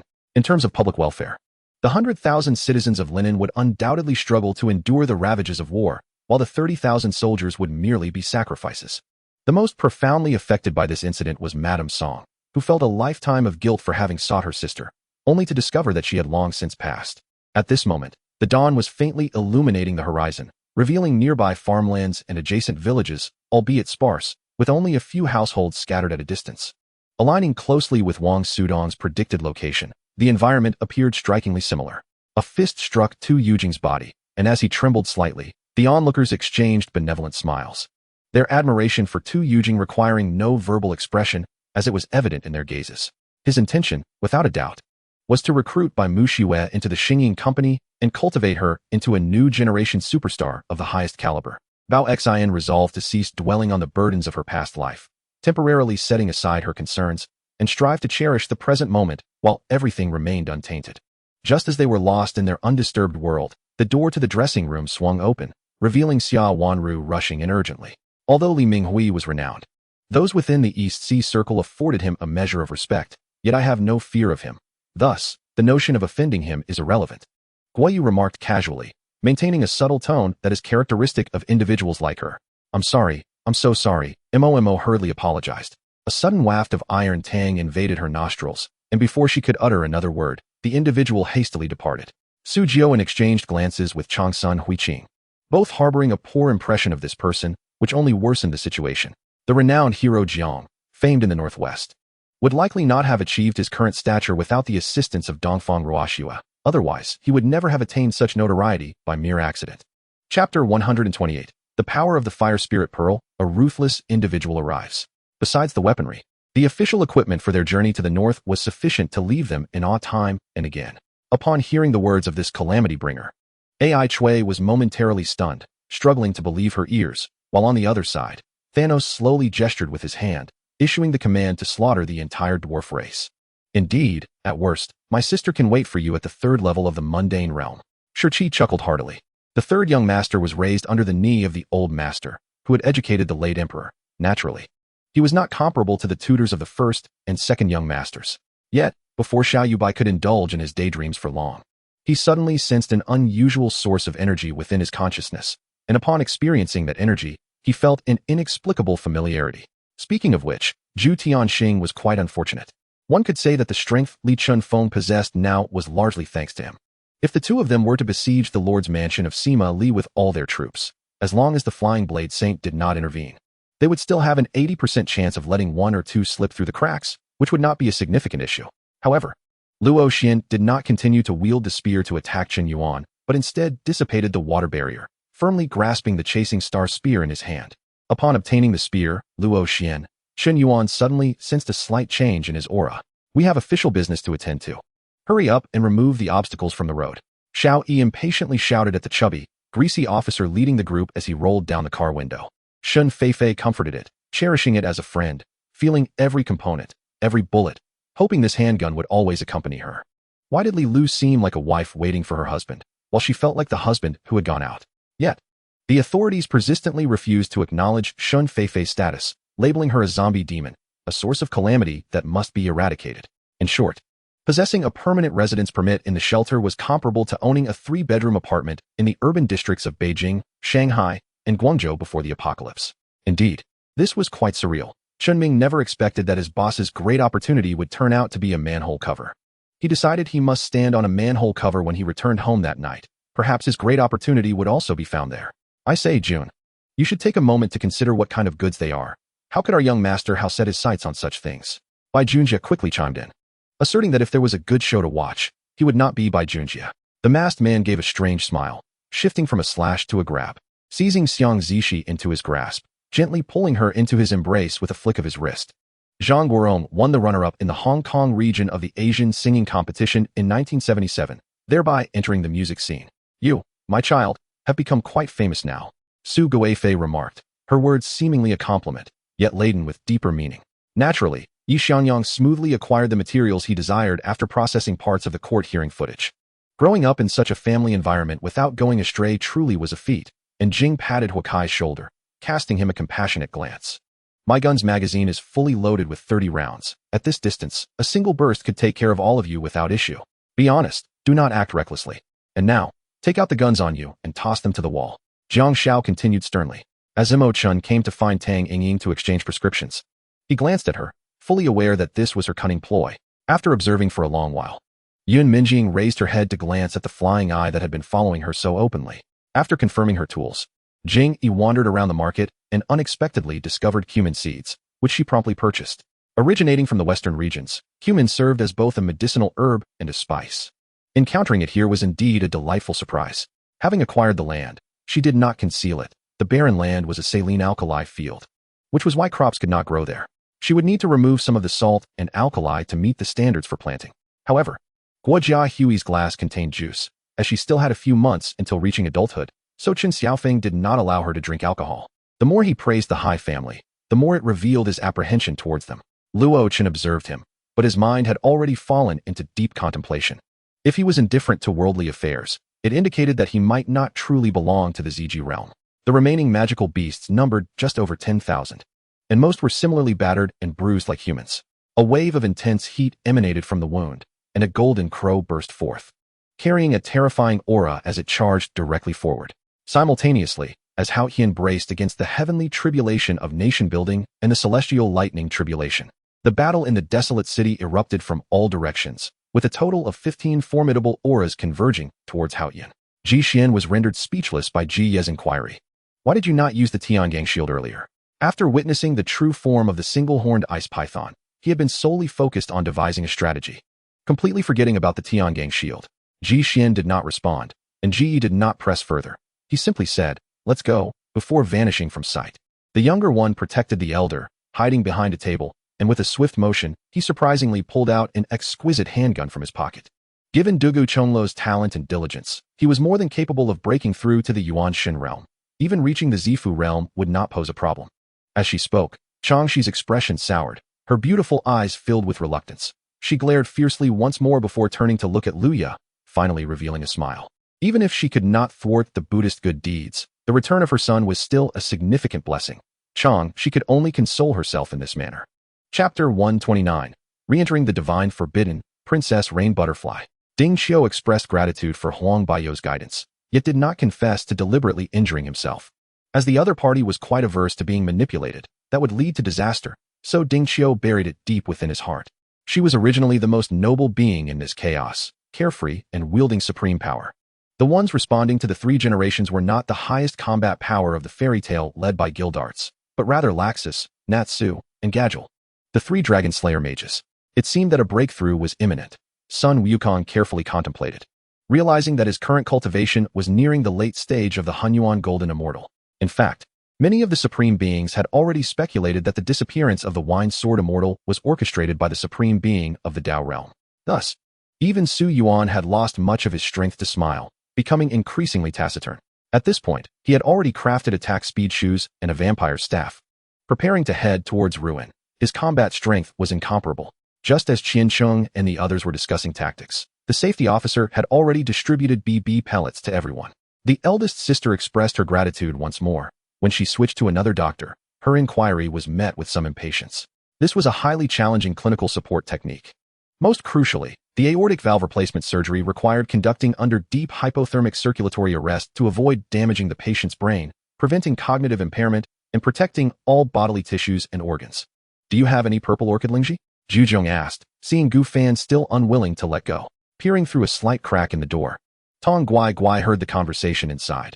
Yunzhe was continuously murmuring, while the assistant spoke abundantly, as if narrating something. The two purple dragon serpents, one to the left and one to the right, roared in unison, lunging towards the already disoriented Shun Tian-level martial artist as they followed the trajectory of Gu Fan's fists. Awakening from slumber, the day was already bright. Light poured through the window, streaming through the lush branches of flowers, casting a patchy glow across the ground. Zhang Fan suddenly smiled, relieved that they had not entirely lost their emotional intelligence. Although He Ming's eyes were filled with hatred, Zhang Fan was not concerned that he would be blinded by vengeance.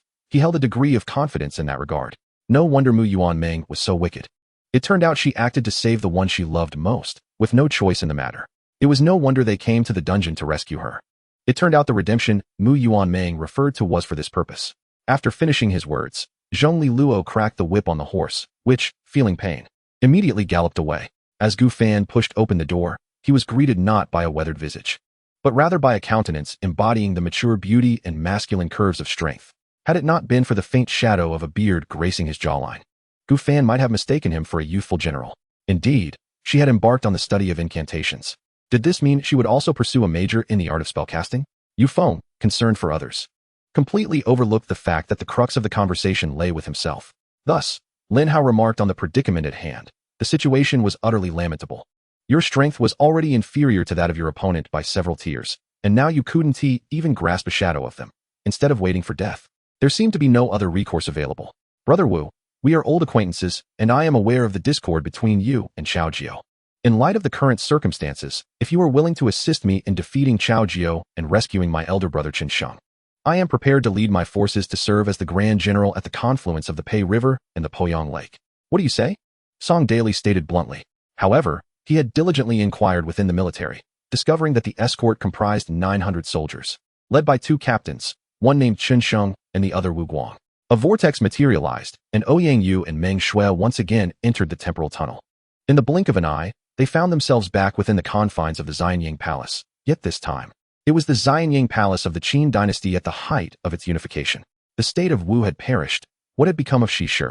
How did she spend the latter half of her life? Their hotel had not achieved the reputation of the Southern Cuisine House, not solely due to the shortcomings of the head manager, but also because of the establishment's renown and business strategies.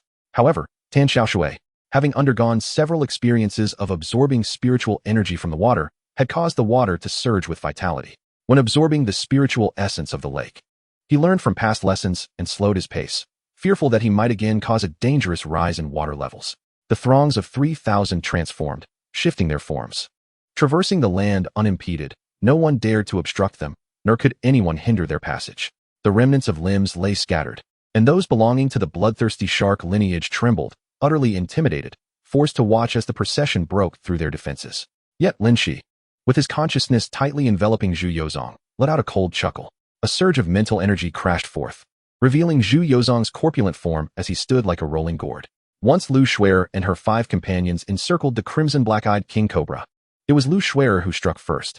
The surrounding spiritual energy began to converge at this location, forming a red luminescent shield around the fire spirit pillar, ensconcing it within. Absolutely not. I am not your teddy bear, Lung Yu exclaimed as she selected a plain dress from the cabinet. Just as Ma Tiancheng was about to investigate the base of the divine fire altar, a multitude of powerful auras approached, and his frustration was palpable. However, with his strength significantly diminished and by Ling Yu severely injured, he found himself without the capability to wield his treasures, let alone break free from the encirclement. In contrast to the deep-sea coral seen by Chen Shi, the coral in Ao Miao's possession was entirely black, with only ring-like patterns occasionally glimmering with sheen. A powerful gravitational aura billowed, causing Tiancheng's sleeves to flutter audibly, and he found this otherworldly space somewhat intriguing. With a sly grin, he gracefully dodged the arcs of lightning and spiritual light, moving through the entrance of the dimensional rift. The sight of Qilin reclining by the window caused many below to pause, with several stumbling in their surprise. The carefree manner of those indulging in drink stirred envy in some. Tang Ruiyao found it impossible to digest this news, never anticipating that mother he would make such a decision. She had rejected their son's courtship in their presence. Did they not harbor resentment toward her? Or was this merely part of some grand conspiracy? Yet how could she explain the situation at hand? Yun Bo's words did not sound fabricated. 10 minutes later, in one corner of the square, approximately 800 square meters were strewn with easily toppled obstacles, while a red rope was stretched alongside the testing zone to prevent participants from crossing the line. Chapter 130, Tomb Raiding Chronicles, The Thousand Souls Banner. Adoptive father. Duan Tianya and the others were overjoyed. They had presumed Zhu Wushi was dead, only to discover he was still alive. I know. Sun Qian nodded with tears brimming in his eyes, seemingly reluctant for anyone to witness his sorrow. He lowered his head slightly, and tears fell silently to the ground. Yet the bond of blood allowed the two kin to genuinely feel the depth of their emotions. It was not that Xiao Mimi had exposed herself. Rather, she wore the white dress selected by Tao Ni, which, after being washed by the vast ocean, clung to her form, accentuating her graceful figure, particularly under the fierce sunlight. If he could employ demonic power for defense, Zheng Qin's assault could be easily thwarted. However, he was unable to wield it. Should he do so, his demonic energy would be devoured by the demonic ruin cauldron, rendering him effectively powerless before Zheng Chun. Zhong Bulin's lips curled into a cold smile. In his view, Zheng Chun had been reduced to ash by the raging flames. His sword formation could incinerate a stretch of land in mere seconds, leaving it desolate. Upon witnessing the villagers from our village approach with an aggressive demeanor, the residents of Dongmen village became somewhat perplexed. Yet they were not easily intimidated and hastily rallied their fellow villagers to confront us, armed and ready. Jean and Peter were left dumbfounded by these words, as if a beam of light had burst forth from their very crowns. While it was entirely normal for the kidnapper to utter such statements, Sun Qian, having replayed the entire incident in his mind, was suddenly struck by a terrifying thought. This event might very well be part of an elaborate conspiracy. The ultimate goal of these machinations was likely the transaction set for the following afternoon. As the scissor gate lifted, Yu effortlessly rolled off the car roof to the other side, yanking one of the passengers out and propelling him through the restaurant's entrance. Yet, despite understanding the situation, Qin Tian had no intention of proceeding in such a manner. To act according to Murong Zhao's wishes would mean forfeiting the Qixing grass, rendering his efforts futile, leaving him with nothing to show for it. Although explosions were not new to Lu Yuan, he also had no desire to detonate one without any gain. Previously, Su Xiaoxiao had repeatedly claimed that Gan Tiantian's achievements were the result of cheating. Now she was espousing notions of witchcraft and curses, causing everyone to believe her without question. After approximately half a day, as dusk settled, Mu Zifeng and Li Fugui arrived in the city where the Gongsun family resided. In any case, the system could be activated at any time, posing no significant issues. Lu Yuan's consent would not grant him any special privileges. Gan Lu claimed that she had pushed Li Jiannan toward her for monetary gain. However, this was untrue. When faced with the choice between love and money, she invariably chose love and family. The same action could be perceived by individuals with keen mental acuity within a certain range, while those with slightly less sensitivity would perceive nothing at all within that same vicinity. Why are you back so early? Were you missing me? One person remarked with an infuriating tone. Feng Qin glanced sideways at Mu Zifeng, noting the deep yearning reflected in his eyes, along with a tinge of envy. At that moment, several classmates entered the restroom, and Gan Tiantian had no choice but to end the call. She was merely a bit preoccupied with the hairband on Song Jiejia's ponytail, feeling as if something was amiss. Beneath the streetlight, Dr. Jean, clad in a tailored suit and sporting slicked-back hair and glasses, appeared strikingly dapper and charismatic compared to his usual attire of a doctor's robe, presenting a completely different allure. This dual-headed serpent boasted a length of over 50 meters, and its two massive heads were as large as basketballs. Its teeth are not only razor-sharp, but also conceal a toxin potent enough to claim the lives of all present with a single bite. Those unfortunate enough to be bitten stand no chance of survival. As Yifan turned around and caught sight of the wine jar atop the table, he noticed something pressed beneath it. In addition to a banknote worth 100 taels of silver, there lay something resembling a walnut kernel, dark and heavy in his hand.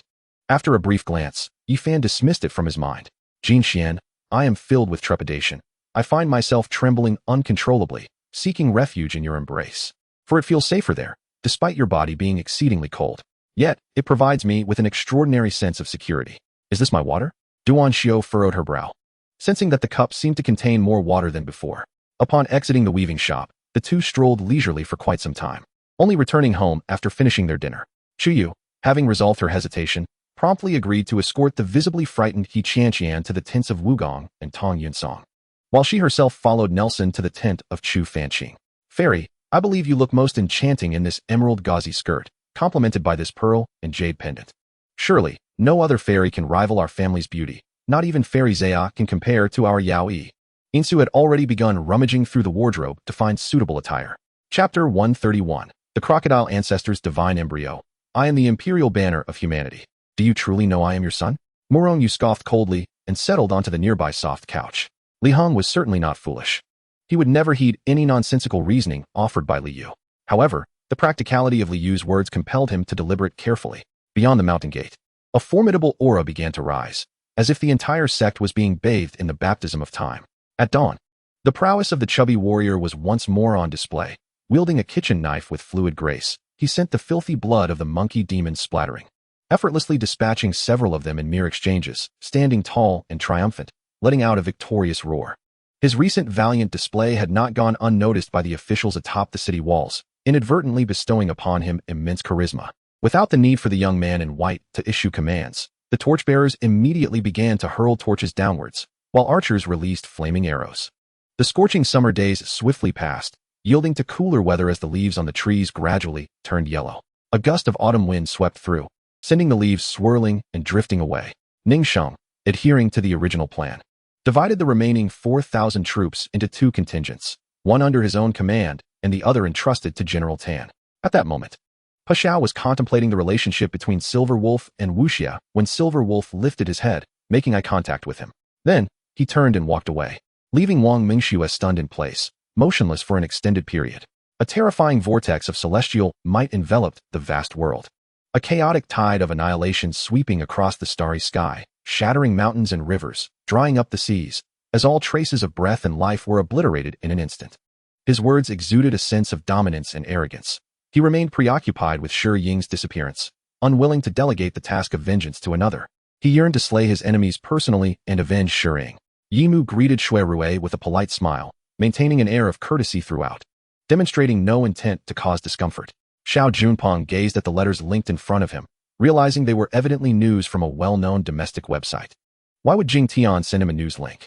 Not far from Lin Wushuang, 30 miles away, a figure with brown hair, an ethereal pale visage, eyes radiating malevolence, clad in a brown and black-trimmed martial outfit, reclined atop a massive boulder.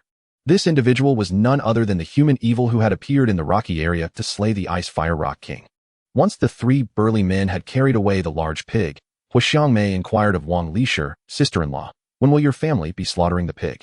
Jiang Jin's skin was radiant, especially after spending an extended period in the hospital under the meticulous care of Ning Jinxiu for 2 months. Not only had her health improved, but her complexion had also become fairer and more tender, so much so that it seemed almost flawless. On the 23rd day of the 12th month, after having dinner, Hu Xiangmei went to Wang Lishir's home to inquire whether they would be assisting in the slaughter of the pig. Though the pressure had yet to manifest fully, Mu Yi Emperor, within the range of attack, felt an invisible oppression. It was the oppressive aura of the Dragon Clan.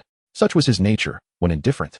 He adhered to societal norms, yet once he cared, all rules in the world became mere illusions to him.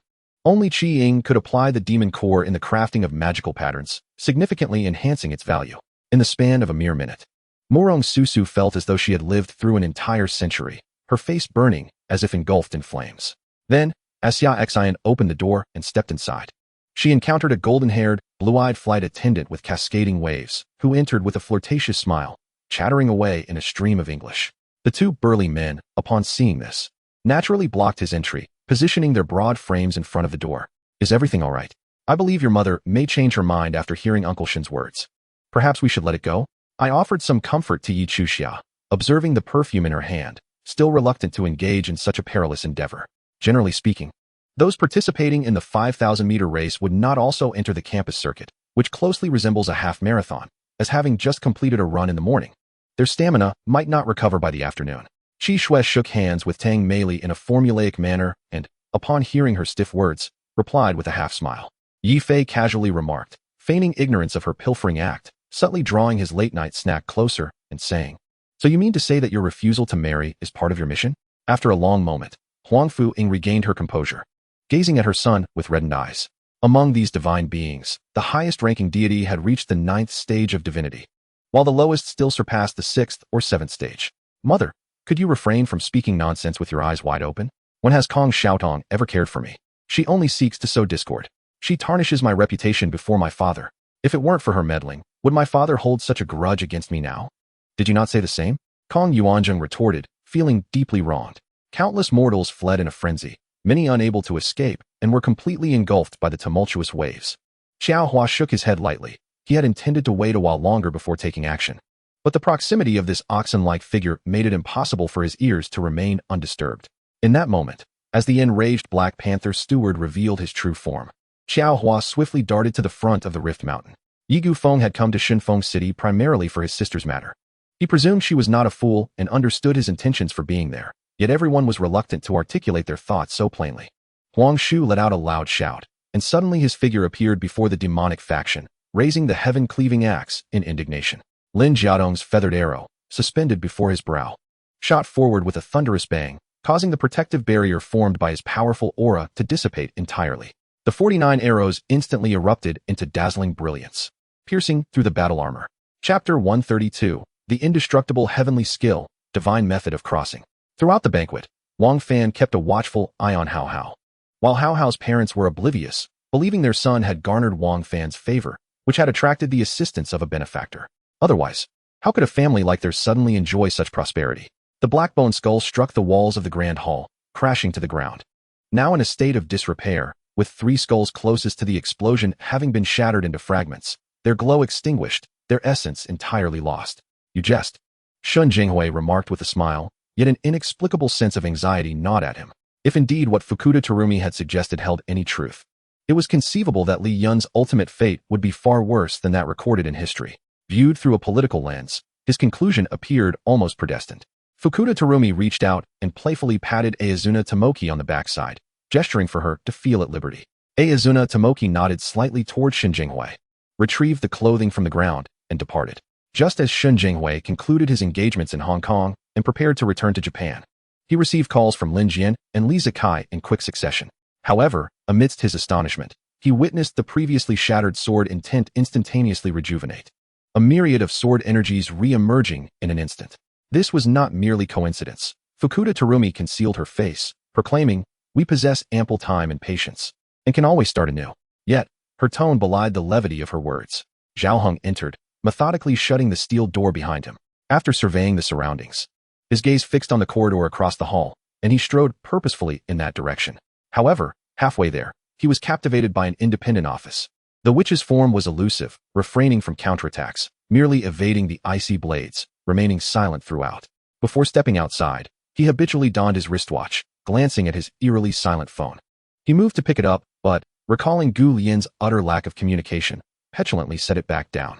Unexpectedly, Minister Li not only commanded substantial personnel and resources, but also exhibited remarkable skill in tea preparation.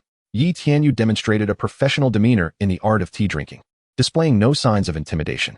Gu Lian, without overthinking, observed Yu Yojiao wash her hands, turn off the faucet, and promptly extend a towel.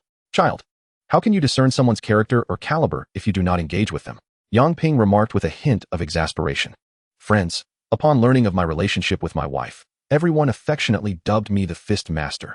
Something approached silently and stealthily, exuding an air of audacious confidence. Qingfeng found it perplexing to comprehend Lu Gui's transformation, ultimately deciding to cease pondering.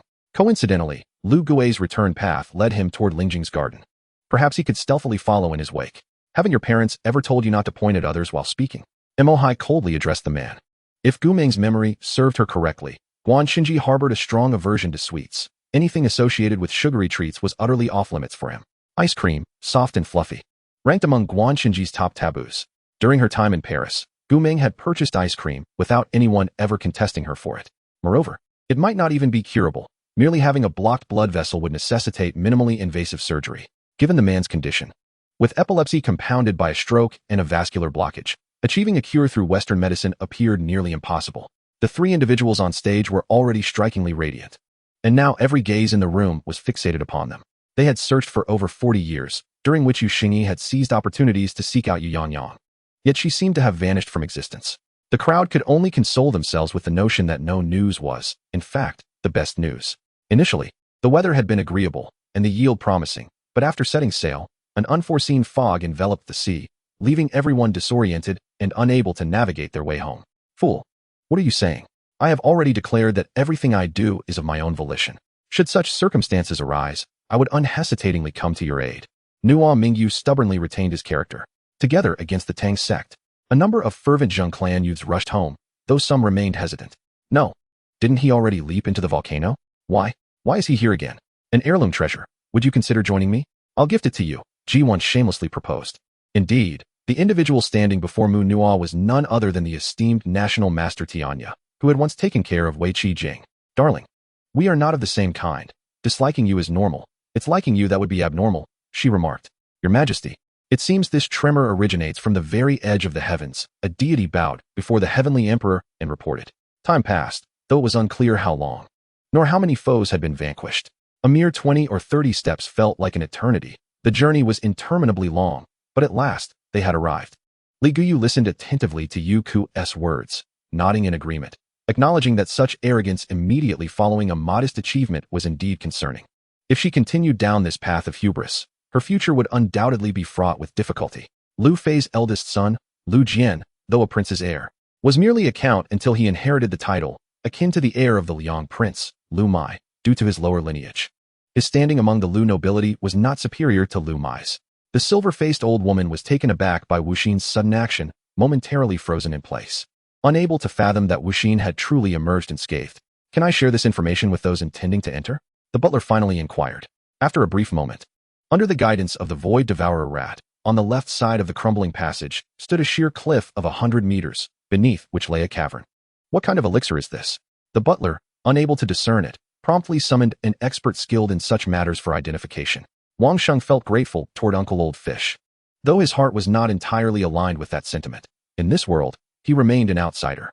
Whether it was Song Yin or Old Fish Song, neither had yet earned his complete trust. Chapter 133, Yi Fan, truly a sin. The man ceased to speak or inquire further, gradually crawling into a corner to doze off. Do not move. Snakes possess extraordinary nearsightedness. They locate their prey through scent. Do you have anything like Realgar on you? Zhou Chu calmly analyzed the situation. Come over here. Before Zhang Qingshan could explain, Xue Qin, startled and furious, disregarded the mocking gazes of her sisters, shouted angrily, and lunged at Zhang Qingshan, pulling him by the ear. Her face flushed with embarrassment as she dragged him away in haste. Moreover, the other party looked down upon even the pretense of civility, stating, I am merely in a feigned slumber. If I penalize you to kneel for a while, what can you do about it? If you were truly worried, there would be no incidents. I am perpetually concerned, Zheng Fan, with his eyes closed, remarked with a slight smile. In the mundane world, those possessing such spirit fragments were either powerful figures or immensely wealthy families. The pure and rich spiritual energy contained within spirit fragments could be directly absorbed by cultivators. With a single piece equating to 100 days of cultivation, the heavens and earth were shrouded in chaos, with only countless colorful nebulae and star seas swirling in disordered motion. Isolated from the outside world, they perpetuated ancient traditions, preparing coffins for themselves while still alive. And upon death, generations were forbidden from leaving the village or being buried. After listening to the conversation between Yin Yexin and Yin Yeting, Tang, glancing through the rearview mirror at Yin Yexin, had no intention of adhering to their instructions and instead drove the car in another direction. On the other side of the door, Shunnin had already set off for Shigatse, Tibet. Yet he did not enter the city, but instead sought to immerse himself in the splendid gifts of nature within the Himalayas. Old Li pulled Zhang Chao to the innermost part of the blacksmith shop, raising his hand to tug at a hanging rope. In the forum, a video posted by a netizen from H-City had drawn a considerable crowd to witness this match. Given that all three teams had achieved a flawless victory in previous competitions, any encounter between two of these teams was sure to ignite the atmosphere. The formidable warrior from the giant lizard clan appeared somewhat diminished in spirit, as the sight of Chu Sun descending gracefully from the spacecraft indeed instilled a sense of trepidation within him. Very well, but that is of little consequence. I am inquiring whether you would be willing to engage in a transaction with me? Mao Qiu pressed further. Although the consumption of elemental energy was also tenfold, it often yielded far more unexpected results. The people of this nation have relished the benefits she provided, yet they have now become a force that coerces her. Should Eve falter in her resolve, it is entirely plausible that she might seek refuge in another country without hesitation. All of it, Enoch queried with lingering skepticism, for she had heard that Lu Yin herself commanded a team.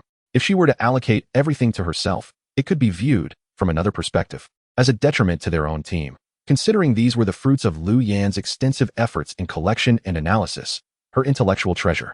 In the western region of Yu, the likes of Lao Hui, Ma Shouying, the valiant Zhang Yichuan, and the industrious Wang Guaning, among others, clashed with formidable bandits such as Zhang Xixing and the various chieftains like Wang Wabiai, Chen Biqian, Yang Xingwu, and Zhuo Liangyu, leading to a chaotic and unresolved melee. Long Yi, the White Tiger minister, glared at Tang Yi, his teeth clenched in frustration, fully aware that his plans were now in ruins. Faced with the army crafted by the Tang family, armed with mechanized weaponry, who could possibly stand a chance? Currently, among the heroes of the Japanese team, only the King of Shadows and the Shadow Fist remained unconfined by dizziness. The rest had lost their capacity to retaliate. The incident involving Dan Yujing seemed to stir no turbulence in the hearts of Wang Ma and Xiu Ruoxi. However, Yi Xuanhuan understood that this was merely a facade.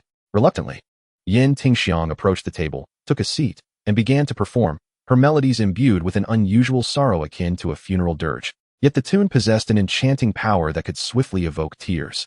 Young Master Wu, initially in a state of panic, found a moment of relief only when a golden core cultivator drew near. During the discussions at the Taiji Hall, none had ever encountered such unreasonable arguments. As the debate escalated, tempers flared, and many were ready to resort to physical confrontation. Mother Lian Qingbi felt a twinge of unease. No matter how much the Lian clan leader urged him to master his emotions, he was still a child, and how could he possibly disregard his own mother? Although Bai Jiqing did not accompany Yi Xuanhuan in departing, he himself was not in a hurry to leave either, remaining in Luo City since the matter regarding Nuan remained unresolved. Yi Xuanhuan needed to assist Bai Jiqing in addressing this issue, and he had yet to meet Bai Jiqing's husband, which was also a matter of importance. I have urgent business. If there is nothing else, please refrain from wandering outside, Li Ziyuan instructed, casually placing a protective talisman on Yang Ling before departing. He nodded, about to speak, when he overheard two voices in the distance, deliberately lowered, causing him to swallow his words. Chapter 134, 72 Transformations, Monkey Talisman. The dark guard Kirin perched in the tree felt unbearably cold, although he was a martial artist. The freezing weather compelled him to rub his hands together and leap down to respectfully inquire of the lady if she had any commands. It was merely a dose of medicine, Yi Zhen replied nonchalantly, as if discussing a matter unrelated. Previously, Zhu Yinyan had cautioned her about this, but she had paid it no heed at the time. After all, who would harbor animosity towards someone they had never met? Lu Lin signaled to Ji Lian before departing the venue. Ji Lian nodded at her, eager to meet the controversial general manager renowned within the upper echelons of the company. He had accumulated a plethora of thoughts and was troubled by the absence of someone to share them with. Since this opportunity presented itself, he intended to engage in a more profound discussion. In a dream, he was assaulted by a colossal ice beast, wielding a blood-red blade to strike at the creature, ultimately slaying it. However, another ice beast retaliated, its power surpassing his own, forcing him to leap into a winding river, the water stained crimson, as though submerged in blood. Li Zixiao felt a surge of anger. Wu Jieqi had afforded no opportunity for others to pose questions, preoccupied solely with her own chaotic responses. He sat up, glancing back to find himself resting on Tsin Kursan's lap, having slept soundly and dreamt of a jumble of nonsensical scenes, now awakening to ponder the absurdity. In this moment, I am devoid of the burdensome remnants of a shattered body, liberated from the solitary agony that once plagued me. No longer do I find companionship in those invaluable, yet excruciatingly tormenting substances, nor do I possess the merciless parents who could condemn me to despair. She is a lone wolf, an enigma of ice, a madwoman, guarded yet steadfast in her beliefs, embodying both profound sorrow and indifference. Yi Fan struggled to understand Qian Shiyue's thoughts, but found himself at a loss for how to assist her, feeling equally helpless. In truth, I am afraid to confront the reality within my heart, for as time passes, my longing for Mu Meiqing intensifies. Compared to Scarf Girl, it is perhaps Mu Meiqing who evokes deeper regret.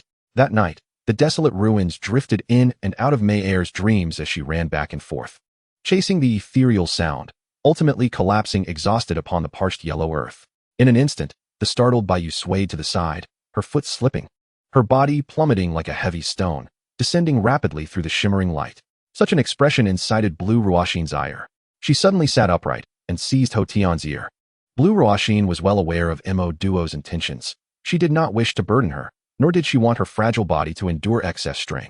The system's calm and unperturbed voice resonated. As a warm current flowed within, Xian realized that he had mastered the spiral sphere technique. The circumstances in the route are unlike those elsewhere. It is ostensibly an underworld department, but functions as an independent entity. To catch a cheater, one must act out of anger, barging directly into his lair. Why should he be expected to cooperate in this charade? Upon pushing the door open, Yu Miao was seated on the hospital bed, half reclining, awake, clutching an iPad, seemingly engrossed in either viewing something or playing a game. The man at the center also wore a puzzled expression, his brow furrowed, as he caught a whiff of the foul odor, causing his mind to become disoriented and uncomfortable. As dawn broke amidst the melodious chirping of birds, a few stone-capped birds hopped across the grassland in search of seeds. This vengeful strike, imbued with all of Ice's remaining strength, pierced through the neck of the demonic beast, subsequently unleashing internal energy that extinguished the life of this monstrous creature. All reform begins with oneself. Chen Bozong decreed a reduction in royal expenditures to set an example.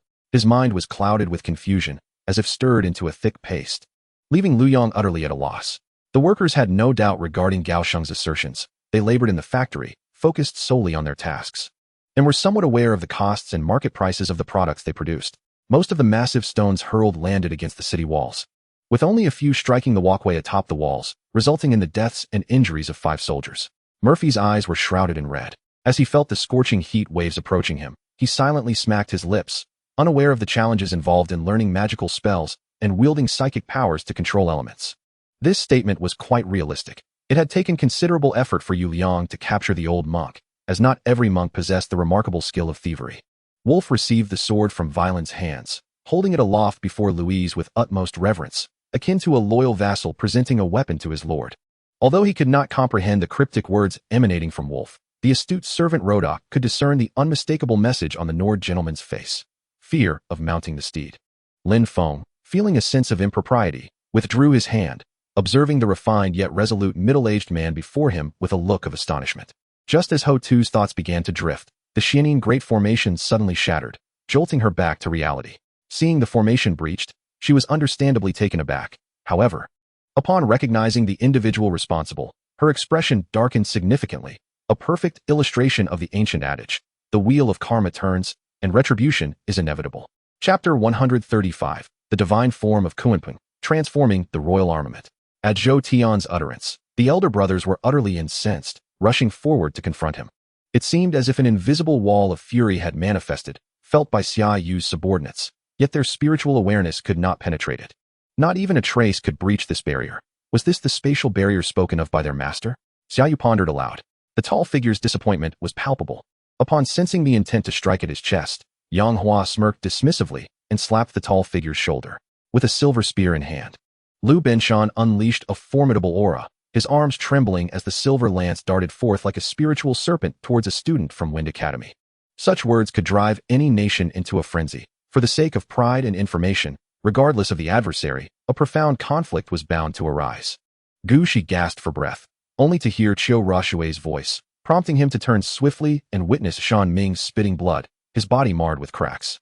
Like a drowning soul grasping a lifeline, Shan Shursen strained to open his eyes towards the void darkness, and indeed, a familiar aura swirled at the darkness's edge. One day, Shan Hoshang entered the palace with his son to pay respects to the Empress Dowager, encountering Song Xuexin, who, despite the passage of time, remained in favor. growing increasingly serene and elegant, her charm unparalleled. The concubines in the harem whispered among themselves, speculating that the ascension of the Shugifei to the rank of Huanguofei was merely a matter of time. However, this also sparked his suspicions. Could it be that news had leaked, allowing Jing Huan to prepare in advance?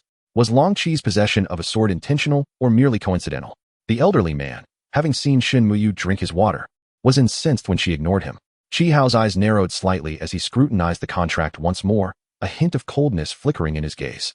Shang Yulian was unwilling to accept this, so she began devising ways to communicate with the man, hoping to cater to his preferences. Lu Dingtian ceased responding to Yi Xian, closing his eyes to prevent the depletion of his internal spiritual energy, compressing the errant spiritual energy that had previously roamed throughout his body into his dantian, while simultaneously halting the transformation of the colorful crystals within his dantian into spiritual energy. Qin Yu reflected that her fate was indeed intertwined with Qi Hao's. After having concealed themselves previously, there was no longer a need for reservations. On the eastern battlefield, nay, the eastern part of the entire continent, was a veritable slaughterhouse, the battle unfolding in an overwhelmingly one-sided manner, with 7 out of 10 humans on the eastern side perishing. Perhaps, as Wu Tala had stated, come sunset, humanity would face near extinction. With a little more effort, one could indeed squeeze into the ranks of the 12 golden immortals.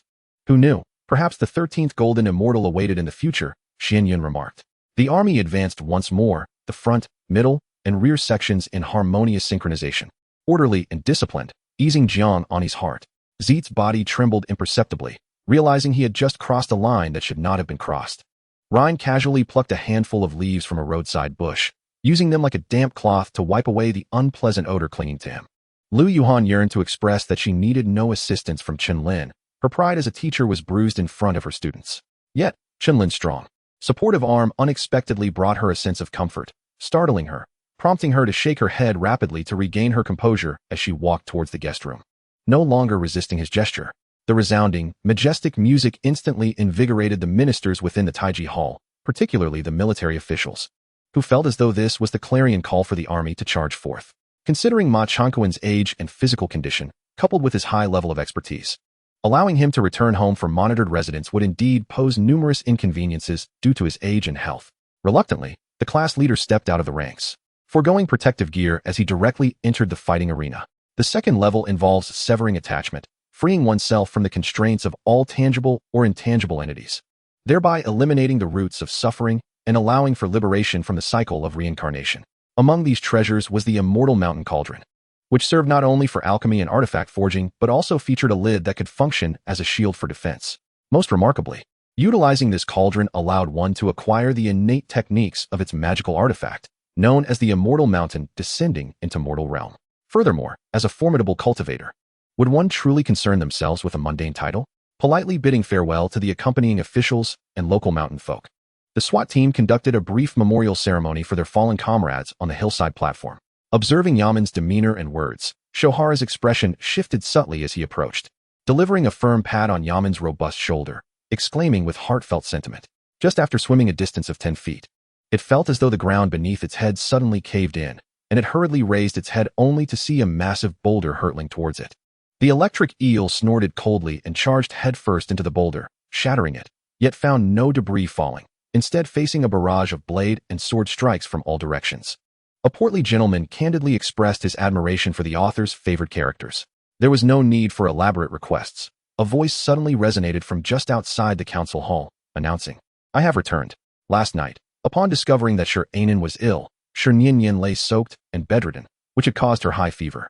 Ever since that night when she quarreled with Jing Suan, she had maintained a facade of nonchalance over the past few days. However, in the face of his aloofness and indifference, her heart ached profoundly. Had she truly erred in some way? The winter corridor felt somewhat chilly, yet he was reluctant to leave, to stay in a hotel. Without his wife, no place felt comfortable, no place offered a sense of belonging. It is crucial to understand that within the Bo family, there exists a strict rule to avoid being accidentally harmed by the great white tiger. No one is permitted to enter the backyard as long as the tiger is present, otherwise, one must bear the consequences. In the evening, a deafening thunderclap suddenly resounded from outside, as if a torrential downpour were imminent. Chapter 136. The Celestial Demon Furnace, Jade Marrow Pill. Shaking Light, Sacred Land. Yang Peak, Holy Sun Palace. Fang Yang utilized the fixed celestial method to return to his cave dwelling, unnoticed by anyone. As an immortal one cultivator broke through to become a second-level celestial being, achieving a monumental feat that would enter the annals of history, transforming from a mortal into a second-level celestial being in just 10 years. The palace was brightly lit. Oil lamps hung on the walls, burning a special blend of oil selected by Yao Shi, emitting a clean and bright illumination that pierced through the darkness of night. The commander of the Shadaso, Zibi, riding atop his steed, suddenly unleashed a striking move akin to a rhinoceros gazing at the moon. With an elegant posture, he released an arrow that soared upwards like a shooting star, piercing through the chest of Qin Yun. On one hand, the crown prince Qin Yun had repelled the formidable northern Mang army, his reputation soaring to celestial heights, hailed as the great General Wang, ostensibly holding dominion over the political and military affairs of the northern territories of the Great Liang. Yet, what place did this fugitive emperor, who had abandoned the capital, occupy in such a narrative? The reckless hand of the Wang Yao pressed upon him, and he sensed a chaotic surge of indomitable golden energy swirling within, inflicting a tormenting pain upon his heart and lungs. In the emptiness, a flicker of starlight emerged, gradually coalescing into a screen. The individual upon the couch awakened from his dream, coughing agonizingly, his hands futilely reaching out as if to grasp something intangible. Though the imperial troops were caught off guard, their combat proficiency and pre-prepared resources were undeniably ample, their responses swift and efficient. Lin Ziho subsequently contacted Yang Qingrong, instructing him to gather a few capable individuals to ensure the safety of Guan Zhilin. His son, Yin Jie, mounted a spirited steed with a mane of blue, clad in armor, his cape billowing behind him, brandishing a spear with an imposing presence. Sang Yin handed a pouch of plums to Shun Mingqiao, preparing to follow Xie Qinzhou. When suddenly a few mocking jeers cut through the air, as silence enveloped the crowd, Imo Namudu ceased the games of hide-and-seek and spoke directly to everyone. Hua Xiangrong exclaimed in anger, "Shengwan Yun, how dare you feign ignorance of martial prowess? Were it not for my pressing you to the brink, you would have likely deceived me as well. What, pray tell, brings you to the 100 Flowers Valley?" Her sword advanced with a half-step forward, and should it advance further, Shangwan Yun's throat would surely be severed. His jaw moved mechanically, opening and closing with an eerie stiffness, devoid of any discernible expression. In the future, those privy to the gradual ascendance of Weigeli would likely not doubt the achievements of this giant. From Wang Ning's perspective, Weigeli seemed entirely out of place for the present era, a leader destined to emerge a century or even several centuries hence. Unless a more suitable locale for cultivating Long could be found, and the personnel at 1's disposal doubled, then relying on Long alone could indeed obliterate rival factions. Upon hearing these words, Xia Yi narrowed his right eye, as if grasping an elusive understanding, and lowered his voice. This surreal sensation, as if transcending time and space, rendered Chun Yang's solitude and loneliness all the more profound. Ling Yifun's confident demeanor was marred by a flicker of anger. How could Yu Jinyun be so oblivious to the gravity of the situation? Zhang Yang held the form in silence for an extended period, ultimately returning it to Zhao Yang's desk. Beneath the stage lights, he gently closed his eyes, his expression serene and enraptured. His fingers danced lightly, releasing melodious notes that cascaded into the air, the soul long shrouded by the mundane world emerging like a wisp of smoke, entwining with the natural sky. Pardon my candor, but before encountering you, I had no inkling of the nature of my mission. Even prior to our meeting, I presented you with a token of introduction, yet I remained oblivious to your true existence. With a twinge of pity for the intruder, who might have been either an impudent child or a sales representative, Wei Gong Juxian returned to fixating on his computer, observing the ceaselessly fluctuating values. Chapter 137, The Spear of Kings, Setting Fire to the Enemy. In the Holy City, tranquility reigned during this period. The holy son of Yaoguang journeyed to the Qishur estate, while the ancient holy body proceeded to Zhongzhou. Masters of various source arts, for reasons unknown, flocked to Zhongzhou. In today's holy city, who could still uphold the banner of source arts? With no spectacle to behold, I could hardly muster the energy to return to the stone square. On the main road, a few cultivators strolled and conversed, lamenting the recent calm in the holy city, expressing regret over the lack of entertainment. The Rainbow Theater, having undergone renovations, became an increasingly significant venue for Tianqiu Entertainment Company, not only serving as a site for selecting trainees, but also as a training ground for actors year-round, and it had become the venue for Park Tianqiu's press conferences. Chu Yi furrowed his brow, hastily glancing outside. However, upon witnessing the scene beyond, an unnameable fury ignited within him. He wielded a flashlight, carrying a black bag as he led the way, while the three of us followed through the hall to the mortuary. Upon my last visit, it appeared unchanged, with large daylight bulbs suspended from the ceiling, and rows of vast white freezers lined the artificial stone floor, emanating a morbid stillness. Upon hearing these words, Lilith raised her gaze to Zhang Kaifeng, seemingly deliberating whether to trust his words. Might the whereabouts of my grandmother be intertwined with the secret of Yin Xiufeng's longevity? If that were the case, the secret possessed by Yin Xiufeng, which could enable restless spirits to transcend the 3 realms and escape the 5 elements, was indeed formidable. As if I were vaguely touching upon a vast and indistinct boundary. Madame Shui, Madame He, and Madame Lan hurriedly covered their faces with handkerchiefs. Though Wu Meyer had been sent by Shui Shangbin, she too, now a concubine, hastily retrieved a silk scarf to conceal her visage. Indeed, Huailan's words bore no falsehood. Those awaiting in the hall were truly a formidable assembly, including the pure consort, and even the pregnant Lady Hai, along with the defector, Lady Yahanala. Lord Yi, anxious yet reluctant to intervene, understood that a confrontation between the two was inevitable. It would be safer for them to clash before the watchful eyes of the crowd. With this thought, the tension in Lord Ye's heart began to ease. Undoubtedly, eliminating him would rid the world of a menace, and there was no need for hesitation. Execute. The 3 elders of the Duanmu clan exchanged glances and immediately took action. The walls beside the writing desk were plastered with numerous papers and photographs, all coated in dust and cobwebs. Soon, an anonymous letter reached the hands of Miyamoto Hideyoshi, filled with threats and intimidation, demanding that he spread the spiral virus to Tingyang, with a singular motive, to seize the unparalleled wealth of the Winged King. How did this eagle suddenly arrive at our tribe? Hunyo pondered, while Shouho's expression shifted drastically. This is bad. Both raised their heads to see a ghostly green light pervading the night sky, sending shivers down their spines. Let us cease this topic, Lin Yinbai remarked. Bemused, for if our uncle hears, he will undoubtedly scold us and curse him. I swam forward, attempting to keep my face upward in search of a place to breathe. Fengxiang, who do you think it is? Chen Yuus smiled faintly, knowing Fengxiang had likely discerned the truth long ago. Ran Qing, unable to contain herself, nodded. All right.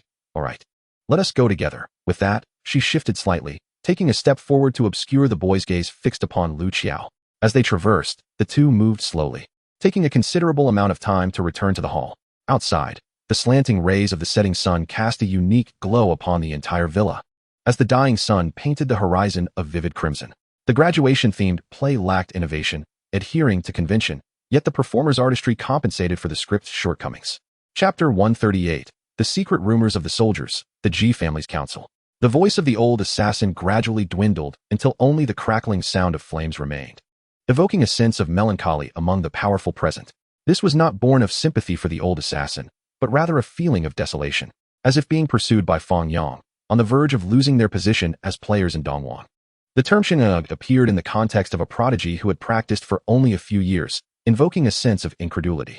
Had Fang Yang not begun his training late, he might have shattered numerous historical records. Deep within her heart lay a vague notion, yet she hesitated to voice it, opting instead to accompany Song Wanhua as they hastened back to Paris through the night. This is for the best. Let us also lend our assistance, the crowd exclaimed, their faces lighting up with excitement, each clamoring to offer their help. My territory, to be precise, does not yet belong to me. I am the sole heir of the Glent family, endowed with the fief of Cleveland City. Lin Xia gracefully bowed to Kaka and spoke to him. Naturally, he has never regarded Chun Han as his rival. The disparity in their ranks, coupled with the vast difference in their treasures, creates an insurmountable chasm. Amidst Jarrah's screams, he drew his longsword, intent on striking Darui, at which point Batat let out an angry snort, a formidable aura descending like a mountain. What is going on? Who permitted you to stir up trouble? At such a critical time, how can you still find the leisure to brawl? Batat's booming voice echoed. In the imperial palace of the Tianwu kingdom, 6 martial artists, their faces dark and eyes aflame, emanated a powerful presence as they sat in silence, their expressions revealing their simmering rage. Darui was not particularly invested in business matters. However, he supported any actions taken against the Basie family. The sharp crack of sniper rifles echoed from behind the distant boulder, where 13 figures lay in wait. Yet, Tang Chung managed to parry the blade of the unrivaled berserker, though the berserker was already upon him. Qin Fan's mother silenced the deputy mayor with a gesture, continuing to listen intently to the sounds emanating from her phone, urging him to check, claiming, "You will be pleasantly surprised," before abruptly hanging up. In the deep corridor adorned with a high-quality Goryeo porcelain candle holder, a beaded curtain swayed with a soft rustle, the melodic sound resonating through the tranquil hall. Moreover, Lu Mishan believed that after the recent skirmishes, the talismans on the monk from Xingri Island should be nearly depleted. Even if some remained, they would not be as numerous as before. Speaking of past hardships, how could Li Su forget? To this day, the mere thought of Mo Wushuang sends chills down his spine. He must admit that Mo Wushuang is not someone he can provoke. Under the lieutenant's command, the soldiers exited their barracks, making their way to the training base on the rear mountain. From a distance, Yang could already hear the mingled sounds of gunfire and explosions. Old Master Ma was reluctant to comply, yet he found himself in a dilemma, unable to reveal that he had produced 100 billion. John realized that the situation had escalated. If the flowers were not accepted, those presenting them would not depart, and if they lingered, Mo Wushuang's emotions would be difficult to control, especially since she was with child, raising concerns about her well-being. Hua Rou felt exhilarated. She had been here for several days yet had not had the opportunity to explore elsewhere, and now that chance had finally arrived. Lost in thought, she observed Huan Chi's vacant gaze steadying herself, then noticed a fleeting moment of distraction on her beautiful face as she bit her silver teeth and gradually approached Qin Yuan. Return and inform your director that if he does not wish for the intelligence department to be set ablaze by me, he should cease sending people to follow me. Tian's eyes gleamed with authority as he spoke. Yuan Shao's son, Yuan Shi, is to wed Jin Luo on the 15th of this month, bypassing even the engagement stage, demonstrating his fear of prolonged uncertainties. Chapter 139, The Blood Diamond Holy Garment. Dongwang. If Fang Yang's cultivation spanned less than a decade, rising from an ordinary mortal to a celestial power, it would indeed be a historic event. Thus, his tool of enlightenment, the Tao Tribulation Golden Cauldron, transcending its master by a significant tier, would become a topic of reverence for millennia to come. With the presence of the 19-year-old emperor-level powerhouse, Xiang Yufei, and further ahead, the Divine Clan, who were barely a century old, what else could be done but to summon a skeletal frame in preparation for battle? Yet Gan Yue had taken a couple of bites from a bun, mumbling indistinctly. The dozen excavators hired by Su Zhaokai were utterly obliterated, and the convoy returning to the construction site resumed normal operations. She must be waiting for my response on whether I will come, Lu Ming stated. In recent days, Ao Bing had been fervently instigating conflict between the Dragon Clan and the Yunin sect before the old Dragon King, who now, without reservations, began secretly plotting to deliver a severe blow to the Yunin sect as retribution for past humiliations. Lan Feng, a young powerhouse wielding a long spear, observed Lu Feng with a hint of anxiety, aware that he could not guarantee defense against Lu Feng's flying sword. The sect leader appeared momentarily stunned, sensing a deeper meaning in the words, but did not dwell on it, simply drinking the tea. Sky-rending spear technique. Lan Feng bellowed, unleashing his ultimate move, his hands gripping the spear as his true energy surged forth, wildly infusing the long spear. Strictly speaking, this could hardly be deemed an illusion. It was rather a secret realm transplanted from another location. Here, she was neither kin nor acquaintance. Even if she were to harm Lan Weiying, who could hold her accountable? Having clashed with Lan Ying many times, she was now so familiar with her that she could locate her room merely by feel. According to etiquette, once engaged, they were not to meet again, and thus it seemed better to refrain from discussing it, for they could still be together. However, upon casting her gaze upon the speaker, she was momentarily taken aback, her expression turning somewhat dazed. You, Zhu Mingyu, glare fiercely at Zhun Exine, yet Zhun Exin merely meets her gaze with calm indifference. Showing no signs of retreat, Pu Suxin remained obstinate, but at that moment, she received a call from her father. Due to her lack of cooperation, her parents' positions at the Sanqing group were directly revoked. Thousands of people were cast onto a deserted island. Out of fear, they gradually huddled together, many unaware of the impending challenges, yet all too aware that misfortune awaited them. This was akin to a beast that, upon discovering its prey was powerless, would abandon the chase to avoid incurring losses. Though the strange entity could not be destroyed by force, it could be severely wounded, leading to a gradual recovery and growth. The Special Class A unit is a unique entity, not belonging to any military district within the country, existing beyond the classifications of Class A and Class B troops. It is a covert force. Chen Ao, from the very beginning, you deliberately set a trap, leading us into an ambush while our leader was captured, leaving us in uncertainty regarding our lives. Do you still wish to argue? Guan Ping gritted his teeth as he spoke. Upon grasping the current situation, Qin Ling no longer worried about implicating Fengyun Villa, for it was unlikely anyone would suspect him, the only potential exception being Lei Ming. Yet Qin Ling trusted that Lei Ming would not betray him, allowing him to remain at ease. Simultaneously, he contemplated that there seemed to be numerous matters awaiting his attention in the coming days, including issues related to the company's operations. I no longer feel pain. I shall return now, when you stated, having naturally spoken about the matter of Bai Yueguang. Qi Yueran and Yi Huaping softened their footsteps, picking up the electric fan from the stall, and took the tools upstairs to their room. Chapter 140, The Horse Talisman and Enlightenment Tea. The Holy Sun Palace. Fang Yang tried on the newly acquired blood diamond holy garment, discovering its impressive defensive capabilities, had he worn it when confronting the assassins of the mortal realm. he likely would have sustained only minor injuries, even without prior preparation. Currently, he possessed two sacred armaments, the ancient mirror, which could unleash holy light to restrain and lock onto enemies, and the blood diamond holy garment, capable of defending against attacks, even against the onslaught of living fossils without fear. Yet, one more offensive sacred weapon was still required, due to the freedom of movement enjoyed by individuals. Akin to a dragon that appears and disappears at will, they are ideally suited for executing clandestine missions.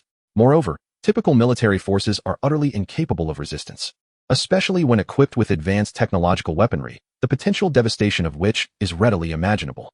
He-Jiner's gaze sharpened, fixating on Yang Lingxian, and a fleeting smile graced his features. Momentarily frozen in time, the abyssal sorcerer silently intoned incantations, and the chilling aura from the depths of hell spread forth, capable of eroding the soul. Having once consigned even the most exalted deities to eternal darkness, they meticulously laundered their garments, wrung them out, and returned them to the bucket, then, balancing the load on a shoulder pole, made their way home, all the while engaging in lively conversation until they fortuitously encountered Liang Hanchu and Shening Wei, who were returning from the county town. The venerable patriarch of the Tang family, Tang Zhong, lived a life of unwavering integrity, building a vast fortune from humble beginnings solely through his relentless labor. Why? Shening Wei pondered, feeling perplexed about the sudden change in demeanor of the two individuals who had been amiable moments ago. Now seemingly unwilling to acknowledge her upon learning she was merely purchasing pastries. The figure on the bed was an elderly man with a shock of white hair, his complexion ashen and wan, his eyes clouded and dim. Although the old demon possessed formidable regenerative abilities, it had only been a day and a night since the injuries were sustained, and the wounds across his body remained crusted with dried blood. The old demon's eyelids slowly lifted, and upon clearly perceiving our group, his claws slackened, and his entire body relaxed once more. At this juncture, both the multitudes of soldiers from the European Union and the military of Huahua were profoundly shaken. The griffin transformed into a statue of ice, soaring directly above Lu Sanqing's head. Chazi blinked her innocent, wide eyes, surveying her surroundings, and a look of astonishment suddenly blossomed on her face. Given the myriad attributes within the spiritual energy, it appeared that Yuan Chaoxing lacked understanding of it, which accounted for his inquiry. Just moments ago, the tail had struck the cave's ceiling, creating a gaping hole, and the water was nearly at capacity. What he did not expect was that the system would alert him that he did not meet the usage criteria, and thus could not proceed. Let us go and relish the cheers of the crowd that await you. Su Yi clapped Su Qingxue on the shoulder and descended first. Noting that the other party ignored him, the young boy furrowed his brow and chose to sit beside Jun Li, jostling him with his elbow. A youth named Nyodali, with lips tinged a sinister shade of black, appeared particularly malevolent as he fixated on the guitar strings. Shen Xiaoyan and Li Tai, both outstanding graduates from the class of 2010's directing program, are now sought-after young directors in China. He shook his head in resignation and reached for the palace door, just as the long silent voice resonated once more. I am willing. My heart soared with joy, as if an extraordinary event had transpired in my life, leaving me utterly exhilarated. To equip Huir with the ability to fight and protect herself in a short span, Wu Ming endeavored to explain the significance of combat skills to her in simple, comprehensible terms before she began her training. It goes without saying that while a shot to the torso may not prove fatal immediately, prolonged exposure would inevitably lead to death. Lead bullets are toxic, and few can treat such injuries. At least in contemporary Japan, such physicians are exceedingly rare. The beverages here are neither rice wine nor mare's milk, but rather an array of fruit-flavored wines, with a remarkable variety of melons and grapes that seem almost countless. Chapter 141, The Divine Silkworm Princess, The Dual-Pupiled Quest for Immortality. A year and a half later, on a desolate mountain within the sacred land of Yaoguang, Fang Yang braved the heavenly tribulation, his body glistening with luminescence. As ethereal purple qi rose, and the form of the yin-yang Kuanping loomed above him, absorbing the essence of heaven and earth to purify his physical being. In the secret realm of the Immortal platform, the horse Talisman radiated light, expelling the remnants of the heavenly tribulation's lightning from his body, and his injuries healed swiftly. Mid-stage Immortal 2, on the fifth small step of the second tier of the Immortal platform, in a year and a half, he had taken 4 strides forward. Li Hao escorted Tang Hui home, then promptly made his way to the Tianqiao Hotel, enjoying the convenience of a luxurious SUV, which he drove with remarkable ease. Much like his own unruly and formidable demeanor, Luo Shi lay in bed, her eyes wide open, staring blankly at the doorway, her mind a tumultuous whirl. Accustomed to the military life, Yang Leffen was never particular about clothing. He wore whatever was available, thus he never concerned himself with attire. Li Xiaoxiao and Gu Yi stealthily observed Yang Leffen's performance from the kitchen, Li Xiaoxiao found his fighting stance incredibly charming, her heart fluttering. If only he were not with Ye, she could openly express her affection for him. Yet, there are no if-onlys, and she could only bury her feelings deep within. It was Jihan. Chu Binchuan's heart raced. It truly was Jihan. She had remarked that the architectural designs in England were romantic, with each structure resembling a beautiful castle from a fairy tale, imparting an air of mystique, and she adored these splendid edifices. Without waiting for the ninth prince's command, Mu Shimei took a step to leave, only to be halted by his outstretched hand. Feiyu, as a guest, you must embrace the principles of hospitality. Luo Shi observed Feiyu's demeanor, understanding that he wished to shield her from harm. However, she felt no fear now, no longer intimidated by Lan Fei's cold words. She had learned to remain unfazed by everything. Threatening law enforcement? Yang Leffen seethed with indignation. He could have effortlessly incapacitated the two of them, yet he refrained. For they were staunch supporters of the Communist Party of China, law-abiding citizens dedicated to maintaining social harmony. How could he engage in violence against police officers? This war was ignited by her, yet it was orchestrated by Minji in the shadows. Had Minji not prompted her to instigate the conflict, she would never have descended from the Tianshan Mountains. However, Minji never intervened in her affairs, for he was well aware that she would elegantly fulfill every task he entrusted to her. Clinging tightly to Jiang Ming's arm, Jiang Yishan maintained her composure until they reached the main gate, yet she still refused to release him, insisting that he accompany her to her room even after entering the premises. During their time in America, she had been delighted while exploring with him. But now things had changed. He could openly hold her hand. 3 years prior, they had intended to remarry, but her brother's wedding had postponed their plans. Zhao Bin nodded slightly. Very well, Master Brother's purple light sword is a purple elemental artifact. Coupled with your profound cultivation, I trust you can readily cleave through the opening. With that, Zhao Bin sheathed his sword and stepped aside. However, appreciating magic is about relishing the deceptive process. There is no need to delve deeply into the impossibility of it all, and the more one savors it, the more joy it brings, leading to a meal filled with suspicion yet utter contentment. Why are you not Elan? You are indeed Elan. I know you refuse to forgive me, but I have been remorseful for Ian's. Elan, please return. From this moment onward, I shall treat you well. For you alone, the Ghost King implored. Joker dude. As hackers, our greatest fear is facing the police. Don't be deceived by my smooth typing online. In reality, I suffer from communication disorders. Chapter 142, The Ancient Dragon's Lair. Fragments of the Immortal Cauldron. The Zhongtong held by Fang Yang, in terms of value, rivals that of the Eye of Heaven and Earth upon the blood sacrifice platform of the demonic temple, and in certain aspects, may even surpass it. This Zhongtong possesses vitality. Should a cultivator excise their own eyeball and implant the Zhongtong into their eye socket, they would gain mastery over the majority of this divine eye's powers. Certainly, such an undertaking demands a high level of mastery from the transplanter. Once the transplant is thoroughly completed, they will be able to wield a significant portion of the formidable powers of the reincarnated eye. This office is quite spacious, housing more than 30 computers, several of which are notably larger than typical models, resembling server-grade machines. What is going on here? Do you truly endorse this young man's approach to leadership in warfare? Pope Jason gazed at Lu Qingfeng, perplexed. Could it really be so? Indeed, there is a spring cascading down the mountain, ensuring a reliable water source. And the surrounding trees are abundant, providing ample material for constructing dwellings. In Jiang Wei's mind, this place was perfectly tailored to his needs. Currently, the situation is quite unfavorable for Chun Bujian, as 3 archers in the distance are preparing to launch another assault. A melee NPC soldier stands in his path, blocking access to the archers, while 2 players and 3 melee NPC soldiers remain inactive behind him. Lu Eryi let out a sigh. After all, she had been his companion for many years and had given birth to a son like Yin Shu, which weighed on his heart. However, this change in his body, once it manifested as various abnormalities, including injuries and stamina depletion, began to solidify.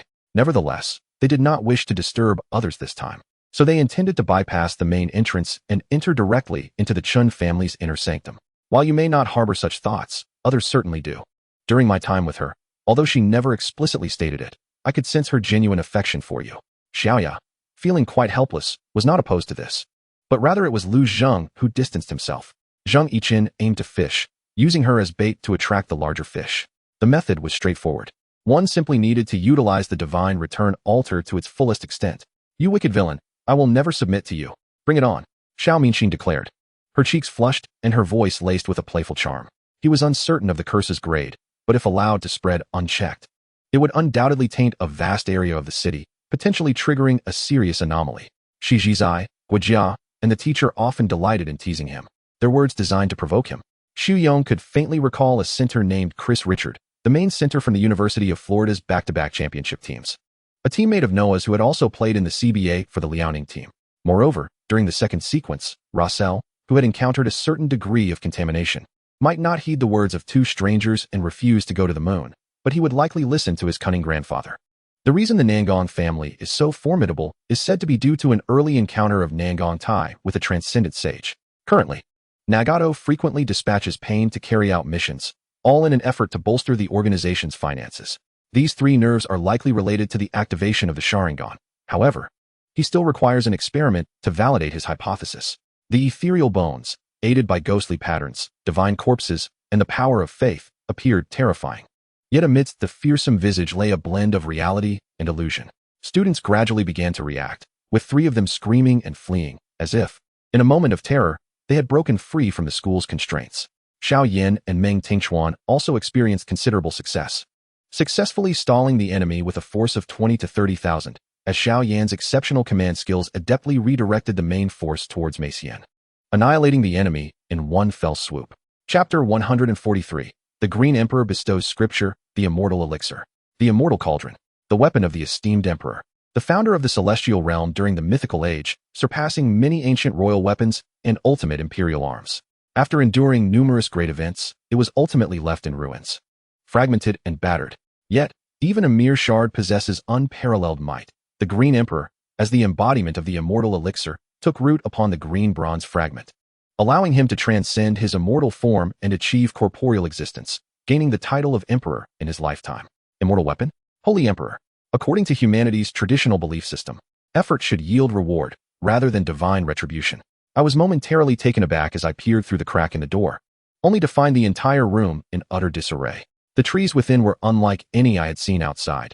Each leaf appeared as if it had been thoroughly charred, glowing with a fierce fire, while the blossoms radiated a dazzling light from their centers, so brilliant that one dared not gaze upon them for long. A fleeting glance would leave a lingering imprint on the retina. To refrain from rescue would mean condemning all within this subterranean palace to death. He had no knowledge of how many cultivators had entered or how many were within the main spiritual vein, but he was acutely aware that their fates hinged upon his decision. However, the pressure rising from beneath his feet grew increasingly formidable, and Collins felt the stones beneath him tremble slightly. In truth, Du Xinghe was akin to a person bedridden and paralyzed from a broken limb. Yet, as Tsang Di stated, each individual perceives different phenomena from tribulations, and the power felt upon breaking through varies. There is no singular path to immortality. Believing that guidance from predecessors guarantees a smooth journey is a grave misconception. Even if the entire world were to oppose me, I would unhesitatingly accept you. $1 million salary for a leisurely job with weekends off, regardless of the dangers that lie ahead. The myriad heavenly materials and earthly treasures within the realm of cultivation will always drive cultivators to relentlessly pursue them, and Du Xinghe is no exception. She feels the need for more combat experience. In the four-person room, the bed is embedded in the wall, extending outward, reminiscent of vintage train sleeping compartments, albeit slightly larger. Wu Xia's expression darkened instantly. He understood that Wu Zhongguo's words were not to be taken lightly. If he were ever bold enough to seek divorce, Wu Zhongguo would indeed break his legs, without any leniency. Just then, Ling Feng exchanged a knowing glance with a family member beside him. A core member of the Ling family named Ling Tao, his nephew. At just under 40, he had already reached the upper tier of Qi training, showcasing formidable strength. The Starfire Supreme withdrew his fist, eyes wide in astonishment, as he and Tianjing Xing stared incredulously at Su Yang. The Starfire Supreme, regardless of his circumstances, remained a powerful figure. To be candid, the sheer size of the black bear and the tattoos adorning his body were indeed intimidating. Coupled with years of following Sun Yibin, he had cultivated an aura of leadership that made him appear quite impressive, akin to a boss in the underworld. Due to the absence of venue staff and other hardware costs, Mubai initially set the ticket price for a film between 15 to 20 yuan, half the usual fare. The interplay between the two ultimately left the nation beleaguered by ailments. Even if Hua Tuo were to return, he would be powerless to remedy the situation. Haha. It's a rare occasion for a meeting, and today I've brought some toys for everyone.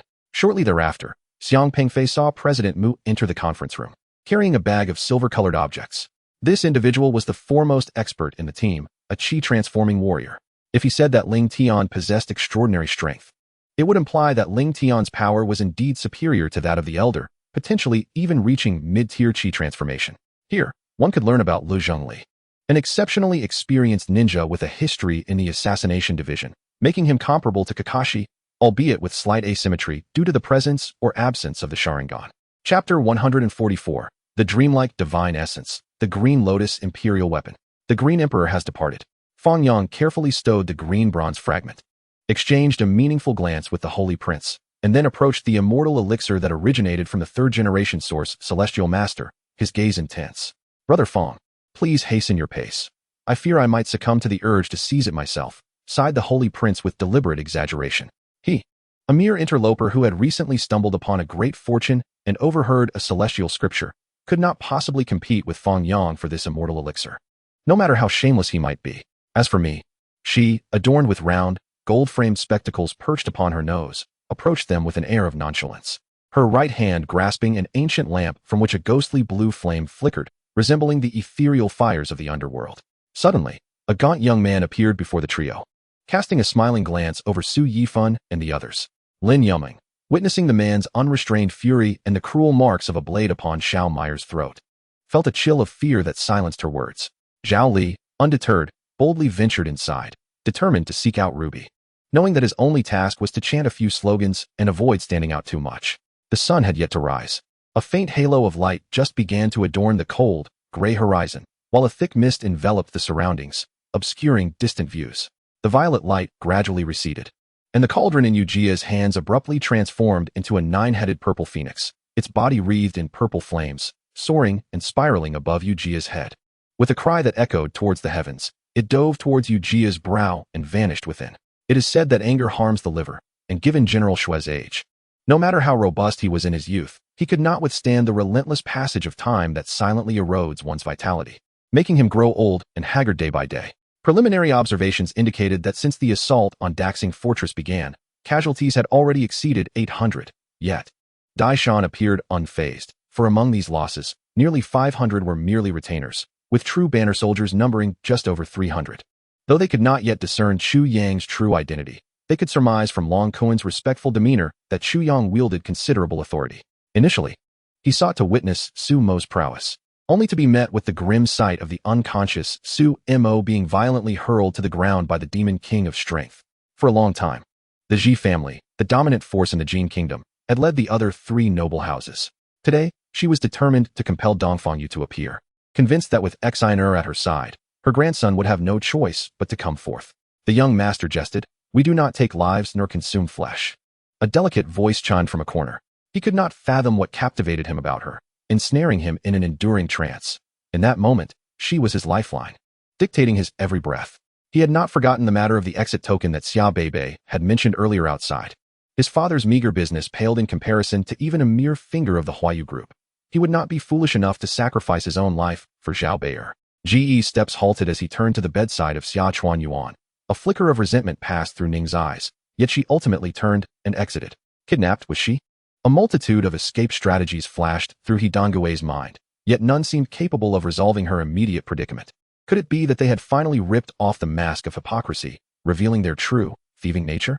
Was Feng Yang intending to abduct her and wait for Zhu Quan to arrive in Yangzhou to deliver her to him? Meyer, what did you discuss with father? After exiting the Yangxin Palace, Xia Hanxian inquired as they walked. Aside from the corpses strewn across the ground, over 4,000 individuals remained atop the mountain, desperately rushing towards the cliff in a frenzied assault. "Commander, the enemy has halted their advance.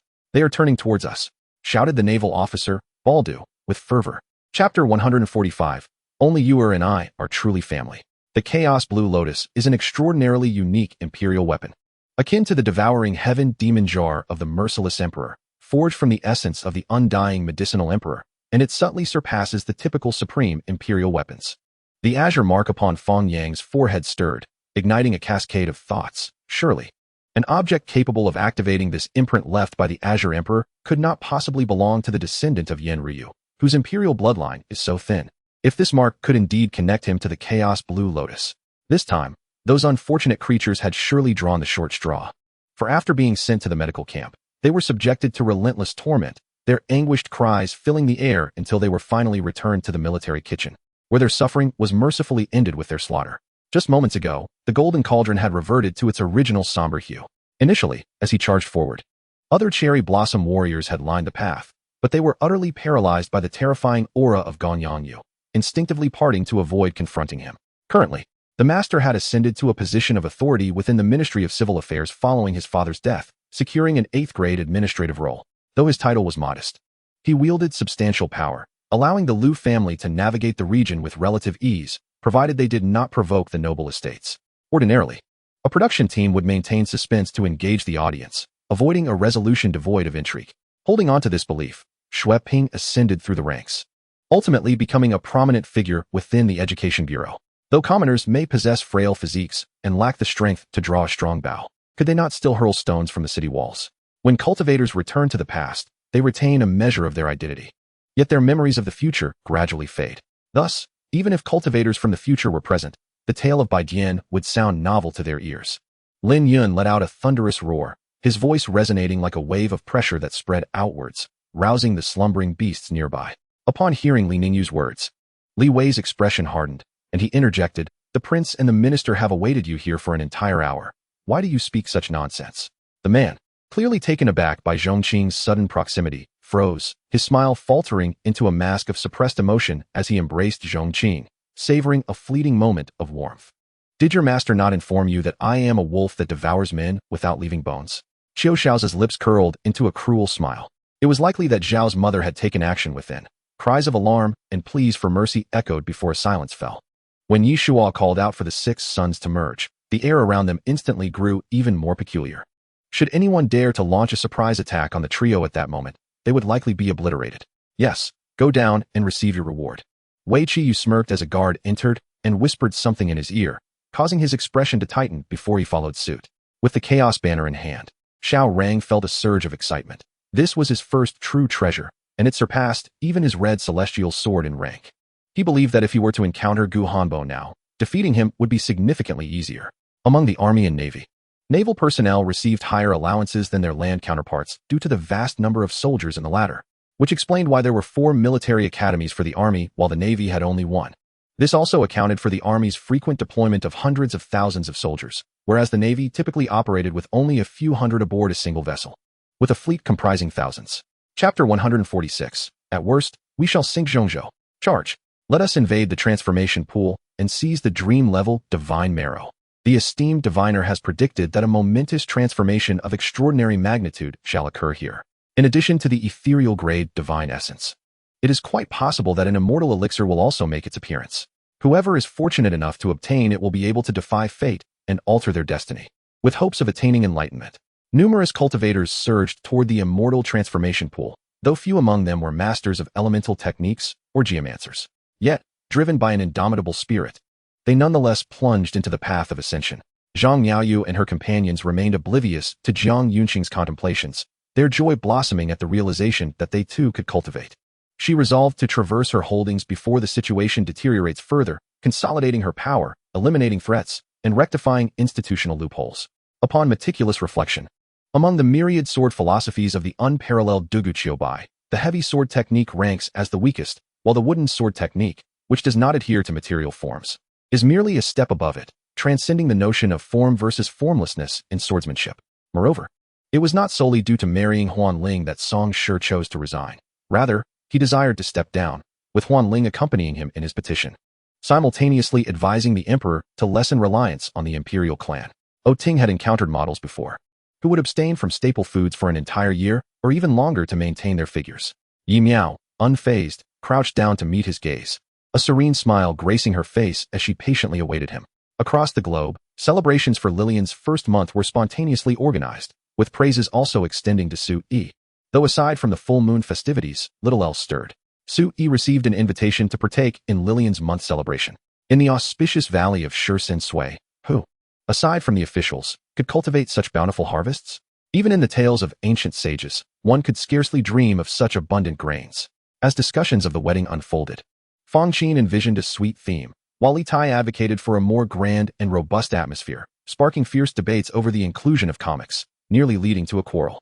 The emperor nodded, promptly summoning the head eunuch of the Yangxin Palace to convey a message to Guodun, the deputy minister of the Ministry of Revenue, to enter the palace for an audience, while arranging for Chief Gu to escort Inspector Xiong to a side hall for rest, awaiting the emperor's summons.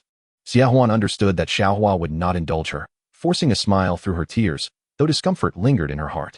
It was said that during the last encounter before the statue of the ancestral master, the swordsman experienced a moment of enlightenment, breaking into the early stage of qi refinement. And within less than 2 days, he advanced to the mid-stage of qi refinement. What realm would he reach upon awakening after an afternoon in this state? 4 Fun Ju Qiong Qi.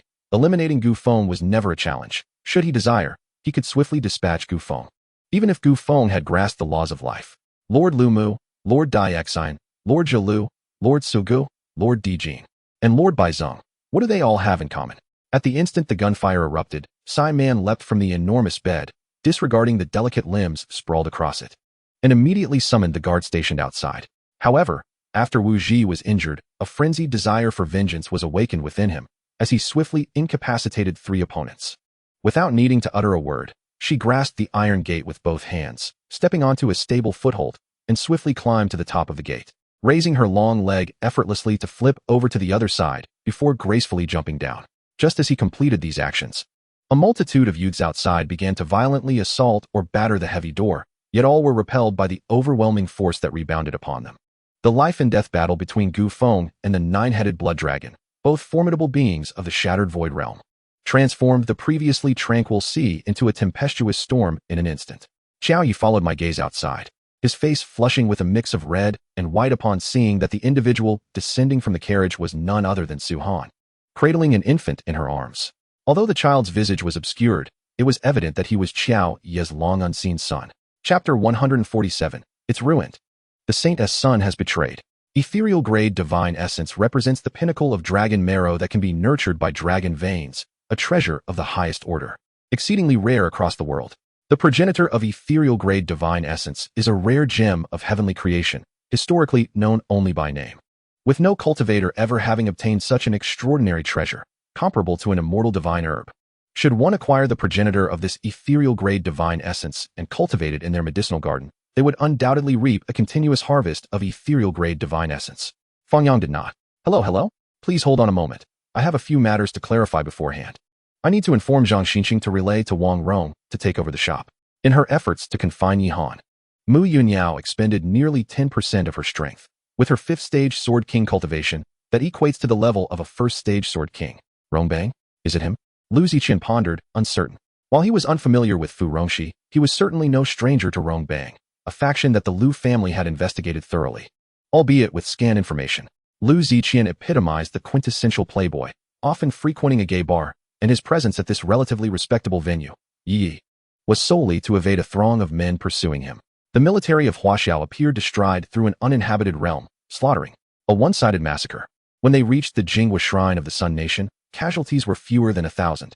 With Wang Etien's dagger descending, a system notification reverberated across the globe, shocking everyone. Bai Yu, in a fit of exasperation, stepped forward, charging toward the white tiger. Oddly, Bai Yu refrained from utilizing the sacred artifact to suppress, instead unleashing the transformative celestial hand, as a colossal, multicolored palm surged through the void toward the white tiger. Daily necessities require expenditure, with no alternatives. Xia Ling concealed her job at a luxurious nightclub in H City from her mother. A member of the sacred sect directed his sword toward the Xian Yao Legion, prompting all to charge forward, preparing to confront the disciples of the Xian Yao nation, who were no match for the ferocious mercenary band. All right, thank you. Lu Ziqian exclaimed in delight, expressing his gratitude before seating himself, unceremoniously claiming his preferred items to indulge. The remnants of the Azure Dragon and Vermilion Bird faded away, significantly diminishing the formidable power of the 4 divine locking heaven formation. Within the towering peak, an excited roar echoed, followed by several resounding crashes, causing the entire internal world to tremble. Oh no, I'm being chased, Su Zheng realized, nearly biting his tongue in shock and fear, momentarily at a loss. He watched as Su Meng's forehead bulged with veins, shouting something at him before bursting through the door. At that instant, a low, resonant bell tolled throughout the heavens and earth, revealing a grayish divine bell that materialized above Xue Shirsan's head, rapidly expanding. Despite his penchant for humor, his most intimate contact with Zhao Luyao was limited to a gentle kiss on her cheek. He chose not to engage in a clash of techniques with these 6 individuals, but rather embraced close-quarters combat, enveloped in an overwhelming aura, his spirit and vitality surging ever greater. I gazed at this marriage fortune slip, which urged me to cherish the person before me. Was it referring to Feng Xiling? Ultimately, I still find it difficult to comprehend the origin of this bond with Feng Xiling. Nowadays, as long as you possess a black gold phone, you need not worry about this troubling issue any longer. Feng gently placed the black gold phone on the stage. Standing before it, extending his hands toward the enormous screen before him, Zhou Dong, Fan Zhu, Lu Yu, and Zhou Zuchong exchanged greetings with Fan Yonghao before approaching Chen Tao for a handshake. Upon reflecting on the old man Gong Zheng, Su Zheng found him to be both amusing and infuriating, yet he could do little to alter his demeanor. The memory of how exasperated he had been the previous day brought an involuntary chuckle to Su Zheng's lips. Though he was mindful of the fact that this man held leverage over him, causing Su Zheng to fear that he might report him to his father-in-law. Chapter 148. One man shoulders two responsibilities. The dead monkey. Wang Tung let out a cold laugh, expressing his sentiments with the most unrefined expletives. The monkey trailing behind Fang Yang was an enigma in terms of their relationship, yet using him as a practice target seemed advantageous. In a fleeting moment, the Holy Prince appeared before Wang Tung, swinging a massive black staff, his divine powers surging, creating ripples in the void that threatened to shatter it. Wang Tung raised the Heavenly Emperor's sword, choosing not to block. In that instant, myriad lights shimmered, and a dark green weapon shot upward, immediately aimed at Qin Tian's fist. Xiao Yi, devoid of the inclination to converse, was filled with an intense desire to confront Zhao Yulan, whom he wished to drag from her coffin for an interrogation. With this thought, Lin Feng hurried to a secluded spot, his expression grave as he answered a phone call. At that moment, an elderly man clad in white robes suddenly arrived, seemingly riding the wind, appearing before the group. Another youth soared into the air, locking eyes with the boy in purple, then taking a step forward, his fingers forming a peculiar wave of lightning that coalesced into a rope-like structure. However, Duanjun's oppressive force was formidable. Before the power of the Xuanwu could erupt, it was suppressed by an overwhelming force, pushing it back. He had indeed dispatched multiple individuals to search, severing the routes back into the city. Any attempt by them to enter would lead them to their own demise, leaving no opportunity for anyone to uncover the truth within the city. Just as she was on the verge of making a grave mistake in his thoughts, a phone call from his mother intervened as his salvation. Lin Yinxiu knelt on the ground, weeping uncontrollably, supported back to her dormitory, and then hastily returned to Linhai that night. Shen Wanyu gently held the hands of the two, soothing them, aware that their abduction must have left them terrified. Gu Zongxi did not insist further, opting to review the materials at the scene with his colleagues. While I turned with my camera to wait at the entrance for the boat to arrive, these words were not meant for her ears. Yet a cunning individual spoke them as she passed through, and she, wanting to do a favor, relayed them to the prince, hoping he would ponder this matter. The map that AI Hina E contested was indeed intriguing, with the three major factions' teleportation arrays positioned in a triangular formation, less than a kilometer apart, and the entrance to this dungeon located at the heart of these three arrays, resembling a colossal black star formation. Finally, unable to contain his impatience, Luo Mingxian seemed to be conversing with himself while addressing the King of Glory. Yi Lingxi glanced up, recognizing the tall, handsome middle-aged man at the forefront as her second uncle, Yi Feihong. Yet, in reality, the anticipated sound of a clean break did not resonate. Instead, a sharp pain shot through my foot, akin to kicking a solid iron object, sending shockwaves through my bones. This remark caught him off guard. Ao Tion's pride and self-assurance were always unwavering, and his trust in his brothers could be said to be on par with mine. Hang Yi gently embraced Xian Na, as if possessing the entire world, feeling a bliss and contentment that was indescribably exquisite, due to the exceptional marksmanship of Huang Yunfei and his companions. The team of gunmen in black suits outside struggled to ascertain the firepower and number of individuals within the house. Otherwise, they would have charged in long ago. Upon seeing him, the receptionist respectfully stated, "Assistant Ouyang, this is Mr. Su," guiding him to meet Su Lai. At this juncture, she felt her heart constrict painfully, as if someone were squeezing it tightly. Just as Wang Lingjing snatched the gift away, Xiao Jiuer sensed that something was amiss, but it was already too late.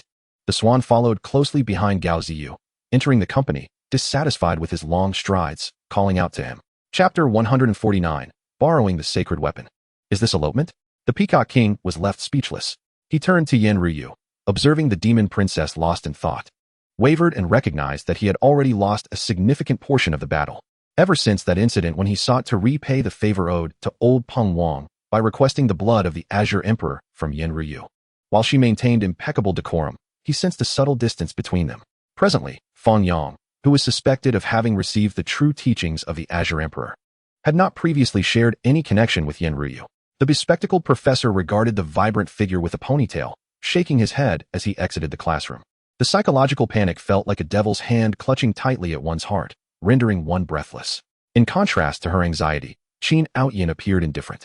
The remnants of rebellious factions had long been purged by the emperor, and the descendant of Do Jing had evaded capture, likely due to their compliant behavior and lack of insurrection. Miraculously, the car halted after traveling a short distance, then reversed beside her. As the king entered the surveillance room, he opened the underground map left by the late king, searching for the whereabouts of Yu Haoyang and his companions within the palace's underground labyrinth. Perhaps it would be prudent to test whether the king still harbored any feelings for me, or to feign a bit of vulnerability. Son, don't cry. Mama is here. Please don't cry, I consoled, attempting to descend the stairs to take Son into my arms, only to be halted by Hua Xiaoran. She would never allow Yun Shang to interfere. The matter was hers to resolve, and whether she lived or died was entirely in her own hands, leaving no room for hesitation. Princess Ying, how is your injury? Lu Chuha almost called out Xiao Ying's given name, but quickly corrected himself. Son's face registered surprise. He had come to a realization, pursing his lips as silence enveloped him. It seemed as though, to revive his brother, there was indeed a special connection at play. Elder brother, is second brother truly unharmed? Hua Jinglei gazed at the crimson-stained pants, unable to feel at ease. The villagers in the fields, along with the nearby residents, were all gripped by profound terror. I not only escaped unscathed, but I also absorbed a portion of the damage, converting it into my own life force. My health, which had been below 500 points, surged to 800, while Murong Shanshan, the target of the rebound, was propelled backward, her graceful form quickly retreating to a distance of 10 paces.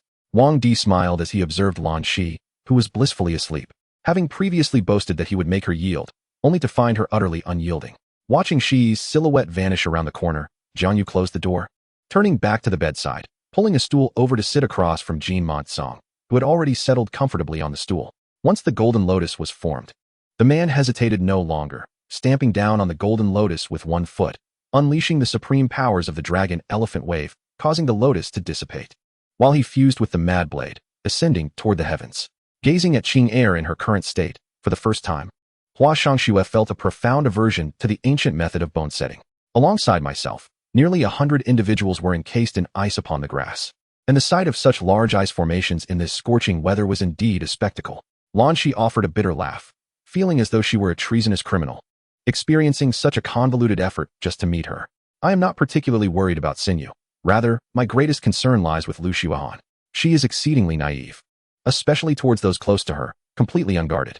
As the crowd merrily descended into the valley, Lin Mu produced an official document to hand over to the soldiers stationed there, marking the completion of his mission.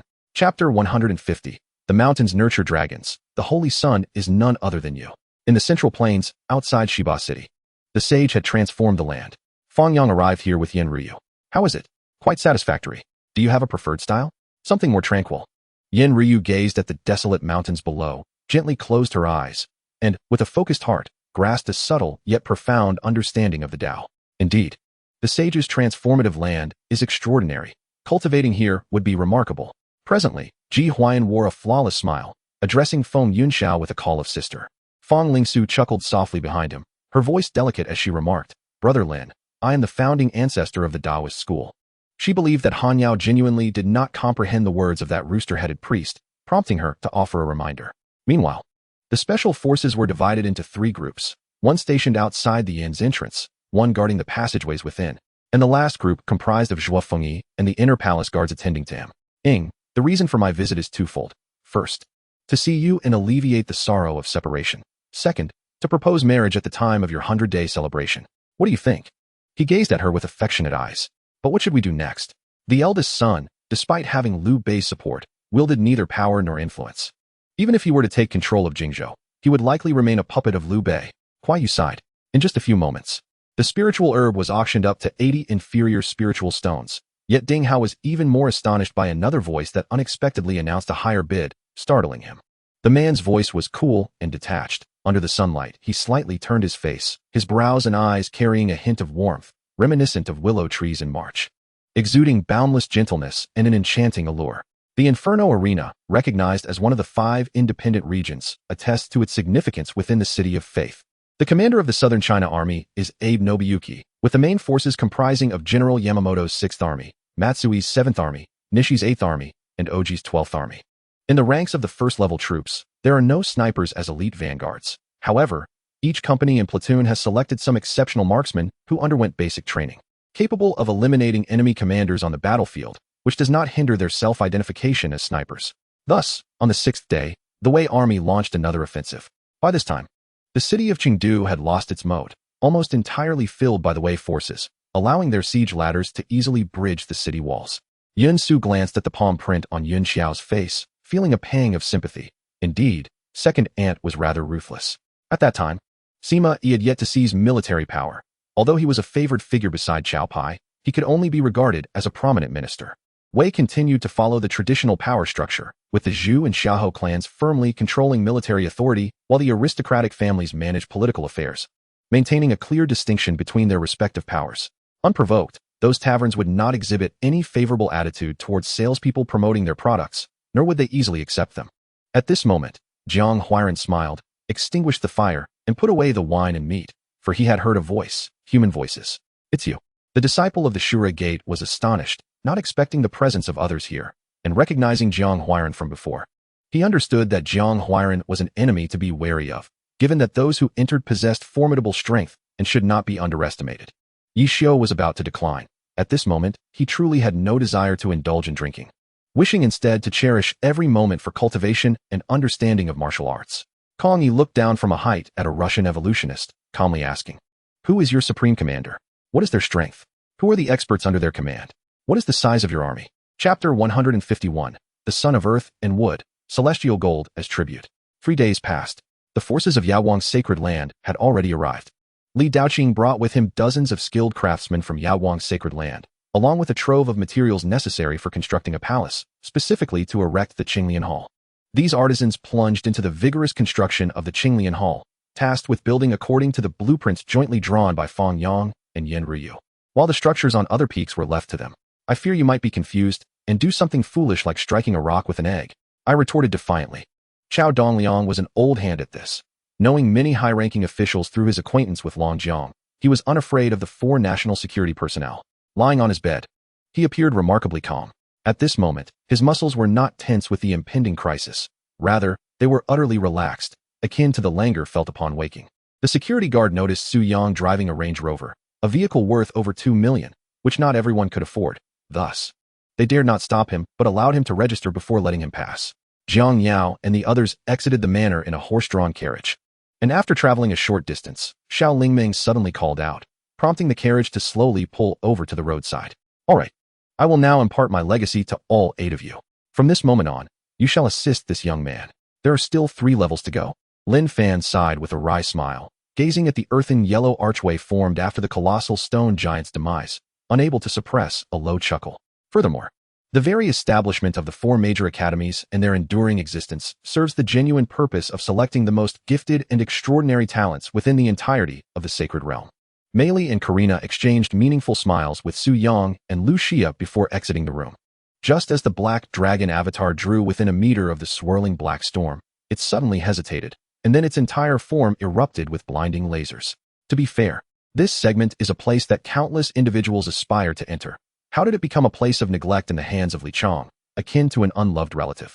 Lan Xianshu was forcibly kept at home by Shen Jiqiu, only speaking up 2 days later to express her willingness to meet Yi Zhichen. Pan Haodong sought to win her over, first needing to capture her heart, ensuring she genuinely embraced this marriage. Otherwise, even with a marriage certificate, their relationship would amount to nothing more than a sham. For many years afterward, Zi Wuxia would pose this question to Qin Ning. What did that gaze represent back then? The fervent kiss differed from the previous tender one. It became wild and fervent, biting her lips like a leopard seizing its prey, entangling her and igniting her with the same fervor. The 4 great late-stage martial arts masters, having long been aware of the exceptional demon's hidden tricks, remained unfazed upon witnessing one of the demon's hands freed from confinement. They simultaneously shouted, unleashing their alchemical power to summon the essence of heaven and earth, pouring it into the 4 symbols' killing array. Tao Hua Jinren slightly curled her red lips, extending her long, beautiful legs onto Pan Haodong's lap, presenting an insistent demeanor that suggested she would not relent until she was satisfied. Lung Xing gazed at the myriad of lights, his expression unchanged, still separated by a thick wall. At this moment, their gazes met, both individuals adorned with warm smiles. The joy of encountering an old friend in a foreign land is indeed delightful, even more so when both hail from the same lineage. Although their relationship cannot be deemed intimate, the long-awaited reunion in this city of stars and moons naturally evokes a sense of warmth within their hearts. In Li Tong's eyes, Xie Dongya was reluctant to disclose the methods he employed, while Xie Dongya felt quite vexed, pondering why the truth was always met with disbelief. Chapter 152.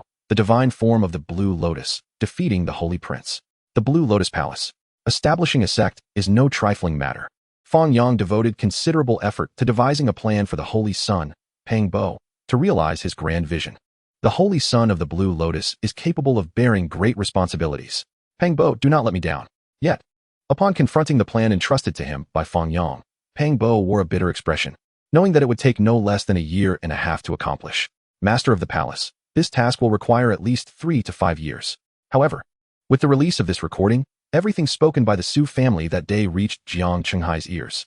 Zhao Pingyan swung his sword down with a mighty crash, shattering the coffin lid into pieces that scattered in all directions. Bai Ji, with her graceful figure and exquisite curves, could only be described as the most remarkable creation of the divine artisan. One could easily surmise that any man would yearn to behold her beauty. As Ying Wu's words fell, the dozen or so skilled fighters he had brought swiftly approached him, poised to take action against Jiang Cheng. In truth, this was merely the result of years of crafting by Yong Long, who claimed it was intended for disguise. In the most northeastern corner of the Liaoxian beach, young master Yin Long Yun, accompanied by his 108 elite Yin Yun knights, stood in a formation resembling a flock of geese, quietly guarding a corner. However, it was apparent that they were overthinking, but exhibited no signs of wanting to flee. The luminous orb shot skyward, piercing through the clouds and vanishing into the heavens, leaving behind the resounding roar of Shigo. Prepare yourselves, my vengeance is nigh, Zhao Pingyan declared loudly to the gathered crowd. Beside Feng Yue, He Liangchuan displayed no emotion, as if this were a trivial matter. Feng Yuqiong felt anxious, wondering why brother Zhao hadn't etched a gathering spirit formation for her in advance. Oh, one step at a time, Qin Yu sighed, following closely behind Mo Yuqi to her suite's entrance. Mo Yuqi, being considerate, had booked Qin Yu a flight for noon, knowing he had not rested well the previous night. What is happening over there? Ning Tian inquired, having heard some peculiar sounds. Following the direction of the noises, he saw that Li Dao was seated on the balcony sipping tea, while their captain lay face down on the ground, with 2 corpses floating near the balcony's edge. Bill possessed formidable strength, and with his prowess, he could likely rival the top 5 on the divine rankings. Within the realm of the original Heaven Soul Empire, Di Tian led a multitude of soul beasts, each over 10,000 years old, transformed into human forms as they entered a human city. A delicate strand of spiritual energy emanated from Meng Batian, slowly reaching toward the soul of the snow wolf. Reflecting on the peculiar temperament of the eccentric Mr. Fei, Yi Tian couldn't help but smile wryly, realizing that the usually domineering Mrs. was indeed under considerable duress from this old fellow. Initially, he had thought his wife was engaged in a fierce battle against some monster, resulting in injury or poisoning. In truth, it was a scene he had been reluctant to contemplate. His wife was his everything, and such a life could not continue. Thus, he implored them to eliminate him. Hanny returned to the temporary headquarters of the Euro Empire, reporting to the council regarding the meeting with the Demon Lord. It was understood that the Demon Lord's refusal stemmed from a desire to avoid conflict with USI, prompting a discussion on subsequent plans. Regardless, his magic had already been activated, and the hurricane was forming. With Bielo's power, it was utterly impossible to halt the tempest. Loki was undoubtedly doomed this time, so Lorelei refrained from confronting Bielo directly, instead deftly stepping aside. Yet what of it? A person like Ji Wuyo could only be matched by someone like Su Yin, right? I propose that the logistics personnel at the base be divided into 2 categories, combat logistics and base logistics. The combat logistics would be responsible for cleaning the battlefield, I added after some contemplation. Chapter 153. The Energy of Dragon Creation, the Door of Portals. Defeated the Holy Prince, Fate 5000. The sacred Forbidden Domain lived up to its reputation. The Holy Prince grimaced in pain, enduring the agony as he retrieved the only item on his person capable of healing his wounds, the dream-grade divine essence. He intended to use a portion of it, hoping to muster enough strength to rise. Brother Monkey, the divine essence is not to be used in such a manner. Fang Yang stabilized his chi and approached, offering the Holy Prince a pill to aid in his recovery. The invader who had previously been fleeing from him now held the upper hand in strength, inciting the wrath of the demonic giant monkey, as if a blaze raged within its chest. It's too much, it's reached my neck, Ronald exclaimed, at which point Ryan noticed an unusual protrusion on Ronald's neck that seemed to be surging toward his head. No, my brother merely borrowed a friend's car for some fun. Peng Sijia could only offer up an excuse to deflect. Not only had Bai Qi died, but he had also met an unspeakable end. Upon hearing this news, Bai Jishuan's condition worsened, prompting the Bai family to invest heavily in medical assistance, which ultimately saved her. Just then, Angelina returned to her room, only to come back shortly after, holding what appeared to be a swatter, leaving those around her puzzled. All right, it's not as if I'm completely at a loss. I can at least take comfort in that, I thought, contemplating calling out to him. However, upon turning to see his noticeably emaciated figure, I could not bring myself to speak. All auction items were selected after a thorough cost-performance analysis conducted by the 16 participating merchants. As the burly man grappled with confusion, Lu Xingqi leaped down from above his head, having noticed the cracks on the stone pillar earlier, allowing him to swiftly scale to its summit. With Lu Yi present and surrounded by numerous guards, Ali dared not charge in recklessly, opting instead to follow quietly behind. Haha, one player exclaimed, laughing heartily as he prepared to mock the previous player, only to be met with a shower of blood that suddenly filled his vision. Just as this massive figure spoke, multiple magical orbs erupted from the city walls, exploding in the air, prompting the mages atop the battlements to sound the alarm for an enemy attack. The other two skills included a sweeping spear attack and a block. Although the spear sweep required a strength assessment, a successful hit would still inflict a 2-second slow status. This time, no one was surprised. People from all corners of the world erupted in cheers. Over the past 3 days, Mu Yi had not engaged in deliberate cultivation.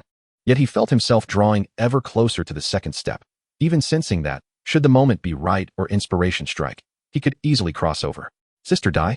I truly believe he is not some demon-fighting Arhood. I think we have apprehended the wrong individual.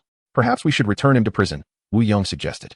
If Han Bing truly intended to make contact with them, then the only conduit would be through the Andrews game, and her account was likely already targeted by demons. Should Han Bing encounter any mishap, it was quite possible that Hell would use her as a means to find a passage to Earth. The Knights, unable to even approach this group of players, were overwhelmed by a deluge of various spells and arrows. While their high levels, formidable defenses, and exceptional evasion were commendable, the damage dealt by the players was limited. However, with the addition of more players from various guilds, the sheer numbers would easily drown these opponents in a sea of bodies. At 6 in the morning, Chen Xiaodian and Zhang Qin, accustomed to waking at this hour, had already descended from their rooms. A tremendous crash, accompanied by the harrowing screams of pain and fear, echoed as 30 soldiers clad in bulletproof vests were sent hurtling to the corner of the wall by Chen Yufan, as if he were merely sweeping away refuse. While it may not be possible to achieve perfection, one must strive to do better within their capabilities, leaving a lasting impression that serves as a guarantee for his future endeavors in the divine realm. Chapter 154, A Remarkable Talent, the 6th-generation descendant of the Azure Emperor. In the Azure Lotus Palace, within the cave dwelling of Fang Yang, a towering red door, 3 meters high, suddenly materialized and was pushed open. On the opposite side stood Fang Yang, solitary, with a desolate landscape behind him, separated by an unmeasurable distance. Fang Yang stepped over the threshold, transitioning from the eastern wilderness to the central continent. The gateway was indeed remarkably convenient. Fang Yang glanced back at the portal, raising his hand to dismiss it. Has father done anything wrong? He inquired, to which Yanlan promptly replied. As everyone gathered, they realized something was amiss. Nana and Anjing were nowhere to be found, and no one answered their calls. All potential locations yielded no trace of them, leading the group to finally grasp the gravity of the situation. Goodness! Have you ever encountered a shortage of handsome men? Gu Haoran, Fei Yihan, our homeroom teacher Roy, these are merely the ones I know. You should count yourself fortunate, Yanlan said disdainfully, furrowing her brow as she regarded Bai Muxue. All right, so do I kiss? Li Yi asked shyly, as it was her first time taking the initiative to kiss someone. Naturally, Nie Yuanxing chuckled, noticing Mu Bai's look of confusion. He refrained from elaborating, merely brushing his robe before preparing to take his leave. Yes, I'll wait for you to join me for a meal, Yang Shihua smiled, watching Wei Juanxing's retreating figure, her eyes feeling a tinge of bitterness. Yang Shihua, there are some things you can forget. You love the man before you, and thus you should appropriately take a step back. Zhang Heng had long been aware of Feng Jie's background and reputation. Over the years, he often pondered why Feng Jie had clashed with Zheng Jia so fiercely, to the point of life and death, as they were not characters from some martial arts tale or film that resorted to such drastic measures. Me? I can become powerful. The young man's eyes widened in disbelief. Upon hearing that Luan Juan had generously shared the command with him, Zhang Jian felt a surge of elation with that command. He could stride confidently at this outpost. It turned out that previously, Wu Ji had instructed Li Yi to closely observe Lu Ruiying, and through her analysis, Li Yi had made the discovery. 6th uncle said, "You all have left, leaving me and your mother to continue farming at home. In 2 years, we won't even be able to lift the grain sacks. What shall we do?" Wang Jifeng lamented. "Your sister is already the wife of the general manager and also an actress. Why not bring your mother and sister to enjoy life instead of farming? A strategic expert remarked with a hint of sarcasm. All conclusions are based on your assumptions. Such grandiose plans may incite overreactions from other nations. Luo Yu raised the Wu Ji staff, which emanated a radiant glow, enveloping the three within its protective aura. Beautiful indeed. The elder had already arrived. Having concealed himself skillfully as he listened to their conversation, he was seated right beside Lu Yun, yet Lu Yun had been oblivious to his presence, as if he had materialized out of thin air. Just as Mu Sun was leading his team at a brisk pace, Lu Tianda and Sun Shengnan collided in a grove thick with withered trees, their gnarled roots entwined. Despite the encroachment of decay that had robbed them of vitality, they remained stubbornly resistant to rot. The moment Luo Yu tilted his gaze upward, the azure dragon spring had yet to be raised. But the soul-devouring dagger of the phantom hand was already poised before him. Clan leader, there is an old man outside who wishes to see you. Yu Heng reported as he approached Song Jianli, who was practicing in the eastern garden. At times, people simplify complex matters, such as the age-old dilemma of whom to save if both mother and wife were to fall into water simultaneously. Zhang Juling did not slow his pace. He had already circled the red letters 3 times with Lu Yun and was determined to make 2 more laps. Chapter 155, Ruthlessly Beating Yi Fan, Entering the 7 Bands. The Ji family. In the Void Palace, to demonstrate their respect for the Northern Yuan royal family, the Ji family welcomed Wang Teng and Wang Qingquan among others into their home, receiving them within this grand hall constructed by the Void Emperor himself. The Void Palace was shrouded in an air of mystery, enveloped in chaotic energy with countless stars adorning its expanse. It was said that in his later years, the Void Emperor, gravely injured, chose this place to bury himself within the endless void. Upon entering the hall, Wang Teng and his companions were awestruck by the dreamlike scenery. He believed that all his arrangements were meticulously crafted, leaving no room for error. Li Hui nodded in agreement, and indeed, Yuan Shao smiled at Li Hui, exclaiming, "General Li, what a coincidence! I never expected to encounter you here." Yuan Shao chuckled, glancing at the people behind him. If they were to perish, chaos would ensue across the realm, and the populace would endure a calamity. As Lu Yun, stripped of the 8 emperor's treasures, felt a wave of panic wash over her. She realized she had lost control over herself, an absolute dominance far exceeding his void domain.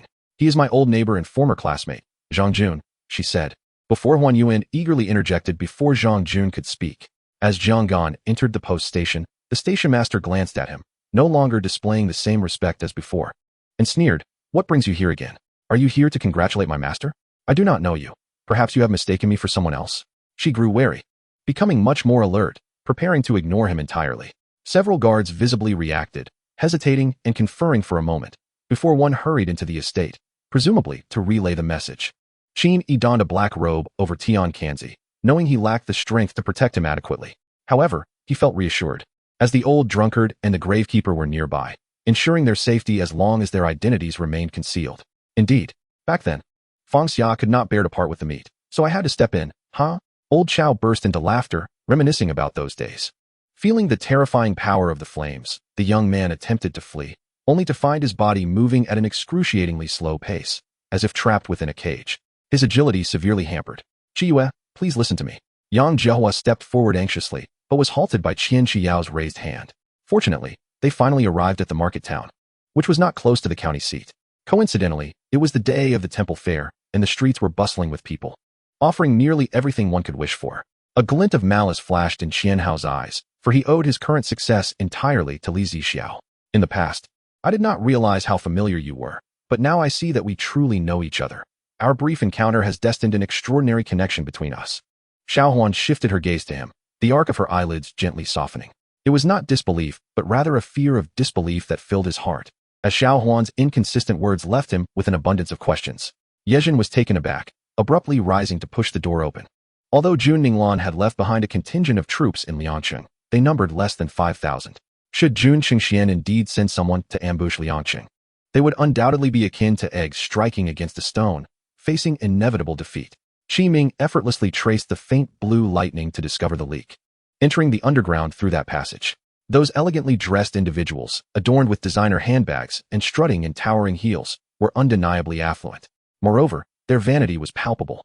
Even if they were robbed, they would remain silent, for their status on this street would not waver, allowing them to perpetually reap profits.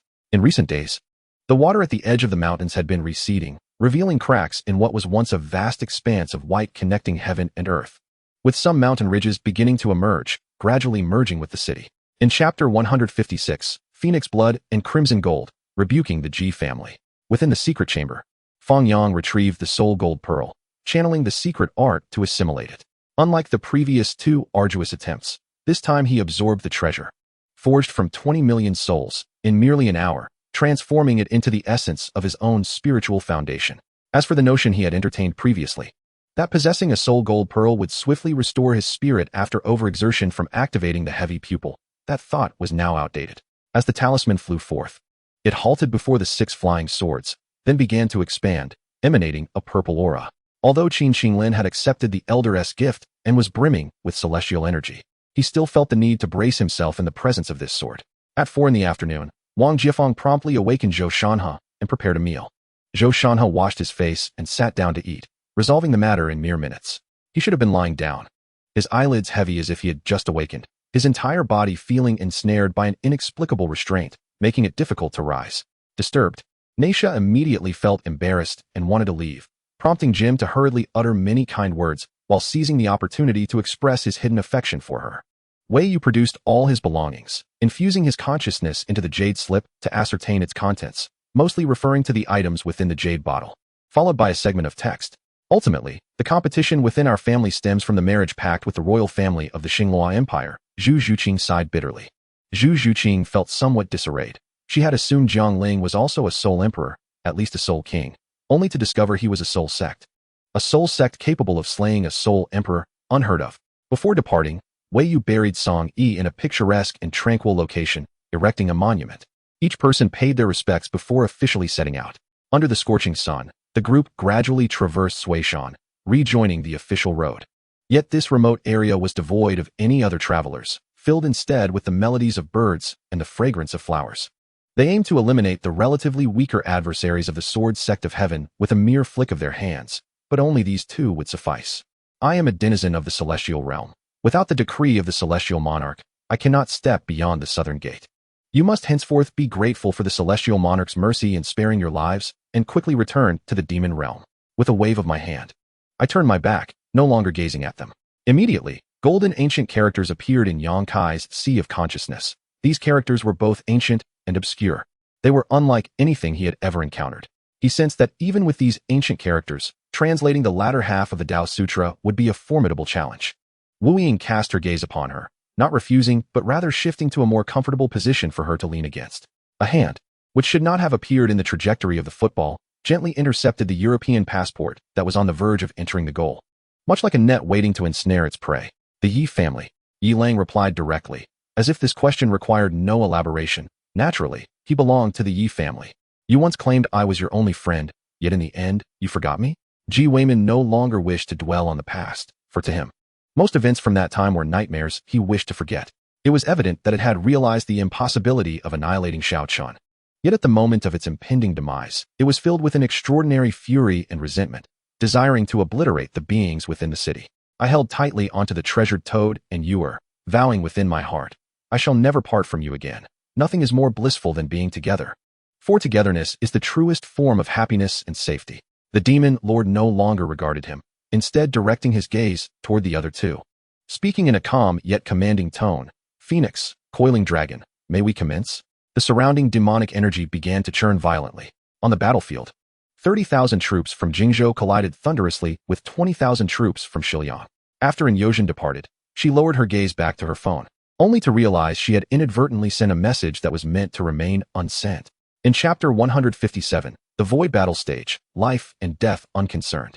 Above the holy city, Yi Fan observed the powerful figures of the Ji family charging from below, sneering as he shouted, Old Deng, come here. He produced a piece of dark jade, activating the domain gate and leaping into it. The Ji family's experts, furious and disheveled, arrived late, attempting to dive into the domain gate to pursue Yi Fan, only to witness it shatter with a resounding bang, chaos surging through the void. Yi Fan. The terrifying voice echoed above the holy city, attracting the attention of countless cultivators. Her words jolted me, and I instinctively touched my disguised face. Finding no anomalies, how could she suspect me? After leaving, I returned directly to the underworld. Upon reaching the Shenanjia area, I sensed a familiar power. I nodded in disappointment. Indeed, this bizarre ability, while peculiar, was immensely formidable. If controlled, no one in the world could contend with him. At that moment, Alan stood frozen, his hands stiff, hesitating for a long time before patting Nana's back. Although he was never particularly close to his mother, Nan, that instinctive call for mom upon awakening had betrayed his true feelings. As his body began to move, it resembled the vast and tumultuous sea, a solitary boat sailing against the waves, propelled by the winds towards them. As the man gestured forward, those in the vehicle noticed him, and the military Hummer gradually came to a halt by the roadside. After the last beating, she had injured her olfactory nerve for several months, unable to detect even a hint of the atmospheric energies. I was unaware of how their quarrel had begun. All I knew was that she had intended to seek you out to explain that day. Do you know where this is? Have you seen my friend? She shot out 3 questions in quick succession. For instance, regarding the current flames, if this fire were exceedingly fierce, it posed a considerable threat to them. Subsequently, the most favored 10th princess under Emperor Yongli voluntarily stepped forward and performed a dance, earning resounding applause. Kong Yixian neither expressed gratitude nor hesitated. She simply set down her bow and arrow and left, only to realize now that her arm trembled violently, unsure whether it was due to anger or muscle fatigue. And she hesitated slightly before responding. Cool. I seem to have a faint recollection. I believe I dreamt of this large bus. The others listened intently, eager to inquire about the details, but she admitted she didn't remember much either. After all, it was merely a dream. Who could recall such specifics? They could only take it one step at a time. Chu Hongyi didn't arrive home until 4 in the morning. The moment she stepped inside, she caught a whiff of the faint herbal scent emanating from Ludong. This sound was unmistakably that of the ocean. This beast dared to engage in such acts while carrying another. Lin Ku retorted, if you don't want to escalate matters, then get out of my room right now.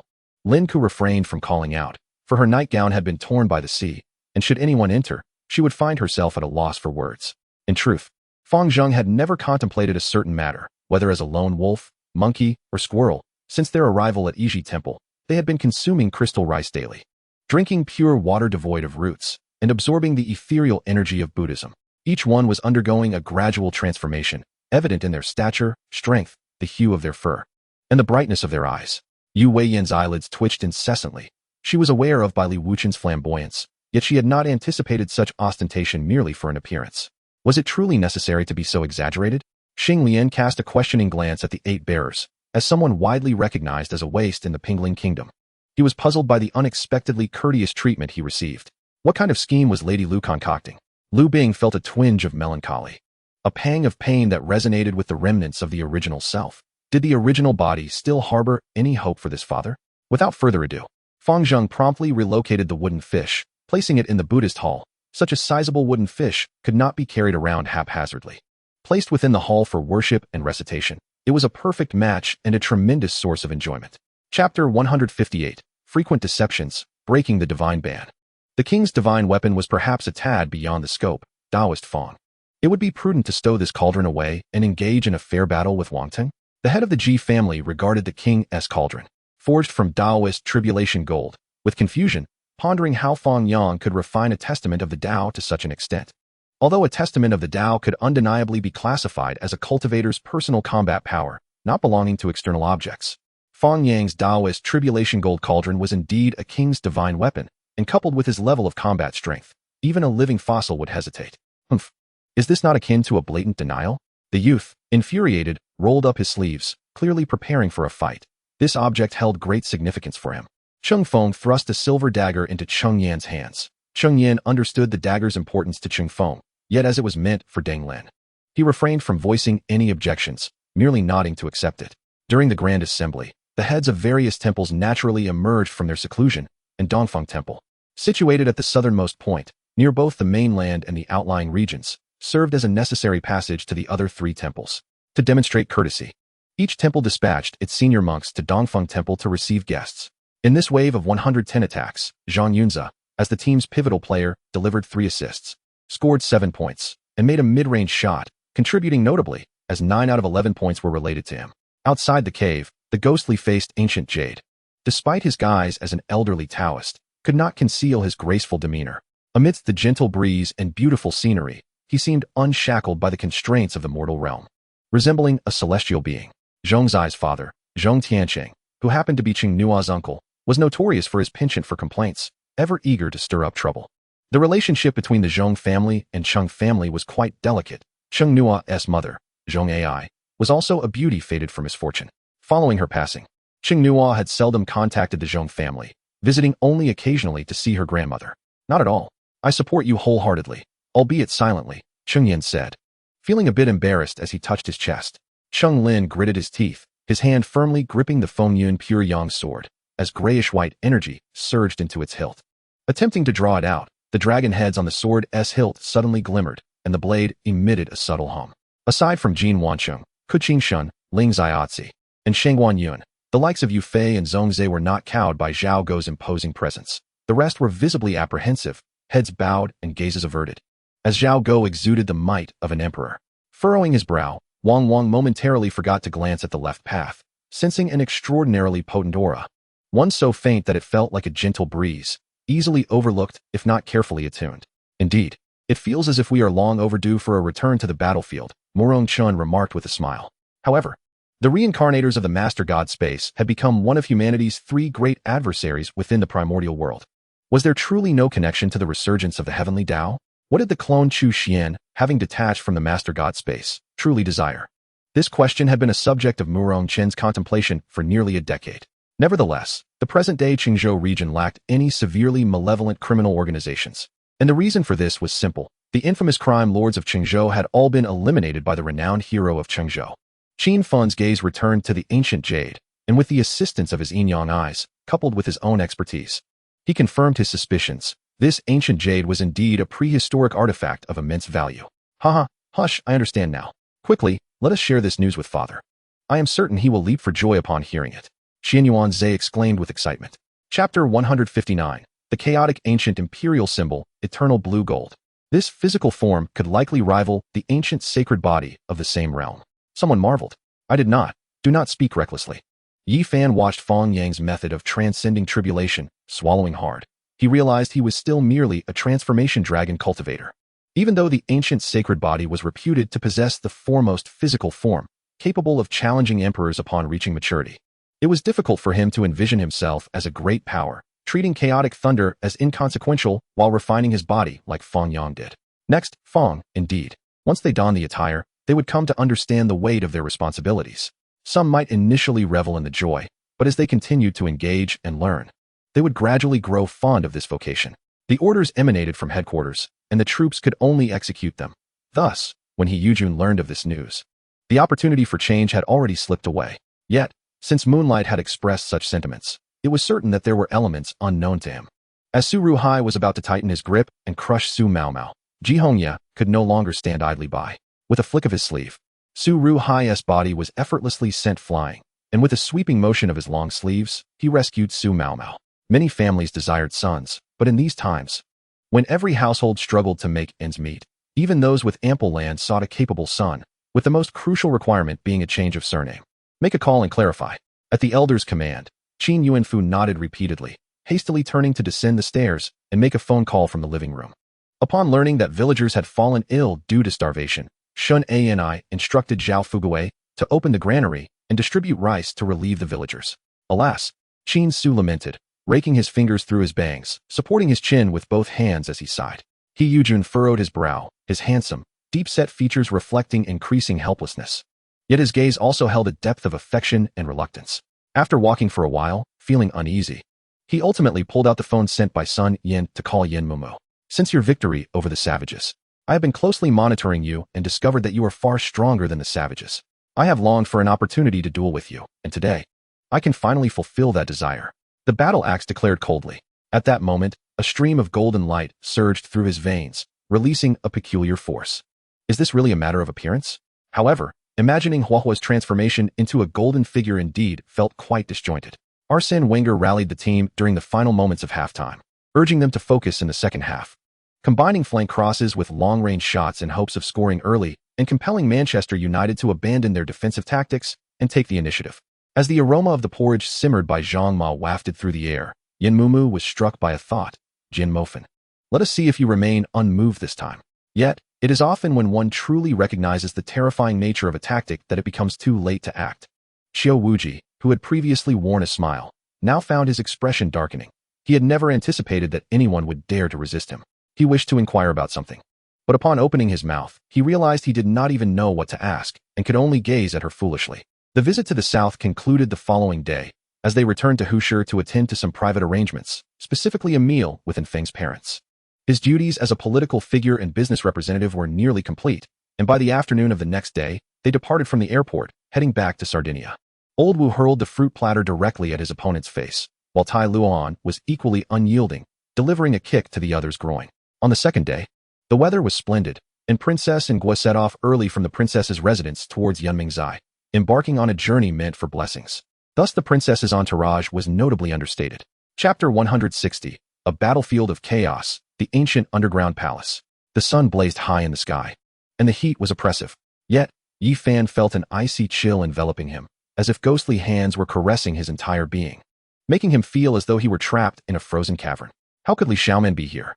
He grasped Li Xiaoman's outstretched right hand, and his gaze fell upon a timid, towering figure within the crowd. Hide, Pang Bo, can a towering individual like you truly conceal yourself? Yi Zi, it's not that my brothers do not lend a hand. As Long Yin forcefully shattered the illusion technique of Gung Gui, he immediately charged towards Gung Gui, incapacitating him in battle. But in doing so, Long Yin also collapsed to the ground, rendered incapable of fighting. Zhu, have you had any correspondence with the Yuan? According to intelligence, while the Zhu family has not colluded with the Yuan, they indeed solicited donations through him in the past. If this matter is not resolved, the Zhu family may very well face culpability, despite being a benevolent household. If they are insincere, then they are unworthy of her salvation, Lin Miao advised, fearing that Mu Yi might become disheartened after losing to Su Xiao, a scenario she did not wish to witness. Lan Yi opened his mouth, and a series of sound waves instantly interrupted the white sea lion's attempt to unleash a signal beam. The creature was currently covering its ears with its hands, unable to attack. As the pokeball ceased its shaking, everyone's hearts calmed, and upon witnessing the capture of the Thunderbird, the Turtwig glanced at the pokeball being picked up by Jinzi, before collapsing to the ground, losing consciousness. In his heart, Mu Yi thought of the world outside with great anticipation. He was merely one step away from it now and resolved to strive diligently for an early escape. Had it not been for Zhao Yueying's sudden transfer, he would have acted long ago. Now that he had received word of her return, he could not let this opportunity slip away. The truths he spoke were indeed easily deduced, yet the minds of the people had been scorched dry by fervor, leaving no one to exert even a moment's thought. Utilizing the power of the Jiaolong, Zhou Tian possessed only the strength of the 11th gate of the condensed veins realm. However, his competitors were numerous and more formidable, leaving him to seize opportunities as they arose, playing the roles of both the yellow sparrow and the fisherman. Much like Zhang Yi's decision to remain beside Ji Wuming as a steward rather than a strategist, he had always adhered to the rules of Ling Island, never overstepping his bounds. The green dragon opened its massive jaws to bite at me, prompting me to swiftly position the giant quasar sword to block its maw as I retreated. Qin Feng darted forward like a swallow, swiftly pointing his sword to deflect the plum blossom darts one by one. After deleting the text messages, Zhao Zilong strolled alongside Dong Lianzhu, contemplating his next moves and strategies following the arrival of Hua. Zhao Zilong refrained from pouncing on He Yunshi, for time was of the essence. The cunning and agile leopard would benefit from both of them slipping at the same time, enhancing its attack. Yamaguchi Kazuo halted the convoy at the Wangzhai Fan watchtower and summoned the Japanese soldiers from Li Family Village and Wangzhai Fan, totaling over 200. As they advanced along the ravine towards Zhanqizhai, the engraved arcs and shimmering rainbow-hued metal indeed belonged to the exclusive accessories of the Shuhuan City Police Department. Yet how had they fallen into the hands of the common people? Excluding family members, there were 4 in total: an elderly gentleman in a wheelchair, an aged lady with crutches who appeared to be in her 90s, a blind man, and finally, another individual in a wheelchair who seemed drowsy, as though just awakening. Just as the last flying sword pierced the spirit shield, a crisp sound of shattering echoed forth. Love and affection, though lacking the grandiose imagery of boats cutting through the waves depicted in the chairman's poetry, still possessed its own unique charm. Chapter 161, Enlightenment Tea Tree Fruit. Two-dimensional foil. The ancient emperor's symbol, a divine artifact for preserving life. The ancient emperor's war chariot, capable of resurrecting cultivators with their primordial essence and flesh. The heavenly emperor's sword, though not crafted from materials suitable for forging supreme imperial weapons, remained exceedingly precious and could be refined into a great saintly weapon. Such offerings undoubtedly reflect the great generosity of the ancient emperor towards his successors. Of course, several treasures in Wang Tung's possession were gifted by that celestial crane, ensuring he would not meet his end midway. However, if he were to record a program, the sound waves akin to a nuclear explosion would undoubtedly result in collateral damage to innocent lives. First, have some porridge, Shin Nua said with a gentle smile, bringing a bowl to the table and feeding him mouthful by mouthful. Zhang Ziqing produced a jade flute, and as Shi Yu swung his dual axes towards him. He deftly dodged, allowing a melodious tune to escape his lips. When she was ill before, her mother had restricted her from many foods, leaving her longing for them. Thus, she understood Gong Mingyuan's feelings, sharing a sense of mutual empathy. Minglang's drooping eyes widened in surprise as he scrutinized her beautiful face, seemingly seeking the truth in her words. Xiao Wei was taken aback, not expecting Bai Yanjun to express such sentiments, clearly indicating that she should no longer use the word favor to bind him. As he owed the Zhou family nothing now, he was aware that his sand was exceptional. Yet he still could not fathom how she managed to escape from the clutches of human traffickers with 2 children in tow. As she uttered her last 2 words, Lu Ro hurled dozens of explosive beads she had prepared in one go, the blinding light akin to daylight illuminating the surroundings. Everything in the operating room was ready.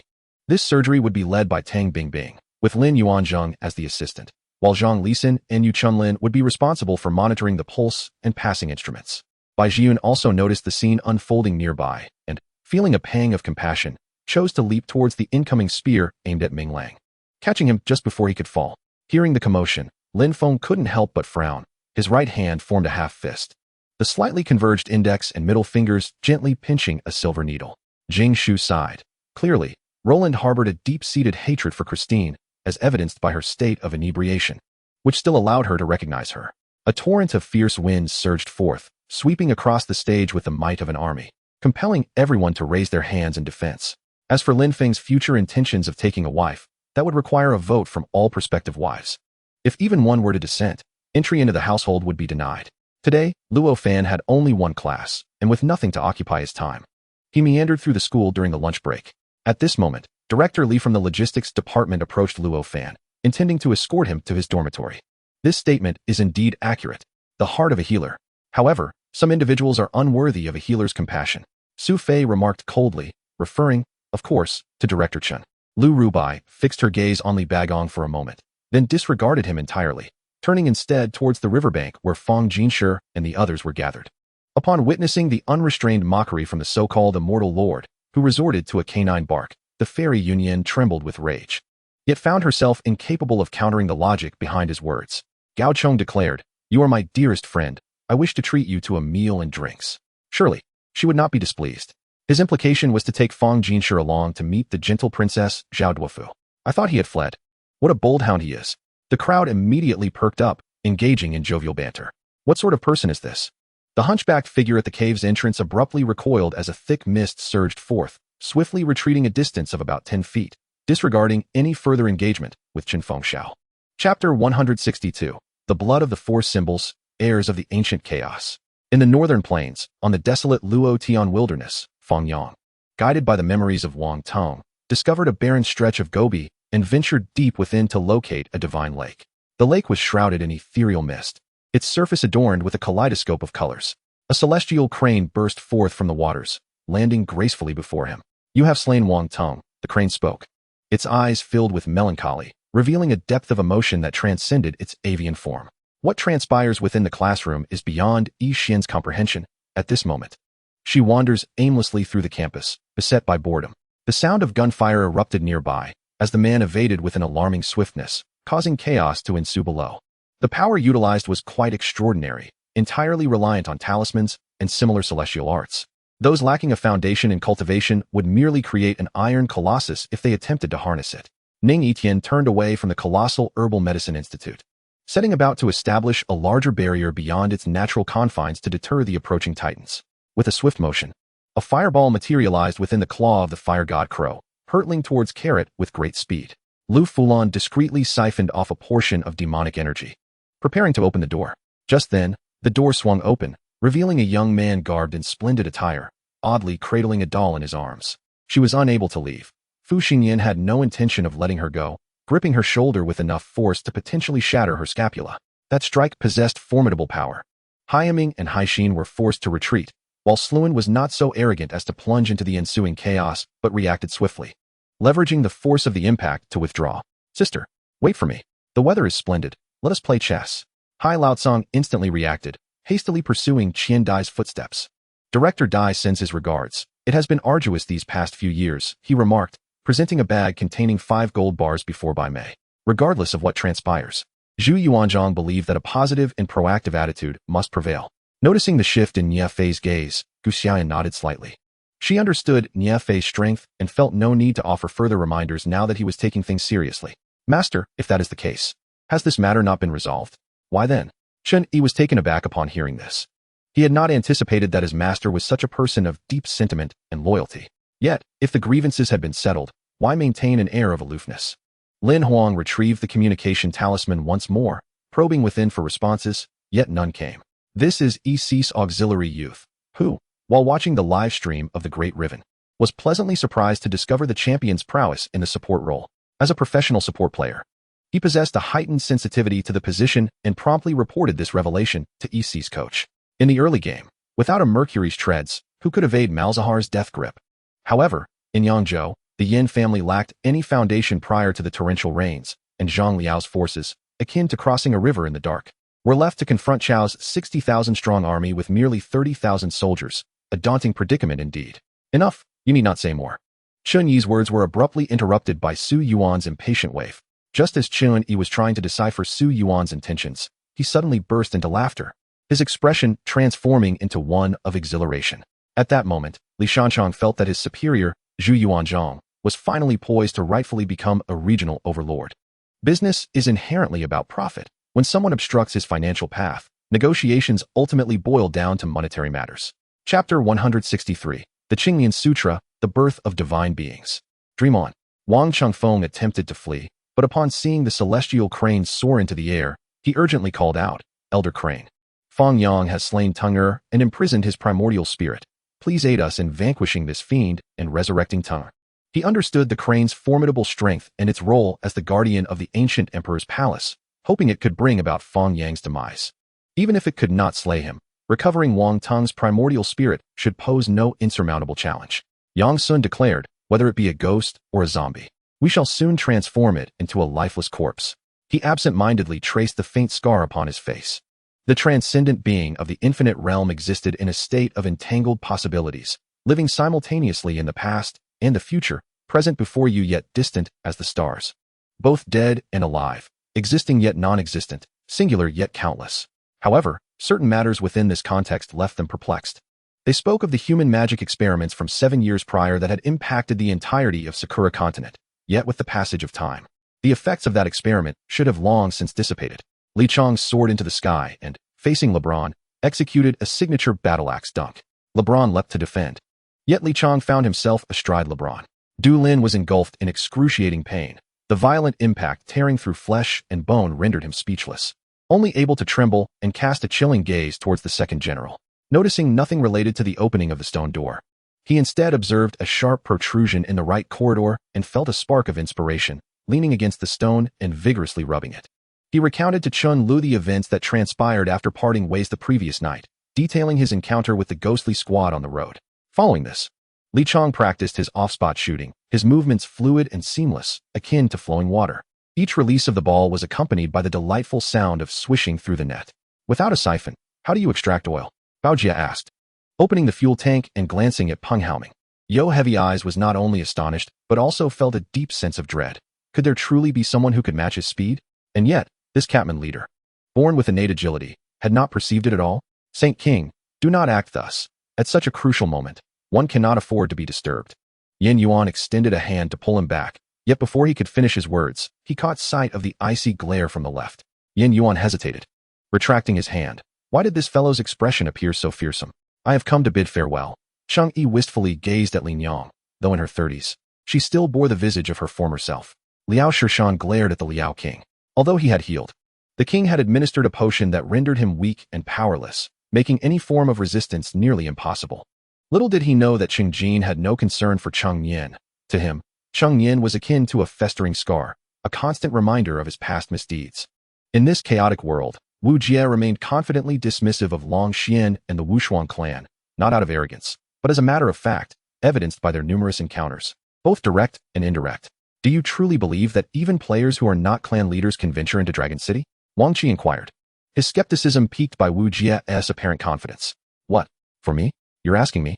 I exclaimed in surprise, suddenly feeling a flicker of hope. What defines charm is the ability to wear any color and make it seem as though that hue was crafted solely for one's complexion.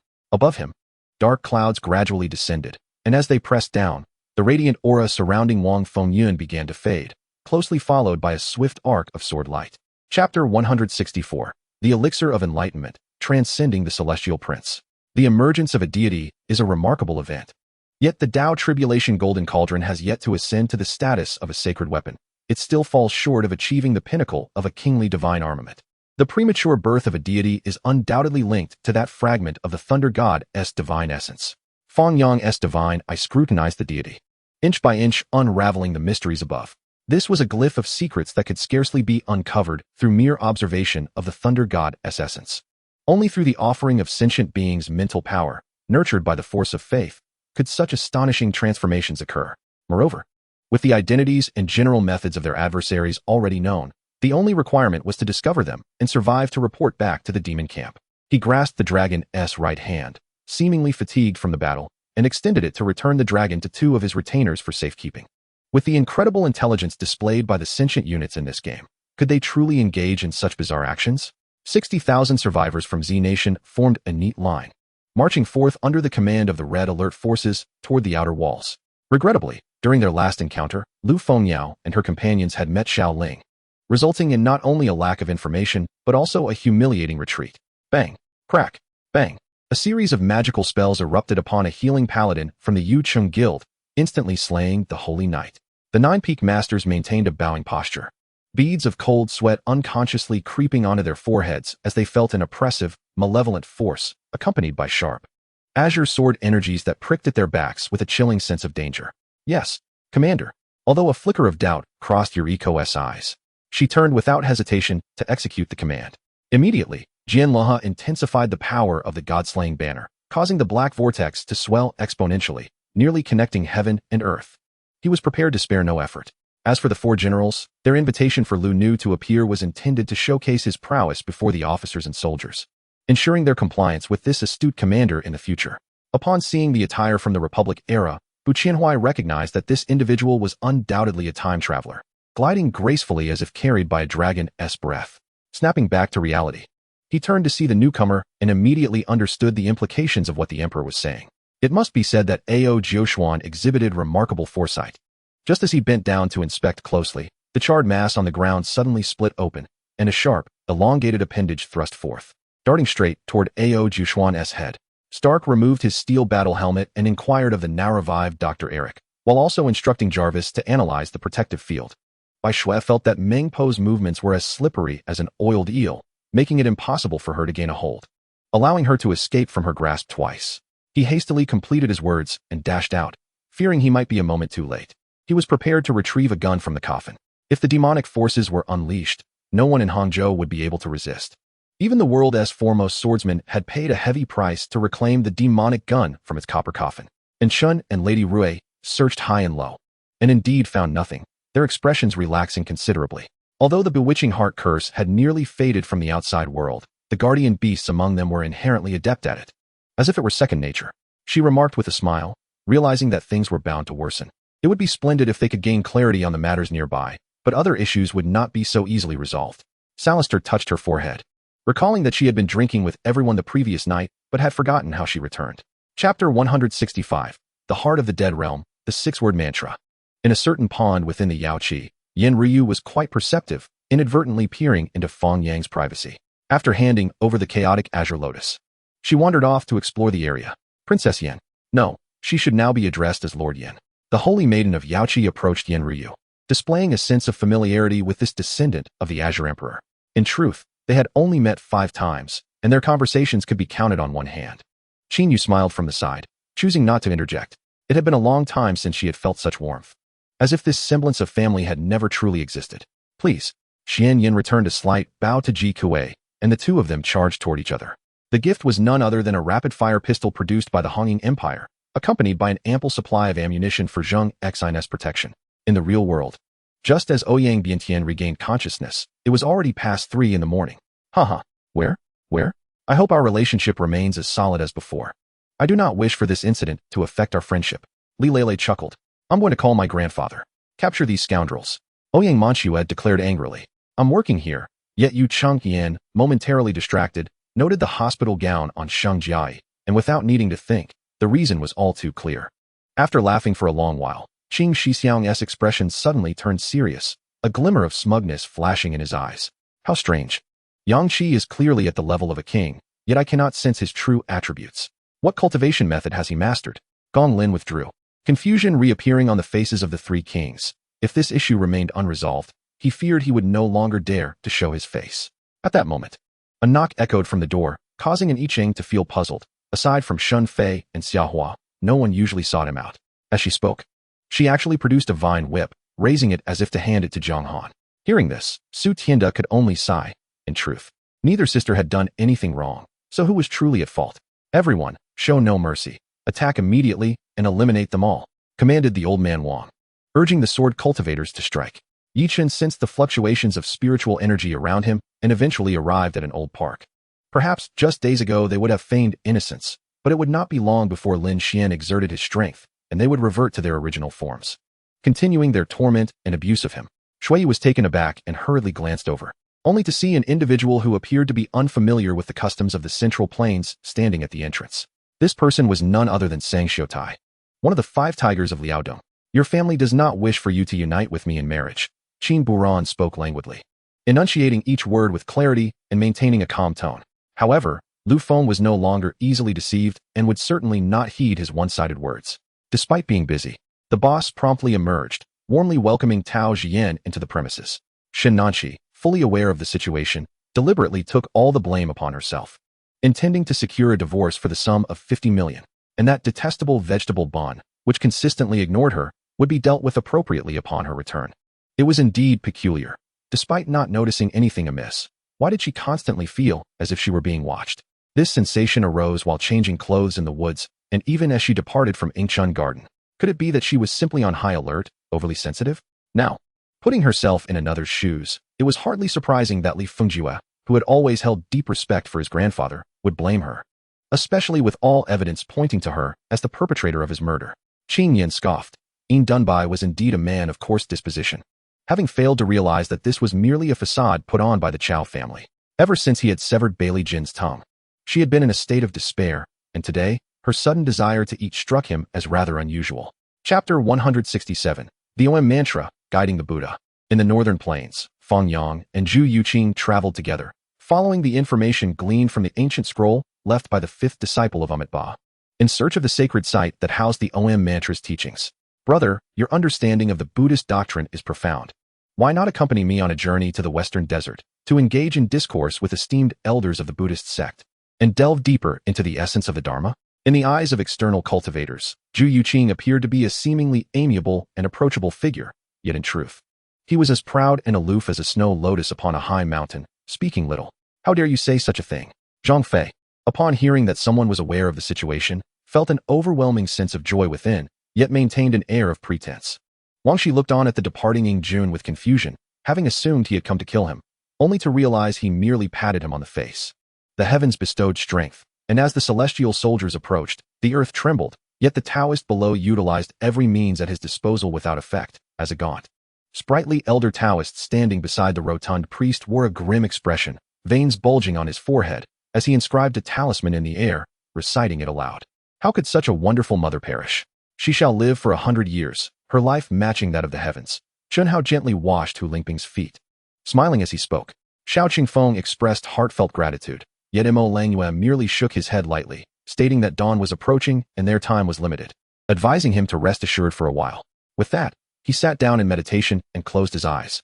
Before Cao Cao could prepare himself, a youth clad in white, like a galloping steed, leapt from his horse, landing swiftly before Cao Cao. Tian Ming declared, I am aware. I do not intend to raise the Xianying Palace. With my current abilities, entering there poses no problem, especially since I am quite familiar with the place. This thought remained unspoken. However, at that moment, Catherine covered her face. The foolish one was evidently herself.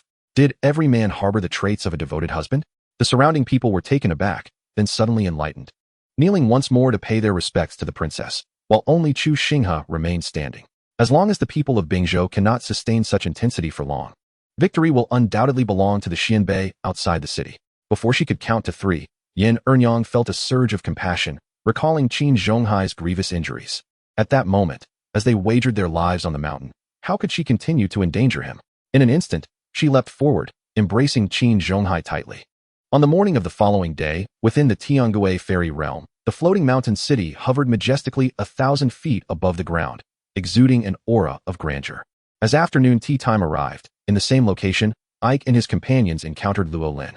This time, Ike spoke little, simply conveying his wishes to Luo Lin with an air of calm. Indeed, it is essential that someone of your stature handles such matters. Relying on those who merely engage in idle chatter would lead to disaster, Pan Hung remarked with a smile. He then proceeded to prepare various ingredients. Utilizing a multifunctional medicinal rice cooker to produce a batch of basic strength-enhancing pills. However, he refrained from commenting further, as arranging player lineups was a matter for the team's head coach. With the power of the domain, your strength is hardly impressive. The southern martial god suddenly scoffed, as the sacred patterns beneath his feet illuminated a radius of only a few zhong, effectively blocking the domain's power that Ling Xiao had released, which altered the light. At that moment, Zhu Jiuyin swung his axe, the Pangu axe surging with tremendous force as it swiftly cleaved toward the head of Hongjun Daozu, aiming to eliminate him in this heavenly realm. With each step, a peculiar gate emerged by the broad riverside.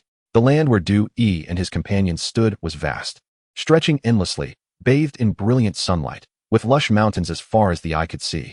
If I recall correctly, he would be your third brother, wouldn't he? Chiu said casually, her eyes narrowing with a smile as she observed the utterly still second floor. Chapter 168. Discussing marriage, losing focus. In the sacred land of Yaoguang, it was said that the Holy Sun had been abducted by a demonic maiden from the Qingdi lineage, and whether he would return remained uncertain. Our sacred land of Yaoguang had only just produced a promising candidate for attaining enlightenment, perhaps allowing us to break free from the reputation of never having produced an emperor. Let us not allow the Qingdi lineage to reap the fruits of our labor. A newly emerged cultivator conversed with his friend. Do not overthink it. Our sacred land still possesses a dragon-patterned black. In the next instant, the floor sealed once more. Yet the room remained illuminated, as Rongfei produced a luminous pearl and gently placed it upon the lampstand. Xiao Zheng was not preoccupied with concerns, his heart ached. Torn between whom, he felt more pity for.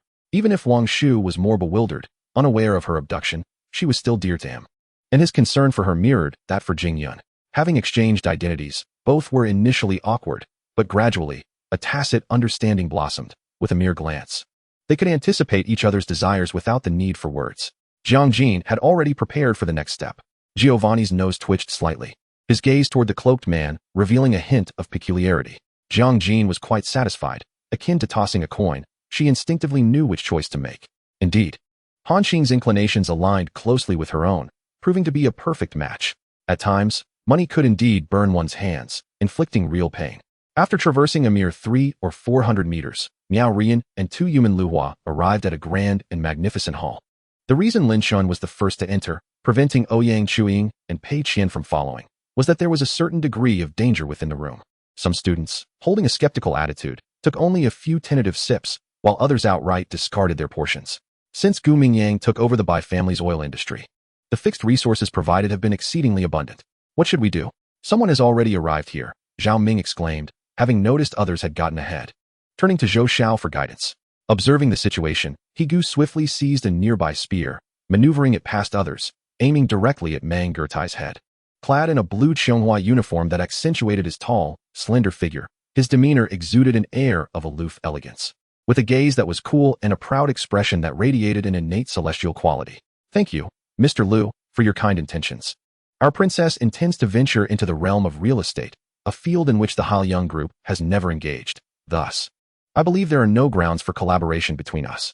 Furthermore, regarding your esteemed son's matters, it is imperative to adhere to the laws of our nation, especially in this era governed by the rule of law. The song lyrics were recited with precision. Unbeknownst to anyone, she had truly been shattered for a century, with her soul only recently reassembling a mere few months prior. Golden circles of Buddhist light rippled beneath Su Wen's handprints, emanating from the cauldron of the earth, as if purging all impurities and refining to purity.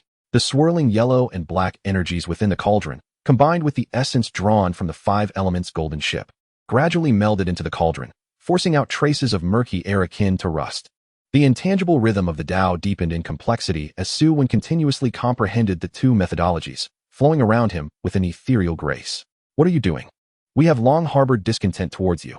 Chang's dissatisfaction with Lu Zihao has been brewing ever since he was given such meager funds while being treated with disdain.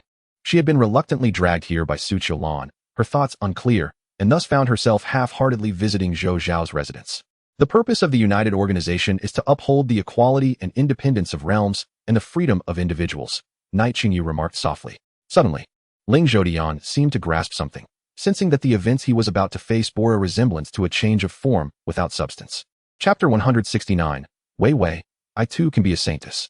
Within the Hall of Shaking Light, Li Daoqing wore a smile, appearing in high spirits, while Li Daoming maintained a tranquil demeanor, revealing no trace of emotion. Fang Yang exchanged a smile with Yao Shi but refrained from elaborating further. Yao Shi, without further ado, you should be aware of the traditions of the sacred land of Shaking Light. Typically, a saintess is to marry a saint's son. Are you willing to wed Fang Yang? Li Daoqing stated directly. This, Yao Shi. Although Li Gongqiu has been stationed at Jiga for years, no spy has dared to appear near the one-character joint Wangfu in Tian City. Regarding the issue of the fish catch at hand, Zhu Huang could make a decisive call. However, he worried that if he acted unjustly, the future rift and estrangement between the three major systems would be inevitable. Yet, many warriors understood that the private gossip within the heavenly court regarding the top 10 warriors beneath the heavenly sovereign only accounted for those who had ascended to the celestial realm in the past several millennia, neglecting those ancient beings who had lived for hundreds of thousands of years. What if they occupy two cities without advancing further, and Ma Rujing refrains from battling Lu Mu? Wouldn't that allow Lu Mu to gain undue advantage? Moreover, losing two cities as a stronghold would render us like unanchored driftwood, Duan Lang remarked. The Meng clan is an ancient family that stands shoulder to shoulder with the Haoyan clan represented by the Sacred Emperor, both boasting illustrious family histories. How could I know? Li Xiang was still deeply pained, visibly troubled. Upon discovering the missing scroll, it was instead torn to shreds by a rat, making her the prime suspect. And she confronted the couple about it. Yu Jin's complexion turned slightly green, and some conservative old ministers were equally furious. Why should a third-rank official preside over first- and second-rank dignitaries? Eugene had no intention of leading the charge to question this matter. He intended to act discreetly during this period. Long live our emperor. Zhengdao arrived there, prompting the citizens on both sides to cry out loudly, falling to their knees. The humble monk knows that the benefactor has just ascended to the position of heavenly sovereign, requiring a vigorous battle. I am here to accompany you. The silver-white robe of the monk was adorned with a layer of golden brilliance, and a mighty royal energy surged forth like a vast ocean, clashing with Yuan Shun above the sword realm, not yielding an inch.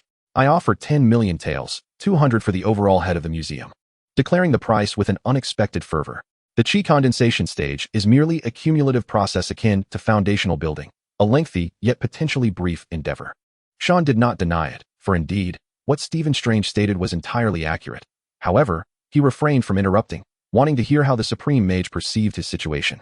He waved his hands, continuously altering techniques, as countless remnants shifted in accordance with his handprints, like arrows soaring through the air, relentlessly striking at that golden hand.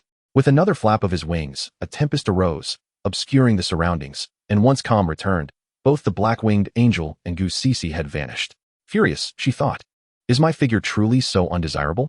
Am I not enough for your gaze, that you seek others? It is infuriating. The traces left behind were evidently not solely her own, for even she could not touch them recklessly. Yang Ji and Ni Sikang exchanged glances, intent on sabotaging Yi Zhixing's marriage.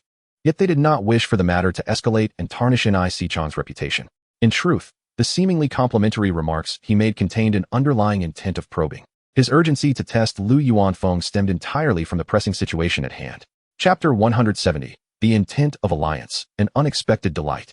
In the Great Xia Dynasty, Fang Yang and Zhu Yuqing politely declined the invitation to a meal from the Great Xia Empress and were ushered into the inner sanctum of the dynasty. Stepping through the domain gate leading to the western desert. Yiming, what do you think about matchmaking Yilin with Fang Yang? Yilin is the princess of our Great Xia, of noble status. Although she currently practices Buddhism, she will eventually return to secular life. Fang Yang is a pinnacle talent of the 5 domains, esteemed in character, and he is your friend. If Du Huiling had already burst into tears, gazing at Su Xingchen on the bed, her heart aching as if tightly grasped by another.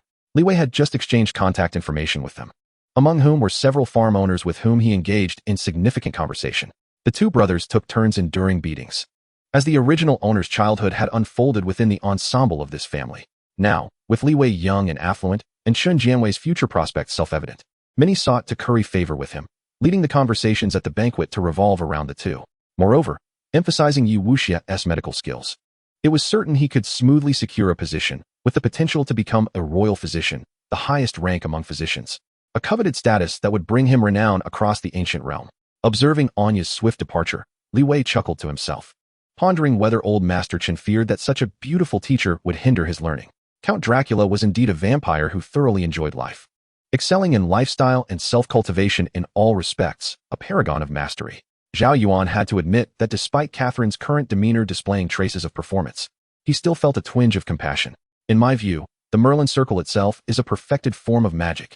Weston noticed the group beginning to examine the parchment, explaining his thoughts.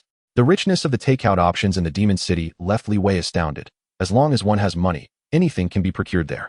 Xiang Yi strongly suspected this individual harbored a masochistic tendency, initially intending to playfully bestow Gabriel upon him. He was instead provoked by the fierce angel and had no choice but to wager seriously. Long Jian wore a visage of congeniality, yet internally, he had already cursed Li Qiguang countless times. Before her words had fully escaped her lips, Yang Xian's hand had already clasped around the neck of the stone figure, her fingers curling tightly like a vice grip, seizing his throat. With a sudden lunge forward, she lifted the hefty man, who weighed nearly 200 pounds, off his feet, sending him staggering backward until, with a resounding thud, the impact reverberated like a strike upon the hearts of all present.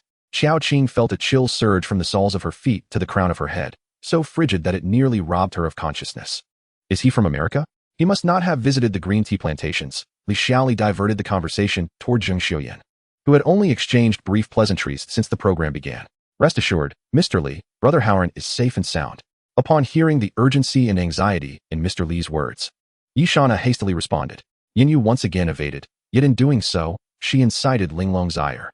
Linglong advanced, seizing Yinyu's collar, intent on smearing the medicinal ointment on her face. My dear, Zhao has already turned 23 this year. At such an age, many have already started families and had children. Are you truly expecting him to wait indefinitely for Shinsui? Lady Gu expressed her concerns. Throughout Eastern history, there exist numerous legends surrounding the alchemical creation of elixirs. This practice, a legacy of alchemy, has naturally positioned the Yu family as a significant branch of the alchemy society, and they continue to dominate the field of life engineering, maintaining their status as a global powerhouse. Zhang Yaqi had never anticipated that as a distinguished graduate of Shanghai Jiaotong University, she would one day find herself rendered speechless by a student participating in an interview. Chapter 171, The Sutra of Nirvana, The Secret Techniques of Swallowing Buddha. Yinfeng Temple. Inside the Grand Hall, Master Huaining personally produced 6 volumes of Buddhist scriptures and handed them to Fang Yang, aiming to enhance the latter's Buddhist nature and perhaps even persuade him to remain voluntarily. Thank you, fellow cultivator, Fang Yang said as he accepted the 6 scriptures. Upon first glance, he felt a surge of astonishment and continued to peruse them, his face betraying a myriad of unexpressed emotions. It was not until he had finished examining all the scriptures that he steadied himself and performed a respectful bow toward Huaining. These 6 volumes of scriptures at that moment. Chaos erupted within the Cosmic Legion. A shadow darted forth at a speed rivaling that of the previously encountered cloaked youth, instantly appearing beside him. Just as the youth turned in surprise, he was presented with a dagger shimmering with purple light. Sensing the terrifying aura emanating from Dongfang Bai, Zhuo Xiang crouched, glaring at the opponent and roaring in fury. Meanwhile, even though others remained silent, they too harbored similar thoughts within their hearts. That was the spirit of the Great Water Technique, although it lacked the overwhelming pressure of a Tao ancestor. It was far more perfect and intimidating than any other spirit he had encountered. Zhang Fan frowned deeply upon hearing this. Yet he could understand that the common folk only cared about living peacefully. Nevertheless, Zhang Fan remained convinced that the notion of justice residing in the hearts of the people did not apply to those whose lives were truly affected. Thus, if he were to acquire the Fang family's ultimate technique and later have a change of heart, he could use the matter of the token as leverage. This is my sister, Xiao Ruoli. Li, this is Wang An, the Water Lord of the Three Holy Sect. Wang An gestured towards the Water Lord while speaking to Xiao Ruoli. Come, take me there first. I will personally inquire, Zhang Fan instructed Liang Chao as he dismounted. Jiang Bourgeois spoke politely, inadvertently conveying his approval of Gu Chun, leaving the unsuspecting leaders of the Whale Alliance dumbfounded. At that moment, Bard suddenly blinked into the defensive tower, astonishing both the audience and the 2 commentators, as everyone pondered the rationale behind Bard's choice to enter the tower at that particular moment. In his previous life, Nioer had been so consumed by his busy schedule and prolonged stress that by the age of nearly 30, he had developed mild depression. Not only the ordinary disciples, but also the high-ranking members of the Jinghuan sect, including the sect leader and the Grand Elder, displayed altered expressions. The blood dragon chariot soared into the air, flying toward the base of the Haori Divine Clan, the Haori Divine City, under the watchful gaze of countless individuals from the Hanwha dynasty. What had previously appeared to be standard now seemed ostentatiously garish, leaving one to wonder for whom such a display was intended. It is known that heart disease induced by car accidents is extremely severe. The first 10 minutes constitute the golden rescue period. If those crucial minutes are missed, the patient's life hangs in the balance. Gu Chuanzhou cast a cold glance around at the journalists opposite him, each appearing quite respectable, yet he questioned the foolishness of their inquiries. How could he remain unshaken witnessing that girl perish before his eyes? Upon returning, he happened upon the scene where that girl fell slowly to the ground, mortally wounded by a sharp spear, leaving a long trail of blood in her wake. They had silently resolved that from then on, aside from the village chief and the military strategist, they would heed only Mr. Yang's commands. If Mr. Yang directed them eastward, they would never veer west. Moments later, the elder expelled a fishball from his mouth, and immediately thereafter, Gu Chuanzhou commenced cardiopulmonary resuscitation. I presume Brother Tang is already aware of the Emperor's bestowed marriage, correct? I have come specifically regarding this matter, Zhaoxi stated. The ancient stone sword instinctively wished to retort, only to suddenly realize that such a possibility could not be entirely dismissed. She was indeed aware that the room belonged to Ai Huan's parents and understood the reaction she would provoke by entering unannounced. Yet, having come this far, she could not afford to backtrack. She tightly grasped Ai Huan's hand, unwilling to let go. Chapter 172, The Great Cauldron of the Mortal Realm, the Bodhisattva's Sacrifice. Defeated the abbot of Landao Temple, Fate 200. Fang Yang did not linger on the fate points he had just obtained. Instead, he exchanged pleasantries with the abbot of Landao Temple. I have long admired the Amitabha Buddha. If fate permits, I shall certainly make a pilgrimage to Mount Sumeru in the future. I have heard that your esteemed temple houses the great cauldron of the mortal realm, nurtured through the collective will of countless sentient beings, which can generate the flames of worldly karma. Might I be granted the opportunity to behold it and utilize it for body refinement? The great cauldron of the mortal realm, only Wang Wei and Wu Jingxiu remained silent, perhaps rendered speechless by their mounting anger. However, even the initial formation of this true energy embryo had caused Yang Qi's internal energy to be significantly purified. Any aberrant energy condensed from other techniques was absorbed by these two extraordinary existences, allowing for an effortless release of energy. After a considerable time, Chen Zimo found himself ruminating solely on the disparities between himself and Man Jia, offering a self-deprecating smile.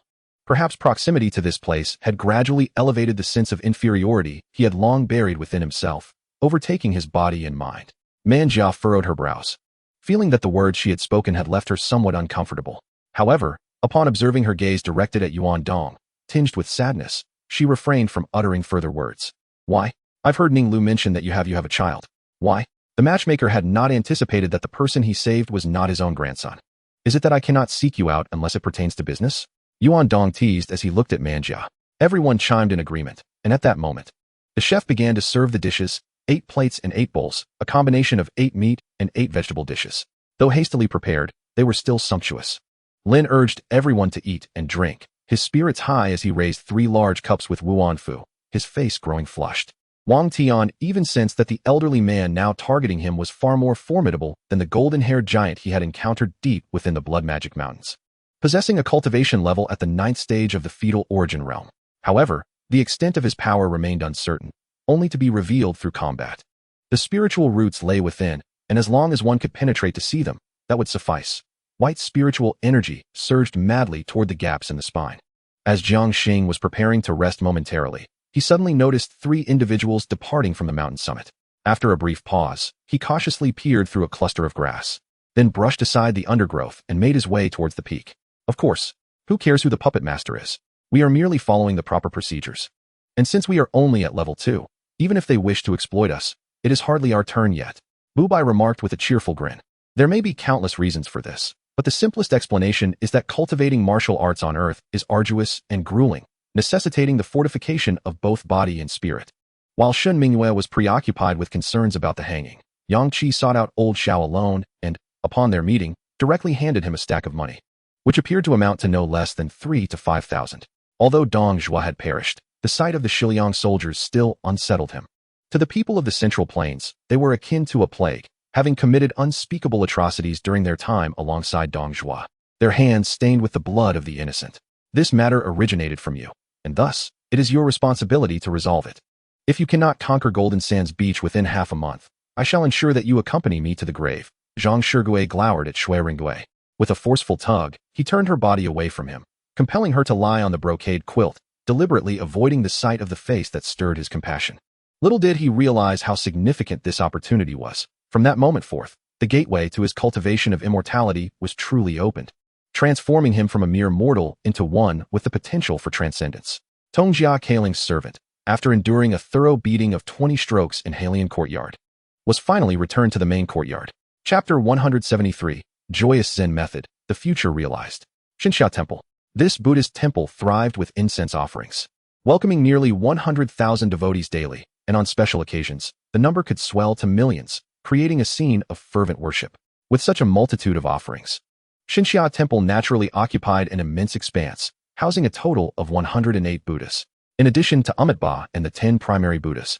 Renowned ancient Buddhas from the Western Desert and eminent monks originating from Xinxia Temple were also venerated, attracting countless followers to pay their respects. Boom. When Wang Zhizhong's body was halted, a massive tree, as thick as a human waist, was struck down by an overwhelming force, crashing to the ground. Yi Mengli extracted the parasitic entity from Yi Huan's body. Only by allowing it to devour her would the energy within Yi Huan's body be replenished, enabling him to harness the power of time to restore himself. Moreover, if she were to perish, perhaps many troublesome matters would cease to exist. Countless youths watched intently. But alas, that ethereal miracle did not occur, and Qin Yi did not perform any tricks. Let us go and see, Yi Wushuang called out, and the crowd, filled with curiosity, followed suit. Just as the elders of the Tang clan were comforting themselves, Dehe led the Waste Street Brotherhood in a second wave of assault. You have arrived at the perfect time. The traitorous Ning Fuxing family seeks to usurp my position as clan leader. They have already rebelled. Ning Zhenxing seized the initiative, addressing the surrounding members of the Ning family. This command undoubtedly felt suffocating to the other disciples. With the enemy laying siege at their doorstep, they were powerless to retaliate, which was truly disheartening. Uncle Ning, there is no need for such formality. As long as I can enjoy some gathering spirit tea whenever I visit the Ning family in the future, that will suffice, Wu Tian said with a chuckle.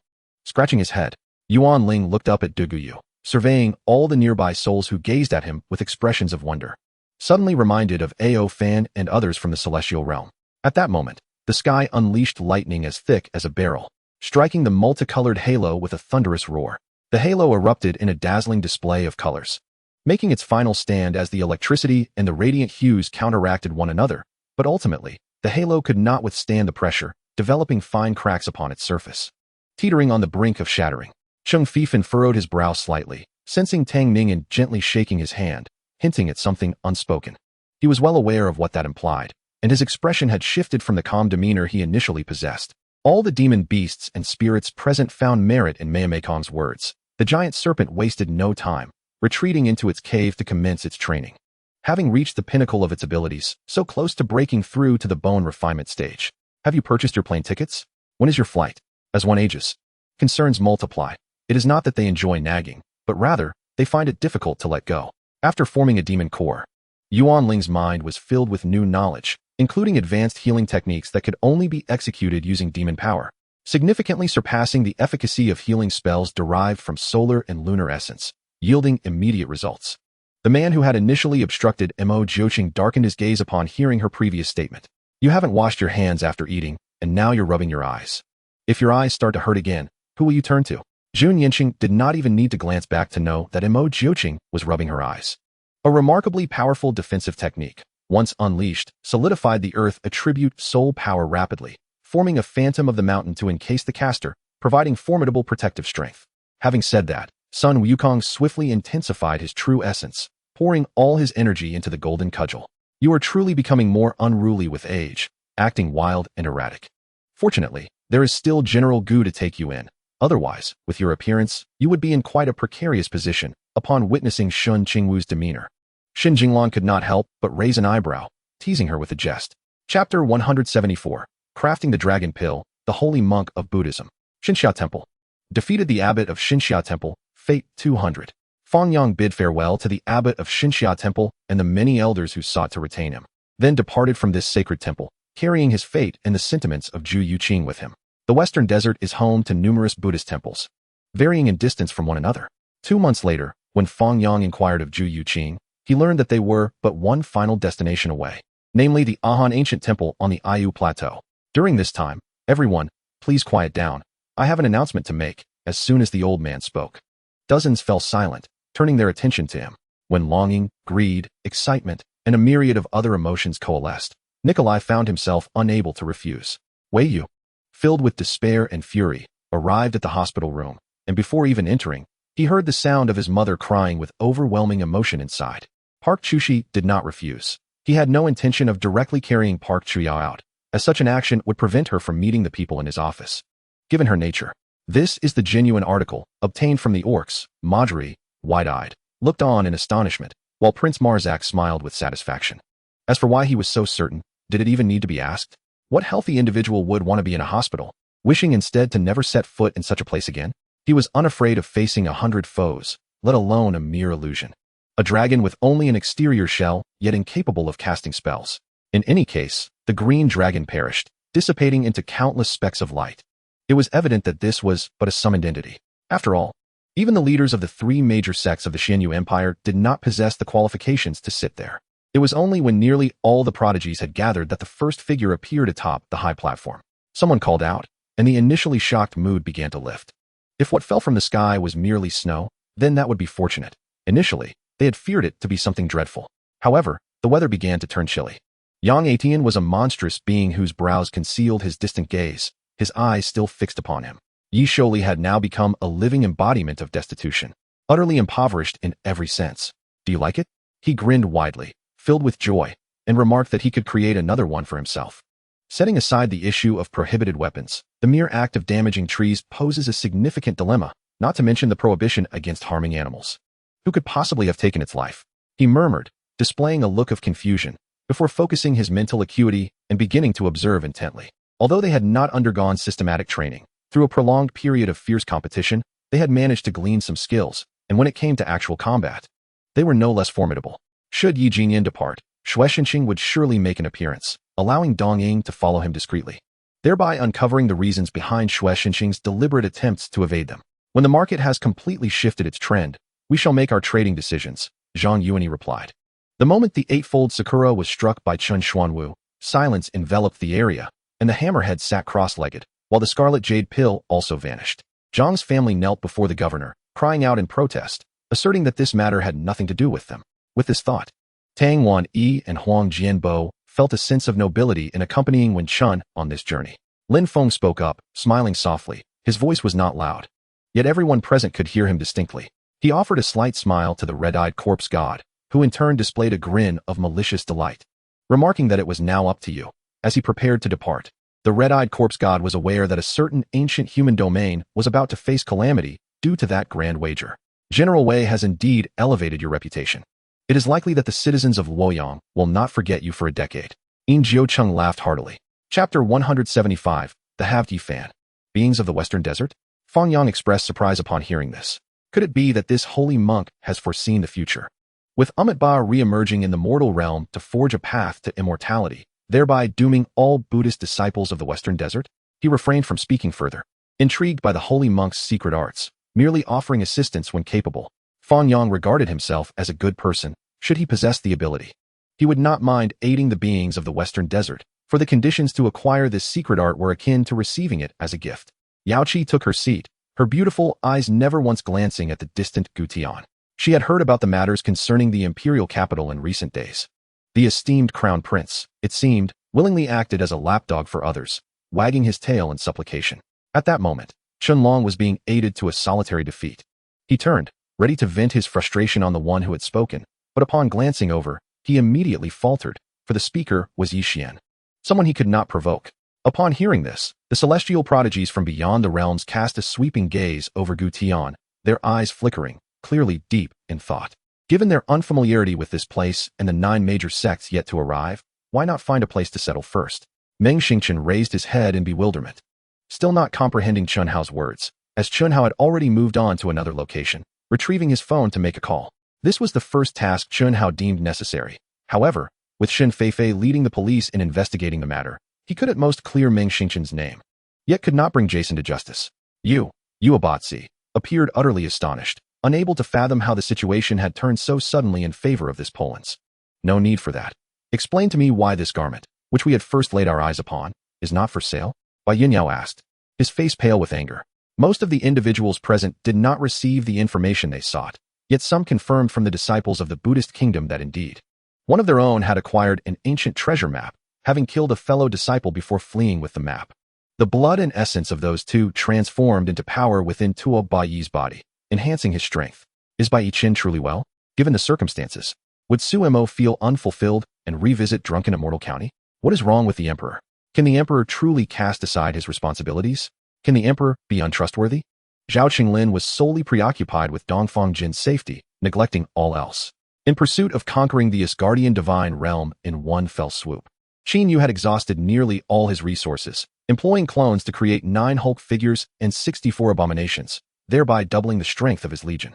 Leaving the Jusho mansion, he rode into the city, and not far along, Yuan Lang spotted the entourage sent by Long Hu Zhai, who had been absent, likely left in the distance by the Xie family to avoid disrupting the tranquility of this place without prior notice from Jusho. If Lioli were to successfully lose weight before Christmas, then Fuzi would accompany her on a shopping spree on Christmas Day. In such circumstances, it would be best for Yin Feng to take the lead with the ball. However, just as he took a few steps, Suarez closely followed. As Yin Feng was confident he could outrun Suarez in pure speed, but in the chaos of retrieving the ball, it was still too risky. As the match reached the 70-minute mark, the players of Fuli, having relentlessly attacked for nearly 20 minutes without scoring, began to grow anxious, yet the more anxious they became, the less effective they were. Since Dongfang Jin's disappearance, Zhao Qinglin had visited the emperor, then promptly set out in search of Dongfang Jin, yet after 2 days, he had still not returned. However, upon hearing Su Yulan's words, it was clear that her implication was that if the two of them had developed a relationship, she would immediately take up this matter on his behalf. Unexpectedly, while Fuzi was anxiously preparing as if facing a formidable enemy, in reality, nothing occurred. The anticipated barrage of projectiles failed to materialize, instead manifesting sporadically. Chapter 176. The bright moon guards the yellow hair, the immortal treasure map. Little Leaf. Yi Fan. Ji Ziyue and Li Xiaoman cried out in desperation, rushing to their Yi Fan's body, tears streaming uncontrollably, leaving sparkling droplets in the air, akin to a string of glass beads. They exerted their utmost speed, each catching half of his body, as tears fell upon Yi Fan. Ji Ziyue received Yi Fan's upper half, while Li Xiaoman obtained his lower half. Yet, no matter how sorrowful, it was but a fleeting moment. After exchanging a few pleasantries, Qin Susu reluctantly bid farewell to the Han, taking her place in the luxurious carriage drawn by 2 white horses, tightly wrapped in red silk. When the inebriated guard Zhao Ziqi was awakened by his subordinates and hastily emerged from the city, he was met only by the dust raised by the departing army. Given Zhong Jinwei's status and position, he could easily persuade Emperor Chongjin and Wentian to endorse this countermeasure. Lin Diyu noticed the room was somewhat dim and approached the window to draw the velvet curtains with golden hooks. It was now the evening hour, and the autumn evenings in Jiangcheng, with even a hint of sunlight, were particularly beautiful. The faint glow enveloped this tranquil water town, casting a unique charm over Lin Diyu's graceful silhouette. They dared not turn back as they exited the valley. The legendary forces of loyal soldiers from various regions were steadily arriving. Any delay outside the valley could mean they might never return to the grasslands. They could not surrender to the enemy, having committed too many atrocities over the past month, fully aware that mercy would not be granted. Her mother? Hua Xuanji listened to the words of the chancellor and prophet, somewhat perplexed. It was my oversight. The boss may choose not to express dissatisfaction, but as subordinates, we must understand self-criticism, a lesson that the tiger clearly grasped. Over 100 soldiers clad in various armors followed Xiao Tianjian, raising long ladders, roaring as they charged through the muddy ground toward the estate walls. Upon their initial encounter, the two adversaries found themselves in a fierce stalemate during the first round, each equally matched in skill. The fleet led by Savon continued to navigate around Eller Island, and during this period, Savon engaged in daily conversations with Reza, seeking to glean more insights into the situation of the wild tribes for smoother communication. In doing so, Savon also picked up a smattering of the wild tribes' Pasa language. While he was not yet fluent, he could at least manage a greeting or two. Could it be that the stone coffin actually contained air? Yet, as soon as this argument surfaced, it felt fundamentally flawed. Common knowledge dictates that a corpse would succumb to oxidation and decay in the presence of air. Conversely, if there were no air, how could the high city endure for those 20 minutes? These were indeed two conflicting narratives. Given the gravity of the incident, it could potentially ignite a world war. Director Lin's words transformed Lin Xiaolei's previously furious expression into one of seriousness. If you truly wish to express your gratitude, then upon my return, serve me well, and I shall be pleased, he chuckled. Ming Zhao was aware that Feng Shi harbored animosity towards Lu Yi. Yet she was unaware that her disdain extended beyond Lu Yi to encompass his parents and the so-called righteousness of the world. Hua Xuedong, seated nearby, maintained a gentle demeanor, rarely interjecting. However, upon observing the scene, a glimmer of skepticism flickered in her eyes. Initially, the trusted allies within Lu Yi's household assumed that Ming Zhao's kindness towards the young lady was merely a strategy to win over the general, but upon witnessing his expression, they realized his genuine affection for her.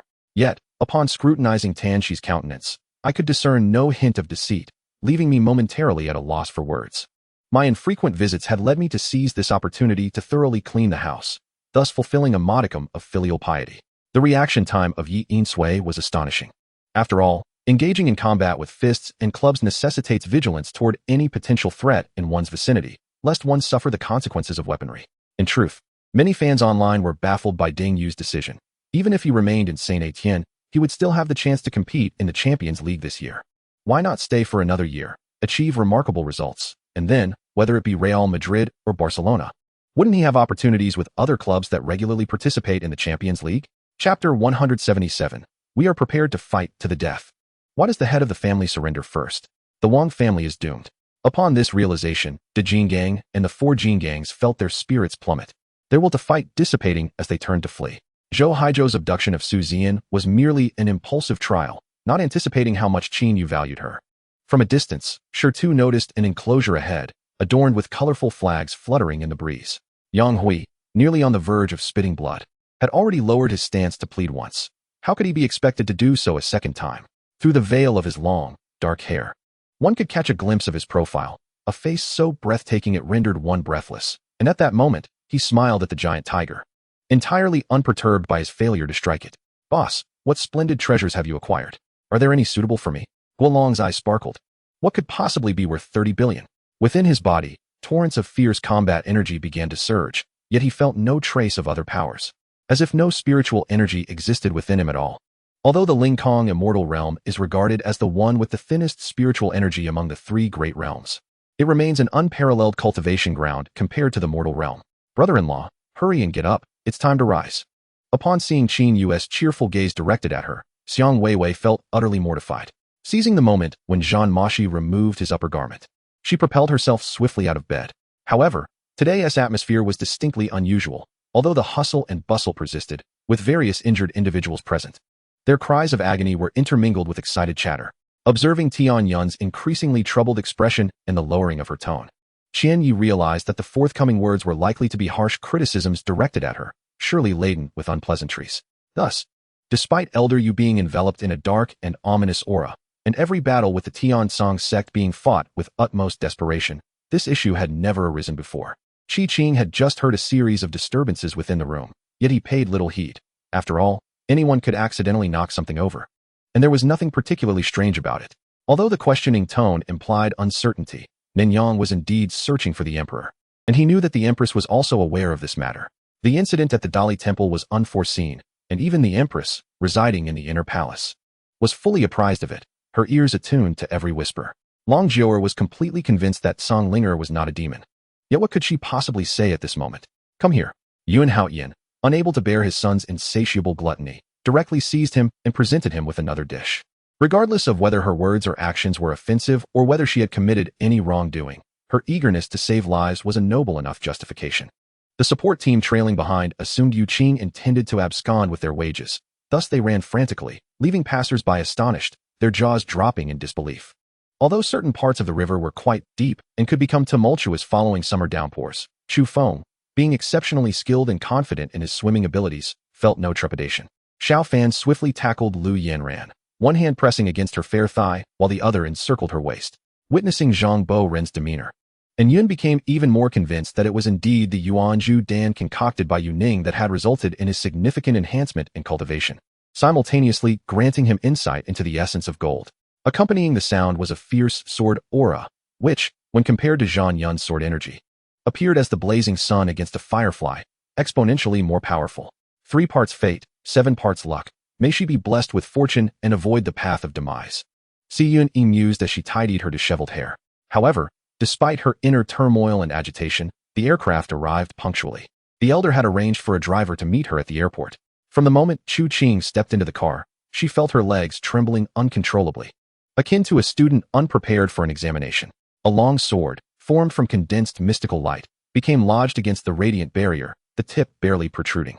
At this juncture, only this method remained. As long as the rope was thrown down, given her slender and delicate physique, once she was pulled up, Xiao Fan would find it much easier to manage.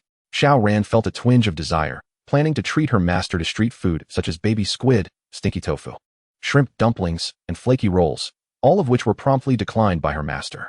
The cabbage was akin to the twilight cloud lotus, while the radish was not merely a radish but a millennium snow ginseng. The item resembling a tomato was a volcanic red fruit, a precious edible medicinal ingredient. Such a momentary transformation bore a stark contrast. In one instant, she was pure and crystalline as ice, and in the next, she radiated warmth akin to a fiery phoenix, soaring gracefully.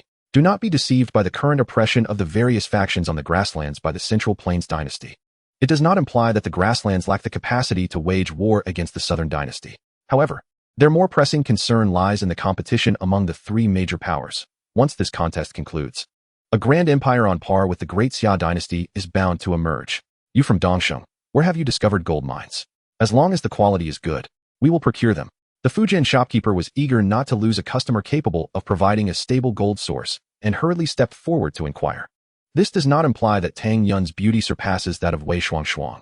Rather, in Chao Shen's eyes, Wei Shuangshuang was akin to a flower on the verge of blooming, while Tang Yun was already in full bloom. As for the second point, the three tribes' desire for unity and the establishment of a new grassland empire does not directly concern him at this moment. The focus should primarily be on the imperial family and the various factions, with particular emphasis on the Great Xia imperial family. Listening to Su Qingyun's words, Zhou Jingshan fell silent for a few moments, well aware that what Su Qingyun spoke was indeed the truth. He felt some disdain for certain actions he had taken under Wu Zhongping's command. Chapter 178, The Ox Talisman, Eightfold Amplification. The might of the extreme Dao imperial weapon is formidable. Even though Fang Yang currently resides merely at the pinnacle of the great ability realm, summoning the Qinglian imperial weapon would be sufficient to alert a substantial portion of the northern plains. Fang Yang, disinterested in the astonished, envious, or fearful gazes of the approaching cultivators from the northern plains, retracted the Qinglian imperial weapon, allowing it to merge back into the sea of suffering before departing from the vast pit.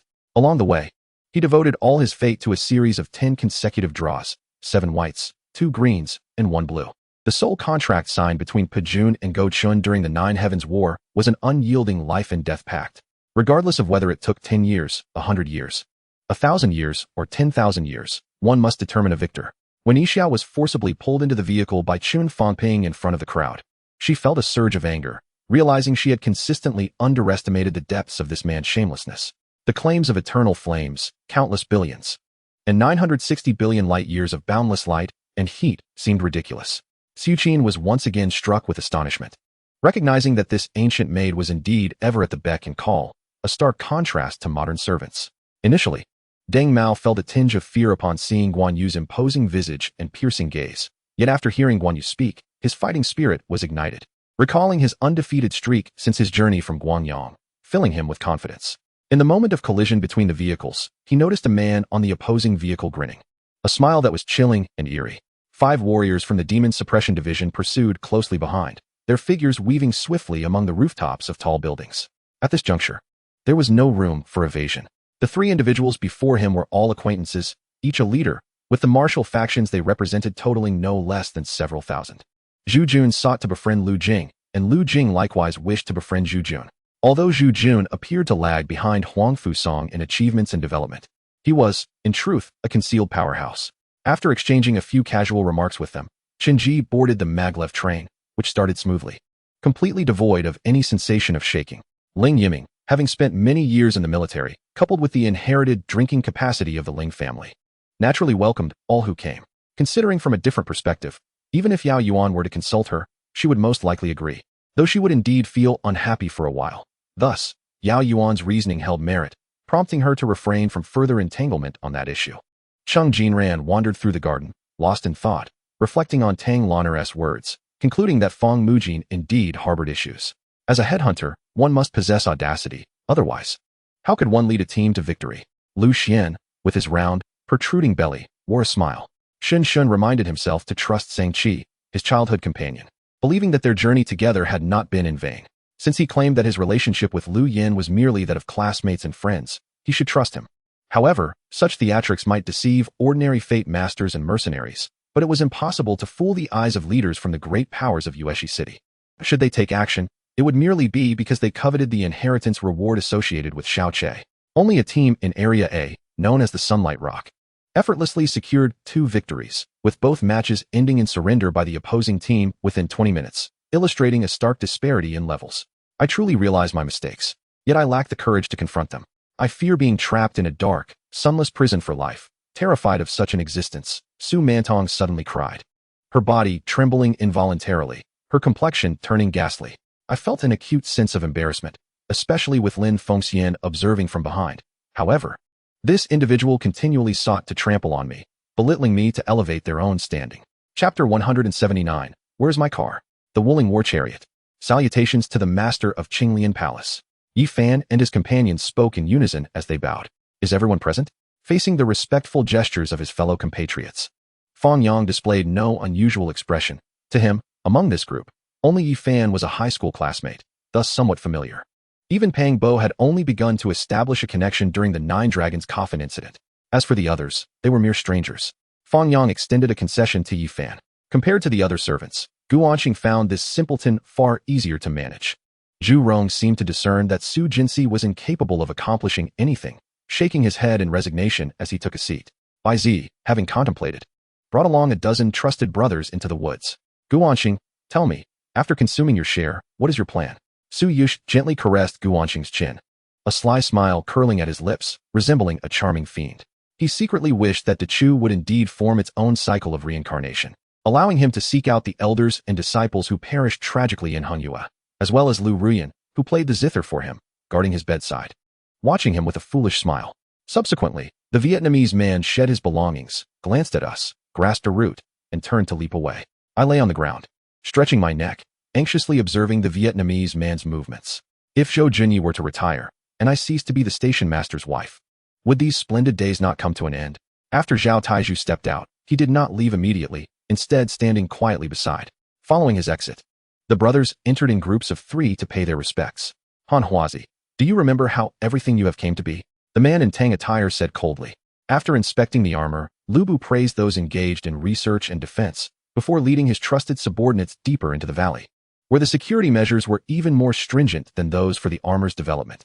There was an indescribable astonishment among the people, as they speculated what unspeakable secrets might lie within. I apologize for dirtying your establishment. Here is 500,000 as compensation. Ziling Tian tossed down a stack of cash, approached the table, seized the bag containing clothes, and strode out. Although his physique was robust, it was not as abnormal as Yun Fei's. Being injured meant being injured. 7 broken ribs, fractures in all 10 fingers. These injuries could not be healed in a short time. Seizing the opportunity presented by the allegiance of the people from Haizhou, Donghai, Langia, and Yitong, coupled with the unrest caused by the officials' oppression of the populace throughout Beiki, Shen Baxian sought not only to reclaim the 3 counties of Haizhou, but also aimed to seize Su province. Level 25 monsters are aggressive. They will attack anyone within a 2-meter line of sight, although it is not yet confirmed. Just the thought of Feng Chun and Lung Mu potentially being up there rendered Wang Ruoqing unable to contain her emotions. This was not all. Liang also gifted each of the Li Haiyer's sisters a wristband, which possessed multiple functions. Not only capable of storing items, but also able to emit an energy force field in times of danger, and even sound an alarm. Indeed, the center of power cannot possibly be pure and noble. Even the highest authority must possess a dark and ruthless side. This time, I refer to darkness in the literal sense. She added, in the first trial of the Heavenly Soul Road, Tian Hongbalin could hardly contain his desire to consume Jiang Tian's flesh and drink Jiang Tian's blood. Yet he was compelled to endure his rage and lower his stance. Shui Li's smile was forced, and any discerning observer could easily perceive it. Gu Manman chose not to expose her pretense, merely smiling in return. At that moment, the elevator came to a halt on the first floor. She linked her arm with Mu Lengqian's and stepped out of the elevator first. Occupying this land, deemed the most prosperous in the world both then and now, would instantly grant its inhabitants a population, military, food supply, and skilled artisans far surpassing those of other nations or factions. Chapter 180. Your ancestor? I thought it was a speed bump. With a ghastly visage, sharp fangs, a golden chain in his left hand, and a sword of wisdom in his right. He exuded an intimidating presence, vanquishing all foes. This is known as the immutable king. Even Dantai Tianyuan would be powerless.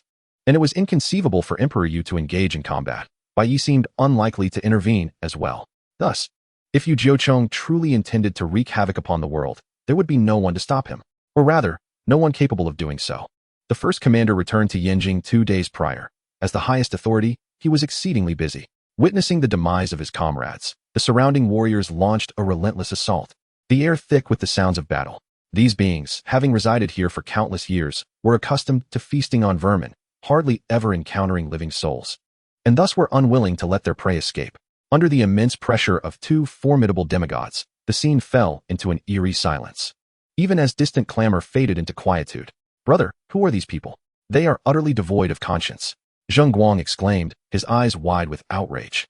At 1 o'clock, Xiao Yunhai and Zhao Wanqing invited David Harnett and Melinda to a restaurant, where Mo Yana and Christie awaited them. Regardless of how Feng Huan transformed, she remained composed and adept at responding to every challenge with grace, never faltering, retreating, or acting impulsively. This calmness in the heat of battle commanded more admiration than her martial prowess. In truth, summoning Tong Zhamping back posed no significant issue. It merely entailed instructing him to halt the demolition of Huangjia village, suggesting that he first secure other areas for development, temporarily excluding Huangjia village from the demolition plans. The moment the master called out, both Su Daji and Sakai Eiko simultaneously exclaimed, "Complete success." The 2 enchantresses exchanged glances. It appeared he had indeed succumbed to intoxication. From the early hours, he had indulged in drink, and Zhen Xian was uncertain whether to feel joy or sorrow, yet he could not bear to see Yu Rua's tears. A massive corpse beast, resembling a bull, shrieked in agony while enduring the onslaught of high-voltage arcs. Its entire body was enveloped in electric arcs. The outer keratin layer and those crimson muscles charred black and ignited in places. However, the creature's extraordinary vitality ensured it would not perish just yet. With a thud, Li Rui's back crashed against the ground. The impact jolted him, forcing him to release Xue Xiaoни's lips, for he could not guarantee that the fall would spare her from harm. The pallid face of Xu Mingyue bore a look of trepidation as she greeted him, cradling her arms as she ascended to rest upstairs, with Yu Xinran following closely behind to attend to her. Yet, this was not the end. The assailant, finding himself at a loss, swiftly leaped forward, charging at Susan. Is it strange? I find it quite ordinary. Yi Qingqing sensed that Mu Xiang's demeanor was somewhat off, hastily seizing the pot from his hands and carrying it to the dining table in the living room. However, this was no longer a matter of her reluctance. He had genuinely developed feelings for her, and even if it meant binding her to his side, he would do so. In the now tranquil space, her body still ached. Though she was meant to rest, her foremost desire was to escape this place. Speaking of confidants, Song Daqing had several. In this society, individuals possessing wealth, power, and influence faced little scrutiny, if any at all. The notion of monogamy was merely a facade. Privately, if one had the means, who could impose restrictions upon them? At that moment, Song Jinting made a bolder move, half squatting on the ground and leaning in to bestow a passionate kiss upon Yu Niao Niao. Upon Ji Hui's arrival, he noticed that the number of people around me was nearly equal to his own. His expression faltered, and the previous arrogance he displayed in the billiard room dissipated. Indeed, everything ultimately hinged on strength.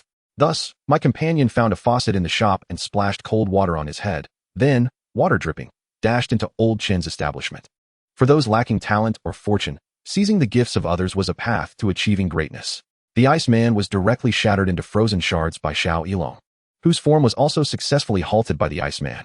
He placed the electric baton on the table, then retrieved a pack of cigarettes, lighting one as he cast a sidelong glance at me. Her complexion had grown somewhat pale, devoid of any trace of makeup, yet her beauty was undeniable. Her eyes were red, and she clutched a handkerchief tightly. Yi Liao chuckled softly, her head bowed, knowing full well he was indeed assisting her with the menu. By Jean, you have rendered her like a turtle, retreating into her shell. Do you think she will simply let it go? Consequently, mere thoughts of conflict would not suffice. One must employ intellect and seek wealth, Chung remarked while rubbing his forehead. The 2 shadows emitted a single anguished cry before being absorbed into Ning Yu's being, who wore an expression of delight. He could not recall whether he had ever set foot in his own kitchen. Even if he had, it was a memory from before he turned 7. He recalled Grandpa Li and the girl, the time spent in the fishing village where he learned to kindle a fire and prepare meals to rescue the beleaguered leader.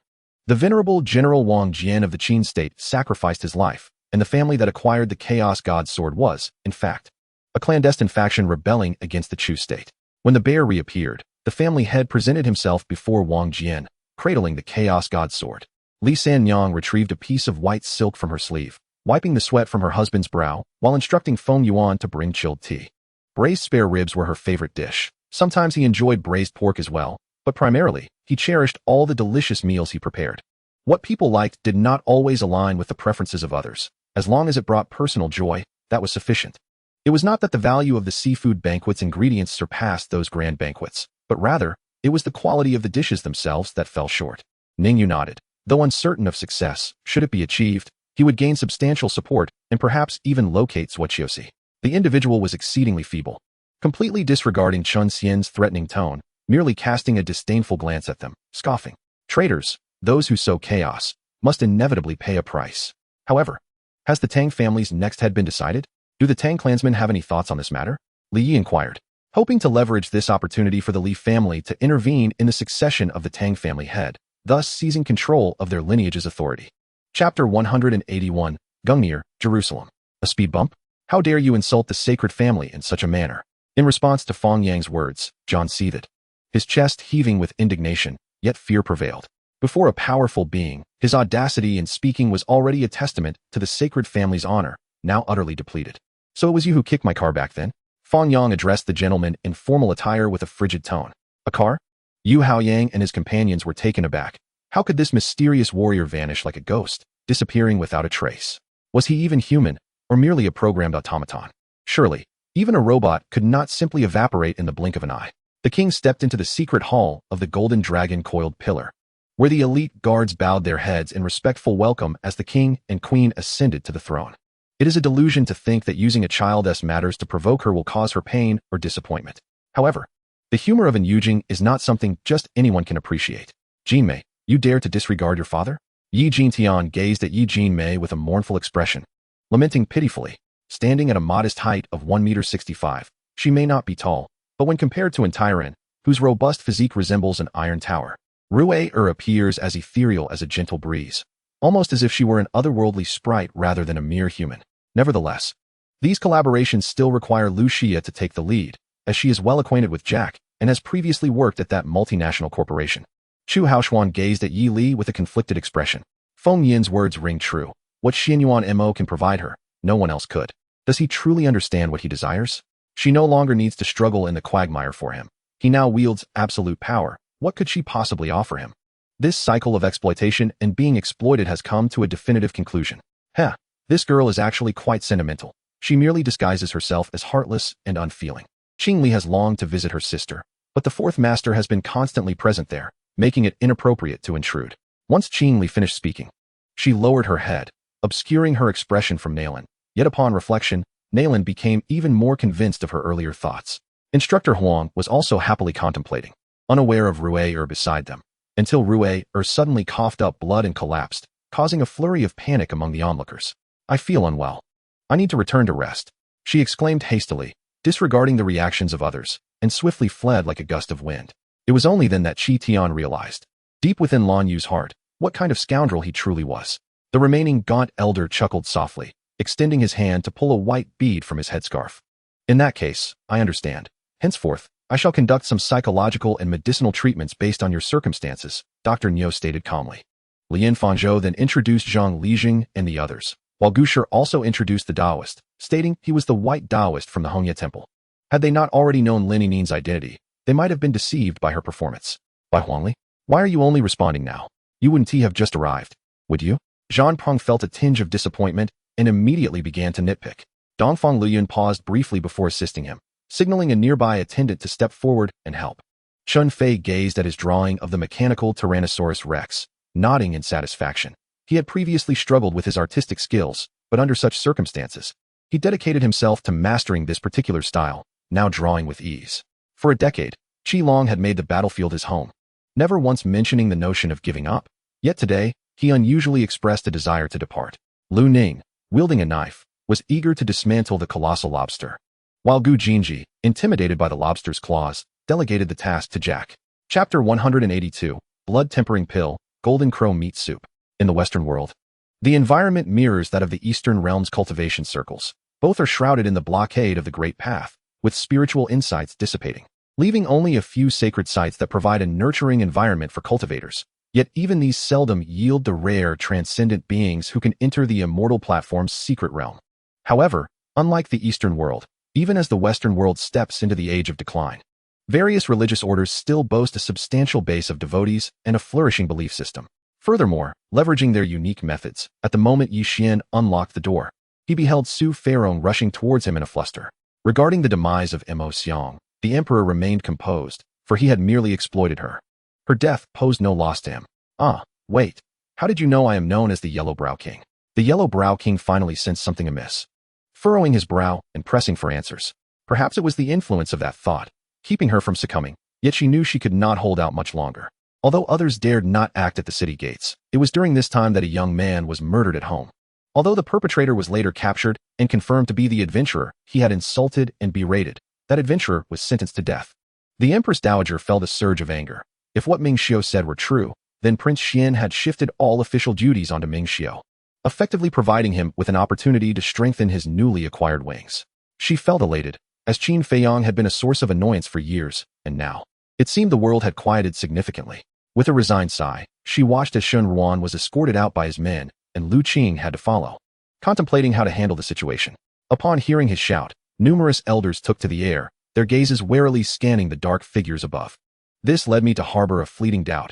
Under such circumstances, had he fundamentally forgotten who he was, and even forgotten who his parents were? If that were the case, did I still have the right to reproach him? When I saw a glimmer of metallic light emerging from the flesh wound, I halted the pressure of my right hand, swiftly grasping with my left, extracting the bullet from the wound, and firmly holding it in my palm. Is that so? Perhaps you are also in search of that murderer. However, I can't shake the feeling that you vampires aren't so benevolent, I said, locking eyes with the specter of Makavi. The servants still cleaning the surroundings stifled their laughter upon witnessing their master's attentive demeanor towards the lady. What on earth transpired? From what Li Mofan indicated, someone intended to take her child. The massive form charging towards me, accompanied by the peculiar pressure of an ancient dragon soul, conjured an image that would send 4.5 out of 5 normal individuals fleeing without a backward glance. Although Li Mofan had concealed her in a remote seaside location for confidentiality, there is no wall that does not let the wind through. Upon returning to my residence, I felt a swell of emotions. Zhu Di's words were laden with intent. He was not one to speak idly, and I sensed he had ulterior motives. He must have known of my past as a member of the Jinyui. If you don't let me see, how can I ascertain the extent of your injuries? Lin Songming's smile faded, his tone growing somber. Akiyama Riko evidently grasped this point as well, her brow furrowed slightly. For those within the family are aware of their own matters. Although Pan Shin's jump shot was indeed formidable, he had little else to showcase. As a young master of a wealthy family, he did not carry much cash when out and about. Even if he did, it was all in large denominations. That hero. Why are you staring at me like that? I'm just an ordinary mountain bandit. Your gaze is quite pressuring. The bandit leader could not help but shudder, suddenly gripped by an ominous premonition. Chapter 183. Enlightened Angels, Slaying Deities. On the walls of Jerusalem, laughter and joy filled the air as the crowd gazed at the infernal chariot across the sky, as if regarding a lamb destined for slaughter. No one would dare believe that anyone could run rampant in the holy domain of the gods, for even if these 2 demons from the east were extraordinarily powerful, to the deities, they were but insignificant insects. There was no need for the gods to intervene. It sufficed for the holy knights or divine messengers stationed in Jerusalem to act, which would be enough to vanquish these 2 evildoers. Moments later, the sky filled with a rosy mist, transforming into a silken ribbon that soared towards the heavens, entering the golden tower, where a delicate hand grasped it. Shortly thereafter, Xu Mei returned, observing Mu Feng as he unpacked a box. Her curiosity piqued. However, just as the excitement began to rise, it swiftly dissipated. Duo Dao sat on the sofa, a toothpick dangling from his mouth, chuckling as he gazed at Ning Feng. Xia Jin, as the versatile assistant, had previously dealt with countless instances of the drunken antics of their superior. After a journey spanning 3 days and covering an unknown number of miles, Li Xiaoyao felt a hint of fatigue when Bai Sujin suddenly halted. When did you 2 become so close? Su Mingyao, who inadvertently witnessed this scene, was filled with astonishment. I recall you recently had a quarrel? He looked at Fang Yang in confusion, seemingly seeking validation. Wu Qianli observed their demeanor and vaguely guessed their intentions but feigned ignorance and inquired. After all, they were all peers present, and such occurrences were not unfamiliar. The principle of not standing out was well understood. Who could predict whether voicing dissent might lead to being unceremoniously dismissed? After a prolonged moment, he exhaled deeply, surveying his surroundings.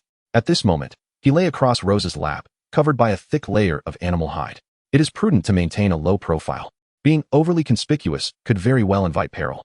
This time, she had finally secured Kanshi's approval to take Een and Hongli out of the capital to the old summer palace. Particularly with the use of armament hockey, it posed both a challenge and an enhancement for swordsmen. Mastering it would undoubtedly amplify combat prowess significantly. Gazing at the clouds in the distant sky, which gradually shifted color, one could see the appearance of a trailer, signaling the acceleration of time. In truth, Huang Han was unconcerned about the meager retirement benefits. In later years, Zhang Fangfen had no insurance and certainly no pension. Yet, Huang Han could proudly declare to all that Zhang Fangfen, having shared her life with him, enjoyed a blissful and prosperous old age. Moreover, the innkeeper asserted that the incident occurred in a private room occupied by them. What further words could you possibly offer? The patriarch of the Feng family pointed accusingly at Long Zhonyan's nose. More individuals from other villages joined in, their expressions strikingly similar. Are you not going to take action? Gbue, eyeing Nieyu, who was entertaining the child, sought to discern his origins and background, still intent on probing him. Now, having been reminded by Liu, her control over flames had reached a new level. Xiaji's eyelids began to twitch involuntarily. He suspected the manager was feigning ignorance. It was unlikely that such matters would escape notice. At least, if Xiaji were washing something when a phone call came, he would at least shake off the water before handling his phone. Aside from the throngs of tourists, there were also numerous pirates present. However, in this locality, everyone appeared formidable, yet refrained from causing disturbances. With a snap, Chen Zixuan extinguished the beam of her military flashlight, cloaking herself in the night. In this manner, none could discern her expression, nor could they fathom her true thoughts. Chapter 184, Half-Saint Ancient Talismans, Global Tremors. Stop. As Fang Yang preached to the Jerusalem faithful, reciting words potent enough to envelop the entire holy city. The deities worshipped by the other two major ecclesiastical orders hidden in the vicinity could no longer remain composed. They had intended to observe from a distance, but never anticipated that this Eastern cultivator would be so ruthless, crossing boundaries to strike down one of their own. Thus, they altered their strategy, choosing to conceal themselves and ignore the external chaos, comforted by the fact that only he was to be slain. Nightmare Invocation. A beam of inky black light surged into that soul, vanishing without a trace. Are you worried that, like my other half, you too may become lost in the depths of the rift? Anika retorted. They truly seem to disregard me, particularly Su Mingming, who wouldn't even glance my way, seemingly displeased by my forceful kiss. What was thought to be the conclusion of our endeavors turned into a surprising outcome. I observed Morton's deputy preparing to liaise with the personnel involved there. Typically, in a standard auction, payment and delivery occur simultaneously. Buzzing sounds filled the air as the myriad stars transformed into shooting stars, yet curiously, these countless meteors did not touch the ground but surged toward the dual palms of the cosmic manifestation. As Zhang Fan heard this, his spiritual awareness expanded dramatically. The powerful perception of a perfected Taoist cultivator instantly spread over a 100-mile radius, yet he found no trace of Li Shuang. James was not particularly skilled in many areas, primarily excelling in breaking through defenses and layups, with some reliance on rules, yet he was versatile. His rebounding surpassed that of many power forwards, and his passing was superior to some point guards. He possessed excellent physical attributes, strong penetration skills, and a degree of three-point shooting ability. Simultaneously, construction of cement walls commenced. As much as possible should be built. If bricks were insufficient, clay kilns would be erected to fire bricks. In any case, safeguarding the homeland could not be delayed, for it pertained to everyone's lives. He did not entertain such thoughts, counting the number of zombies he had slain, his hands never pausing. Despite his breath becoming ragged and his complexion growing pale, his eyes seemed ablaze with fervor. This was a spatial treasure known as the Blood Boundary Pearl, capable of penetrating any existing breach and barriers. Whenever a gap appeared, one could traverse the barrier without needing to pass through the opening. Ruan believed that these children had slumbered for so many years, fortunate that no new children had been brought in. Although she could hear the thoughts of the other party, she cautiously opted to maintain her distance. The Taoist master Ta Ching is my senior brother, who has shown considerable favor to me in ancient times. During the war against the ancient celestial court, he also lent his assistance to humanity. For him, Gongsun Yu is of the Sword Clan. Given their differing stances, with the Sword Clan and the Gongsun family entrenched in Bashu, he could not allow Duan Yunxiu and Mu Qinxue to suffer indignities. Li Daji blinked, and according to the secret method, retrieved a talisman inscribed with Li Pingan's name and birth details from his sleeve, igniting it while murmuring incantations. Su Wanqin wished to reveal the truth about the fire in the cold palace, but was restrained by concubine Ran, who gestured for her to remain silent. In an instant, streams of vital essence surged into the blood-evil pearl like flowing brooks. The Tuoba clan had secretly prepared 3,000 death soldiers, ordinary farmers and workers by day. When Yichuan's life points dropped below 30, they finally eradicated the horde of monkeys.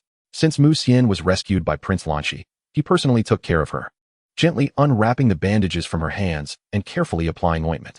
The kinder Shiqing Ran was to her, the more she found it increasingly incomprehensible, like a thorn lodged in her throat, tossing and turning in distress. He could not help but look up at the sun in the sky and the vast ocean in the distance, forcibly suppressing the irritation within, and inquired. Chapter 185. The Crusaders assemble in the name of Thor.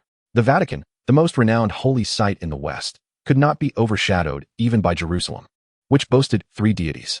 It is said that within the sacred grounds, the old pope is a formidable being who has lived for at least 3,000 years, having countless servants who have come and gone, and even the divine cannot withstand his authority here. Divine authority equates to human authority. One person embodies the divine will. Today, in the West, Old 6, Howling Celestial Dog, what is happening in the heavenly court? What of the Lingxiao Palace? The Yaopool? The Jade Emperor? Does the second master know of these matters? The questions posed by the elder Kong emerged in a relentless barrage, reflecting an undeniable agitation. Although fully aware that Yang Tsung's actions would irrevocably alter the course of history, he found himself compelled to proceed nonetheless. Liang Xianmu recognized that Gan Liang intended to divert their attention, yet felt utterly powerless to counteract this, for after all, the individual was the team leader. The elder Lu before him, known as Lu Wei, was an old acquaintance, having formerly served as the military doctor for their team, renowned for his exceptional medical skills. It was Lu Wei who had previously treated his hypertension, and he knew well the esteemed status of this Lu Wei, one of the few national treasures among physicians. A truly worthy master of traditional medicine.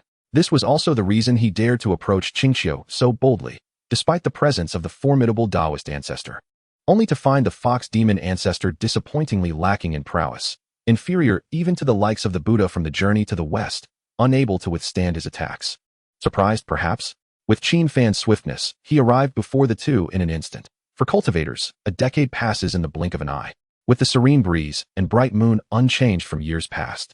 Strangely, his life energy had not been converted into sustenance, but instead preserved within the tree. Could it be that trees possess the ability to cultivate as well?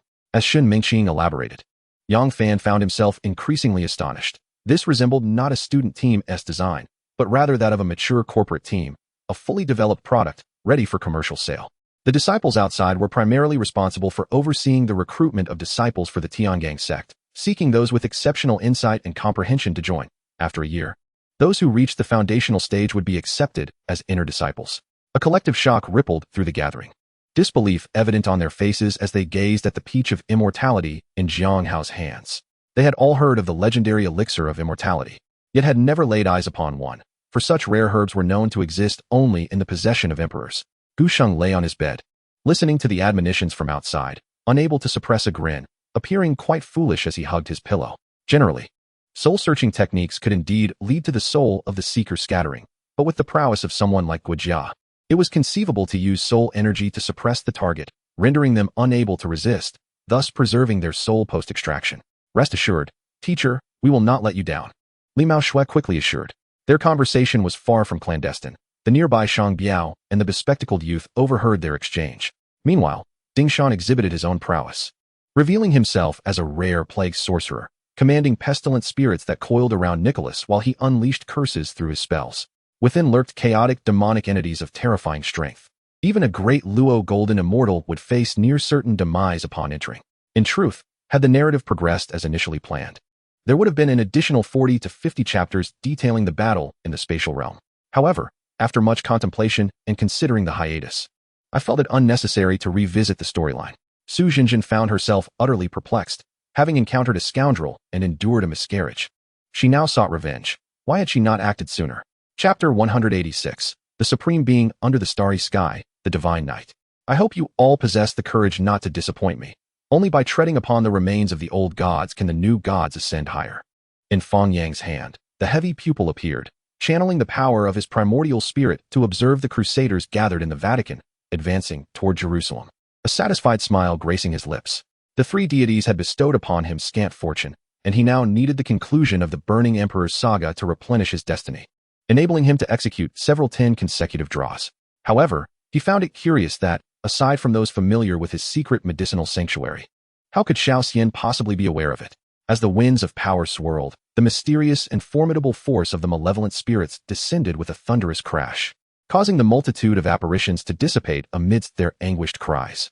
Jiang Qingning brought along dried fruits, as well as plums and apricots purchased by the roadside. She first sat to rest before eagerly removing her shoes to play in the stream. Therefore, although Ruan Yezhen had not personally experienced it, she understood that not every household was as affluent as hers. The complexities of life varied greatly. After racking his brain for quite some time, Leng Xiaoan could not ascertain what the two should discuss to alleviate the awkwardness, and could only inquire about Zhao Tiangong's investigation into the abbot. Leng Xiaoan, too, had learned 99 of the 100 foundational heart methods from the Jiang Village Academy, with the remaining one being the Supreme Palace Sword Array Diagram. Rising and gently shaking his head, Leng Xiaoan felt indifferent toward the four, yet the boy's proposal sparked some thoughts. He tapped the table and suggested, "How about we exchange heart methods? There is a saying, true romance is not merely kissing in the icy winds, but rather holding hands, nestled shoulder to shoulder." With the comforting knowledge that home lies in that direction. Following the trail of fireworks, the amethyst-winged Lion King successfully navigated its way here, its inner fury reaching a boiling point. However, following the attack, it would gradually recover, albeit with a slightly dimmer hue. Indeed, aside from those who had accompanied Gu Shijin, very few were present to support her. The mere recollection of this scene caused Wei Shouting to lose control, her fair visage blooming with enticing crimson hues. Sister Mi and began mentally preparing herself as Su Xiao uttered those words. "Girls, are you all right? What are you doing? You should have informed your master," Wu Tian admonished. In the storyline, the Bai family acted in such a manner, leading to the Li family's downfall, devoured by the myriad families. Upon learning of Pei Xiaoqing's challenge to Duan Feng, Lu Chun could no longer remain seated. He swiftly soared toward the falling moon valley. The two were lost in their own ecstasy, mocking me while displaying antics that made it feel as though I were watching a comedic performance. The cultivation of superior agricultural varieties requires not only careful selection and progressive enhancement of desirable traits across generations, but also the crucial exchange between different strains. Particularly those from varying latitudes, hybridization can prevent degeneration and yield new superior strains. This passage is neither poetry nor a flower drum opera. It possesses a dry recitation that unexpectedly forms its own sense of rhythm. Yet, with the child missing and the father being capable, Meng Jingjing resolved to seek out her father. As Chang Gung bowed her head, her smooth black bangs obscuring her eyes, the autumn-like gaze of her eyes fell upon the four-souled jade at her chest, even in close proximity to the pure evil energy of the crimson-eyed. The four-souled jade remained untainted, still radiating a pure pink hue. After all, trailing 2 points behind in the warrior's home ground, it was unwise to hastily attempt a risky shot to regain possession through foul tactics. It was far safer to consume time. Moreover, the ninja world appeared increasingly unstable. Should a significant upheaval occur, it would present an excellent opportunity. Chapter 187, The Destiny Spear, the Millennium Longevity Goo.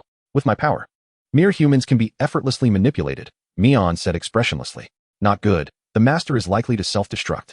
The one-horned demon king, sensing the dire situation, hurriedly charged toward Chiyu. If Chiyu were to self-detonate, the promises he made to himself would turn to ash. Though devious, the one-horned demon king had always honored his word. Firstly, return all the sect contribution points obtained from Chun Sun back to him. Secondly, join my Ronghu gang, and from this day forth, serve Brother Chen Rong, ensuring boundless benefits for yourself. Thirdly, offer an apology to Chen Sun, and we shall be considered allies. Zhu Xiong's expression remained unchanged as he gazed intently at Zhou Tian Dao. She lifted her eyelids, casting a cold glance at the Dou clan, even for the lowly. If they can offer something novel, it suffices, far surpassing the mundane objects found on that stage. Dou clan silently harbored resentment. It was a piece torn from a calligraphy practice sheet, still retaining a faint fragrance, cool and serene, almost imperceptible. Ho Chen Xiao observed for quite some time, inching closer, silently closing his eyes to inhale, his handsome profile suddenly transforming into a tranquil demeanor. Upon reopening his eyes, they were boundless and dark, profoundly deep, coldly indifferent, nearly apathetic. Initially, the three felt no abnormalities, but gradually, a bitter wind swept in, tormenting their minds and plunging them into unbearable memories, the heart-wrenching agony truly piercing their souls. Staring at the empty and quiet carpeted corridor, Zhou Tian cast another glance at the impenetrable door, unable to suppress his speechlessness. Of course, it was to prevent all this from transpiring. yet Tianying merely lifted his gaze to the sky outside. At this moment, Gu Ruoxue was so fatigued that she lacked the strength to speak, yet the bliss of being a new mother was impossible to conceal. We absolutely cannot retreat. We must locate the geological survey team. This is our mission, Wang Yan stated, shaking his head with determination etched on his face. Finally, after what seemed like an eternity, Jingro pushed open the director's office door, breathless, and strode inside. The trio from Gusu were also of foreign descent. Thus other foreign clans naturally held a favorable disposition towards them. At this juncture, Zhuangzhong and Guochao were embroiled in an intense bout, their fists intertwining. Each step taken imbued with the force of hundreds of pounds, causing the arena to tremble slightly, the alloy floor marked by faint footprints. A testament to the ferocity of their strikes. Zheng Ili felt an inexplicable surge of anger bubbling within her, to the point where she nearly hurled the wine glass before her.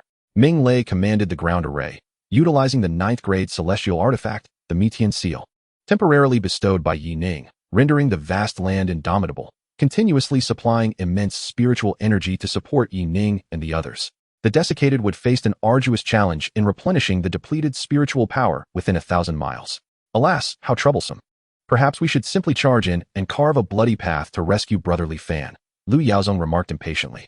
Upon swallowing it whole, the elixir disintegrated under the influence of true energy, instantly enveloping Chun Yu's bones with formidable medicinal power. Arriving at the morning market street, it was still bustling with a throng of people, the clamor of various vendors incessantly ringing in the air. Returning to the Lin residence, Zhuangzhong informed Lin Feng that he would be away for a few days, requesting Lin Feng to take good care of Zhao Weiwei. You needn't tire yourself so. I shall support you, I do not mind. Shi Jincheng continued to wear a playful grin, earnestly showcasing his charmingly bohemian side. After packing her belongings, Nangong Yuma felt as if she were attempting to swim from the depths of an expansive ocean to the surface, a feat that seemed nearly impossible given her current strength, allowing her only to remain submerged for a couple of hours at most. However, she genuinely wished to experience the might of the first formation above the clouds. Lost in thought, she suddenly noticed Zi Luo retreating, and the taut strings of her heart could not afford to relax. Nearby, a disciple echoed the sentiments of the youth with the surname Lu, his words tinged with jealousy towards Wang Ju, as they wondered if their combined efforts could even halt that wraith. The soul bone refining process treated the human as if they were an elixir, while the soul refining elixir merely protected the soul of the one being refined from destruction. If that man could patiently convey all the bird languages, even just the portions necessary for their daily communication, it would suffice. The competition was fierce, comparable to a great war among various clans, with the mortality rate rising alongside, making such an environment beneficial for their training. Without a moment's hesitation, they rushed back to the Lord's mansion to report the situation. For it was a jest to think that either of the two factions was something they could provoke. The Grand Elder led Nangong Yumal, and the others before Lan Qinyu, who first respectfully greeted Bai Zhe, saying, "Esteemed sir, greetings. I am Lan Qinyu, the leader of the Dragon Clan from the 9 provinces continent. You truly possess an IQ of 0. Ji Qianchen lamented. Aren't you usually brimming with clever ideas? Since they all adore children, why not win their favor through the children? This way, wouldn't you seamlessly integrate into their fold?" Meanwhile, Chao Yun was lurking outside General Chao's room, observing the circumstances within. Although he was aware of the plot, he remained vigilant, wary of any unforeseen developments as he scrutinized the scene from the rooftop, never allowing himself to relax. The beings of Yaotangshan were all enigmatic, appearing and disappearing erratically. In an instant, the momentum of the grand encirclement evaporated, and the beings of Yaotangshan managed to slip away unscathed. The subtle blend of spiciness, fragrance, numbness, and freshness coalesced into an irresistible flavor, suppressing even the slightest sense of fullness.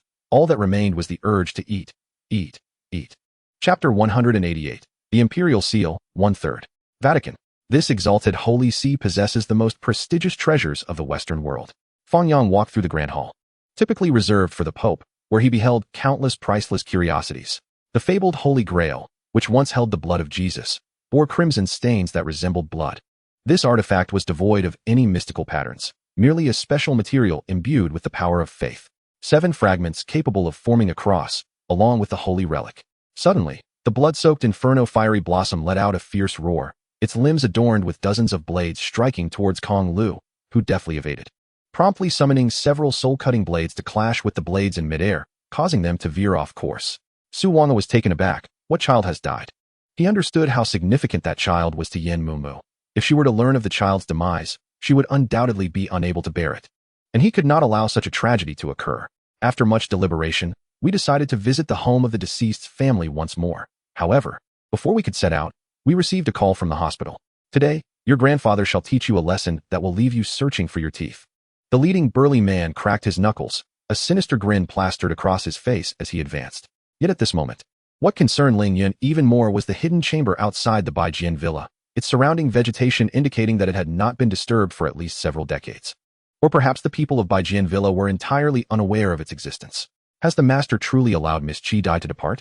What we did last night has left an unknown figure cloaked in black, the very one who ambushed Qi Dai, appearing in the room. Qi Yuhan stood with his back to her, hands clasped behind him as he gazed out at the osmanthus swaying in the wind. Tang Tiansha, I have spared you this time. Do you seek to take advantage of my leniency? The chilling voice of Mo Feng echoed. The glutton was displeased. After all, she would be his future sister-in-law, which made her a member of the heavenly family. How could she be so ridiculed by a mere mortal? Gently caressing the flower. The plum must yield 3 parts white to the snow, yet the snow loses a segment of fragrance to the plum. She couldn't help but exclaim. Aside from the fireworks, what would others think if they were to discover this? What would Uncle Snake think? It turned out that during this time, Zhang Ziqing had already organized the company into a semblance of order. It was merely a matter of bringing the boss in for a quality check. If Qin Shou's master, Qin Bai, were still alive, Zhang Hao would never have worried about Qin Shou going astray. However, regardless of whether Qin Shou acknowledged it, the previous head of the Qin family, Qin Bai, had vanished without a trace, leaving even the formidable 6 doors unable to locate him, rendering his survival almost impossible. Having surveyed the direction, I mounted a golden cloud and soared towards the distant white point. Before long, I spotted several wild wolves, their bodies completely white. A sweep of my mental energy revealed nothingness all around. Had it not been for the conspicuous size of those wolves, I might have overlooked them entirely. Yu Chen's heart felt as if it were turned to ash, relentlessly cursing the figure in red, and harboring a deep-seated hatred for the 7 evil mystical wood in his grasp. In a fit of anger, he stowed it away in his wishing bottle, preferring to keep it out of sight to avoid further distress. Both of them were panting heavily. Their recent clash had been a test of equal strength, resulting in an extraordinarily taxing drain on their physical and mental reserves. Zhao Han, after a brief contemplation, inhaled sharply, his gaze towards the celestial white crane tinged with a hint of inquiry. Once the day's grooming was complete, Long Yang stepped into the room, tidied himself, and organized his surroundings before heading out. Tomorrow marked the beginning of the school year, and they were to accompany Captain Zhu to the city district to procure essential living supplies. A colossal tree, reaching a height of 100,000 meters, stood tall, its myriad leaves radiating strands of light that intertwined and converged across the heavens. Countless beams of brilliance coalesced, forming an enigmatic and resplendent space. Long Yang was momentarily taken aback by the unexpected question. Heavens!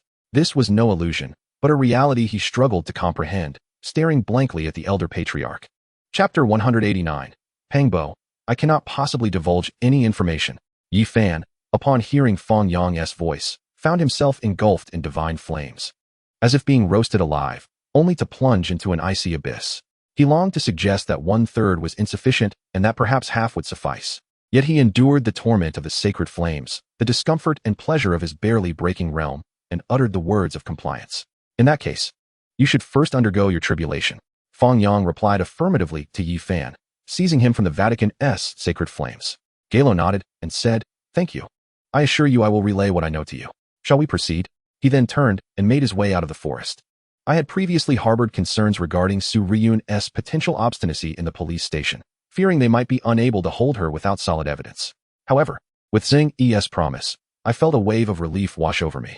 Fengshi did not visit the Empress's palace, but instead made her way to the Moon Elder Temple, passing by the palace of the Supreme Laojun. Zhuyan's heart sank. This impudent girl was recklessly attempting to extract her own soul. He had initially conjured an illusion to disorient her and lead her astray, yet to his astonishment, she remained unfazed. When had her mind become so resolute? Or had she feigned being bewitched from the very beginning? Yang Sun declared, whether it be a ghost or a zombie, let us soon transform it into a lifeless corpse. He absent-mindedly touched the faint scar on his face. The lone claw hung despondently, its withered form appearing even more frail, a figure of imperial significance in the realm of spirits, now reduced to such a pitiful state. Even ordinary elders seemed to exude more vitality than he. Mu Ling's cheeks flushed, revealing a sense of eager anticipation regarding her existence. I harbored no worries about the forthcoming adventure. If it were not for a treacherous ambush, how could the perpetrator possibly pose a threat to us? Reflecting on the captain's words and the experiences since the fall, AXIN deduced the sequence of events. After a moment of dazed realization that he was addressing me, I instinctively glanced at Zhang Ji, noting his barely perceptible nod before lowering his gaze, acknowledging, indeed, and then stepping aside to clear the path. In her arrogance, she seemed utterly oblivious to her surroundings, prompting Zhang Zhaoyan to furiously tug at Jianman's hair. Fu Qi was not one to lie easily. He nearly slipped past this incident, but fortunately, his father had misunderstood, believing he had truly offended someone rather than that Zhu Yingtai had feigned death.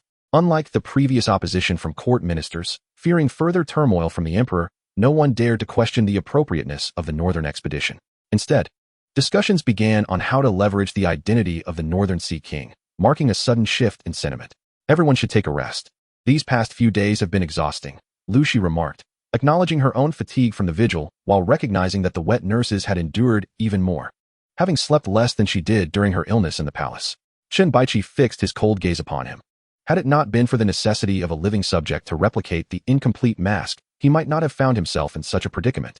The dense forest was abundant with trees. If possible, I wondered if I could escape from here. There exists a peculiar awkwardness in the world. A step forward leads to tumult. A step back plunges one into the abyss. Jiao followed his master through wind and rain, having witnessed much bloodshed and experienced numerous events. Yet, today's predicament made him wish he were blind, as he could not bear the embarrassment of the scene before him. After bathing, he mentioned that his clean clothes would not arrive until the following morning. Thus he squeezed himself onto Lin Xiaoma's single bed, which measured only 1.2 meters. Why are you crying, Yin Yin?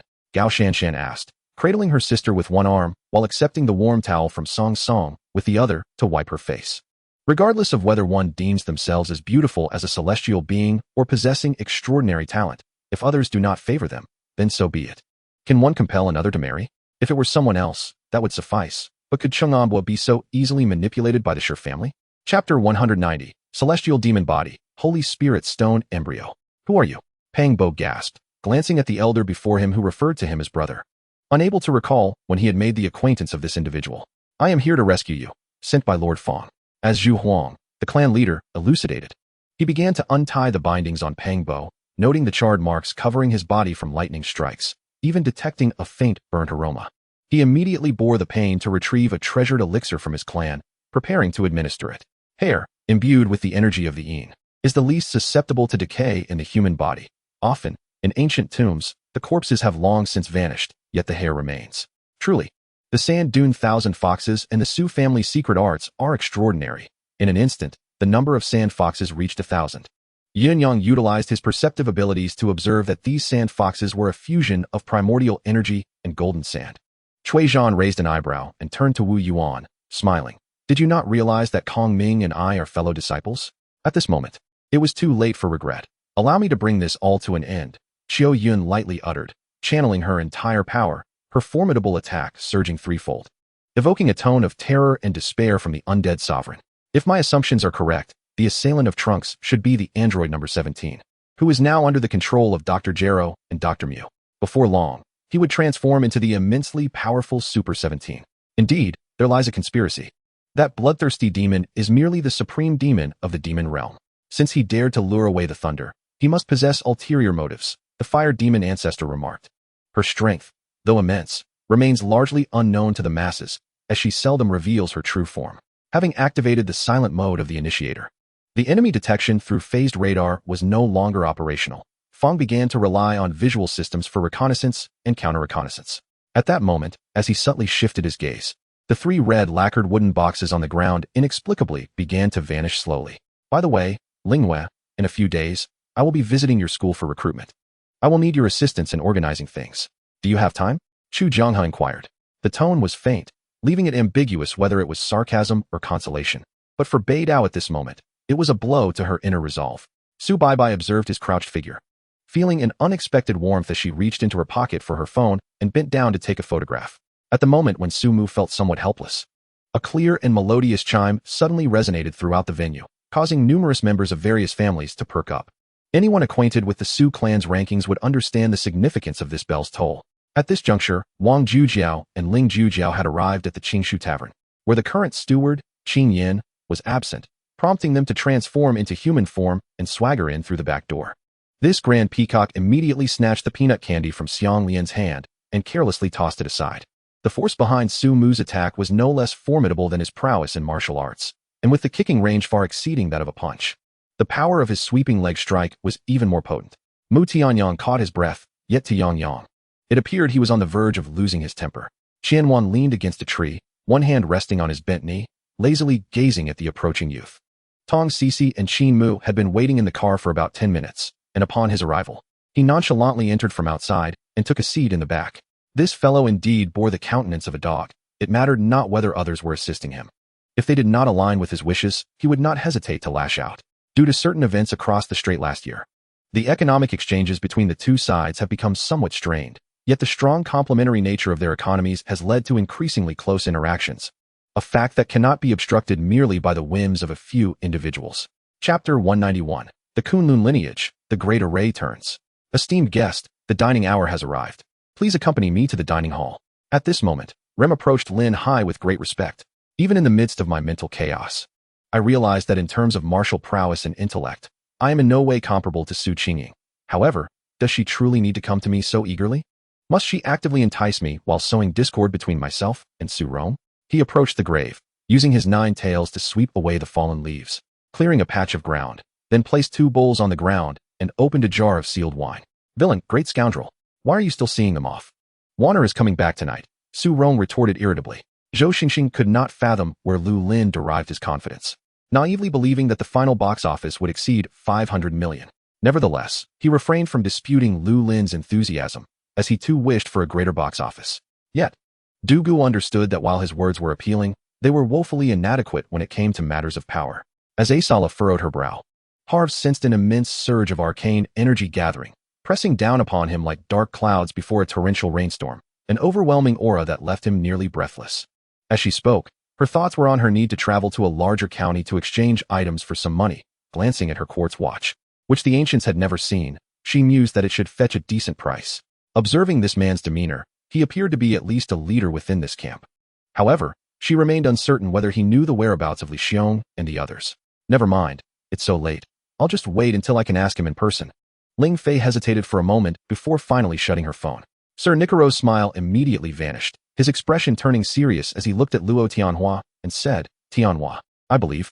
TSK, what a tongue-twisting name. What status do you possess to accompany me for a drink? Are you implying something about your standing? All right, let's go. Meng Xiongfeng readily nodded in agreement. Ling Yunzi had 2 monsters raised at home, so he likely held no prejudice against them, and he did not foresee any danger. Deciding to leave without hesitation, this arrogance and rhetoric seemed to gather strength in numbers, as they appeared to exert overwhelming pressure on the Song army, inciting a multitude of savage, greedy, and ignorant barbarians to raise a clamor. Yu Chengfeng nodded and turned, soaring downwards towards the city of Xianlin with his companions. This group of 5 had come to witness the ripples of the grand celestial array, and after their observations, they were all profoundly moved. These 2 emperors were also veterans of the Holy Brick Continent, with the sky-piercing emperor being an unparalleled powerhouse who predated Ding Feng by millions of years, while the earth-taming emperor's depth of experience was even more profound. Thank you for your understanding, Brother Han. Wang Chao no longer elaborated, turning in a huff towards the source of the commotion. Otherwise, simply sitting here would lead to a loss of blood that would categorize him in a combat state, causing a loss of 90 life points per second. That would surely be a significant loss. Without further ado, the competition for the summer box office of 1984 was initiated by the Jiahe Cinema line with the first shot fired. At this moment, he had indeed reached a pinnacle of the same divine origin realm as the White Dragon Daojun. Even though the White Dragon Daojun possessed the power to rival the Supreme System Master, which placed him a tier above, it was impossible for him to instill the same sense of invincible dread he once felt with just a single palm strike. Stationed in the spirit gathering chamber, he appeared placid, like a still pond, sifting through various celestial techniques and insights provided by the rear legion. Qin Tian, upon witnessing the situation, felt a desire to retreat. Yet his body seemed immobilized, rendering him unable to take a step. An infinite blaze engulfed the surroundings, with an endless flow of magma surging forth, revealing a world of flames akin to the interior of a volcano, the thick scent of sulfur assaulting him. Even the seasoned Chu Xinghan could not help but frown. Suddenly, Lin Xingchen, overwhelmed with happiness, found himself reflecting on the vibrant colors of life and the hard-earned happiness as his family was finally settled. Peace reigned over the world, and the gentle spring breeze graced the land, with the passage of time flowing like the years. Is that truly the case? The rate of turning heads will be quite high? Those who were originally ready to leave turned back to ask another question, accompanied by the sound of steady footsteps. A tall figure vaulted down from the wall, swiftly arriving at the window. The elderly man who had fallen to the ground hastily scrambled to his feet, yet dared not make a move against Chu Xinghan. Conversely, the man peering out from behind bore a look of terror as he beheld Chu Xinghan approaching.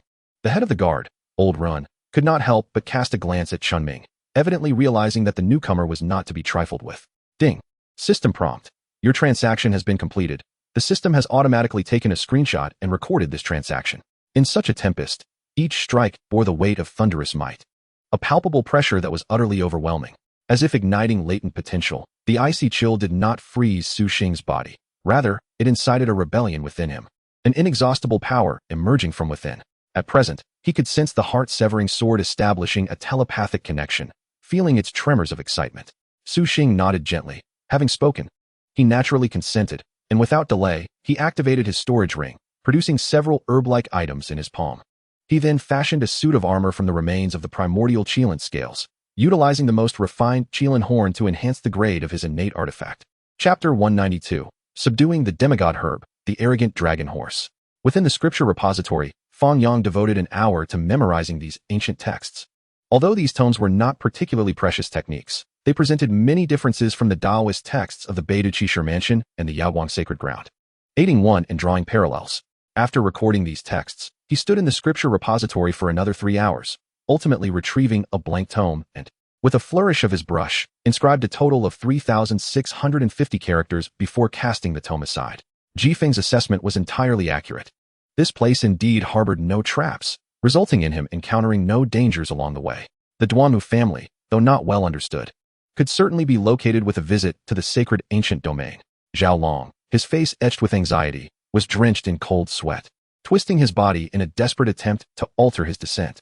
After a brief walk, Gu Yu and Mo Lu suddenly caught a whiff of a faint rose fragrance, intertwined with an unusual scent. Gu Yu recognized this aroma as unique to Humayer, recalling how he had nearly succumbed to its allure in the past. In truth, Lu Jingye possessed formidable cultivation abilities, rivaling those of several mentors. Unfortunately, his demeanor was rather dull, and his lack of practical experience may have contributed to his shortcomings. Yunfeng suddenly erupted in laughter, inciting the ire of Director Feng, who glared at the stumbling Yunfeng with gritted teeth. Gu Yu exchanged a glance with Su.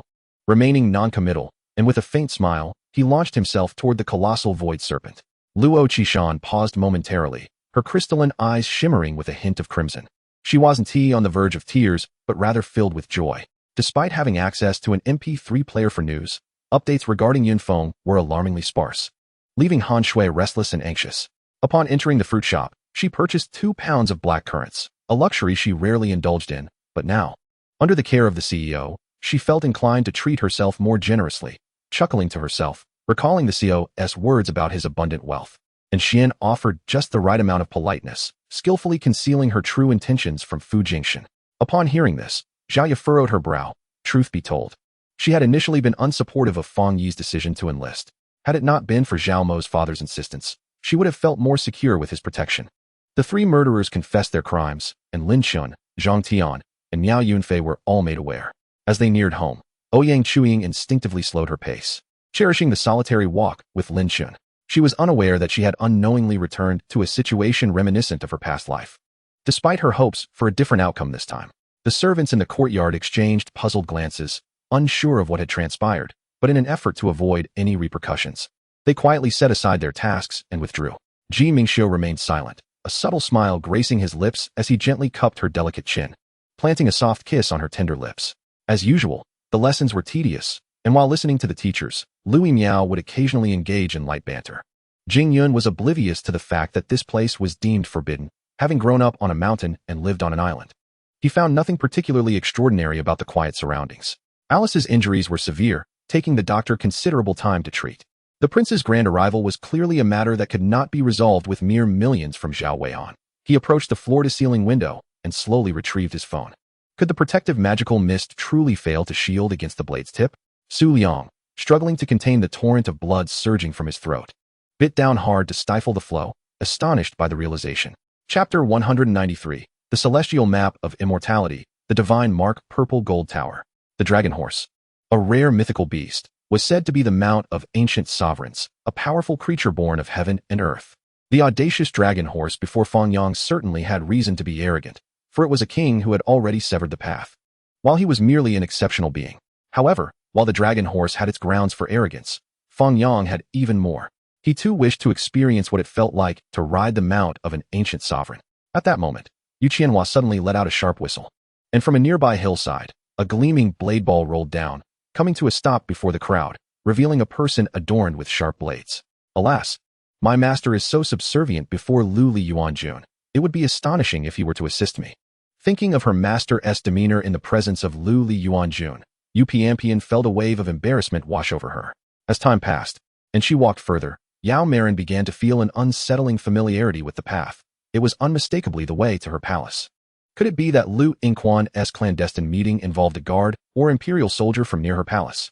Regarding this matter, it became clear to Lu Xiangyue that only her room on that floor had been deprived of water. Upon arriving at Xianyuan Dock and seeing her grandfather lying pale on the hospital bed, Liang Jingyan immediately rushed to the bedside, tears streaming down her face. Here, Ziki. This is the pair of Mandarin duck twin blades, perfectly suited for you. In the courtyard, Su Xiao was meticulously distributing weapons. Fan Yu observed the individuals emerging. This clan was substantial, with their numbers exceeding 500,000. With the power of light and shadow combined with the third step of the Nine Palaces step, you can forget about catching me. Fan Yu chuckled coldly. All right, Fuyun, let's head to the courtyard, OPMC said, somewhat dissatisfied as she followed Fuyun.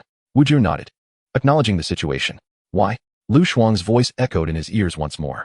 Based on the precedent set in the third year of Xining, should an attack on Hengshan be necessitated, high-ranking officials would undoubtedly be tasked with overseeing the military, and the power would never be left in the hands of military generals. After a lengthy hiatus from writing, I shall gradually regain my rhythm. This chapter was typed on my phone, which I am not accustomed to, so I apologize for any lapses or oversights. I will strive to update every 3 to 4 days. As Yu Lingfeng chatted with his father, he absent-mindedly traced patterns on the moss-covered cave walls with a branch. In May, the fervor of job interviews for fresh graduates had waned, and Yong finally received 2 resumes from the 211 universities, both from the Information Management Program at East China University of Science and Technology. Clearly a pair of struggling candidates. Despite their earnest efforts, their resumes could not impress seasoned professionals like Yong. Lin Tian dared not be careless, immediately channeling his holy energy to the limit, confronting the situation with the reincarnation diagram. Is this true, or merely a jest? Are the Chinese attacking American soil? Today is not April Fool's Day. Donovan furrowed his brow, his first reaction being disbelief, regarding this intelligence as false. It was no wonder he expressed doubt. Since the founding of the Great Jin, border troubles had been frequent, yet a loss of tens of thousands in a single battle was exceedingly rare. Such a devastating defeat would inevitably lead to a seismic shift in the border situation, making it nearly impossible for the currently weakened Central Court to recover from such a monumental loss. Beyond the forest, the mist appeared thin, but upon entering, one would discover that visibility within the woods was alarmingly low. Without his formidable spiritual awareness, it would be nearly impossible to navigate. All right, Comrade Political Commissar will sign this battle damage report. If there are no further matters, I must prepare for tomorrow's battle. A somewhat impatient Tukhachevsky dismissed the gathering. Chapter 194, The White Tiger's Immortal Medicine, the Celestial Cauldron. The divine mark, purple gold tower, standing half a meter tall, was capable of being refined into an unparalleled imperial weapon, a rare treasure of the world. Currently, Fang Yang possessed a piece of divine mark purple gold obtained from the card pool, merely slightly larger than a fist, while it could be refined into a holy weapon. It was still dwarfed by the size of this divine tower. This divine mark purple gold tower bore traces of quasi-emperor's blood, imbued with the killing intent of a quasi-emperor. Without a holy weapon to counter it, one could only gaze in awe at this divine artifact. As Lu Tianxiong and Wei Bixiao attempted to speak, they noticed the young gentleman waving his fan, prompting them to fall silent. It has been many days since Suva first graced us with a smile upon his visage. It appears that Gao Jun is not as impenetrable as the legends suggest. With a little effort, one can indeed find cracks in his facade. I bellowed, my face ablaze with fury, deeply unsettled by the realization that someone possesses such profound cunning. The rotund fellow scratched his head, pondering that it would be foolish not to seize such a promising opportunity. My intention was not to shutter this establishment. After my departure, you may continue to operate this charming venue, he urged gently. Zheng Dian mused that this implied that damage would only be inflicted when one's offensive power exceeded the opponent's defensive capabilities. Conversely, a defensive adjustment would occur otherwise. However, The system has established a minimum threshold for both damage and resistance, thereby preventing any attacks from being entirely ineffective. Xian Lan sauntered out unhurriedly, his pace measured. Yet he covered the distance to stand before Feng Qingyun in mere strides. A pressing question loomed. Why had this bronze mirror suddenly materialized here? To whom did it belong? Could it be the antiquities dealer? Tang Xiaoxiang executed a series of rapid backflips, narrowly evading the violent kick of the clay figure that swept towards him. Having never encountered us, how were they able to locate us? Aside from a sense of incredulity, I could scarcely articulate my thoughts. These wounds posed no immediate danger to him. Had it not been for his enhanced defensive capabilities reaching the 6th tier, the injuries would likely have been far more severe. Sha Du Tian called to those below, "Come up." That monster has been frightened away. He was in high spirits and gazed downwards. The mask was intricately woven from fine bamboo strands, loosely crafted so that the wearer could see through the gaps, yet their face remained entirely concealed. Gu Xiaoyan discreetly revealed Gu Ziawang's identity to Qi Lingen, who, along with Shun Zhangtian, served under Yun Piaoying. Qi Lingen, a man of composure, was taken aback by this revelation, trusting that Gu Xiaoyan would not deceive him, and thus, he felt a profound respect for Gu Ziawang. "You leave when you please? Is this venue yours? Or do you wish to secretly claim a portion of it, which I presume you recommended? The scale is hardly impressive, if you do not hasten. I have no desire to squander time here. Regardless, Elder Yi is already assisting with arrangements." The upright individual required no speculation. Surely, Elderly would not be paying homage to the figure in the black robe for a modern person from over 2,000 years past. Although fortunate to witness the earlier spectacle across time, one need not grieve excessively for anyone. Finding a way out of this illusory realm is the wisest course of action. The 100 demons let out a collective wail as they emerged from the site of the energy clash, their faces grotesquely marred, blood streaming from all orifices. A sight too horrific to describe. Recalling the ancient melody, the initial step involved using Lin Wuyo and himself as bait to provoke the heavenly tribulation, ensnaring the masters in binding locks. Following the unexpected turn of events, he decisively acted, channeling the heavenly calamity in a manner that even Li Sun could not comprehend, wielding powers beyond the grasp of others. Yang Ming turned back to glance at the youth, already in a foul mood, after the collision. He could not restrain himself from cursing. "Can't you watch where you're going?" Chapter 195, The Ripening Divine Fruit, the Bodhi Divine Elixir. What is this substance? The white tiger's immortal elixir gazed at the green liquid before it, a strong instinct compelling it to absorb it, an urge that was quite overwhelming, leaving it in a state of uncertainty. "This is a precious liquid that accelerates the maturation of herbs. I intend to procure an immortal elixir fruit immediately, and I implore you to consume it." Fang Yang addressed the white tiger's immortal elixir. "Certainly." The white tiger's immortal elixir replied without hesitation, trusting its intuition. Situ Qianxin murmured something, while Gong Chuiyue mistakenly believed he intended to seize it, willing to endure the burn of incense on her hand to retrieve it from him. "Listen, father, do not be shocked. My elder brother has not given a second thought to your troubles, so you need not fear," Li Dei whispered discreetly. Mo pondered for a long while, deciding that for his safety, it was best not to take risks at this moment. He retracted his soul power, opened his eyes, and shook his head. Fortunately, over the years, Ziqi had grown up safely, fulfilling a promise made to Jiahong. "The moonlight tonight is splendid." Hua Yu recalled that today marks the 16th day of the lunar calendar. The moon should be perfectly round. Every full moon, he would sit with Rui Yi in the courtyard, conversing and admiring the moon. Yet now, he found himself solitary in the imperial palace, hunting assassins. "Hello, it's me," Wang Dong said listlessly, having resolved to simply feign indifference.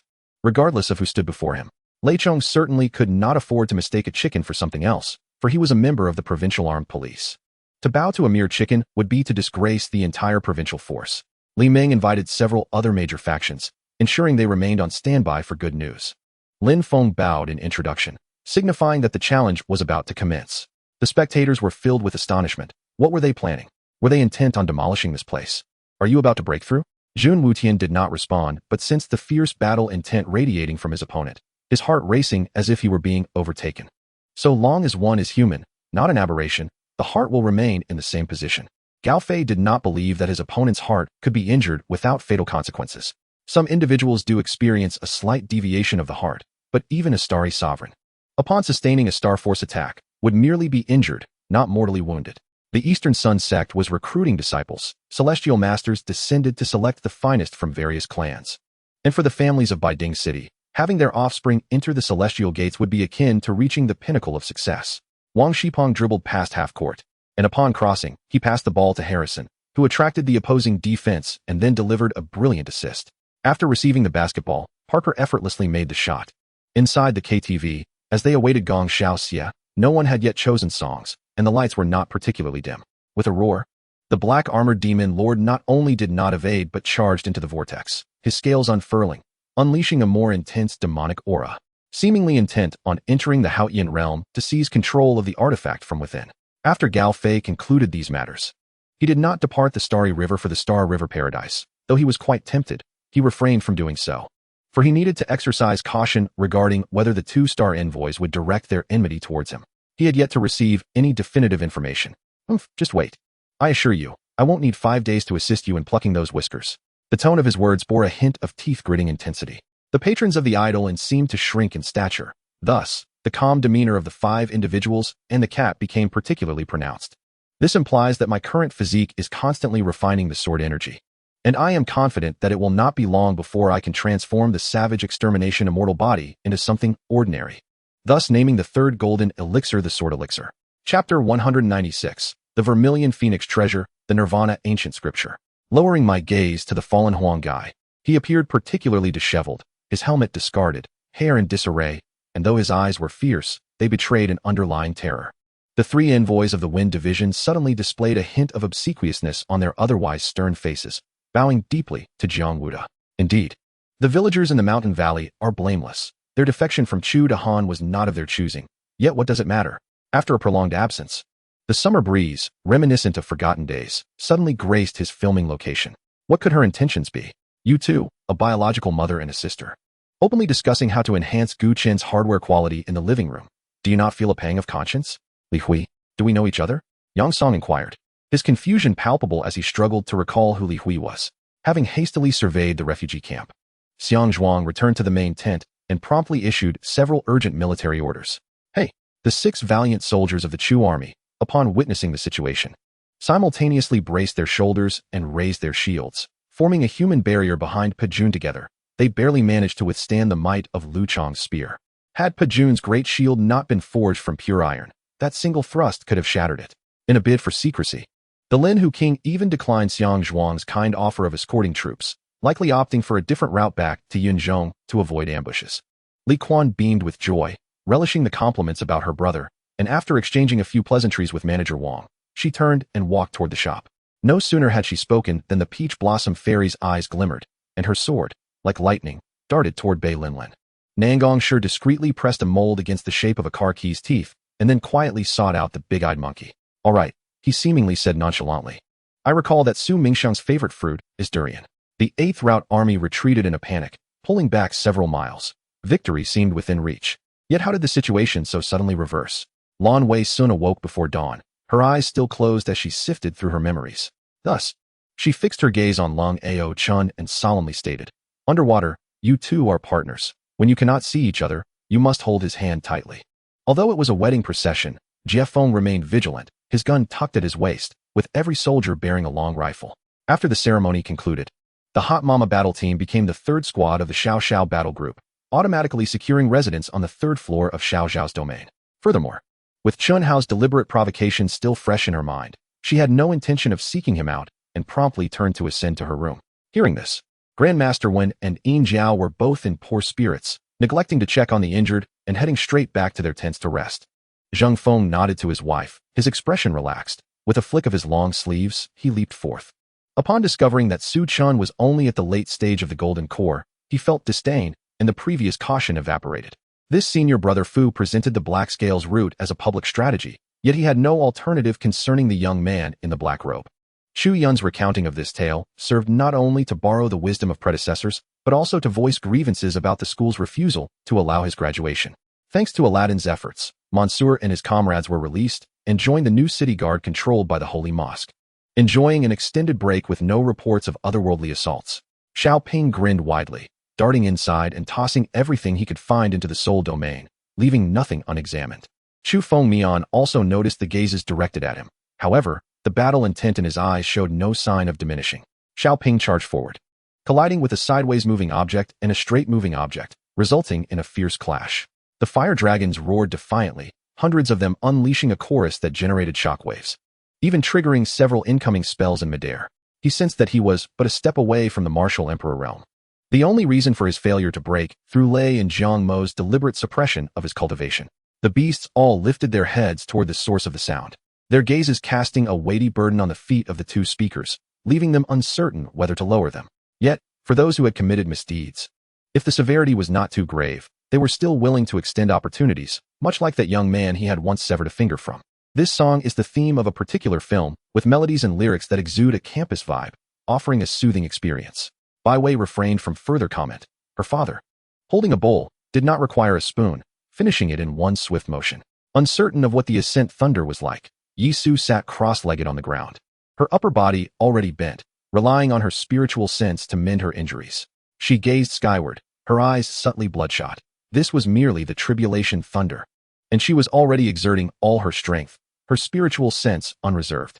She quietly awaited outside, while Xie Changji calmly opened his clothing in the purification chamber, retrieving a dagger from his Qinkuan bag and decisively slicing along his existing wounds. A demon king? Lu Jiu exclaimed in shock. She had previously been a rogue cultivator, having heard numerous tales about cultivators and demons, particularly about fox demons.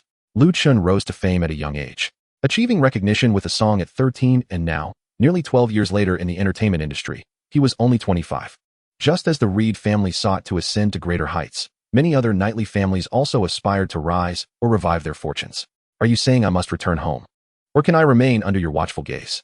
Zhou Ranran inquired once more. The Kunlun ancestor once stated that the heavenly demon realm was even more formidable than the sword spirit realm, with peak powers exceeding those of the sword spirit realm. If one lacked the strength of a sword sovereign at its pinnacle, they could not suppress the mighty beings of the heavenly demon realm. It would be best to possess semi-divine strength before opening the passage here, as Bai Yun Yaosheng voiced her concerns aloud. Chapter 197, The Demon Saint from Beyond the Realm, the Wise Immortal Gu. The three immortal islands overseas, Penglai, Fangzhong, and Yingzhou, were renowned even before the earth had entered the end of the Dharma era. In the current world, what was once merely a second-tier Dao tradition had risen to prominence, leveraging an untainted cultivation environment unaffected by the end of the Dharma era, surpassing Kunlun, Longhu Mountain, and other Dao traditions to become the three most formidable sections. Even without a nod, Yun Wanrong already understood. The emperor's continuous busyness over several days signaled that matters were coming to a conclusion. Upon hearing this, Nailanzi merely nodded. In truth, the visage of Hexiqing was one she found difficult to adapt to, bearing the countenance of her confidant, yet behaving in a manner starkly different from her dear friend. However, the resemblance was so striking that if he remained silent, she would occasionally find herself confused. It was Lu Xiao who keenly sensed her change. He was unaware that his actions had ignited Nailanzi's fighting spirit, only perceiving her sudden shift in aura. Presuming she was averse to bloodshed, he promptly turned, shielding her view with his broad sleeve while soothing her back with his other hand. Fresh from his cultivation session, he was taken aback when Green Loquat informed him that Feng Kai Tian had awakened and summoned him to the dawn courtyard, momentarily questioning whether he was hallucinating from excessive longing. The Empress spent her days recuperating in the palace. When you examined her pulse, you clearly stated that her health was improving, yet today you claimed her internal organs were damaged? The Empress's eyes flashed with severity. The families surnamed Lu in the capital were purely victims of the fish pond calamity. They were daily cursing Lu Taiho and the others in their prayers, wishing them to descend to the 18th level of hell upon death. One could only wonder how the children from the third household were raised, as their words and actions exhibited a caliber surpassing those of other families. Following two furious roars, the number of demonic beasts attacking Tian surged. Though none were particularly formidable, their relentless fearlessness in assault left him wounded. Zhou Chengyue sobbed in her brother's embrace, lamenting not merely for her mother, who had been strangled by their father, but out of fear that her father's beastly conduct would bring her shame, wishing instead for her demise, so that no one would vent their grievances on the two of them anymore. As Bai Yu raised his hand to catch, Shun Yang executed a swift tornado kick that struck him squarely in the chest, causing him to grimace in pain. Perhaps this was a commendable notion.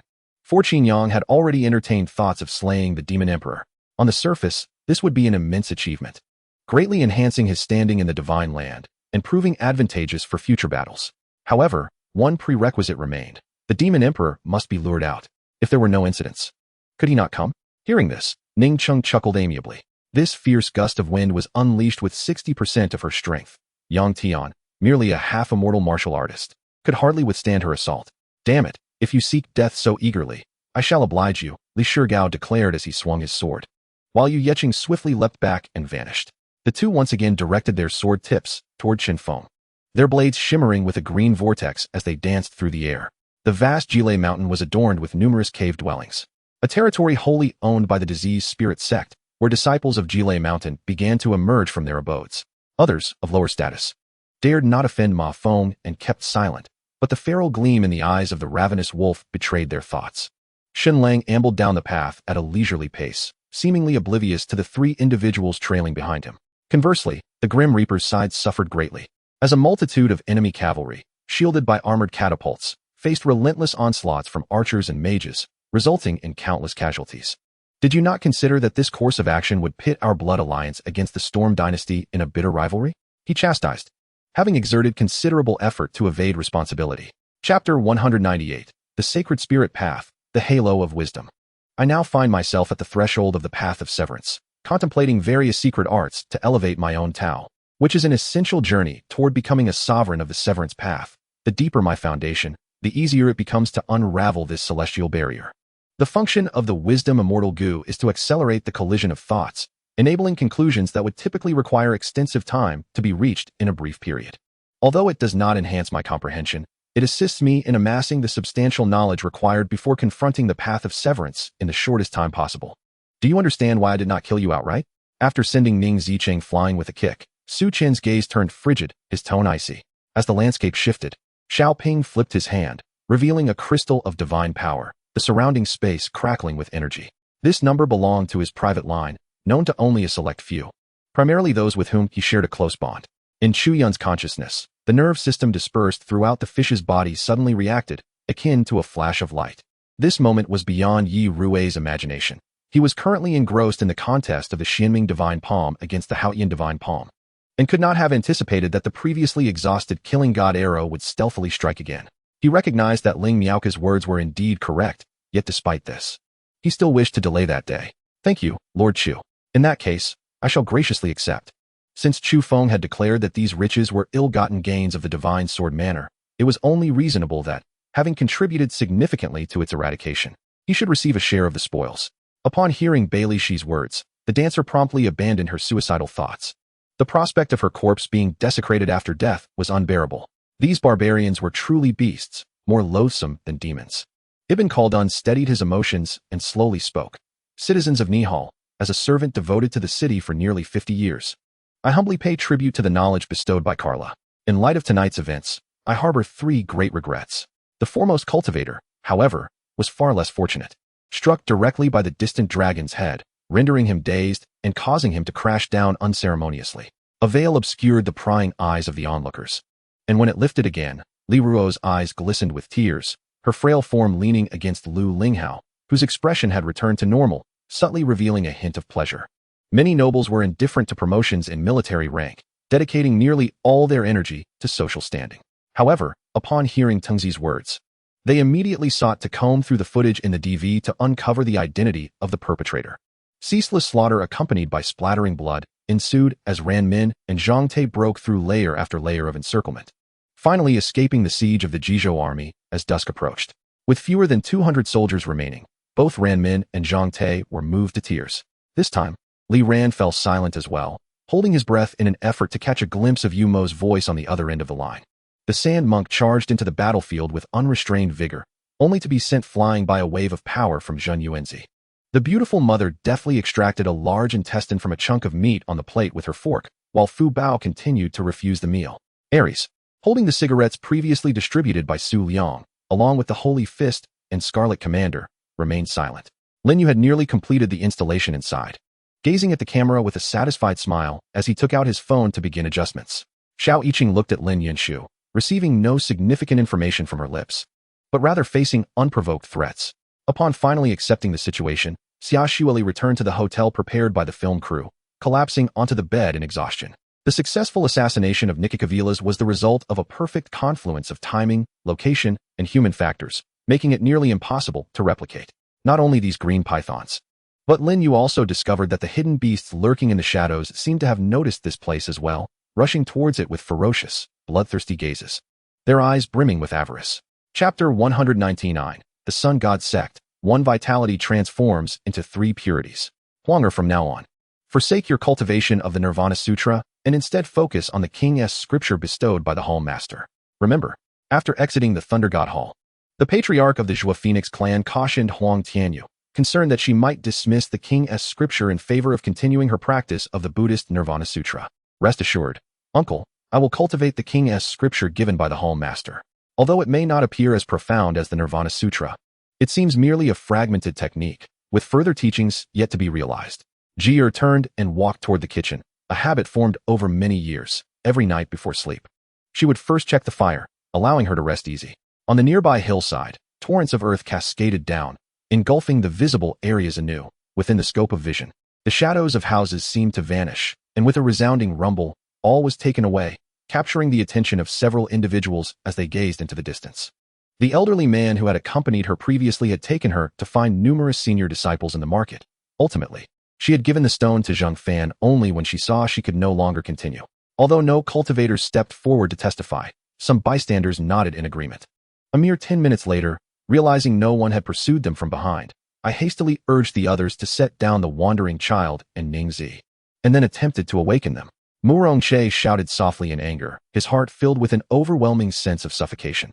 He truly feared the beastly actions of Lang Junping. Wu Sanxi swung his sleeve fiercely as he departed, while the students from the Guozijian passed by with their heads bowed.